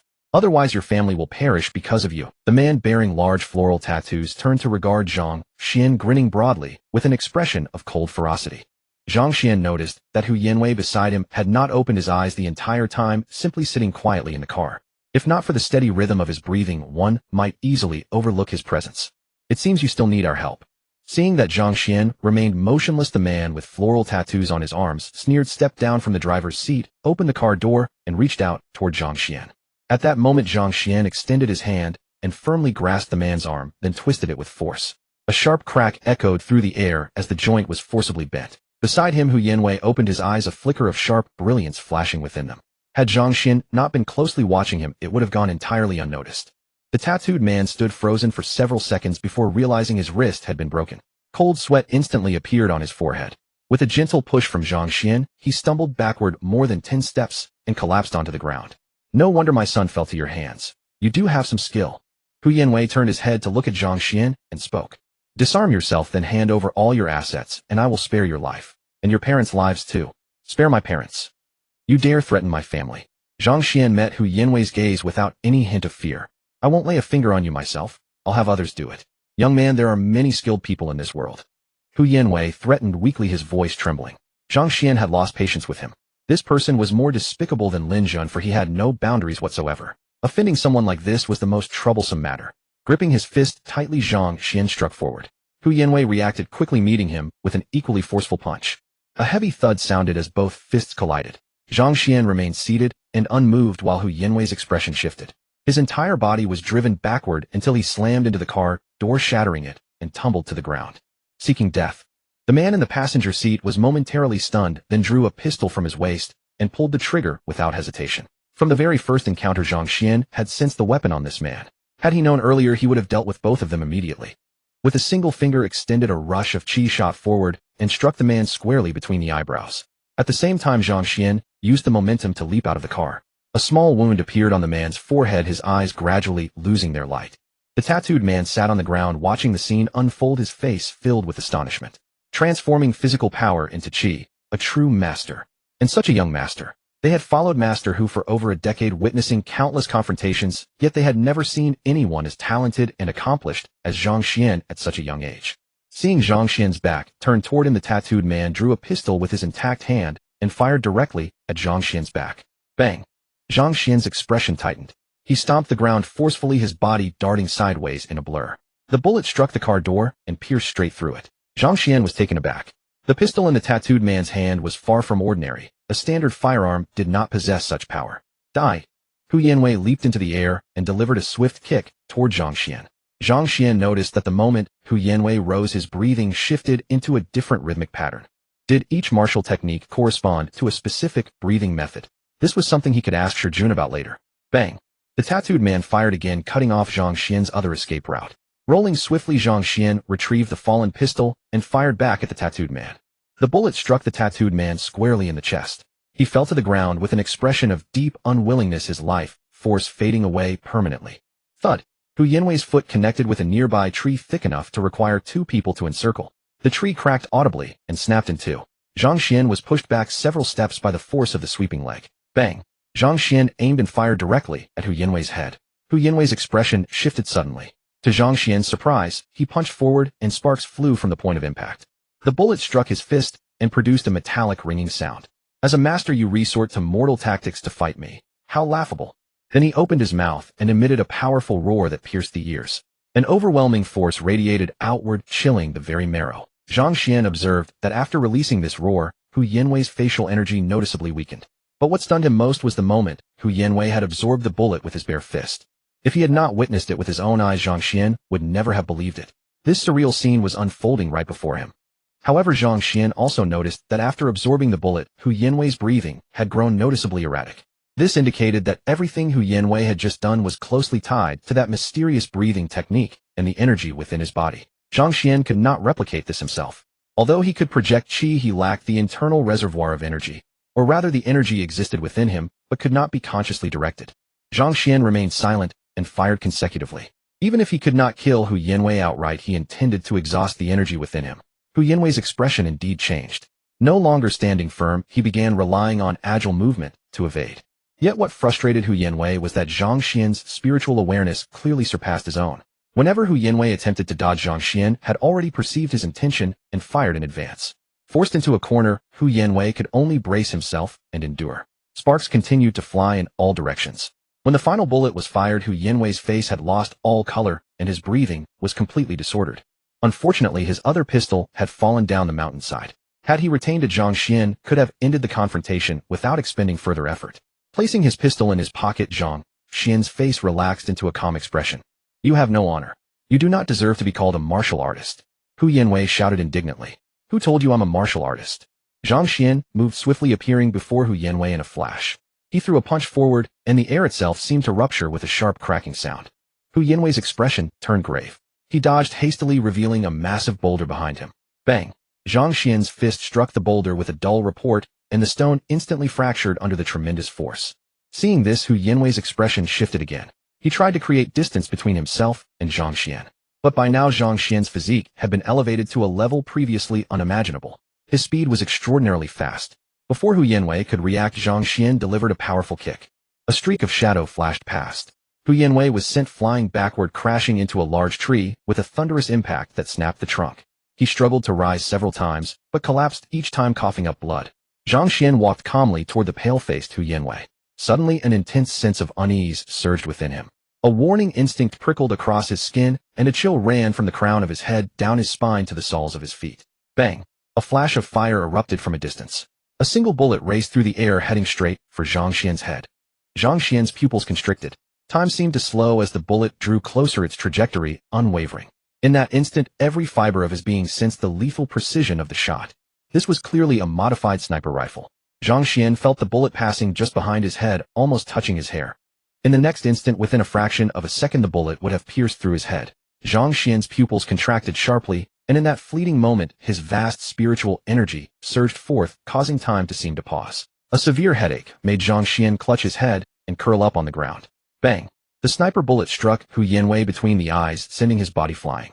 Before the body hit the ground, his head exploded outward. Bang! The hidden shooter fired again. How dare you! Kill him! Just then officials from the relevant department intervened. A humming sound echoed as two bullets collided midair. Then several more gunshots rang out. But none of this concerned Zhang Xuan anymore, for his mind was about to shatter. The intense pain rose like tidal waves, each wave stronger than the last. Zhang Xuan clenched his fists and pounded the ground repeatedly, producing heavy thuds, as if this were the only way to distract himself from the agony within his mind. Brother Zhang. Hu Qianxi ran over. Seeing Zhang Xuan's condition, his eyes filled with worry. He took a step forward, intending to stop what appeared to be self-harm. Don't touch him.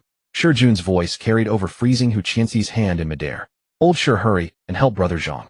Shi Jun sprinted forward at lightning speed. Do not disturb him.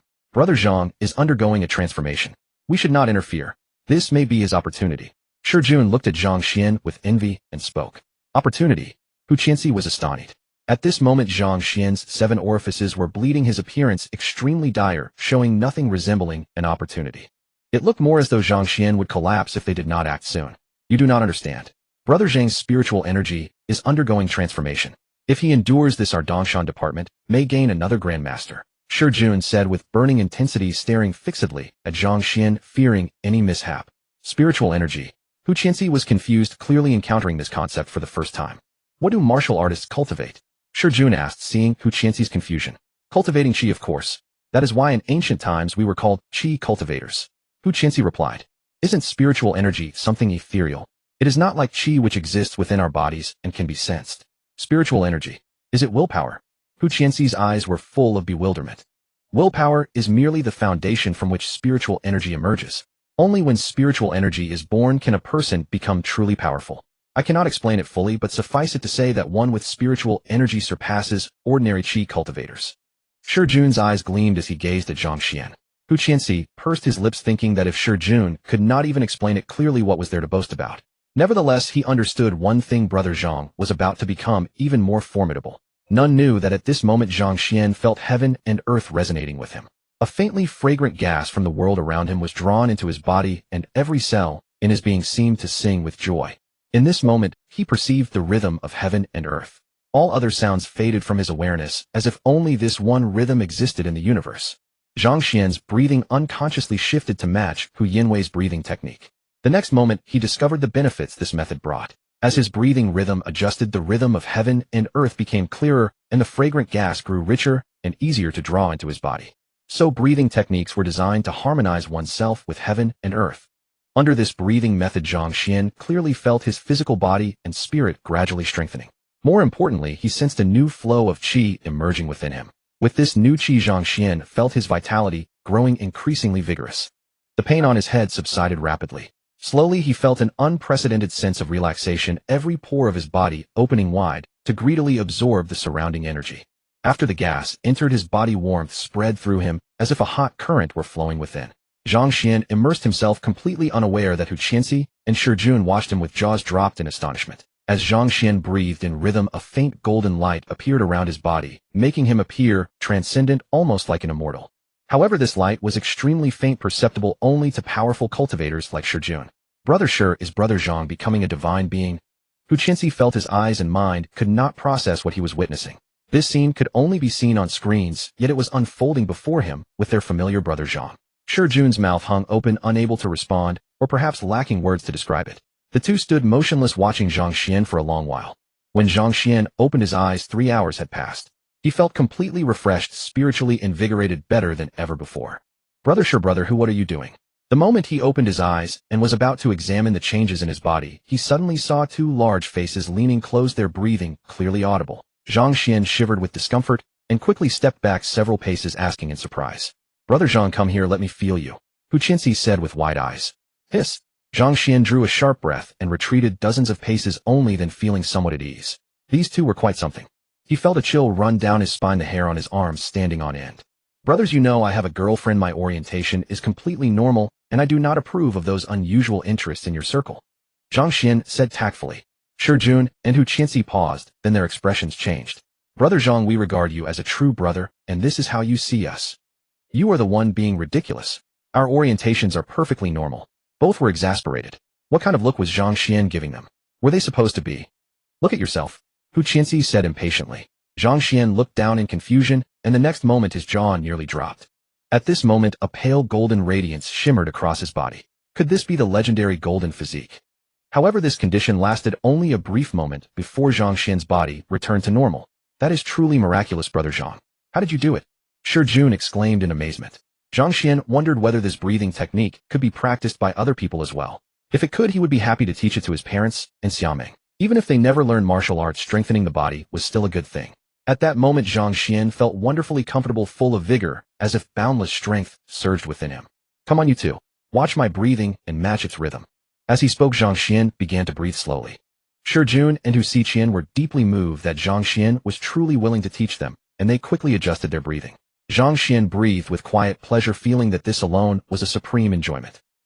The next moment, something astonishing happened. Hu Xiqian and Jun suddenly changed color and coughed violently. Brother, who, are you all right?" Zhang Xuan was greatly concerned. Could it be that this mysterious breathing technique was not suitable for others? "It's nothing." Jun's eyes glowed with spirit, although his face was still a little pale. "Is this a kind of internal energy cultivation method?" "It is too abstruse. A single breath contains more than 10 changes. I cannot learn it." Hu Xiqian was somewhat discouraged. "I did catch a hint of its essence, but it is still too hard, too hard." Jun also sighed.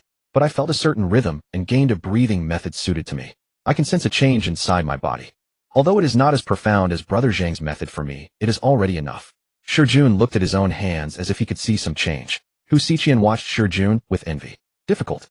Zhang Xuan did not think it was difficult at all. He had learned his breathing technique from Hu Yanwei and made some adjustments just now while sensing heaven and earth. He had learned Hu Yanwei's breathing method in one pass. It was very simple. "Brother Zhang is still here, so you can learn whenever you like. Let us first deal with Hu Yanwei's matter. After all, he is your cousin." Jun patted Hu Xiqian on the shoulder to comfort him. "What?" Zhang Xuan looked at Hu Xiqian in shock. "Hu Yanwei was Hu Xiqian's cousin. I left the Hu family long ago. Whatever happens to the Hu family has nothing to do with me. Drop that subject." Hu Xiqian pushed Jun away in annoyance. Jun laughed heartily. "The Hu family still kept the servant system from the Republican era. My mother grew up in the Hu household from childhood and never had any contact with the outside world. She always thought she was born to be a servant of the Hu family. A drunken old man of the Hu family fathered me. My birth was not allowed in the Hu family. They wanted me gone. My mother refused to let me die, so with the help of my maternal grandparents she fled. My maternal grandparents were worn down by the Hu family until their final days." Seeing Zhang Xuan's confusion, Hu Xiqian explained in a low voice. "But today's incident does remind us that there are still traitors among us." Hu Xiqian's expression turned cold. The hidden marksman earlier was probably arranged by the Lin family. Someone must have tipped them off. Jun nodded solemnly. "Let's go back and root out those moles." Jun ordered Hu Yanwei's remains to be taken away. Hu Xiqian drove Zhang Xuan back to the villa. "You rotten Xiao Xian. You terrible Xiao Xian. How dare you stand me up? I'll get you. As soon as he returned to the villa, Zhang Xuan heard Xiaoming's sulky voice from inside. Zhang Xuan could not help laughing. Xiaoming was rather annoyed. While taking a shower in the bathroom, she had been afraid Zhang Xuan might barge in, but after she finished washing there was still no movement outside. When she wanted to go out, she realized something was wrong. She had not taken a bath towel or bathrobe inside. She was terribly embarrassed, but she could not stay in the bathroom forever. Thinking that she and Zhang Xuan were already close enough that shyness was unnecessary, she called out to him to bring her towel and bathrobe. But no matter how much she called out, she received no response. She wondered if Zhang Xuan had gone downstairs. Perfect. She slipped out cautiously, grabbed the towel and bathrobe from the bed, and rushed back into the bathroom, her heart nearly jumping out of her chest. When she came out wearing the bathrobe, Zhang Xuan still had not come upstairs. She went down to the first floor and searched around before discovering that he was no longer in the villa. She called him, but his phone was ringing on the bed. The huge villa held only her alone. Upset and frightened, Xia Ming quickly hid under the covers and began to mutter complaints. Zhang Xuan steadied his breathing and slowly approached Xia Ming. The girl was so busy complaining that she sensed nothing. Hey, were you thinking about me? Who would miss a jerk like you? Leaving me all alone here? Xia Ming replied without thinking. Then she suddenly realized, turning her head to see Zhang Xuan's teasing, half-smiling face. You bad guy. Where did you go? I was so scared. After a few playful bites, Xia Ming cried in Zhang Xuan's arms, releasing all the grievance in her heart. You bad guy. Where did you go? I was so scared. After a few playful bites, Xia Ming cried in Zhang Xuan's arms, releasing all the grievance in her heart. Her voice was so loud that Li Zixin and Zhang Xuan next door could hear it clearly. Zhang Xuan's cheeks flushed, and she gave a soft tisk only to see Li Zixin heading out. She quickly grabbed Li Zixin. Where are you going? Ming Ming is crying. I'm going to check on her. Zhang Xuan was speechless. The young couple is just doing some bedtime relaxation. What are you going over there for? Bedtime relaxation. Yoga. Then why is Ming Ming crying? Did something upset her? Li Zixin asked curiously. Maybe it's her first time feeling this way, and first times are always a little overwhelming. Zhang Xuan explained, and Li Zixin nodded, as if she half understood. Back in the villa, Xia Ming pouted and glared at Zhang Xuan sulkily. Where did you go? Brother Sure and brother, who called me over to handle a matter. Otherwise I might have gone upstairs to see you. Get out. Before Zhang Xuan could finish, Xia Ming retorted. Should we get some sleep? As soon as he said it, the atmosphere in the room became warm and tender. It was already very late, and Xia Ming had long been sleepy. She lowered her head and whispered, I'll go shower first. Zhang Xuan said, and walked into the bathroom. Xia Ming hid under the covers, not knowing what would happen next. She felt both expectant and nervous. Listening to the patter of water from the bathroom, her heart could not calm down. Her cheeks were flushed and hot. Zhang Xuan finished showering quickly and came out wrapped in a towel. Xia Ming immediately buried herself completely under the quilt, not daring to look. Her heart was about to leap out. Zhang Xuan was also nervous. He walked to the bed about to embrace the girl who meant so much to him. I didn't buy that. Just as he was about to reach for her, Xia Ming suddenly spoke. Zhang Xuan paused. Didn't buy what? Xia Ming's cheeks were crimson. She pinched him and whispered, You know the little raincoat you boys use? A raincoat for boys. What is that? Oh, you know. The rubber kind. Xia Ming saw that Zhang Xuan still did not understand, and in her frustration, she began gesturing with both hands. Zhang Xuan finally figured it out, and could not help but let out a chuckle. It was just a condom. Why not say it directly? What are you laughing at? We are still in school. Do you want me to show up in class with a big belly? Xia Ming buried herself under the blanket, poking only her little head out as she glared fiercely at Zhang Xuan. All right, just sleep properly and stop thinking about all sorts of nonsense. Before Xia Ming could protest, Zhang Xuan slipped into the blanket beside her. You are crowding me. Xia Ming's face flushed red, instantly caught somewhere between embarrassment and shyness. Zhang Xuan gently pulled the senior girl into his arms and chuckled softly. What are you laughing at? Xia Ming nestled into his embrace and asked with mild irritation. Nothing. He had good fortune indeed. Her figure was remarkably graceful. The lights were switched off and the room fell into complete darkness. Both of them kept their eyes wide open, feeling each other's warm breath gently brush against their faces. Xia Ming dared not move, her body tense and rigid. At this moment her heart was filled with overwhelming nervousness. This kind of life was something she had long dreamed of, yet now that it was truly happening, she could not help but feel anxious. Zhang Xuan knew she was nervous, so he pressed a gentle kiss on her forehead. Sleep well. When you feel ready, I will be here. He kissed Xia Ming once more, then turned over and faced away from her. In the darkness, Xia Ming's tense body gradually relaxed, and she quietly breathed a sigh of relief in her heart. Time passed quietly. After the fight with Hu Yanwei earlier, and the later confrontation with the sniper, Zhang Xuan was truly exhausted, and soon he drifted into a deep sleep. Listening to Zhang Xuan's steady breathing, Xia Ming leaned closer, and gathering her courage, wrapped her arms around him from behind. Pressing her cheek against his back, she felt an unprecedented sense of peace. The next morning, dawn light slowly brightened the sky. Zhang Xuan woke up and immediately caught a gentle, alluring fragrance in the air. Not only that, but his arm was firmly embraced, wrapped in soft warmth, while a fair and slender leg was resting across his. Zhang Xuan turned his head and was greeted by a breathtakingly beautiful face. They were so close that he could almost feel her soft breath brushing against his skin, carrying a faint, delicate fragrance that was truly enchanting. At this moment, the senior seemed to be dreaming about something. Her lips parted slightly as she swallowed the corners of her mouth, curling up in contentment, while her hands still held tightly onto Zhang Xuan's arm. Feeling that softness, Zhang Xuan felt as though he were about to burst. Just then, as if sensing his gaze, she opened her eyes. Hazy and dreamy, yet irresistibly adorable. Slowly, still somewhat dazed, Xiaoming's beautiful eyes focused on Zhang Xuan's handsome face before her expression suddenly shifted. Whoosh! Xiaoming's face turned crimson in an instant. "Senior, are you awake?" Zhang Xuan asked with a gentle smile. Xiaoming tried to keep her composure, though her arms around him tightened unconsciously. Suddenly feeling that this position was far too embarrassing, she quickly let go, but in doing so she inadvertently revealed an even more captivating scene before Zhang Xuan's eyes. Hiss! Zhang Xuan's breathing became noticeably quicker, and he pulled Xiaoming tightly into his embrace. Such a charming little sprite. "What are you doing?" Xiaoming tensed up and asked nervously. "Senior, shall we get up?" Zhang Xuan felt his body growing restless, especially with the morning making everything more intense. Holding such a beautiful woman, yet being unable to act on it, was simply torment. Better get up quickly before he truly lost control. Zhang Xuan sat up and began dressing. Xiaoming hid under the blanket, leaving only her head exposed, watching his defined muscles and strong frame, her face burning redder. He was in trouble. Zhang Xuan had such a great figure. And those 8-pack abs. Xiaoming almost couldn't resist reaching out to touch them. "If you want to touch, go ahead." Zhang Xuan noticed her gaze and smiled confidently, displaying his muscles. Whoosh! Xiaoming's face turned completely red, and she promptly buried her head back into the blanket, too shy to peek out. Zhang Xuan laughed heartily and casually lifted the blanket. "Aunt!" Xiaoming let out a startled cry. He chuckled and walked out, giving her space to avoid further embarrassment. "You bad boy. Always teasing me." Xiaoming pouted once the door closed behind him. By the time she dressed and stepped out, the aroma of freshly cooked food was already wafting from the kitchen. "Senior, hurry and wash your face and brush your teeth. Breakfast will be ready soon." "All right." As the meal was served, Li Zixin and Zhang Xuan also shuffled over with sleepy eyes and took their seats without hesitation. Seeing Zhang Xuan serve millet porridge, the three inhaled the enticing aroma and felt completely captivated. Li Zixin lifted her bowl to drink, but Zhang Xuan snatched it away. "What are you doing?" Li Zixin looked as wronged as a child. "Have you two washed your faces and brushed your teeth?" Zhang Xuan could even see residue at the corner of Li Zixin's eye. These two must have rushed straight from bed. "Oh, forgot. It's fine. Ran and I often eat without washing up," Li Zixin said casually.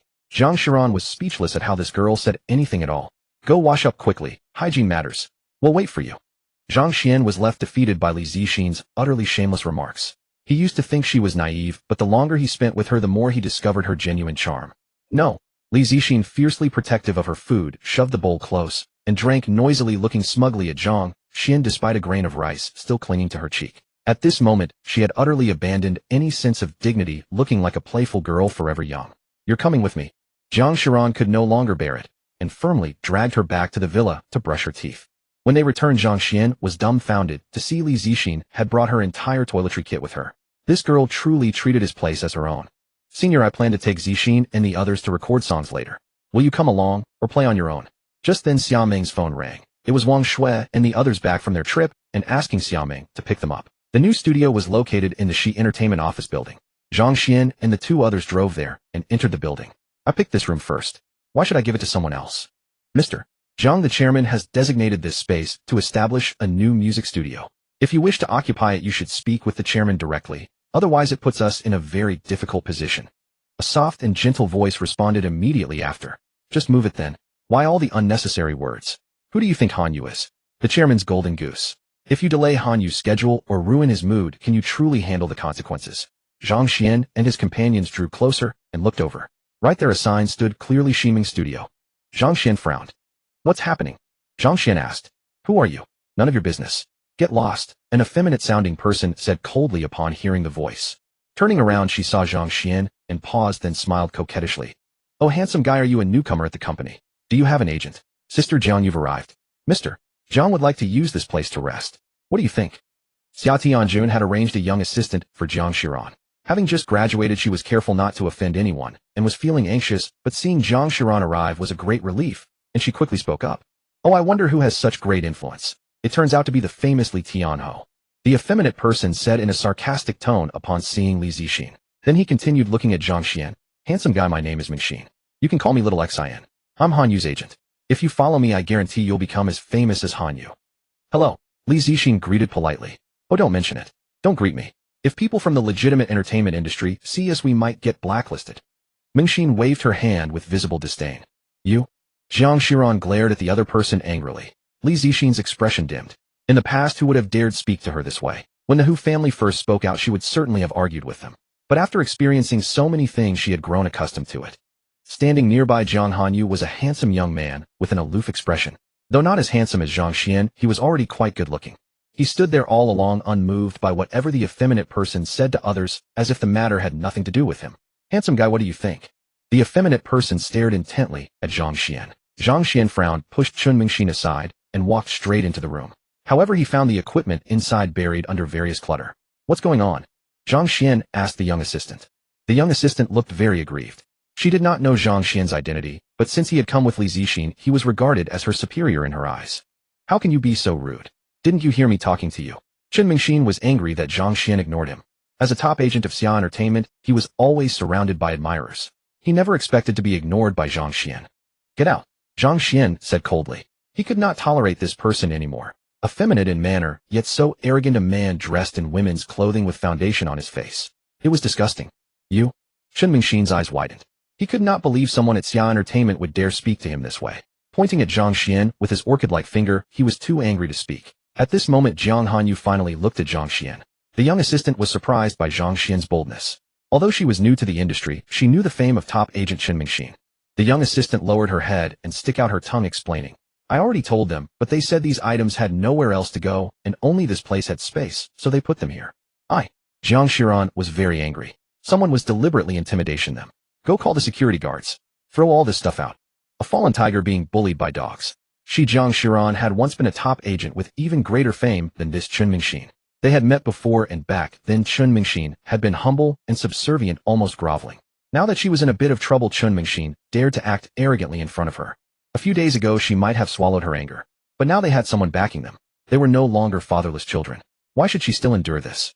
Furthermore, in front of Zhang Xuan, even if Hu Weiyong and Wan Deke came, they would dare to scold them. What about a mere Chun Mingxin? Upon hearing Zhang Xuan's words, Chun Mingxin paused, then laughed. "Oh, such authority. Zhang Xuan, are you still living in the past? Go ahead and call them. See if the security guards here will listen to you. I'm putting it plainly. This place belongs to Hanyu. No one can stop us. Go call the security guards." Zhang Xuan said calmly to the young assistant, then looked at Zhang Hanyu and Chun Mingxin. "Get out." "Damn it. I'm being rude to you, or are you giving me face? Can't you hear what I just said? This place is..." Seeing Zhang Xuan giving him no respect at all, Chun Mingxin jumped up and cursed angrily. Smack! A sharp sound interrupted his curses. Zhang Xuan slapped him hard, sending him flying into the wall with a thud, and he fell unconscious. Zhang Hanyu beside him was stunned. His body trembled involuntarily, and a hint of wariness appeared in his gaze as he looked at Zhang Xuan. "Will you leave on your own, or shall I help you?" Zhang Xuan looked at Zhang Hanyu and said calmly, yet his words carried an irresistible force. Zhang Hanyu looked at Zhang Xuan in astonishment, pointing at his own nose. "Are you talking to me? You know." Bang! Zhang Xuan kicked Zhang Hanyu, sending him flying. "It seems he chose for me to help him," Zhang Xuan said with a smile, then glanced gently at the young assistant. "Go call the security guards." Oh, I'll go right away. Please don't hit me." The young assistant, frightened by Zhang Xuan's gaze, turned pale with fear, clutched her head, and ran out. Zhang Xuan, Li Zixin, Zhang Xuan. The entire room fell into an awkward silence, and then, ha ha ha. The young assistant's reaction was too amusing. Zhang Xuan could no longer hold back her laughter. As for Zhang Hanyu being kicked away by Zhang Xuan, and whether Zhang Xuan would face any consequences, Zhang Xuan had never worried about that. Not to mention Zhang Xuan was the owner of Taoyuan residence. Even as Xia Tianjuan's son-in-law, what was one Zhang Hanyu to him? For a celebrity whose fame was built solely on traffic and hype, he had no real foundation. Bringing him down would be far too easy. "You dare hit me. Do you know who I am? You think because you know Li Zixin you can hit me? Do you still think you're some big star? Boy, this matter won't end here. Just wait." Zhang Hanyu's stomach ached severely. Clutching his stomach, cold sweat streamed down his forehead. Looking at the closed door, he roared in anger. "Isn't that Zhang Hanyu? What happened to him? Looks like he got beaten up. Who dares to beat him? He's our Xia Entertainment's cash cow and the chairman's precious darling." Seeing this scene, some people were worried while others took pleasure in it. Various expressions appeared on everyone's faces. Feeling the gaze of the crowd, Zhang Hanyu felt even more humiliated and angry. He marched straight toward the chairman's office. "Get lost." As he passed, everyone made way for him. Several security guards followed the young assistant over. "Brothers, do us a favor and clear this area." Zhang Xuan tossed several cartons of cigarettes to them. Upon recognizing the platinum laccoon cigarettes, the security guards immediately broke into wide smiles. No problem, no problem. But brother, don't say we didn't warn you. Those items seem to have been deliberately placed here by certain individuals to target you. If you just throw them away without saying a word, you might make enemies of an entire group. Zhang Xuan brushed off the security guard's good-natured warning with apparent indifference. It's fine. Just help us out, brothers. I'll take responsibility for anything that happens. All right then. The security guards began hauling the items outside and throwing them away. Just as the last item was tossed out, a ragged chorus of footsteps echoed from outside, accompanied by loud cursing. Let me see who dares to throw away my things. What the? Did they lose their minds? They dare to discard my things. Seeking death.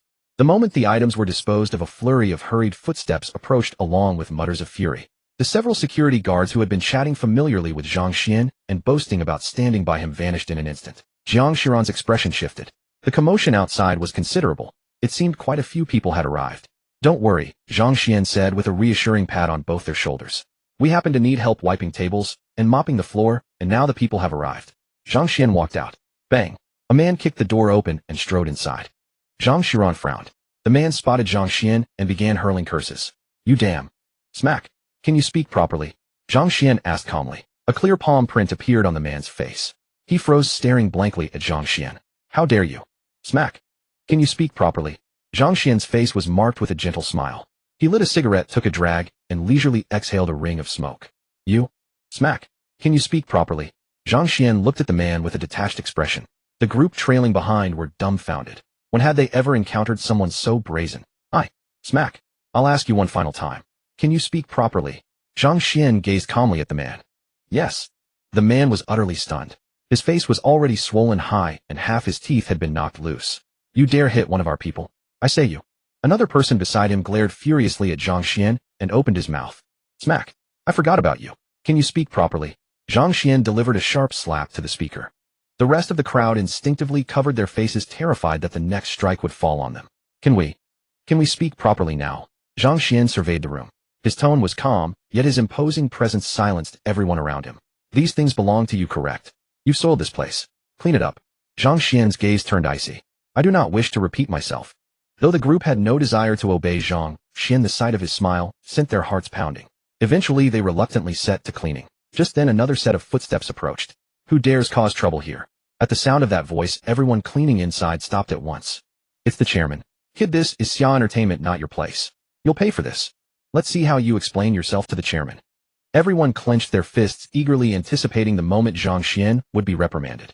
Following the voice, the crowd turned and spotted Zhang Hanyu wearing a wronged expression trailing behind Xia Tianjun as they approached. At that moment, Zhang Mingxin, who had been lying unconscious, stirred awake. Her first sight was of Zhang Xuan. Without hesitation, she rose to her feet and charged at him with a raised fist. How dare you hit me? I'll make sure your face is ruined. Her voice was dripping with affected sweetness. Stop it, Mingxin. Hearing Zhang Hanyu's voice, Chen Mingxin hesitated, then stopped. Turning around, she spotted Xia Tianjun, and her face immediately filled with grievance. Chairman, look at this person. He actually hit me? How awful. Then turning her face toward Zhang Xuan, she spoke in a cold whisper. Kid, you're in deep trouble this time. You'll be thrown out of Xia Entertainment for good. You might even be driven out of this entire circle. Don't you want to know who organized all of this? Chen Mingxin said, a sinister smile flashing across her eyes. It was me. I simply refuse to let that vile woman have any chance to rise again. Someone blacklisted by the Hu family still thinks she can make a comeback. Dream on. Turning to Chen Mingxin, Li Zixin sneered and whispered, Chen Mingxin, young master, who asked me to remind you. Unless you agree to become his woman, you will never survive in this circle for the rest of your life. Young master who? Zhang Xuan pieced it together. It must be Hu Bingxing. Had Hu Bingxing come to Dongshan solely for this purpose? Unfortunately, Hu Bingxing had crossed paths with him. Zhang Xuan walked calmly toward Chen Mingxin under the watchful eyes of everyone present. Chen Mingxin, struck with fear, retreated more than 10 steps before feeling any sense of safety. Did Hu Bingxing instruct you to do this? Zhang Xuan asked, his gaze as cold as ice. Chairman, call the police and arrest this person right away. He dared to strike me. Chen Mingxin retreated behind Xia Tianjun, whining pitifully like a frightened child. Smack! A single slap sent Chen Mingxin reeling, and she tumbled to the ground. You ungrateful traitor. You take my money and then follow the Hu family's orders. Xia Tianjun stepped forward and delivered several kicks. Zhang Hanyu stood frozen in shock. The chairman had always treated him with great respect, even smiling warmly at everyone in the company. For the first time today, he witnessed the chairman visibly angry, and he was completely stunned. When the chairman had first heard that Zhang Hanyu had been struck, he had been furious and eager to come over and severely reprimand the person who had done it. But upon arriving and seeing that person, his attitude had abruptly changed. It all came down to the person standing before them. Who exactly was this person? If Zhang Hanyu still could not deduce that Zhang Xian held an extraordinary position, he would be the biggest fool alive. Uncle Xia, your company's management leaves much to be desired, Zhang Xian said, shaking his head. Your top broker is considered senior management. Surely he is aware that this company and legitimate entertainment firms are in competition. Yet Chen Mingxin had actually obeyed Hu Bingxing's orders. No one without hidden motives would act so. Even Zhang Hanyu likely harbored his own ambitions. Hearing Zhang Xian's words, those nearby felt a chill run down their spines. No one in the company had ever spoken to the chairman this way, especially not when he was already in a foul mood. Surely this kid was in serious trouble. However, the next moment left them all dumbfounded. Upon hearing Zhang Xian's words, the chairman suddenly let out an embarrassed laugh. Sorry to embarrass myself in front of you, kid. Everyone stood stupefied. Zhang Hanyu, standing to the side, could hardly believe what he was witnessing, his eyes wide with disbelief. He stared at Zhang Xian in utter bewilderment. Who exactly was this person? Several security guards followed the young assistant over. Brothers, do us a favor and clear this area. Zhang Xian tossed several cartons of cigarettes to them. Upon recognizing the brand, the security guards immediately broke into wide smiles.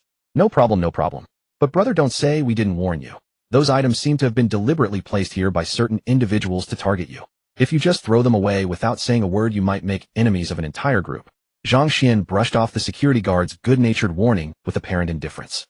It's fine. Just help us out, brothers. I'll take responsibility for anything that happens. All right then.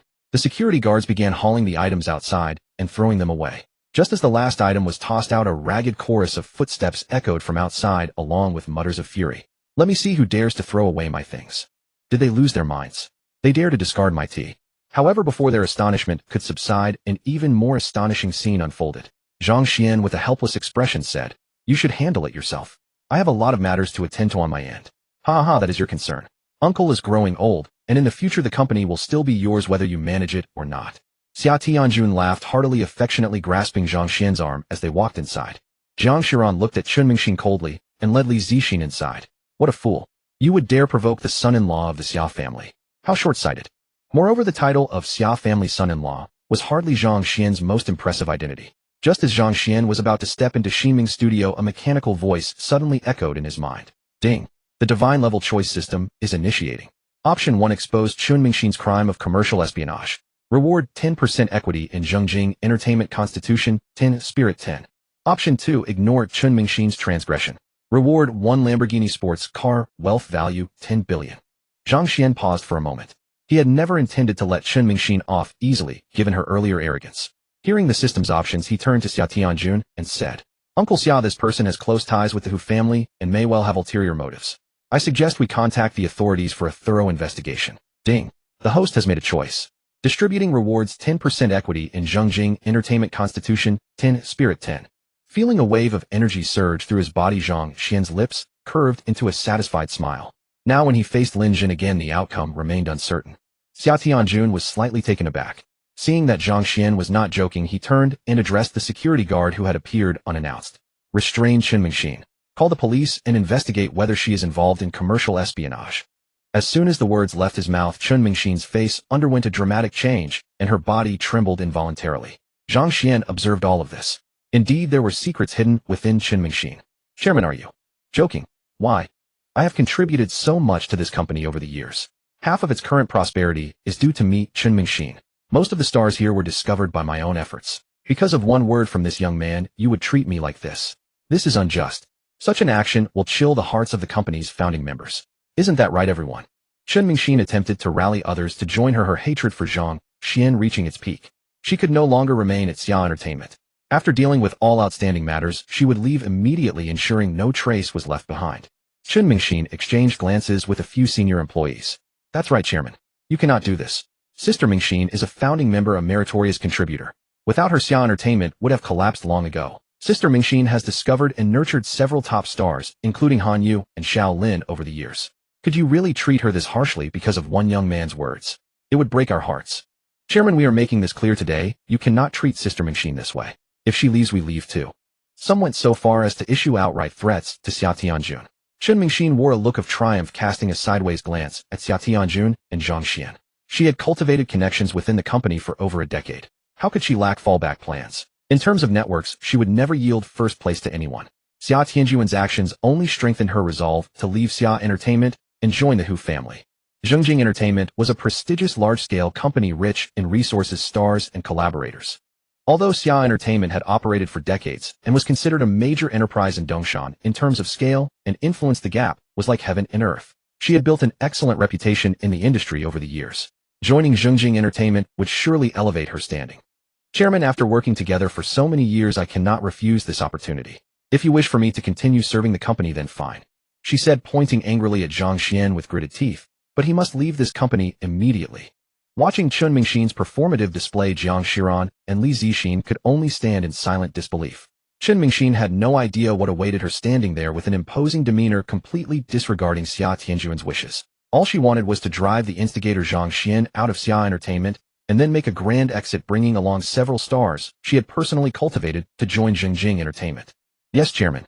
If you want us to stay, this young man must leave Xia Entertainment, otherwise we depart. Encouraged by Chun Mingxin's approving gaze, they grew bolder, stepping forward and positioning themselves behind her to show solidarity. Xia Tianjun stood frozen, his expression complicated as he regarded them.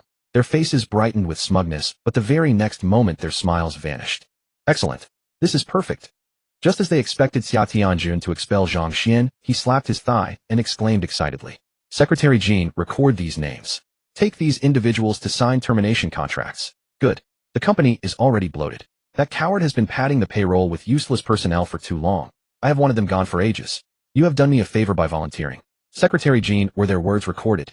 We must be prepared for any labor arbitration claims. Secretary Jean, standing nearby, replied coldly, "Recorded, Chairman." Very well. Lead these individuals to complete their contract terminations. Security. Arrest them. Investigate that spineless man thoroughly. With that, Xia Tianjun and Zhang Xuan walked into the inner room. Go ahead, Xiao Xian. Zhang Xuan pulled Li Zixin into the room. Before closing the door, she looked at those who had been left utterly dumbfounded and said, "A group of fools. You actually tried to intimidate the chairman using the boss of Taoyuan residence. Do you truly believe you are so indispensable?" Li Zixin could not help but laugh aloud. Hearing Zhang Xuan's words, those who were already bewildered were now completely stunned. The boss of Taoyuan residence. Was it really true? So youthful? Among the crowd, Jiang Hanyu clenched his fists. No wonder the chairman valued Zhang Xuan so highly, even arriving in person, abandoning his own cash cow. This person was in fact the owner of Taoyuan residence. Everything made sense now. He pondered for a moment and turned to leave. Several security guards, long fed up with Chun Mingxin's arrogant behavior, stepped forward, seized his arm, and began escorting him toward the security office. What are you doing? On what grounds are you arresting me? This is illegal. Let me go at once. Chun Mingxin panicked. The situation had spiraled far beyond her control. She knew better than anyone what she had done over the years. Now, before those affairs could be resolved, she found herself caught. What consequences awaited her? What are you doing? Didn't you hear what the chairman just said? I've already called the police. Just wait, someone will come deal with you. A security guard struck Chun Mingxin across the face. Several other guards who had long suffered under her bullying seized the opportunity for revenge and stepped forward eagerly. What do you think you're doing? This is illegal. Let me tell you, I have connections in the relevant departments. I've noted your face. You'll be paying dearly for this. Chun Mingxin glared furiously at the guard who had struck her and issued her threats. Turning to the rest, she shouted, "Are you all just standing there like statues? Pull those guards away. If I go down, you'll all be done for. As long as they hand me over to the authorities, everything can be settled after today." Chun Mingxin had planned things well, but her scheme was destined to come to nothing. At that moment, the people she had secretly placed within the company were stunned upon hearing they were to be dismissed. When they learned they had crossed the boss of Taoyuan Ju, they froze on the spot, completely unable to hear anything Chun Mingxin was saying. They entered the studio. Without a word, everyone agreed to leave the earlier incident behind. Li Zixin was recording vocals, while Zhang Xuan prepared several more beloved classics from Earth. When the musicians heard they were performing for these songs, they initially showed resistance. But the moment they saw the compositions Zhang Xuan had written, their expressions transformed. They were overcome with awe, as though they had stumbled upon a treasure beyond measure. Eyes shining with wonder, they could hardly believe music could be composed in such a way. These songs felt like a door opening to an entirely new world, one that completely upended everything they had previously known. They felt as though all their previous knowledge had been wasted. The entire group could already imagine the tremendous sensation these songs would create upon hitting the market. It would undoubtedly send shockwaves across the world. To have their names attached to such compositions was an honor beyond compare. With that thought in mind, the four of them hardly slept, remaining in the studio day and night. Meanwhile, outside, Xia Tianjun began building momentum. Zhang Xuan directly invested 100 million in advertising.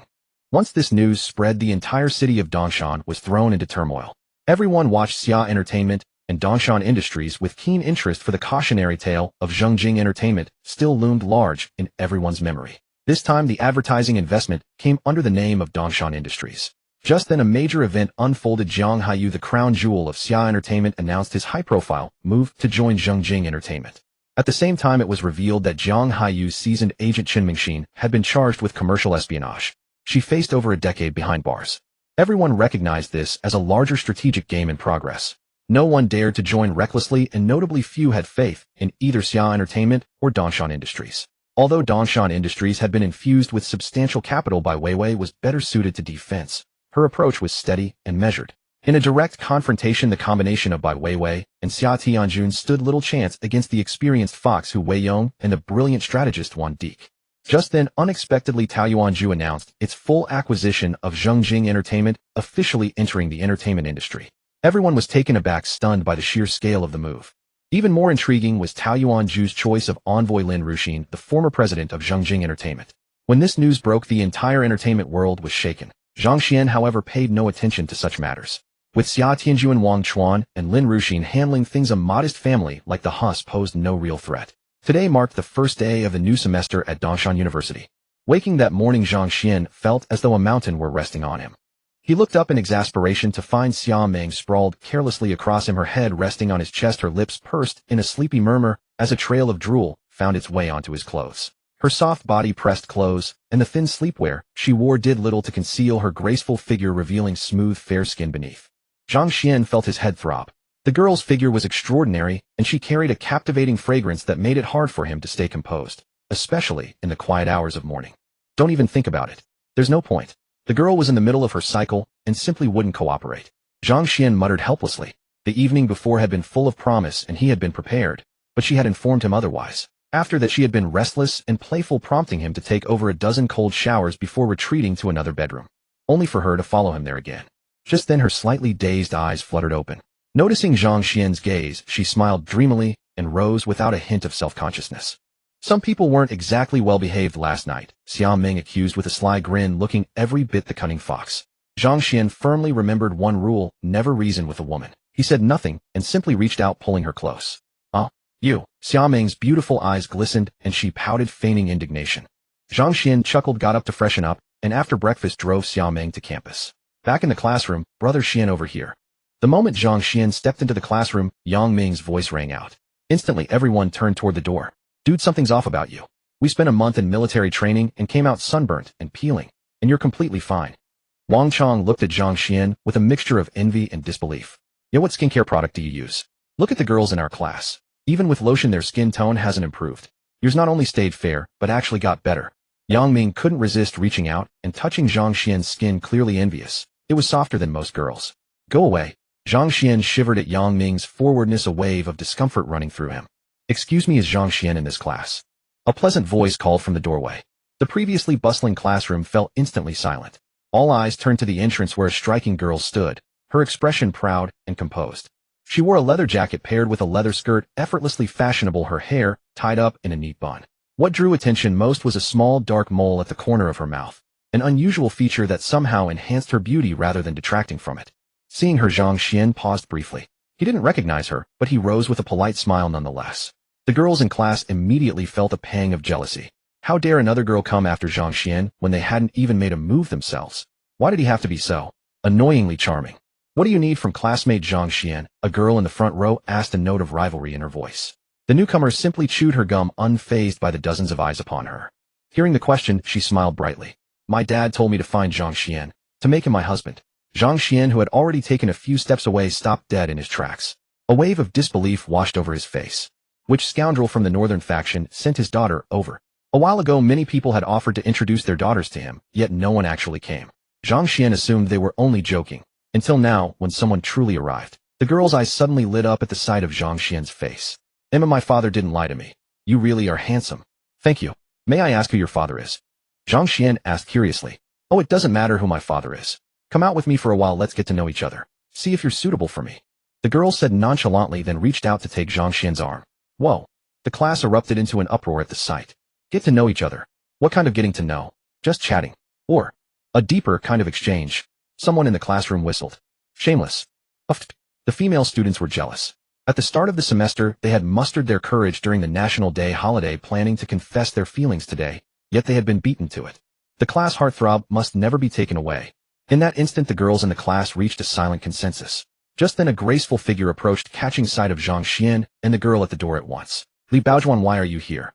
Gu Qingqing, what are you doing here? I found Zhang Xuan first, he's mine. Li Baowan glared at Gu Qingqing, cursing inwardly. How had this fiery woman come looking for him as well? Though she wasn't unattractive, she still fell far short of Gu Qingqing, who was famed as the volcano campus belle.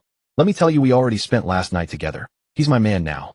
Li Baowan blocked Gu Qingqing's path, dropping the shocking remark. Whoa! The surrounding crowd buzzed in astonishment, staring at Li Baowan in shock. Hey classmate, please don't. Zhang Xuan was dumbfounded. Whose daughter was this girl? She was too bold. If this got back to senior sister, he wouldn't be able to clear his name, even with 100 tongues. I'm the counselor of this class. What do you think I'm doing here?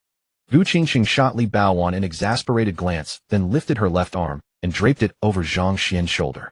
Kid, get inside with me. I've got something to say. And you get out of here. Don't waste time. This guy already has a girlfriend, Xia Meng, the most famous campus belle in the school. Do you think he'd even look at you when he has Xia Meng? Gu Qingqing stood at the classroom door, turning to speak to Li Baowan. Tisk, they're not married yet. I've got plenty of chances. So long as you wield the hoe well, no wall cannot be toppled. Zhang Xuan, I'll pick you up after class. With that, Li Baowan blew Zhang Xuan a kiss, then turned and swayed away. Her alluring silhouette left the surrounding boys gulping wildly. Lucky you, kid. Another butterfly has come fluttering around you. Gu Qingqing pursed her lips, glancing sidelong at Zhang Xuan. Under the envious gaze of the crowd, Zhang Xuan returned to his seat. As soon as he sat down, Yang Ming gave a wry smile. Brother Xuan, what exactly is your relationship with Sister Gu? Are you really nothing more than friends? Zhang Xuan had always claimed there was nothing between them, but the intimate manner they had just displayed said otherwise. Wang Chong and Fang Ximing also looked at Zhang Xuan with envy. His luck with women was simply too good. There's nothing, don't worry. Senior sister and I are the real couple. Oh, let's go out for dinner tonight. Senior sister and I have moved into a villa. It's a housewarming. Hiss. Damn it, Brother Xuan, you're just here to rub it in. You're living with the campus belle. Are you too? Even though we knew we had no chance, please don't say it out loud. It's over, my campus belle. The surrounding boys also heard Zhang Xuan's words and immediately groaned in despair. The thought that the campus belle they adored had already given her heart to another man left them feeling a dull ache in their chests. All right, pull yourselves together. The holiday is over, and it's time to study hard. But before that, the school has decided to hold a welcome party for you. School rules require every class to participate with at least 2 performances prepared. Are there any volunteers? Teacher Gu, I'd like to sign up for a piano solo. I'll perform a crosstalk. Me. Martial arts. As Gu Qingqing's voice fell, the students raised their hands one after another. The welcome party was a chance to shine. Who knew, maybe their chance to find a date would come that very night. Great, Zhang Xuan, count yourself in. Gu Qingqing wrote down Zhang Xuan's name on the sign-up sheet without consulting him. Zhang Xuan looked around at the hands raised high, though it seemed he was the only one in the entire class whose hand was not up. This woman definitely did it on purpose. Everyone, people around him, all turned to look at Zhang Xuan. Aren't you the one who said there was nothing between you two? The thought that Zhang Xuan was not only living with Xia Meng, the most renowned second-year campus belle, but also had ties with Gu Qingqing, the first-year graduate belle, drove them nearly mad with jealousy. Zhang Xuan was speechless. What was with the looks from these people? He hadn't raised his hand, okay. He already had a wife. He didn't need any chance to show off. I refuse, I don't have time. Zhang Xuan raised his hand in protest. Objection overruled. Anyone else? Fine, you're it. Gu Qingqing casually picked a few more people, then said to Zhang Xuan, come with me. I need to talk to you about something. Yang Ming looked at Zhang Xuan with a hurt expression. Brother, accepted. With Brother Xuan around, you'll never catch up to the great campus belle Gu in this lifetime. Wang Chong patted Yang Ming on the back to console him. It's a good thing I switched targets fast. You know what? My wife is about to release that new album. Fang Ximing said excitedly. We all know. Li Zixin has dominated the top 3 on the hot search list for a while now. Clearly she bought the trending slots. Ugh, it's good that Zixin has this opportunity, but why did she have to choose to release a song? Who even likes listening to songs these days? All that humming and groaning. Like flies buzzing, just awful. I don't care, I'm going to support Zixin no matter what. Even if she just says a few words, I'll buy it. Don't worry. Didn't Xia's Entertainment release an announcement? They've invited the mysterious bro to write the lyrics and compose the music. They guarantee his work will be epic-making. It's clear that Xia's Entertainment has great faith in this mysterious bro. They even dare to promise that if we listeners don't like it, we can get a free autograph from Li Zixin and rumored a mystery gift pack as well. After Zhang Xuan and Gu Qingqing left, the class's hot topic instantly shifted to Li Zixin's song release, with the term mysterious bro becoming a trending topic as well. They stepped outside the classroom and walked to a secluded spot. Sister Gu, what's the matter? Zhang Xuan asked curiously. From Gu Qingqing's expression, it seemed there really was something. Something has come up. Gu Qingqing said, "You remember the last arena competition, right?" Zhang Xuan nodded and asked in confusion, "Of course, why? Is there something wrong with the competition?" The past few times the major families were even considering abandoning the arena competition altogether.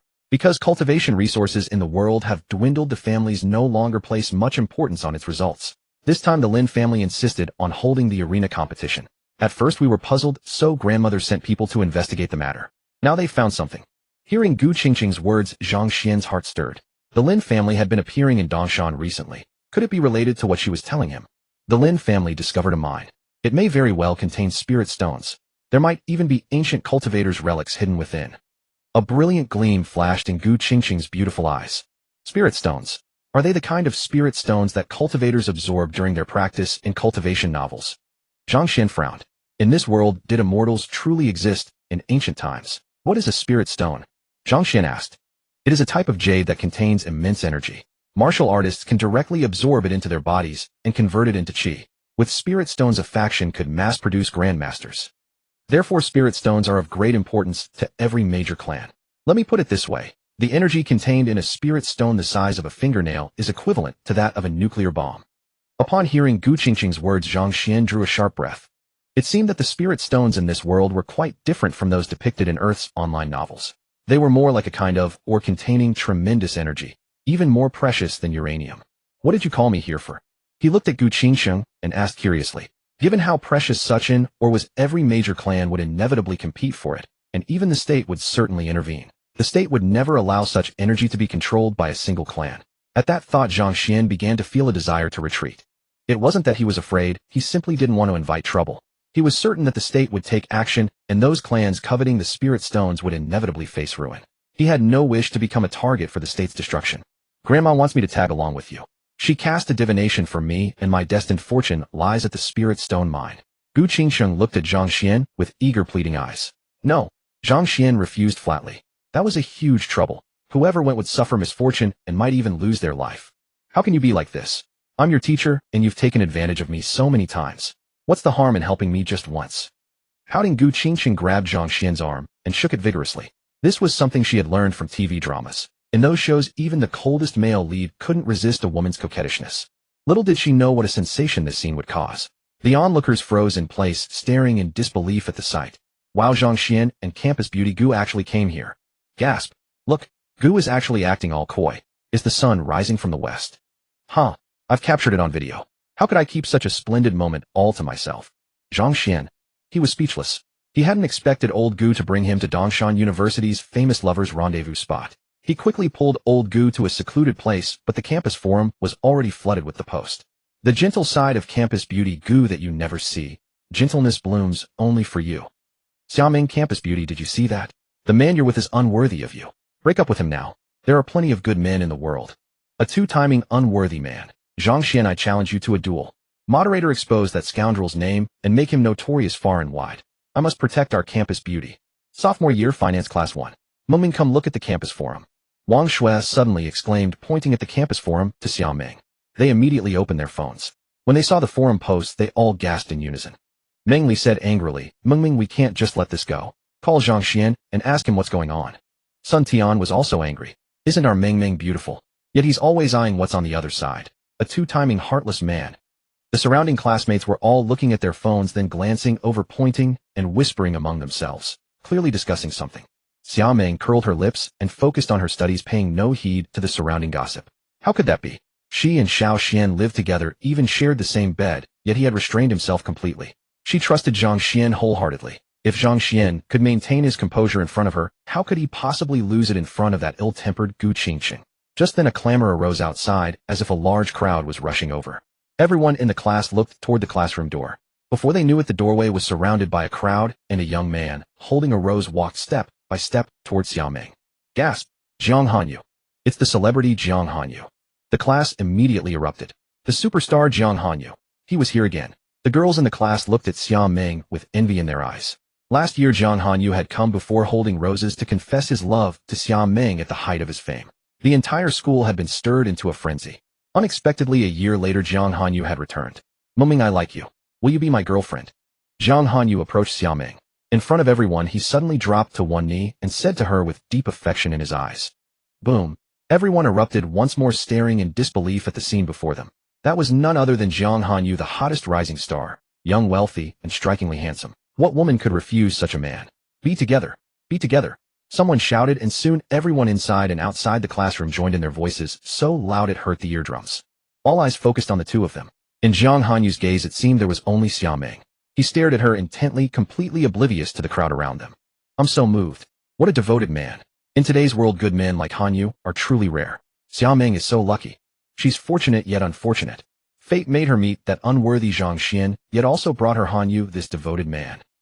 Campus beauty, we don't approve of you being with Zhang Xuan, but if you choose Hanyu, you have our blessings. Yes, we bless you too. Be together, someone in the crowd suddenly called out. Meng Meng. Seeing that Xiaoming remained unmoved, Zhang Hanyu abruptly stood up and made a move as if to embrace her. I've already spared you enough dignity. Please leave, or I'll make sure you never work in this industry again. Don't think I don't know why you're doing this. Just when everyone thought Xiaoming would succumb to Zhang Hanyu's advances, she raised her head and spoke to him coldly. Zhang Hanyu froze in place and stammered awkwardly, Meng. Xiaoming took out her phone and dialed a number. Hello, my dear, what's the matter?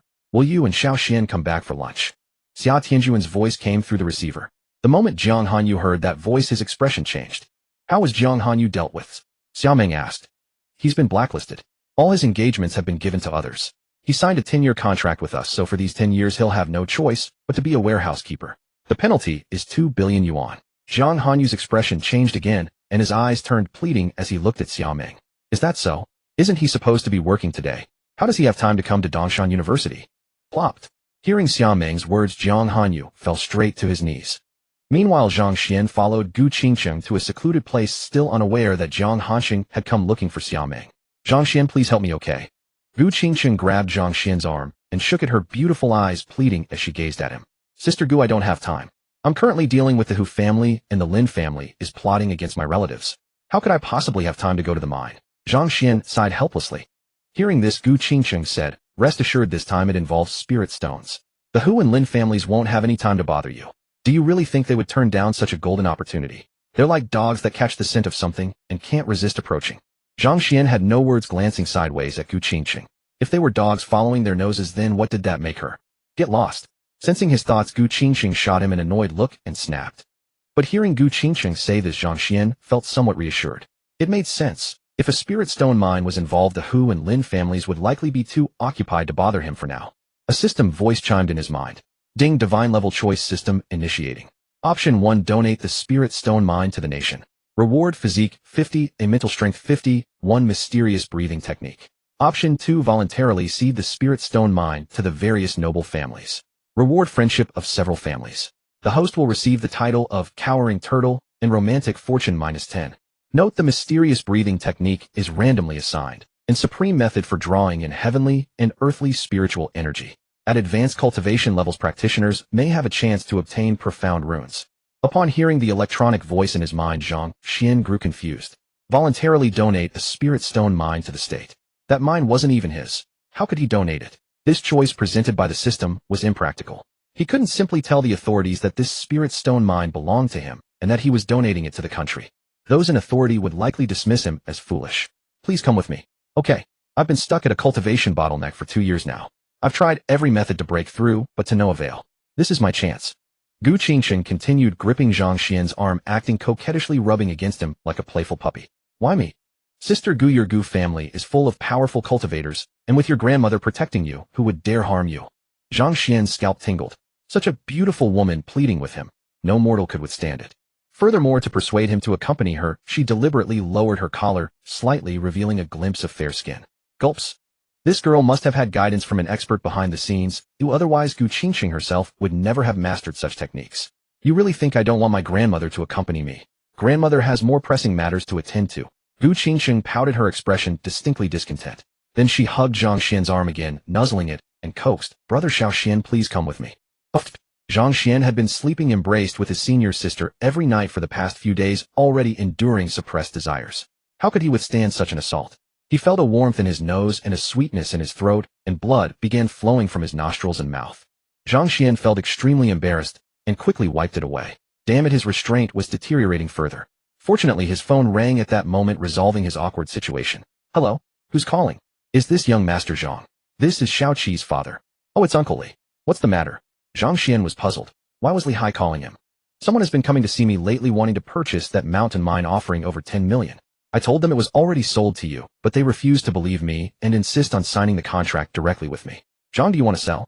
If so, come quickly. Upon hearing Li Hai's words, Zhang Xuan paused for a moment before a flash of insight struck him. Someone wanted to spend 10 million to buy that mine.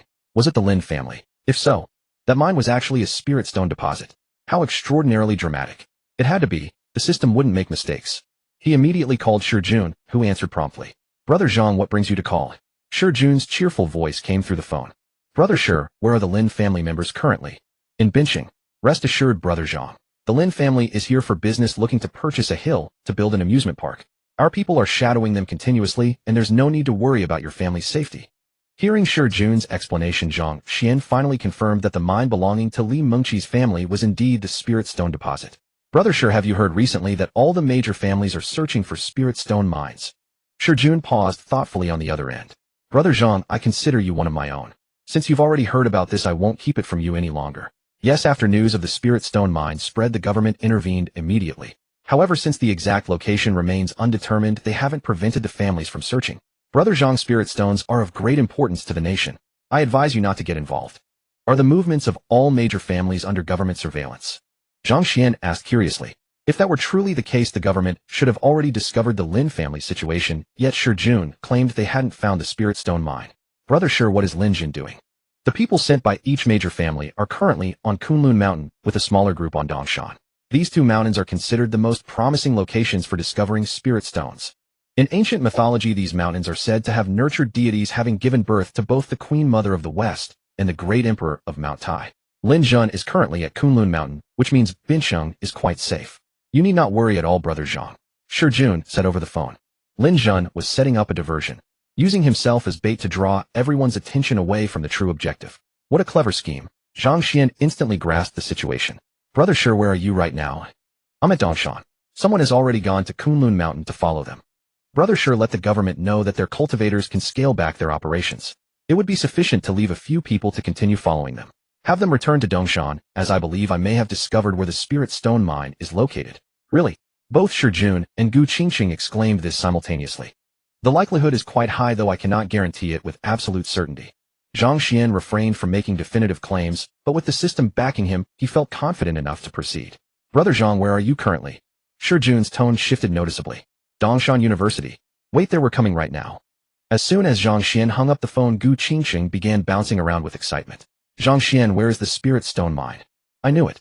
Grandmother never lies to me. She told me that my opportunity lies with the spirit stone mine, but that encountering you would be the greatest blessing of all. I doubted her words earlier, but now I believe them completely. Zhang Xuan. Jun arrived much faster than anticipated, suggesting the government placed even greater importance on the spirit stone mine than Zhang Xuan had initially realized. Both brothers, please follow me. With those words, Zhang Xuan climbed into the vehicle and led the group toward Li Family Village. Lijiao Village. Brother, 20 million is our final offer. If you still refuse, we'll have no choice but to give up. A representative of the Lin family looked at Li Hai and raised two fingers. The villagers around them drew sharp breaths. 20 million.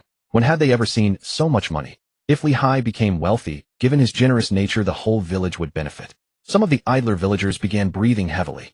Uncle Li, say yes. Say yes now. That's right. This boss has shown such sincerity. It's just a rundown hill. Though it did yield some jade, it's worth at most a couple 100,000. He's offered you many times that amount. Uncle Li, what more could you be unsatisfied with? Several people chimed in one after another, as if they wished they could accept the offer on Li Hai's behalf. Hey, what's wrong with you? Didn't I tell you? This hill no longer belongs to me. I've sold it to someone else. Li Hai stamped his foot in frustration, utterly bewildered. Had the man before him lost his mind? It was only a rundown hill worth at most 200,000. Why would this man insist on buying it for 20 million? Was he out of his mind? If Li Hai hadn't already sold the hill to Zhang Xuan, he would have jumped at such a good deal long ago. But he had sold it to Zhang Xuan. Even though no contract had been signed, Li Hai's personal integrity would never allow him to go back on his word. The owner of the hill will be here soon. Wait and discuss it with him. I've already called him. He'll be quick. With that, Li Hai shut the door, leaving everyone outside. Uncle Li, who did you give it to? It's your hill. How could you give it to someone else? Did you ask for our opinion before handing it over? Are you out of your mind? Who told you to give it to someone else? How much money did that person give you? Damn it, you've been an utter fool. A few local troublemakers came to the door and tried to stop Li Hai from closing it. Giving it away. That wouldn't do.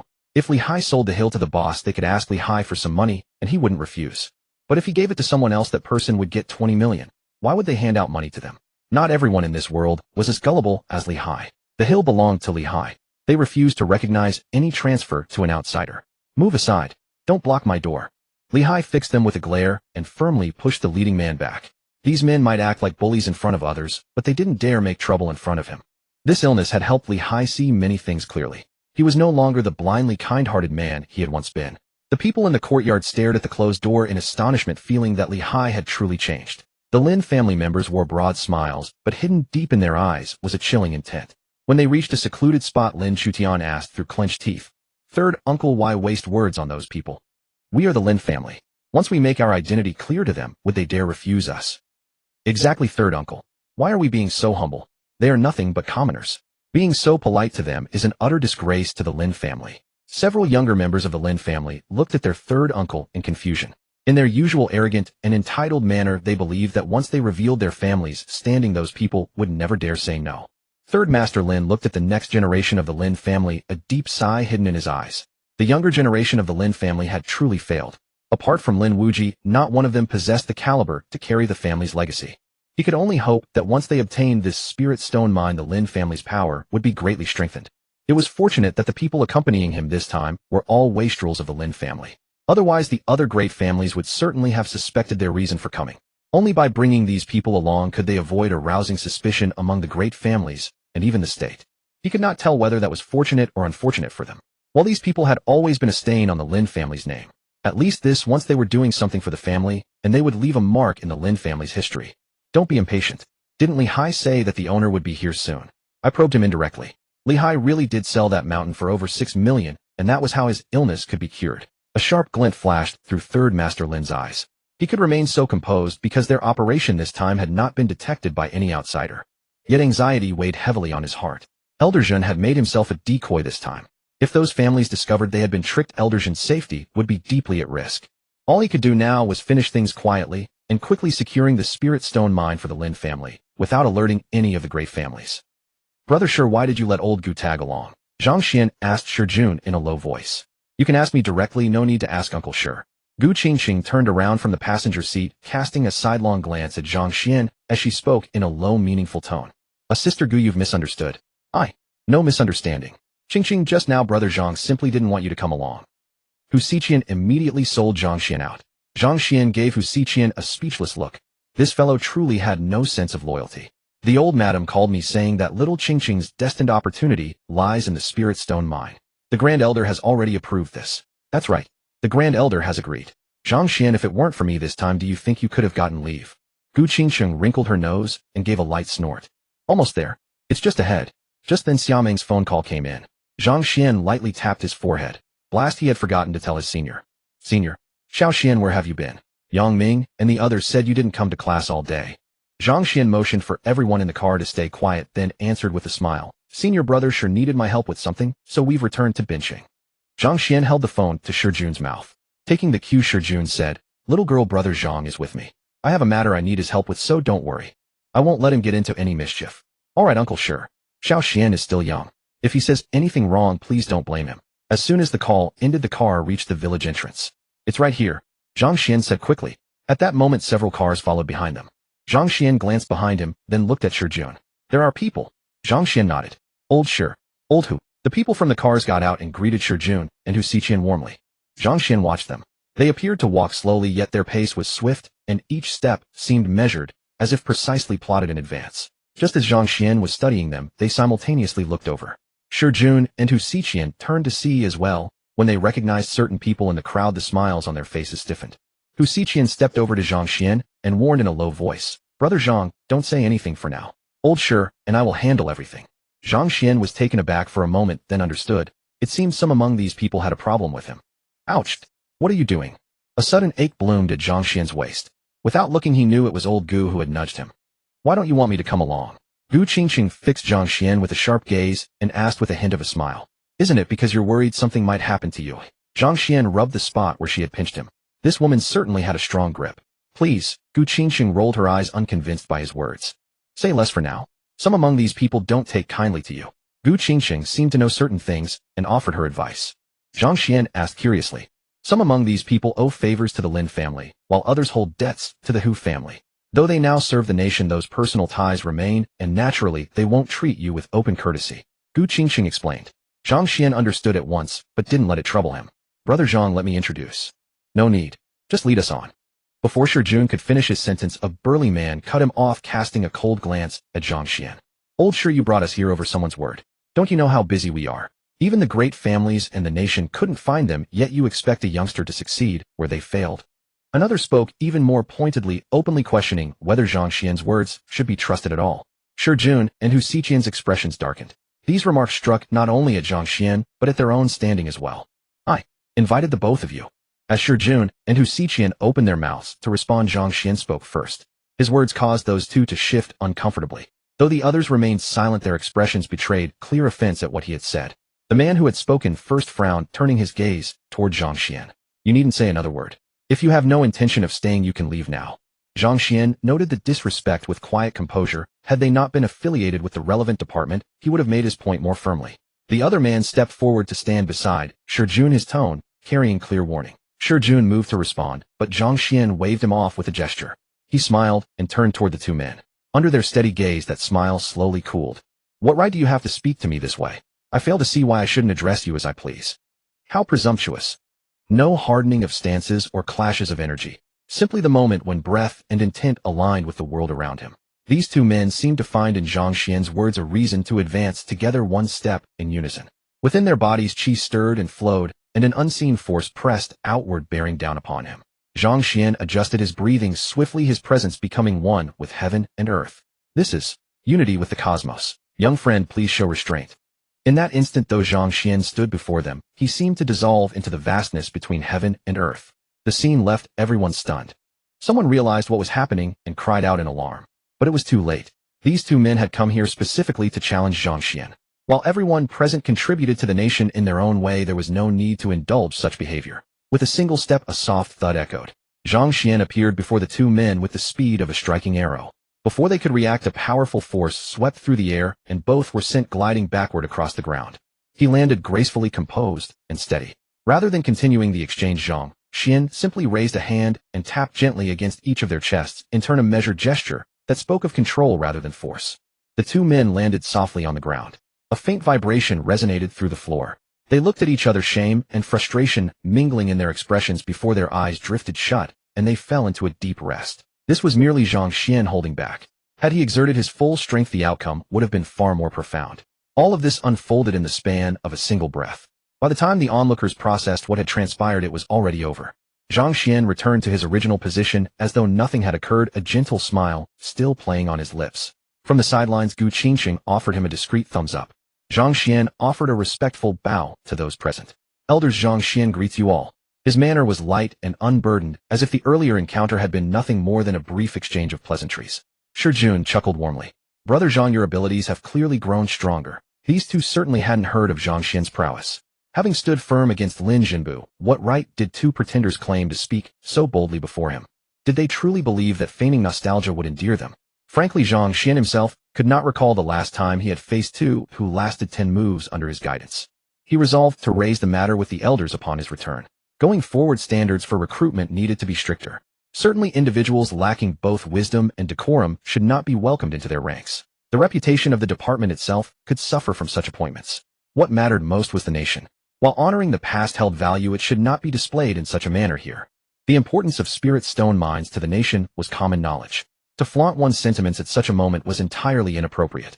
In this world, strength commanded respect, and the others present felt visibly moved by Zhang Xian's capabilities. Brother Zhang Xian, we salute you. Truly remarkable. No wonder you stood firm against Lin Jinbu.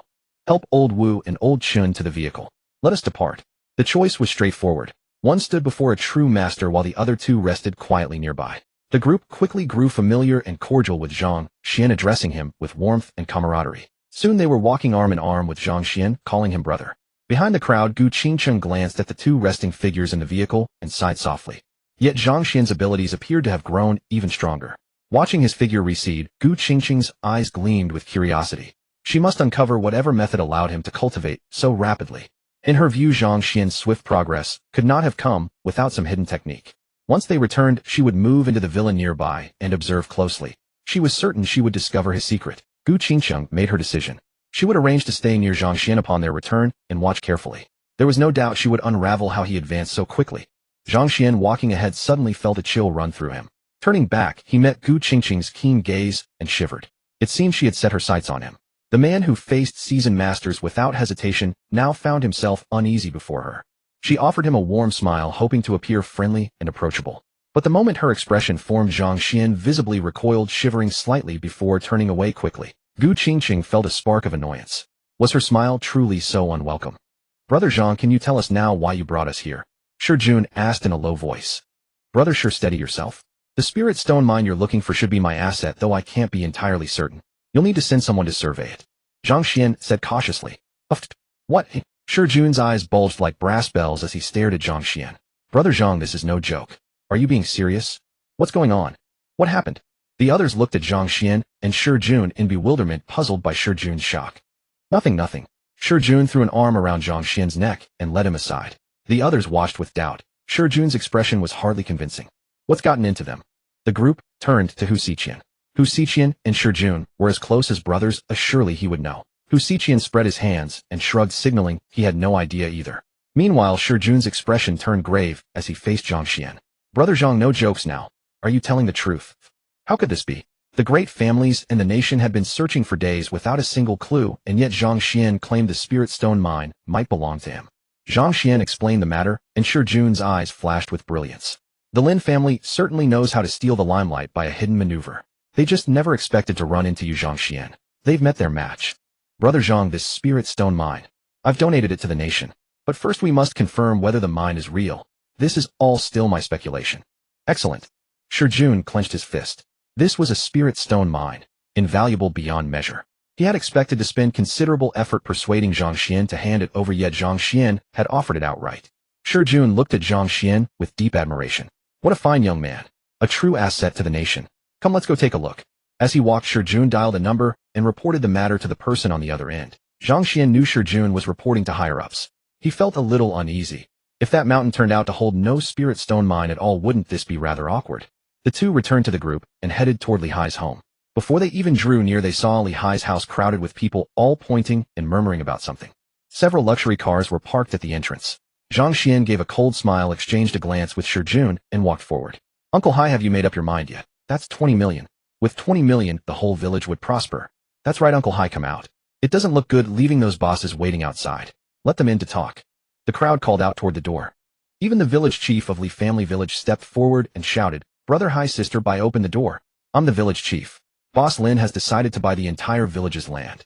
Everyone has agreed. Only your family is left. Come out and let's discuss this." Zhang Xuan noticed that after speaking, these villagers immediately glanced at the Lin family members, who gave almost imperceptible nods. Among the Lin family group, Zhang Xuan spotted Lin Shutian.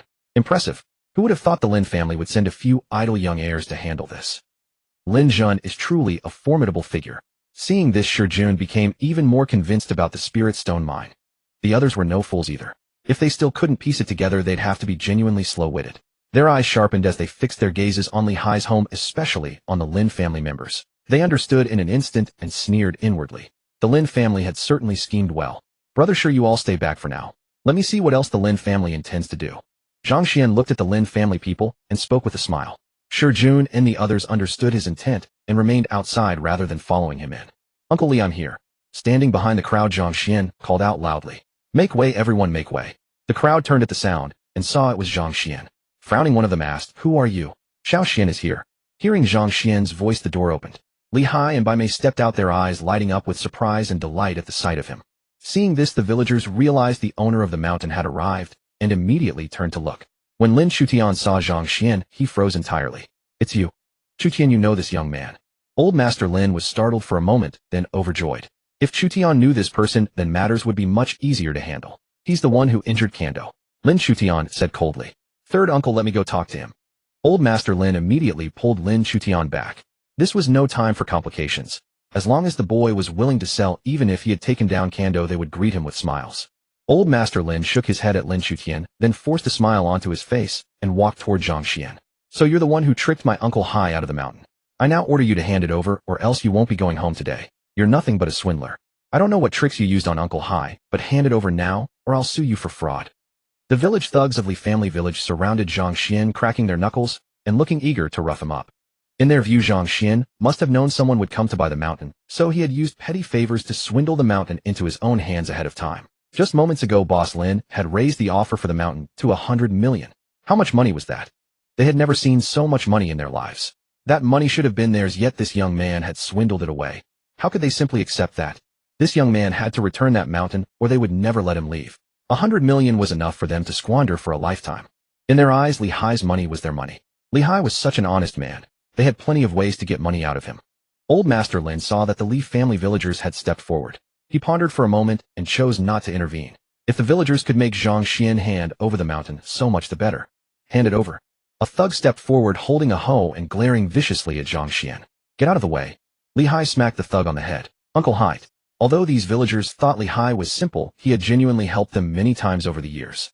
Li Hai commanded great respect in Li family village, and in his presence these people backed down. Zhang Xuan had been about to act, but seeing this he loosened his clenched fist. No wonder Li Mengqi had said the villagers were all good-natured. Even those fierce thugs instinctively shrank back before Li Hai. It was clear that although they were greedy, they weren't rotten to the core. There was still hope for them. Sure, June and the others outside the yard had originally wanted to arrest these people, but seeing this they couldn't help but laugh. They had expected to find troublesome villagers here, yet this was what unfolded instead. It seemed that even the wrongdoers of Daxia were rather simple at heart. This too was a point of pride for Daxia. Uncle Hai, this kid is tricking you.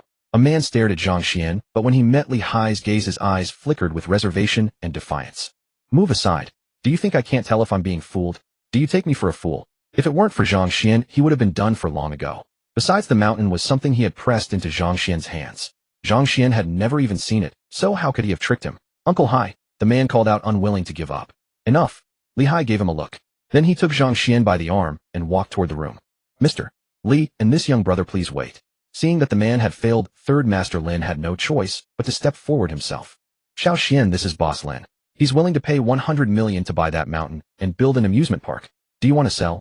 This time Li Hai didn't refuse outright, for he thought the deal was quite favorable. Third Master Lin wore a broad smile. Young brother, Binsheng is my second hometown. I've always had a wish to give back to Binsheng.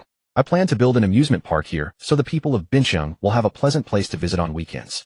After much searching, only this place suits best. I ask this young brother to help fulfill my wish. From his words, Third Master Lin appeared to be a generous benefactor giving back to his hometown.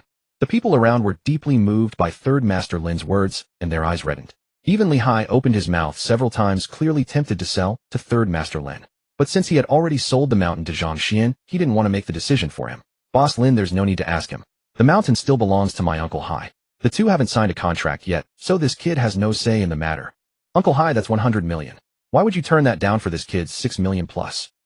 Li Tianchao was too young to keep a secret, and some ill-intentioned people had managed to pry the news out of him. They were exasperated, unable to understand whether Li Hai's head was filled with nothing but mud. Why would he reject 100 million and settle for 6 million? Is there something wrong with his head? With 100 million, they could find ways to draw more money from Li Hai. 6 million would have made them ecstatic in the past, but now that the sum of 100 million was within reach, who would be content with a mere 6 million? 100 million. Wow, Boss Lin is quite generous. Zhang Xian's face was full of smiles, but inwardly he was unimpressed. It seemed the Lin family was set on the spirit stone mine. However, Third Master Lin's expression turned serious. Although Zhang Xuan appeared happy, he could tell that the young man was not as thrilled by the number 100 million as one might have expected. Not an easy one to deal with. Third Master Lin immediately realized this. Young brother, would you be interested in talking in the car? The fact that Zhang Xuan could produce 6 million showed he was not without means. He didn't want to spend more, but to quietly secure the spirit stone mine, paying a little extra would still be worthwhile. Let's talk in Uncle Li's room. Zhang Xuan wanted to see what this fellow from the Lin family was up to. In a moment, if Zhang Xuan made clear he would never sell, the Lin fellow would probably drop all pretense of friendliness. Kid, you'd better behave. I know your family has some money, but don't overstep your bounds. I am a member of the Lin family of Lingnan. I suppose you've heard of the Lin family. Lin Shutian seized a moment when no one was watching, walked up to Zhang Xuan, and whispered with a pointed tone. Third Master Lin looked around as if he hadn't heard a thing. The next moment, Zhang Xuan fixed Lin Shutian with a cold stare, and Lin Shutian involuntarily took 2 steps back. Are you trying to put pressure on me? This is Dongshan, not Lingnan. You'd better get that straight. Zhang Xuan gave Lin Shutian a level gaze, and spoke in a calm tone. Then he turned to Third Master Lin with an even brighter smile. My apologies, Boss Lin. I'm terribly sorry. It was an instinctive reaction.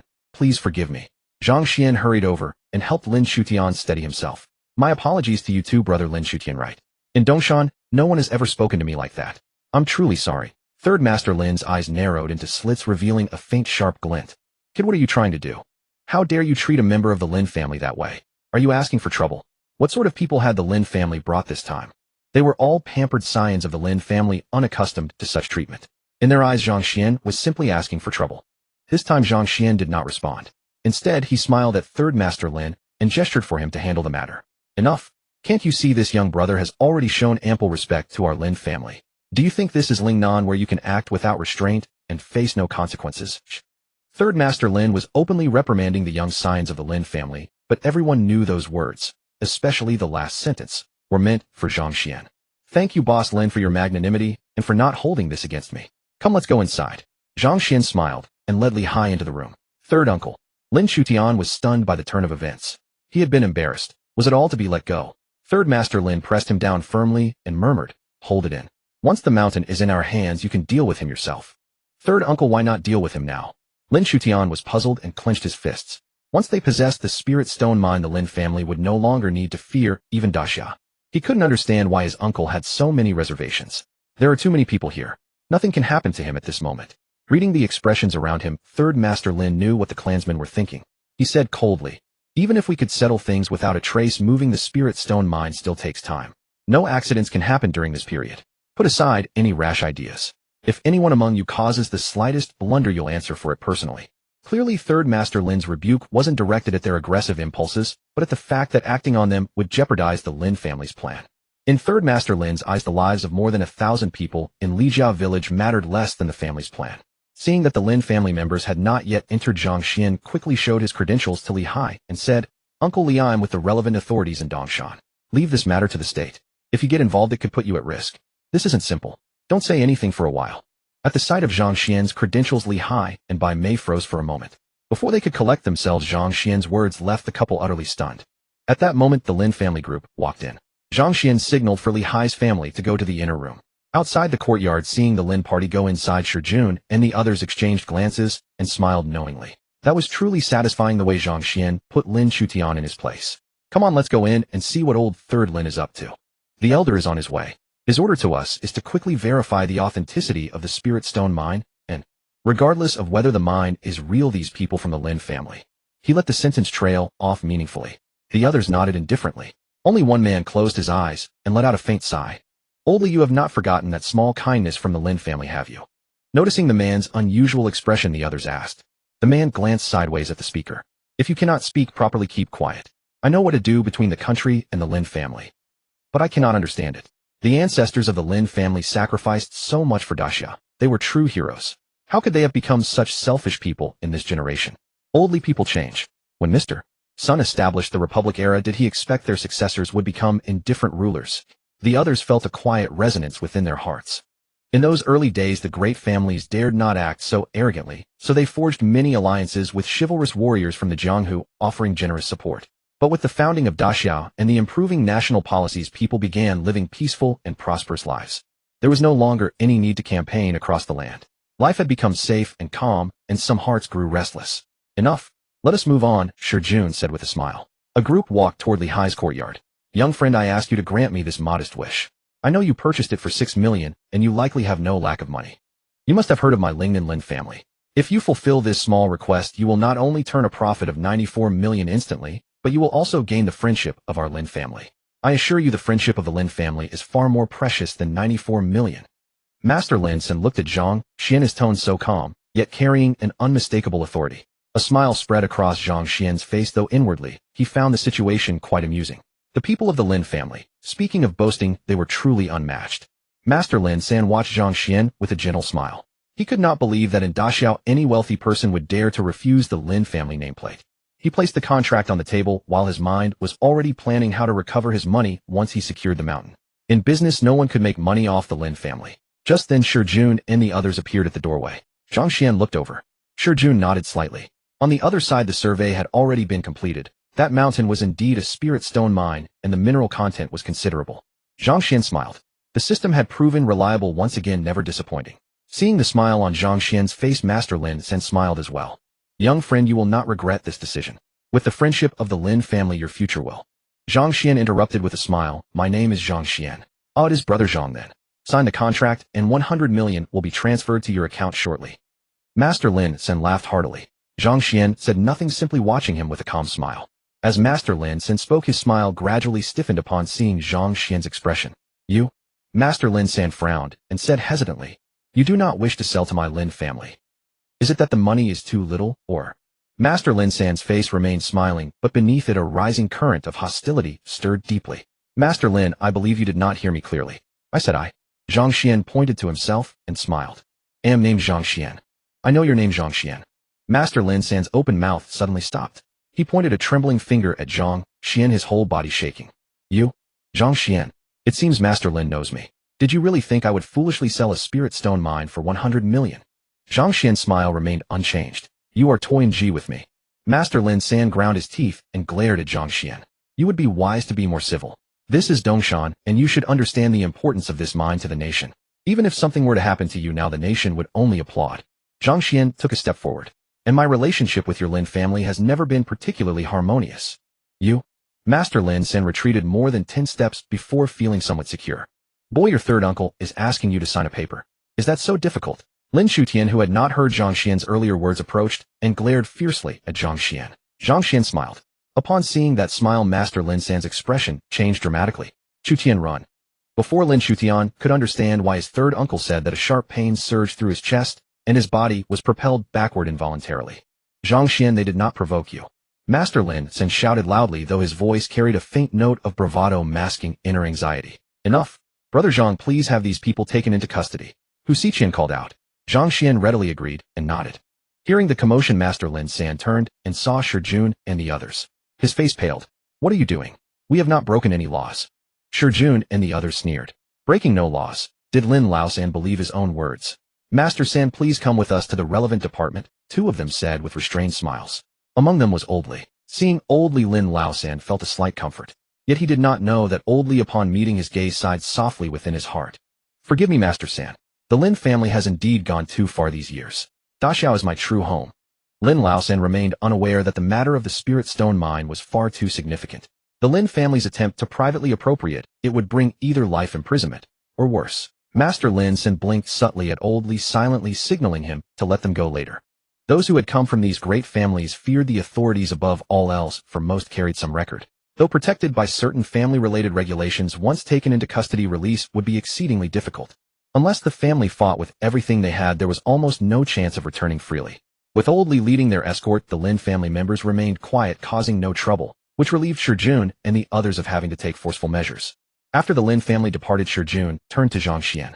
Brother Zhang, do you truly wish to donate this spirit stone mine to the nation? This was a spirit stone mine. The nation could not simply seize it without compensation. Even if Zhang Xuan demanded a price from the nation, as long as it was within the country's means, payment would be made, and a debt of gratitude would be recorded. The others also looked at Zhang Xuan with tension. Zhang Xuan smiled gently. Of course, even if I wished to mine it myself, there would be risks. Once the nation extracts the spirit stones, I am certain they would not deny me access when I need them. Hearing this, the others exhaled in relief and laughed heartily. Brother Zhang, rest assured, the nation will sign a contract with you. You and your family may use spirit stones freely provided you stay within the permitted limits. Then it is settled. I agree to donate this to the nation. Ding. The host has made a choice. Reward distribution initiated. Constitution 50 is Spirit 50. One mystical breathing method granted. As Zhang Xuan's words fell, a mechanical voice resonated within his mind. Note, the mysterious breathing technique has been stored in the storage space. When the host retrieves it, one will be randomly selected. Hearing the system voice in his mind, Zhang Xuan smiled gently. Brother Zhang, shall we go take a look at the spirit stone mine? Shi Jun said with a smile. All right. Zhang Xuan happened to want to see what spirit stones were like. At that moment, the people of Li Family Village were completely dumbfounded. They could not understand why Boss Lin, who had only come to invest, had been detained. Those who had accepted benefits from Third Master Lin looked deeply worried, fearing this matter might implicate them. Uncle Li, we are leaving now. Zhang Xuan called out to Li Hai inside the house, then headed toward the spirit stone mine. After they had gone by, Mei suddenly struck Li Hai several times on the shoulders. What are you doing? Li Hai looked at his wife in confusion. Shouldn't you be scolded? Didn't you see? Those people are all officials from our Dongshan. Zhang Xuan is on friendly terms with them. How capable is he? You should not have let Xiaoqi be with him. Bai Mei grew more and more agitated and struck him a few more times. Li Hai could only sigh. I have already stopped interfering. As long as Zhang Xuan and Xiaoqi feel they are a good match, they can get married anytime. Inside, however, he felt a deep sense of relief. When the Lin family had proposed to buy the mountain for 100 million, he had feared his son and wife might resent him for selling it for only 6 million. Seeing that neither of them complained, he felt quite pleased. But through this matter, his appreciation for Zhang Xuan only deepened. After purchasing the mountain for 6 million, Zhang Xuan had immediately donated it to the state. Although he did not know what on that mountain was so important to the country, Zhang Xuan had donated it without hesitation. This showed that Zhang Xuan possessed a strong sense of responsibility toward the nation, and a person like him was undoubtedly of good character. His daughter would certainly not suffer accompanying such a person. Perhaps having such a son-in-law was indeed quite good. Thinking of this, Li Hai smiled faintly. A group soon arrived at the Spirit Stone mine. The area had already been secured with caution tape, and relevant department personnel manned armed sentry posts at intervals of every 3 meters. Shi Jun and the others presented their credentials, and the group entered together. As soon as Zhang Xuan reached the mountainside, he felt a gentle fragrance drift into his nostrils, bringing a profound sense of comfort to his body. The surrounding air seemed to be drawn into his mouth and nose, forming a faint golden radiance on his skin. The others experienced the same phenomenon, though their glow was even paler than his. Noticing this, Zhang Xuan speculated it was connected to his mysterious breathing technique, since the golden light around Shi Jun appeared slightly brighter than that of the others. Others also noticed, looking at Zhang Xuan with surprise and a deeper sense of approval. After all, he was the kind of person who had faced off against Lin Jun unharmed. Zhang Xuan suddenly wondered what kind of breathing technique the system reward actually was. Something produced by the system was bound to be extraordinary. He began to look forward to it. Just as he was about to retrieve the mysterious breathing technique, he suddenly remembered he had also received a lucky scroll. I wonder if using the lucky scroll would yield something even better. With a thought, a scroll appeared. Taking advantage of the moment when no one was watching, Zhang Xuan immediately crushed it, and the next instant it vanished. He waited tensely, but nothing happened to his body. Zhang Xuan was puzzled. Was this it? He activated his mind once more. Ding! Congratulations, host, for triggering the luck attribute. Detection shows you already possess the thunder sound breathing technique. It has been upgraded to the ultimate breathing technique, Heavenly Thunder Breathing Technique. The next moment, something new appeared in Zhang Xuan's mind, and he instinctively adjusted his breathing. At that instant, the golden glow on his body became even more radiant. Zhang Xuan felt a warm, tingling sensation flowing through him, as if tiny currents of electricity were passing through his body. How miraculous! So this was the Heavenly Thunder Breathing Technique. He could feel his physique and mental power gradually increasing. Perhaps because he was at the Spirit Stone mine at this moment, Zhang Xuan clearly sensed that his physical body was improving at a faster pace with each breath. Even a sound like thunder seemed to echo within his mind, as if lightning were crashing overhead. Crackle! Zhang Xuan suddenly felt electric sparks emerging from his fingertips. Huh, you all. Did you feel that? Did you hear it too? Everyone quickly snapped back to reality and stopped breathing, scanning their surroundings carefully. Zhang Xuan also ceased his practice. Hearing the others' words, he was puzzled. Was it not his imagination? Had electric sparks really emerged from his fingertips? He did not pursue it further. This was his secret, and before he fully understood what was happening, he absolutely could not let others know. After all, he did not know whether everyone among these people truly had the nation at heart. Could it be? Someone pointed at the Spirit Stone mine beneath their feet. Since none of them had ever seen a Spirit Stone mine before, they could only attribute the earlier phenomenon to the mine itself. Zhang Xuan agreed along with them, but had secretly decided never to practice the Heavenly Thunder Breathing Technique in the presence of others again.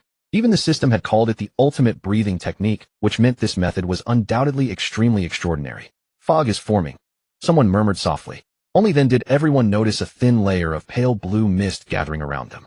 Moreover, the mist appeared to be thickening, and the group frowned. We should notify the minister about this right away. This Spirit Stone mine seems far from ordinary.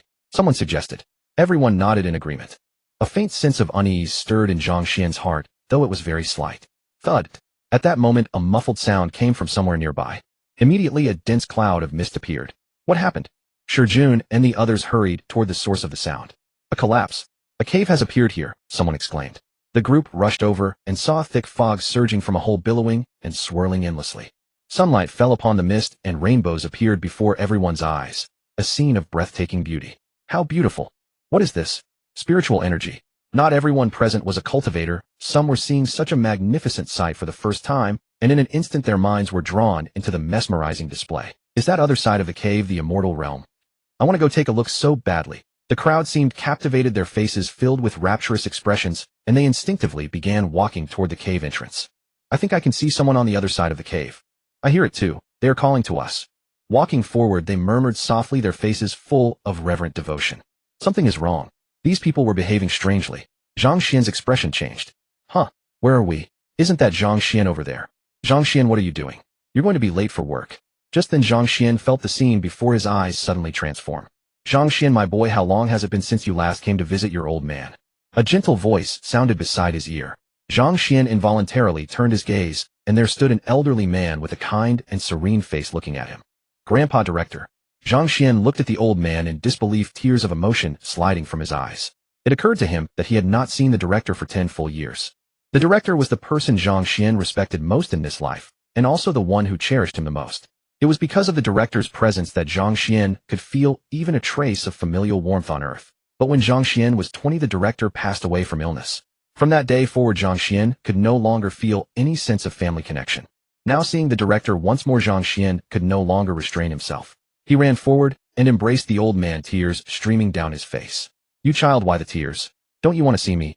Grandpa Director, I thought I would never see you again.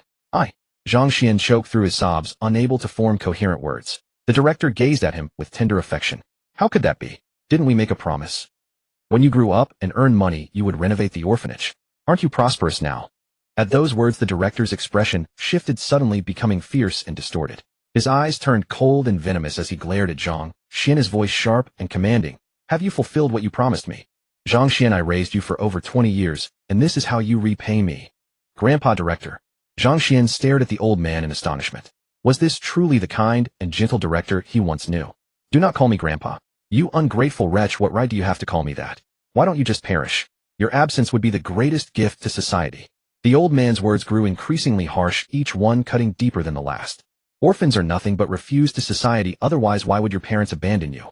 The elder's bitterness intensified, and Zhang Xuan felt a turbulent surge within his chest. Perish. Unexpectedly, at that very moment, the old man moved with astonishing speed, radiating a brilliant blue aura that shimmered around him like countless dark butterflies dancing in the air. Witnessing the director charge toward him, Zhang Xuan's spirit faltered, and he dared not resist. This was the man he revered most in the world. Die, you waste of society. The old man swept his hand casually, and a surge of spiritual energy shot forward, splitting the air with a thunderous crack. Zhang Xuan was hurled backward by the force of the blast, his body crashing against the ground. A wave of dizziness overwhelmed him, and he quickly steadied his breathing. Lightning-like energy surged within his frame, crackling through his meridians as thunder echoed in his mind. Just then Zhang Xuan felt something stirring deep within his body. Energy began to circulate, and his mind gradually cleared. He focused his gaze again, only to find the director had vanished.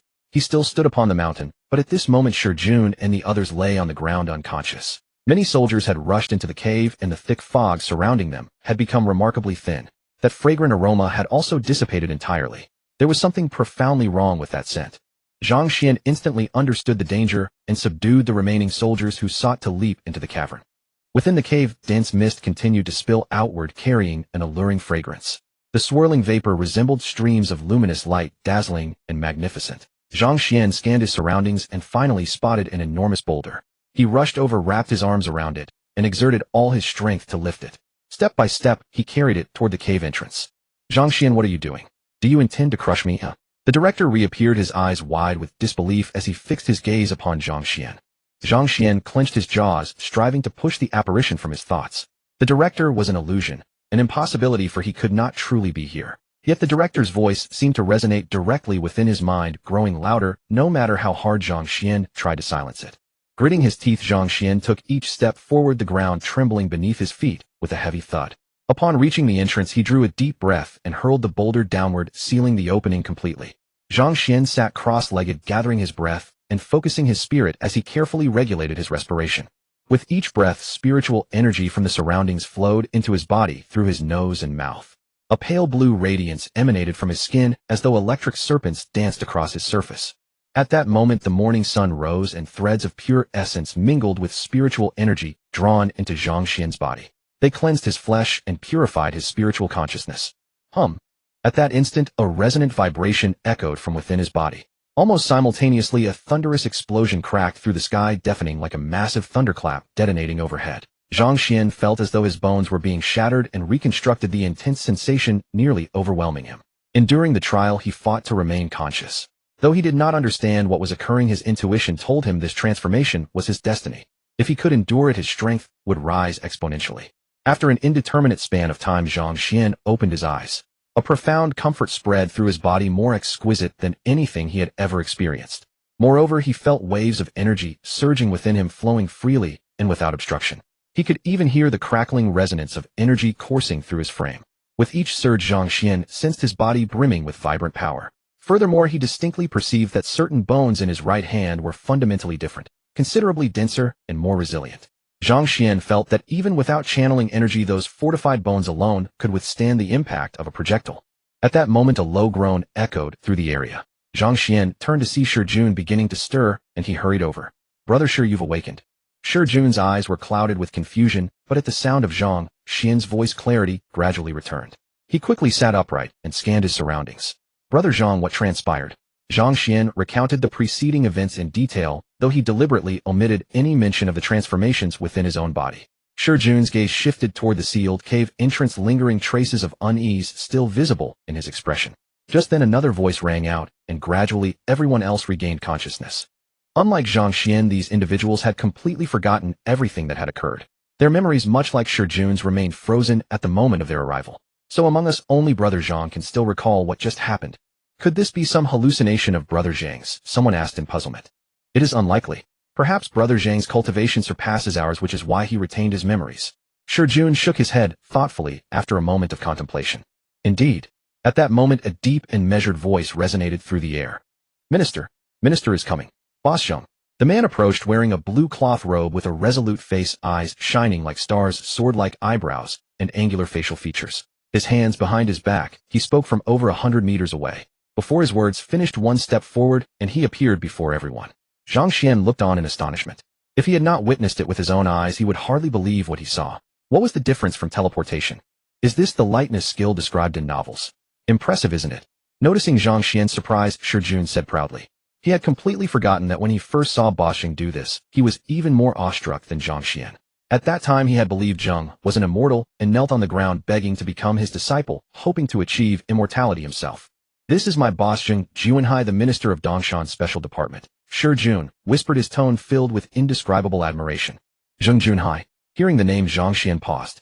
The name differed from Brother Zhang Juanxiang by only one character. What was the relationship between these two? Just as Zhang Xuan turned to look at him, Zhang Juanhai's gaze met his. "You must be Zhang Xuan, my young friend. This humble one is Zhang Xuan. I pay my respects to the minister." This person's aura was vast as the sea. Standing before him, Zhang Xuan felt as small as a child. Zhang Juanhai's strength was undoubtedly above Lin Zhun. Zhang Xuan felt no courage to oppose this man. "Haha, Brother Zhang, may call me Brother Zhang, just as Shi Jun and the others do. I have heard of you from Juanxiang, who has recommended you to me on numerous occasions, suggesting I specially recruit you into the special department. I intended to observe further, but it seems Shi Jun and Xiao who have taken the lead." Zhang Juanhai said with a smile. Hearing this, the others looked at Zhang Xuan differently. They had been in the Dongshan Special Department for many years, yet they had never seen Minister Zhang show such appreciation toward anyone. So young, and yet already recognized by Minister Zhang. This person's future must be boundless. He is indeed Brother Zhang Juanxiang's older brother. "I pay my respects, Brother Zhang." Zhang Xuan responded warmly. Gaining such a connection was naturally beneficial for him. "Ha ha ha, excellent." Zhang Juanhai laughed and approached the large stone. "Everyone except Brother Zhang and Shi Jun, please step back. The spiritual energy here contains a unique property, and your strength would struggle to endure within it." Zhang Juanhai spoke calmly. No one hesitated. They quickly retreated backward. Shi Jun's expression changed. "Boss, you stay? This will help improve your cultivation. Where did you obtain your breathing technique? Although rudimentary, it does have some value. As long as you continue to cultivate it consistently, it will greatly benefit you." Zhang Juanhai glanced at Shi Jun and said lightly. Shi Jun's eyes lit up. "Really? First tell me, where did you get your breathing technique? Though not of high grade, it seems to suit you well." Zhang Juanhai studied Shi Jun closely and asked curiously. "Ha ha ha." Shi Jun was not discouraged by Zhang Juanhai's assessment. After all, who was Zhang Juanhai in terms of strength and judgment? Ordinary breathing techniques were well beneath his notice. Shi Jun was already grateful to have found a breathing technique suitable for himself. "Brother Zhang taught it to me. Unfortunately, I have only mastered the basics, but it feels very suitable for me, so I have been practicing it consistently." "Oh." Zhang Juanhai's gaze toward Zhang Xuan grew even more appreciative. Brother Zhang donated this spirit stone mine and selflessly shared his personal breathing technique. Such noble character is truly a blessing to our great Xian nation. Brother Zhang is too kind. When the nation needs it, I was only too willing to donate the spirit stone mine. As for the breathing technique, it is because I regard Brother Shi and Brother Hu as close friends. If it were someone else. Zhang Xuan did not finish his sentence, but both Zheng Junhai and Shi Jun immediately understood his meaning. Shi Jun was deeply moved, his eyes welling with tears mixed with a touch of guilt. Zhang Xuan had been so sincere toward him, yet whenever he faced Zhang Xuan, he always held something back. This made him feel he did not deserve Zhang Xuan's trust. Brother Zhang, thank you. From now on you are my sworn younger brother. If I ever betray you, may heaven and earth punish me. Shi Jun raised his right hand to his chest and swore an oath. Brother Shi speaks too heavily. Please rise quickly. Zhang Xuan immediately helped Shi Jun up. Zheng Junhai watched quietly, his eyes full of appreciation for Zhang Xuan. You two step back about 10 paces. I will open this entrance. Zheng Junhai said. Wait a moment, Boss Zheng.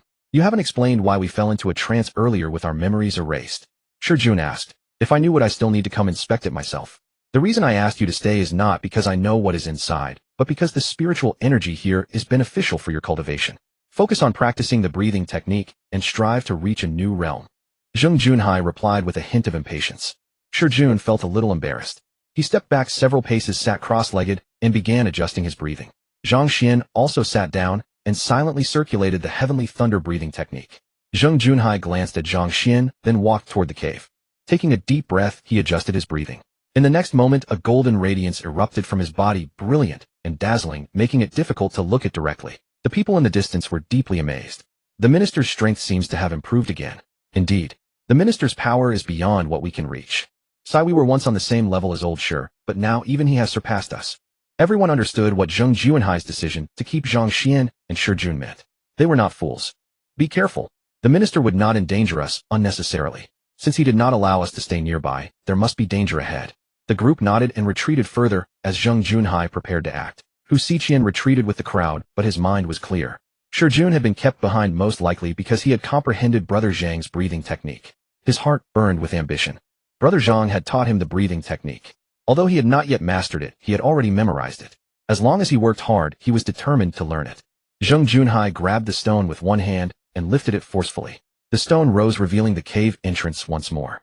A rich fragrance drifted out. The scent was intoxicating. However, upon sensing it, Zheng Junhai's brows furrowed. He formed a finger seal, and a mysterious rune appeared between his eyebrows, a swirling flame. The rune glowed brightly. Upon closer inspection, one might even believe a real fire burned between his brows, which was deeply unsettling. The mysterious runes burned brightly, and the surrounding air began to crackle with a soft hissing sound. Suddenly, a faint knocking echoed through the space.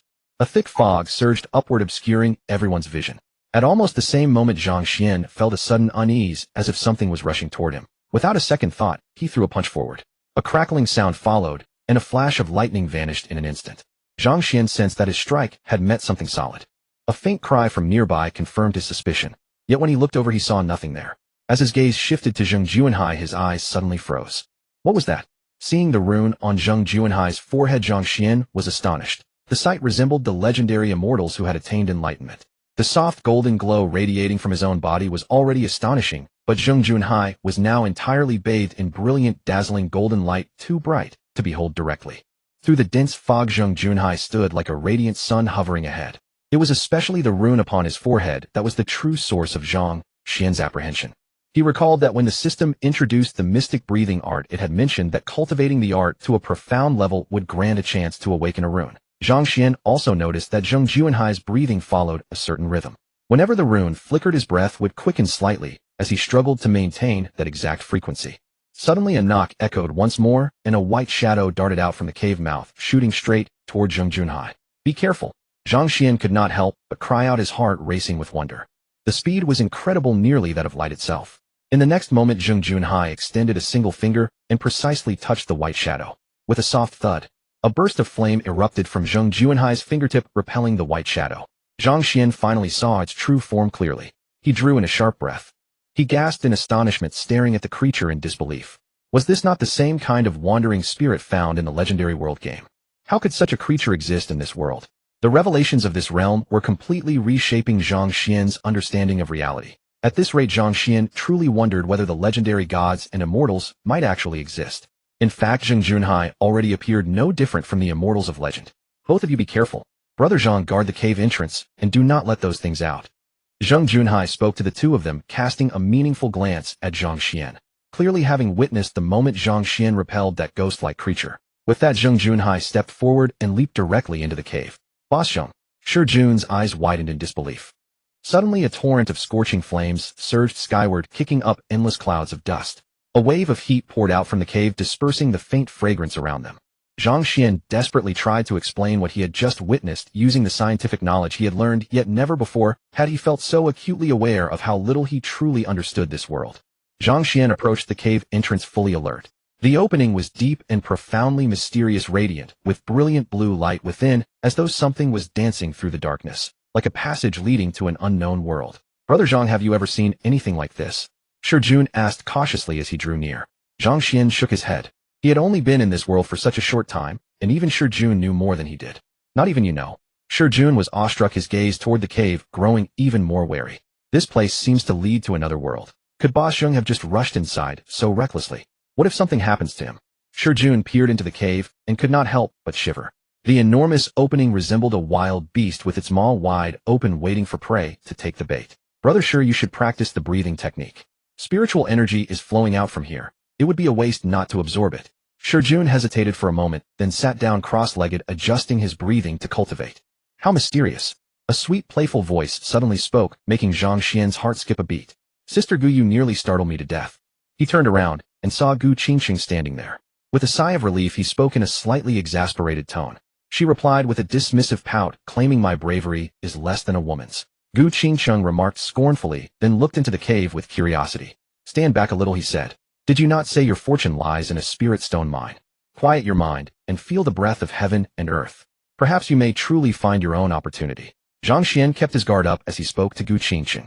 Hearing this, Gu Qingqing held her breath, calmed her heart, and sat down cross-legged. Gently sense the rhythm of the world, imagine it as a living being. Slowly perceive its breathing and attune your own breath to match its flow. Zhang Xian whispered softly beside Gu Qingqing. Seeing that she was truly immersed in the practice, he watched over her with care.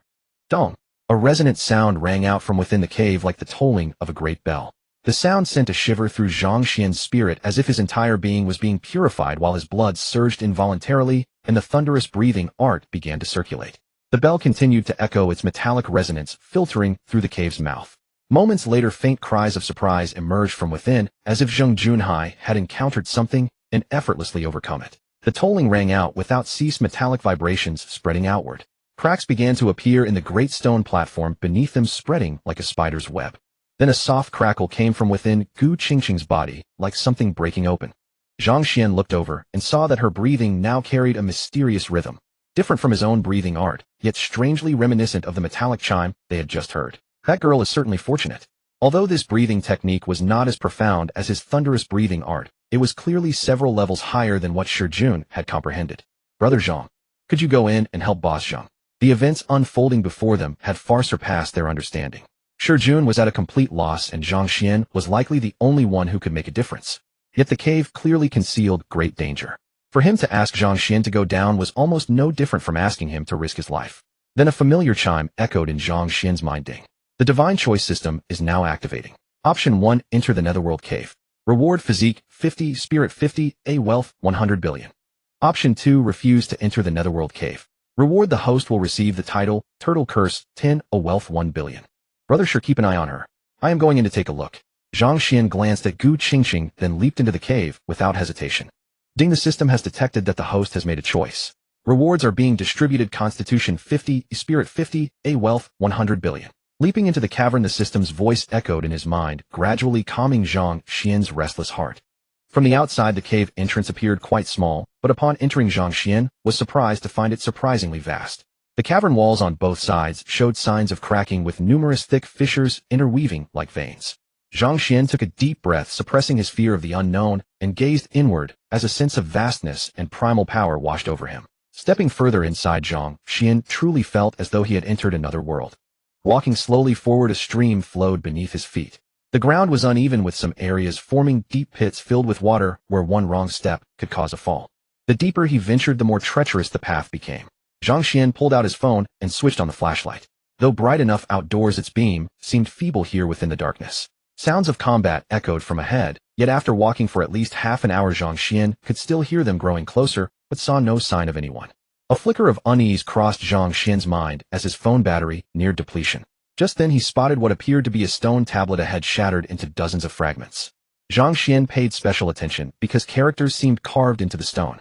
He picked up the largest fragment and noticed a verdigris layer typically found only on copper had formed upon its surface. Zhang Xuan carefully wiped away the patina, revealing the inscriptions beneath. These appeared to be traditional characters which Zhang Xuan had little familiarity with, but fortunately, he had his phone. He quickly used the input method scanning function and deciphered a few words: Shunlei sect seal. Here. There were many more characters that even the phone could not scan. A seal. Zhang Xuan's heart skipped a beat. Were those ghost-like entities the ones being sealed? Shunlei sect, such a classical name reminiscent of the sects in web novels. In an instant, Zhang Xuan's mind wandered with endless possibilities. Suddenly a thought flashed through his mind. He recalled that his storage space had become freely usable. Gazing at these stone fragments, he focused his intent. All the scattered stone tablets vanished before his eyes, and Zhang Xuan faintly sensed something new had been added to himself. How convenient. Although these fragmented stones weighed at least 300 caddies, Zhang Xuan felt nothing unusual after storing them in his storage space. Just then his phone died and shut down. Forced to press onward, he wondered aloud. Was this stone cave excavated or carved by flowing water? When he met Zhang Xuanhai, he could ask about the Shunlei sect and verify whether this so-called sect had ever appeared in Daxia's history. If not, this place might genuinely lead to another world. Zhang Xuan adjusted his breathing. Lightning snakes danced across his body, emitting a faint glow. Using this dim light to gaze ahead, he saw only pitch blackness that filled him with apprehension. After walking several kilometers forward, the sound of combat grew louder. Zhang Xuan felt a hint of pleasure and quickened his pace. Finally, he saw a figure radiating brilliant golden light, engaged in battle with something ahead. Crackling. At that moment, Zhang Xuan's arrival seemed to trigger some restriction. The entire cave echoed with crackling sounds, and the dark entity battling Zhang Xuanhai was startled, immediately turning to flee. "Brother Zhang, come assist me," Zhang Xuanhai shouted loudly. Zhang Xuan did not hesitate. Stamping his foot, brilliant lightning erupted across his body. His eyes glowed like lamps, illuminating the entire cavern. The monster's form became visible. A humanoid creature with long hair cascading down, wearing ancient human garments that had deteriorated into tattered strips hanging from its body. The pronoun "it" was used because it possessed a pair of gray wings on its back and a tail swishing from its rear.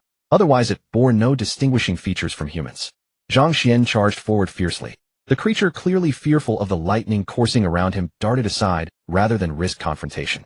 Zhang Xuanhai showed surprise and called out, "Brother Zhang, have you comprehended the thunder rune?" "No," Zhang Xuan replied. "Regulate your breathing, unite body, and energy, channel thunder into your fists, and strike." As Zhang Xuanhai spoke, he unleashed a powerful punch, sending a blazing torrent of flame hurtling toward the monster. The creature howled in pain and was blasted backward.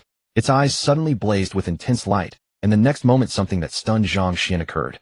Two laser-like beams shot forth from its gaze. Zhang Xuanhai quickly dodged aside. The beam struck the cave wall with a thunderous crash, instantly carving a massive crater into the stone. Laser eyes. Zhang Xuan stood frozen in disbelief. "Brother Zhang, fight. Do as I said. Unite body and energy," Zhang Xuanhai urged urgently upon seeing him paralyzed. Coming to his senses, Zhang Xuan extended his finger, and a blast of energy cut through the air. "Unite body and energy. Awaken the thunder attribute within." Seeing this, Zhang Xuanhai cried out anxiously. The monster, already trembling with terror, quickly retreated into a nearby passage. Zhang Xuanhai pursued him, delivering a powerful hand strike that released a massive blade of flame, flashing and vanishing in an instant. He attacked with full force from the start, determined to subdue the creature. Zhang Xuan launched waves of energy while absorbing the meaning behind Zhang Xuanhai's words. Watching their combat, he studied every detail, seeking to understand what set Zhang Xuanhai's technique apart from his own. In that moment, Zhang Xuan finally grasped the crucial difference.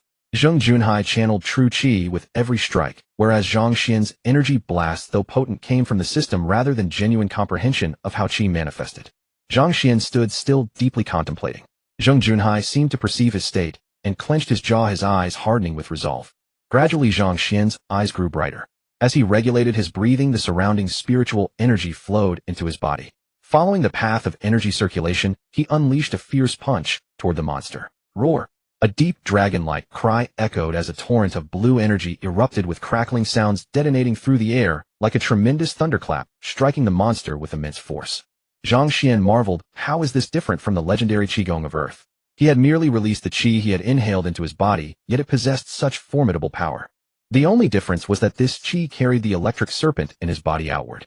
Bang! The qi struck the monster, which let out a panicked cry and burst apart with a muffled boom. What astonished Zhang Xuan was that it did not burst into a red haze but dispersed into a wisp of smoke.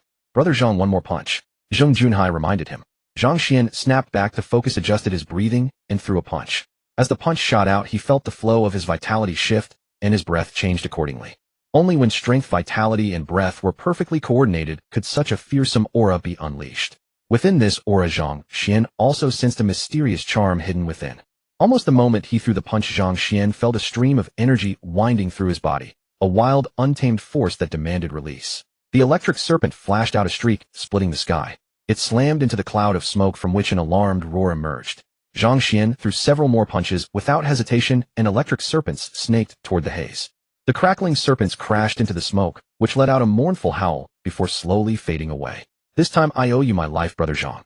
Were it not for you coming down with me, I might have met my end here." Zhang Junhai was still shaken. He had been too careless. He had not expected his life-bound rune to be so ineffective against the monsters here. "Brother Zhang, what are they?" Zhang Xian's heart was pounding. It was hard to imagine such a scene existing in a society with technology this advanced. If he had not seen it with his own eyes, he would never have believed it. "How is this any different from what you saw in movies?" "They too are pitiable people," Zhang Junhai sighed. Zhang Junhai sighed. Zhang Xian keenly caught the word people in his words. These monsters were people. How could that be possible? "Brother Zhang, you might have heard that our planet may have once had other civilizations that were destroyed.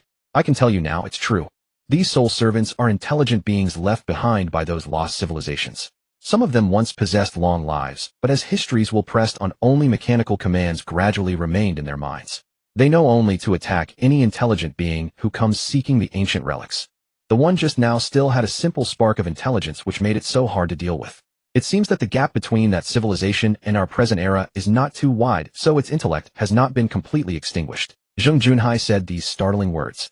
"There are even powerful experts who speculate that our world has other parallel dimensions." His next words made Zhang Xian's heart jolt. Others might not believe it, but as someone who had experienced it firsthand, Zhang Xian believed without a doubt.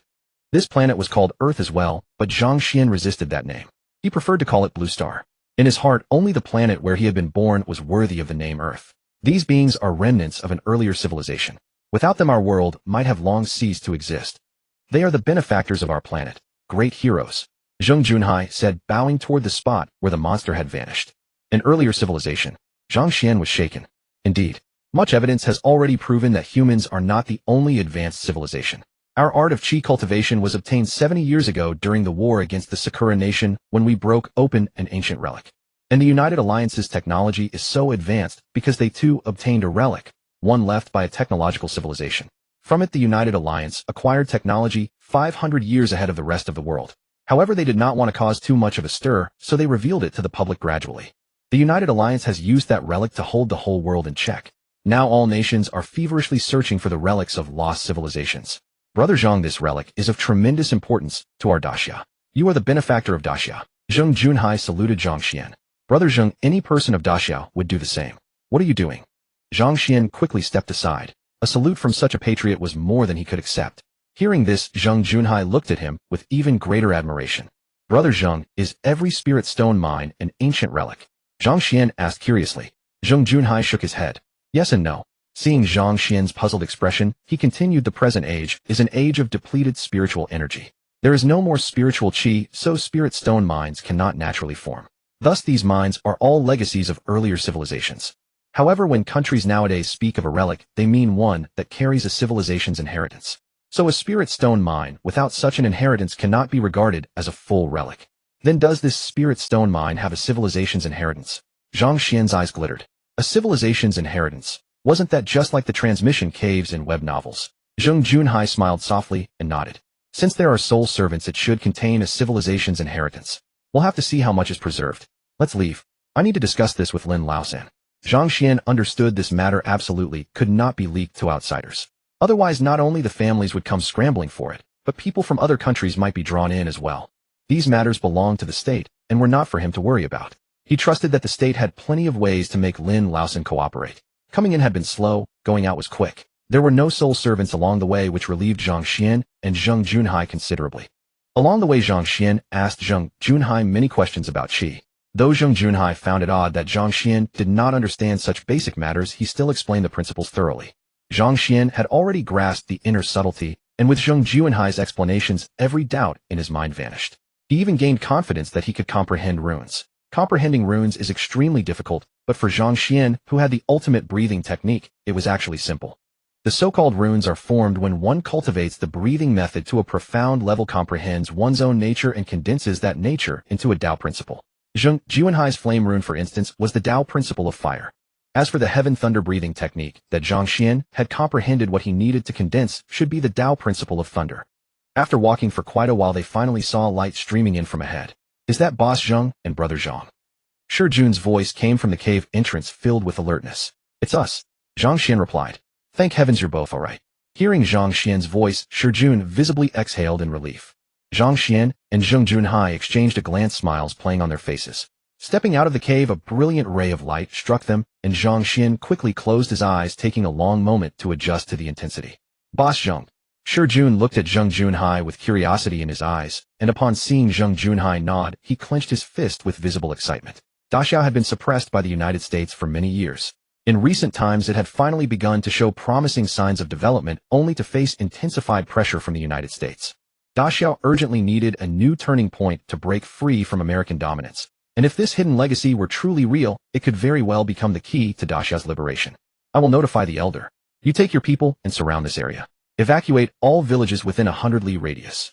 This matter is to be classified as Daxiao's top secret. If those families dare to cause trouble, eliminate them." Zhang Junhai spoke with killing intent. "What about Lin Laosan and the others? Are they?" Shi Jun made a cutting gesture across his neck. Zhang Junhai waved his hand dismissively. "Handle it as you see fit. They are nothing but pests." Hum. Just then a humming sound resonated, and everyone quickly turned to look. They saw Gu Qingqing sitting cross-legged on the ground, a pale golden radiance emanating from her body. Around her, swirling white mist condensed and was drawn into her mouth and nose. The sound of blood flowing was unusually loud, and this time Zhang Xian could see it with perfect clarity. Those pale golden rays resembled the meridians within a human body. The surrounding white mist, once drawn into Gu Qingqing's body, traveled along these meridians before settling in the lower abdomen and the Danzhong area. These were the upper and lower dantian of the human body. Zhang Xian was astonished. The human body is like a vast treasure, and simply by adjusting one's breathing, one can continuously unlock its potential, even approaching the legendary state of immortals. In the next moment, Gu Qingqing suddenly opened her eyes, a pair of beautiful pupils radiating brilliant golden light. "Heh," she softly exhaled. The void suddenly ruptured, and a stream of energy shot from Gu Qingqing's mouth, like a bolt of thunder, shaking the world. She leaped upward and delivered a palm strike toward a massive boulder at a distance. A surge of chi slashed through the sky, striking the boulder with a thunderous boom. Cracks instantly spiderwebbed across the stone's surface. "Ha ha, I've finally broken through." Gu Qingqing laughed heartily, looking up at the sky with evident joy. Zhang Xian could only shake his head. Apart from her breathtaking beauty and figure, she carried herself more like a bold warrior than a refined woman. "Boy, what's with that look? Want me to teach you some manners?" Noticing Zhang Xian's gaze, Gu Qingqing planted her hands on her hips, her delicate nose wrinkling slightly as she gave him a sharp glance. Zhang Xian sighed silently and decided not to engage further. "Brother Zhang, Brother Shi, I have nothing more to do here. I think I should head back to school." The hidden legacy was far too important to the nation. It would be wiser for Zhang Xian to keep his distance now. Zhang Junhai and Shi Jun would understand, but others might not share the same perspective. "I'll go back with you." Gu Qingqing quickly spoke up. Zhang Junhai glanced at Zhang Xian and understood his thoughts. Smiling, he said, "In that case, I'll have little who drive you back." "No need. News from here will spread soon, and you may need the extra hands. Let Brother Hu stay. We can just take a taxi." Gu Qingqing interrupted without hesitation, as though she were very familiar with Zhang Junhai. Zhang Junhai paused thoughtfully. "Very well, then let little Hu escort you to town. There are no taxis available here." "All right." This time Gu Qingqing did not object. The two reached town and hailed a taxi heading toward Dongshan. "Zhang Xian, I need to discuss something with you." Inside the car, Gu Qingqing carefully chose her words before speaking. "What is it?" Zhang Xian looked at Gu Qingqing, and his heart suddenly began to race. "What's with that expression?" "I." Seeing Zhang Xian's look, Gu Qingqing felt a flash of annoyance, but remembering what she intended to ask, she forced herself to restrain the urge to scold him. She continued, "I would like to move into your villa." "No way. That was his and senior sister's private retreat. What right did old Gu have to move in? If it were either of their parents, perhaps it could be justified, but old Gu." Zhang Xian could already imagine the gossip that would surely fill the campus. "How can you be so stingy? I am, after all, your advisor. Is it really that hard to let me rent a room in your villa?" Gu Qingsheng huffed, giving Zhang Xuan an indignant stare. This guy is simply too narrow-minded. It was so vexing. Zhang Xuan's villa had over a dozen bedrooms, and he and Xiaoming rarely used more than two. Besides, a man and a woman sharing a home hardly needed more than one room. With so many empty rooms, and her certainly willing to pay rent. Fine, I'm done talking to you. I'll go speak to Xiaoming myself. Gu Qingsheng sniffed and turned away from the tightwad. My villa Yuan. Tightwad la, I can't hear you. Before Zhang Xuan could finish, Gu Qingsheng covered her ears. Zhang Xuan was at a loss for words. He had no idea that right after he left, a vehicle arrived at the Spirit Stone mine. Seeing the newcomer, everyone's spirits lifted. Even Hu Qian's gaze toward the visitor was filled with reverence. Elder. The newcomer was cold and aloof, a thin layer of mist perpetually swirling within 3 feet of his body as he acknowledged each greeting. Suddenly his brows furrowed. Why are 4 short? Were they? No. Hu Qian quickly explained what had happened earlier. Lin family. The elder's frown deepened. Lin Zhun is a capable person indeed. And Zhang Xuan. Returning to school, elder. Hu Qian replied without delay. School, eh? The usually icy elder finally showed a change of expression, turning to Hu Qian in surprise. How old is he? Freshman this year, around 20 years old, Hu Qian answered. Achieved external projection of qi. Not only that. Brother Zhang is likely close to comprehending the Dao rune markings. Just then Zhang Junhai emerged from the cave, his clothes soaked through. While everyone was still awestruck by Zhang Xian's prowess, something even more remarkable occurred. As if out of nowhere, layers of thin mist began rising from within the cave, followed by the sound of rushing water echoing from inside. Splashing. Thump. Amidst the stunned gazes of all present, a column of water surged skyward, and its rich spiritual energy instantly diffused into the air. Within a minute, a vast lake appeared before everyone's eyes.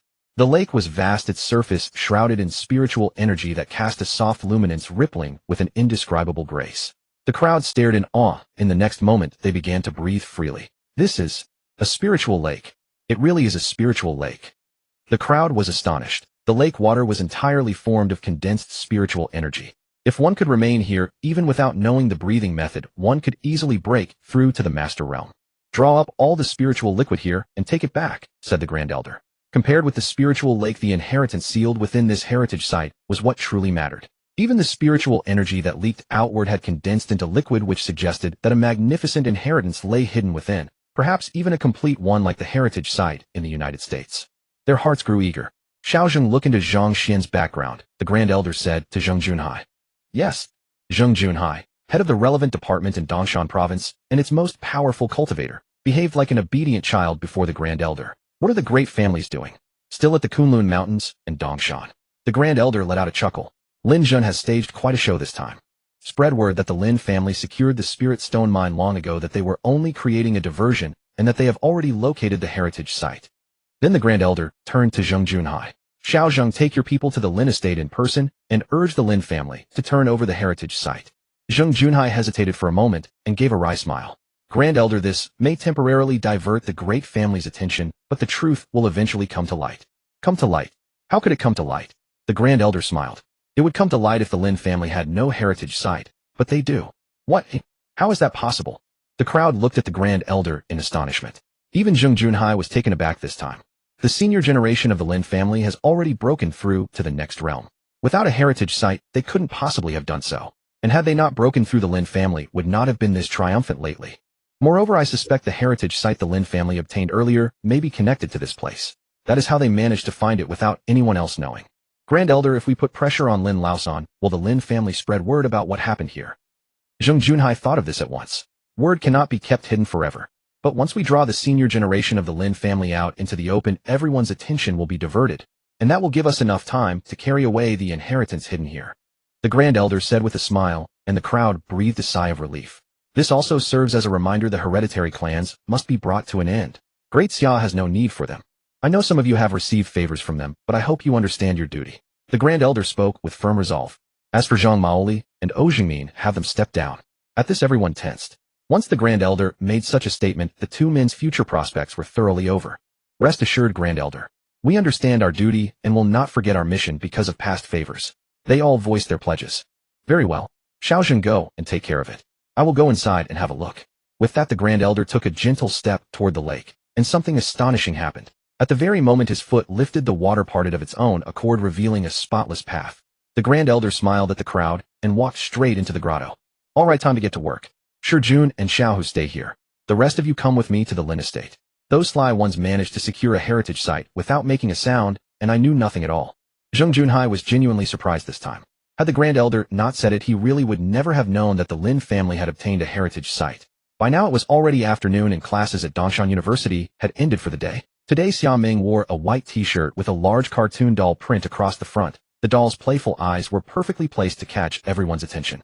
She paired it with a denim skirt, and her slender figure together with her refined makeup made passing students stop involuntarily.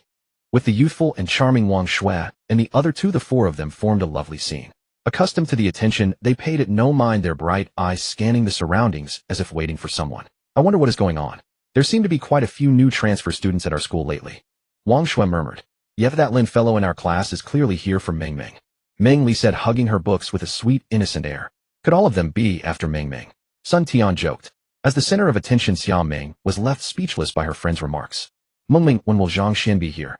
We've been waiting 10 minutes. Meng Li complained in a soft voice. Xia Ming glanced at her phone and was about to call Zhang Xuan when a voice came from the side. Xia Ming, what a coincidence.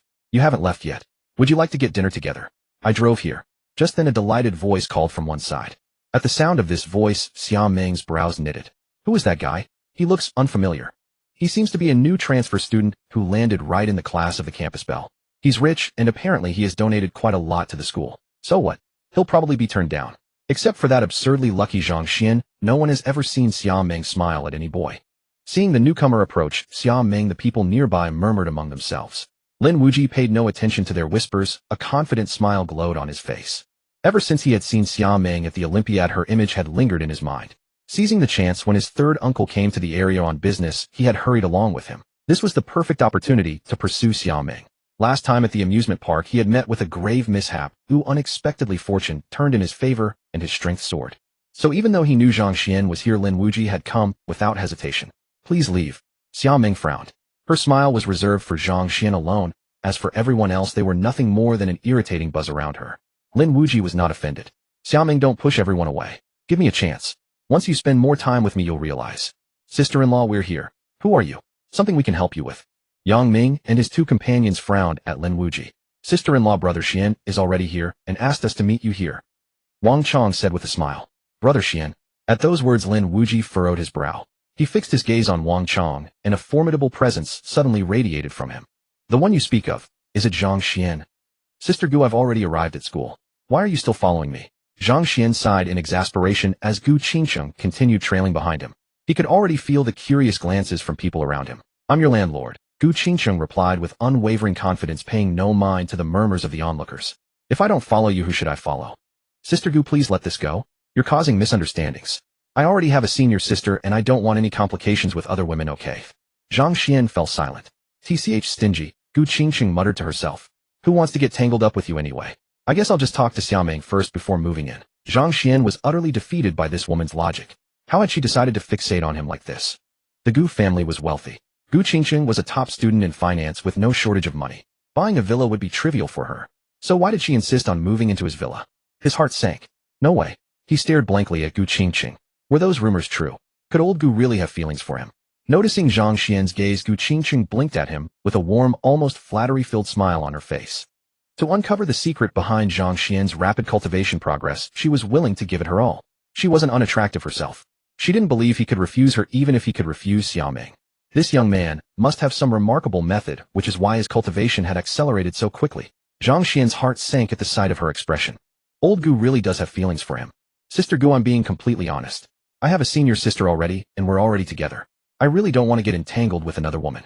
Zhang Xuan was about to say that it wouldn't be fair to any of the three parties involved. But before he could finish, Gu Qingcheng cut him off. That's fine, I don't mind. You don't need to worry about Xia Ming. I'll go talk to her. I can't believe she'd be so petty about this. Gu Qingcheng rolled her eyes at Zhang Xuan. What was the big deal? She just wanted to rent his place. His villa was enormous. Plenty of room for 3 people, or even 10. Look at him being so narrow-minded.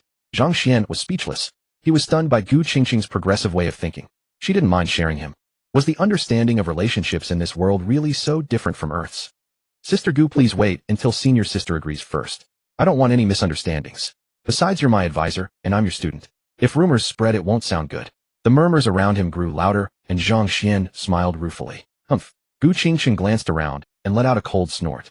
However, she didn't press the matter further. This wasn't an urgency. Seeing that old Gu wasn't following him anymore, Zhang Xuan sighed in relief and walked toward the meeting place he had arranged with his senior sister.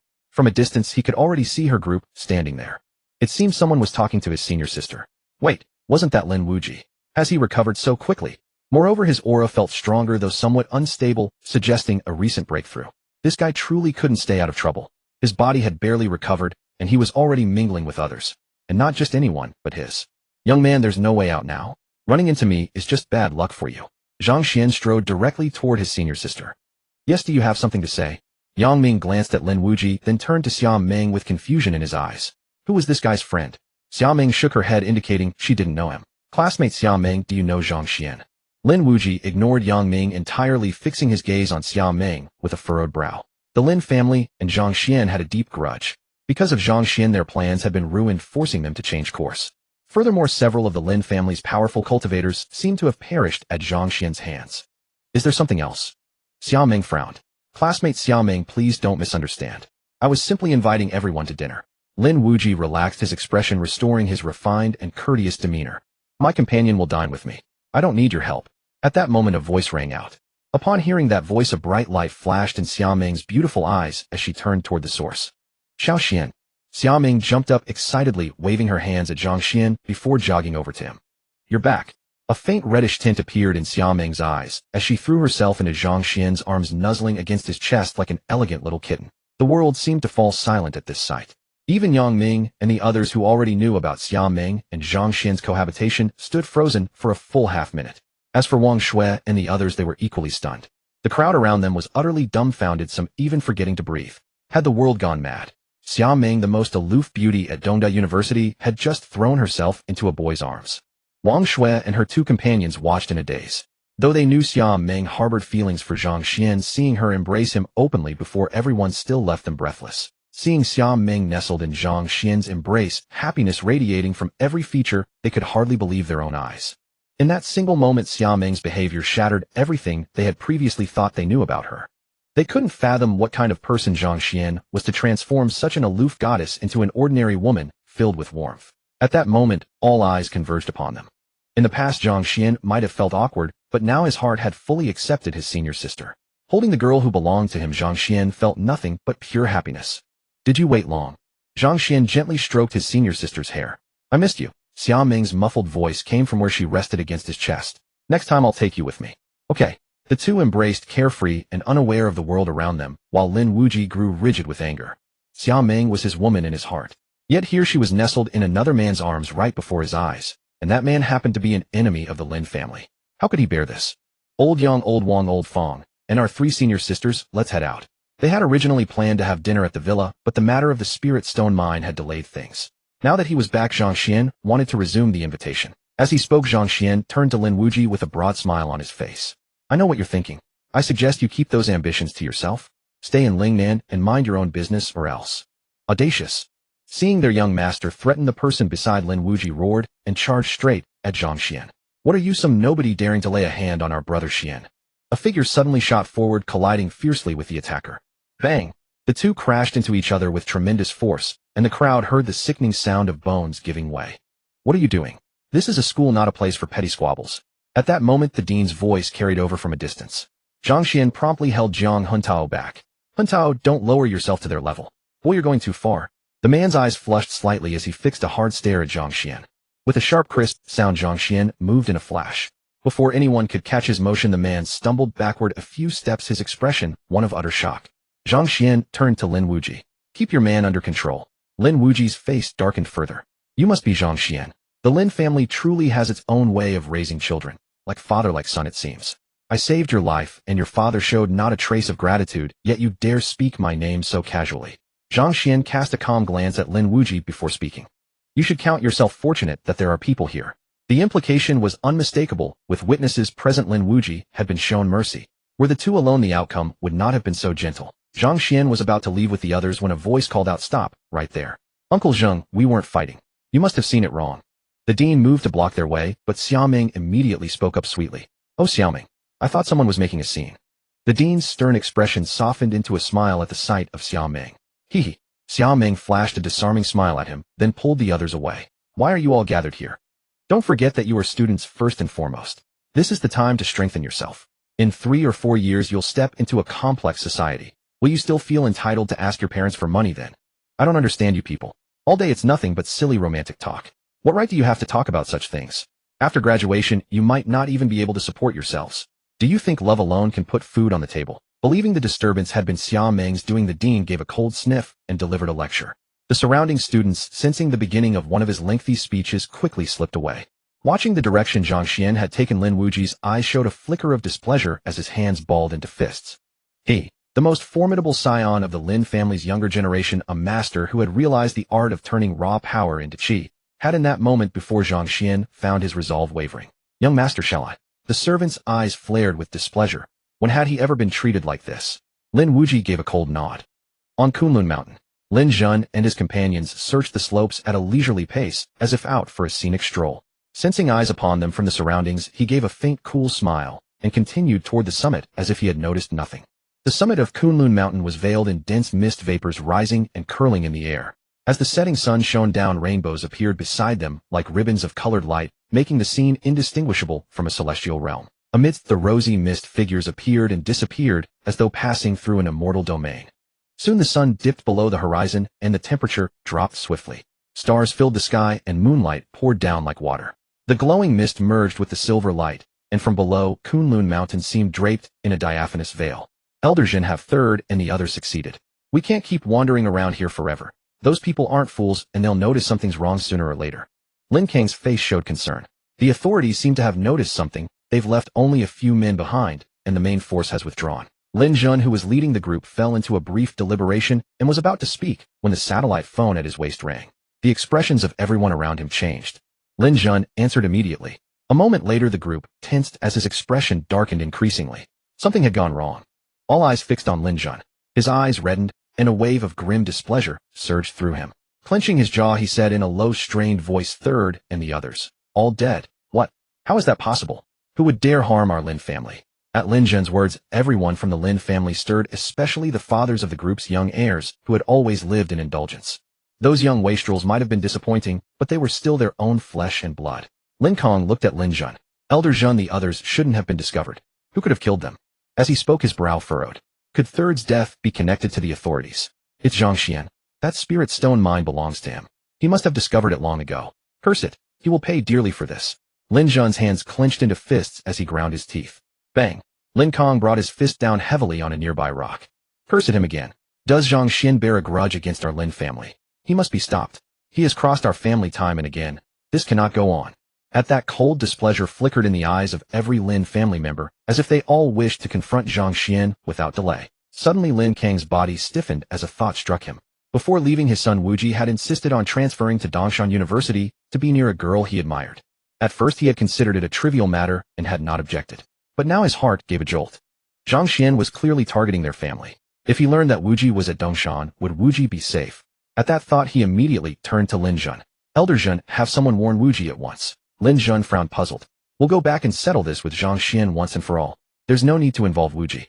Although he held Zhang Xuan in contempt, he had to admit that even Lin Wuji, the most gifted young member of the Lin family, might be no match for Zhang Xuan. Moreover, Zhang Xuan might well be a descendant of that person, and he worried that the hand behind all this was that very individual. Wuji is at Dongshan University right now. Lin Kong said urgently, his voice low. This is madness. Lin Zhen's face changed. Zhang Xuan was also at Dongshan University. If the two met, Lin Wuji would be in serious peril. With that in mind, he quickly dialed a number. What is it? The 9th elder has arrived. If it's not urgent, don't call me, or I'll be in deep trouble. Find a way to go to Dongshan University and tell Lin Wuji to leave Dongshan. That shouldn't be hard, right? 2 spirit stones when it's done. The line was silent for a moment. Fine. We're heading back. Lin Zhun led the group down the mountain. Has the Lin family found something? Why are they leaving? Quick, follow them. This time we can't let the Lin family monopolize the spirit stone mine. Yet some members of the other families seemed to sense what was happening. Their faces turned grave, and they quickly turned away. Wow, Mingming, this villa you bought is huge. Wang Shui and the others arrived before the villa, exclaiming in amazement at the sight. Meng Li pulled Xiaoming aside and asked with a frown, Xiaoming, I know you like Zhang Xuan, but this villa must have cost at least 100 million. Is it worth spending so much money for him? Xiaoming was taken aback for a moment, then quickly realized that Meng Li had misunderstood. Sun Tian walked over and looked at Xiaoming, her gaze filled with disappointed exasperation. Xiaoming, have you lost your senses? You and Zhang Xuan being together, we don't oppose that, but spending so much money buying him a villa, that's crossed the line. Zhang Xuan should feel ashamed. A grown man living in a villa bought with a girl's money, and he has the nerve. You're misunderstanding. Xia Ming smiled gently. This isn't bought with my money. This villa was purchased by Xiao Xian himself. Who are you trying to fool? Didn't you say yourself what his family's financial situation is like? Exactly. You're a woman blinded by love, completely out of your mind. He's treating you like this, and you're still defending him. Meng Li and Sun Tian glared at Xia Ming in exasperation. I'm telling the truth. Xiao Xian really did buy this villa on his own. I was amazed by him back then. He does have money. Before Xia Ming could finish explaining, Meng Li and Sun Tian were left speechless. People say pregnancy dulls a woman's wits for 3 years, but Xia Ming hadn't even gotten pregnant yet, and her intelligence had already regressed by over 20 years back to embryonic levels. Forget it. It's your money anyway, we won't interfere. Everyone come in and make yourselves at home. Senior sister, keep them company. I'll go cook. Zhang Xuan had no idea what Meng Li and Sun Tian were thinking. If he did, he would have burst into laughter. His net worth was easily well over $1 trillion. Was 100 million really that much money? Great, hurry up and go. Upon hearing the word food, Xia Ming's mouth began to water. She couldn't figure it out. Why did the dishes Xiao Xian made always taste so much better than hers despite using the same cooking method? Yang Ming and the other two had been dumbfounded until Zhang Xuan walked into the kitchen, which finally brought them back to their senses. Incredible. This villa must be worth over 100 million. Yang Ming and Wang Chong stood with their mouths agape, staring in awe at the magnificent villa before them. 150 million. Fang Ximing's eyes were filled with complicated emotions. How do you know? Wang Shui gasped sharply upon hearing the price of 150 million. Because this villa used to belong to my family. Recently, my family encountered a cash flow problem, and my father decided to sell it. However, it required a full cash payment, so no buyer could be found for a long time. My father was so worried during that period that his hair turned white. Then my father said the villa had been sold to an impressive young man. I was curious about who such an extraordinary person was in Dongshan, but I never expected it to be Brother Xian who bought my family's villa. Fang Ximing sighed with a bitter smile, a thought unspoken lingering in his heart. His father had mentioned introducing his older sister to that remarkable young man in the coming days. It seemed his father's plan was destined to fall through. Meng Li and Sun Tian looked puzzled upon hearing Fang Ximing's words. They glanced at Xia Ming, their eyes full of confusion. Had Zhang Xuan really bought this villa himself? Xia Ming shrugged at her two best friends. She had told them already. This villa was truly bought by Xiao Xian himself. After all, he was the boss of Taoyuanzhu with a fortune worth tens of billions. 100 million villa was nothing to him, just a drop in the ocean. Brother Xian is that wealthy? Zhang Hentao was seeing such a luxurious villa for the first time. Don't you see him every day? How can you not know? Wang Shui pursed her lips. Zhang Hentao gave an awkward smile, deeply embarrassed. Meanwhile, as Zhang Xuan stepped into the kitchen, a familiar sense of unease surged within him. This feeling was far too familiar. A sniper. Zhang Xuan clenched his fists tightly. For the first time, he was truly enraged. If the attack had been aimed solely at him, he wouldn't have been this angry. But with so many innocent people present, the attacker showed no regard for collateral damage. Such a person deserved to die. Bang! A trail of fire streaked toward him. Without hesitation, Zhang Xuan adjusted his breathing, channeling his qi into the kitchen knife in his hand, then turned and slashed. The bullet was split cleanly in two by a single strike. The moment the shot was fired, Zhang Xuan had already pinpointed the attacker's location. He channeled qi into the blade once more and hurled it fiercely toward that direction. A streak of light cut through the sky. Zhang Xuan immediately leaped out of the window and sprinted toward the tallest villa nearby. The attacker clearly hadn't expected Zhang Xuan to locate his position so quickly. Even more staggering was the fact that Zhang Xuan had deflected a sniper bullet with nothing but an ordinary kitchen knife. These were specially imported customized sniper rounds from the United States, purchased by the Lin family at great expense. Ammunition capable of taking down a true master. Each bullet was valued at over 60 million. Though expensive, no one would consider the price absurd when it could eliminate a master-level cultivator. He had believed he had given Zhang Xuan sufficient attention, but he had seriously underestimated his opponent's strength. Seeing the thrown kitchen knife coming straight at him, the Lin family assassin's soul nearly left his body. His death didn't matter. What mattered was conveying the message: young master was no match for Zhang Xuan.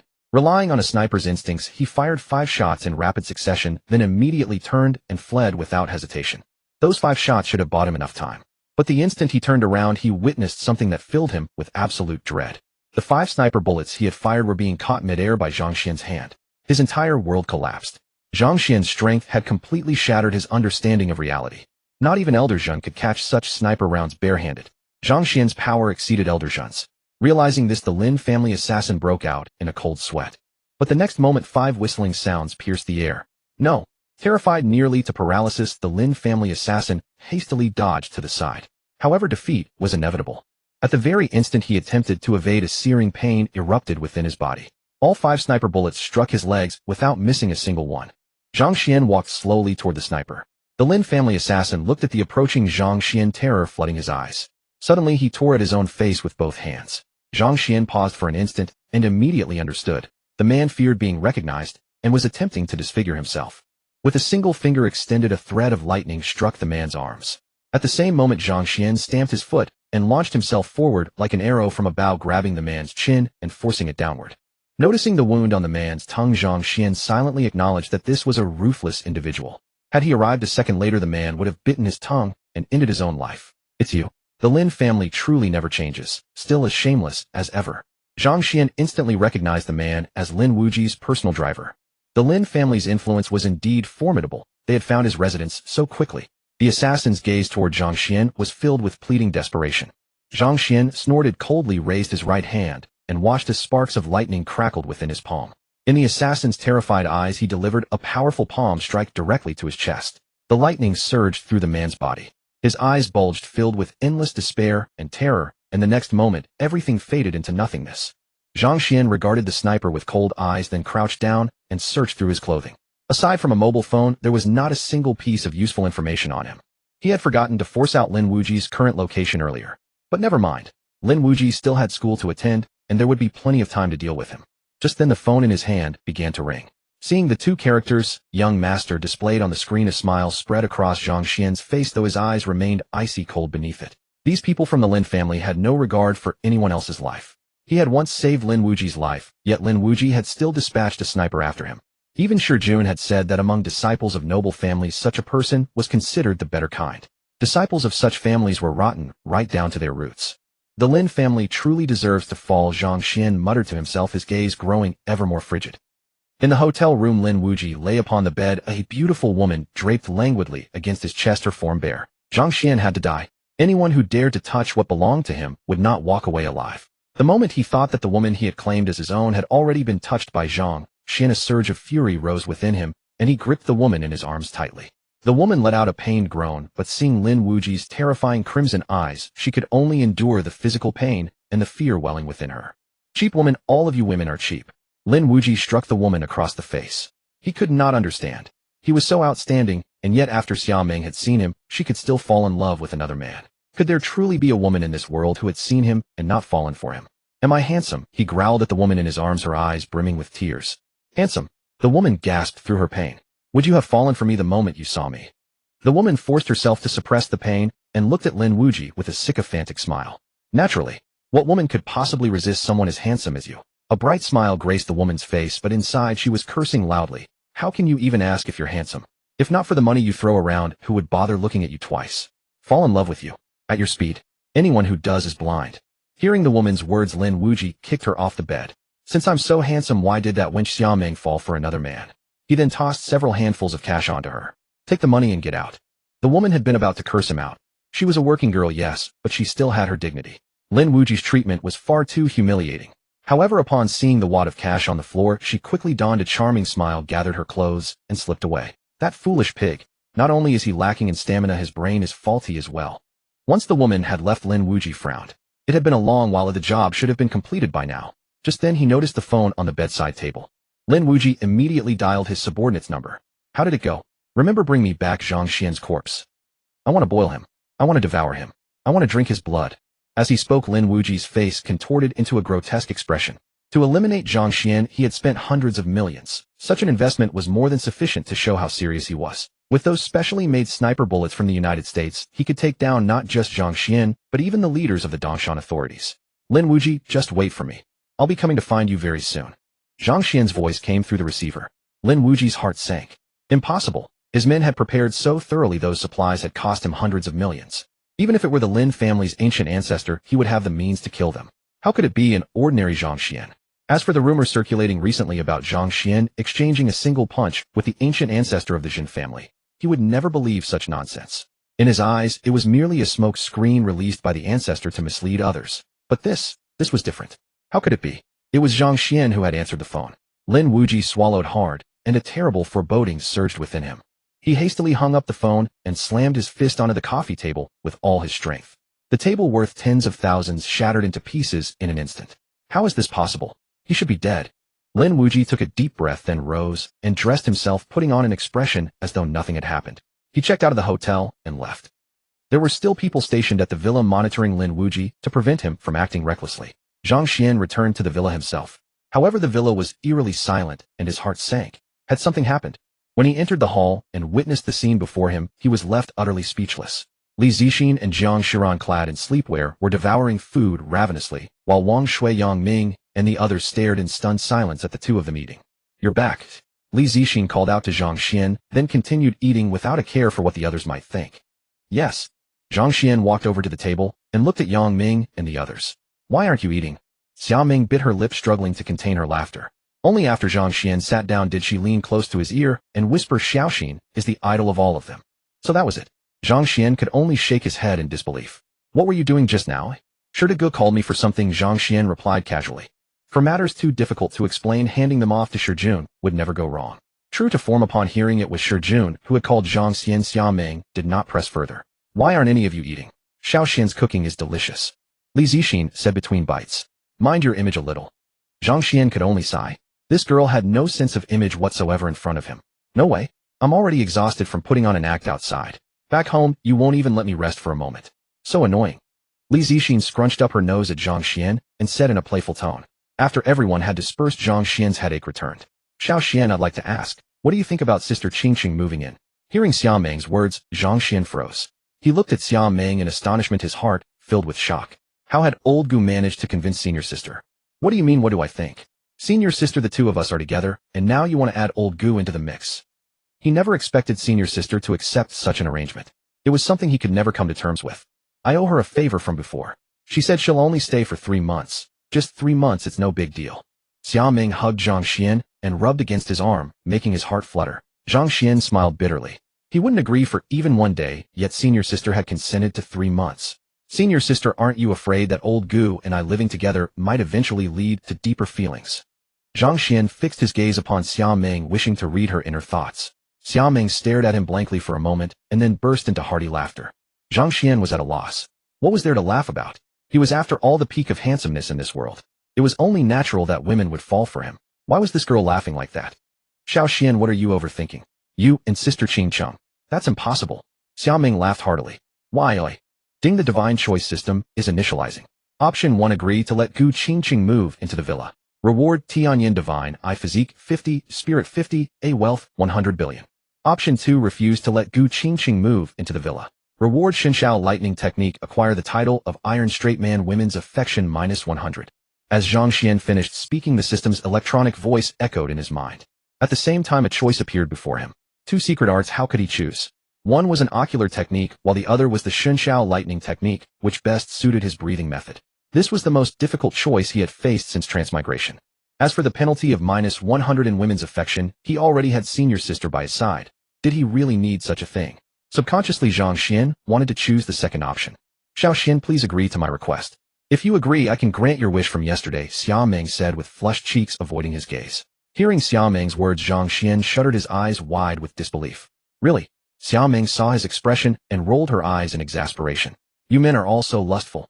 Your mouths are meant for eating and speaking, yet you only think of making women serve you.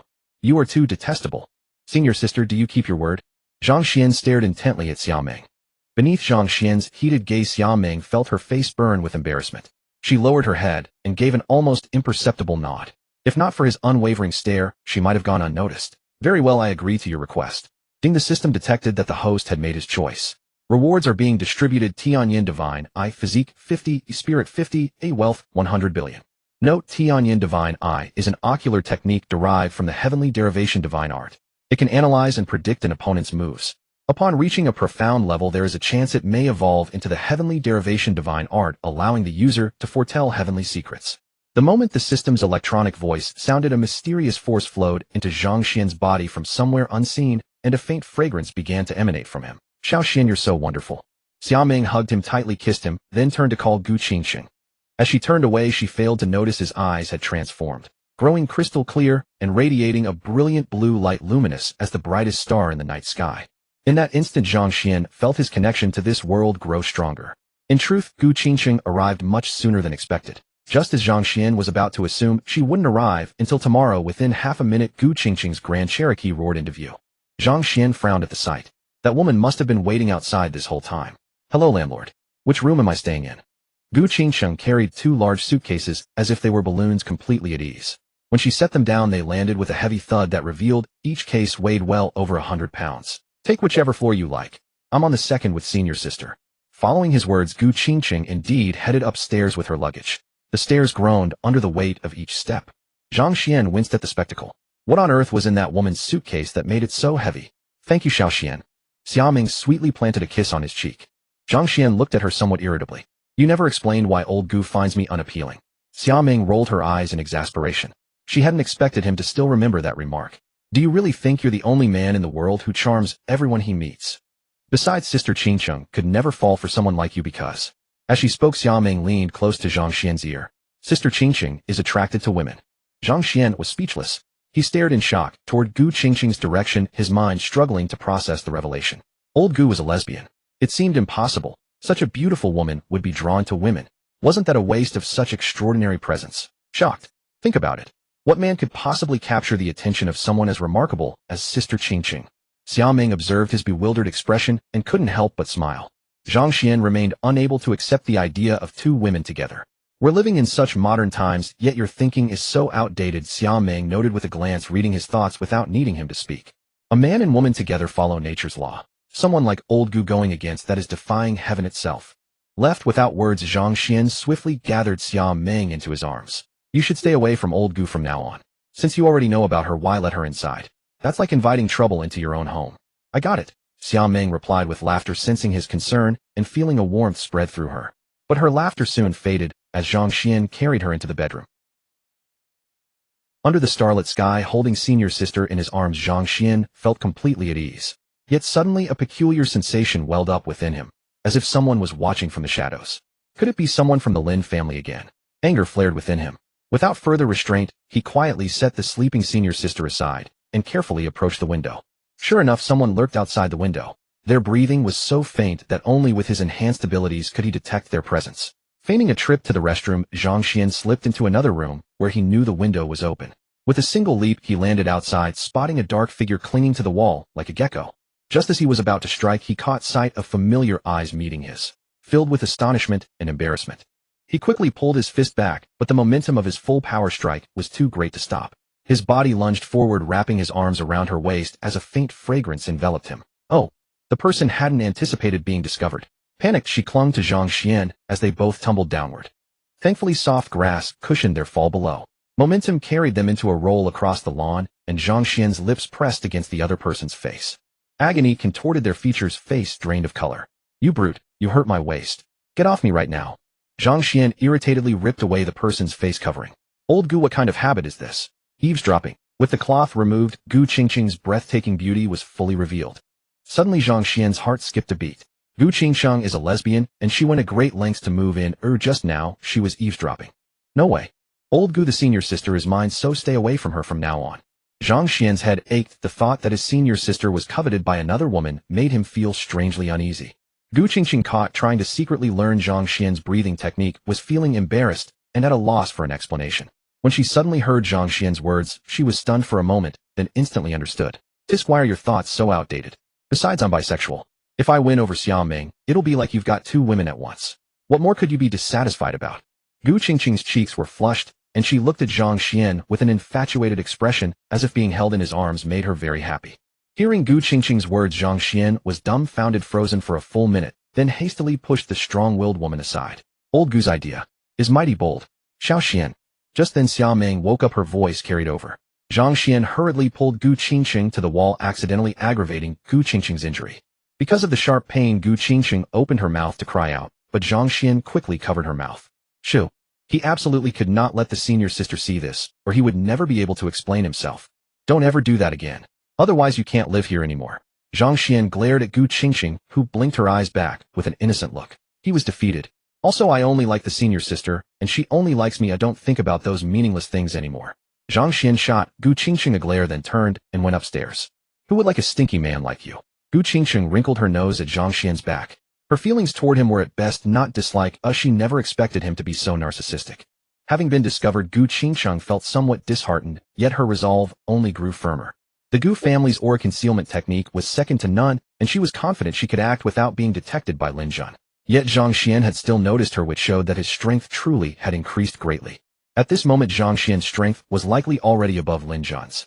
No, she had to discover Zhang Xuan's cultivation method. She would not act for the next few days. In 2 days she would resume as usual. Oomph. Gu Qingsheng gave a delicate snort and returned to her room. After this disturbance, Zhang Xuan had completely lost his sleepiness. Since that was the case, he might as well confront Lin Wuji. Fortunately, old Gu was here, so the people in the villa were quite safe. He entered the study and dialed Wang Chuan's phone. Mr. Zhang, what can I do for you? Wang Chuan's respectful voice came through the receiver. Find Lin Wuji's location for me. This time Zhang Xuan decided not to restrain himself any longer. Lin Wuji's actions had already crossed Zhang Xuan's bottom line. Today Lin Wuji must face the consequences. Lin Wuji of the Ling Nin Lin family. Clearly there was some hesitation in Wang Chuan's voice. Correct, Lin Wuji of the Ling Nin Lin family. Mr. Zhang, the Lin family. Just find his location. Perhaps sensing the anger in Zhang Xuan's voice, Wang Chuan hesitated for a moment, then immediately reported an address. It seemed that since the Lin family appeared, they had been under Wang Chuan's surveillance. Zhang Xuan hung up the phone and walked out. The Lin family. A group of people sat around a table, their faces grim to the extreme. Lin Zhan, in a fit of rage, struck the table and shattered it. Zhang Junhai is going too far. He actually wants to force us to hand over the civilization relics our Lin family discovered ourselves. Others also clenched their fists, their faces showing that they wished Zhang Junhai would pay a heavy price. Lin Kong took a sip from his teacup, pondered for a moment, and said, "Have you never wondered why the authorities know that our Lin family obtained the civilization relics?" Hearing this, Lin Zhan's eyes gleamed. You mean? Lin Kong nodded. Who said that only we are allowed to plant informants in the authorities? Couldn't there be an informant for the authorities among us? At these words, everyone's expression turned solemn. Such confidential matters were known only to the core members of the Lin family, so the one who leaked the information could only be one among them. Who could it be? They all knew each other well, and no one was willing to believe that the traitor in the Lin family was one of them. Enough, let's not have internal strife. Perhaps this is the authorities' scheme to sow discord. Lin Zhan said. Their expressions did not relax because they all knew this was just Lin Zhan's stalling tactic. Zhang Junhai's words were vivid and detailed, clearly showing he truly knew their Lin family's affairs. It was indeed a scheme to sow discord, but it was an open move. It was openly telling them, your Lin family has my planted informant, and you can't do a thing about it. Although Lin Zhan was present, and had temporarily suppressed everyone's suspicions, the thorn had already pierced into the Lin family. No matter what, when facing matters, they could no longer be as united as before. Who knew whether the person standing beside them was the traitor? Lin Zhan and Lin Kong exchanged a glance, each seeing worry in the other's eyes. This was a problem they could not ignore. There was actually an informant for the authorities among the direct descendants of the Lin family. The two clenched their fists. Over the years they had treated these people very well, pouring out resources in their direction unconditionally, yet someone still betrayed the entire Lin family. They both nodded at the same time. They must find this traitor, and quickly, or the Lin family would never have peace, and everyone would be in constant dread. But at this moment, with enemies surrounding them, it was not the time to deal with the traitor. Once they shifted the target of the various families to the authorities, they would free their hands and begin to handle this matter, pulling out the hidden rotten apple. I've got an idea. There's someone who can help divert everyone's attention. Just then a member of the Lin family suddenly spoke. Lin Zhan and Lin Kong immediately looked over. The man smiled faintly. Elder Zhen Patriarch, there is someone whose strength has risen conspicuously and who has caught the attention of the major families. Wouldn't he serve perfectly to divert everyone's attention? The crowd was stunned at his words, then instantly burst into laughter. Right, how could we have forgotten him? Exactly. The civilization relics of our Lin family were stolen by Zhang Xuan, which is why our Lin family has spared no effort in causing trouble for him. We want to force him to hand over the relics that belong to our Lin family. That scoundrel Zhang Xuan. He dared to steal our relics, and even turned around to cause trouble for us. What an infuriating fellow.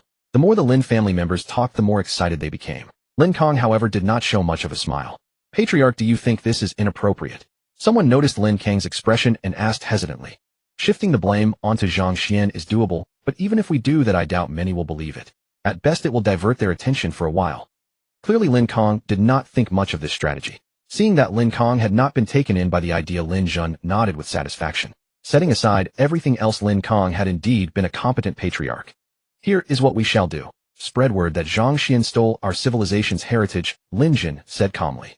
Also release news about that spirit stone mine in Bin City. Elders, that would mean. Some present were unhappy. They had found it only after exhausting effort. If they spread the news, would other families not benefit? Fools. Do you think we can still take that spirit stone mine back now? Lin Zhun's face turned dark with anger, and his frustration toward Zhang Xuan only deepened. The spirit stone mine was discovered by the Lin family after expending great manpower and resources. Fearing exposure by the authorities, they had never dared to excavate it.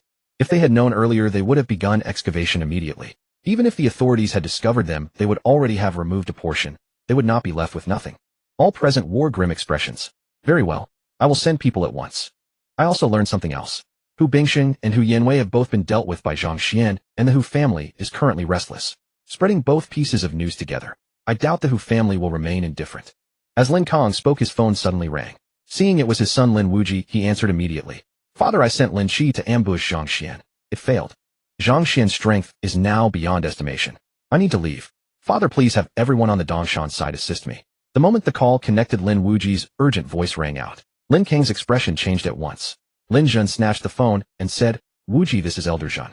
Go immediately to room 301 building 6, Wanjia Courtyard on Fuzhou Road. Find Zhang fucking. Let him help you leave. Elder, that is our. Some present turned pale. That was an operative they had painstakingly planted within the relevant department. If he acted now, his cover would be blown. Was it worth destroying years of careful investment for one Lin Wuji?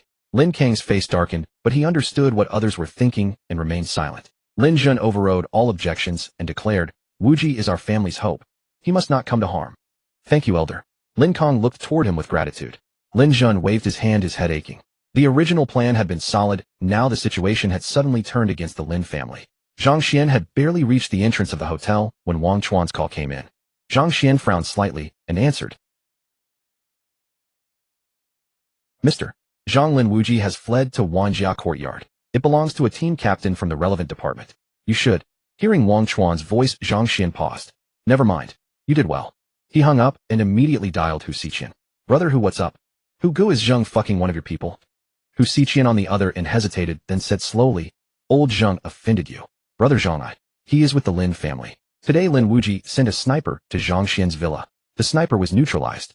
Upon learning this, Lin Wuji is now heading to Wanjia Courtyard to find Zhang fucking. Zhang Xuan laid out the entire situation. 2 minutes passed before Hu Xiqian's voice came through the receiver, low and heavy, clearly carrying sorrow. Kill him. Thank you. The fact that Hu Xiqian chose to trust him unconditionally after such words moved Zhang Xuan deeply. Hu Xiqian clearly considered Zhang fucking a close friend, yet still chose to believe Zhang Xuan. That was not ordinary trust. Arriving at the residential compound gate, Zhang Xuan spotted a car pulling out. Though it was nighttime, the headlights were bright, and he recognized the driver immediately as Lin Wuji. At the very moment Zhang Xuan saw him, Lin Wuji also spotted Zhang Xuan. The car's speed noticeably increased. Zhang Xuan surged forward with extraordinary speed. Just as the car was about to pass, he kicked out, sending the vehicle careening sideways. The car tumbled through the air for several turns.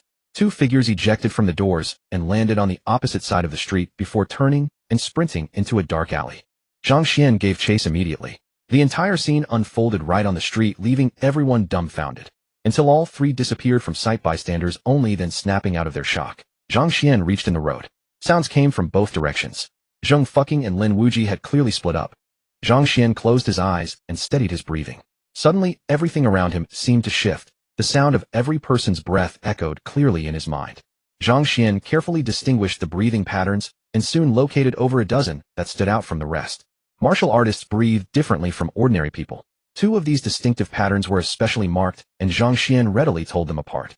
Zhang Xuan smiled faintly, and in the next instant sprinted down the left path.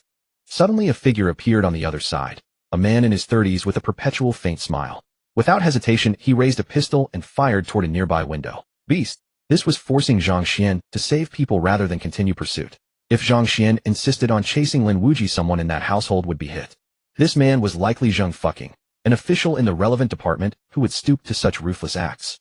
Zhang fucking wore a faint smile, fired at several windows and turned and fled. Zhang Xuan scanned the area, found several stones on the ground, stepped forward, quickly bent down to pick them up, and flung them toward those directions. Thud, thud, thud. Several muffled sounds followed. The stones struck the outgoing bullets, deflecting them, but by then both men's traces had vanished.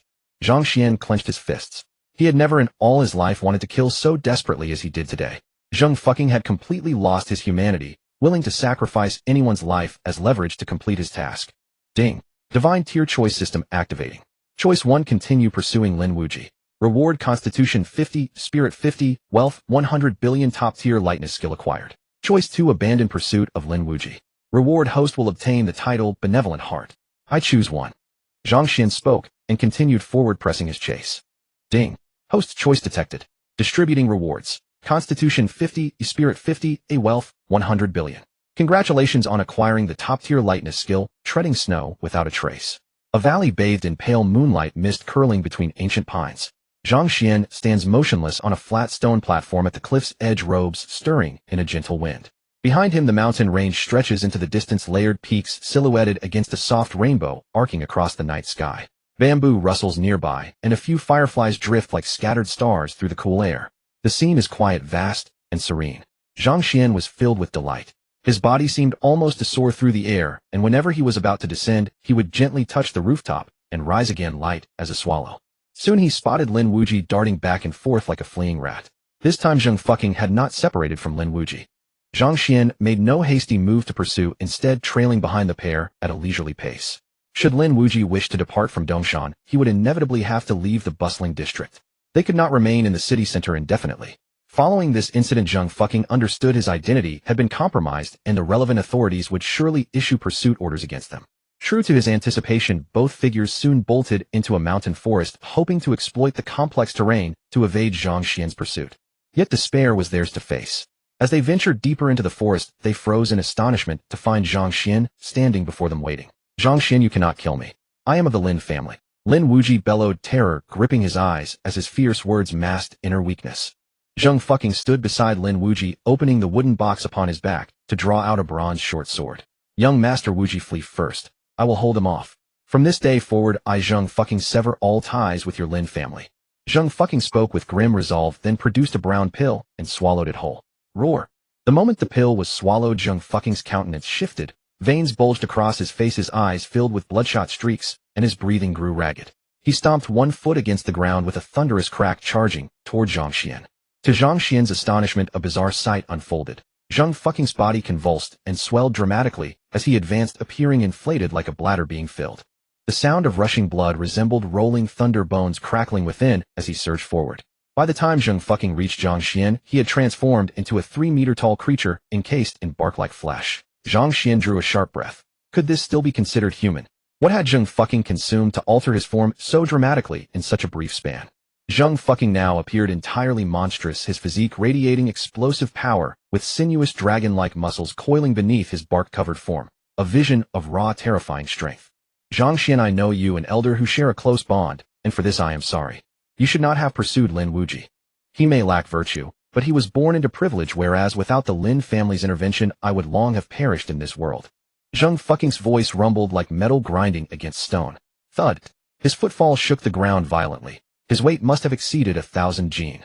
Zhang Xuan spread his arms and rose into the air, soaring like the mythical Kunpeng bird. Though Zhang Fucking's frame had grown immense and heavy, his speed increased dramatically. He leapt with bent knees, seized Zhang Xuan's ankle, and hurled him toward the ground. Simultaneously, he raised one foot and brought it down with devastating force toward where Zhang Xuan was falling. For an ordinary person, such a strike would have reduced them to nothing more than paste. Despite his apologies, Zhang Fucking showed no mercy in his assault. As Zhang Xuan plummeted headfirst, he swept both arms sideways through the empty air, releasing twin streams of energy from his palms that propelled him laterally. In one fluid motion, he twisted midair and landed gracefully on his feet. Thud! Zhang Fucking's foot crashed down with a thunderous impact, the earth splitting open to form a massive crater. The sound reverberated like drumming mixed with distant thunder. Zhang Xuan witnessed great chunks of earth launching outward, piercing through nearby trees, an unmistakable demonstration of the blow's devastating force. A flicker of pain crossed Zhang Fucking's face, revealing that the impact had affected him as well, since force operates reciprocally. This discovery brought Zhang Xuan some hope. If Zhang Fucking's physical transformations and power increases hadn't been matched by corresponding enhancements to his durability, then there was a vulnerability to exploit. Zhang Fucking clearly hadn't anticipated that the pill's effects would prove less than ideal, yet he pressed forward relentlessly to buy Lin Wuji the time he needed. Zhang Xuan focused on synchronizing his breathing with his movements, drawing inspiration from Zhang Juanhai's combat style. Slowly, a pale golden aura emanated from his body while strands of azure lightning coiled across his skin, like serpents, his eyes shimmering with electric energy. Fortunately, no bystanders witnessed this moment, or they would have been utterly astonished. At this instant Zhang Xuan bore an uncanny resemblance to the celestial deities of legend. For Zhang fucking this was his first encounter with such power, and fear flickered across his face. Crackle. Electrical currents danced around Zhang Xuan's form. He glanced at Zhang fucking, then raised his hand in a sudden decisive motion. Rumble. Dark storm clouds gathered overhead, as if summoned by Zhang Xuan's gesture alone. Zhang Xuan paused for just a moment, then drove his right hand downward toward Zhang fucking with overwhelming force. Boom. A bolt of lightning struck Zhang fucking from above. Wave after wave of electric strikes followed.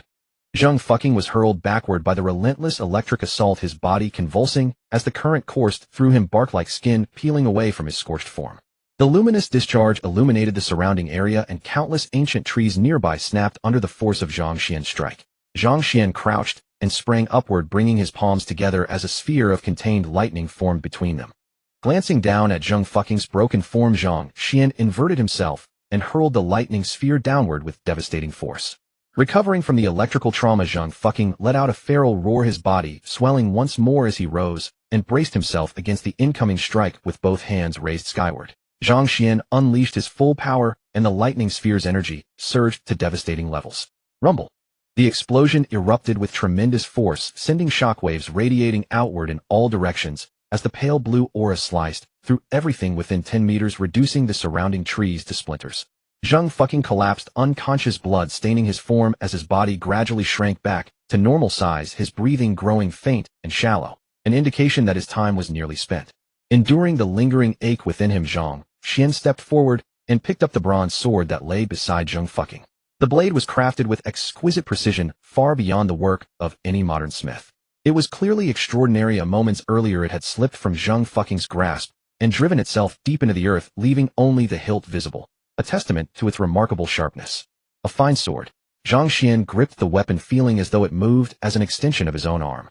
Glancing at the unconscious Zhang Xuan noted that everything else had been consumed by the thunderous explosion.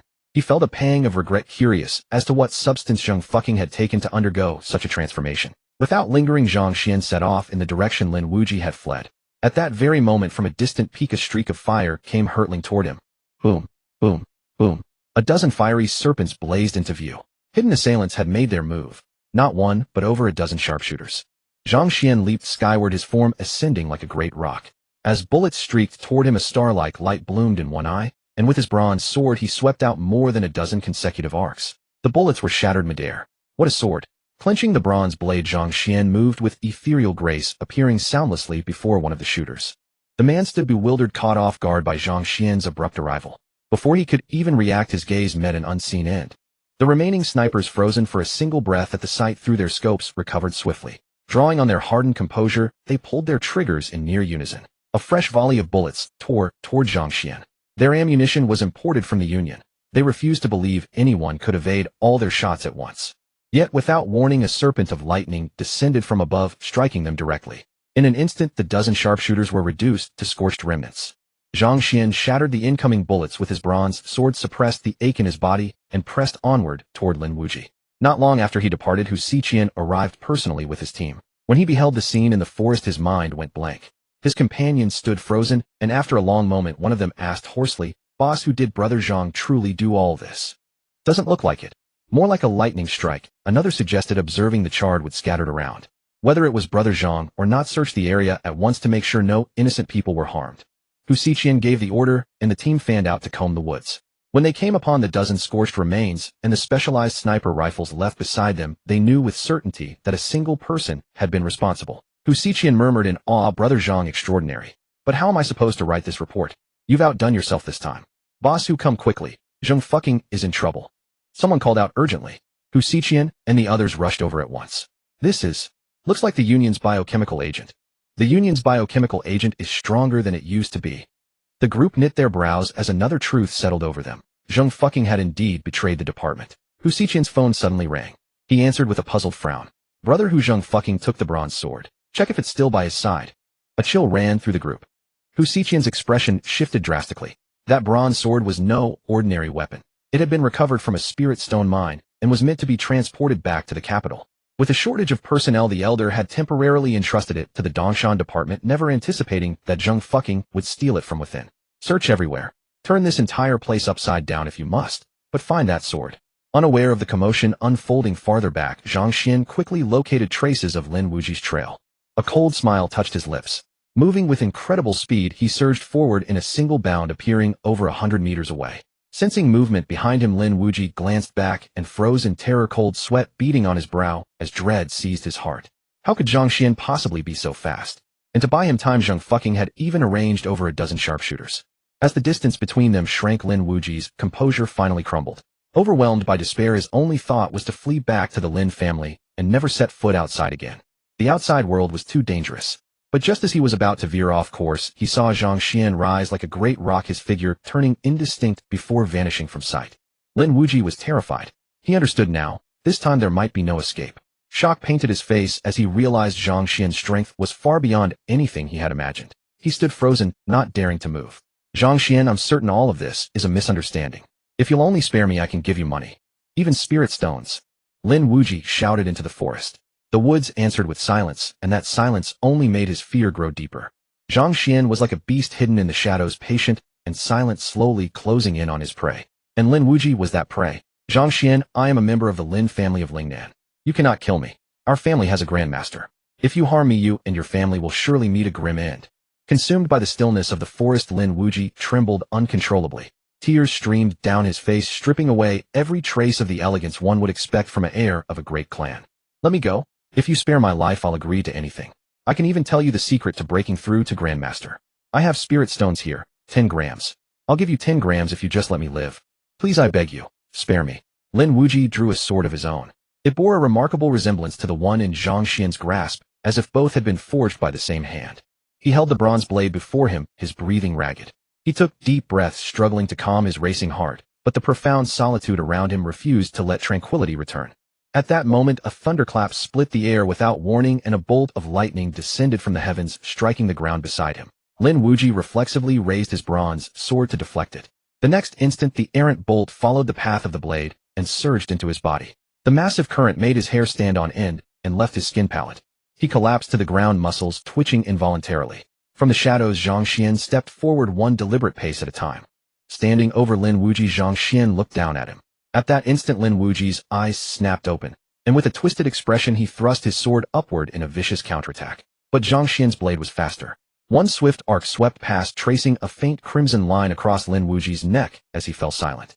Taking the bronze sword from Lin Wuji, Zhang Xuan found its grip remarkably different from the blade in his own hand. A stream of cold and hot energy surged ceaselessly into Zhang Xuan's body, converging in his lower abdomen. A strange and wondrous sensation. Seized by a whim, Zhang Xuan tentatively activated the heavenly thunder breathing technique.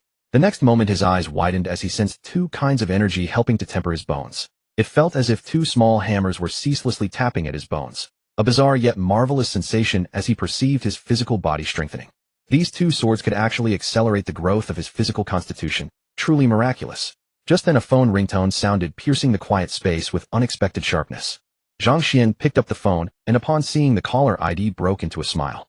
He answered the call, turned on the recorder and speakerphone, thinking this would be perfect to embarrass that old rascal with when they met again. Wuji, have you returned yet?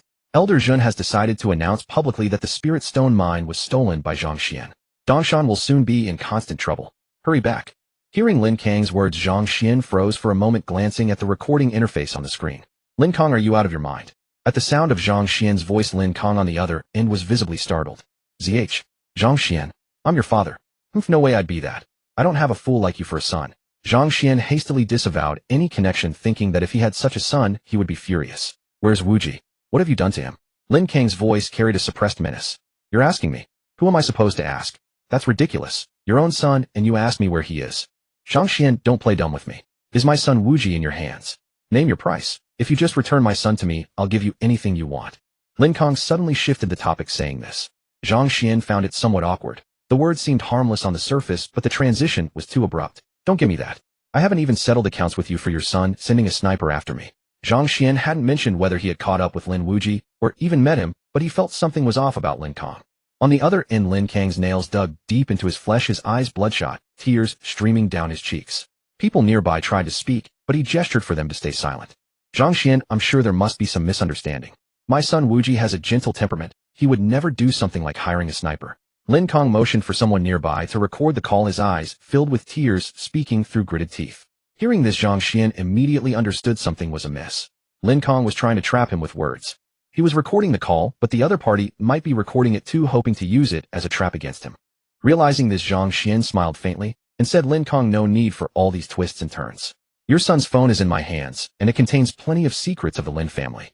If you want it back, bring money. Oh, and don't forget to have your son come kneel and apologize to me, or this won't be over. With that, he hung up immediately. You little wretch, trying to mess with me. Dream on. After Zhang Xuan ended the call, Lin Kong on the other side hurled his phone to the ground. Zhang Xuan, I will never forgive you. Everyone turned to look at Lin Kong, who clenched his fists and slumped down in defeat. A hint of menace flickered in Lin Zhen's eyes. Has something happened to Wu Ji? Lin Kong nodded in deep sorrow. Elder Zhen, forgive me, I need to go rest. Go ahead, go ahead. Lin Zhen's expression hardened. After Lin Kong left, he slapped the chair with one palm. With a loud crack, the entire chair instantly turned to powder. Zhang Xuan, that brat again. We must get rid of him. Lin Zhen was furious. Send someone immediately. Take care of him. Has the Hu family been notified? Has the word been spread? Rest assured, Elder Zhen. When the Hu family heard that Hu Yanwei and Hu Bingsheng were dead, they already issued an online bounty against Zhang Xuan. Hearing this, Lin Zhen growled, what use is that? Can those online riffraff do any real harm to Zhang Xuan? The man from the Lin family suddenly turned cold. Elder Zhen, did I say I would use those people to harm Zhang Xuan? What do you intend to do? Are you trying to break the mortal shedding pact? No, this taboo cannot be broken, or the entire Great Xia will fall into chaos. The Great Xia government might even deal with our Lin family the way it dealt with the Zhang family. The people around immediately started speaking up. Enough. Now that the other major families are pressing in on us, don't you know what the authorities are trying to do? He just wants to destroy our Lin family. Since our family is on the verge of disaster, how can we afford to worry about anything else? Lin Zhen's face darkened as he looked at the man who had made the suggestion. I'll leave this matter to you. Make sure it's done cleanly. I want Zhang Xuan to taste the pain of losing his family. Yes, Elder Zhen. The man beamed with delight and turned to leave. Muming, please help me out, okay? In the villa, Li Zixin hugged Xiaoming's arm, shaking it back and forth. Xiaoming's cheeks flushed red. Oh, she was somewhat tempted, but also a little afraid. Muming, your voice is really quite good. Just sing a few songs with Xinxin. Zhang Xuan, noticing Xiaoming's hesitation, quickly chimed in. But I don't have Xinxin's superior voice. I can't sing well. Xiaoming voiced her concern. Senior sister, if you really want to, I can write you a few more soothing songs that don't strain your voice. Zhang Xuan interjected. As his words fell, the three girls stared at him in surprise. Really? During this period, after working in the studio for a while, Li Zixin had grown fond of singing. Now hearing that Zhang Xuan could compose songs, she stared with her beautiful eyes wide open. Xiaoming and Zhang Xuan also stared at Zhang Xuan in a daze. Both of them wished they could open up his head and see how that brain of his was wired. How could he come up with such beautiful songs? Zhang Xuan had no idea what the three girls were thinking. If he had known, his face would probably have turned red. He was merely a transporter. With his mind full of songs, Zhang Xuan casually wrote out a few and handed them to the girls. Seeing their admiring gazes, he fled in embarrassment. Staying there any longer would have been too awkward. Xiaoxian is amazing. I really want to know how he comes up with these. Xia Ming gazed at Zhang Xuan's retreating figure, momentarily lost in admiration. Li Zixin and Jiang Shiran nodded repeatedly. Zhang Xuan was truly incredible. He had written the songs without even pausing to think, almost in one smooth stroke. How could a person be this talented? Along the path through the villa district, Zhang Xuan walked on until he reached the shore of the community's artificial lake. The air here was crisp and clean, perfect for practicing his breathing technique. The weeping willows by the lakeside swayed gently in the breeze, their reflections dancing in the water and adding a touch of elegance to the artificial lake. He sat down cross-legged by the lake. A gentle breeze brushed over him, leaving his whole body comfortable and refreshed. From his conversation with Zheng Junhai the day before, Zhang Xuan had come to understand the current division of realms in the martial world. Warriors were divided into three major realms: Initiate, Master, and Grandmaster, each further divided into early, middle, and late stages. Zheng Huntao, for instance, was at the middle stage of the Initiate realm, while Gu Qingsheng had previously been at the late stage of the Initiate realm. Strictly speaking, Zhang Xuan was currently at the late Master realm. Yet with the enhancement of the heavenly thunder breathing method, he could still defeat an ordinary Grandmaster at the early stage. Lin Jin, for example, had already touched the threshold of the Grandmaster realm and was nearly there, a half-step Grandmaster. Given enough time, his advancement into the Grandmaster realm was almost certain. Even so, if Lin Jun did break through to the Grandmaster realm, he would still lose to Zhang Xuan. Such was the remarkable power of the ultimate breathing method. At that moment, Zhang Xuan suddenly opened his eyes and rose. A faint golden light radiated from his body, but under the glare of the sun, it looked from afar like nothing more than sunlight reflecting off his form. Having sat cross-legged for a long while, his joints had grown slightly stiff. Zhang Xuan gave an easy stretch and a series of soft, clear pops sounded from his body. Zhang Xuan could sense that the bones in his right arm were unmistakably different from before. When he made a fist, the strength in his right hand was several times greater than that in his left. This was the benefit of bone tempering. Once he finished tempering every bone in his body, he would step into the Grandmaster realm. Zhang Junhai had once said that a Grandmaster's bones were no longer ordinary bones, they were more like fine jade. After feeling the power in his right hand, Zhang Xuan threw a swift punch at the marble block beside him. Without making the slightest sound, his right hand sank straight into the stone. To Zhang Xuan, the incredibly hard marble now felt no firmer than soft dough. Suddenly, an elderly man walked slowly toward him. Dressed in a traditional Tang suit, and wearing a smile, the man nevertheless struck Zhang Xuan as deeply proud, as though the whole world meant nothing to him. The old man stopped at a short distance and looked Zhang Xuan over from head to toe. Zhang Xuan frowned. Staring at someone like this was most impolite. Yet the old man, on noticing Zhang Xuan's gaze, only grew more brazen rather than looking away. What unsettled Zhang Xuan even more was the calm, detached look the old man gave him, as if he were examining an object of no consequence. "Are you Zhang Xuan?" The old man took one step and abruptly appeared before him. The distance between them had been nearly 100 meters, yet he had covered it in a single stride. Could this be the legendary art of shrinking the earth to inches? Zhang Xuan remained fully vigilant, but the old man did not make a move. Instead, he continued to inspect Zhang Xuan with an appraising look. "Do we know each other?" Zhang Xuan was rather put off by the old man's self-important manner. "All you need to do is answer whether you are Zhang Xuan. Don't say anything else. I don't like it." The old man scanned Zhang Xuan without restraint, as if searching for something. "What do I care whether you like it?" Zhang Xuan showed the old man no courtesy whatsoever. The old man was momentarily startled, clearly not expecting such a reply. He circled around Zhang Xuan deliberately and said, "I want to know where the Taiji dual polarity swords are. I went to your villa earlier and looked around. The swords are not there. With something so important, where else could you hide them? Young man, you have aroused my curiosity. Hand the Taiji dual polarity swords over to me, and all the earlier matters between you and my Huban sect will be forgiven." The old man spoke with an even tone, as if sparing Zhang Xuan was a great kindness. Zhang Xuan felt a surge of displeasure. This man was actually trying to pressure him. "No need to be upset. I know that your strength is somewhat decent for someone your age, but before me you are no different from an ordinary mortal. You are a genius, but you should not have provoked my Huban sect. The reason our sect has stood tall in Daxiao for centuries is that every generation of Huban has produced a grandmaster." As he said this, a look of pride swept across the old man's face. "Boy, having never met a grandmaster, you will never understand how formidable one truly is." "A grandmaster?" Zhang Xuan looked at the old man. "Whether you are one or not has nothing to do with me." As he spoke, he sidestepped and tried to walk around the old man toward the villa. Arrogant though he was, the old man still observed the basic ethics of a martial artist and had no intention of attacking ordinary people. Not like those of the Lin family, who had cast aside all principles. Against the Lin family, the only way was to stand firm and meet their aggression with resolve. You refused to give them up. The old man's eyes turned sharp as he fixed them on Zhang Xuan, his gaze carrying a pointed edge. "Boy, don't force me to take the harsh path. Because of you, Huban sect and the Lin family have fallen into conflict. I did not make a move when we first met. That was already out of respect for Zhang Junhai. If you continue to be so obstinate, even if I do act, Zhang Junhai will have nothing to say."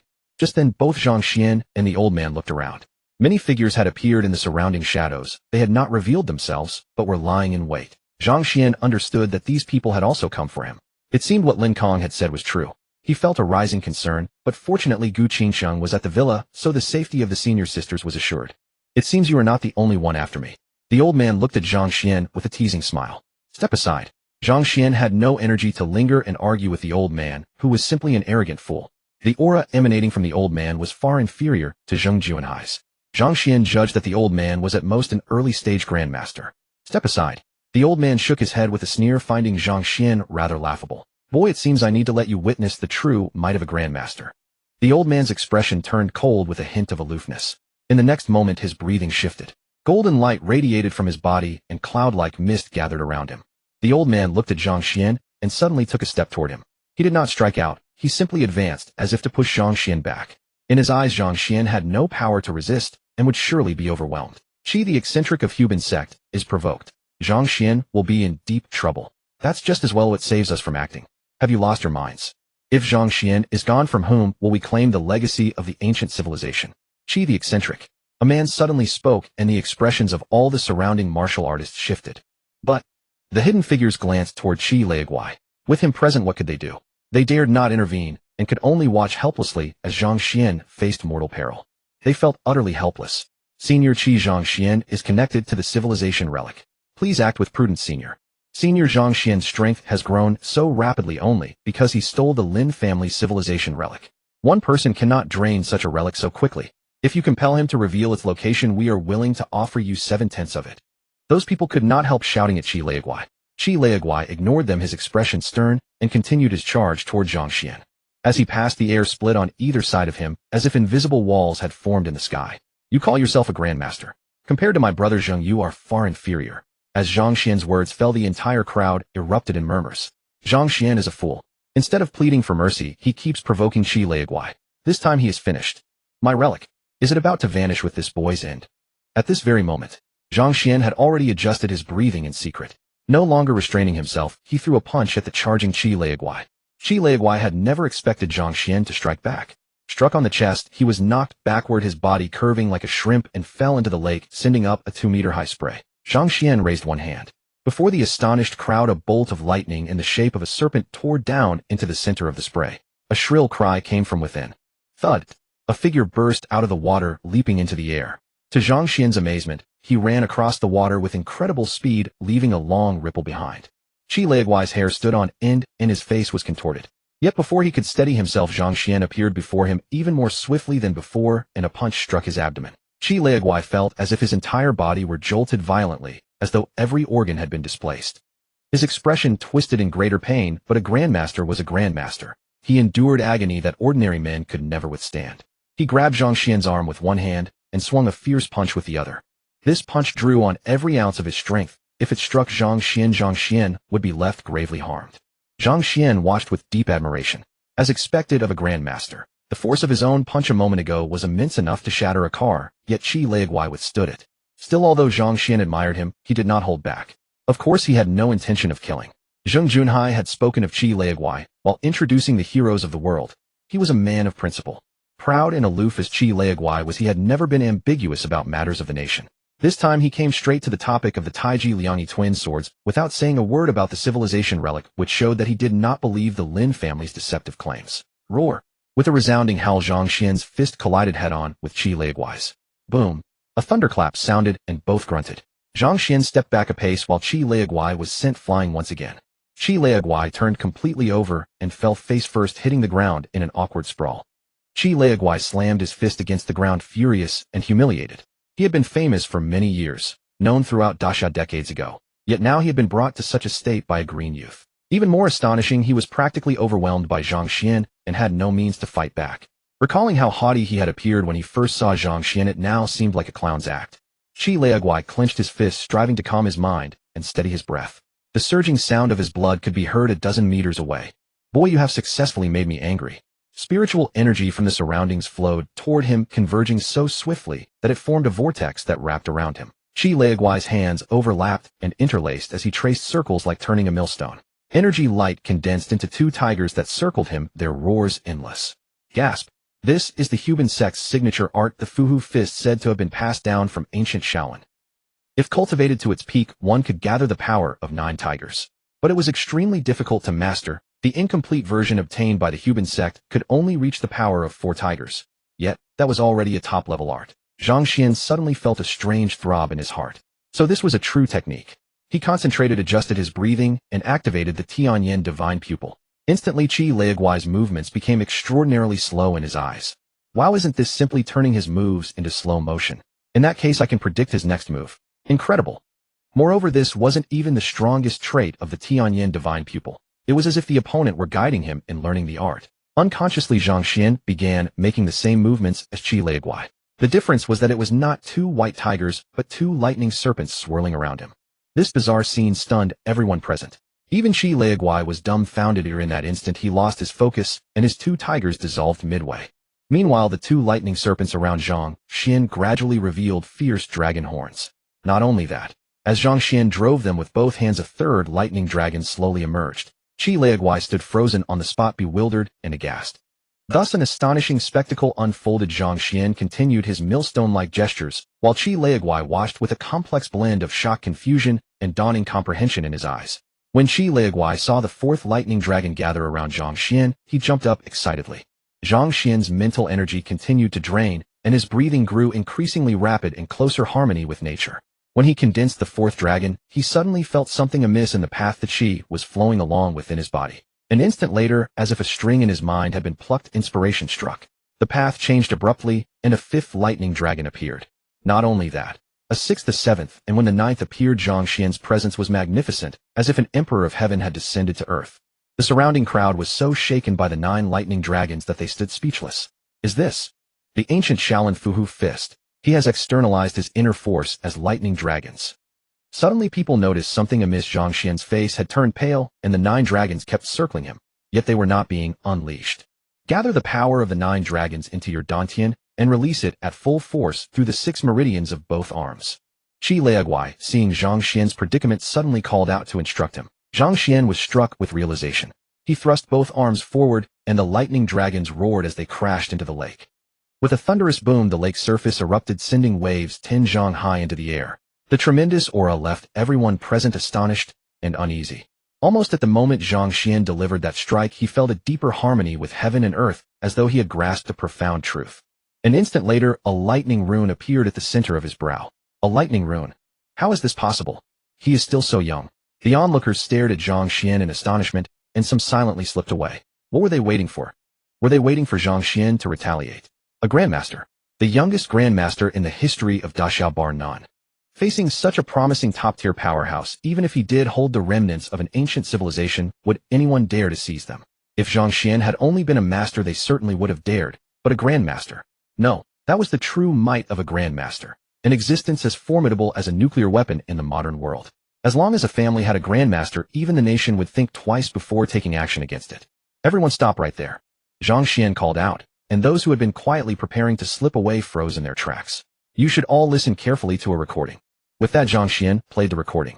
Expressions shifted among the listeners. Given their strength, they could naturally discern whether it was genuine. They had been used as pawns by the Lin family. Many clenched their fists, greatly indignant. Some offered Zhang Xuan a cupped fist salute by way of apology, then turned and left without hesitation. Soon only Qi Leaguai and Zhang Xuan remained by the lake. Zhang Xuan cupped his fists respectfully. I must thank you for your guidance earlier, senior. That moment had been extremely dangerous. The surrounding spiritual energy had continuously surged into his body, yet Zhang Xuan had no idea how to release it, leaving his body like a balloon that was constantly being inflated. If Qi Leaguai had not taught him how to expel the spiritual energy, Zhang Xuan would surely have burst.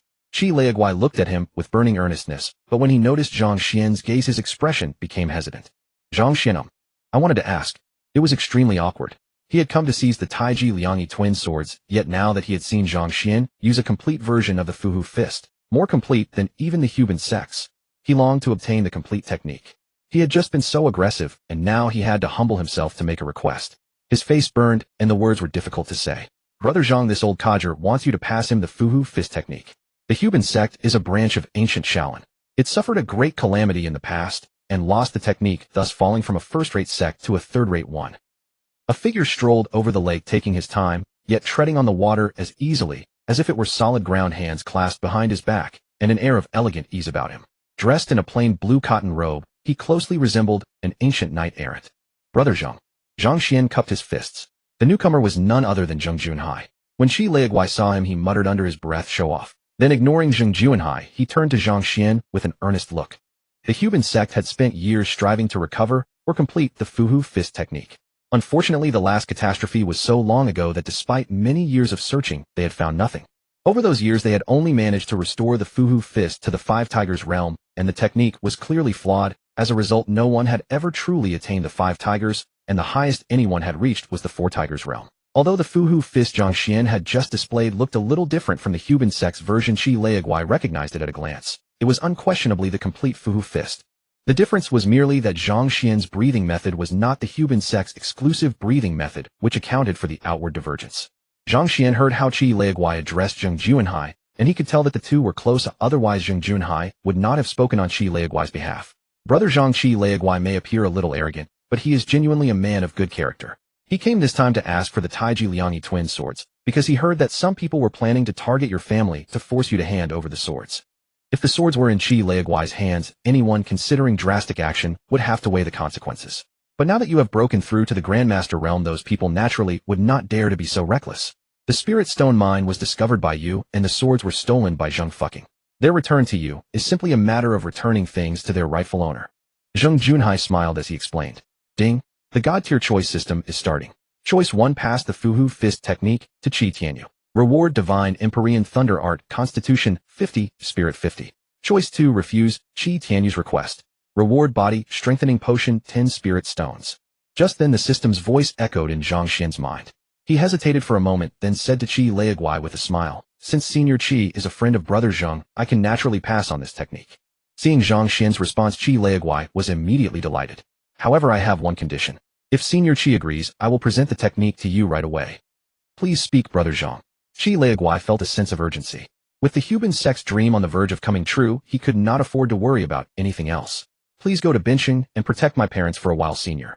The Lin family members had no regard for martial world honor, and his parents refused to come to his side. Although the relevant authorities had promised to keep watch over them, those authorities were after all a government department. They could not devote themselves to his parents every moment. With Qi Leaguai coming, Zhang Xian's problem was now solved. A powerhouse like this, once he agreed, would naturally handle matters thoroughly. Sure. No problem. Qi Leaguai breathed a sigh of relief when he heard Zhang Xian's request. He had thought it was something enormous. It was merely a matter of protecting two people. He understood Zhang Xian's worries, but this task would not take long.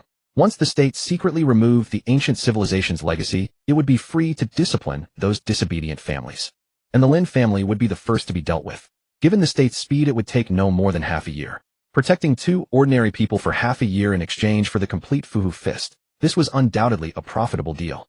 How could Qi Leaguai refuse? "Thank you, Senior." Seeing Qi Leaguai agree, Zhang Xian relaxed. His biggest worry had finally been resolved. Then Zhang Xian and Qi Leaguai walked aside, and Zhang Xian shared the insights he had just gained with the old man. Ding. Detected. The host has made a choice. Rewards are being distributed. Shenxiao Thunder Control Art Physique 50, Spirit 50. The electronic voice sounded, and something new emerged in Zhang Xian's mind. Almost at that instant, an arc of electricity flickered at his fingertip. Zhang Xian felt a surge of joy. His ability to summon thunder had grown even more powerful. When he had fought against Lin Wuji, he could already unleash thunder attacks, but their power was not as formidable as he had hoped. Now he was confident that a single bolt of lightning could incapacitate Qi Leaguai with ease. After telling Qi Leaguai the address of his home, Zhang Xian led the two of them to the villa. Despite the commotion outside moments ago, the villa remained quiet, and Senior Sister had not been awakened at all. As the three stepped into the villa, the sound of their footsteps immediately caught Gu Qingqing's attention. Seeing Zhang Xian and his companions, she blinked in surprise. "When did you go out?" She had not noticed a thing. Zhang Xian's strength had improved again. "How frustrating." "Yes." Zhang Xian smiled faintly, and without answering walked alone toward the study. The twin swords of Taiji Liangyi were not of much use to him, so he had decided to donate them to the relevant authorities. However, since the matter of his storage space could not be exposed, he had brought the two back home. "Keep your secret to yourself." Gu Qingqing made a face at Zhang Xian's retreating back, then turned to Zheng Juanhai. "Grandpa Zheng, Grandpa Qi, what were you two doing just now?" "Why do you ask, girl? Your cultivation is still too low. Come back with these questions when you've reached the Grandmaster realm," Qi Leaguai said in his deep, gruff voice. Hearing Qi Leaguai's words, Gu Qingqing was speechless. "Grandpa Qi, now I know why Grandma Zheng left you." Qi Leaguai froze at this remark and looked at her with an exasperated expression. "Brother Zhang lives happily with his wife. Why do you insist on being a third wheel here, girl?" Gu Qingqing wrinkled her nose at Qi Leaguai and sniffed. "None of your business." Zheng Junhai looked at her kindly. "Little girl, you're hoping to uncover why Brother Zhang's strength has grown so fast, aren't you?" "Shoo." Gu Qingqing darted her eyes around. Seeing that Zhang Xian had not reappeared, she whispered, "Don't spill the beans, Grandpa Zhang. If you say it out loud, that little rascal Zhang Xian will definitely chase me away." Qi Leaguai burst into laughter. "Little girl, you're dreaming. With your meager cultivation, how could you possibly see how Brother Zhang trains?" Gu Qingqing frowned in displeasure. "Grandpa Qi, mind your words. I'm a genuine master now. Why can't I tell how Zhang Xian practices?" Qi Leaguai's words were too disheartening. She was at the same realm as Zhang Xian, now wasn't she? How couldn't she see it? Did he still think she was a novice? Qi Leaguai shot her a helpless glance. "You're just a novice newly arrived at the master realm. To expect to see how a grandmaster cultivates, isn't that wishful thinking?" "Grandpa Qi, I'm not trying to spy on your cultivation method. I just want to observe Zhang Xian. What's wrong with you today? You keep discouraging me." No wonder he was called Qi Leaguai. Oh, with that temper, who could like him? Brother Zhang's strength is beyond mine. If you can't even understand my cultivation, how do you expect to see Brother Zhang's? Qi Leaguai was now completely convinced by Zhang Xian. Especially when he learned that Zhang Xian had originally learned the subduing tiger fist from him, he was utterly astonished. Such a genius actually existed in this world. Gu Qingqing nearly choked on her shock. Zhang Xian, a grandmaster. How could that be? She stared blankly at Qi Leaguai, then turned to Zheng Junhai. Zhang Junhai understood what she was asking and smiled as he nodded. In truth, the turmoil in his own heart had not yet fully settled. He recalled that when the two were in the nether cave, Zhang Xuan was still a green youth who didn't even know how to channel his qi. Now he had become a grandmaster of supreme power. If he weren't certain that only a short time had passed, he might have thought he had entered a time wormhole, where only a moment passed for him, yet decades had elapsed in the outside world. Seeing even Zhang Junhai nod, Gu Qingqing stood frozen in place, her mind shouting, "Impossible. What's the matter, little girl? You spend every day with Zhang Xuan and want to learn his cultivation methods secretly, yet while his strength surges, you can't even tell that he's broken through to a new realm." Zhang Junhai said with a smile. Qi Leaguai also chimed in, "This girl's strength is low, so it's normal that she can't perceive it." Gu Qingqing was at a loss for words. Whatever. At her age, breaking through to the master realm made her a top genius among the great families. Yet in these two old men's eyes, she had been reduced to a fool. Zhang Xuan walked out carrying two bronze swords. Up. Gu Qingqing snatched one of the swords before he could react, her beautiful eyes fixed on it as she gripped it tightly. "What a treasure. Give it to me." Zhang Junhai. Qi Leaguai. "Sister Gu, I'm planning to donate this to the nation, so you." Zhang Xuan looked at Gu Qingqing with exasperation. "If you give it to me, I can be your woman." Gu Qingqing clung to the sword and refused to let go. "Stop joking. I already have seen your sister, and I have no intention of involving myself with any other woman." Zhang Xuan refused with an upright and strict tone.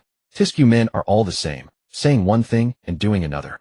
Gu Qingqing sniffed in disdain, still clutching the sword tightly. With a flick of his hand, Zhang Junhai made the bronze sword in Gu Qingqing's hand leap into his own. "Brother Zhang, let me have a look." Qi Leaguai also watched with burning eyes. Zhang Xuan tossed it over carelessly. Qi Leaguai scrambled to catch it, his eyes nearly popping out. He clearly prized the sword greatly. "Are you foolish? Why would you donate it to the nation? Look at these two swords. They are clearly treasures. At the very least, they can double your strength. If you donate them to the nation, it will be easy to give them away, but hard to get them back. Besides, don't think everyone in the government is righteous." "Girl Gu." Zhang Junhai's face darkened. How could she talk like that? Especially in front of him. Am I wrong? Gu Qingqing remained unimpressed. "Brother Zhang, although Girl Gu is often unreliable, she is right this time.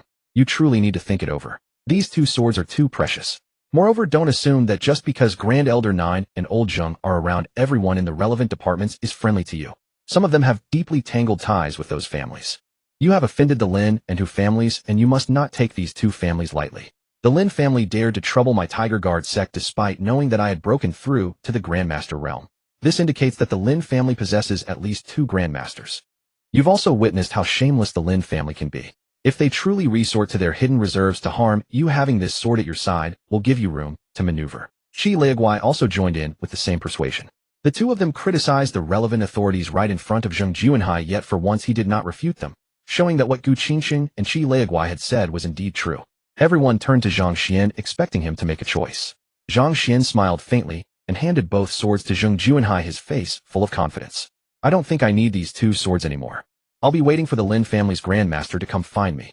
Zhang Xuan's tone was calm, yet from that tranquility the trio could perceive the formidable strength within him. Qi Leaguai was startled for a moment, then burst into laughter. "I underestimated you, Brother Zhang. You are no longer on the same plane as I am. Ha ha ha, I have learned much today."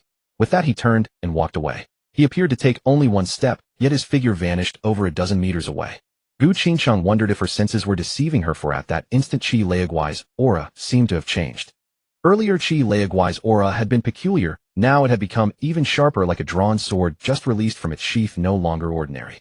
Zhang Junhai looked at his old friend's departure in astonishment, until Qi Leaguai's silhouette completely disappeared. Then he turned to Zhang Xuan and gave a thumbs up in admiration. Zhang Xuan smiled slightly and spread his hands. "You heard him. I didn't say anything. Senior Qi's improvement is his own fortune, it has nothing to do with me." Zhang Junhai shook his head. "Brother Zhang, you don't know? In those days, Brother Qi was exceedingly sharp.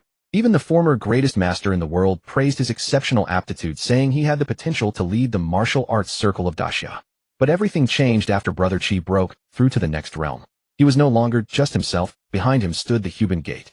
Brother Qi's sharpness was gone, his strength stagnated, as if he were trapped there. But hearing your words today has reawakened the invincible heart he had lost." As he spoke, he wrapped the Taiji Liangi double swords in an animal hide, and then bowed respectfully to Zhang Xuan. "Brother Zhang, this bow is made on behalf of the relevant authorities. I can assure you that what Brother Qi mentioned will not happen. If anyone really does such a thing, I will see that you receive fairness. I'm leaving." Zhang Junhai turned and left. Watching his back, Gu Qingqing pouted. "Kid, you'll regret this." With that she yawned and returned to her room. Zhang Xuan smiled wryly and went back as well. Yet he did not know that once back in her room, Gu Qingxing clenched her fists. Impossible. It's only been such a short time. Could this kid really be a prodigy? A grandmaster? Gu Qingxing nearly cried out loud. She and Zhang Xuan had only been back for a few days. When they came back, although Zhang Xuan was stronger than her, he was still far from breaking through to the next realm. Yet in such a short time Zhang Xuan had broken through. Just wait, I will definitely find out the secret of your rapid cultivation. Zhang Xuan returned to his room and saw a pair of lovely big eyes blinking at him from the darkness. Her adorable look was utterly enchanting. How could he refuse a woman like her?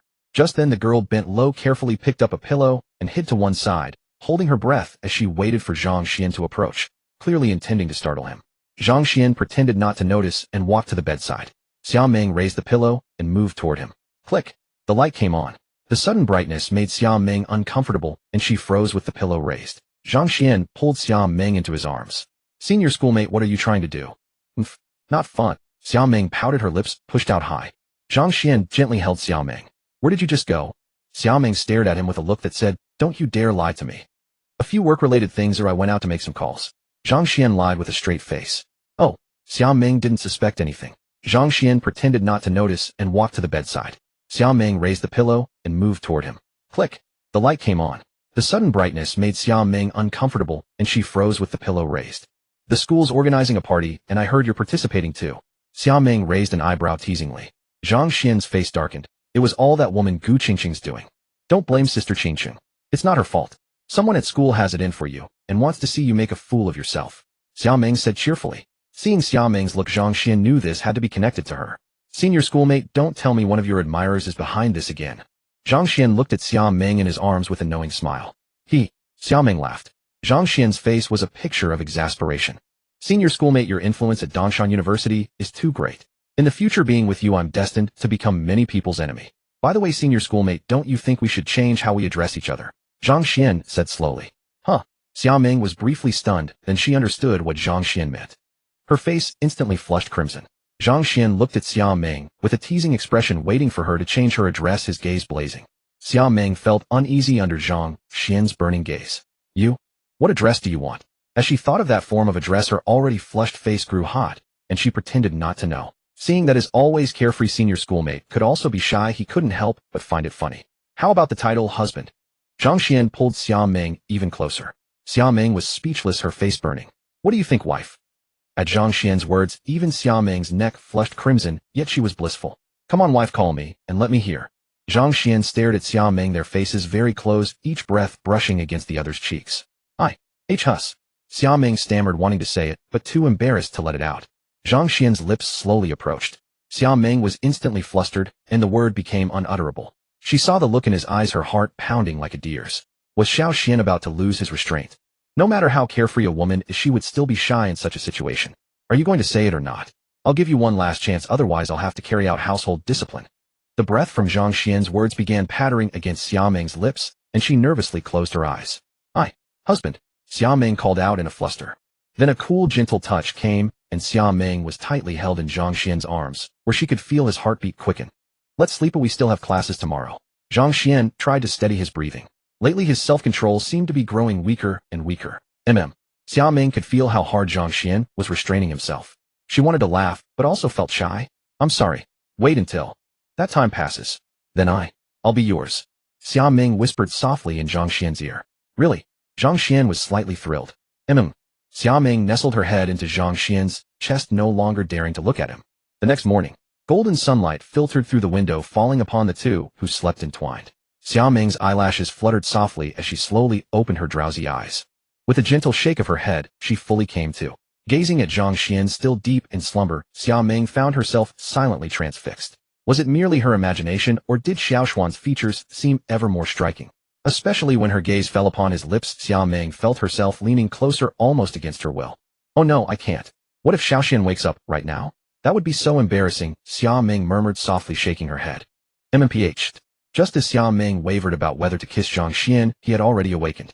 Hearing her soft murmurings, he barely kept from laughing aloud. Should I or shouldn't I?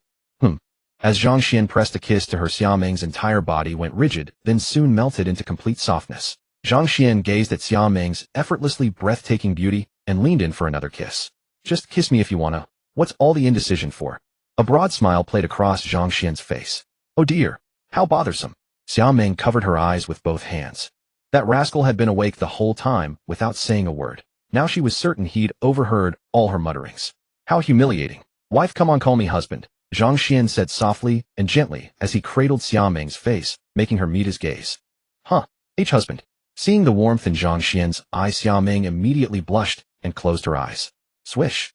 Xiao Ming's face flushed crimson in an instant. Don't look. She covered Zhang Xuan's eyes with her hands. We've been together so long, what's there to be shy about? I not only look, but I touch too. Zhang Xuan gently pulled back Xiao Ming's shoulder strap, drawing a soft gasp from her. After a playful exchange on the bed, they rose and set off for school. Yang Ming had already swapped the cars over, so in the morning Zhang Xuan and Xiao Ming drove off in that Porsche. As for the Phantom, his father had claimed it for himself under the pretext of keeping it safe. Today I'm going to accompany you to class, Xiao Ming said brightly from inside the car. Huh? Zhang Xuan's eyes widened. Wife, don't you have classes to attend? Hearing Zhang Xuan call her wife, Xiao Ming's cheeks flushed once more. She was still not entirely accustomed to the term. I've already completed all 4 years of university coursework through self-study and earned all the required credits. I could graduate anytime. The school simply wanted me to participate in more competitions, so I've stayed on campus. I don't need to attend regular classes. Such a thing was even possible. But Zhang Xuan couldn't help but swell with pride. Look, this was his wife. So remarkable. Upon reaching the parking lot, Zhang Xuan walked around to the passenger side and opened the door for Xiao Ming. My lady, please exit. Zhang Xuan acted like a true gentleman, shielding his hand above her head to prevent her from bumping. Xiao Ming nodded lightly, carrying herself with the grace of a princess. But her princess demeanor didn't last long.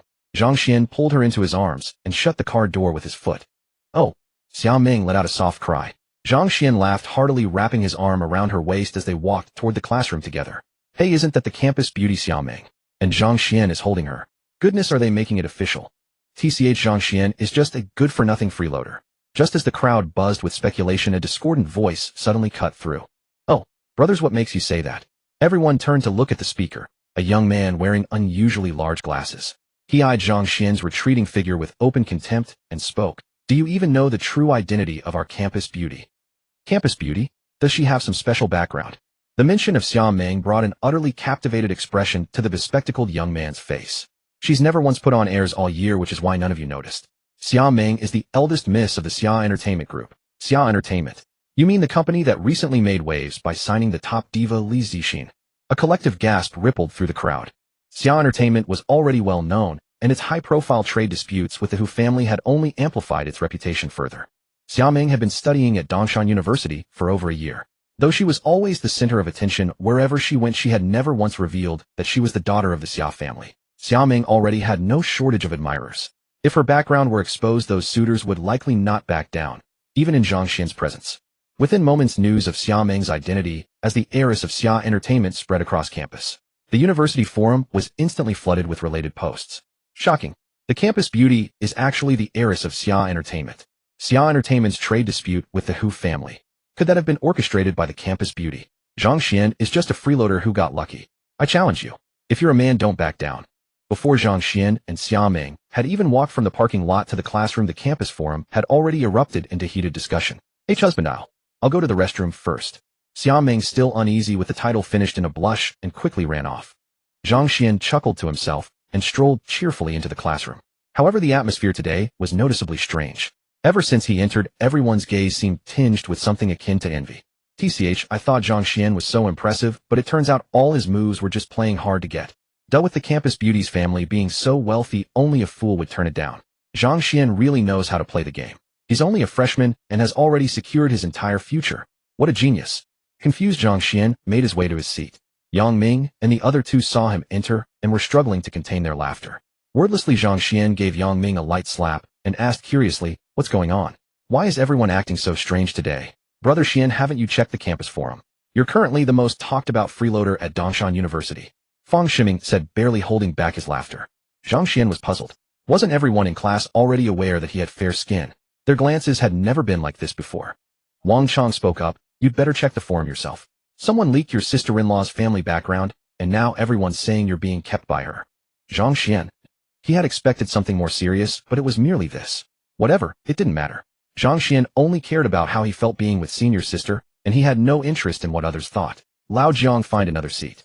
Seeing Zhang Huntao about to approach, Zhang Xuan quickly said, oh, Though somewhat puzzled, Zhang Huntao obediently sat down with Yang Ming instead.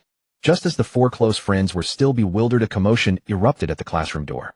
Everyone turned in curiosity. The next moment, bathed in golden sunlight, a graceful silhouette slowly walked into view. Every person in the class was struck speechless.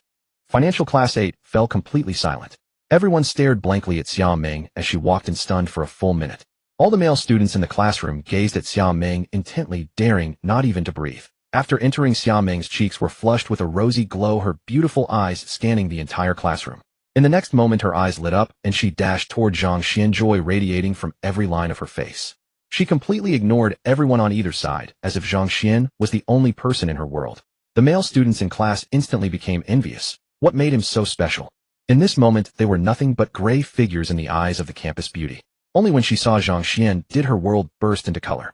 Zhang Xuan watched Xia Ming approach, his eyes filled with affection. "Xiao Xianyu. Call me husband," Zhang Xuan asserted authoritatively. "You? Husband." Seeing Zhang Xuan say this in front of so many people, Xia Ming's face turned bright red in an instant. An eerie silence fell over the room. Those around them stared at Zhang Xuan in astonishment. How could he be so bold as to make such an outrageous request? She was the campus beauty after all, and he wanted her to call him husband. Awesome. Yang Ming and his friends gave Zhang Xuan a thumbs up.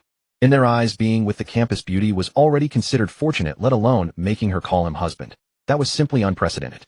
Those watching from the sidelines cast furtive glances, hoping Xia Ming would turn away in anger at once. Campus beauty hit him. Shameless. The onlookers clenched their fists. Xia Ming shot Zhang Xuan a playful look, brushed back her hair, helped him up, and then thoughtfully wiped down the table and chairs with a tissue before signaling for him to sit. Witnessing this, everyone in the classroom felt a pang of envy. So the campus beauty was this considerate. Having such a girlfriend would be the pinnacle of life. What a pity that such a wonderful woman had fallen for Zhang Xuan, a mere pretty face. Xia Ming arranged his books neatly and turned to the lesson he needed. Onlookers shut their eyes in frustration. How could such a remarkable woman belong to that scoundrel? Yang Ming and the others hung their heads in dejection. How could they possibly focus on class when surrounded by such displays of affection? When the professor entered and spotted Xia Ming seated demurely, he paused in surprise. "Professor Li." Xia Ming greeted him with practiced politeness. "Xiao, what are you?" The elderly professor looked at her with evident confusion. "I came to attend class with my boyfriend," Xia Ming replied with a sweet smile. The classroom erupted in shock. The campus beauty had just publicly declared herself Zhang Xuan's girlfriend. The old professor regarded Xia Ming with fondness, chuckling softly before glancing at Zhang Xuan beside her. "Young man, study hard, and don't embarrass Xiaoxia. She is our university's finance school pride." Turning back to Xia Ming, he added, "Xiaoxia, you've been handling the commercial rivalry between the Xia and Hu families recently, haven't you? Impressive work." Hearing even the respected professor speak so highly of Xia Ming only deepened the male student's jealousy toward Zhang Xuan. Xia Ming attempted to clarify something, but Zhang Xuan gently declined. As the day's classes concluded, he took her hand and led her toward the parking lot, drawing envious glances from everyone around them. "Wife, what would you like to eat tonight?" Zhang Xuan asked casually. "I want braised cabbage with vinegar and..." Xia Ming immediately listed several dishes, her eyes shining with anticipation. Watching Xia Ming's eager expression, Zhang Xuan's eyes softened with affection. Just as they neared the parking area, voices drifted over from nearby. "Brother Chen, impressive. When did you get a new car?" "Sisters, you might not know much about cars, but this Porsche 911 costs over 3 million yuan when driven off the lot." A collective gasp echoed through the crowd. "Over 3 million isn't even that much," another voice interjected with an air of superiority. Curiosity drawing them forward, Zhang Xuan and Xia Ming approached to find a dozen or so people gathered around Zhang Xuan's car, 12 girls surrounding 3 boys. The initial remark had come from the boy at the front. "Brother Chen, 3 million is pocket change for you, but for ordinary people, they'd never earn that much in a lifetime." The boy in the blue t-shirt said this somewhat speechlessly, drawing laughs from the surrounding girls. He continued, "Sisters, money isn't even the hardest part. Do you know what's most difficult?" With everyone's attention fixed on him, he finally announced proudly the source of the car. "While not many people in Great Xia can spare 3 million, there are still tens of thousands of elites in Dongshan. Yet some people with money simply cannot purchase this car." After relations between the United States and Great Xia plummeted to freezing point, allied nations imposed sanctions on us, and we retaliated with counter-sanctions. As a result, luxury goods from overseas have become extremely difficult to import lately. Securing a car source under these circumstances requires abilities beyond ordinary means. The boy in the blue shirt finished speaking and turned to the girls around him. "That's why Brother Chun is truly remarkable." Upon hearing this, Chun displayed an arrogant expression. Seeing all the girls' attention return to him, he suddenly furrowed his brow and asked, "What's going on with old Song? He's been gone so long just to get the keys." Xia Ming glanced at the car, then scanned the parking lot to confirm it was indeed Zhang Xian's Porsche. Confused, she asked, Xiao Xian isn't that? Looks good enough. Zhang Xian's face lit up with a smile as he wondered how those people would continue their act. At that moment, the self-proclaimed Chun who was leading the group suddenly spotted Zhang Xian and Xia Ming through the crowd, and his eyes brightened. Absolutely stunning. I never expected Dong University to have such a breathtaking beauty. As he noticed Xia Ming's gaze directed his way, he suddenly kicked the Porsche. Damn it. Did old Song fall into the toilet while fetching the keys? I was supposed to take the sisters for a ride, and this bastard can't even handle such a simple task. The boy in the blue shirt quickly interjected, Brother Chen, please don't be angry. Old Song might be tied up with something. If you're in a hurry, shall we take a taxi instead? Another person nearby chimed in, exactly, Brother Chen. Old Song probably has an upset stomach. You know how he gets. He won't be back for at least an hour. We don't mind waiting, but can you really bear to make the sisters wait with us here? Among the 12 girls, several were already looking at the 3 boys with admiration in their eyes, while the others showed interest but remained skeptical. These individuals were from another university, yet the girls seemed to have encountered this Porsche before. Brother Chen frowned upon hearing this and glanced at the young ladies beside him. We're not in a hurry, waiting a bit is fine. Brother Chen, give Lao Song a call. If it's not far, just send someone over to pick it up, won't that do? One of the young ladies said, still let me call and ask. Geez, Lao Song, really? This is just the worst time for him to let us down. Before Brother Chen could say anything, the man in blue t-shirt pretending to be earnest walked aside with his phone and started talking as if on a call, without even turning on the screen. Lao Song, where are you? Diarrhea again. Went to the hospital. Damn, what about the car keys? What, you freaking took them to the hospital? You damn fool, if you took the keys to the hospital, how is Brother Chen supposed to drive? You want Brother Chen to take a taxi? Are you kidding me? Blue t-shirt's voice was loud, and the young ladies felt a wave of disappointment upon hearing it. Seeing that the act was about enough, blue t-shirt put his phone into his pocket and said to Brother Chen with a troubled expression, Brother Chen, that bastard Lao Song took the car keys to the hospital and told us to take a taxi. What should we do? As he spoke, he glanced at the young ladies around, a smug smile spreading across his face. Brother Chen, let's just take a taxi. Lao Song's at the hospital, there's no time left. Brother Chen also knew the importance of striking while the iron was hot. If he hesitated even a little now, these young ladies would leave them. The first time they had tried to show off, they had failed because of hesitation at this very point. Bang! Brother Chen kicked the Porsche behind him. Goddamn, Lao Song, is he out of his mind, or what? The first time Brother Chen had only lightly touched the car, and Zhang Xian could still watch on. But now this guy was kicking too hard, making the car resound. Damn, people don't cherish what isn't theirs. Seeing that jerk still wanted to kick the car to show off, Zhang Xian could no longer hold back. Stop. If you want to show off, fine, but why kick the car? Hearing his voice, everyone around turned to look. The 3 men, upon hearing someone stop them, instinctively thought the owner had arrived and felt a jolt of panic. When they realized it was Zhang Xian speaking, they instantly breathed a sigh of relief, while fury surged within them. Hey kid, something you need? Zhang Xian glared at Brother Chen. Go ahead and show off if you want, but why the hell are you kicking the car? The 3 men exchanged glances and burst into laughter. Kid, I'm kicking my own car. What's it to you? Because of Xia Ming, they had noticed Zhang Xian earlier. If Zhang Xian were the owner, he would have come over long ago. But he had just been watching from there, so he definitely wasn't the owner. Since he wasn't the owner, wasn't he just helping their act? Kid, you're not going to say this car is yours, are you? Do you know what car this is? This is a Turbo S3 8T, the 20th anniversary edition. There aren't many in the whole Dacia. If you want to show off in front of beauties, pick another car. This is young Master Chen's. Young Master Chen gave Zhang Xian a contemptuous glance, then said to Xia Ming, Pretty lady, you should keep your eyes open when choosing a boyfriend. Some people are truly rich while others. He then sneered coldly at Zhang Xian. Zhang Xian paid him no attention. He took out the car key and pressed it. The car lights suddenly turned on, and both doors rose slowly. A majestic sight that dazzled everyone. Zhang Xian walked forward and calmly fixed his gaze on young Master Chen. At this moment, the 3 of them were stunned. Was the real owner actually showing up? The 3 were mortified beyond measure, and rage surged in their hearts. Zhang Xian had been here all along. If he was the owner, why hadn't he revealed his identity earlier? They had already boasted so much, and now Zhang Xian appeared. Wasn't this a deliberate slap in the face? It's Xia Ming. Is this car the Campus Bells? It has to be. She is the daughter of the Xia Entertainment family. She can afford a Porsche worth over 3 million. The instant those young ladies saw Xia Ming, they knew the 3 rich second-generation heirs were fake. Zhang Xian stepped forward and pulled the 3 fools aside, then got into the car and drove off with a roar. The 3 took advantage of the girls' attention on the car's rear and slunk away in embarrassment. Looks like what the forum said is true. Zhang Xian is just a kept man. Do you think Xia Ming is keeping him? No way. A woman as beautiful as Xia Ming can have any man she wants. You never know. Who can tell what goes on in the minds of the rich? Enough, this is so annoying. I thought we'd run into 3 sugar daddies, but they turn out to be 3 idiots. Where there are people, there are rumors. Among these people, some were jealous of Xia Ming's looks and family background, so they spared no effort in spreading malicious gossip about her. Sweet. Honey, what do you want to perform at the welcome party? She had just started to speak when she noticed the look in Zhang Xian's eyes, and Xia Ming immediately stuck out her tongue and changed her words. Zhang Xian nodded in satisfaction, but that wasn't enough. In the future, he would train this girl to habitually call him husband. Honey, didn't you sign up for a performance at the welcome party? Zhang Xian asked curiously. Hearing him call her honey again and again, Xia Ming's face flushed pink. This guy seemed to have grown thick-skinned. Xia Ming found it strange. How was Zhang Xian at this moment so different from when school first started? Still, her heart felt sweet. Yes, the four of us in my dorm are dancing. Ding, the divine choice system is starting up. Option 1, choose to perform together with Xia Ming at the welcome party. Reward, voice of an angel, constitution 50 is spirit 50. Option 2, refuse to perform at the welcome party. Reward, the host will receive the title Ninja Turtle Charm with women -10. With such a choice, was there any need to pick? Honey, let me join you. Huh. Xia Ming looked at Zhang Xian in confusion. You dance and I'll sing. A perfect match of song and dance.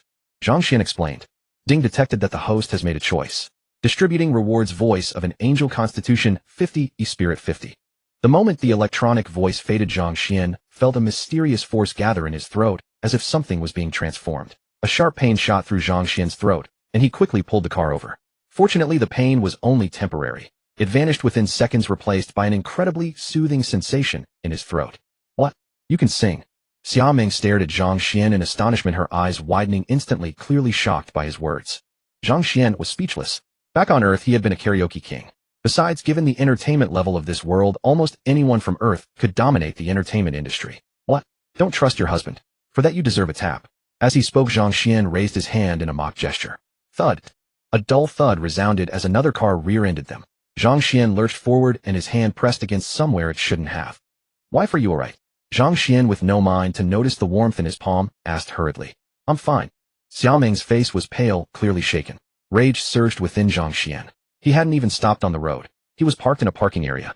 How could this happen? Just as he was about to get out of the car to confront the driver ahead, the vehicle in front reversed suddenly and collided with the front of Zhang Xian's car, pinning his Porsche between the two. Zhang Xian's expression shifted. These two groups were connected. This was absolutely not a coincidence. It was a carefully planned event. Moreover, both groups were specifically targeting him.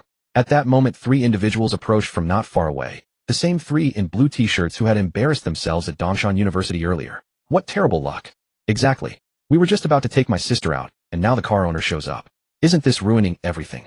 Sai, it was never our car to begin with. A fake is still a fake. That guy was asking for it. He was standing there laughing at us the whole time. What a jerk. I hope he gets into an accident. Just then a dull sound echoed. The 3 froze, turning their heads toward the noise. When they saw the 2 cars actually colliding, they were dumbfounded. Lao Chen, isn't that car over there the kids? The blue t-shirt pointed at Zhang Xian's Porsche and spoke. The other 2 spotted Zhang Xian and Xia Ming sitting inside the car from a distance. Their earlier frustration instantly turned to delight.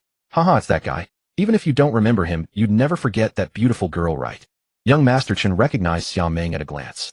She was so stunning that she left an unforgettable impression. His anger and resentment also stemmed partly from the fact that she was with Zhang Xian. Heaven has eyes. This guy really got into a car accident. This rich brat must have done terrible things. Even heaven couldn't stand it. Let's go take a closer look. The 3 were overjoyed. This was a wonderful opportunity.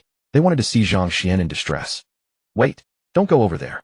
Just as the 3 were about to rush forward to gawk, they suddenly noticed 5 people stepping out of the front car, each holding something dark in their hands. That thing looked like a gun. The 3 swallowed hard, their raised legs frozen mid-step. Having never seen anything like this before, they were terrified. Then they noticed 5 more people emerging from the rear car, also armed. And these weapons appeared even more formidable. At this sight, the 3 collapsed in fear. Theirs. They tried to shout, but terror rendered them speechless. Run, run, there are guns. The blue t-shirt finally snapped out of it, roaring loudly before dragging his 2 companions aside. Bystanders heard his shout and paused, confused about what was happening. Run, there are guns.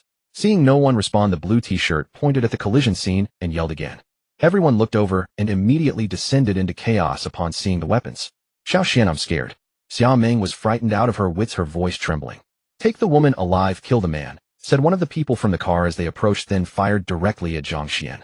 Zhang Xian hesitated for a moment. These were clearly ruthless individuals with no mercy, firing straight at Zhang Xian. Up. Xia Ming let out a terrified scream.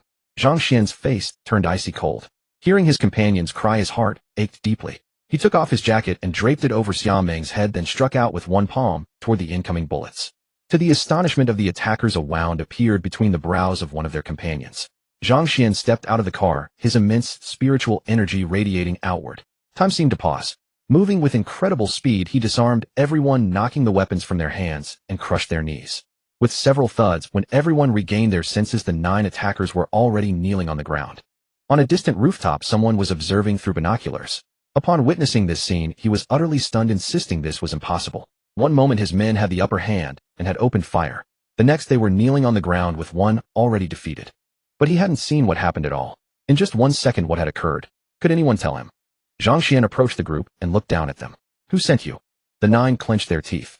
The pain in their knees twisted their faces, but they held firm and refused to speak. Interrogation was not his forte. The relevant authorities were better suited for such matters. Zhang Xuan dialed Hu Xiqian's phone. Brother Zhang, what is it now? Upon receiving the call and glancing at the unwritten report on his desk, Hu Xiqian felt a headache coming on. Zhang Xuan had no patience for Hu Xiqian's complaints. He said, I've sent the coordinates. Brother Hu, please come take a look. Brother Zhang, how many?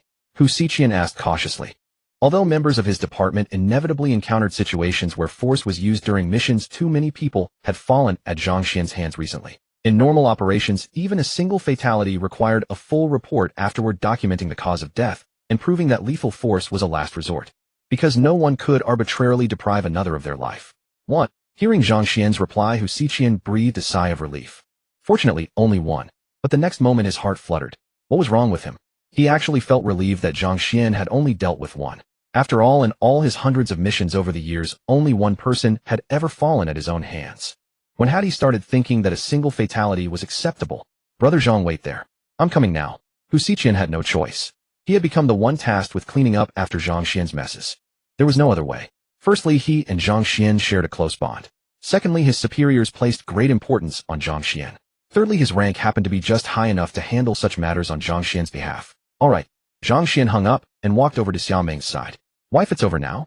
Nothing to be afraid of. Feeling the woman trembling in his arms, Zhang Xuan's heart ached with tenderness, and he spoke softly and gently. Suddenly, he sensed a very peculiar gaze directed toward them. Zhang Xuan turned and met that gaze. The man atop the opposing high-rise spotted Zhang Xuan's glance through his binoculars, and every hair on his body stood on end. In that moment, a chilling dread surged from the crown of his head down his spine straight to the soles of his feet, sending shockwaves through his heart. Without hesitation, he turned and fled. Zhang Xuan memorized the man's face. With Xiao Meng here, he could not leave. No one knew if others might strike from the shadows.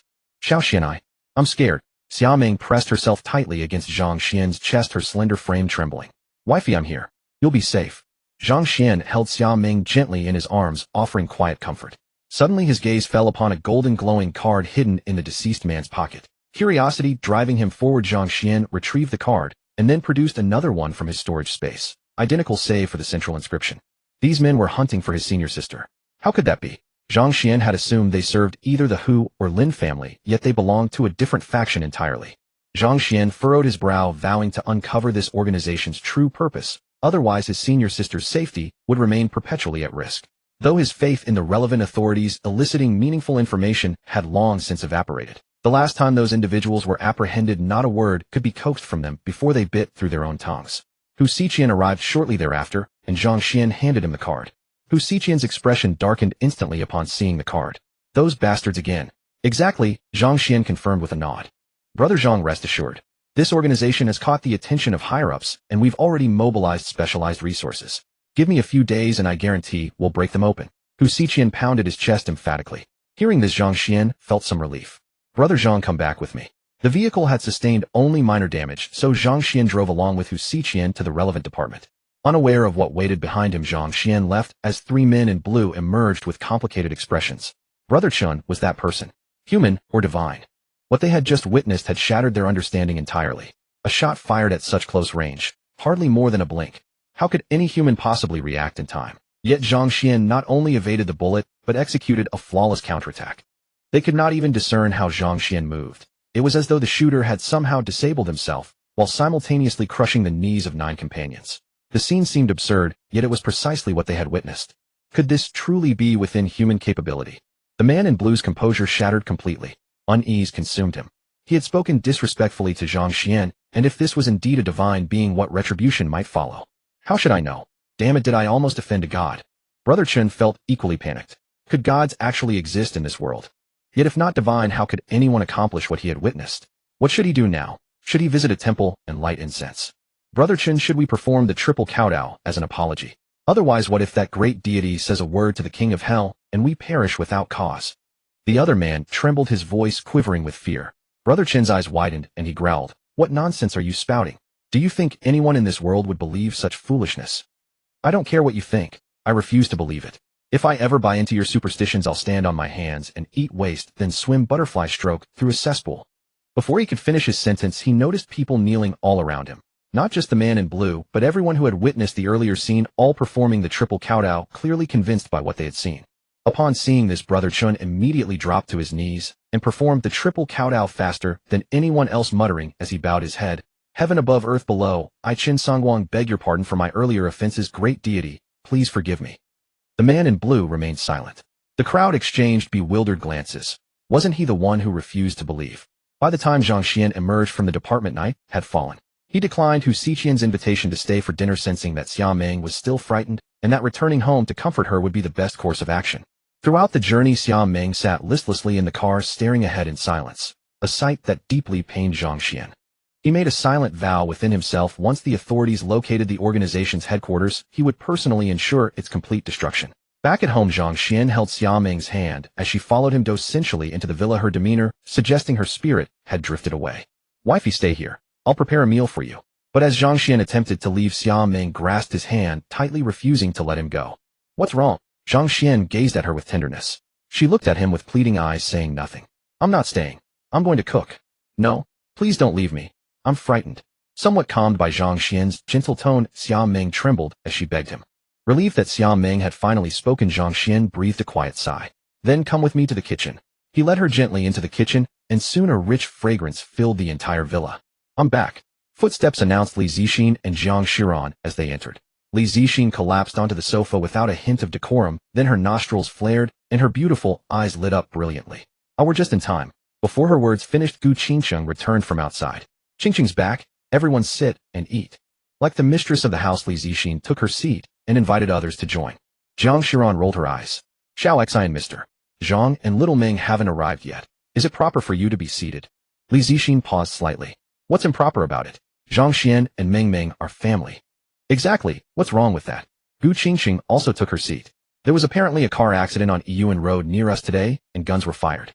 The area isn't safe anymore, so everyone should be more cautious from now on." Gu Qingcheng ate casually, remarking without much concern, Yes, I heard about it too." Li Zixin nodded, repeatedly indicating she had also received the news. "Hush!" Zhang Xian emerged from the kitchen carrying dishes and quickly signaled the two girls to stop talking. But it was too late. Upon hearing Gu Qingcheng's words, Xia Meng was frightened and immediately hid herself in Zhang Xian's embrace. Noticing Zhang Xian's expression and Xia Meng's unexpected reaction, Gu Qingcheng and Jiang Shiran exchanged glances. "Surely not." At that moment, Zhang Xian's phone rang. "Brother Zhang, they've confessed." Hu Xiqian's voice came through the receiver. Upon hearing this, a surge of killing intent erupted from Zhang Xian. After the meal, Zhang Xian called Gu Qingcheng aside. "What is it?" Gu Qingcheng looked at him curiously. "Stay with my wife tonight. I need to go out and take care of something." Tisk, your wife. You've changed how you address her. Fine, go ahead. With your strength, not many people could harm you anyway. Hearing Zhang Xian's words, Gu Qingcheng pouted, still unconvinced. She had worked so hard to catch up with Zhang Xian's strength, so how could this guy quietly break through right under her nose? It defies logic. A grandmaster, one of the figures standing at the pinnacle of this world. She glanced up and down at Zhang Xian.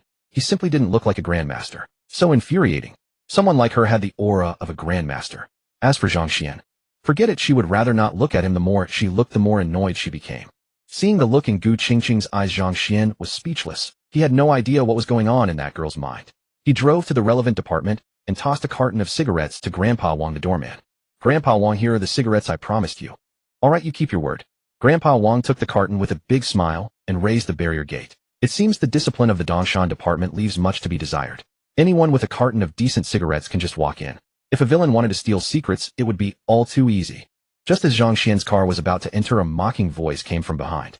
"Once I take over, all of this will be handled properly." A rather imposing voice said.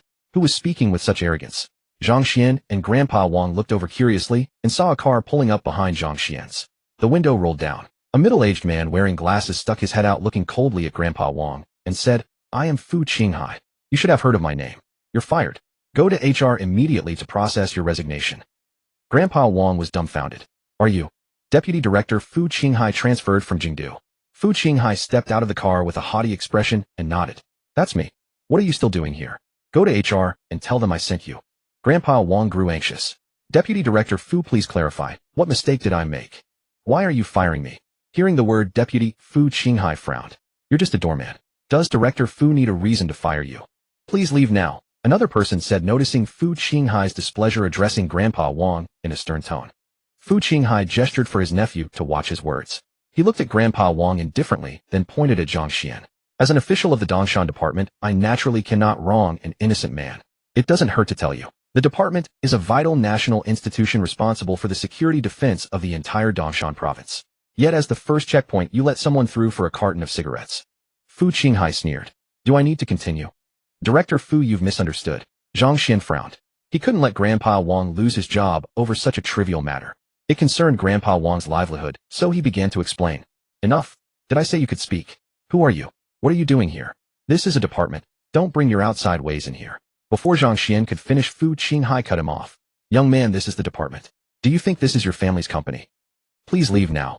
Fu Qinghai's nephew also rebuked. You two have misunderstood. Mr. Zhang is a consultant to our department. Grandpa Wang quickly explained. Consultant? Judging by your age, or Zhang Xuan? Fu Chang's eyes gleamed sharply as he asked, turning to Zhang Xuan. Fu Qinghai cast an appraising gaze over Zhang Xuan, radiating arrogance and sharpness. Zhang Xuan found such a look repulsive. It was condescending and oppressive, completely disregarding the other person's feelings. I heard you dare to stand up to Lin Jun. Fu Chang stared at Zhang Xuan with burning eyes, asking provocatively. People often exaggerate. With that puny build, you think you could stand up to Lin Jun? Jun actually lied like that just to bring you into the department. Kid, hand over your consultant credentials, and you can leave now. Fu Chang said bluntly. Fu Qinghai allowed his nephew to speak without trying to stop him. Kid, I heard you have assets over 100 million. I don't know what means you used. Once I take office, I will thoroughly investigate you. Under our Fu family's administration, collusion between officials and merchants will absolutely not be tolerated. An ordinary college student with $1 trillion in capital and also finding a spirit stone mine. Is the Dongshan department joking around? Even more absurd, they gave you the status of a master. Fu Chang laughed exaggeratedly and continued, a master? Is that something an ordinary person can be? I've practiced martial arts for 20 years, yet barely managed to break through to master. But you, someone not from a family. Could you also become a master? Kid, are you a master? How presumptuous. Zhang Xuan remained calm, but felt extreme disgust toward the man. Since the other party was impolite, he saw no need to spare their dignity. It was another person from a family, their words full of contempt for those outside families. Zhang Xuan truly couldn't understand the source of such arrogance. Zhang Xuan loathed these so-called families from the bottom of his heart. Among the families he had interacted with, only the Gu family and the Jiang family were somewhat normal. Even Shi Leaguai, whom Zheng Junhai had praised endlessly, had acted condescending when he first met Zhang Xuan. These people's mentality was already beyond normal and truly needed a good remedy.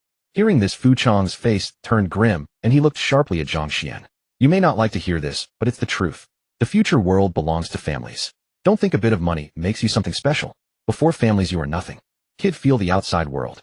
Spiritual energy is about to revive, the world is changing, and the era of martial artists is coming. People like you can only struggle at the very bottom. Don't think that just because you spend time with Jun and the others, you're above the rest. In our eyes, you are still nothing. For lesser matters, perhaps I'd let them slide. But you dare to set your sights on a spirit stone mine. Kid, I don't know what role you play in this scheme. Let me tell you, no one can touch what belongs to the nation. Just you wait. If I ever find that you... Bang. Zhang Xuan did not tolerate such behavior. He stepped forward with a swift motion and sent Fu Chang staggering backward. At this moment, Zhang Xuan finally understood. Once news of the spirit stone mine spread, some families could no longer restrain themselves and had come to claim the spoils. He gave a cold smile, wondering what other buffoons would dare to step forward. This sudden turn of events left everyone utterly astounded.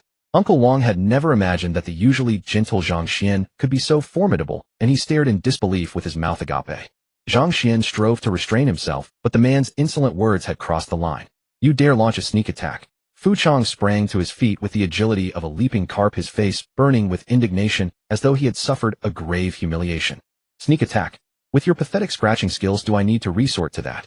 Let alone you, even you and that useless wretch beside you together wouldn't stand a chance against me. Fu Qinghai did not speak rudely himself, but he stood by and allowed his nephew to hurl insults. Who could believe that he hadn't prompted it? Minister Fu, please don't be angry. Just now little Zhang was provoked beyond endurance, and your chauffeur's words were rather Uncle Wang said hastily, seeing that the situation was turning sour. However, his words were destined to remain unfinished. Who the hell are you calling a chauffeur? I'm the newly appointed Captain Fu Chong.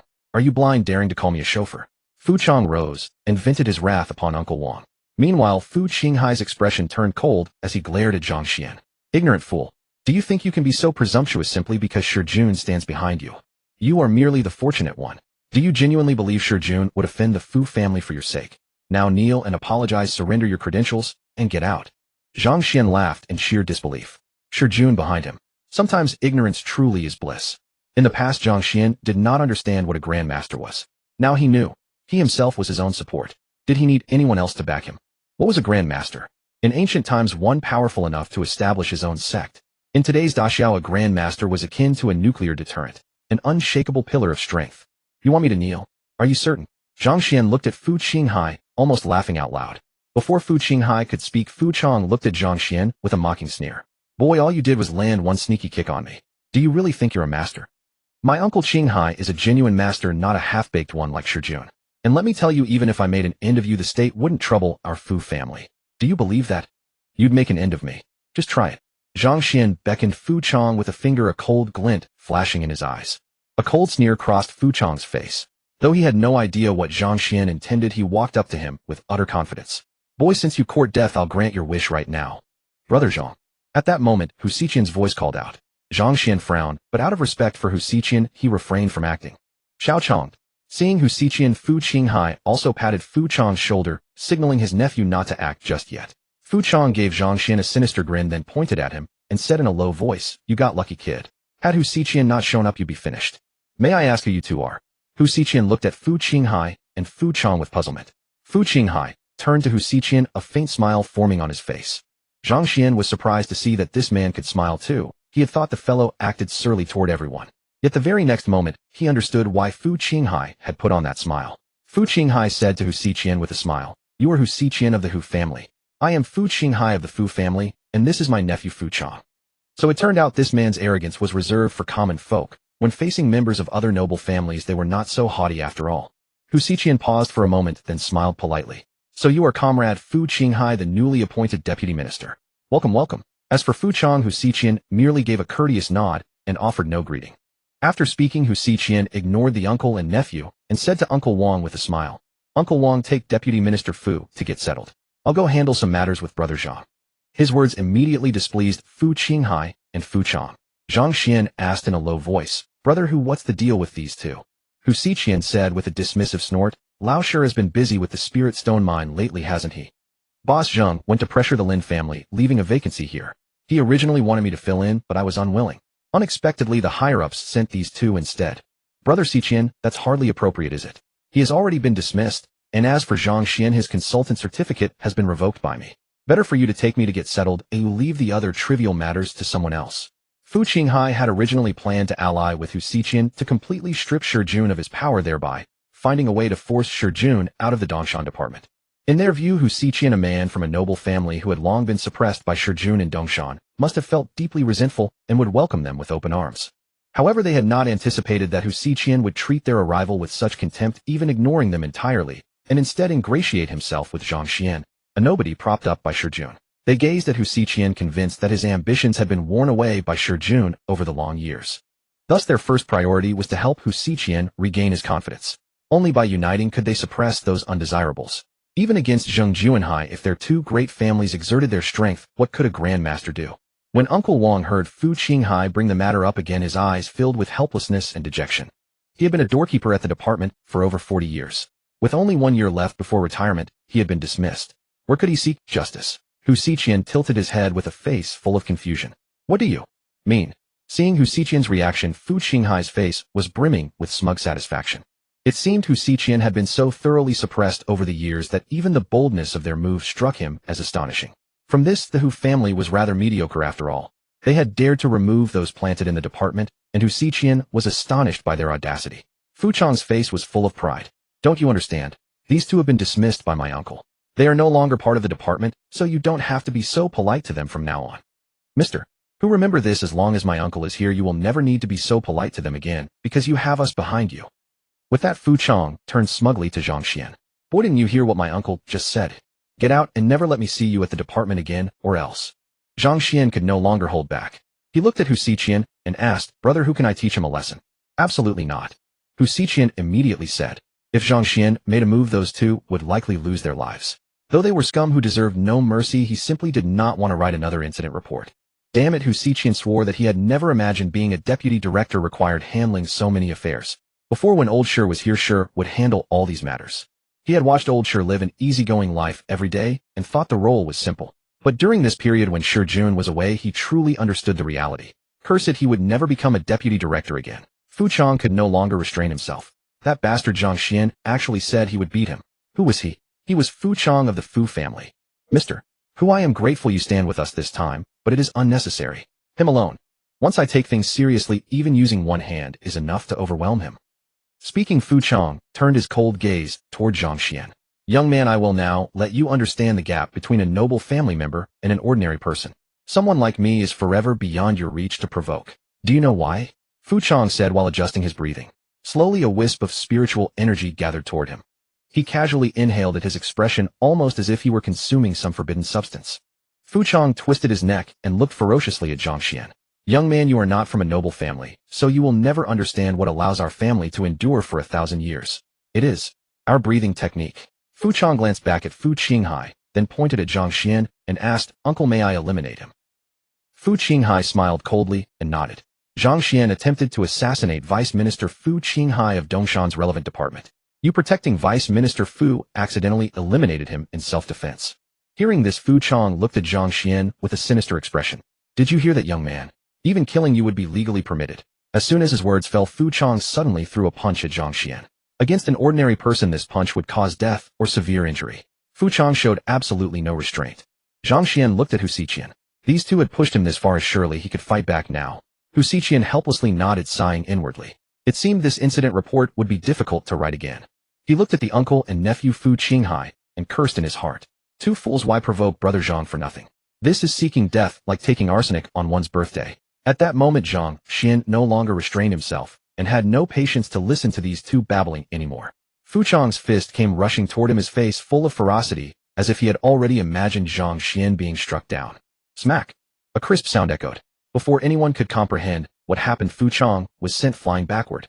Before hitting the ground, he spat out a mouthful of blood and his teeth scattered everywhere. Only when Fu Chang landed did everyone see a clear palm mark on his face. He lay curled on the ground like a shrimp, his expression filled with pain. Fu Qinghai was deeply shocked and incredulous. He could not believe his own nephew had been injured by someone he considered an ordinary person. That slap earlier could be called a surprise attack, but this time was entirely different. His nephew had prepared thoroughly and launched an active attack after activating the Fu family's breathing technique. Zhang Xuan had only responded passively, yet it was his nephew who had been sent flying. Fu Qinghai moved. Right when Zhang Xuan showed no satisfaction after striking his nephew, a punch slammed toward him. The surface of his fist was covered with a white radiance. As his fist struck outward, a beam of white light erupted, and a bursting sound filled the air. Fu Chang's face twisted in pain, and seeing his uncle make a move, he clenched his fists tightly, while a sinister smile spread across his face. With his uncle attacking, Zhang Xuan was doomed. However, he was destined to be disappointed. Facing that terrifying punch from Fu Qinghai, Zhang Xuan merely swung a casual palm strike. Smack! The crisp sound echoed again, and a figure was sent flying backward. Thud! The figure crashed into the wall and slid down. Who else could it be but Fu Qinghai? But now Fu Qinghai had lost all his former arrogance and coldness. His face was twisted just like Fu Chang's. Although Fu Qinghai's strength ultimately surpassed Fu Chang's, he managed to dodge slightly at a critical moment. Still, he could not escape entirely, and was slapped on the chest by Zhang Xuan's palm. Fu Qinghai collapsed onto the ground and struggled, but could not rise. Furious and humiliated, he was simultaneously shaken. Zhang Xuan's strength far exceeded his expectations. Zhang Xuan, you dare strike me, he growled, his eyes turning crimson. He struggled to adjust his breathing, and a faint golden glow appeared on his body, working to heal his injuries. Though these two were scoundrels, they were ultimately people of the state, and could not be casually killed. Zhang Xuan grabbed both of them, and threw them outside the courtyard. Ignoring their furious glares, Zhang Xuan calmly said, You two fools. Yes, this is Dongshan, but this is the Dongshan province of the nation, not your Fu family's domain. Zhang Xuan, you have successfully angered me. You will suffer a fate worse than death. Fu Qinghai, thrown out by Zhang Xuan, glared at him, and spoke in a chilling voice. Little Zhang, stop fighting. You may not be able to afford provoking them. Seeing Zhang Xuan raise his hand again, Uncle Wang quickly grabbed him and advised. Uncle Wang, don't worry. I do not wish to soil my hands. Zhang Xuan's words made the faces of uncle and nephew Fu grow even more grim. A phone ringtone sounded. Zhang Xuan saw the caller ID and was about to decline, but Hu Xiqian's sharp eyes spotted it, and he immediately said, "Brother Zhang, it's the elder." The elder? Who was that? Quick, answer it. Hu Xiqian urged anxiously when Zhang Xuan still did not pick up. Oh, Zhang Xuan answered. Zhang Xuan. A dignified voice came from the receiver. Yes, this is me. And you are? Hu Xiqian was anxious at Zhang Xuan's casual response. That was the elder, a figure standing at the pinnacle of Daxiao, and an elder whom all people of Daxiao should respect. He wanted to remind Zhang Xuan, but facing a call from the elder, he could only stand straight, salute respectfully, as if the revered elder himself stood before them. Boy, you seem to have some spirit. Hearing the voice from the receiver, Hu Xiqian stared in astonishment. When had he ever heard the elder speak so casually? How dare I, elder? What brings you to call me? Zhang Xuan's impression of the elder mentioned by Hu Xiqian improved greatly. Listening to the elder's tone, there was no arrogance from the noble families. Instead, he heard only a dignified warmth. Are you planning to take action against the Business Card Society? The elder asked. Business Card Society? What organization was that? Brother Zhang, those who attacked Miss Xiao Meng belong to the Business Card Society. What represents their identity is a special card that each member carries with them. Hu Xiqian explained quietly. A killing intent erupted. The Business Card Society. Every member within it, he would surely eliminate. Xiao told you, didn't he? The Mingpian Society can't be touched for now. Before the elder could finish, Zhang Xuan retorted, they moved against my woman. Hu Xiqian, seeing Zhang Xuan speak to the elder in this manner, was as anxious as an ant on a hot pan. He glared at Zhang Xuan several times, signaling him not to speak rashly. With your strength, can't you protect a girl? We still need to buy some minor technology through them. Once the technology is in hand, you can act whenever you like. As he spoke, while Hu Xiqian watched in astonishment, the elder's voice came through the receiver again. Then I, Chu Tianke, owe you a favor. Hu Xiqian was shocked. His mind went blank. He stared at Zhang Xuan in disbelief. What had the ninth elder just said? Oh, Brother Zhang, a favor. Brother Zhang, accept the elder's offer. Accept it right away. Do you know how many people all over the world long for the elder to owe them a favor? Hu Xiqian clenched his fists with excitement. He was excited for Zhang Xuan. With the elder owing him a favor, it was like gaining an extra amulet of immunity. Ha ha. Chu Tianke Zhang, Xuan, you dare to have someone impersonate the ninth elder. This time, even Shijun won't be able to protect you. At that moment, no one expected Fu Qinghai, standing outside the door, to burst into exaggerated laughter when he heard the voice coming through Zhang Xuan's receiver. Who is over there? The ninth elder asked, puzzled. Reporting to the elder, it is Fu Qinghai and Fu Chong of the Fu family. Hu Xiqian, afraid that Zhang Xuan might say something harsh, quickly answered from the side. The Fu family. Why have they come to Dongshan? The ninth elder asked, puzzled. Probably trying to reap the rewards, right? Outrageous. Hu Xiqian shuddered all over. Even though the elder was not before him, he still flinched in fright. He thought Zhang Xuan's earlier words had annoyed the elder and was about to explain when the elder's voice came through the receiver once more. Hu Xiqian, detained these two men. Without my order, no one is to release them. Hu Xiqian was taken aback for a moment, then shouted, yes, elder. Outside the door, Fu Qinghai and Fu Chong froze dumbfounded. Judging by Hu Xiqian's behavior, could the person on the other end of the call really be the ninth elder? But how could that be? Who was the ninth elder? He was the lofty ninth member of the Elder Council, the one rumored to be the ninth Grandmaster of Daxia. A Grandmaster? The Fu family had no Grandmaster, so they did not know how formidable a Grandmaster truly was. However, the fact that Grandmasters were called walking nuclear weapons by every country in the world said it all. Would such a person take the initiative to call Zhang Xuan? Impossible. Just who was Zhang Xuan? Hu Xiqian, are you still putting on an act? Do you know what crime it is for your people to impersonate the ninth elder? Hu Xiqian gave the two fools a cold look and could not be bothered to waste words with them. Fools in Daxia who would dare impersonate the ninth elder. You should surrender now. As he spoke, Hu Xiqian turned into a blur and vanished from Fu Chong's sight. Zhang Xuan, come to the Spirit Stone Mine in a while. There are some matters that need your help. Just as Zhang Xuan was about to make a move to help, Hu Xiqian, Chu Tianke's voice came again. Zhang Xuan frowned. I am still a student. I cannot skip class at will. On the other end of the call, Chu Tianke had clearly not expected Zhang Xuan to say such a thing. He was stunned and did not speak for quite a while.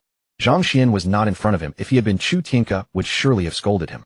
When I look for you, it is always a matter of the utmost importance, and yet you tell me you have to attend class. The matters Chu Tianke handled concerned the safety of all 1 billion people of Daxia. Were they really less important than class?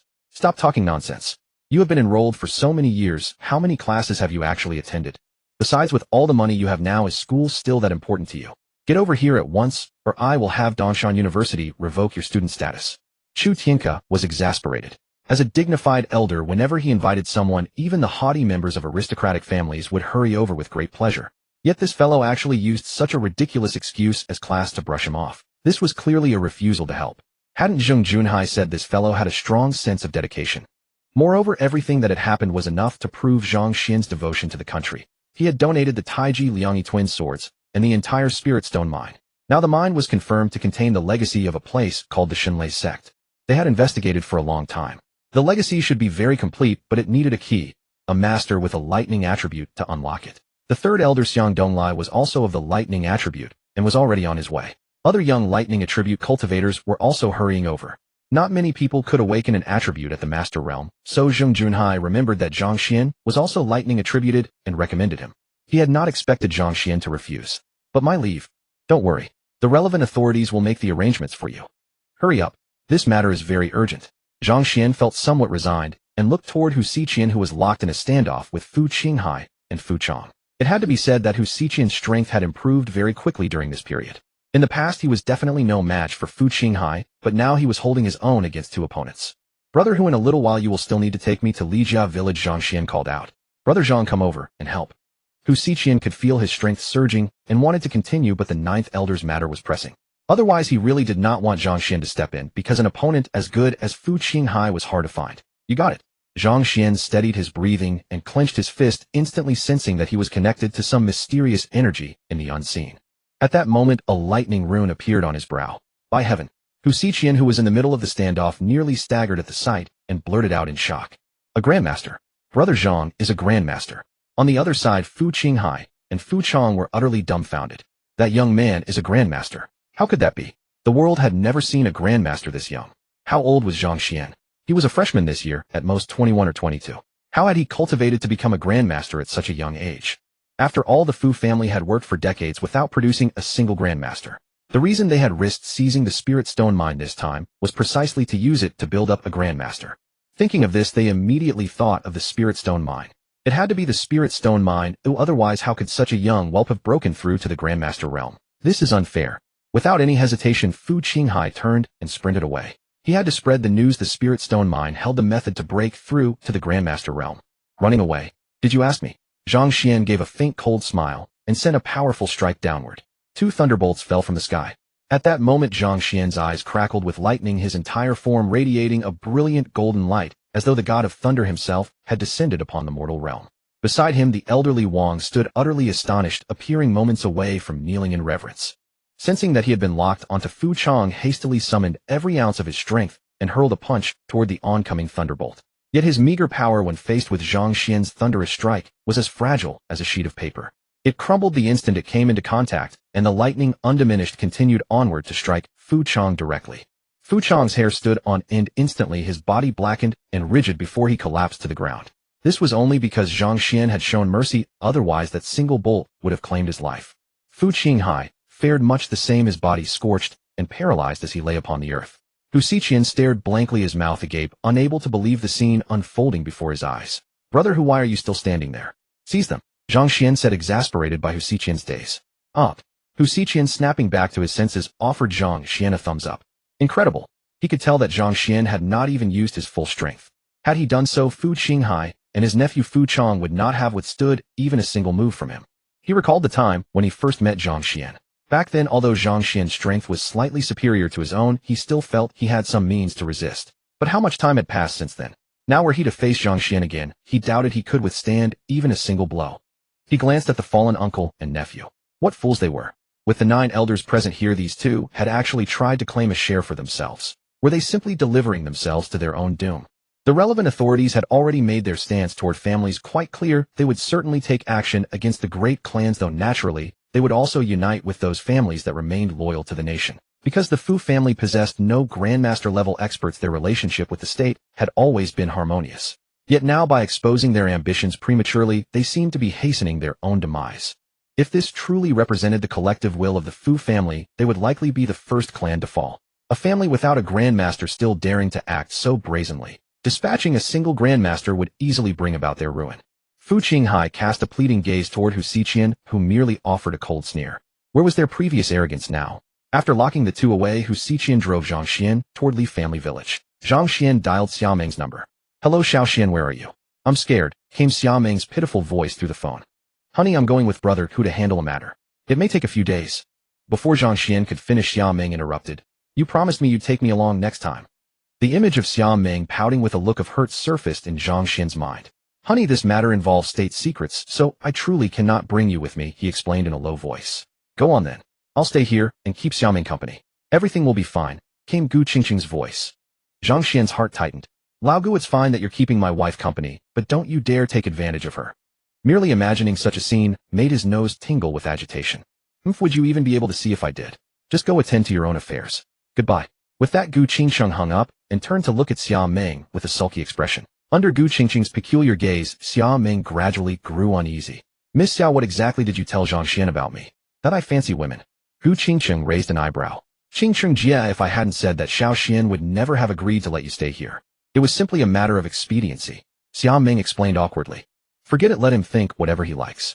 Xiao Ming, have you ever seen him cultivate? Gu Qingqing asked with great interest, her beautiful eyes sparkling with curiosity. Cultivate? What is cultivating? Xia Ming asked innocently.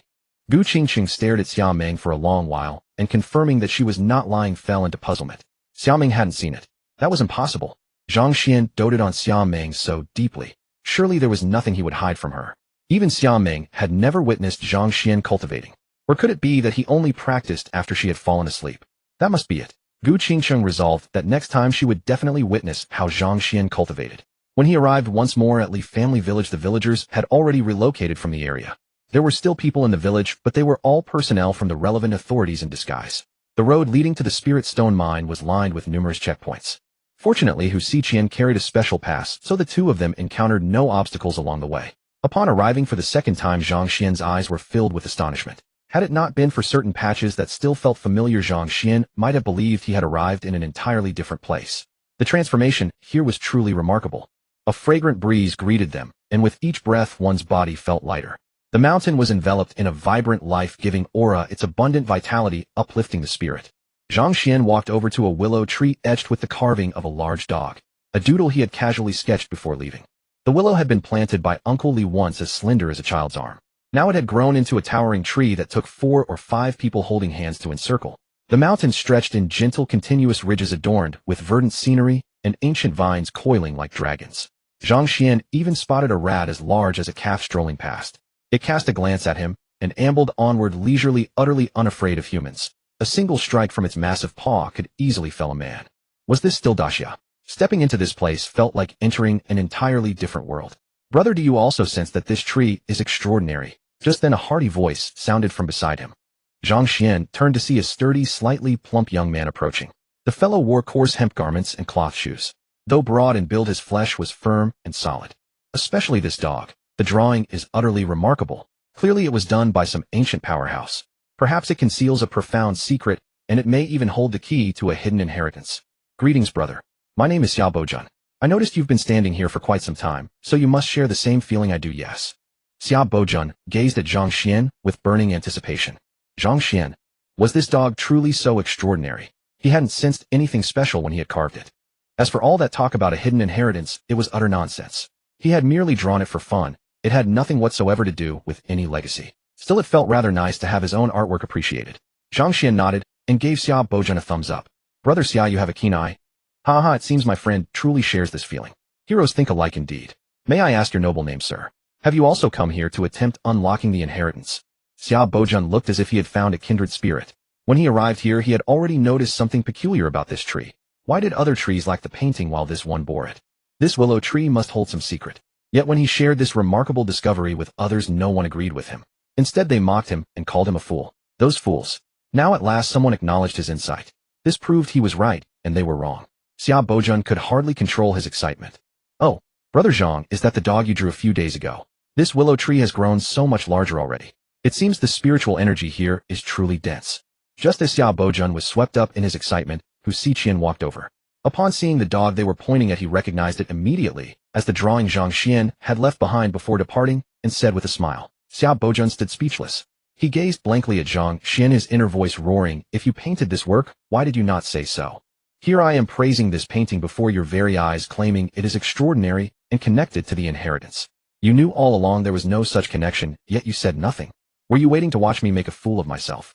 Zhang Xuan spoke awkwardly. "Friend, I merely praised your keen eye. I never claimed this painting had anything to do with the inheritance. Brother Xiao, I am Zhang Xuan. Shall we enter together? If I have no friend like you. Go away. Xiao Bojan was furious. Such humiliation. With that he stalked inside with an air of pride.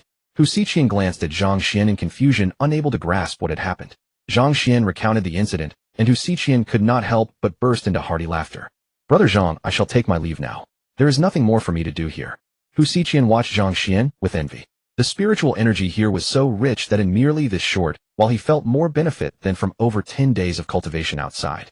To practice in such an environment was truly a blessed fortune. Yet he had more pressing matters to attend to. Dongshan still needed him. Farewell, Elder Hu. Zhang Xuan smiled and walked toward the mountain interior. They were not the first to arrive. Many had already gathered ahead. Some in the crowd wore expressions of wonder, while others appeared entirely unfazed. Their demeanors varied widely. So many martial artists in Daxia have awakened the lightning attribute. Zhang Xuan was taken aback. He recalled how Hu Xiqian had once told him that few in Daxia had awakened attributes. Looking forward, the crowd stretched on, endlessly numbering at least several hundred. Among the people ahead, he spotted Xiao Bojan, who had just departed. As if sensing Zhang Xuan's gaze, Xiao Bojan turned around.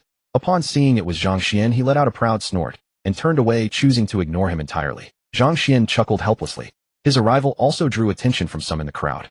A few offered kind smiles while others wore open expressions of disdain. How did the relevant authorities manage this? Bringing just anyone along. Concerning the inheritance, as long as there is the slimmest chance the authorities wish to give it a try. It is not strange that ordinary folk have come as well. With the likes of us present, who needs these commoners? We are not suited for this, but perhaps they are. The crowd was scattered in small groups, except for one large cluster of over a dozen people. They cast either scornful or hostile glances upon others, their faces marked with arrogance. Those remarks had come from this group. Upon hearing them, those nearby showed clear displeasure, though none dared speak up. Zhang Xuan observed them and surmised that the backing behind these dozen or so was considerable. Perhaps the inheritance judges character instead. One can never be certain. Just as Zhang Xuan was about to speak, Xiao Bojan interjected. Summerfool, what did you say? Summerfool, I think you are asking for a beating. Have you figured out that willow tree outside? You have the face to come in. Upon hearing this, the group grew furious and glared at Xiao Bojan, scolding him in turn. Asking for a beating. On what grounds, with you good-for-nothings? Bring it on then. Xiao Bojan showed no fear, his tone deliberately provocative. Members of other factions nearby watched the exchange with interest. Yet Zhang Xuan detected only mockery in their eyes, not a trace of solidarity. Zhang Xuan thought to himself, these entrenched families. Xiao Bojan, are you certain you want me here?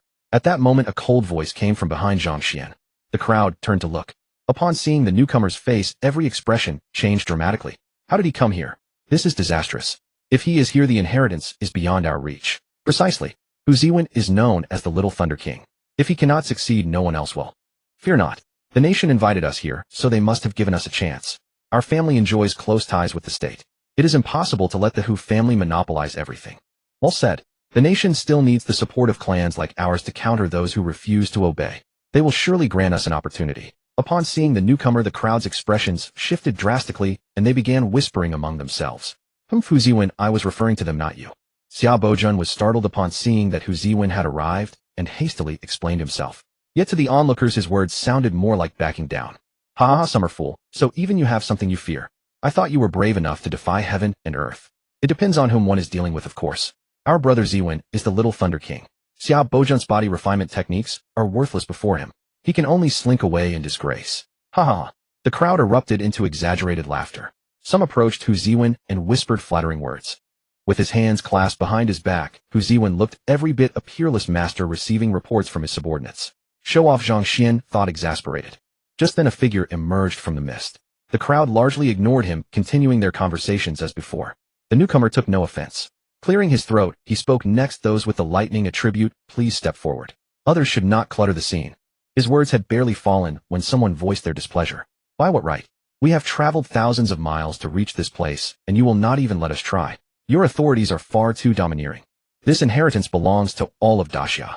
It cannot be monopolized by a single department. Perhaps the inheritance here was left by our ancestors. You cannot be so unreasonable. Do your authorities not value reason? At those words, some in the crowd grew agitated. Others began shouting curses. Reason. I am the reason. A thunderous boom split the sky. In the stunned gaze of all present, a figure descended from the clouds, crackling energy surrounding him. Upon seeing this person arrive, everyone fell completely silent. Who wants to reason with me? Was it you? The newcomer wore an ancient cyan robe, carried a large blade on his back, and had his hair tied up in a bun in the manner of the ancients. His bearing was heavy and steady, as if he were a mountain pressing down on everyone present. His voice was sonorous and forceful. Gazing at the largest group, his eyes held an unyielding resolve, as if he might act at any moment. Those under his gaze instantly shrank back. Standing there, they felt as if countless thunderbolts were wrapped around them, and even their entire bodies felt a stabbing pain like pricks of needles.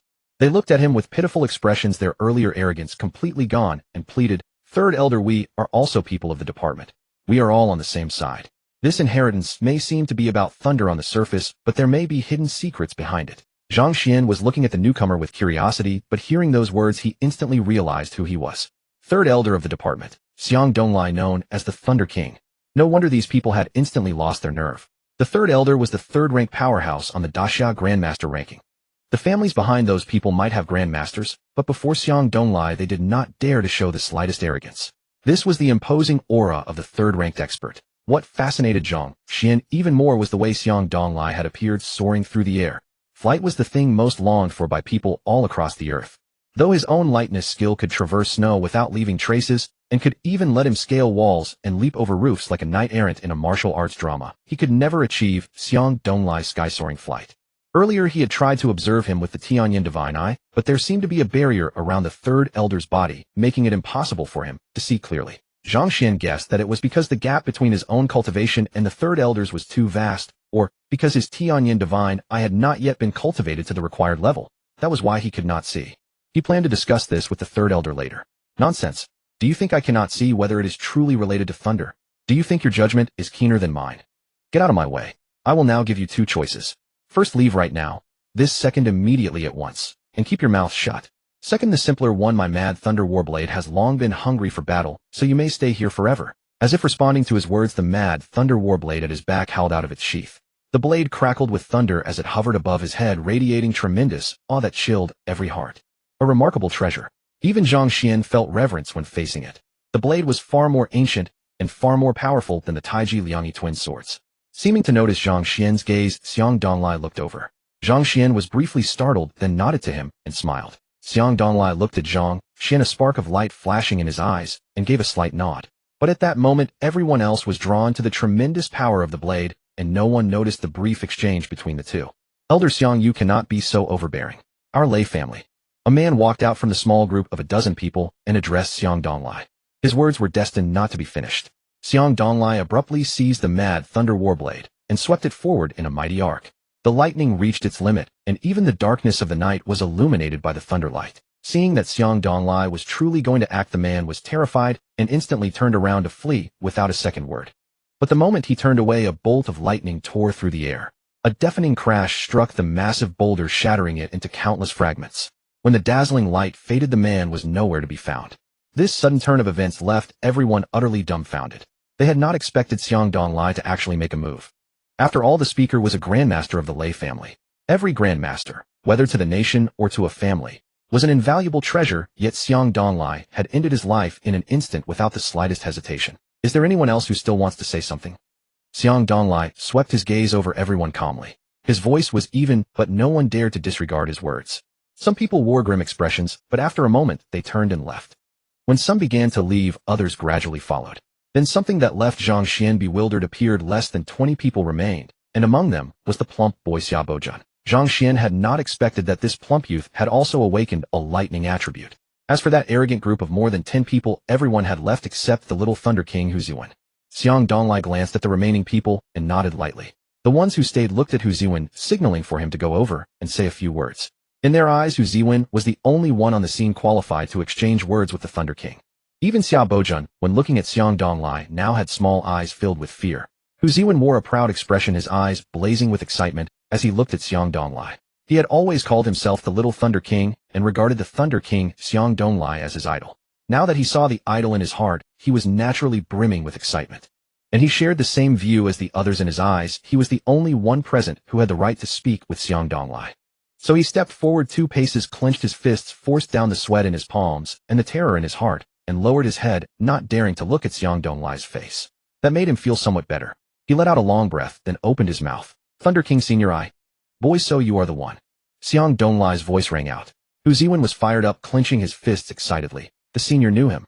He was overjoyed. His idol Thunder King Xiang Donglai actually knew the little Thunder King. Wonderful. You're Zhang Xuan, aren't you? Come, your old brother will take you for a trip. But just as Hu Ziwen raised his head excitedly, he saw Xiang Donglai already with his arm around another person's neck heading into the spirit stone mine. Hu Ziwen instantly froze on the spot in embarrassment. In his heart arose both envy and curiosity toward Zhang Xuan. On the other side, Xiao Bojun was even more stunned to the extreme. Brother Xiang, your little brother has. Still unable to give up his yearning for sky-soaring flight, Zhang Xuan said in a low voice. If you have something to say it directly. Since you are old Jing's brother, you are my brother too. Don't be so hesitant. I prefer straightforwardness. Ignoring what others might think, Xiang Donglai continued forward with his arm around Zhang Xuan's neck. Little did he know that this very gesture had stunned every person they passed. Who was he? He was the Thunder King Xiang Donglai, one of the supreme experts of this world whose every move affected the situation of the entire Daxiao and even the entire world. And now they could hardly believe that the Thunder King Xiang Donglai would show such friendliness to a young man. Who exactly was that young man? Zhang Xuan paid no heed to what others thought. Upon hearing Xiang Donglai's words, he broke into a smile. Since Brother Xiang has put it that way, I'll speak frankly. I want to learn how you managed to fly. Hearing Zhang Xuan's question, Xiang Donglai was taken aback. You? Don't know how? Zhang Xuan was stunned. Was it necessary for him to know? Haha, Brother Zhang, is that all you wanted to ask me, eh? Xiang Donglai never expected Zhang Xuan to ask such a question, so he burst into exaggerated laughter. Zhang Xuan's face darkened with embarrassment. Seeing Xiang Donglai's expression, he realized that the question he had asked must indeed sound childish. But since no one had ever taught him, wasn't it natural that he didn't know? Achieving aerial flight is actually very simple. You know the principle by which an airplane flies, right? Our aerial flight works the same way as an airplane, except that an airplane consumes fuel while we consume the chi within our bodies. At the master realm, one can already achieve aerial flight, but a master still cannot form a perfect circulation between the body's chi and the heaven and earth as you and I can. Therefore, masters will not consume their chi to fly. Our inner chi flows ceaselessly, so we naturally don't have that concern. However, aerial flight isn't necessarily much faster than running, so many grandmasters would rather not fly and instead travel by speed. For martial artists like us who have awakened the thunder rune, flying is a little faster than running. That's why I enjoy it. Look at Xiao Zhang. He has always liked to dash off on foot like a rabbit. Xiang Donglai explained with a smile, without the slightest hint of impatience. Zhang Xuan instantly felt enlightened, as if a bomb had been poured over his head. It turned out he had long been capable of aerial flight. He simply had never known. Thank you, Brother Xiang. Enough, old Chu is probably getting impatient. Let's go over. Xiang Donglai took Zhang Xuan's arm and walked toward the mountain. After the two left, everyone stared at their figures in shock. Brother, who is that kid? Could he be a descendant of some grand elder? Someone asked curiously. Grand elder? Haven't you heard that his surname is Zhang? Is there any grand elder surnamed Zhang? He is. Zhang Xuan. Just now, everyone had been so shocked by Xiang Donglai's gesture that no one paid attention to Zhang Xuan's name. Now they recalled. Isn't he that Zhang Xuan who clashed palm to palm with Lin Zhun of the Lin family and came out evenly matched? No wonder he received special treatment from Grand Elder Xiang. What's so impressive about a palm clash with Lin Zhun? Would Lin Zhun dare to have a real fight with our brother, who? The Lin family can only strut about among those minor clans. In the eyes of our great families, they are nothing but a pile of dung. There is a rumor that the Lin family obtained a relic from an ancient civilization and that Zhang Xuan stole it. Who would believe that? However weak the Lin family, maybe could they really allow Zhang Xuan to steal something right under their noses? Listening to the surrounding remarks, Hu Ziwen's face remained indifferent, but in his heart, he was already raging with anger, hating Zhang Xuan deeply. Why was Zhang Xuan here? If Zhang Xuan hadn't come then today, it would be he who shared such intimacy with the senior Thunder King. In Hu Ziwen's view, Zhang Xuan's arrival had stolen his spotlight. Kid, when we get inside later, don't blame me for not sparing your pride. Hu Ziwen secretly vowed. Zhang Xuan and Xiang Donglai arrived at the original cave entrance where a huge alloy door had now been constructed. According to Xiang Donglai, this door could withstand an attack from a grandmaster for over 10 minutes without being damaged. Zhang Xuan touched the door. It was more than 10 meters high, golden yellow all over, yet it was not gold. He could not tell what material it was. However, since it could resist the attack of a grandmaster, it must not be ordinary metal. Brother Xiang, what material is this? It feels like it would be great for forging weapons. Zhang Xuan asked curiously. The people around recognized Xiang Donglai and saluted him with reverence. When they heard Zhang Xuan address him as Brother Xiang, they turned their heads, repeatedly guessing at Zhang Xuan's identity. Some who knew Zhang Xuan secretly broke into a cold sweat for him when they heard his address. It's memory metal. Forging weapons with this stuff isn't that good. It looks nice, but doesn't work well. The best material for martial artists is bronze, because bronze can channel the chi we unleash to the greatest extent. Xiang Donglai explained. Zhang Xuan clicked his tongue in wonder. He had learned something new again. No wonder the weapons of ancient mighty ones were all bronze. So that was the reason. They really are rich. Memory metal is not cheap, but Daxia's economy has developed rapidly these years. Compared to this relic inheritance, this sum of money is nothing. Zhang Xuan sighed to himself. The people around watched Zhang Xuan and Xiang Donglai talking and laughing together, stunned beyond measure. Some who knew Zhang Xuan were even more dumbfounded. Zhang Xuan sighed to himself. The people around watched Zhang Xuan and Xiang Donglai talking and laughing together, stunned beyond measure. Those who recognized Zhang Xuan were especially astonished. Behind them, Hu Ziwen clenched his fists in jealousy, his knuckles turning white from the force. Old Chu, where on earth are you? Xiang Donglai bellowed. Many people who were seeing the renowned Thunder King for the first time had been filled with boundless reverence. They never expected the Thunder King to speak in such a rough manner. Only the younger ones, upon hearing what Xiang Donglai said, felt their eyes brighten and instantly sensed that they had drawn a step closer to the senior Thunder King. So the senior Thunder King also spoke in such an unrefined way. Hu Ziwen above all began to mutter in a very low voice, imitating darn it. After muttering to himself, he couldn't help revealing a smile. As expected of the senior Thunder King, a man of true nature. Speaking like that is truly satisfying. Brother Hu, what did you say? The person next to him, noticing Hu Ziwen's lips moving, asked curiously. Hu Ziwen frowned and said in a low voice, what I say is none of your business. Go away. The man hadn't expected that his concern for Hu Ziwen would earn him a scolding. Depressed, he walked aside. The people around watched the man with derision, their eyes full of mockery. Darn it, old Xiang, can't you speak a little more civilly? We are civilized people now, we shouldn't speak as crudely as before. A voice came from behind the metal door. Zhang Xuan. That voice was the same person on the phone. He wasn't any more civilized in his speech, yet he still had the nerve to say that about Brother Xiang. As the voice faded, a figure walked out of the metal door.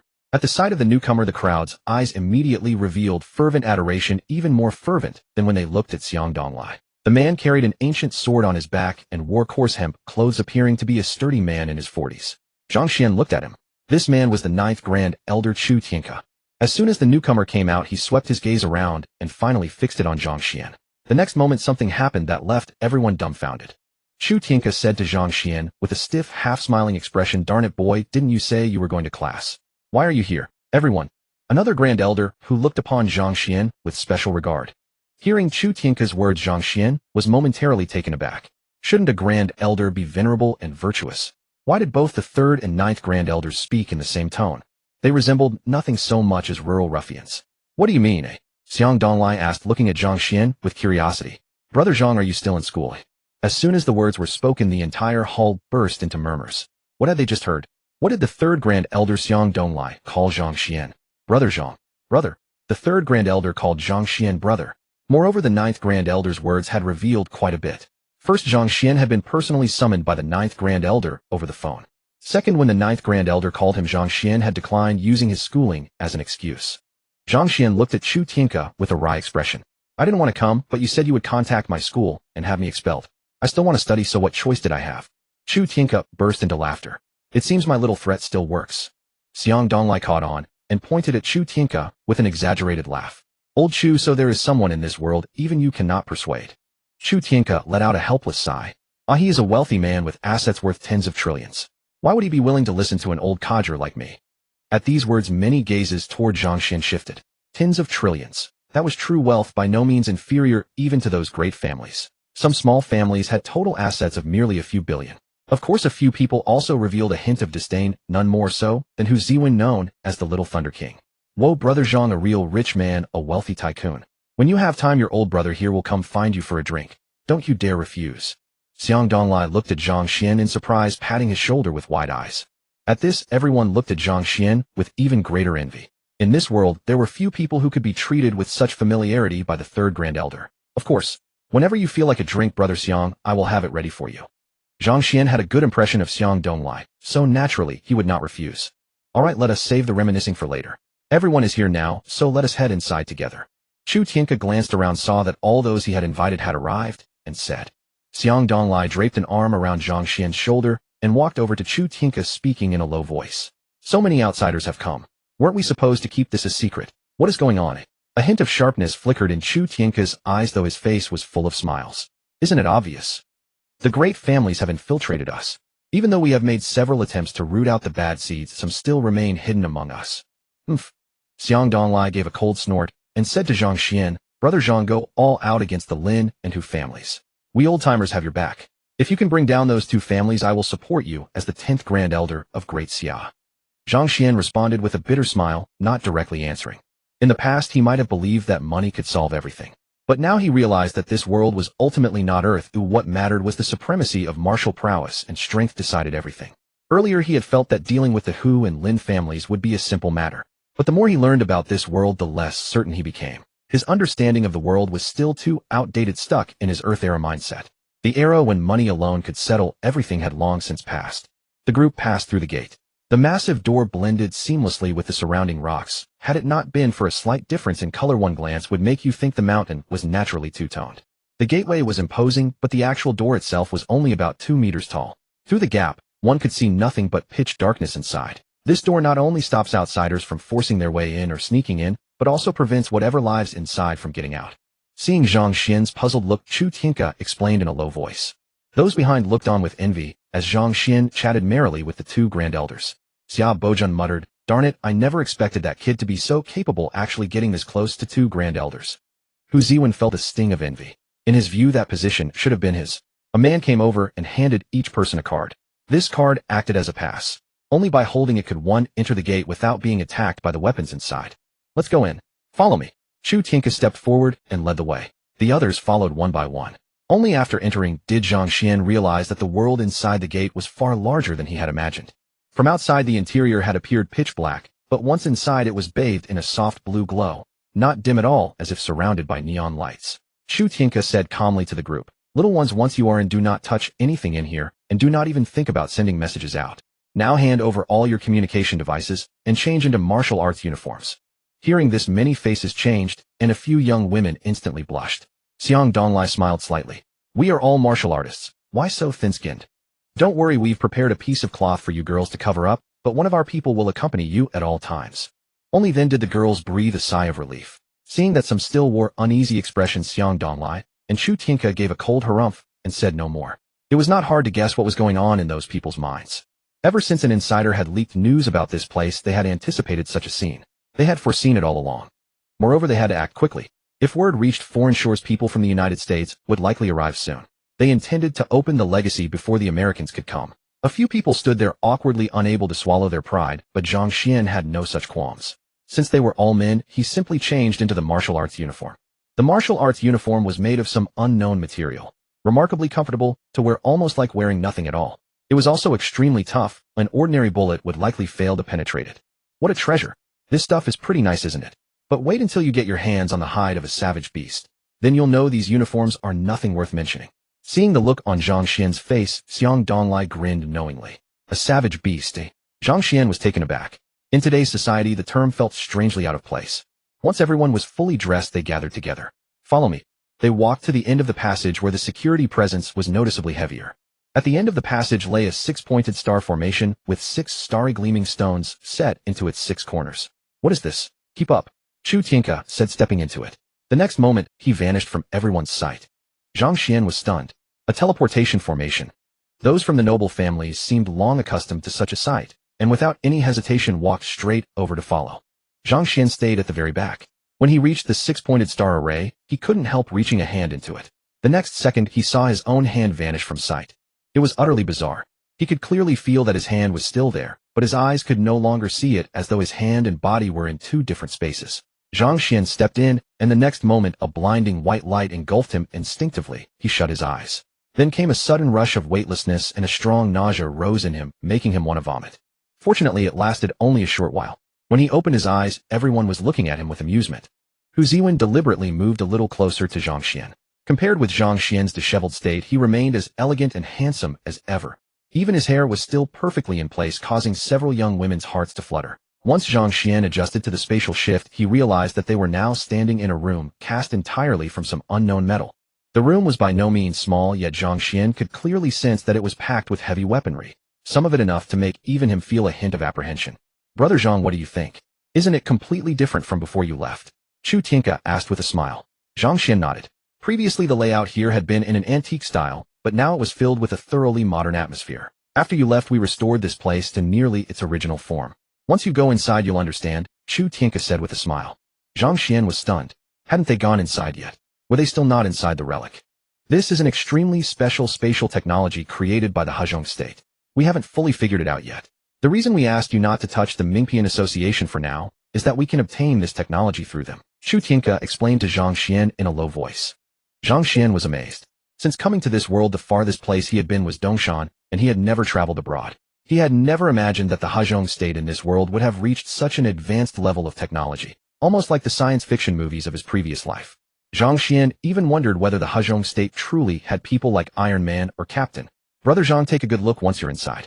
You'll discover that this relic is even more perfect and powerful than you imagined. I can tell you with full confidence that if this relic is unsealed and Da Xiao obtains the inheritance within it, we may be able to take the opportunity to enter another stage of development, perhaps even an era of immortal martial arts.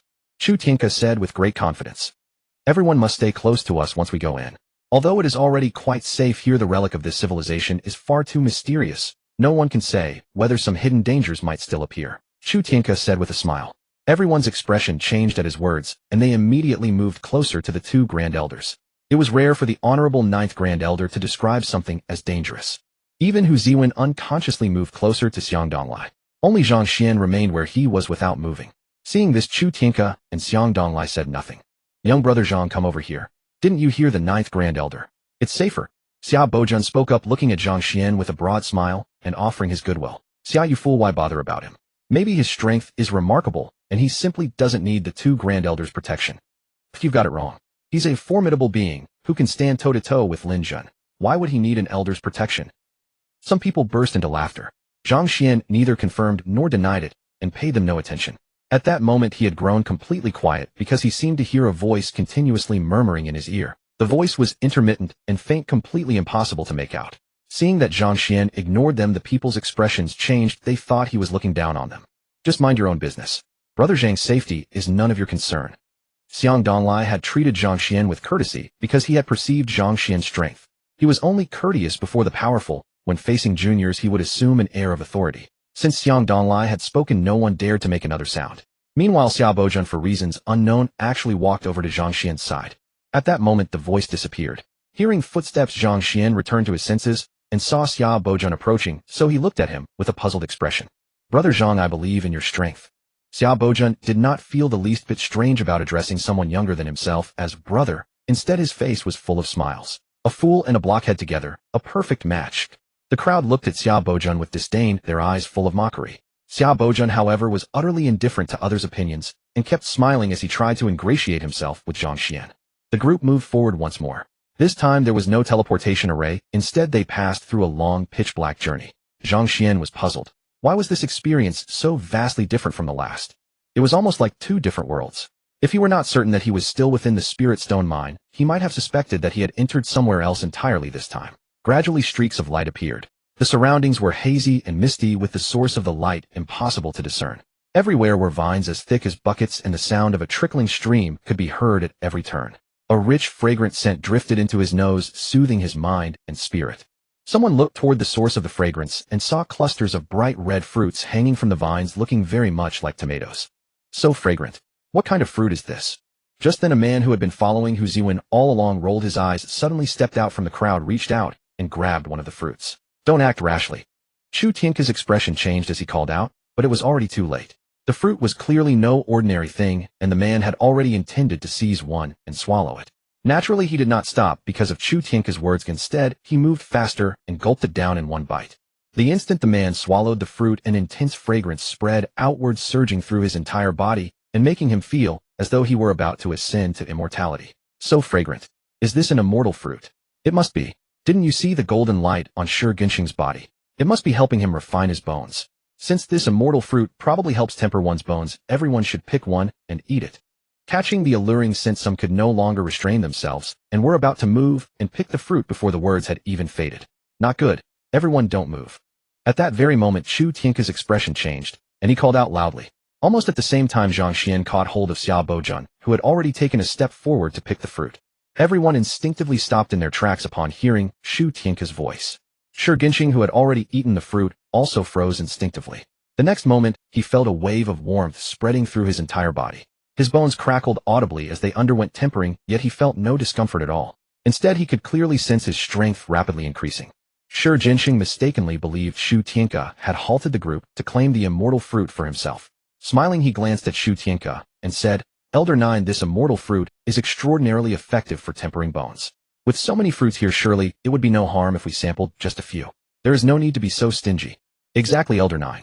There are plenty of immortal fruits here. Even if we were to take them all back for inspection, some would certainly spoil along the way. Each person having just one fruit is hardly much at all. Elder 9, we truly do not ask for much. Just one fruit each. Having witnessed Shurgenshing's noticeable improvement in strength, everyone's eyes gleamed with longing. This was an immortal fruit. Xia Bojan looked at Zhang Xuan in astonishment, puzzled as to why he had stopped him. Zhang Xuan did not reply, but instead pointed toward Shurgenshing. Xia Bojan turned his gaze to Shurgenshing in confusion, yet discerned nothing amiss about him. Perhaps sensing Zhang Xuan's stare, Shurgenshing shot a provocative glance back at him. Just then he felt an unusual itch and instinctively reached out to scratch. As his fingers made contact, it was as though he had touched soft dough. His nails easily sank into the surface with the slightest pressure. At that moment he heard the crowd's gasps of shock. Turning to look, he detected expressions of utter horror in their eyes. Suddenly a wave of excruciating pain surged through him. It felt as though something was emerging from within his body. A terrible swelling ache radiated from his bones deep within his flesh. Bang! A thunderous sound echoed as he felt his body expanding. Worse still, a foreign consciousness seemed on the verge of invading his mind. Up! Terror gripped Shurgenshing. He screamed and fell to his knees. Elders, save me. His eyes filled with desperate entreaty as he looked toward the two elders. His body spasmed violently, swelling beyond recognition. Witnessing this sight, everyone around was petrified with fear. Xia Bojan turned to gaze gratefully at Zhang Xuan. Previously he had been resentful that Zhang Xuan had restrained him, suspecting jealousy over a potential opportunity. Now he realized, if not for Zhang Xuan, he too might have become like Shurgenshing. Roar!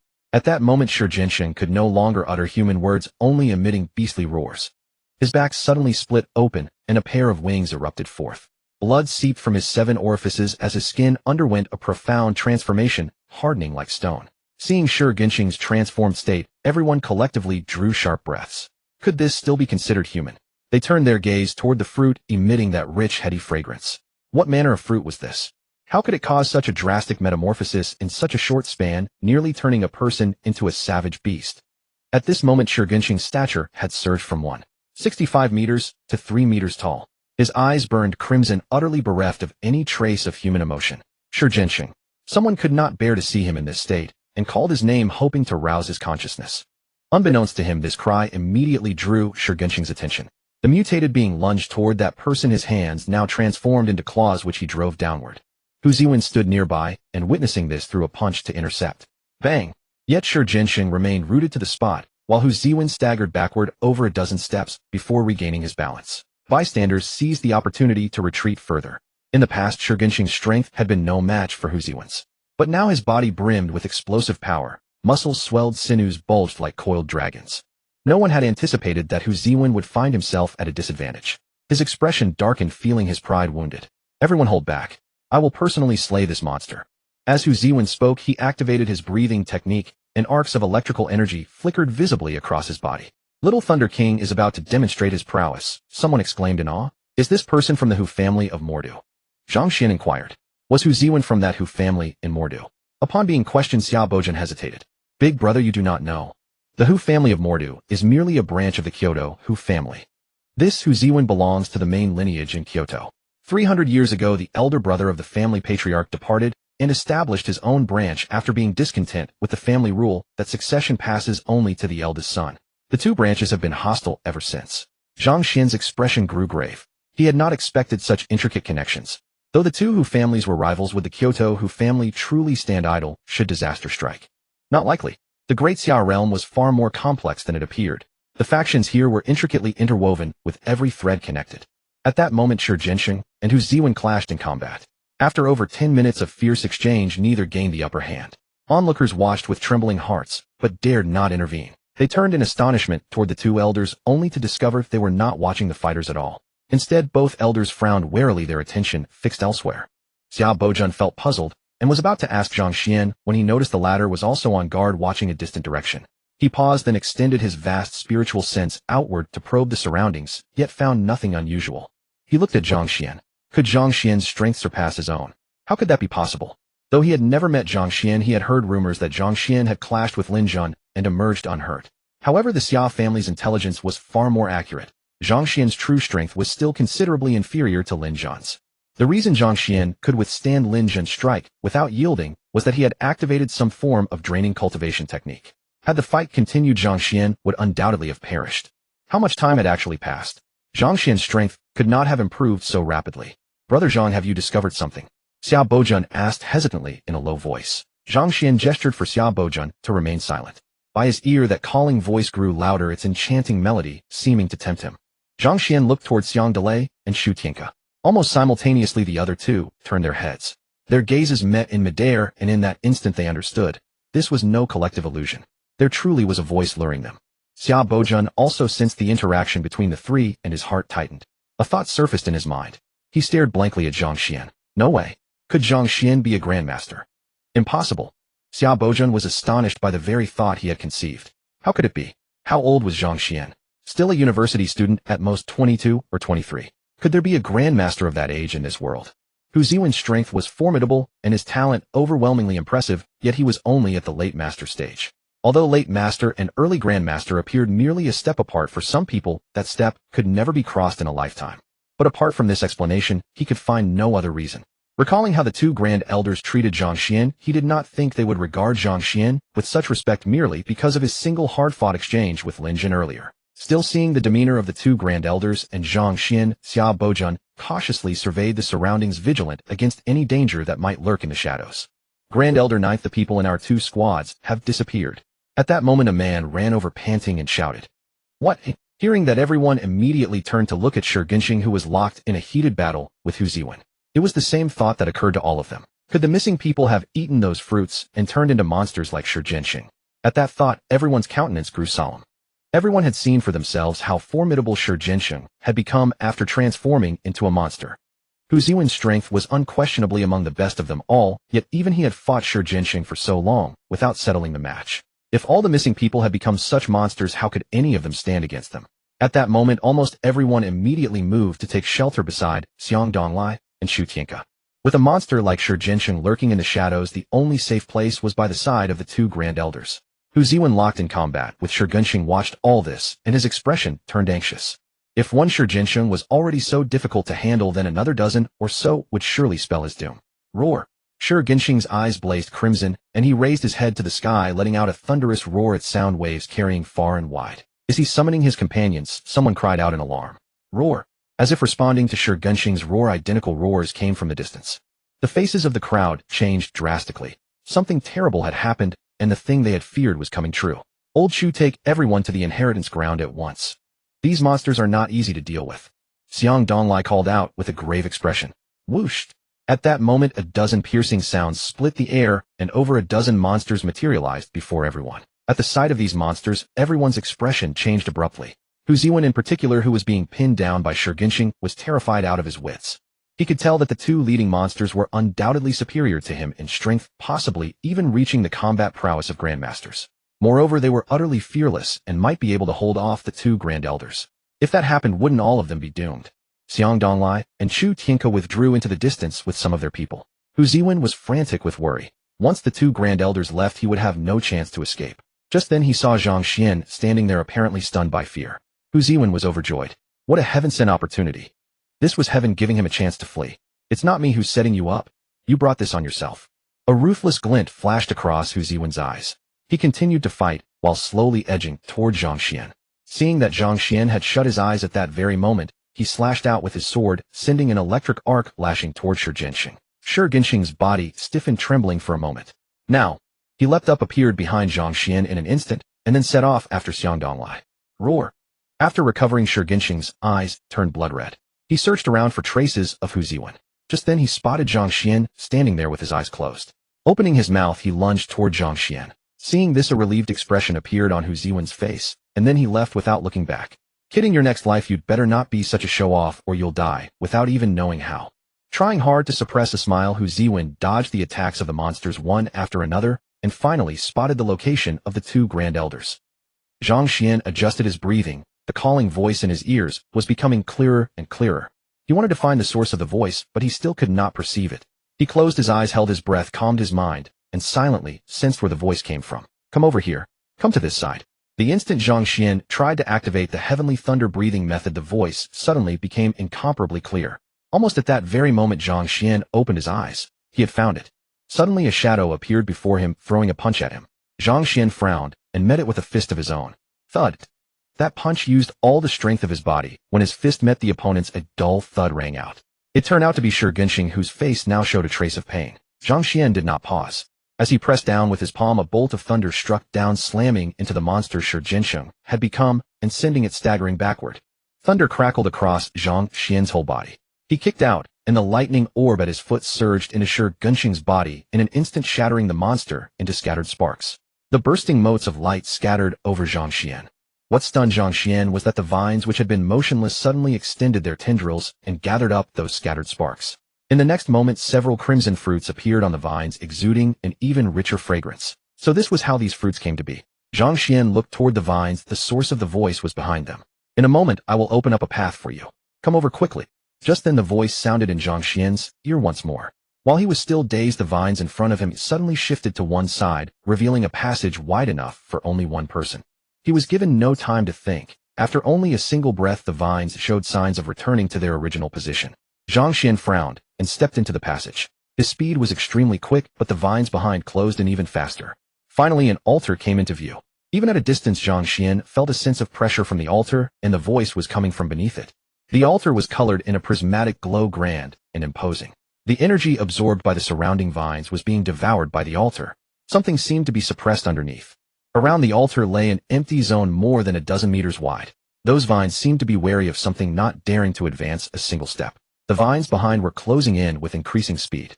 Without time to reconsider, Zhang Xuan stepped into the empty zone. The moment Zhang Xuan stepped into the blank zone, the vines instantly recoiled, not daring to advance any further. Zhang Xuan eyed the scene with suspicion. The altar was ancient, engraved with peculiar runes that glimmered brightly, as if something sealed beneath it awaited release. Before the altar there were traces of a stele that had once stood, but it had been snapped off and taken away. A stele. Zhang Xuan's heart skipped a beat. He waved his hand, retrieving the mended stele from his storage space. The instant he produced it, a blindingly brilliant light erupted from the base, forcing Zhang Xuan to squeeze his eyes shut as tears streamed down his face. Thud! A clash of stones resounded. As the light dispersed, an astonishing sight unfolded before Zhang Xuan. The once cracked stele had seamlessly fused into a single whole. Then, with a scraping of stone, the altar abruptly began to devour the surrounding spiritual energy with wild abandon. Rune after rune materialized out of thin air, radiating resplendent light as a formation coalesced in the void.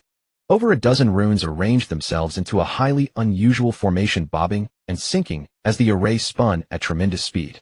Whether it was his imagination or not, Zhang Xuan felt something amiss about this formation. It seemed to be missing something.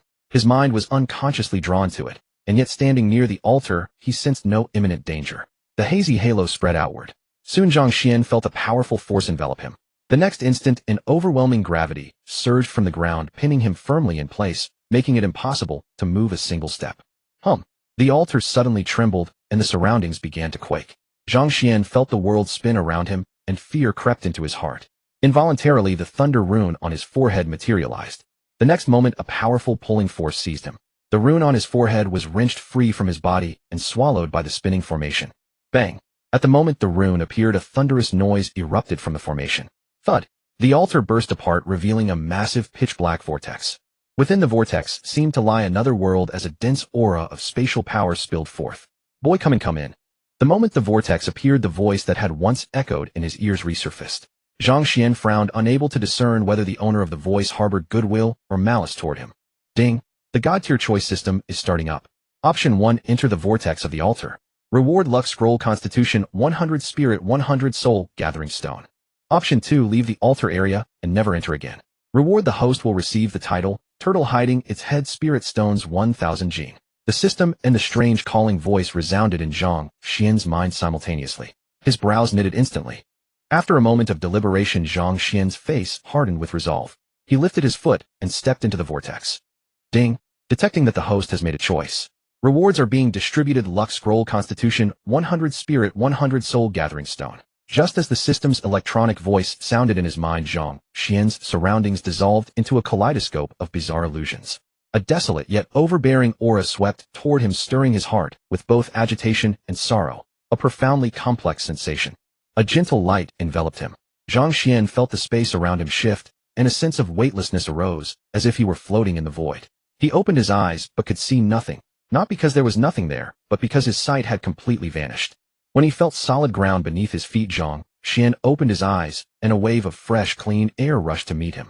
He stood in a small valley. Above, an enormous luminous pearl hung like a sun, casting its radiant glow downward. The valley was carpeted with flowers and grass, with a babbling brook singing through it. He was now standing at the entrance of the valley. In the center of the valley, a burly man stood with his hands clasped behind his back.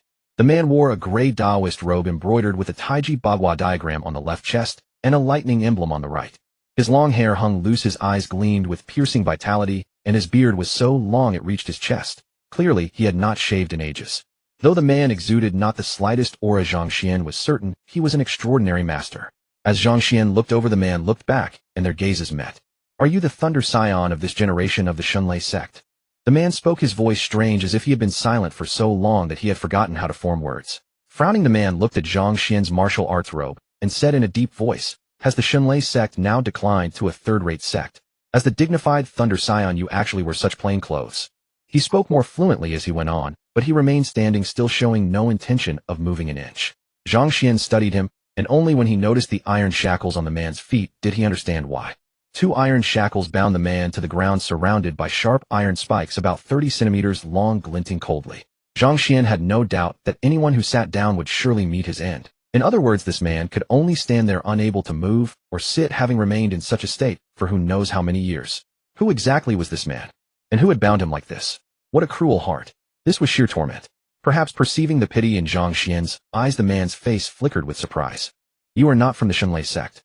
Who are you really?" The man stared at Zhang Xuan, asking with urgency. Zhang Xuan closed his eyes. When he reopened them, his face was brimming with a warm smile. "This, Junior Zhang Xuan, pays respects to the elder. I am not from the Shunlei sect. The Shunlei sect has long since vanished, leaving only a remnant legacy." Upon hearing Zhang Xuan's words, the man froze in place. After a moment, tears welled up in his eyes and trickled down his cheeks. "The Shunlei sect is gone. Gone after all. Ha ha. How, Ian, you have finally perished after all, haven't you? Did you not boast to me that you would be immortal and indestructible? Why then have you vanished? Ha ha ha. In the end, you did not outlive me. You trapped me here, refused to let me be the sect master of the Shunlei sect, monopolizing the position for yourself. And look what happened. You died while I am still alive." The man waved his arms excitedly. Then his piercing eyes, filled with intense emotion, suddenly fixed on Zhang Xuan. "Boy, tell me who destroyed the Shunlei sect." Boom. At that instant, the world seemed to descend into doom as a suffocating darkness and deathly stillness engulfed Zhang Xuan. Boom. Zhang Xuan was engulfed by an overwhelming surge of aura. Before this figure, he had not the slightest power to resist. This person's strength was far beyond anything Zhang Xuan had imagined. Even Xiang Donglai and Chu Tianke, if placed before him, would likely be defeated in an instant.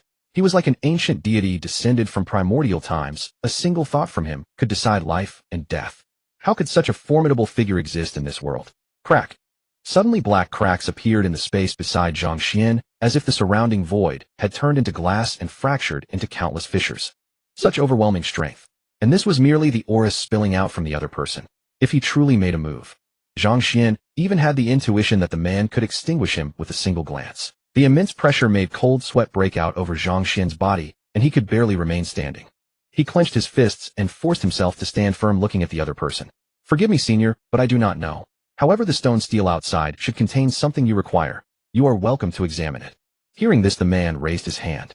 A scene that stunned Zhang Xuan unfolded. A void corridor appeared, and Zhang Xuan could see the far end of the corridor.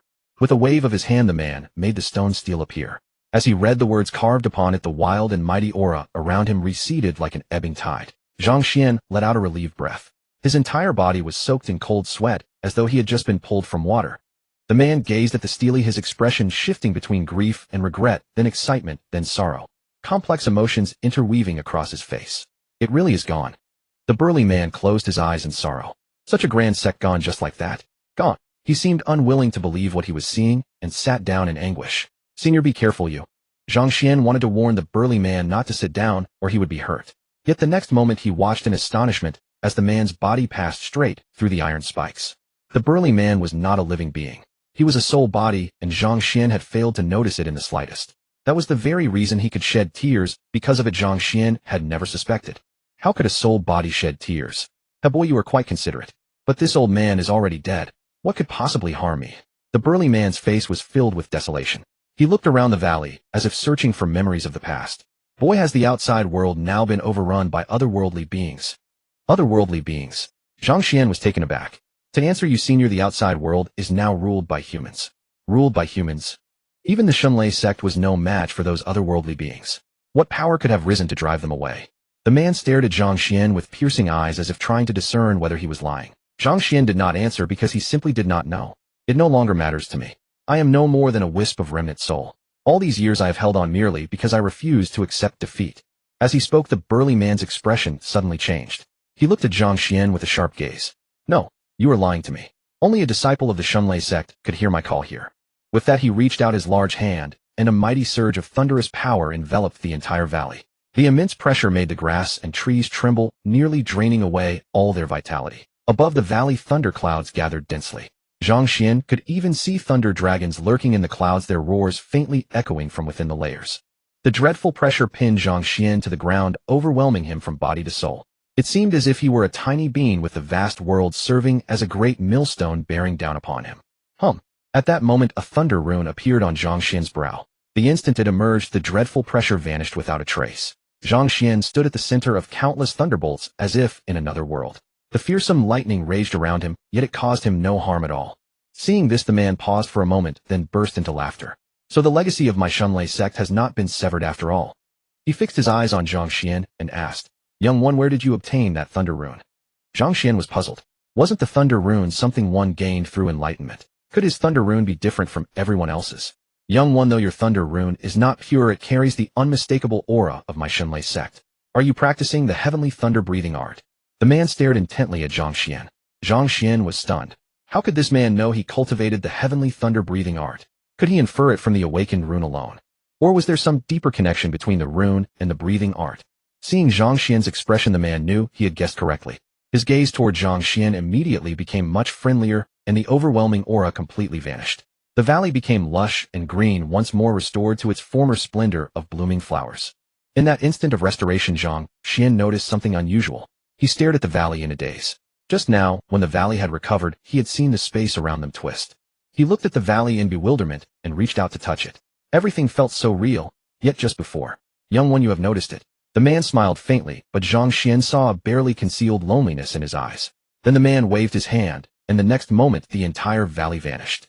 The scene around them shifted and Zhang Xuan was startled. He was standing at the edge of a cliff. A one step forward would lead to a bottomless abyss. And surrounding him was no valley at all, but a fiery purgatory. Beneath the cliff, boiling magma bubbled and churned. Zhang Xuan had no doubt that a single fall would mean instant destruction. The man stood upon a stone platform surrounded by searing magma.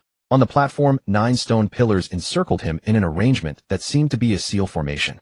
As for the iron spikes, they were real. The man had been standing there all along, unable to change his posture.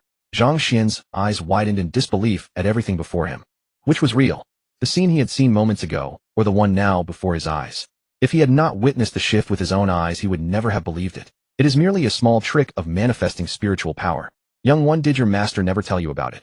The man asked, amused by Zhang Xuan's astonished expression. Zhang Xuan's heart pounded. Hearing the question, he answered instinctively. I have no master. I have learned everything on my own. Self-taught. How is that possible? The man was frozen in place, staring at Zhang Xuan in a daze. If the heavenly thunder-breathing art were truly so easy to learn, the Shunlei sect would never have come to ruin. Seeing the expression on that person's face, Zhang Xuan discerned his thoughts immediately, yet he offered no explanation that all of this stemmed from the system within him. With the system at hand, what could be impossible? Little one, what stage has your spiritual power reached? The man regarded Zhang Xuan with a dubious, curious look. Senior, I do not know. Zhang Xuan answered truthfully. He had only recently grasped the realm divisions for martial artists, yet those divisions did not seem to define any stages for spiritual power. You don't know? The man knitted his brows and looked at Zhang Xuan. Attack me with your strongest spiritual power. Hearing this, Zhang Xuan was again bewildered. Spiritual attack. He had no idea how. Attack me. Seeing Zhang Xuan standing there blankly, the man frowned. Zhang Xuan could only answer dejectedly, Senior, this boy. I cannot. You can't. The man stared at Zhang Xuan in astonishment. How could that be? This little one had already reached the Grandmaster realm, yet he did not even know how to use spiritual power. Seeing the man's stunned gaze, Zhang Xuan gave him a rundown of the current state of Daxia. The man listened, his expression shifting rapidly. So there truly is no threat from extraterrestrial life now. How can that be? His face turning grave, he suddenly asked. You say the Federation unearthed a heritage of an ancient civilization, and that their technology is far ahead of yours. Zhang Xuan nodded. Is this technology of yours something like high-energy weapons? The man, seemingly unfamiliar with the term technology, asked hesitantly. Zhang Xuan took out a mobile phone from his storage space and showed him the technological weapons on it. The man glanced at it, and a gleam of brilliance instantly flashed across his eyes. This is not technology. This is an extraterrestrial civilization. It's not that the Federation obtained a treasure trove of civilization. Every single civilization on Earth has always revered martial force. None has ever developed technology. His eyes grew brighter and brighter, as if he had suddenly figured something out. Back then my Shunlei sect was not without achievements. The extraterrestrial life forms and my Shunlei sect wounded each other severely. Their main fighting force was defeated by us. The Federation is surely the force left behind by those extraterrestrials. It must be so. At that moment, a burst of indistinct noise came from the phone. The man stared blankly at the images flashing on the screen. Zhang Xuan was instantly mortified.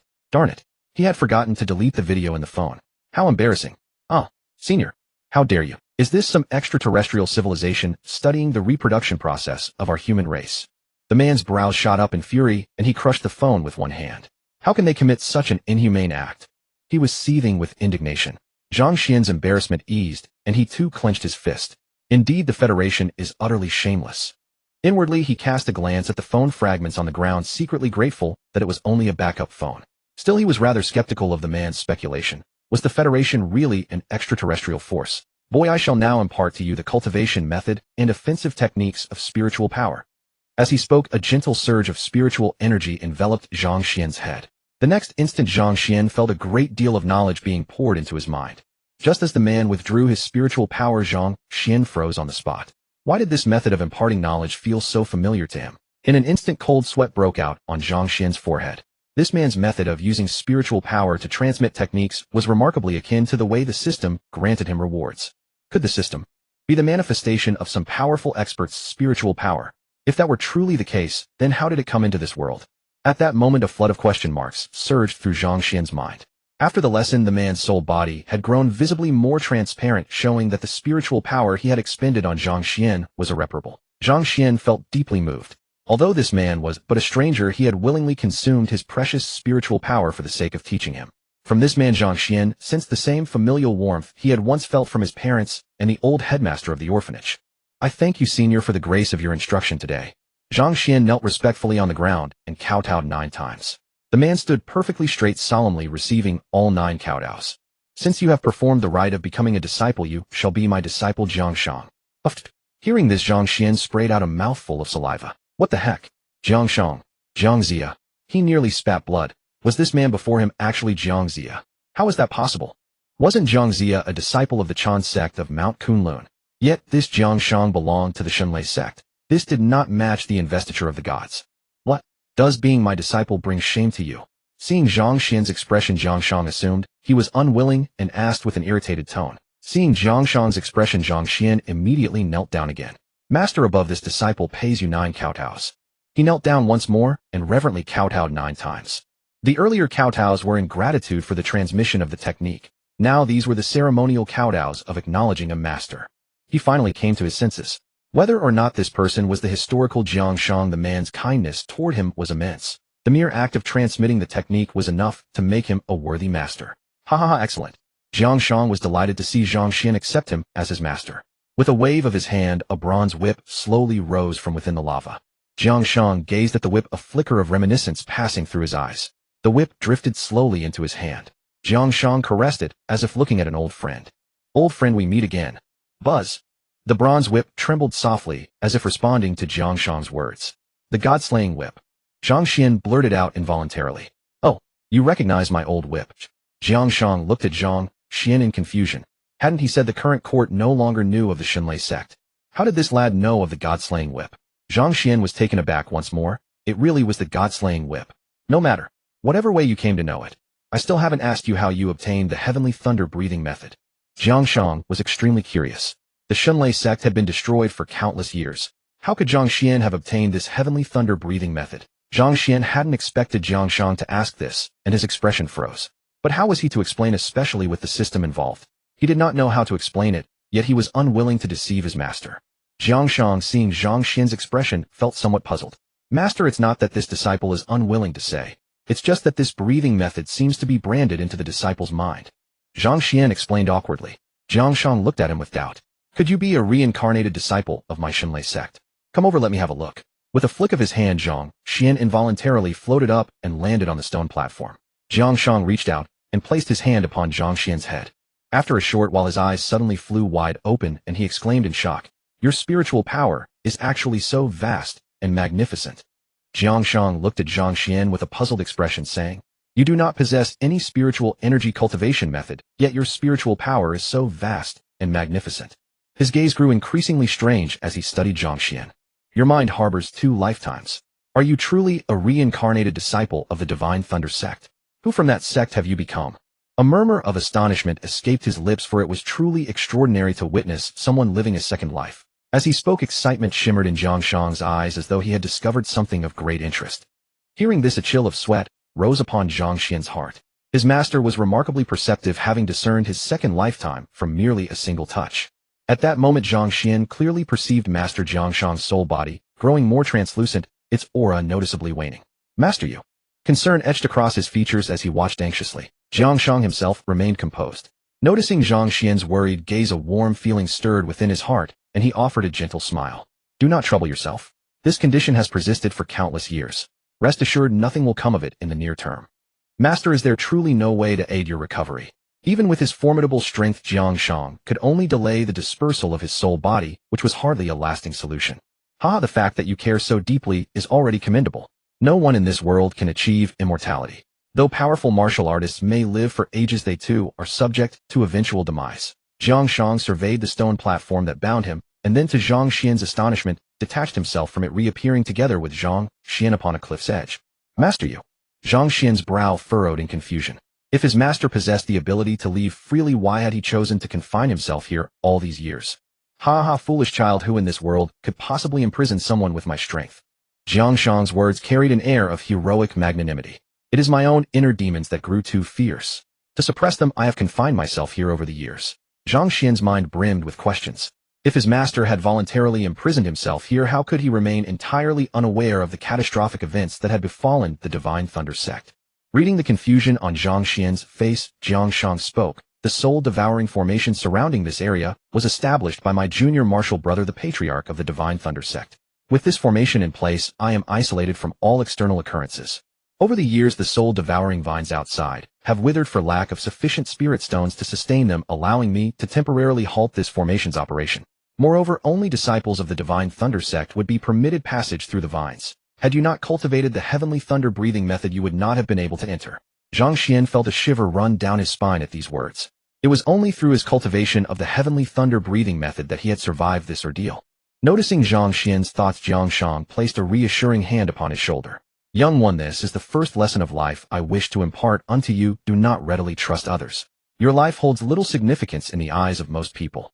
Yes, disciple shall heed your teaching." Zhang Xuan fell silent, contemplating the most basic trust between individuals. "Master, are those people who entered together with me?" Zhang Xuan's spiritual power extended outward in an instant, detecting the presence of Xiang Donglai and the others. Zhang Xuan's heart raced with tension. Should his master grow wrathful upon learning of intruders within the Divine Thunder sect's ruins, those individuals would be in grave peril. Zhang Xuan harbored no particular concern for the members of those noble families should they meet their end, feeling a faint sense of relief.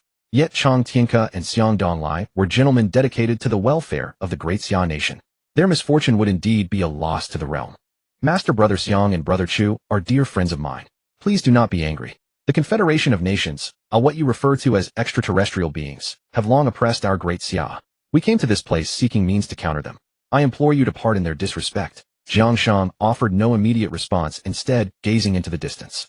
Zhang Xuan followed his master's line of sight, but saw nothing. Unsettled by the silence, his anxiety grew. "Those 2 individuals are indeed promising cultivators, their abilities far exceeding your own." Turning to Zhang Xuan continued, "Rest assured, the Divine Thunder sect has already fallen. If the sect's legacy can aid humanity in confronting extraterrestrial threats, I shall not withhold such knowledge. However, the treasures of my Divine Thunder sect are not easily obtained. Their acquisition depends entirely upon each individual's fortune and destiny."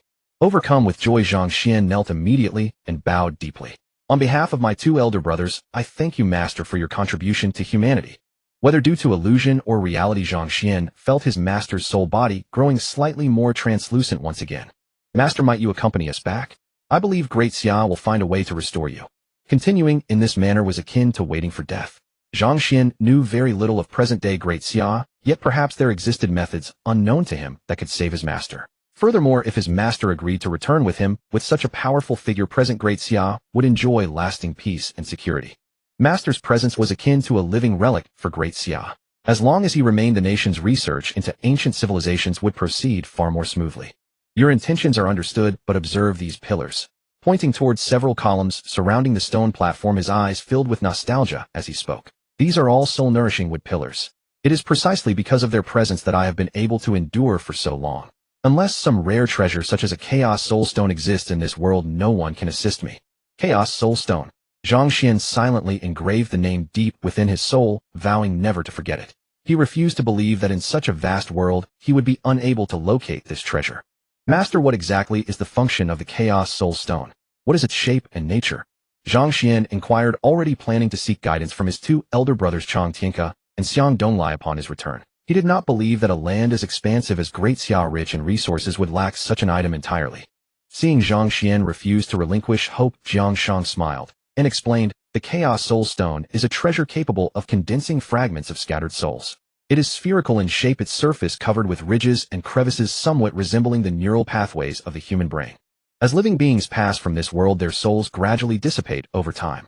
With the Chaos Soul Stone, one can halt this dissolution and even regenerate those scattered soul fragments. Even during my era, this was an extraordinarily rare treasure.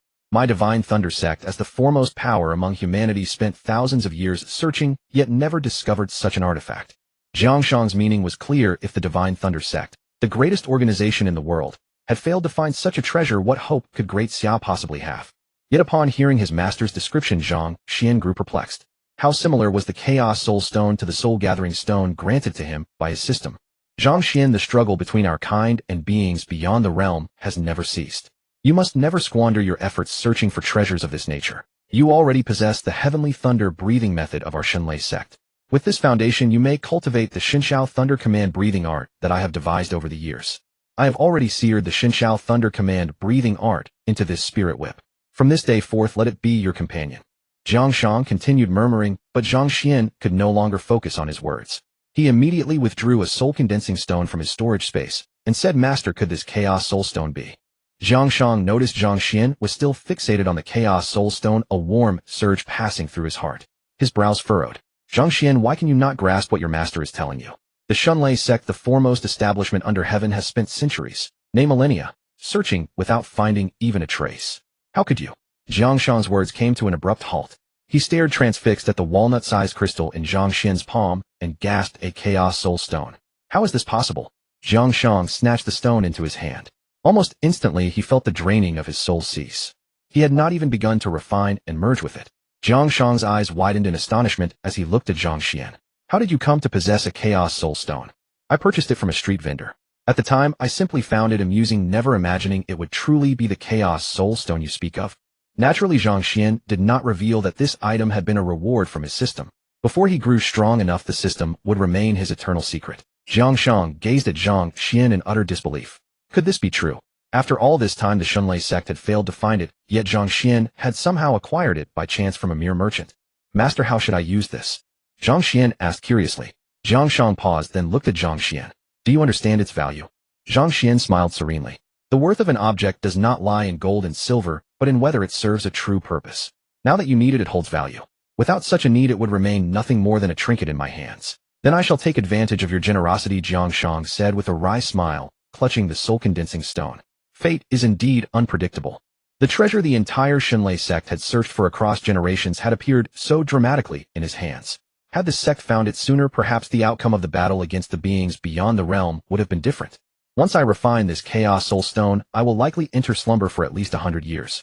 If my soul fragments prove difficult to gather, it may take even longer. Until then, let me impart the knowledge I have gathered over the years to you. Zhang Shang sat cross-legged and looked at Zhang Xuan. Tell me, what do you believe is the essence of cultivation arts? Zhang Xuan also sat down and pondered before answering. To enhance one's own power and release it in its entirety. A smile spread across Zhang Shang's face. Excellent. I did not expect you to see through it so clearly. When I posed that very question, fewer than 1,000 out of 500,000 disciples of the Shunlei sect could answer it correctly. Zhang Xuan did not grow arrogant. This answer had come from his reading of countless novels in his past life. Correct. Breathing techniques and methods of spiritual condensation serve to strengthen our power, while martial skills help us channel that power outward. The higher the grade of a cultivation art, the more finely it refines your strength, and the greater the portion you can unleash. Within the Shunlei sect, cultivation arts are divided into 4 ranks: yellow, mystic, earth, and heaven. Yellow grade arts allow martial practitioners to release only 2 or 3/10 of their power. Mystic grade allows 5 to 6/10. Earth grade exceeds 7/10. And heaven grade arts enable a cultivator to unleash their power in perfect harmony. Breathing methods follow the same principle, graded by the speed of advancement they provide. Our Shunlei sect's Heavenly Thunder breathing method accelerates growth by 90%. The improved Shinshao Thunder Command True Art I created can accelerate progress by 96 to 99%, even reaching a full 100%. Master, what rank is the Shinshao Thunder Command Art? Zhang Xuan asked curiously. But soon after speaking, he regretted the question. His master had just mentioned that the Shinshao Thunder Command breathing art was his own creation, and the Thunder Art seemed closely related by name. Zhang Xuan's eyes flashed with brilliance as he stared at Zhang Xuan. How do you know of the Shinshao Thunder Command Art? Zhang Xuan did not answer immediately. Instead, he gestured lightly, and a bolt of thunder manifested from nowhere, striking straight into the lava pool. Zhang Xuan's mouth fell open in sheer disbelief as he looked at Zhang Xuan. Master, the Shinshao Thunder Command Art, like my Heavenly Thunder breathing method, is seared deep within my soul, as if I were born knowing it. Zhang Xuan was utterly bewildered. If Zhang Xuan knew the Heavenly Thunder breathing method, that could perhaps be explained. If he had been a disciple of the Shunlei sect in his past life, mastering that breathing art upon reincarnation would be plausible. But the Shinshao Thunder Command Art was different. It was his own creation. How could Zhang Xuan possibly know it? The Shinshao Thunder Command Art is a miraculous ability I devised based on the Shinshao Thunder Command True Art. It is difficult to classify as a conventional cultivation art, for it draws upon the power of heaven and earth rather than conflicting with your own strength. It accumulates upon it. Yet Zhang Xuan did not doubt Zhang Xuan's words. If Zhang Xuan intended to deceive him, he could have simply kept the soul condensing stone hidden and let Zhang Xuan perish. That matter would have remained an unsolved mystery. The fact that Zhang Xuan spoke so openly indicated genuine ignorance. And so Zhang Xuan imparted the knowledge of martial cultivation to Zhang Xuan piece by piece. Only then did Zhang Xuan truly step into the world of martial cultivation, no longer completely ignorant of its ways. When Zhang Xuan emerged from the altar, he stored the spirit whip away in his storage space to avoid unnecessary trouble. As for his master, his soul and body had already entered the soul-condensing stone to recuperate and restore themselves. Zhang Xuan did not place the soul-condensing stone inside his storage space. He suspected that the storage space was a separate dimension, not of this world, which might prevent the stone from gathering his master's soul fragments. Standing on the clear ground of the altar, Zhang Xuan could feel the soul-devouring vines craving his flesh and soul. Yet he could also sense their fear of the altar itself. His master had taught him how to leave, so Zhang Xuan was not afraid. As he prepared to depart, he suddenly sensed another emotion radiating from the soul-devouring vines: fear. The next moment, a sight that stunned Zhang Xuan unfolded. The soul-devouring vines spontaneously parted, clearing a path. A peculiar-looking small cat strolled leisurely forward, and wherever it passed, the vines parted even more widely. The little cat moved with remarkable nonchalance, even lolling its tongue out as it walked like a simple creature. In the next instant, it spotted Zhang Xuan standing by the edge of the altar, and its eyes instantly lit up. The creature opened its mouth and made a strange sound. Meow. Womp. Spotting Zhang Xuan, it trotted over with its tongue lolling out. Though the little creature harbored no ill intent, Zhang Xuan remained wary. Who knew whether it might suddenly transform into a fearsome beast and swallow him whole? Zhang Xuan regulated his breathing, his entire body enveloped in golden radiance, as arcs of lightning played across his surface. The little creature's eyes grew even brighter upon seeing the lightning surrounding Zhang Xuan. It approached and stopped before him, gazing at him with pure curiosity shining in its large luminous eyes.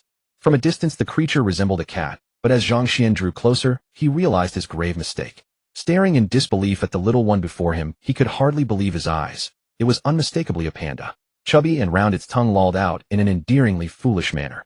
The man and the panda stood motionless, locked in a stunned gaze. Zhang Xuan tentatively reached out to stroke the creature's head, utterly captivated by its adorable appearance. Yet at that very moment, a sudden wave of intense foreboding washed over him. Without hesitation, Zhang Xuan threw a punch. Roar! The little panda responded instantly, swiping at him with such force that the air itself seemed to crackle. Despite its small size, the creature possessed tremendous strength and speed. The distance between them was minimal, and Zhang Xuan could clearly see the void before him shattering like glass. This little one's cultivation was firmly at the Zifu realm. After his master's teachings, Zhang Xuan understood that martial artist realms were far more complex than the simplistic three-tier system of the current Xia Empire. The martial path unfolds across multiple stages: body refining qi, nourishment qi, si, innate zifu, and divine harmony. The contemporary Xia system only recognizes master and grandmaster ranks, which correspond to the qi, si, and innate realms respectively. The beast's roar sent chills down his spine, a sound so ferocious and terrifying that it seemed impossible to reconcile with its endearingly clumsy appearance. The creature moved like an ancient beast from bygone eras, its devastating roar causing the surrounding soul-devouring vines to tremble and wither before his eyes. In the past, Zhang Xuan would have had no chance against this creature. Without hesitation, he summoned his divine punishment whip from his storage space and swung it fiercely toward the panda's paw. But the next moment, something utterly frustrating unfolded before his eyes. Upon spotting the whip, the little panda abruptly halted its attack, its paw frozen midair. It glanced at Zhang Xuan with confusion, then fixed its gaze on the divine punishment whip in his hands, its eyes filled with unmistakable warmth and recognition. As Zhang Xuan struggled to comprehend what was happening, the whip suddenly broke free from his grasp and struck him directly on the head. A violent ringing exploded through Zhang Xuan's mind, like massive waves crashing against a calm horizon. Overwhelming pain forced him to collapse onto the ground. The little panda appeared genuinely surprised by the turn of events. It glanced curiously at the whip, then looked back at Zhang Xuan with a mischievous expression, its gem-like eyes unmistakably gleaming with amusement. After what felt like an eternity, Zhang Xuan finally regained some composure. The divine punishment whip hovered persistently above his head, poised to strike again the moment he recovered. Zhang Xuan's heart sank as he hastily retrieved the whip into his storage space. Meow. The little panda watched where the whip had vanished, then turned to Zhang Xuan with an expression of pure bewilderment shining in those large gem-like eyes. It couldn't fathom how the whip could disappear so suddenly when it had been right there moments before. Yet it could clearly sense the whip's presence emanating from Zhang Xuan himself. Meow Wong. The creature approached Zhang Xuan with its peculiar call, endearing enough to draw a smile. But Zhang Xuan understood what it was asking. Where had the divine punishment whip gone? I put it away, Zhang Xuan replied with an exasperated tone. It seemed the whip and the little panda already knew each other. The creature hadn't been coming toward Zhang Xuan at all. It had sensed the whip's energy on him and followed that trail instead. The panda regarded him with those large blinking eyes full of confusion at Zhang Xuan's words. Now that he understood the creature meant him no harm, Zhang Xuan's lingering wariness began to ease. What frustrated him most was that the whip was actively resisting his attempts to control it. No wonder his master had constantly warned him to nurture the whip's temperament and treat it not merely as a weapon but as family. But since the whip refused his attempts at refinement, he couldn't absorb it into his body, and carrying it on his person at all times was hardly a practical solution. So Zhang Xuan had stored it away, never expecting that such a simple act would offend the whip. Before completing the refinement process, he dared not reveal it to others. Such a display would surely attract unwanted attention, particularly from the noble clans who coveted powerful artifacts. Meow Wong. The creature called out again in its peculiar manner, as if pressing Zhang Xuan to release the whip. The bond between them seemed remarkably close. Zhang Xuan suppressed the urge to reach down and pet the charming creature, responding that he would release the whip once it calmed down and allowed him to complete the refinement. He turned his attention elsewhere and began forming hand seals, preparing to depart the soul-devouring vine forest. The little one instantly read his intentions with a puzzled gaze, then strolled forward with leisurely confidence. As they moved, the surrounding soul-devouring vines parted like frightened mice before a cat clearing a path. Zhang Xuan could only stare in silence. This world held endless wonders, truly everything having its match. The creature glanced back at him, its large gem-like eyes shining with obvious teasing amusement. Speechless, Zhang Xuan found himself being mocked by a panda. Yet with the creature leading the way, he decided to follow rather than struggle through the forest alone. Along the path, the little one casually plucked the fruits and swallowed them without hesitation. Zhang Xuan warned that the berries were poisonous and would transform anyone who ate them into monsters. The panda regarded him with confusion but continued eating unabated. As it consumed more and more fruit, Zhang Xuan could distinctly sense its aura intensifying with each bite. Once they reached the forest's edge, the creature gestured for Zhang Xuan to gather the remaining fruits. Instead, Zhang Xuan extended his vast spiritual sense, immediately locating Dongshan Lai and the others. As Zhang Xuan lifted his leg to depart, a shadow leapt onto his ankle, anchoring him in place. Meow Wong. The little panda pointed at the fruit with its paw, signaling that these were its provisions. You want these fruits? Zhang Xuan asked in confusion. The panda nodded eagerly and climbed up Zhang Xuan's clothing to perch on his head. Eventually, Zhang Xuan compromised. When he left, there were hardly any fruits remaining on the soul-devouring vine. Zhang Xuan felt somewhat embarrassed, sensing a touch of grievance from those once dreaded vines. However, Panda disregarded all this, persistently urging Zhang Xuan to collect them, refusing to let him leave otherwise. Zhang Xuan sensed that those soul-devouring vines might have shed tears as he departed. Having caught up with the main group, Hu Ziyu felt secretly pleased within. Facing so many creatures' survival would be unusual. Hu Ziyu proceeded cautiously, careful not to reveal his thoughts to the two elders. To his surprise, the two elders noticed Zhang Xian's absence, but showed no sign of worry. Hu Ziyu snorted coldly, thinking that Zhang Xian's position in their hearts was not as significant as he had assumed. What he did not know was that at that moment Dongshan Lai and Chu Tianke exchanged a glance. They understood that Zhang Xian had likely encountered his own opportunity. They had also heard that calling voice earlier, but could not locate its source. The voice had come intermittently, and now it had completely faded away. Only two possibilities existed for what had occurred: either someone had already obtained the opportunity, or they were meant to have no connection with it. Since Zhang Xian had not followed them, the probability that he had found the opportunity was quite high. Both elders cast a glance at Hu Ziyu engaged with the creatures. Although the earlier scene had been chaotic, they could still see what he had done. They acknowledged Hu Ziyu's talent, but regarding his character. For the nation and the relevant departments, a martial artist's moral integrity was the most important quality, with talent ranking secondary. Hu Ziyu remained unaware that the two elders had already dismissed him in their thoughts, still dreaming that after Zhang Xian was defeated, he would take his place and become a close companion to the two elders. So he tried hard to demonstrate himself, fighting fiercely against the creatures. These creatures had long lost their original appearances, but judging by the cloth strips hanging from them, they were likely the missing personnel from the relevant department. Among these people, some had been ordinary folks before death, knowing nothing of martial arts. Yet now transformed into creatures, their bodies had become extraordinarily powerful, their strength rivaling tigers and leopards, capable of tearing them apart with ease. Their speed was like lightning, faster even than these martial artists. Even more alarming was that these creatures felt no pain at all and possessed an extremely rapid recovery ability. The two leading creatures could handle themselves well even against the two elders. The sounds of combat here eventually drew attention from others. However, the so-called sniper rifles capable of killing masters and seriously injuring sect leaders proved completely ineffective against these creatures. The battle with these creatures had reached a stalemate for 3 days. Then rather suddenly the creatures fled, their eyes filled with alarm. Everyone breathed a sigh of relief and slumped onto the ground in exhaustion. They are finally gone. This is wonderful. If we continued fighting any longer, I would have been completely drained of strength. Brother Little Thunder King is truly impressive. These 3 days we have been constantly hiding, hardly contributing at all. We survived only because of the two elders. Meanwhile, brother who fought the creatures with such ease. No wonder he is regarded as one of the outstanding figures of our generation, and the Hu family's hope that he becomes their greatest expectation is well-founded. Hu Ziyu's combat earlier had been observed by everyone. Now that safety had arrived, someone sighed in quiet admiration. Upon hearing this, the crowd nodded in agreement. A faint pride appeared on Hu Ziyu's face as he secretly glanced toward Dongshan Lai, hoping his earlier performance had been noticed and would earn an approving look from him. But he was destined to be disappointed. The two elders did not glance in his direction even once. Hu Ziyu clenched his fists, bewildered within. Why? Why could Zhang Xian receive the favor of the two elders while he could not? He was the peerless genius of the Hu family, an outstanding figure among the young generation of the relevant department, the Little Thunder King, someone who aspired to inherit Dongshan Lai's legacy. Even if Chu Tianke showed no interest in him, Dongshan Lai should have appreciated him. He had always considered himself as the future successor of the third elder Dongshan Lai, and the most suitable disciple. Yet over these years, whenever the Hu family had mentioned taking on a disciple to Dongshan Lai, the latter had casually brushed them off with some excuse. He had always believed that he was simply not excellent enough, which was why Dongshan Lai never took notice of him. But today Zhang Xian's appearance shattered this belief. Zhang Xian was absolutely not as outstanding as he, yet Dongshan Lai and Zhang Xian got along very well. Hu Ziyu could not understand it. Compared with Zhang Xian, where exactly did he fall short?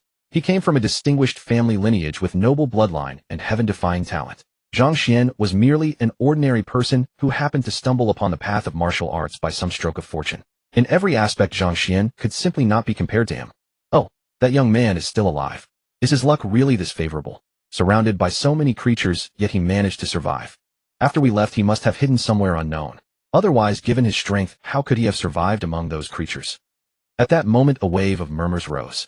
Unconsciously, Hu Ziyu followed everyone's gaze. When he saw the returning Zhang Xian, his heart gave a sudden thud. How could this be? He knew all too well how powerful the mutated Shi Jianxing had become. In his mind, Zhang Xian was surely doomed. Even if you are not dead, so what? If Senior Xiang cannot open this civilization relic, then this heritage will surely be mine. Hu Ziyu looked at Zhang Xian with gritted teeth. Regarding thunder attribute aptitude among everyone present aside from Dongshan Lai, who could rival him? At this moment he desired more than anyone else to open this civilization relic as quickly as possible. For him this was an opportunity, a chance to display himself before Dongshan Lai. He believed that as long as he revealed his talent, Dongshan would surely regard him differently. Hu Ziyu deeply buried his resentment toward Zhang Xuan. Wow, brother Zhang, you are truly remarkable.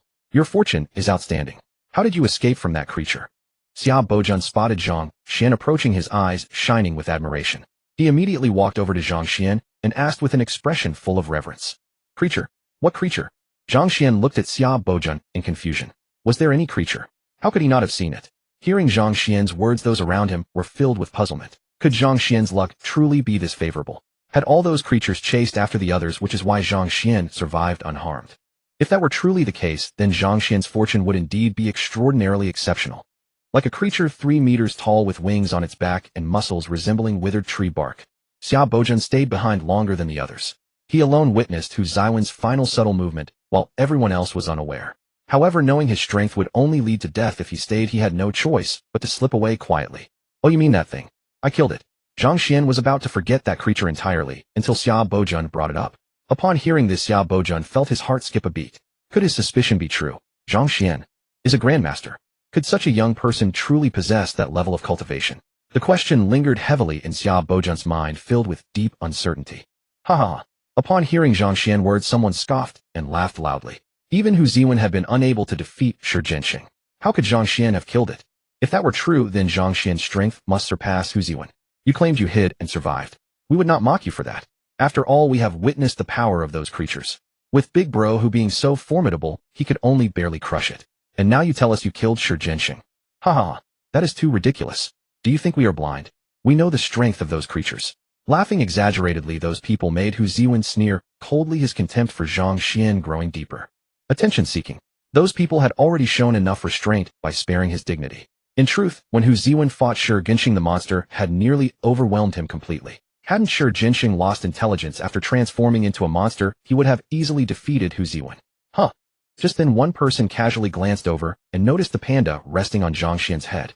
The little creature curled up, its legs draped over Zhang Xuan's neck. Without careful observation, one might have mistaken it for a hooded hat. Unexpectedly, it was actually a panda. The little one was full of spirit, curiously observing everyone around with eyes like gemstones blinking gently. Its charming and endearing appearance made people unable to resist their fondness. When Zhang Xuan had entered with them earlier, there had been no panda on him. This panda must certainly have been obtained within this civilization ruin. Could it be? That person's eyes lit up. Could this panda be connected to the inheritance of this place? It must be. With this thought, he strode forward toward Zhang Xuan. Where did you get that panda? Show it to me.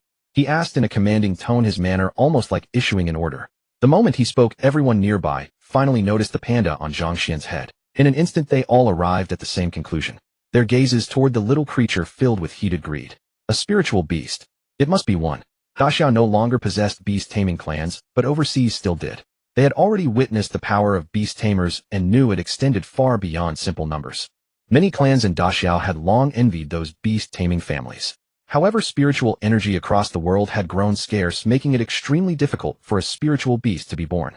Finding one had become nearly impossible, and over the years they had simply given up the pursuit. To think a spiritual beast had been born within this civilization ruin. Greed immediately sparked in several people's hearts. Zhang Xuan's panda was very small, and still in its juvenile stage, its strength undoubtedly low. Taming it should not be too difficult. Once they obtained it, their strength would surely increase, and their status within their clans would immediately change. What do you want? Zhang Xuan took a step back and asked, looking at the man. This little one is quite adorable. I like it very much. Tell you what, gift it to me as a meeting present, and in the future I will ensure your safety in Daxia. Besides, raising this little one will undoubtedly require many resources. In your hands it would be wasted. Give it to me, and this benefits all three parties perfectly. A perfect arrangement. The man spoke rather impolitely, almost arrogantly. In his eyes there was no hint of restraint whatsoever. Even in the presence of the two elders he behaved entirely self-important, and his words pierced Zhang Xuan's ears unpleasantly. Zhang Xuan regarded him as one might look at a foolish person. Though this little one appeared cute, it was truly a grandmaster-level creature. In any clan, it would be a pillar of stability. This man was foolish himself and assumed others shared his foolishness. Xia Bojan also noticed immediately. Reaching out curiously, he began to tease the little one. The panda glanced at him, its eyes suddenly brightening. It let out a call toward Zhang Xuan. Strangely, everyone understood its meaning. It had taken a liking to Xia Bojan meat and was asking Zhang Xuan whether it could eat him. Xia Bojan. His face darkened with visible lines of exasperation. He stared at the little one in astonishment, unable to believe such an adorable creature could be so fierce. No, he is a friend. Friends cannot be eaten. but those who harbor ill intentions toward you may be consumed. Zhang Xuan also felt a moment of fluster. Wait, do pandas not eat bamboo? How could it want to eat meat? He had originally intended to bring this little one back to stay beside Xiao Meng, protecting her. If this little one lost control and went on a rampage, how could Xiao Meng possibly stand against it? She would not survive long. Hearing Zhang Xuan words, Xiao Bojun felt somewhat comforted, yet his gaze toward the little one still carried lingering fear. Others might not have sensed it, but in that instant Xiao Bojun truly felt a dense killing intent envelop him. If not for Zhang Xuan intervening, he would have been completely swallowed by that violent aura. Though he did not wish to believe it, this little one was far stronger than him. He even suspected that this little creature might also be a grandmaster.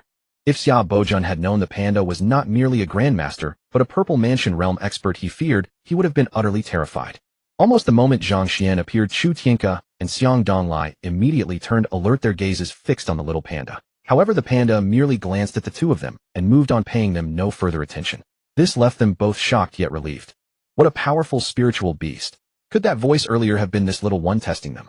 The legend of spiritual beasts choosing their masters was truly real. It seemed this panda considered Zhang Xuan more suitable as its host than either of them. Feeling a touch of loss, they soon smiled lightly and approached Zhang Xuan. Brother Zhang, this little friend, Xiang Donglai began to say, but the moment he looked at the panda, it stared fiercely back at him.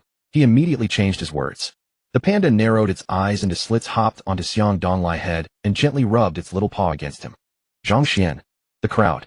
Meow woof. The panda rubbed its head against Xiang Donglai, eyes gleaming with sharp light. It had actually said that Xiang Donglai's brain tasted delicious. Before the crowd could recover from the shock of seeing it touch Xiang Donglai's head, the little one's words left everyone frozen in place. The strange sounds were childish and silly, yet the meaning they conveyed left Xiang Donglai torn between laughter and exasperation. Upon seeing Xiang Donglai and Chu Tianke approach, the man persisted and turned to Zhang Xuan, saying, Brother Zhang, have you given any thought to what I mentioned earlier? Don't you already have your own ventures in the mortal world? If you hand over this panda to me, I can have my family protect your business interests. Moreover, I will offer you 500 billion as a token of gratitude. 500 billion, enough to buy countless pandas. Accept quickly. If not for my fondness for this little one, I would never have offered such a generous sum. Brother Zhang, I'll give 600 billion. I'll give 800 billion. 1,000 billion. Though aware their chances were slim, their craving for spiritual beasts drove them forward. What if Zhang Xuan, despite his madness, were willing to sell? They could only hope Zhang Xuan came from an ordinary family with limited discernment. Even Hu Ziwen, who harbored the deepest grudges against Zhang Xuan, found himself wanting to ask whether the spiritual beast was for sale.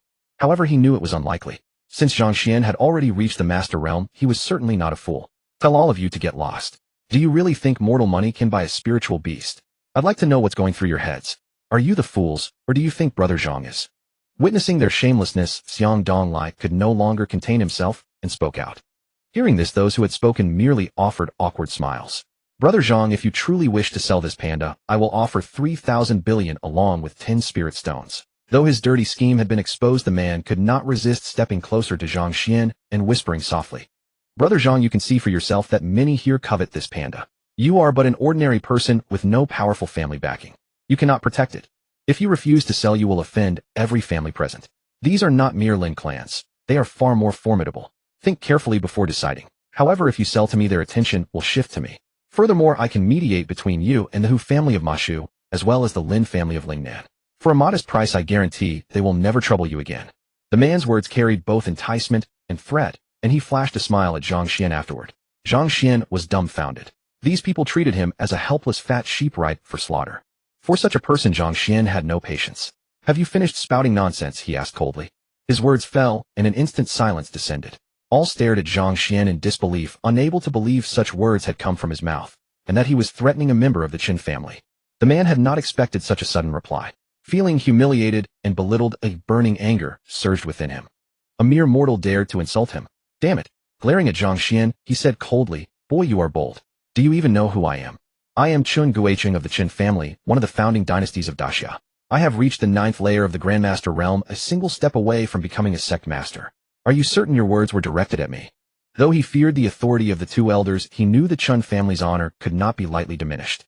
Zhang Xuan found this typical villain behavior utterly absurd. In every story, the antagonists never strike directly. Instead, they love to monologue, dragging out their family or faction's name. They seek to intimidate others into submission through their background, as if that alone brings them the greatest satisfaction. Why waste time? Zhang Xuan delivered a sharp slap. Zhang Xuan was sent flying backward, crashing into a nearby boulder and spewing blood. See, how simple. This is the most efficient and correct way to handle things. Only fools rely on empty threats. Zhang Xuan glanced at Chu Tianke and Xiang Donglai, signaling that he had restrained himself sufficiently. The man had been repeatedly provoking him court disaster deliberately. The fact that Zhang Xuan had not killed him was already showing enough respect to the two elders. This sudden twist left everyone dumbfounded. Even Xiang Donglai and Chu Tianke had not expected Zhang Xuan to strike so abruptly. Enough. The time has come, and everyone is gathered. Let us begin the inheritance. The most important matter today is to open the inheritance. I suggest you all put away any filthy schemes, or I will personally throw you out. Throw them out. Just kill them. Xiang Donglai was far more direct. You do not have the qualification to plot in front of me. This is my final warning. Remember the last time. If you make any further moves, no matter which family stands behind you, I guarantee this will be your final day alive. Hearing this, everyone's expressions shifted drastically. Compared to Chu Tianke, they feared Xiang Donglai even more, for he was not one to reason with. Even their own families would dare not speak harshly to him. Moreover, unlike Chu Tianke, the Xiang family behind Xiang Donglai was also one of the founding dynasties. Many now looked at Zhang Xuan with icy hostility, though nobody dared speak another threatening word. The panda nestled on Zhang Xuan's head, curiously observing everything. Its gem-like eyes darted about, sensing how greedy the gazes of those around it truly were. Seeing everyone had become obedient, the two elders led the crowd to the base of a mountain. Upon seeing the sight before them, everyone's attention instantly shifted. This was unmistakably no ordinary mountain. A jade staircase spiraled straight toward the summit, whose contents were concealed behind an energy barrier. Perhaps the energy of this ancient relic was no longer as abundant as in ancient times, for the barrier flickered with a slight tremor. In that moment, everyone glimpsed a boundless, magnificent architectural complex at the peak. Ornate carved beams and painted rafters appeared and disappeared, adding an aura of mystery and grandeur. At the center stood a pillar piercing the clouds, with the faint rumble of thundering dragons echoing from within. Though far away, everyone was deeply shaken. Could this be the heavenly palace of ancient times? The moment passed, and the energy barriers surged again. That vision vanished. If everyone had not witnessed it, the crowd would certainly have doubted what they had just seen with their own eyes. This was undoubtedly a relic of an ancient civilization, and it appeared to be remarkably well preserved. The group's spirits immediately lifted. This was their destined opportunity. Just now, those structures seemed to be built from spirit stones, someone exclaimed in awe. Though some had speculated that during ancient times spiritual energy might have been abundant in this world, much like humanity had passed through several ice age periods, and the current era was one where spiritual energy was scarce. But it had always remained mere speculation, with no one ever finding concrete evidence to confirm this. Now they had found that proof. Even now, for even their most prestigious family's spirit stones remained extremely precious treasures. Yet just moments ago they had actually seen spirit stone bricks. Bricks meticulously crafted from polished spirit stones. How many spirit stones would such a single brick equal?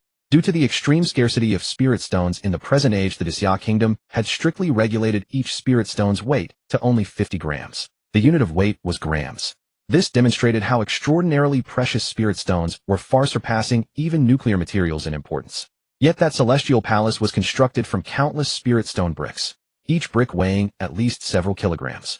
If they could retrieve these spirit stone bricks, how could Xia not be revitalized once more? Zhang Xuan and the others were utterly astonished.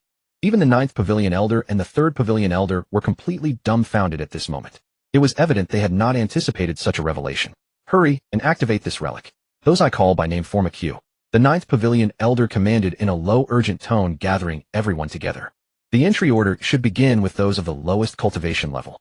This was a principle learned from the exploration of numerous relics across all nations worldwide. Some relics, having existed for exceedingly long periods, were on the verge of self-destruction and could not withstand the entry of too powerful cultivators. If someone were to forcibly enter, the relic would collapse and explode. In such a scenario, they would gain nothing and would even risk their lives. Of course, even this approach remained quite dangerous, as no one knew whether dangers still lurked within the relic. Those with lower cultivation levels possessed weaker defenses, and their survival rates would naturally be lower. Xia Bojun and Hu Ziwen stood nearby with composed expressions, simply observing quietly. With their strength, they naturally took positions at the rear of the queue. At this moment, their relative power rankings became apparent. With both pavilion elders present, there would be no disputes regarding the hierarchy. Li Zhenwan, the person whose name was called first by the 9th Pavilion Elder, displayed a complicated expression. However, thinking about being the first to enter and potentially gaining the greatest rewards, his mood quickly shifted to excitement. The others, upon seeing this, felt no envy. This was a matter where risk and reward were proportionate. After the 9th Pavilion Elder called several more names, only a few remained. Chen Guicheng, The ninth pavilion elder called out. Chun Guoqing, who had been previously dismissed by Zhang Xuan, shot him a resentful glare before reluctantly making his way toward the queue. As he walked, he turned back to glare sharply at Zhang Xuan. What are you waiting for? Form the queue. Zhang Xuan paid him no attention, instead continuing to interact with the panda companion beside him. The crowd watched with curiosity, equally eager to discover Zhang Xuan's true cultivation level. In the end, only 5 remained: Xia Bozhen, Hu Ziwen, Zhang Xuan, the 9th pavilion elder, and the 3rd pavilion elder. When the others noticed Zhang Xuan had not yet joined the queue, and the 2 pavilion elders remained silent on the matter, their hearts sank. This indicated the pavilion elders considered Zhang Xuan's strength to be comparable to Xia Bozhen's at minimum. Though they sometimes mocked Xia Bozhen as the foolish Xia, they still held substantial respect for his cultivation abilities. Xia Bozhen's strength ranked just below Hu Ziwen's, and he was not far from breaking through to the Grandmaster realm. They had not expected Zhang Xuan's abilities to be so remarkable, comparable to Xia Bozhen's. The question remained whether Zhang Xuan slightly exceeded or slightly fell short of Xia Bozhen's level. Xia Bozhen. When the crowd heard the 9th pavilion elder call Xia Bozhen's name, their gaze shifted toward Zhang Xuan with even greater solemnity. An ordinary person whose cultivation strength surpassed even those from prestigious families. Zhang Xuan's talent was truly extraordinary. This time, even Hu Ziwen's gaze froze as he looked toward Zhang Xuan. Impressive. I never expected Zhang Xuan's strength to rank just below Hu Ziwen's. Combined with Zhang Xuan's spiritual beast companion, his future achievements may actually surpass Hu Ziwen's. That is quite possible. Perhaps among us someone will find an opportunity here and achieve tremendous advancement. Someone suddenly remarked. Hearing this, everyone's anticipation for the legacy grew even stronger. Please let us not indulge in false optimism. Even if we find opportunities, the possibility of surpassing Hu Ziwen remains quite slim. Someone said helplessly. The gap between them and Hu Ziwen was simply too vast. Some differences might be beyond what any relic could help bridge. I do not need to surpass Hu Ziwen. Just exceeding Zhang Xuan would suffice. Chun Guoqing stated coldly, though his heart harbored deep resentment toward Zhang Xuan. His words drew everyone's attention back to Zhang Xuan. Standing beside the 2 pavilion elders, Hu Ziwen furrowed his brow. With only 4 remaining, he could not believe Zhang Xuan was still distracted with that panda companion instead of preparing to enter. Scoffing inwardly, he thought Zhang Xuan lacked proper self-awareness. Just as he was about to speak, Hu Ziwen suddenly froze in place. Had the 9th pavilion elder called the wrong name? The others were equally stunned, especially Chun Guoqing. Surely not. Could Zhang Xuan's strength actually exceed Hu Ziwen's? Had the 9th pavilion elder called the wrong name? The others were equally stunned, especially Chun Guoqing. Surely not. Could Zhang Xuan's strength actually exceed Hu Ziwen's? Did the gap between him and Zhang Xuan truly reach such a magnitude? Gulps. Chun Guoqing's expression changed as he swallowed hard. Hu Ziwen was widely recognized among the various family's experts as an outstanding young generation talent with strong potential to break through to the Grandmaster realm. Could this mean Zhang Xuan also had a significant chance of reaching that milestone? Within the queue, Xia Bozhen looked at Zhang Xuan in shock. He realized his earlier speculation had proven correct. Zhang Xuan was absolutely a Grandmaster. A Grandmaster so remarkably young. The looks the crowd directed toward Zhang Xuan grew increasingly complex. Hu Ziwen regarded the 9th pavilion elder with suspicion, but noticed the elder had ceased calling names and was instead preparing to activate the legacy. Confusion spread among the crowd. What was happening? Why wasn't Zhang Xuan asked to join the queue? Chun Guoqing paused, then suddenly burst into hearty laughter. Perhaps the 2 pavilion elders never intended for him to enter at all, did they? Hearing this, others stiffened.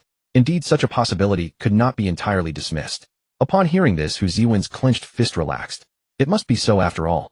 How could his strength possibly exceed Zhang Xuan's? Next, Zhang Xuan. The 9th pavilion elder's voice rang out suddenly. The entire atmosphere transformed instantly. Everyone turned their gazes toward Zhang Xuan, who finally showed signs of reaction. Zhang Xuan set down the panda companion and slowly rose to his feet. His expression remained calm, almost serene, as he walked steadily toward the entrance of the relic. The crowd watched in stunned silence. 9th elder, did you overlook a name? Xia Bozhen asked quietly. He harbored doubts about his conjecture, reasoning that if the 2 elders had not intended to allow Zhang Xuan to enter, they would not have taken such trouble to summon him. Hearing this, the others turned their gazes toward 9th elder, particularly Hu Ziwen, whose expression grew tense. You need not concern yourselves with brother Zhang, simply focus on your own matters. Chu Tianke spoke calmly. Let us begin. Upon hearing these words, Hu Ziwen's expression shifted immediately, and he reached out to hold back the first person who stepped forward. The person stared at him in confusion, uncertain of his intent. Hu Ziwen glanced toward the 2 elders, took a deep breath, and pointed at Zhang Xuan. Respected elders, we hold you in great esteem, yet cannot you show some fairness? What of him? Hu Ziwen's expression darkened as he looked toward the 2 elders and spoke with restrained intensity. I do not understand what this young man has done to earn such favor from both of you, yet must your partiality extend so far? On what grounds does he expect to reap benefits without effort? Hearing these words, everyone was momentarily stunned, then instantly grasped Hu Jiwen's meaning. Chen Guiqing spoke with measured grievance. Elder, I understand the nation currently holds certain reservations regarding our families, yet surely not all clans disregard the law, as the Lin family has. Furthermore, our family contributed during the nation's founding. Even if you harbor misgivings about us, you must maintain equilibrium at this moment. What virtue does Zhang Xuan possess that we should pave the way for him? We are children born of parents not emerged from stone. Is this not excessive? The others, mindful of the elder's authority, remained silent, though their glances toward the elders and Zhang Xuan had shifted. Chu Tianke and Xiang Donglai had not anticipated such thoughts from these individuals. Under normal circumstances, they would disregard the opinions of others, but with the ancient cultural heritage at stake, caution was essential. They had overlooked that these people could not perceive Zhang Xuan's true strength, otherwise such words would not have been spoken. Since the objections were significant, it was best to address the matter openly. We did not permit Brother Zhang to enter because we remain uncertain whether this heritage site can accommodate a cultivator at the Grandmaster realm. Should he enter, his strength would ensure his safety, yet we fear potential consequences for the relic itself. Chu Tianke stated calmly. His words fell, and the entire space descended into silence, all present turning in astonishment toward Zhang Xuan. Xia Bojun, though expecting this from earlier clues, felt a profound shock upon the elder's confirmation. The others, entirely unprepared, stood frozen. A single thought occupied their minds. Zhang Xuan is a grandmaster. How could this be? None readily accepted this, particularly Hu Jiwen, who found it difficult to reconcile that someone younger had already reached this realm while he had not. He struggled to accept this outcome. Had Zhang Xuan come from a prominent family, he might have understood, but Zhang Xuan rose from ordinary circumstances. A young man shaped by the mortal world, yet advancing more rapidly than a noble disciple endowed with abundant resources since childhood. Ninth Elder, if you are reluctant to reveal the truth, you need not offer such an implausible explanation, Hu Jiwen said to Chu Tianke, clearly unable to accept the claim. The others likewise found it difficult to accept. Chu Tianke observed the assembly. He had explained the matter, and if others chose not to believe, that was their concern. Yet one could hardly blame them. Even when Zhang Xuan first arrived, Chu Tianke himself had nearly doubted his own eyes. He recalled clearly that Zheng Junhai had assessed Zhang Xuan's cultivation as merely at the Grandmaster level. Zheng Junhai would not have erred. The only explanation was that Zhang Xuan had advanced to the Grandmaster realm in such a brief span. Though reluctant to accept this, he recognized it as the sole explanation.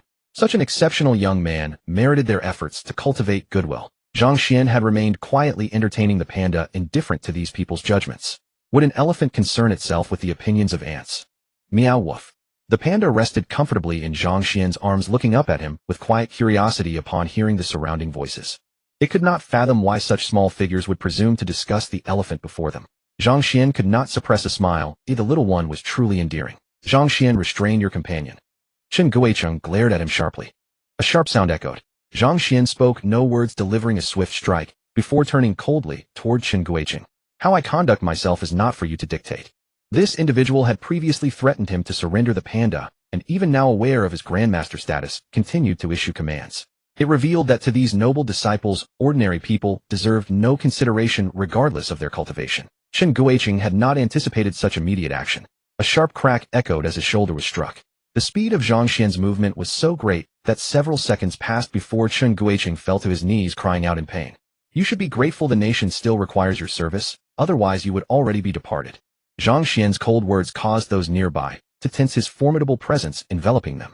Only then did they realize the person before them was no ordinary individual, but a grandmaster who had risen from common origins. Zhang Xuan had merely struck casually, without even looking back, still attending to the panda, as though swatting a fly required no more effort. Chen Guicheng's face flushed deeply with embarrassment. Facing a grandmaster of Zhang Xuan's caliber, reverence was difficult to summon. Instead, jealousy consumed him. He resented that Zhang Xuan's advancement to grandmaster seemed the product of fortune rather than merit. He believed Zhang Xuan's rapid rise was undoubtedly connected to this cultural heritage site. If he could obtain the inheritance within, he too could ascend swiftly, becoming the next young grandmaster and restoring the dignity lost that day. Zhang Xuan, wait and see. When I emerge from this place, the tables will turn. Chen Guicheng dared not meet his gaze directly, casting only a covert glance while suppressing his inner anger. Hu Jiwen harbored similar thoughts. He recalled that Zhang Xuan had discovered this spirit stone mine, first suggesting he had already benefited from its riches, perhaps explaining his fortunate breakthrough to Grandmaster. He considered his own talent superior to Zhang Xuan's. If Zhang Xuan could succeed, he certainly could as well. Glancing once at Zhang Xuan, he resolved to surpass him within the heritage grounds. All right, let us enter the ruins. Chu Tianke announced, seeing that no one had any objections. Li Jinhuan, standing first in line, stepped forward and made his way toward the cave. The cave was pitch dark, shrouded in a dense mist that veiled the sight of all, and even one's spiritual perception could not penetrate within. Of all those present, perhaps only Zhang Xuan knew that this was a heritage tower created by the Shanlei sect, an instrument used to select disciples. The heritage tower was divided into 9 levels. In all, the first 3 assessed menial disciples, the middle 3 assessed outer disciples, the upper 3 assessed inner disciples, and there was actually one more level that assessed the Thunder Heir, the young master of the Shanlei sect. These trials tested not only raw strength, but also aptitude and potential. However, after so many years had passed, no one knew how much of the tower's efficacy remained. Yet he had no intention of revealing this to the 2 elders, for it was his master's command. His master was unwilling to let the treasures of the Shanlei sect fall into others' hands so easily. Besides, so many years had passed, who could be certain that nothing within had changed? Standing before the illusion array, Li Jinhuan's gaze flickered, his eyes filled with anticipation and a trace of apprehension. Hu Ziwen was eager to enter, for in his eyes he was destined to obtain the inheritance. Seeing Li Jinhuan's hesitation, he sneered, "To gain something one must pay a price.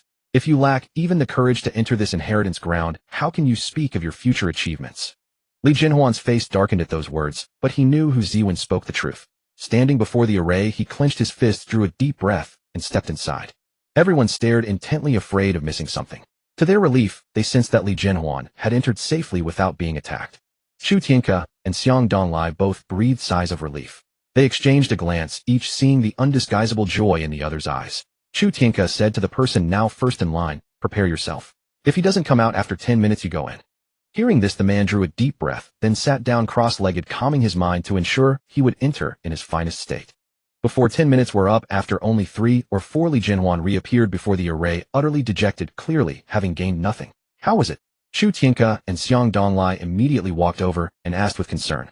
Everyone's gaze converged on Li Jinhuan at once, especially the next person waiting to enter, who stared at him eagerly, hoping to learn as much as possible about what lay inside. "Once you enter, there is a stone pillar. Place your hand upon it, and it will test your talent and aptitude. This is all inscribed on a stele beside the pillar, visible the moment you step in." With that, Li Jinhuan fell silent, clearly unwilling to say more. Everyone knew he was concealing important information, but no one said anything. They were all competitors. It was already enough that he had shared this much. Zhang Xuan cast a look at Li Jinhuan, a hint of disdain in his eyes. Li Jinhuan was under 25 and had already reached the master realm. By all rights, his talent should have been more than sufficient. Yet he had not even cleared the first level. What did that say? It seemed that Li Jinhuan's cultivation had been forcibly propped up by his clan, with vast resources, a mere empty shell with no real strength. For a man like this to hold a post in the relevant department, and an important one at that, was baffling. Were a war to truly break out or a mission assigned to him, such a person would probably be of no use to the nation whatsoever. At that moment, the second person stepped before the array. After a long, deep breath, he strode into the cave. Watching him enter, Li Jinhuan waited nervously, especially tense around the 4th minute. When he saw that the man had not emerged after 5 minutes, his expression changed. 6 minutes. 7 minutes.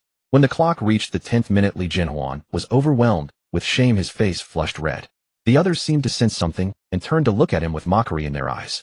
Just as Chu Tianke was about to arrange for the next person to enter, a man emerged from the array in high spirits. Almost immediately, everyone noticed the bronze sword in the man's hand, exquisitely crafted, its blade bearing an ancient air clearly obtained from the array.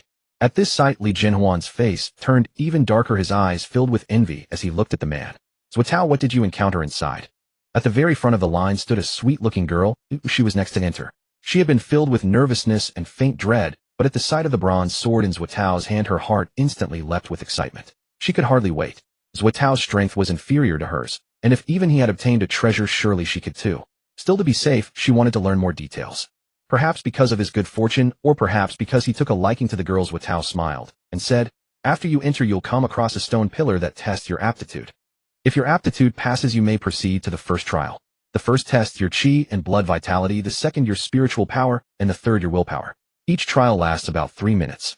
If you pass all 3 trials, it proves you are worthy of becoming a disciple of the Shanlei sect, and it will reward you with a bronze sword. The fourth is combat. The array will simulate a copy of yourself based on your strength. If you can defeat it, you pass the 4th trial. But I myself was no match for my own reflection." Zuotao said those words with dismay, yet the others still caught a trace of complacency in his eyes. The girl committed all of Zuotao's words to memory, then bounded in with a cheer. Once the girl's figure vanished into the array, the others looked at Li Jinhuan sitting aside with even more derision. Hearing this, Zhang Xuan knew the trial tower was still the same as before and quietly breathed a sigh of relief. Time flew. 20 minutes later, the girl skipped out of the array. To everyone's astonishment, she not only held an additional bronze sword, but also seemed to have grown considerably stronger. At the sight, everyone's breathing turned quick and heavy. The line gradually shortened, and these individuals demonstrated one thing to the crowd: martial artists built solely on resources amounted to nothing. Apart from the first ones, several others followed. Though their strength far surpassed that of Zhua Tao and the girl, yet they emerged dejected in under 5 minutes. With a hum, the formation quivered, and a figure stepped out. The crowd gazed at Xia Bojun, who emerged from the formation, their eyes filled with curiosity. For Xia Bojun had remained within the formation longer than anyone else so far. When they saw the armor on Xia Bojun and the great blade strapped to his back, envy, jealousy, and resentment filled every gaze. Not to mention that the bronze great blade was clearly no ordinary weapon. It was a genuine treasure. What stirred even greater envy was the armor he wore. With it, one could clearly sense that Xia Bojun's aura had multiplied several-fold compared to before. Some even vaguely perceived that Xia Bojun had likely touched the threshold of Grandmaster. Once he returned home and entered a brief seclusion, breaking through to Grandmaster was practically a foregone conclusion. The two Grand Elders Chu Tianke and Xiang Donglai nodded with satisfaction at the sight. An additional Grandmaster was undoubtedly a boon for Great Xia. The very instant Xia Bojun stepped out before Chu Tianke could speak, the impatient Hu Ziwen strode into the formation. Brother Xia, congratulations, congratulations. Your natural talent is so formidable that Great Xia is about to gain another Grandmaster. At such a young age, he is about to become a Grandmaster. His lifetime achievements may even rival those of the Grand Elders. The crowd gathered around Xia Bojun, and even those who had previously called him foolish Xia now wore expressions of fawning sycophancy. Several young women unabashedly showed their interest in Xia Bojun, casting flirtatious glances one after another. Unable to bear it, someone said sourly, "Don't rush to congratulate him. Wait until Brother Hu comes out. Then we'll see who truly deserves congratulations." Brother Hu is widely recognized as the Little Thunder King, the one most resembling Senior Thunder King. Perhaps when Brother Hu emerges, we shall all respectfully address him as Grandmaster Hu. Most people ignored him, and upon hearing his words, inwardly cursed him as a fool. Whether or not Hu Ziwen became a Grandmaster, Xia Bojun's ascension was already certain. Alienating a Grandmaster by sneering at him at this moment. What consequences would that bring? They knew better than anyone. Once the family behind this man learned what had transpired here, he would undoubtedly be cast aside. Time flew by, and the crowd's gazes grew increasingly solemn. Hu Ziwen indeed lived up to his reputation as a peerless prodigy. He had already remained inside more than twice as long as Xia Bojun.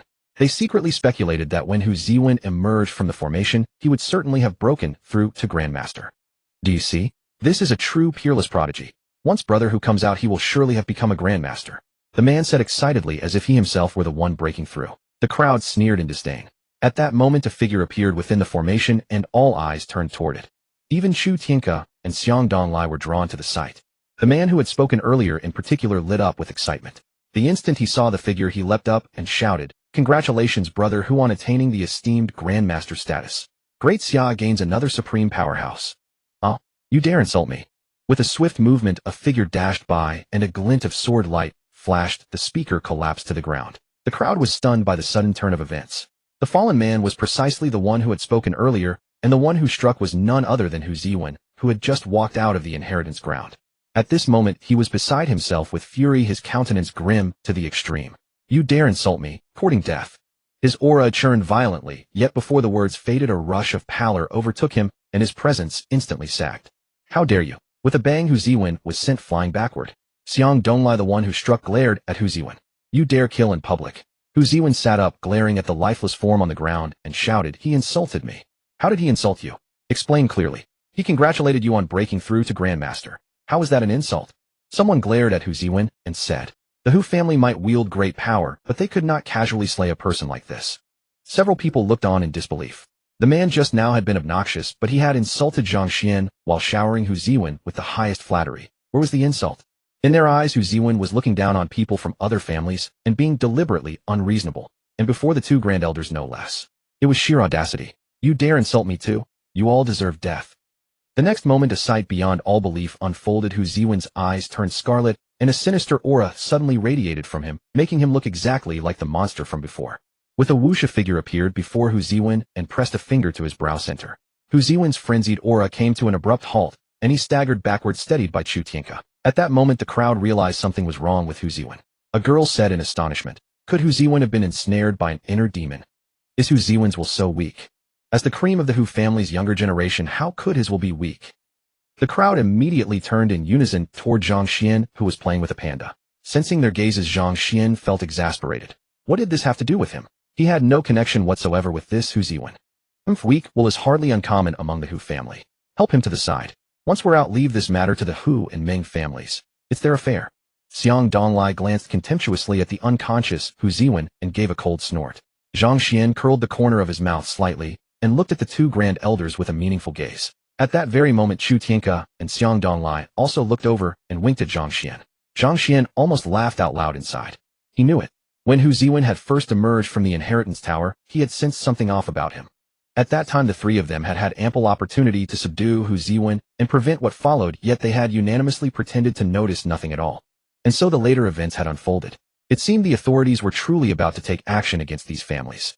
Brother Zhang, you go in first. Compared to the others, Chu Tianke and Xiang Donglai held even higher expectations for Zhang Xuan. Because Zhang Xuan had a greater sense of loyalty to the nation and possessed superior talent, they felt more at ease befriending someone like him. All right. Zhang Xuan tried to put the panda down, but the little creature stubbornly refused to leave his head, insisting on going in with him. Xiang Donglai and Chu Tianke worried that something might go wrong, yet the panda thumped its chest, assuring them that it would be perfectly safe inside. The two elders, though astonished, had no choice but to agree. They could sense that this little creature, despite its small size, possessed strength no less formidable than their own. But hearing the little panda's words, they grew even more anticipative of the inheritance. Can martial artists without the thunder attribute enter? Chu Tianke stared at the little creature with eager eyes. The panda hailed from this heritage site, and certainly knew far more about it than any of them. At these words the others also turned toward the little one with hopeful gazes. Meow? The little creature was taken aback, spreading its tiny paws as it failed to grasp Chu Tianke's meaning. Xiang Donglai opened his hand, and a ball of lightning instantly formed in his palm. This is the thunder attribute. For those without it, can they enter? He pointed at Chu Tianke and asked. The panda instantly understood Xiang Donglai's intent. It reached out a paw to pat Xiang Donglai's head, then led everyone to the cave entrance, gesturing for him to strike the stone wall. Xiang Donglai looked puzzled and did not act immediately, afraid that one move might trigger a mechanism within and ruin the whole site. The panda cast a disdainful glance at Xiang Donglai, then raised a tiny paw. A breeze swept by, sending dust flying from the stone wall. In the next moment, three oracle bone characters, Shun Lei Zong, appeared upon the wall. The little creature pointed at the three characters and chattered at Xiang Donglai, implying that he was a fool. Shun Lei's sect, as its name suggested, was composed entirely of thunder attribute martial artists. How could it possibly accept martial artists of other attributes? A flash of dejection immediately passed through Chu Tianke's eyes. Xiang Donglai was immensely embarrassed. He had been scorned by a tiny creature. Yet noticing the dejection in Chu Tianke's eyes, he patted Chu Tianke's shoulder to console him. Brother Chu, a person's body doesn't necessarily contain only one attribute. Once we come out from inside, you can go in and try. Perhaps you may awaken a second attribute. These were not empty words of comfort from Zhang Xuan to Chu Tianke, but rather the exact words of his master. What modern society calls awakened attributes is in fact the spiritual root of ancient times. Some people have only a single spiritual root within their bodies, while others have more than one. However, after the main spiritual root awakens, it suppresses the other roots, to the point that they remain completely hidden, making it seem as though the person possesses only one. Hearing this, everyone felt a sudden spark of enlightenment. Right? Why hadn't they thought of that? That's right, old Chu. Later you should go in and try. Anyway, once Brother Zhang and I have gone through it, this heritage site will probably have been explored by us, so even if you end up ruining it, no problem. Bang. Before Xiang Donglai could finish his sentence, the panda swatted him with its paw, abruptly cutting off his words. Roar. The panda's eyes turned crimson, and a fierce aura instantly enveloped Xiang Donglai. It raised one tiny paw and pointed at him, menacingly signaling that if he dared to speak of ruining the place again, it would make him regret it. The sudden disturbance drew everyone's gaze to the little creature, and the entire space fell into profound silence. Those who had earlier offered to buy the little creature trembled. This aura was too fierce, too powerful. It felt to them even greater than that of third elder Xiang Donglai. Enough. The Shunlei sect is gone. What's the point of guarding this place? Zhang Xuan scooped up the agitated little creature and held it close, comforting it. He had underestimated the panda's strength, never expecting that the little creature could be even more formidable than third elder. Meow. The panda, huffing, thumped its paws against Zhang Xuan's chest with light thudding sounds, warning him not to speak carelessly, or it would make him regret it as well. Then it buried its head in Zhang Xuan's arms, sulking. Zhang Xuan gave a wry smile. The little thing was actually sulking. He looked towards Xiang Donglai, who returned a bitter smile, and signaled that he was fine. Only then did Zhang Xuan turn and walk toward the cave. Just as Zhang Xuan stepped into the teleportation array, the little creature poked its head out from his shoulder and waved its paw at Xiang Donglai, signaling him not to say anything careless again. Xiang Donglai smiled wryly. What do you think? Chu Tianke walked over and asked in a low voice, unable to hide his astonishment as he watched Zhang Xuan's retreating figure. If we two join forces, we might stand a chance against it, Xiang Donglai said with a wry smile. What? Chu Tianke's eyes widened, utterly shaken. Boy, this kid is incredibly lucky. The three of us all heard that voice just now, yet he's the only one who got the benefit. Chu Tianke said with some chagrin. That kid got this little creature. Even if he gets nothing inside, it's worth it. This panda is worth more than everything. Xiang Donglai patted Chu Tianke's shoulder. Better to stay on good terms with Brother Zhang.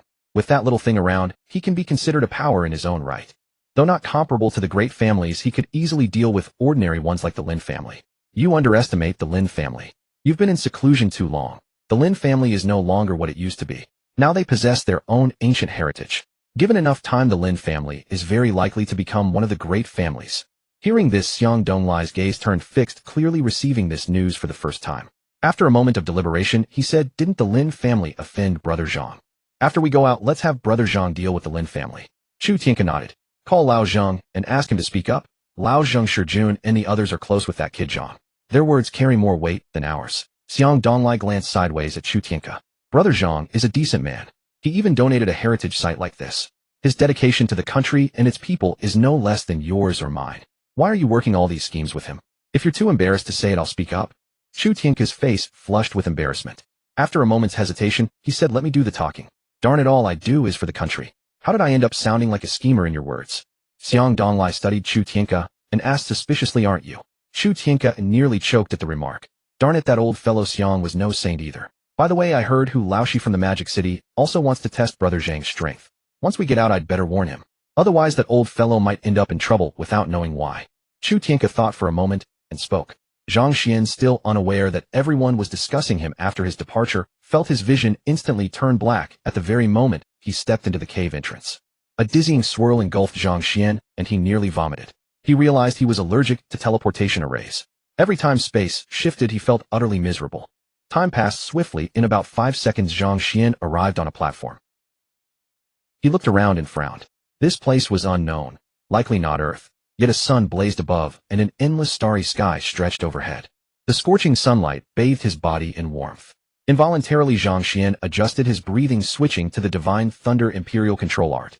The Divine Thunder Imperial Control Art had evolved from the Heavenly Thunder breathing method. Zhang Xuan switched techniques with almost no discomfort. The two breathing methods seemed virtually identical, yet the effect was several times greater. The sun blazed brilliantly, and abundant vital essence converged toward Zhang Xuan. As he breathed, wisps of white radiance streamed from his mouth and nose, exuding a rich, intoxicating fragrance. As Zhang Xuan inhaled and exhaled, the white radiance purified his physical body. He could clearly sense his bones being tempered. In the blink of an eye, one bone had been fully refined. A panda cub perched atop Zhang Xuan's head. Seeing the white radiance spilling from his mouth and nose, it widened its gem-like eyes, then stretched out its little paws to gather the wisps, pulling them close and stuffing them into its mouth. Like cotton candy, its small face brimming with joy as it busily feasted. Gradually, the little one's body began to glow with iridescent light. Its black and white fur grew ever more extraordinary, making it look even more adorable. Bah! It contentedly sucked in the white radiance, let out an unintended bleat, like a little lamb, and felt utterly blissful. Zhang Xuan, however, did not see this. After some time, he opened his eyes. Just moments ago, as he breathed, he seemed to perceive something. In the obscure depths of his consciousness, a subtle rhythm of Tao resonance connected with him through each breath. At this moment, Zhang Xuan's body and mind were unprecedentedly relaxed. Every pore opened wide, as a sensation of supreme ease flowed through him. Bah! The panda cub opened its eyes and looked at Zhang Xuan in confusion, wondering why he had stopped cultivating. Zhang Xuan caught sight of the stone pillar everyone had mentioned. A lightning emblem was carved upon it. And upon closer inspection, the emblem was actually formed by countless tiny dragons clustered together, densely packed to resemble a bolt of lightning. Beside the stone pillar stood a stone stele on which its purpose was inscribed. Zhang Xuan placed his hand upon the stone pillar. In that instant, he felt a mysterious force surge into his body, then pass through him and enter the pillar. The next moment, the pillar burst into radiance. White, blue, gold, purple, black, and red. The colors flickered ceaselessly, shifting one after another. Zhang Xuan recalled his master's teachings. These colors represented the grades of a lightning spiritual root. White was the lowest, the most common root. Following that came blue, gold, purple, and black. A black lightning spiritual root was extraordinarily rare, one in a million. Throughout the entire Xunlei sect with millions of disciples, only one possessed a black lightning root, his own master Zhang Xuan. Zhang Xuan was curious about his own spiritual root's grade. In the end, the pillar's color settled on gold. A mid-grade root. Not bad, hardly inferior. Even in the ancient Xunlei sect, this would qualify one for the inner disciple ranks. Just then a voice echoed around him. Passed. Proceed to the next trial. A grinding sound came from the left as a stone door rose. Zhang Xuan stepped through. An oppressive force immediately surged, pressing down on him as he advanced deeper.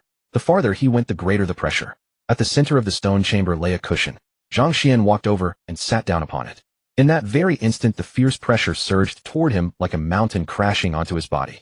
Zhang Xuan felt his qi and blood nearly halt, and his breathing constricted. Zhang Xuan silently activated the Divine Thunder Imperial Control Art, and the situation improved at once. The next moment he recognized the benefits of cultivating here. His qi and blood grew more vigorous, and his bones were tempered at an especially rapid pace. Passed. Next trial.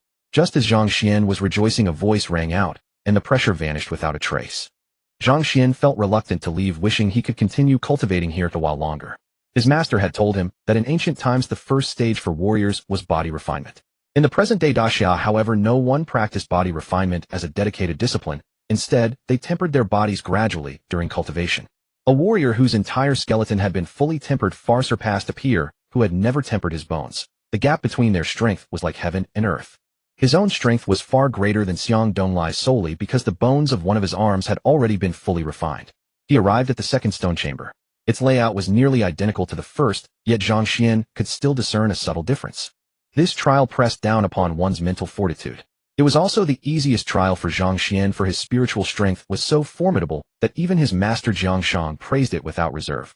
Especially after cultivating the spiritual force condensation method his master had imparted, his spiritual power grew rapidly with every passing moment.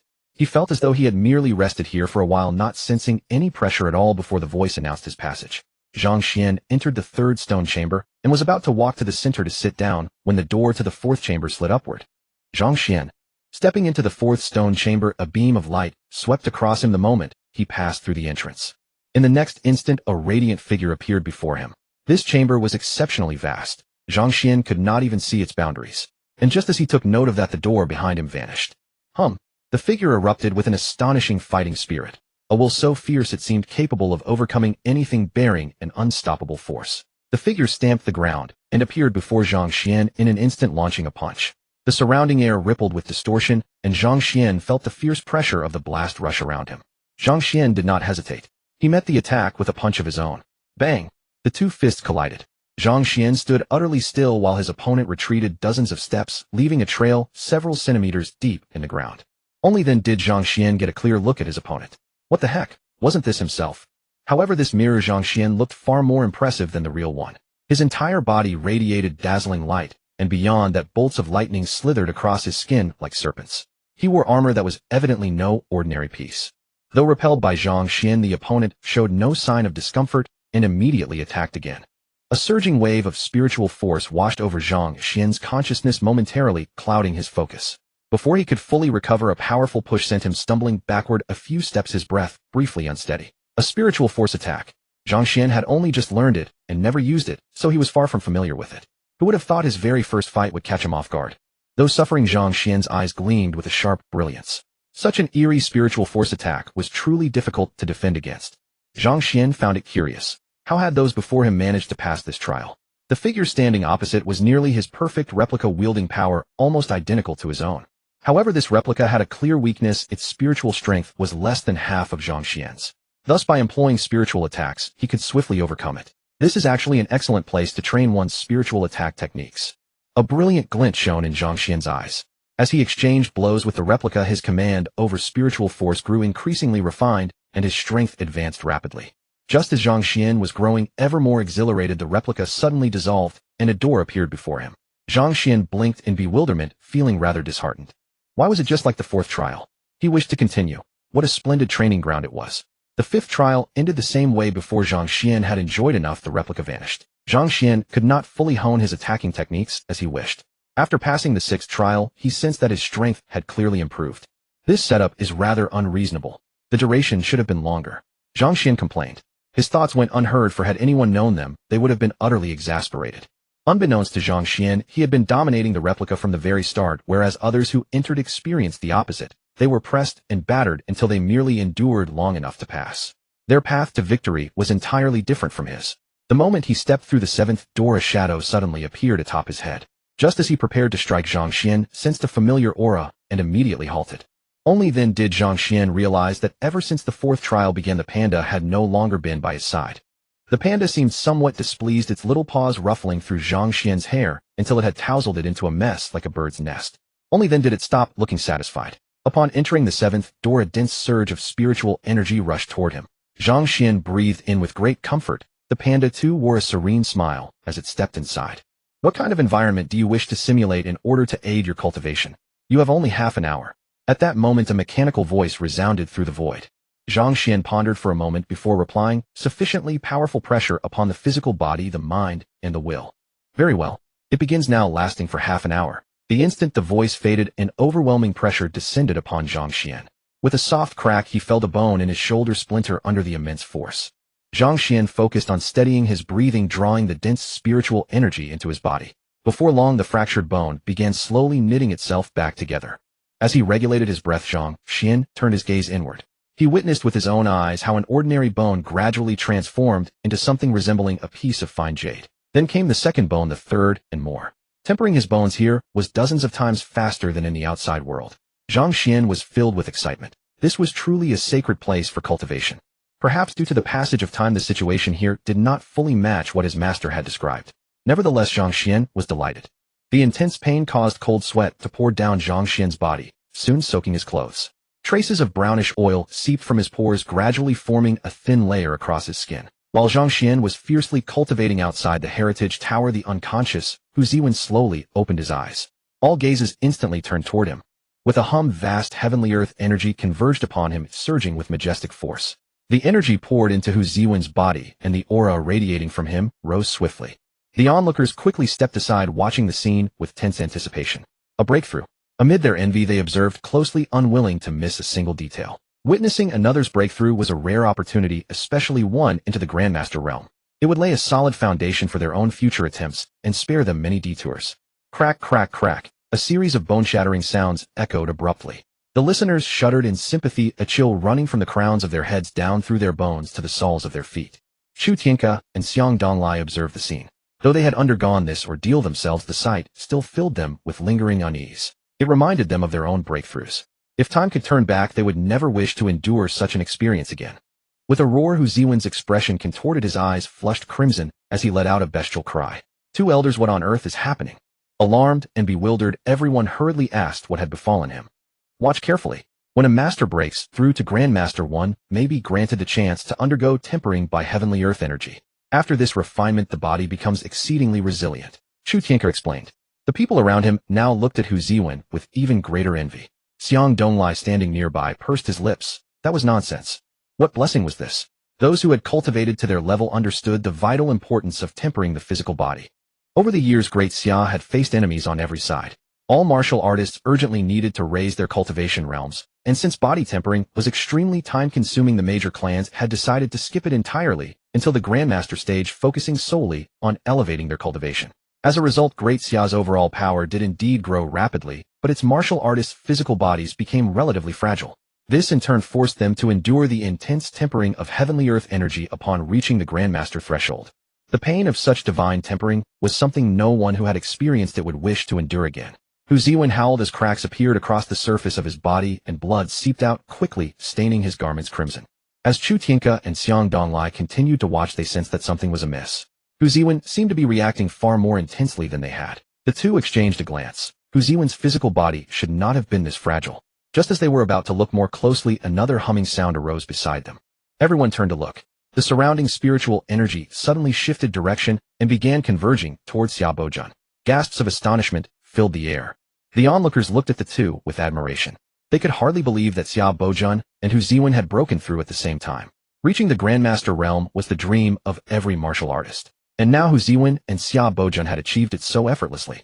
But soon the crowd noticed a difference. Why was Xia Bojan's breakthrough so quiet and subdued? Could it be that Xia Bojan's talent was inferior to Hu Ziwen's? Chu Tianke and Xiang Donglai exchanged another glance, instantly perceiving the hesitation in each other's eyes. There seemed to be something questionable about Hu Ziwen's breakthrough. Zhang Xuan stood in an endless thunder prison, allowing the lightning to temper his body. No wonder it was the favorite cultivation place of the Shunlei sect disciples. The sensation of lightning surging into his body was truly exhilarating. When tempering bones, one typically had to shatter and reconstruct them, but here it was unnecessary. The lightning would directly refine his skeletal structure. Soon Zhang Xuan's bones had been completely tempered. However, he sensed this was not his limit. In the next instant, he felt his bones actually growing, and not only that, his muscles were also growing. Zhang Xuan understood. This was the secondary bone tempering his master had mentioned. Once again, a dark essence emerged from his pores, purifying his flawless physical form. Human limits were truly boundless. His master had once said that the human race in this world seemed to be experiments left behind by extraterritorial beings.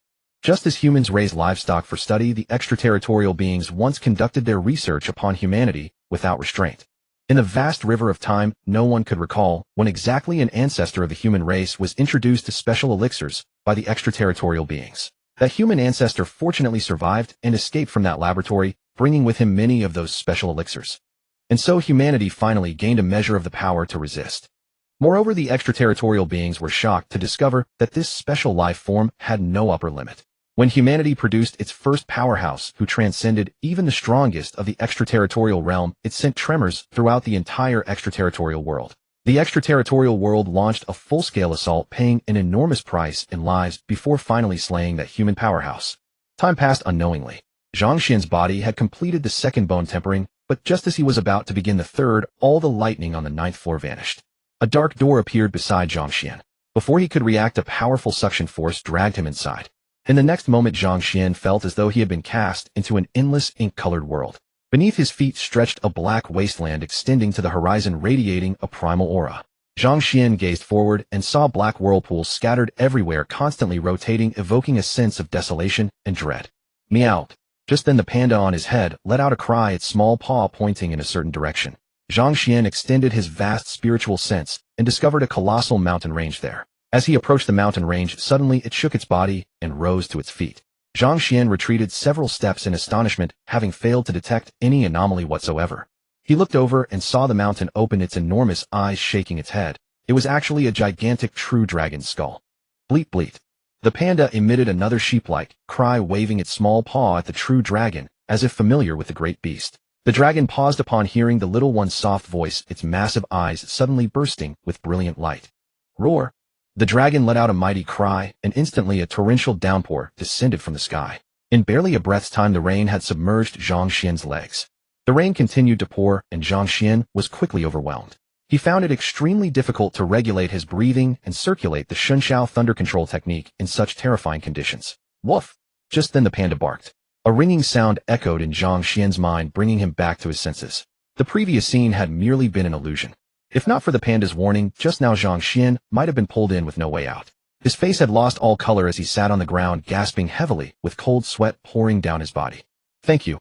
Zhang Xuan patted the panda's head, speaking sincerely. Bleat bleat. The little one's eyes were filled with joy, its paws waving cheerfully. Zhang Xuan sat cross-legged and activated the Shunshao thunder control technique. Golden light immediately radiated around him as the thunder dragon circled within his body. Seeing this, the panda's gem-like eyes shimmered with excitement. It climbed onto Zhang Xuan's lap, found a comfortable position, and lay down contentedly, waving its paw in greeting toward a certain direction. Some time passed. When Zhang Xuan came out of his cultivation, the impurities on his body had solidified. Yet they did not smell foul, but instead emitted a pleasant fragrance that refreshed both body and mind. Zhang Xuan felt warmth spreading through his entire body, a transcendental comfort beyond compare. At that moment, he felt as though he had merged with the heavens and earth themselves. Noticing this sensation, Zhang Xuan paused. It reminded him of when he had broken through to the Grandmaster realm, but had he not already achieved that? Why was he breaking through again? Boy, are you a disciple of our Shunlei sect now? At that moment, a mighty voice descended from above. Who's there? Every hair on Zhang Xuan's body stood on end, as an intense sense of foreboding suddenly overwhelmed him. Suddenly, a massive hand materialized from the void and swung down toward him. A sphere of lightning formed in Zhang Xuan's palm as he advanced to meet the approaching hand. Exquisite thunder art. The voice resounded once more, but the hand's momentum grew even more ferocious. Zhang Xuan felt as though the entire world was pressing down upon him. Bang! The moment his hand touched the massive palm, he was sent flying backward, his internal organs shattered in an instant. Zhang Xuan's breathing became erratic, yet he hesitated not at all. With a wave of his hand, the god-beating whip appeared in his grip. Dare to resist, and I'll trap you here forever. The moment the whip materialized, it surged toward Zhang Xuan with violent intent. But he had no patience for games roaring at the spirit-beating whip. The god-beating whip. How is this possible? Boy, who exactly are you? An astonished voice echoed from somewhere unseen. Zhang Xuan ignored the voice and channeled his thunder power into the whip. With fierce determination, he unleashed his entire body's thunder energy along with the Shenshao thunder control technique, striking toward where the massive hand had descended. How dare you harbor killing intent against me? Bang! Before his words even finished echoing, Zhang Xuan was struck from the shadows and sent flying before he could recover. Before he could regain control, a massive hand seized him midair. Then boom! Zhang Xuan was tossed onto the ground like a tattered rag. He quickly rose to his feet, gripping the god-beating whip tightly, but the moment he stood, a dizzying spin overtook him. A figure slowly materialized as though coalesced from swirling dark mist. Before Zhang Xuan stood a figure robed in purple. The cultivator glared at him with visible anger, hands clasped behind his back. How do you know my senior brother's Shenshao thunder control technique? Who exactly are you? Zhang Xuan, who had been about to swing the whip, froze in place. That person referred to his master as senior brother.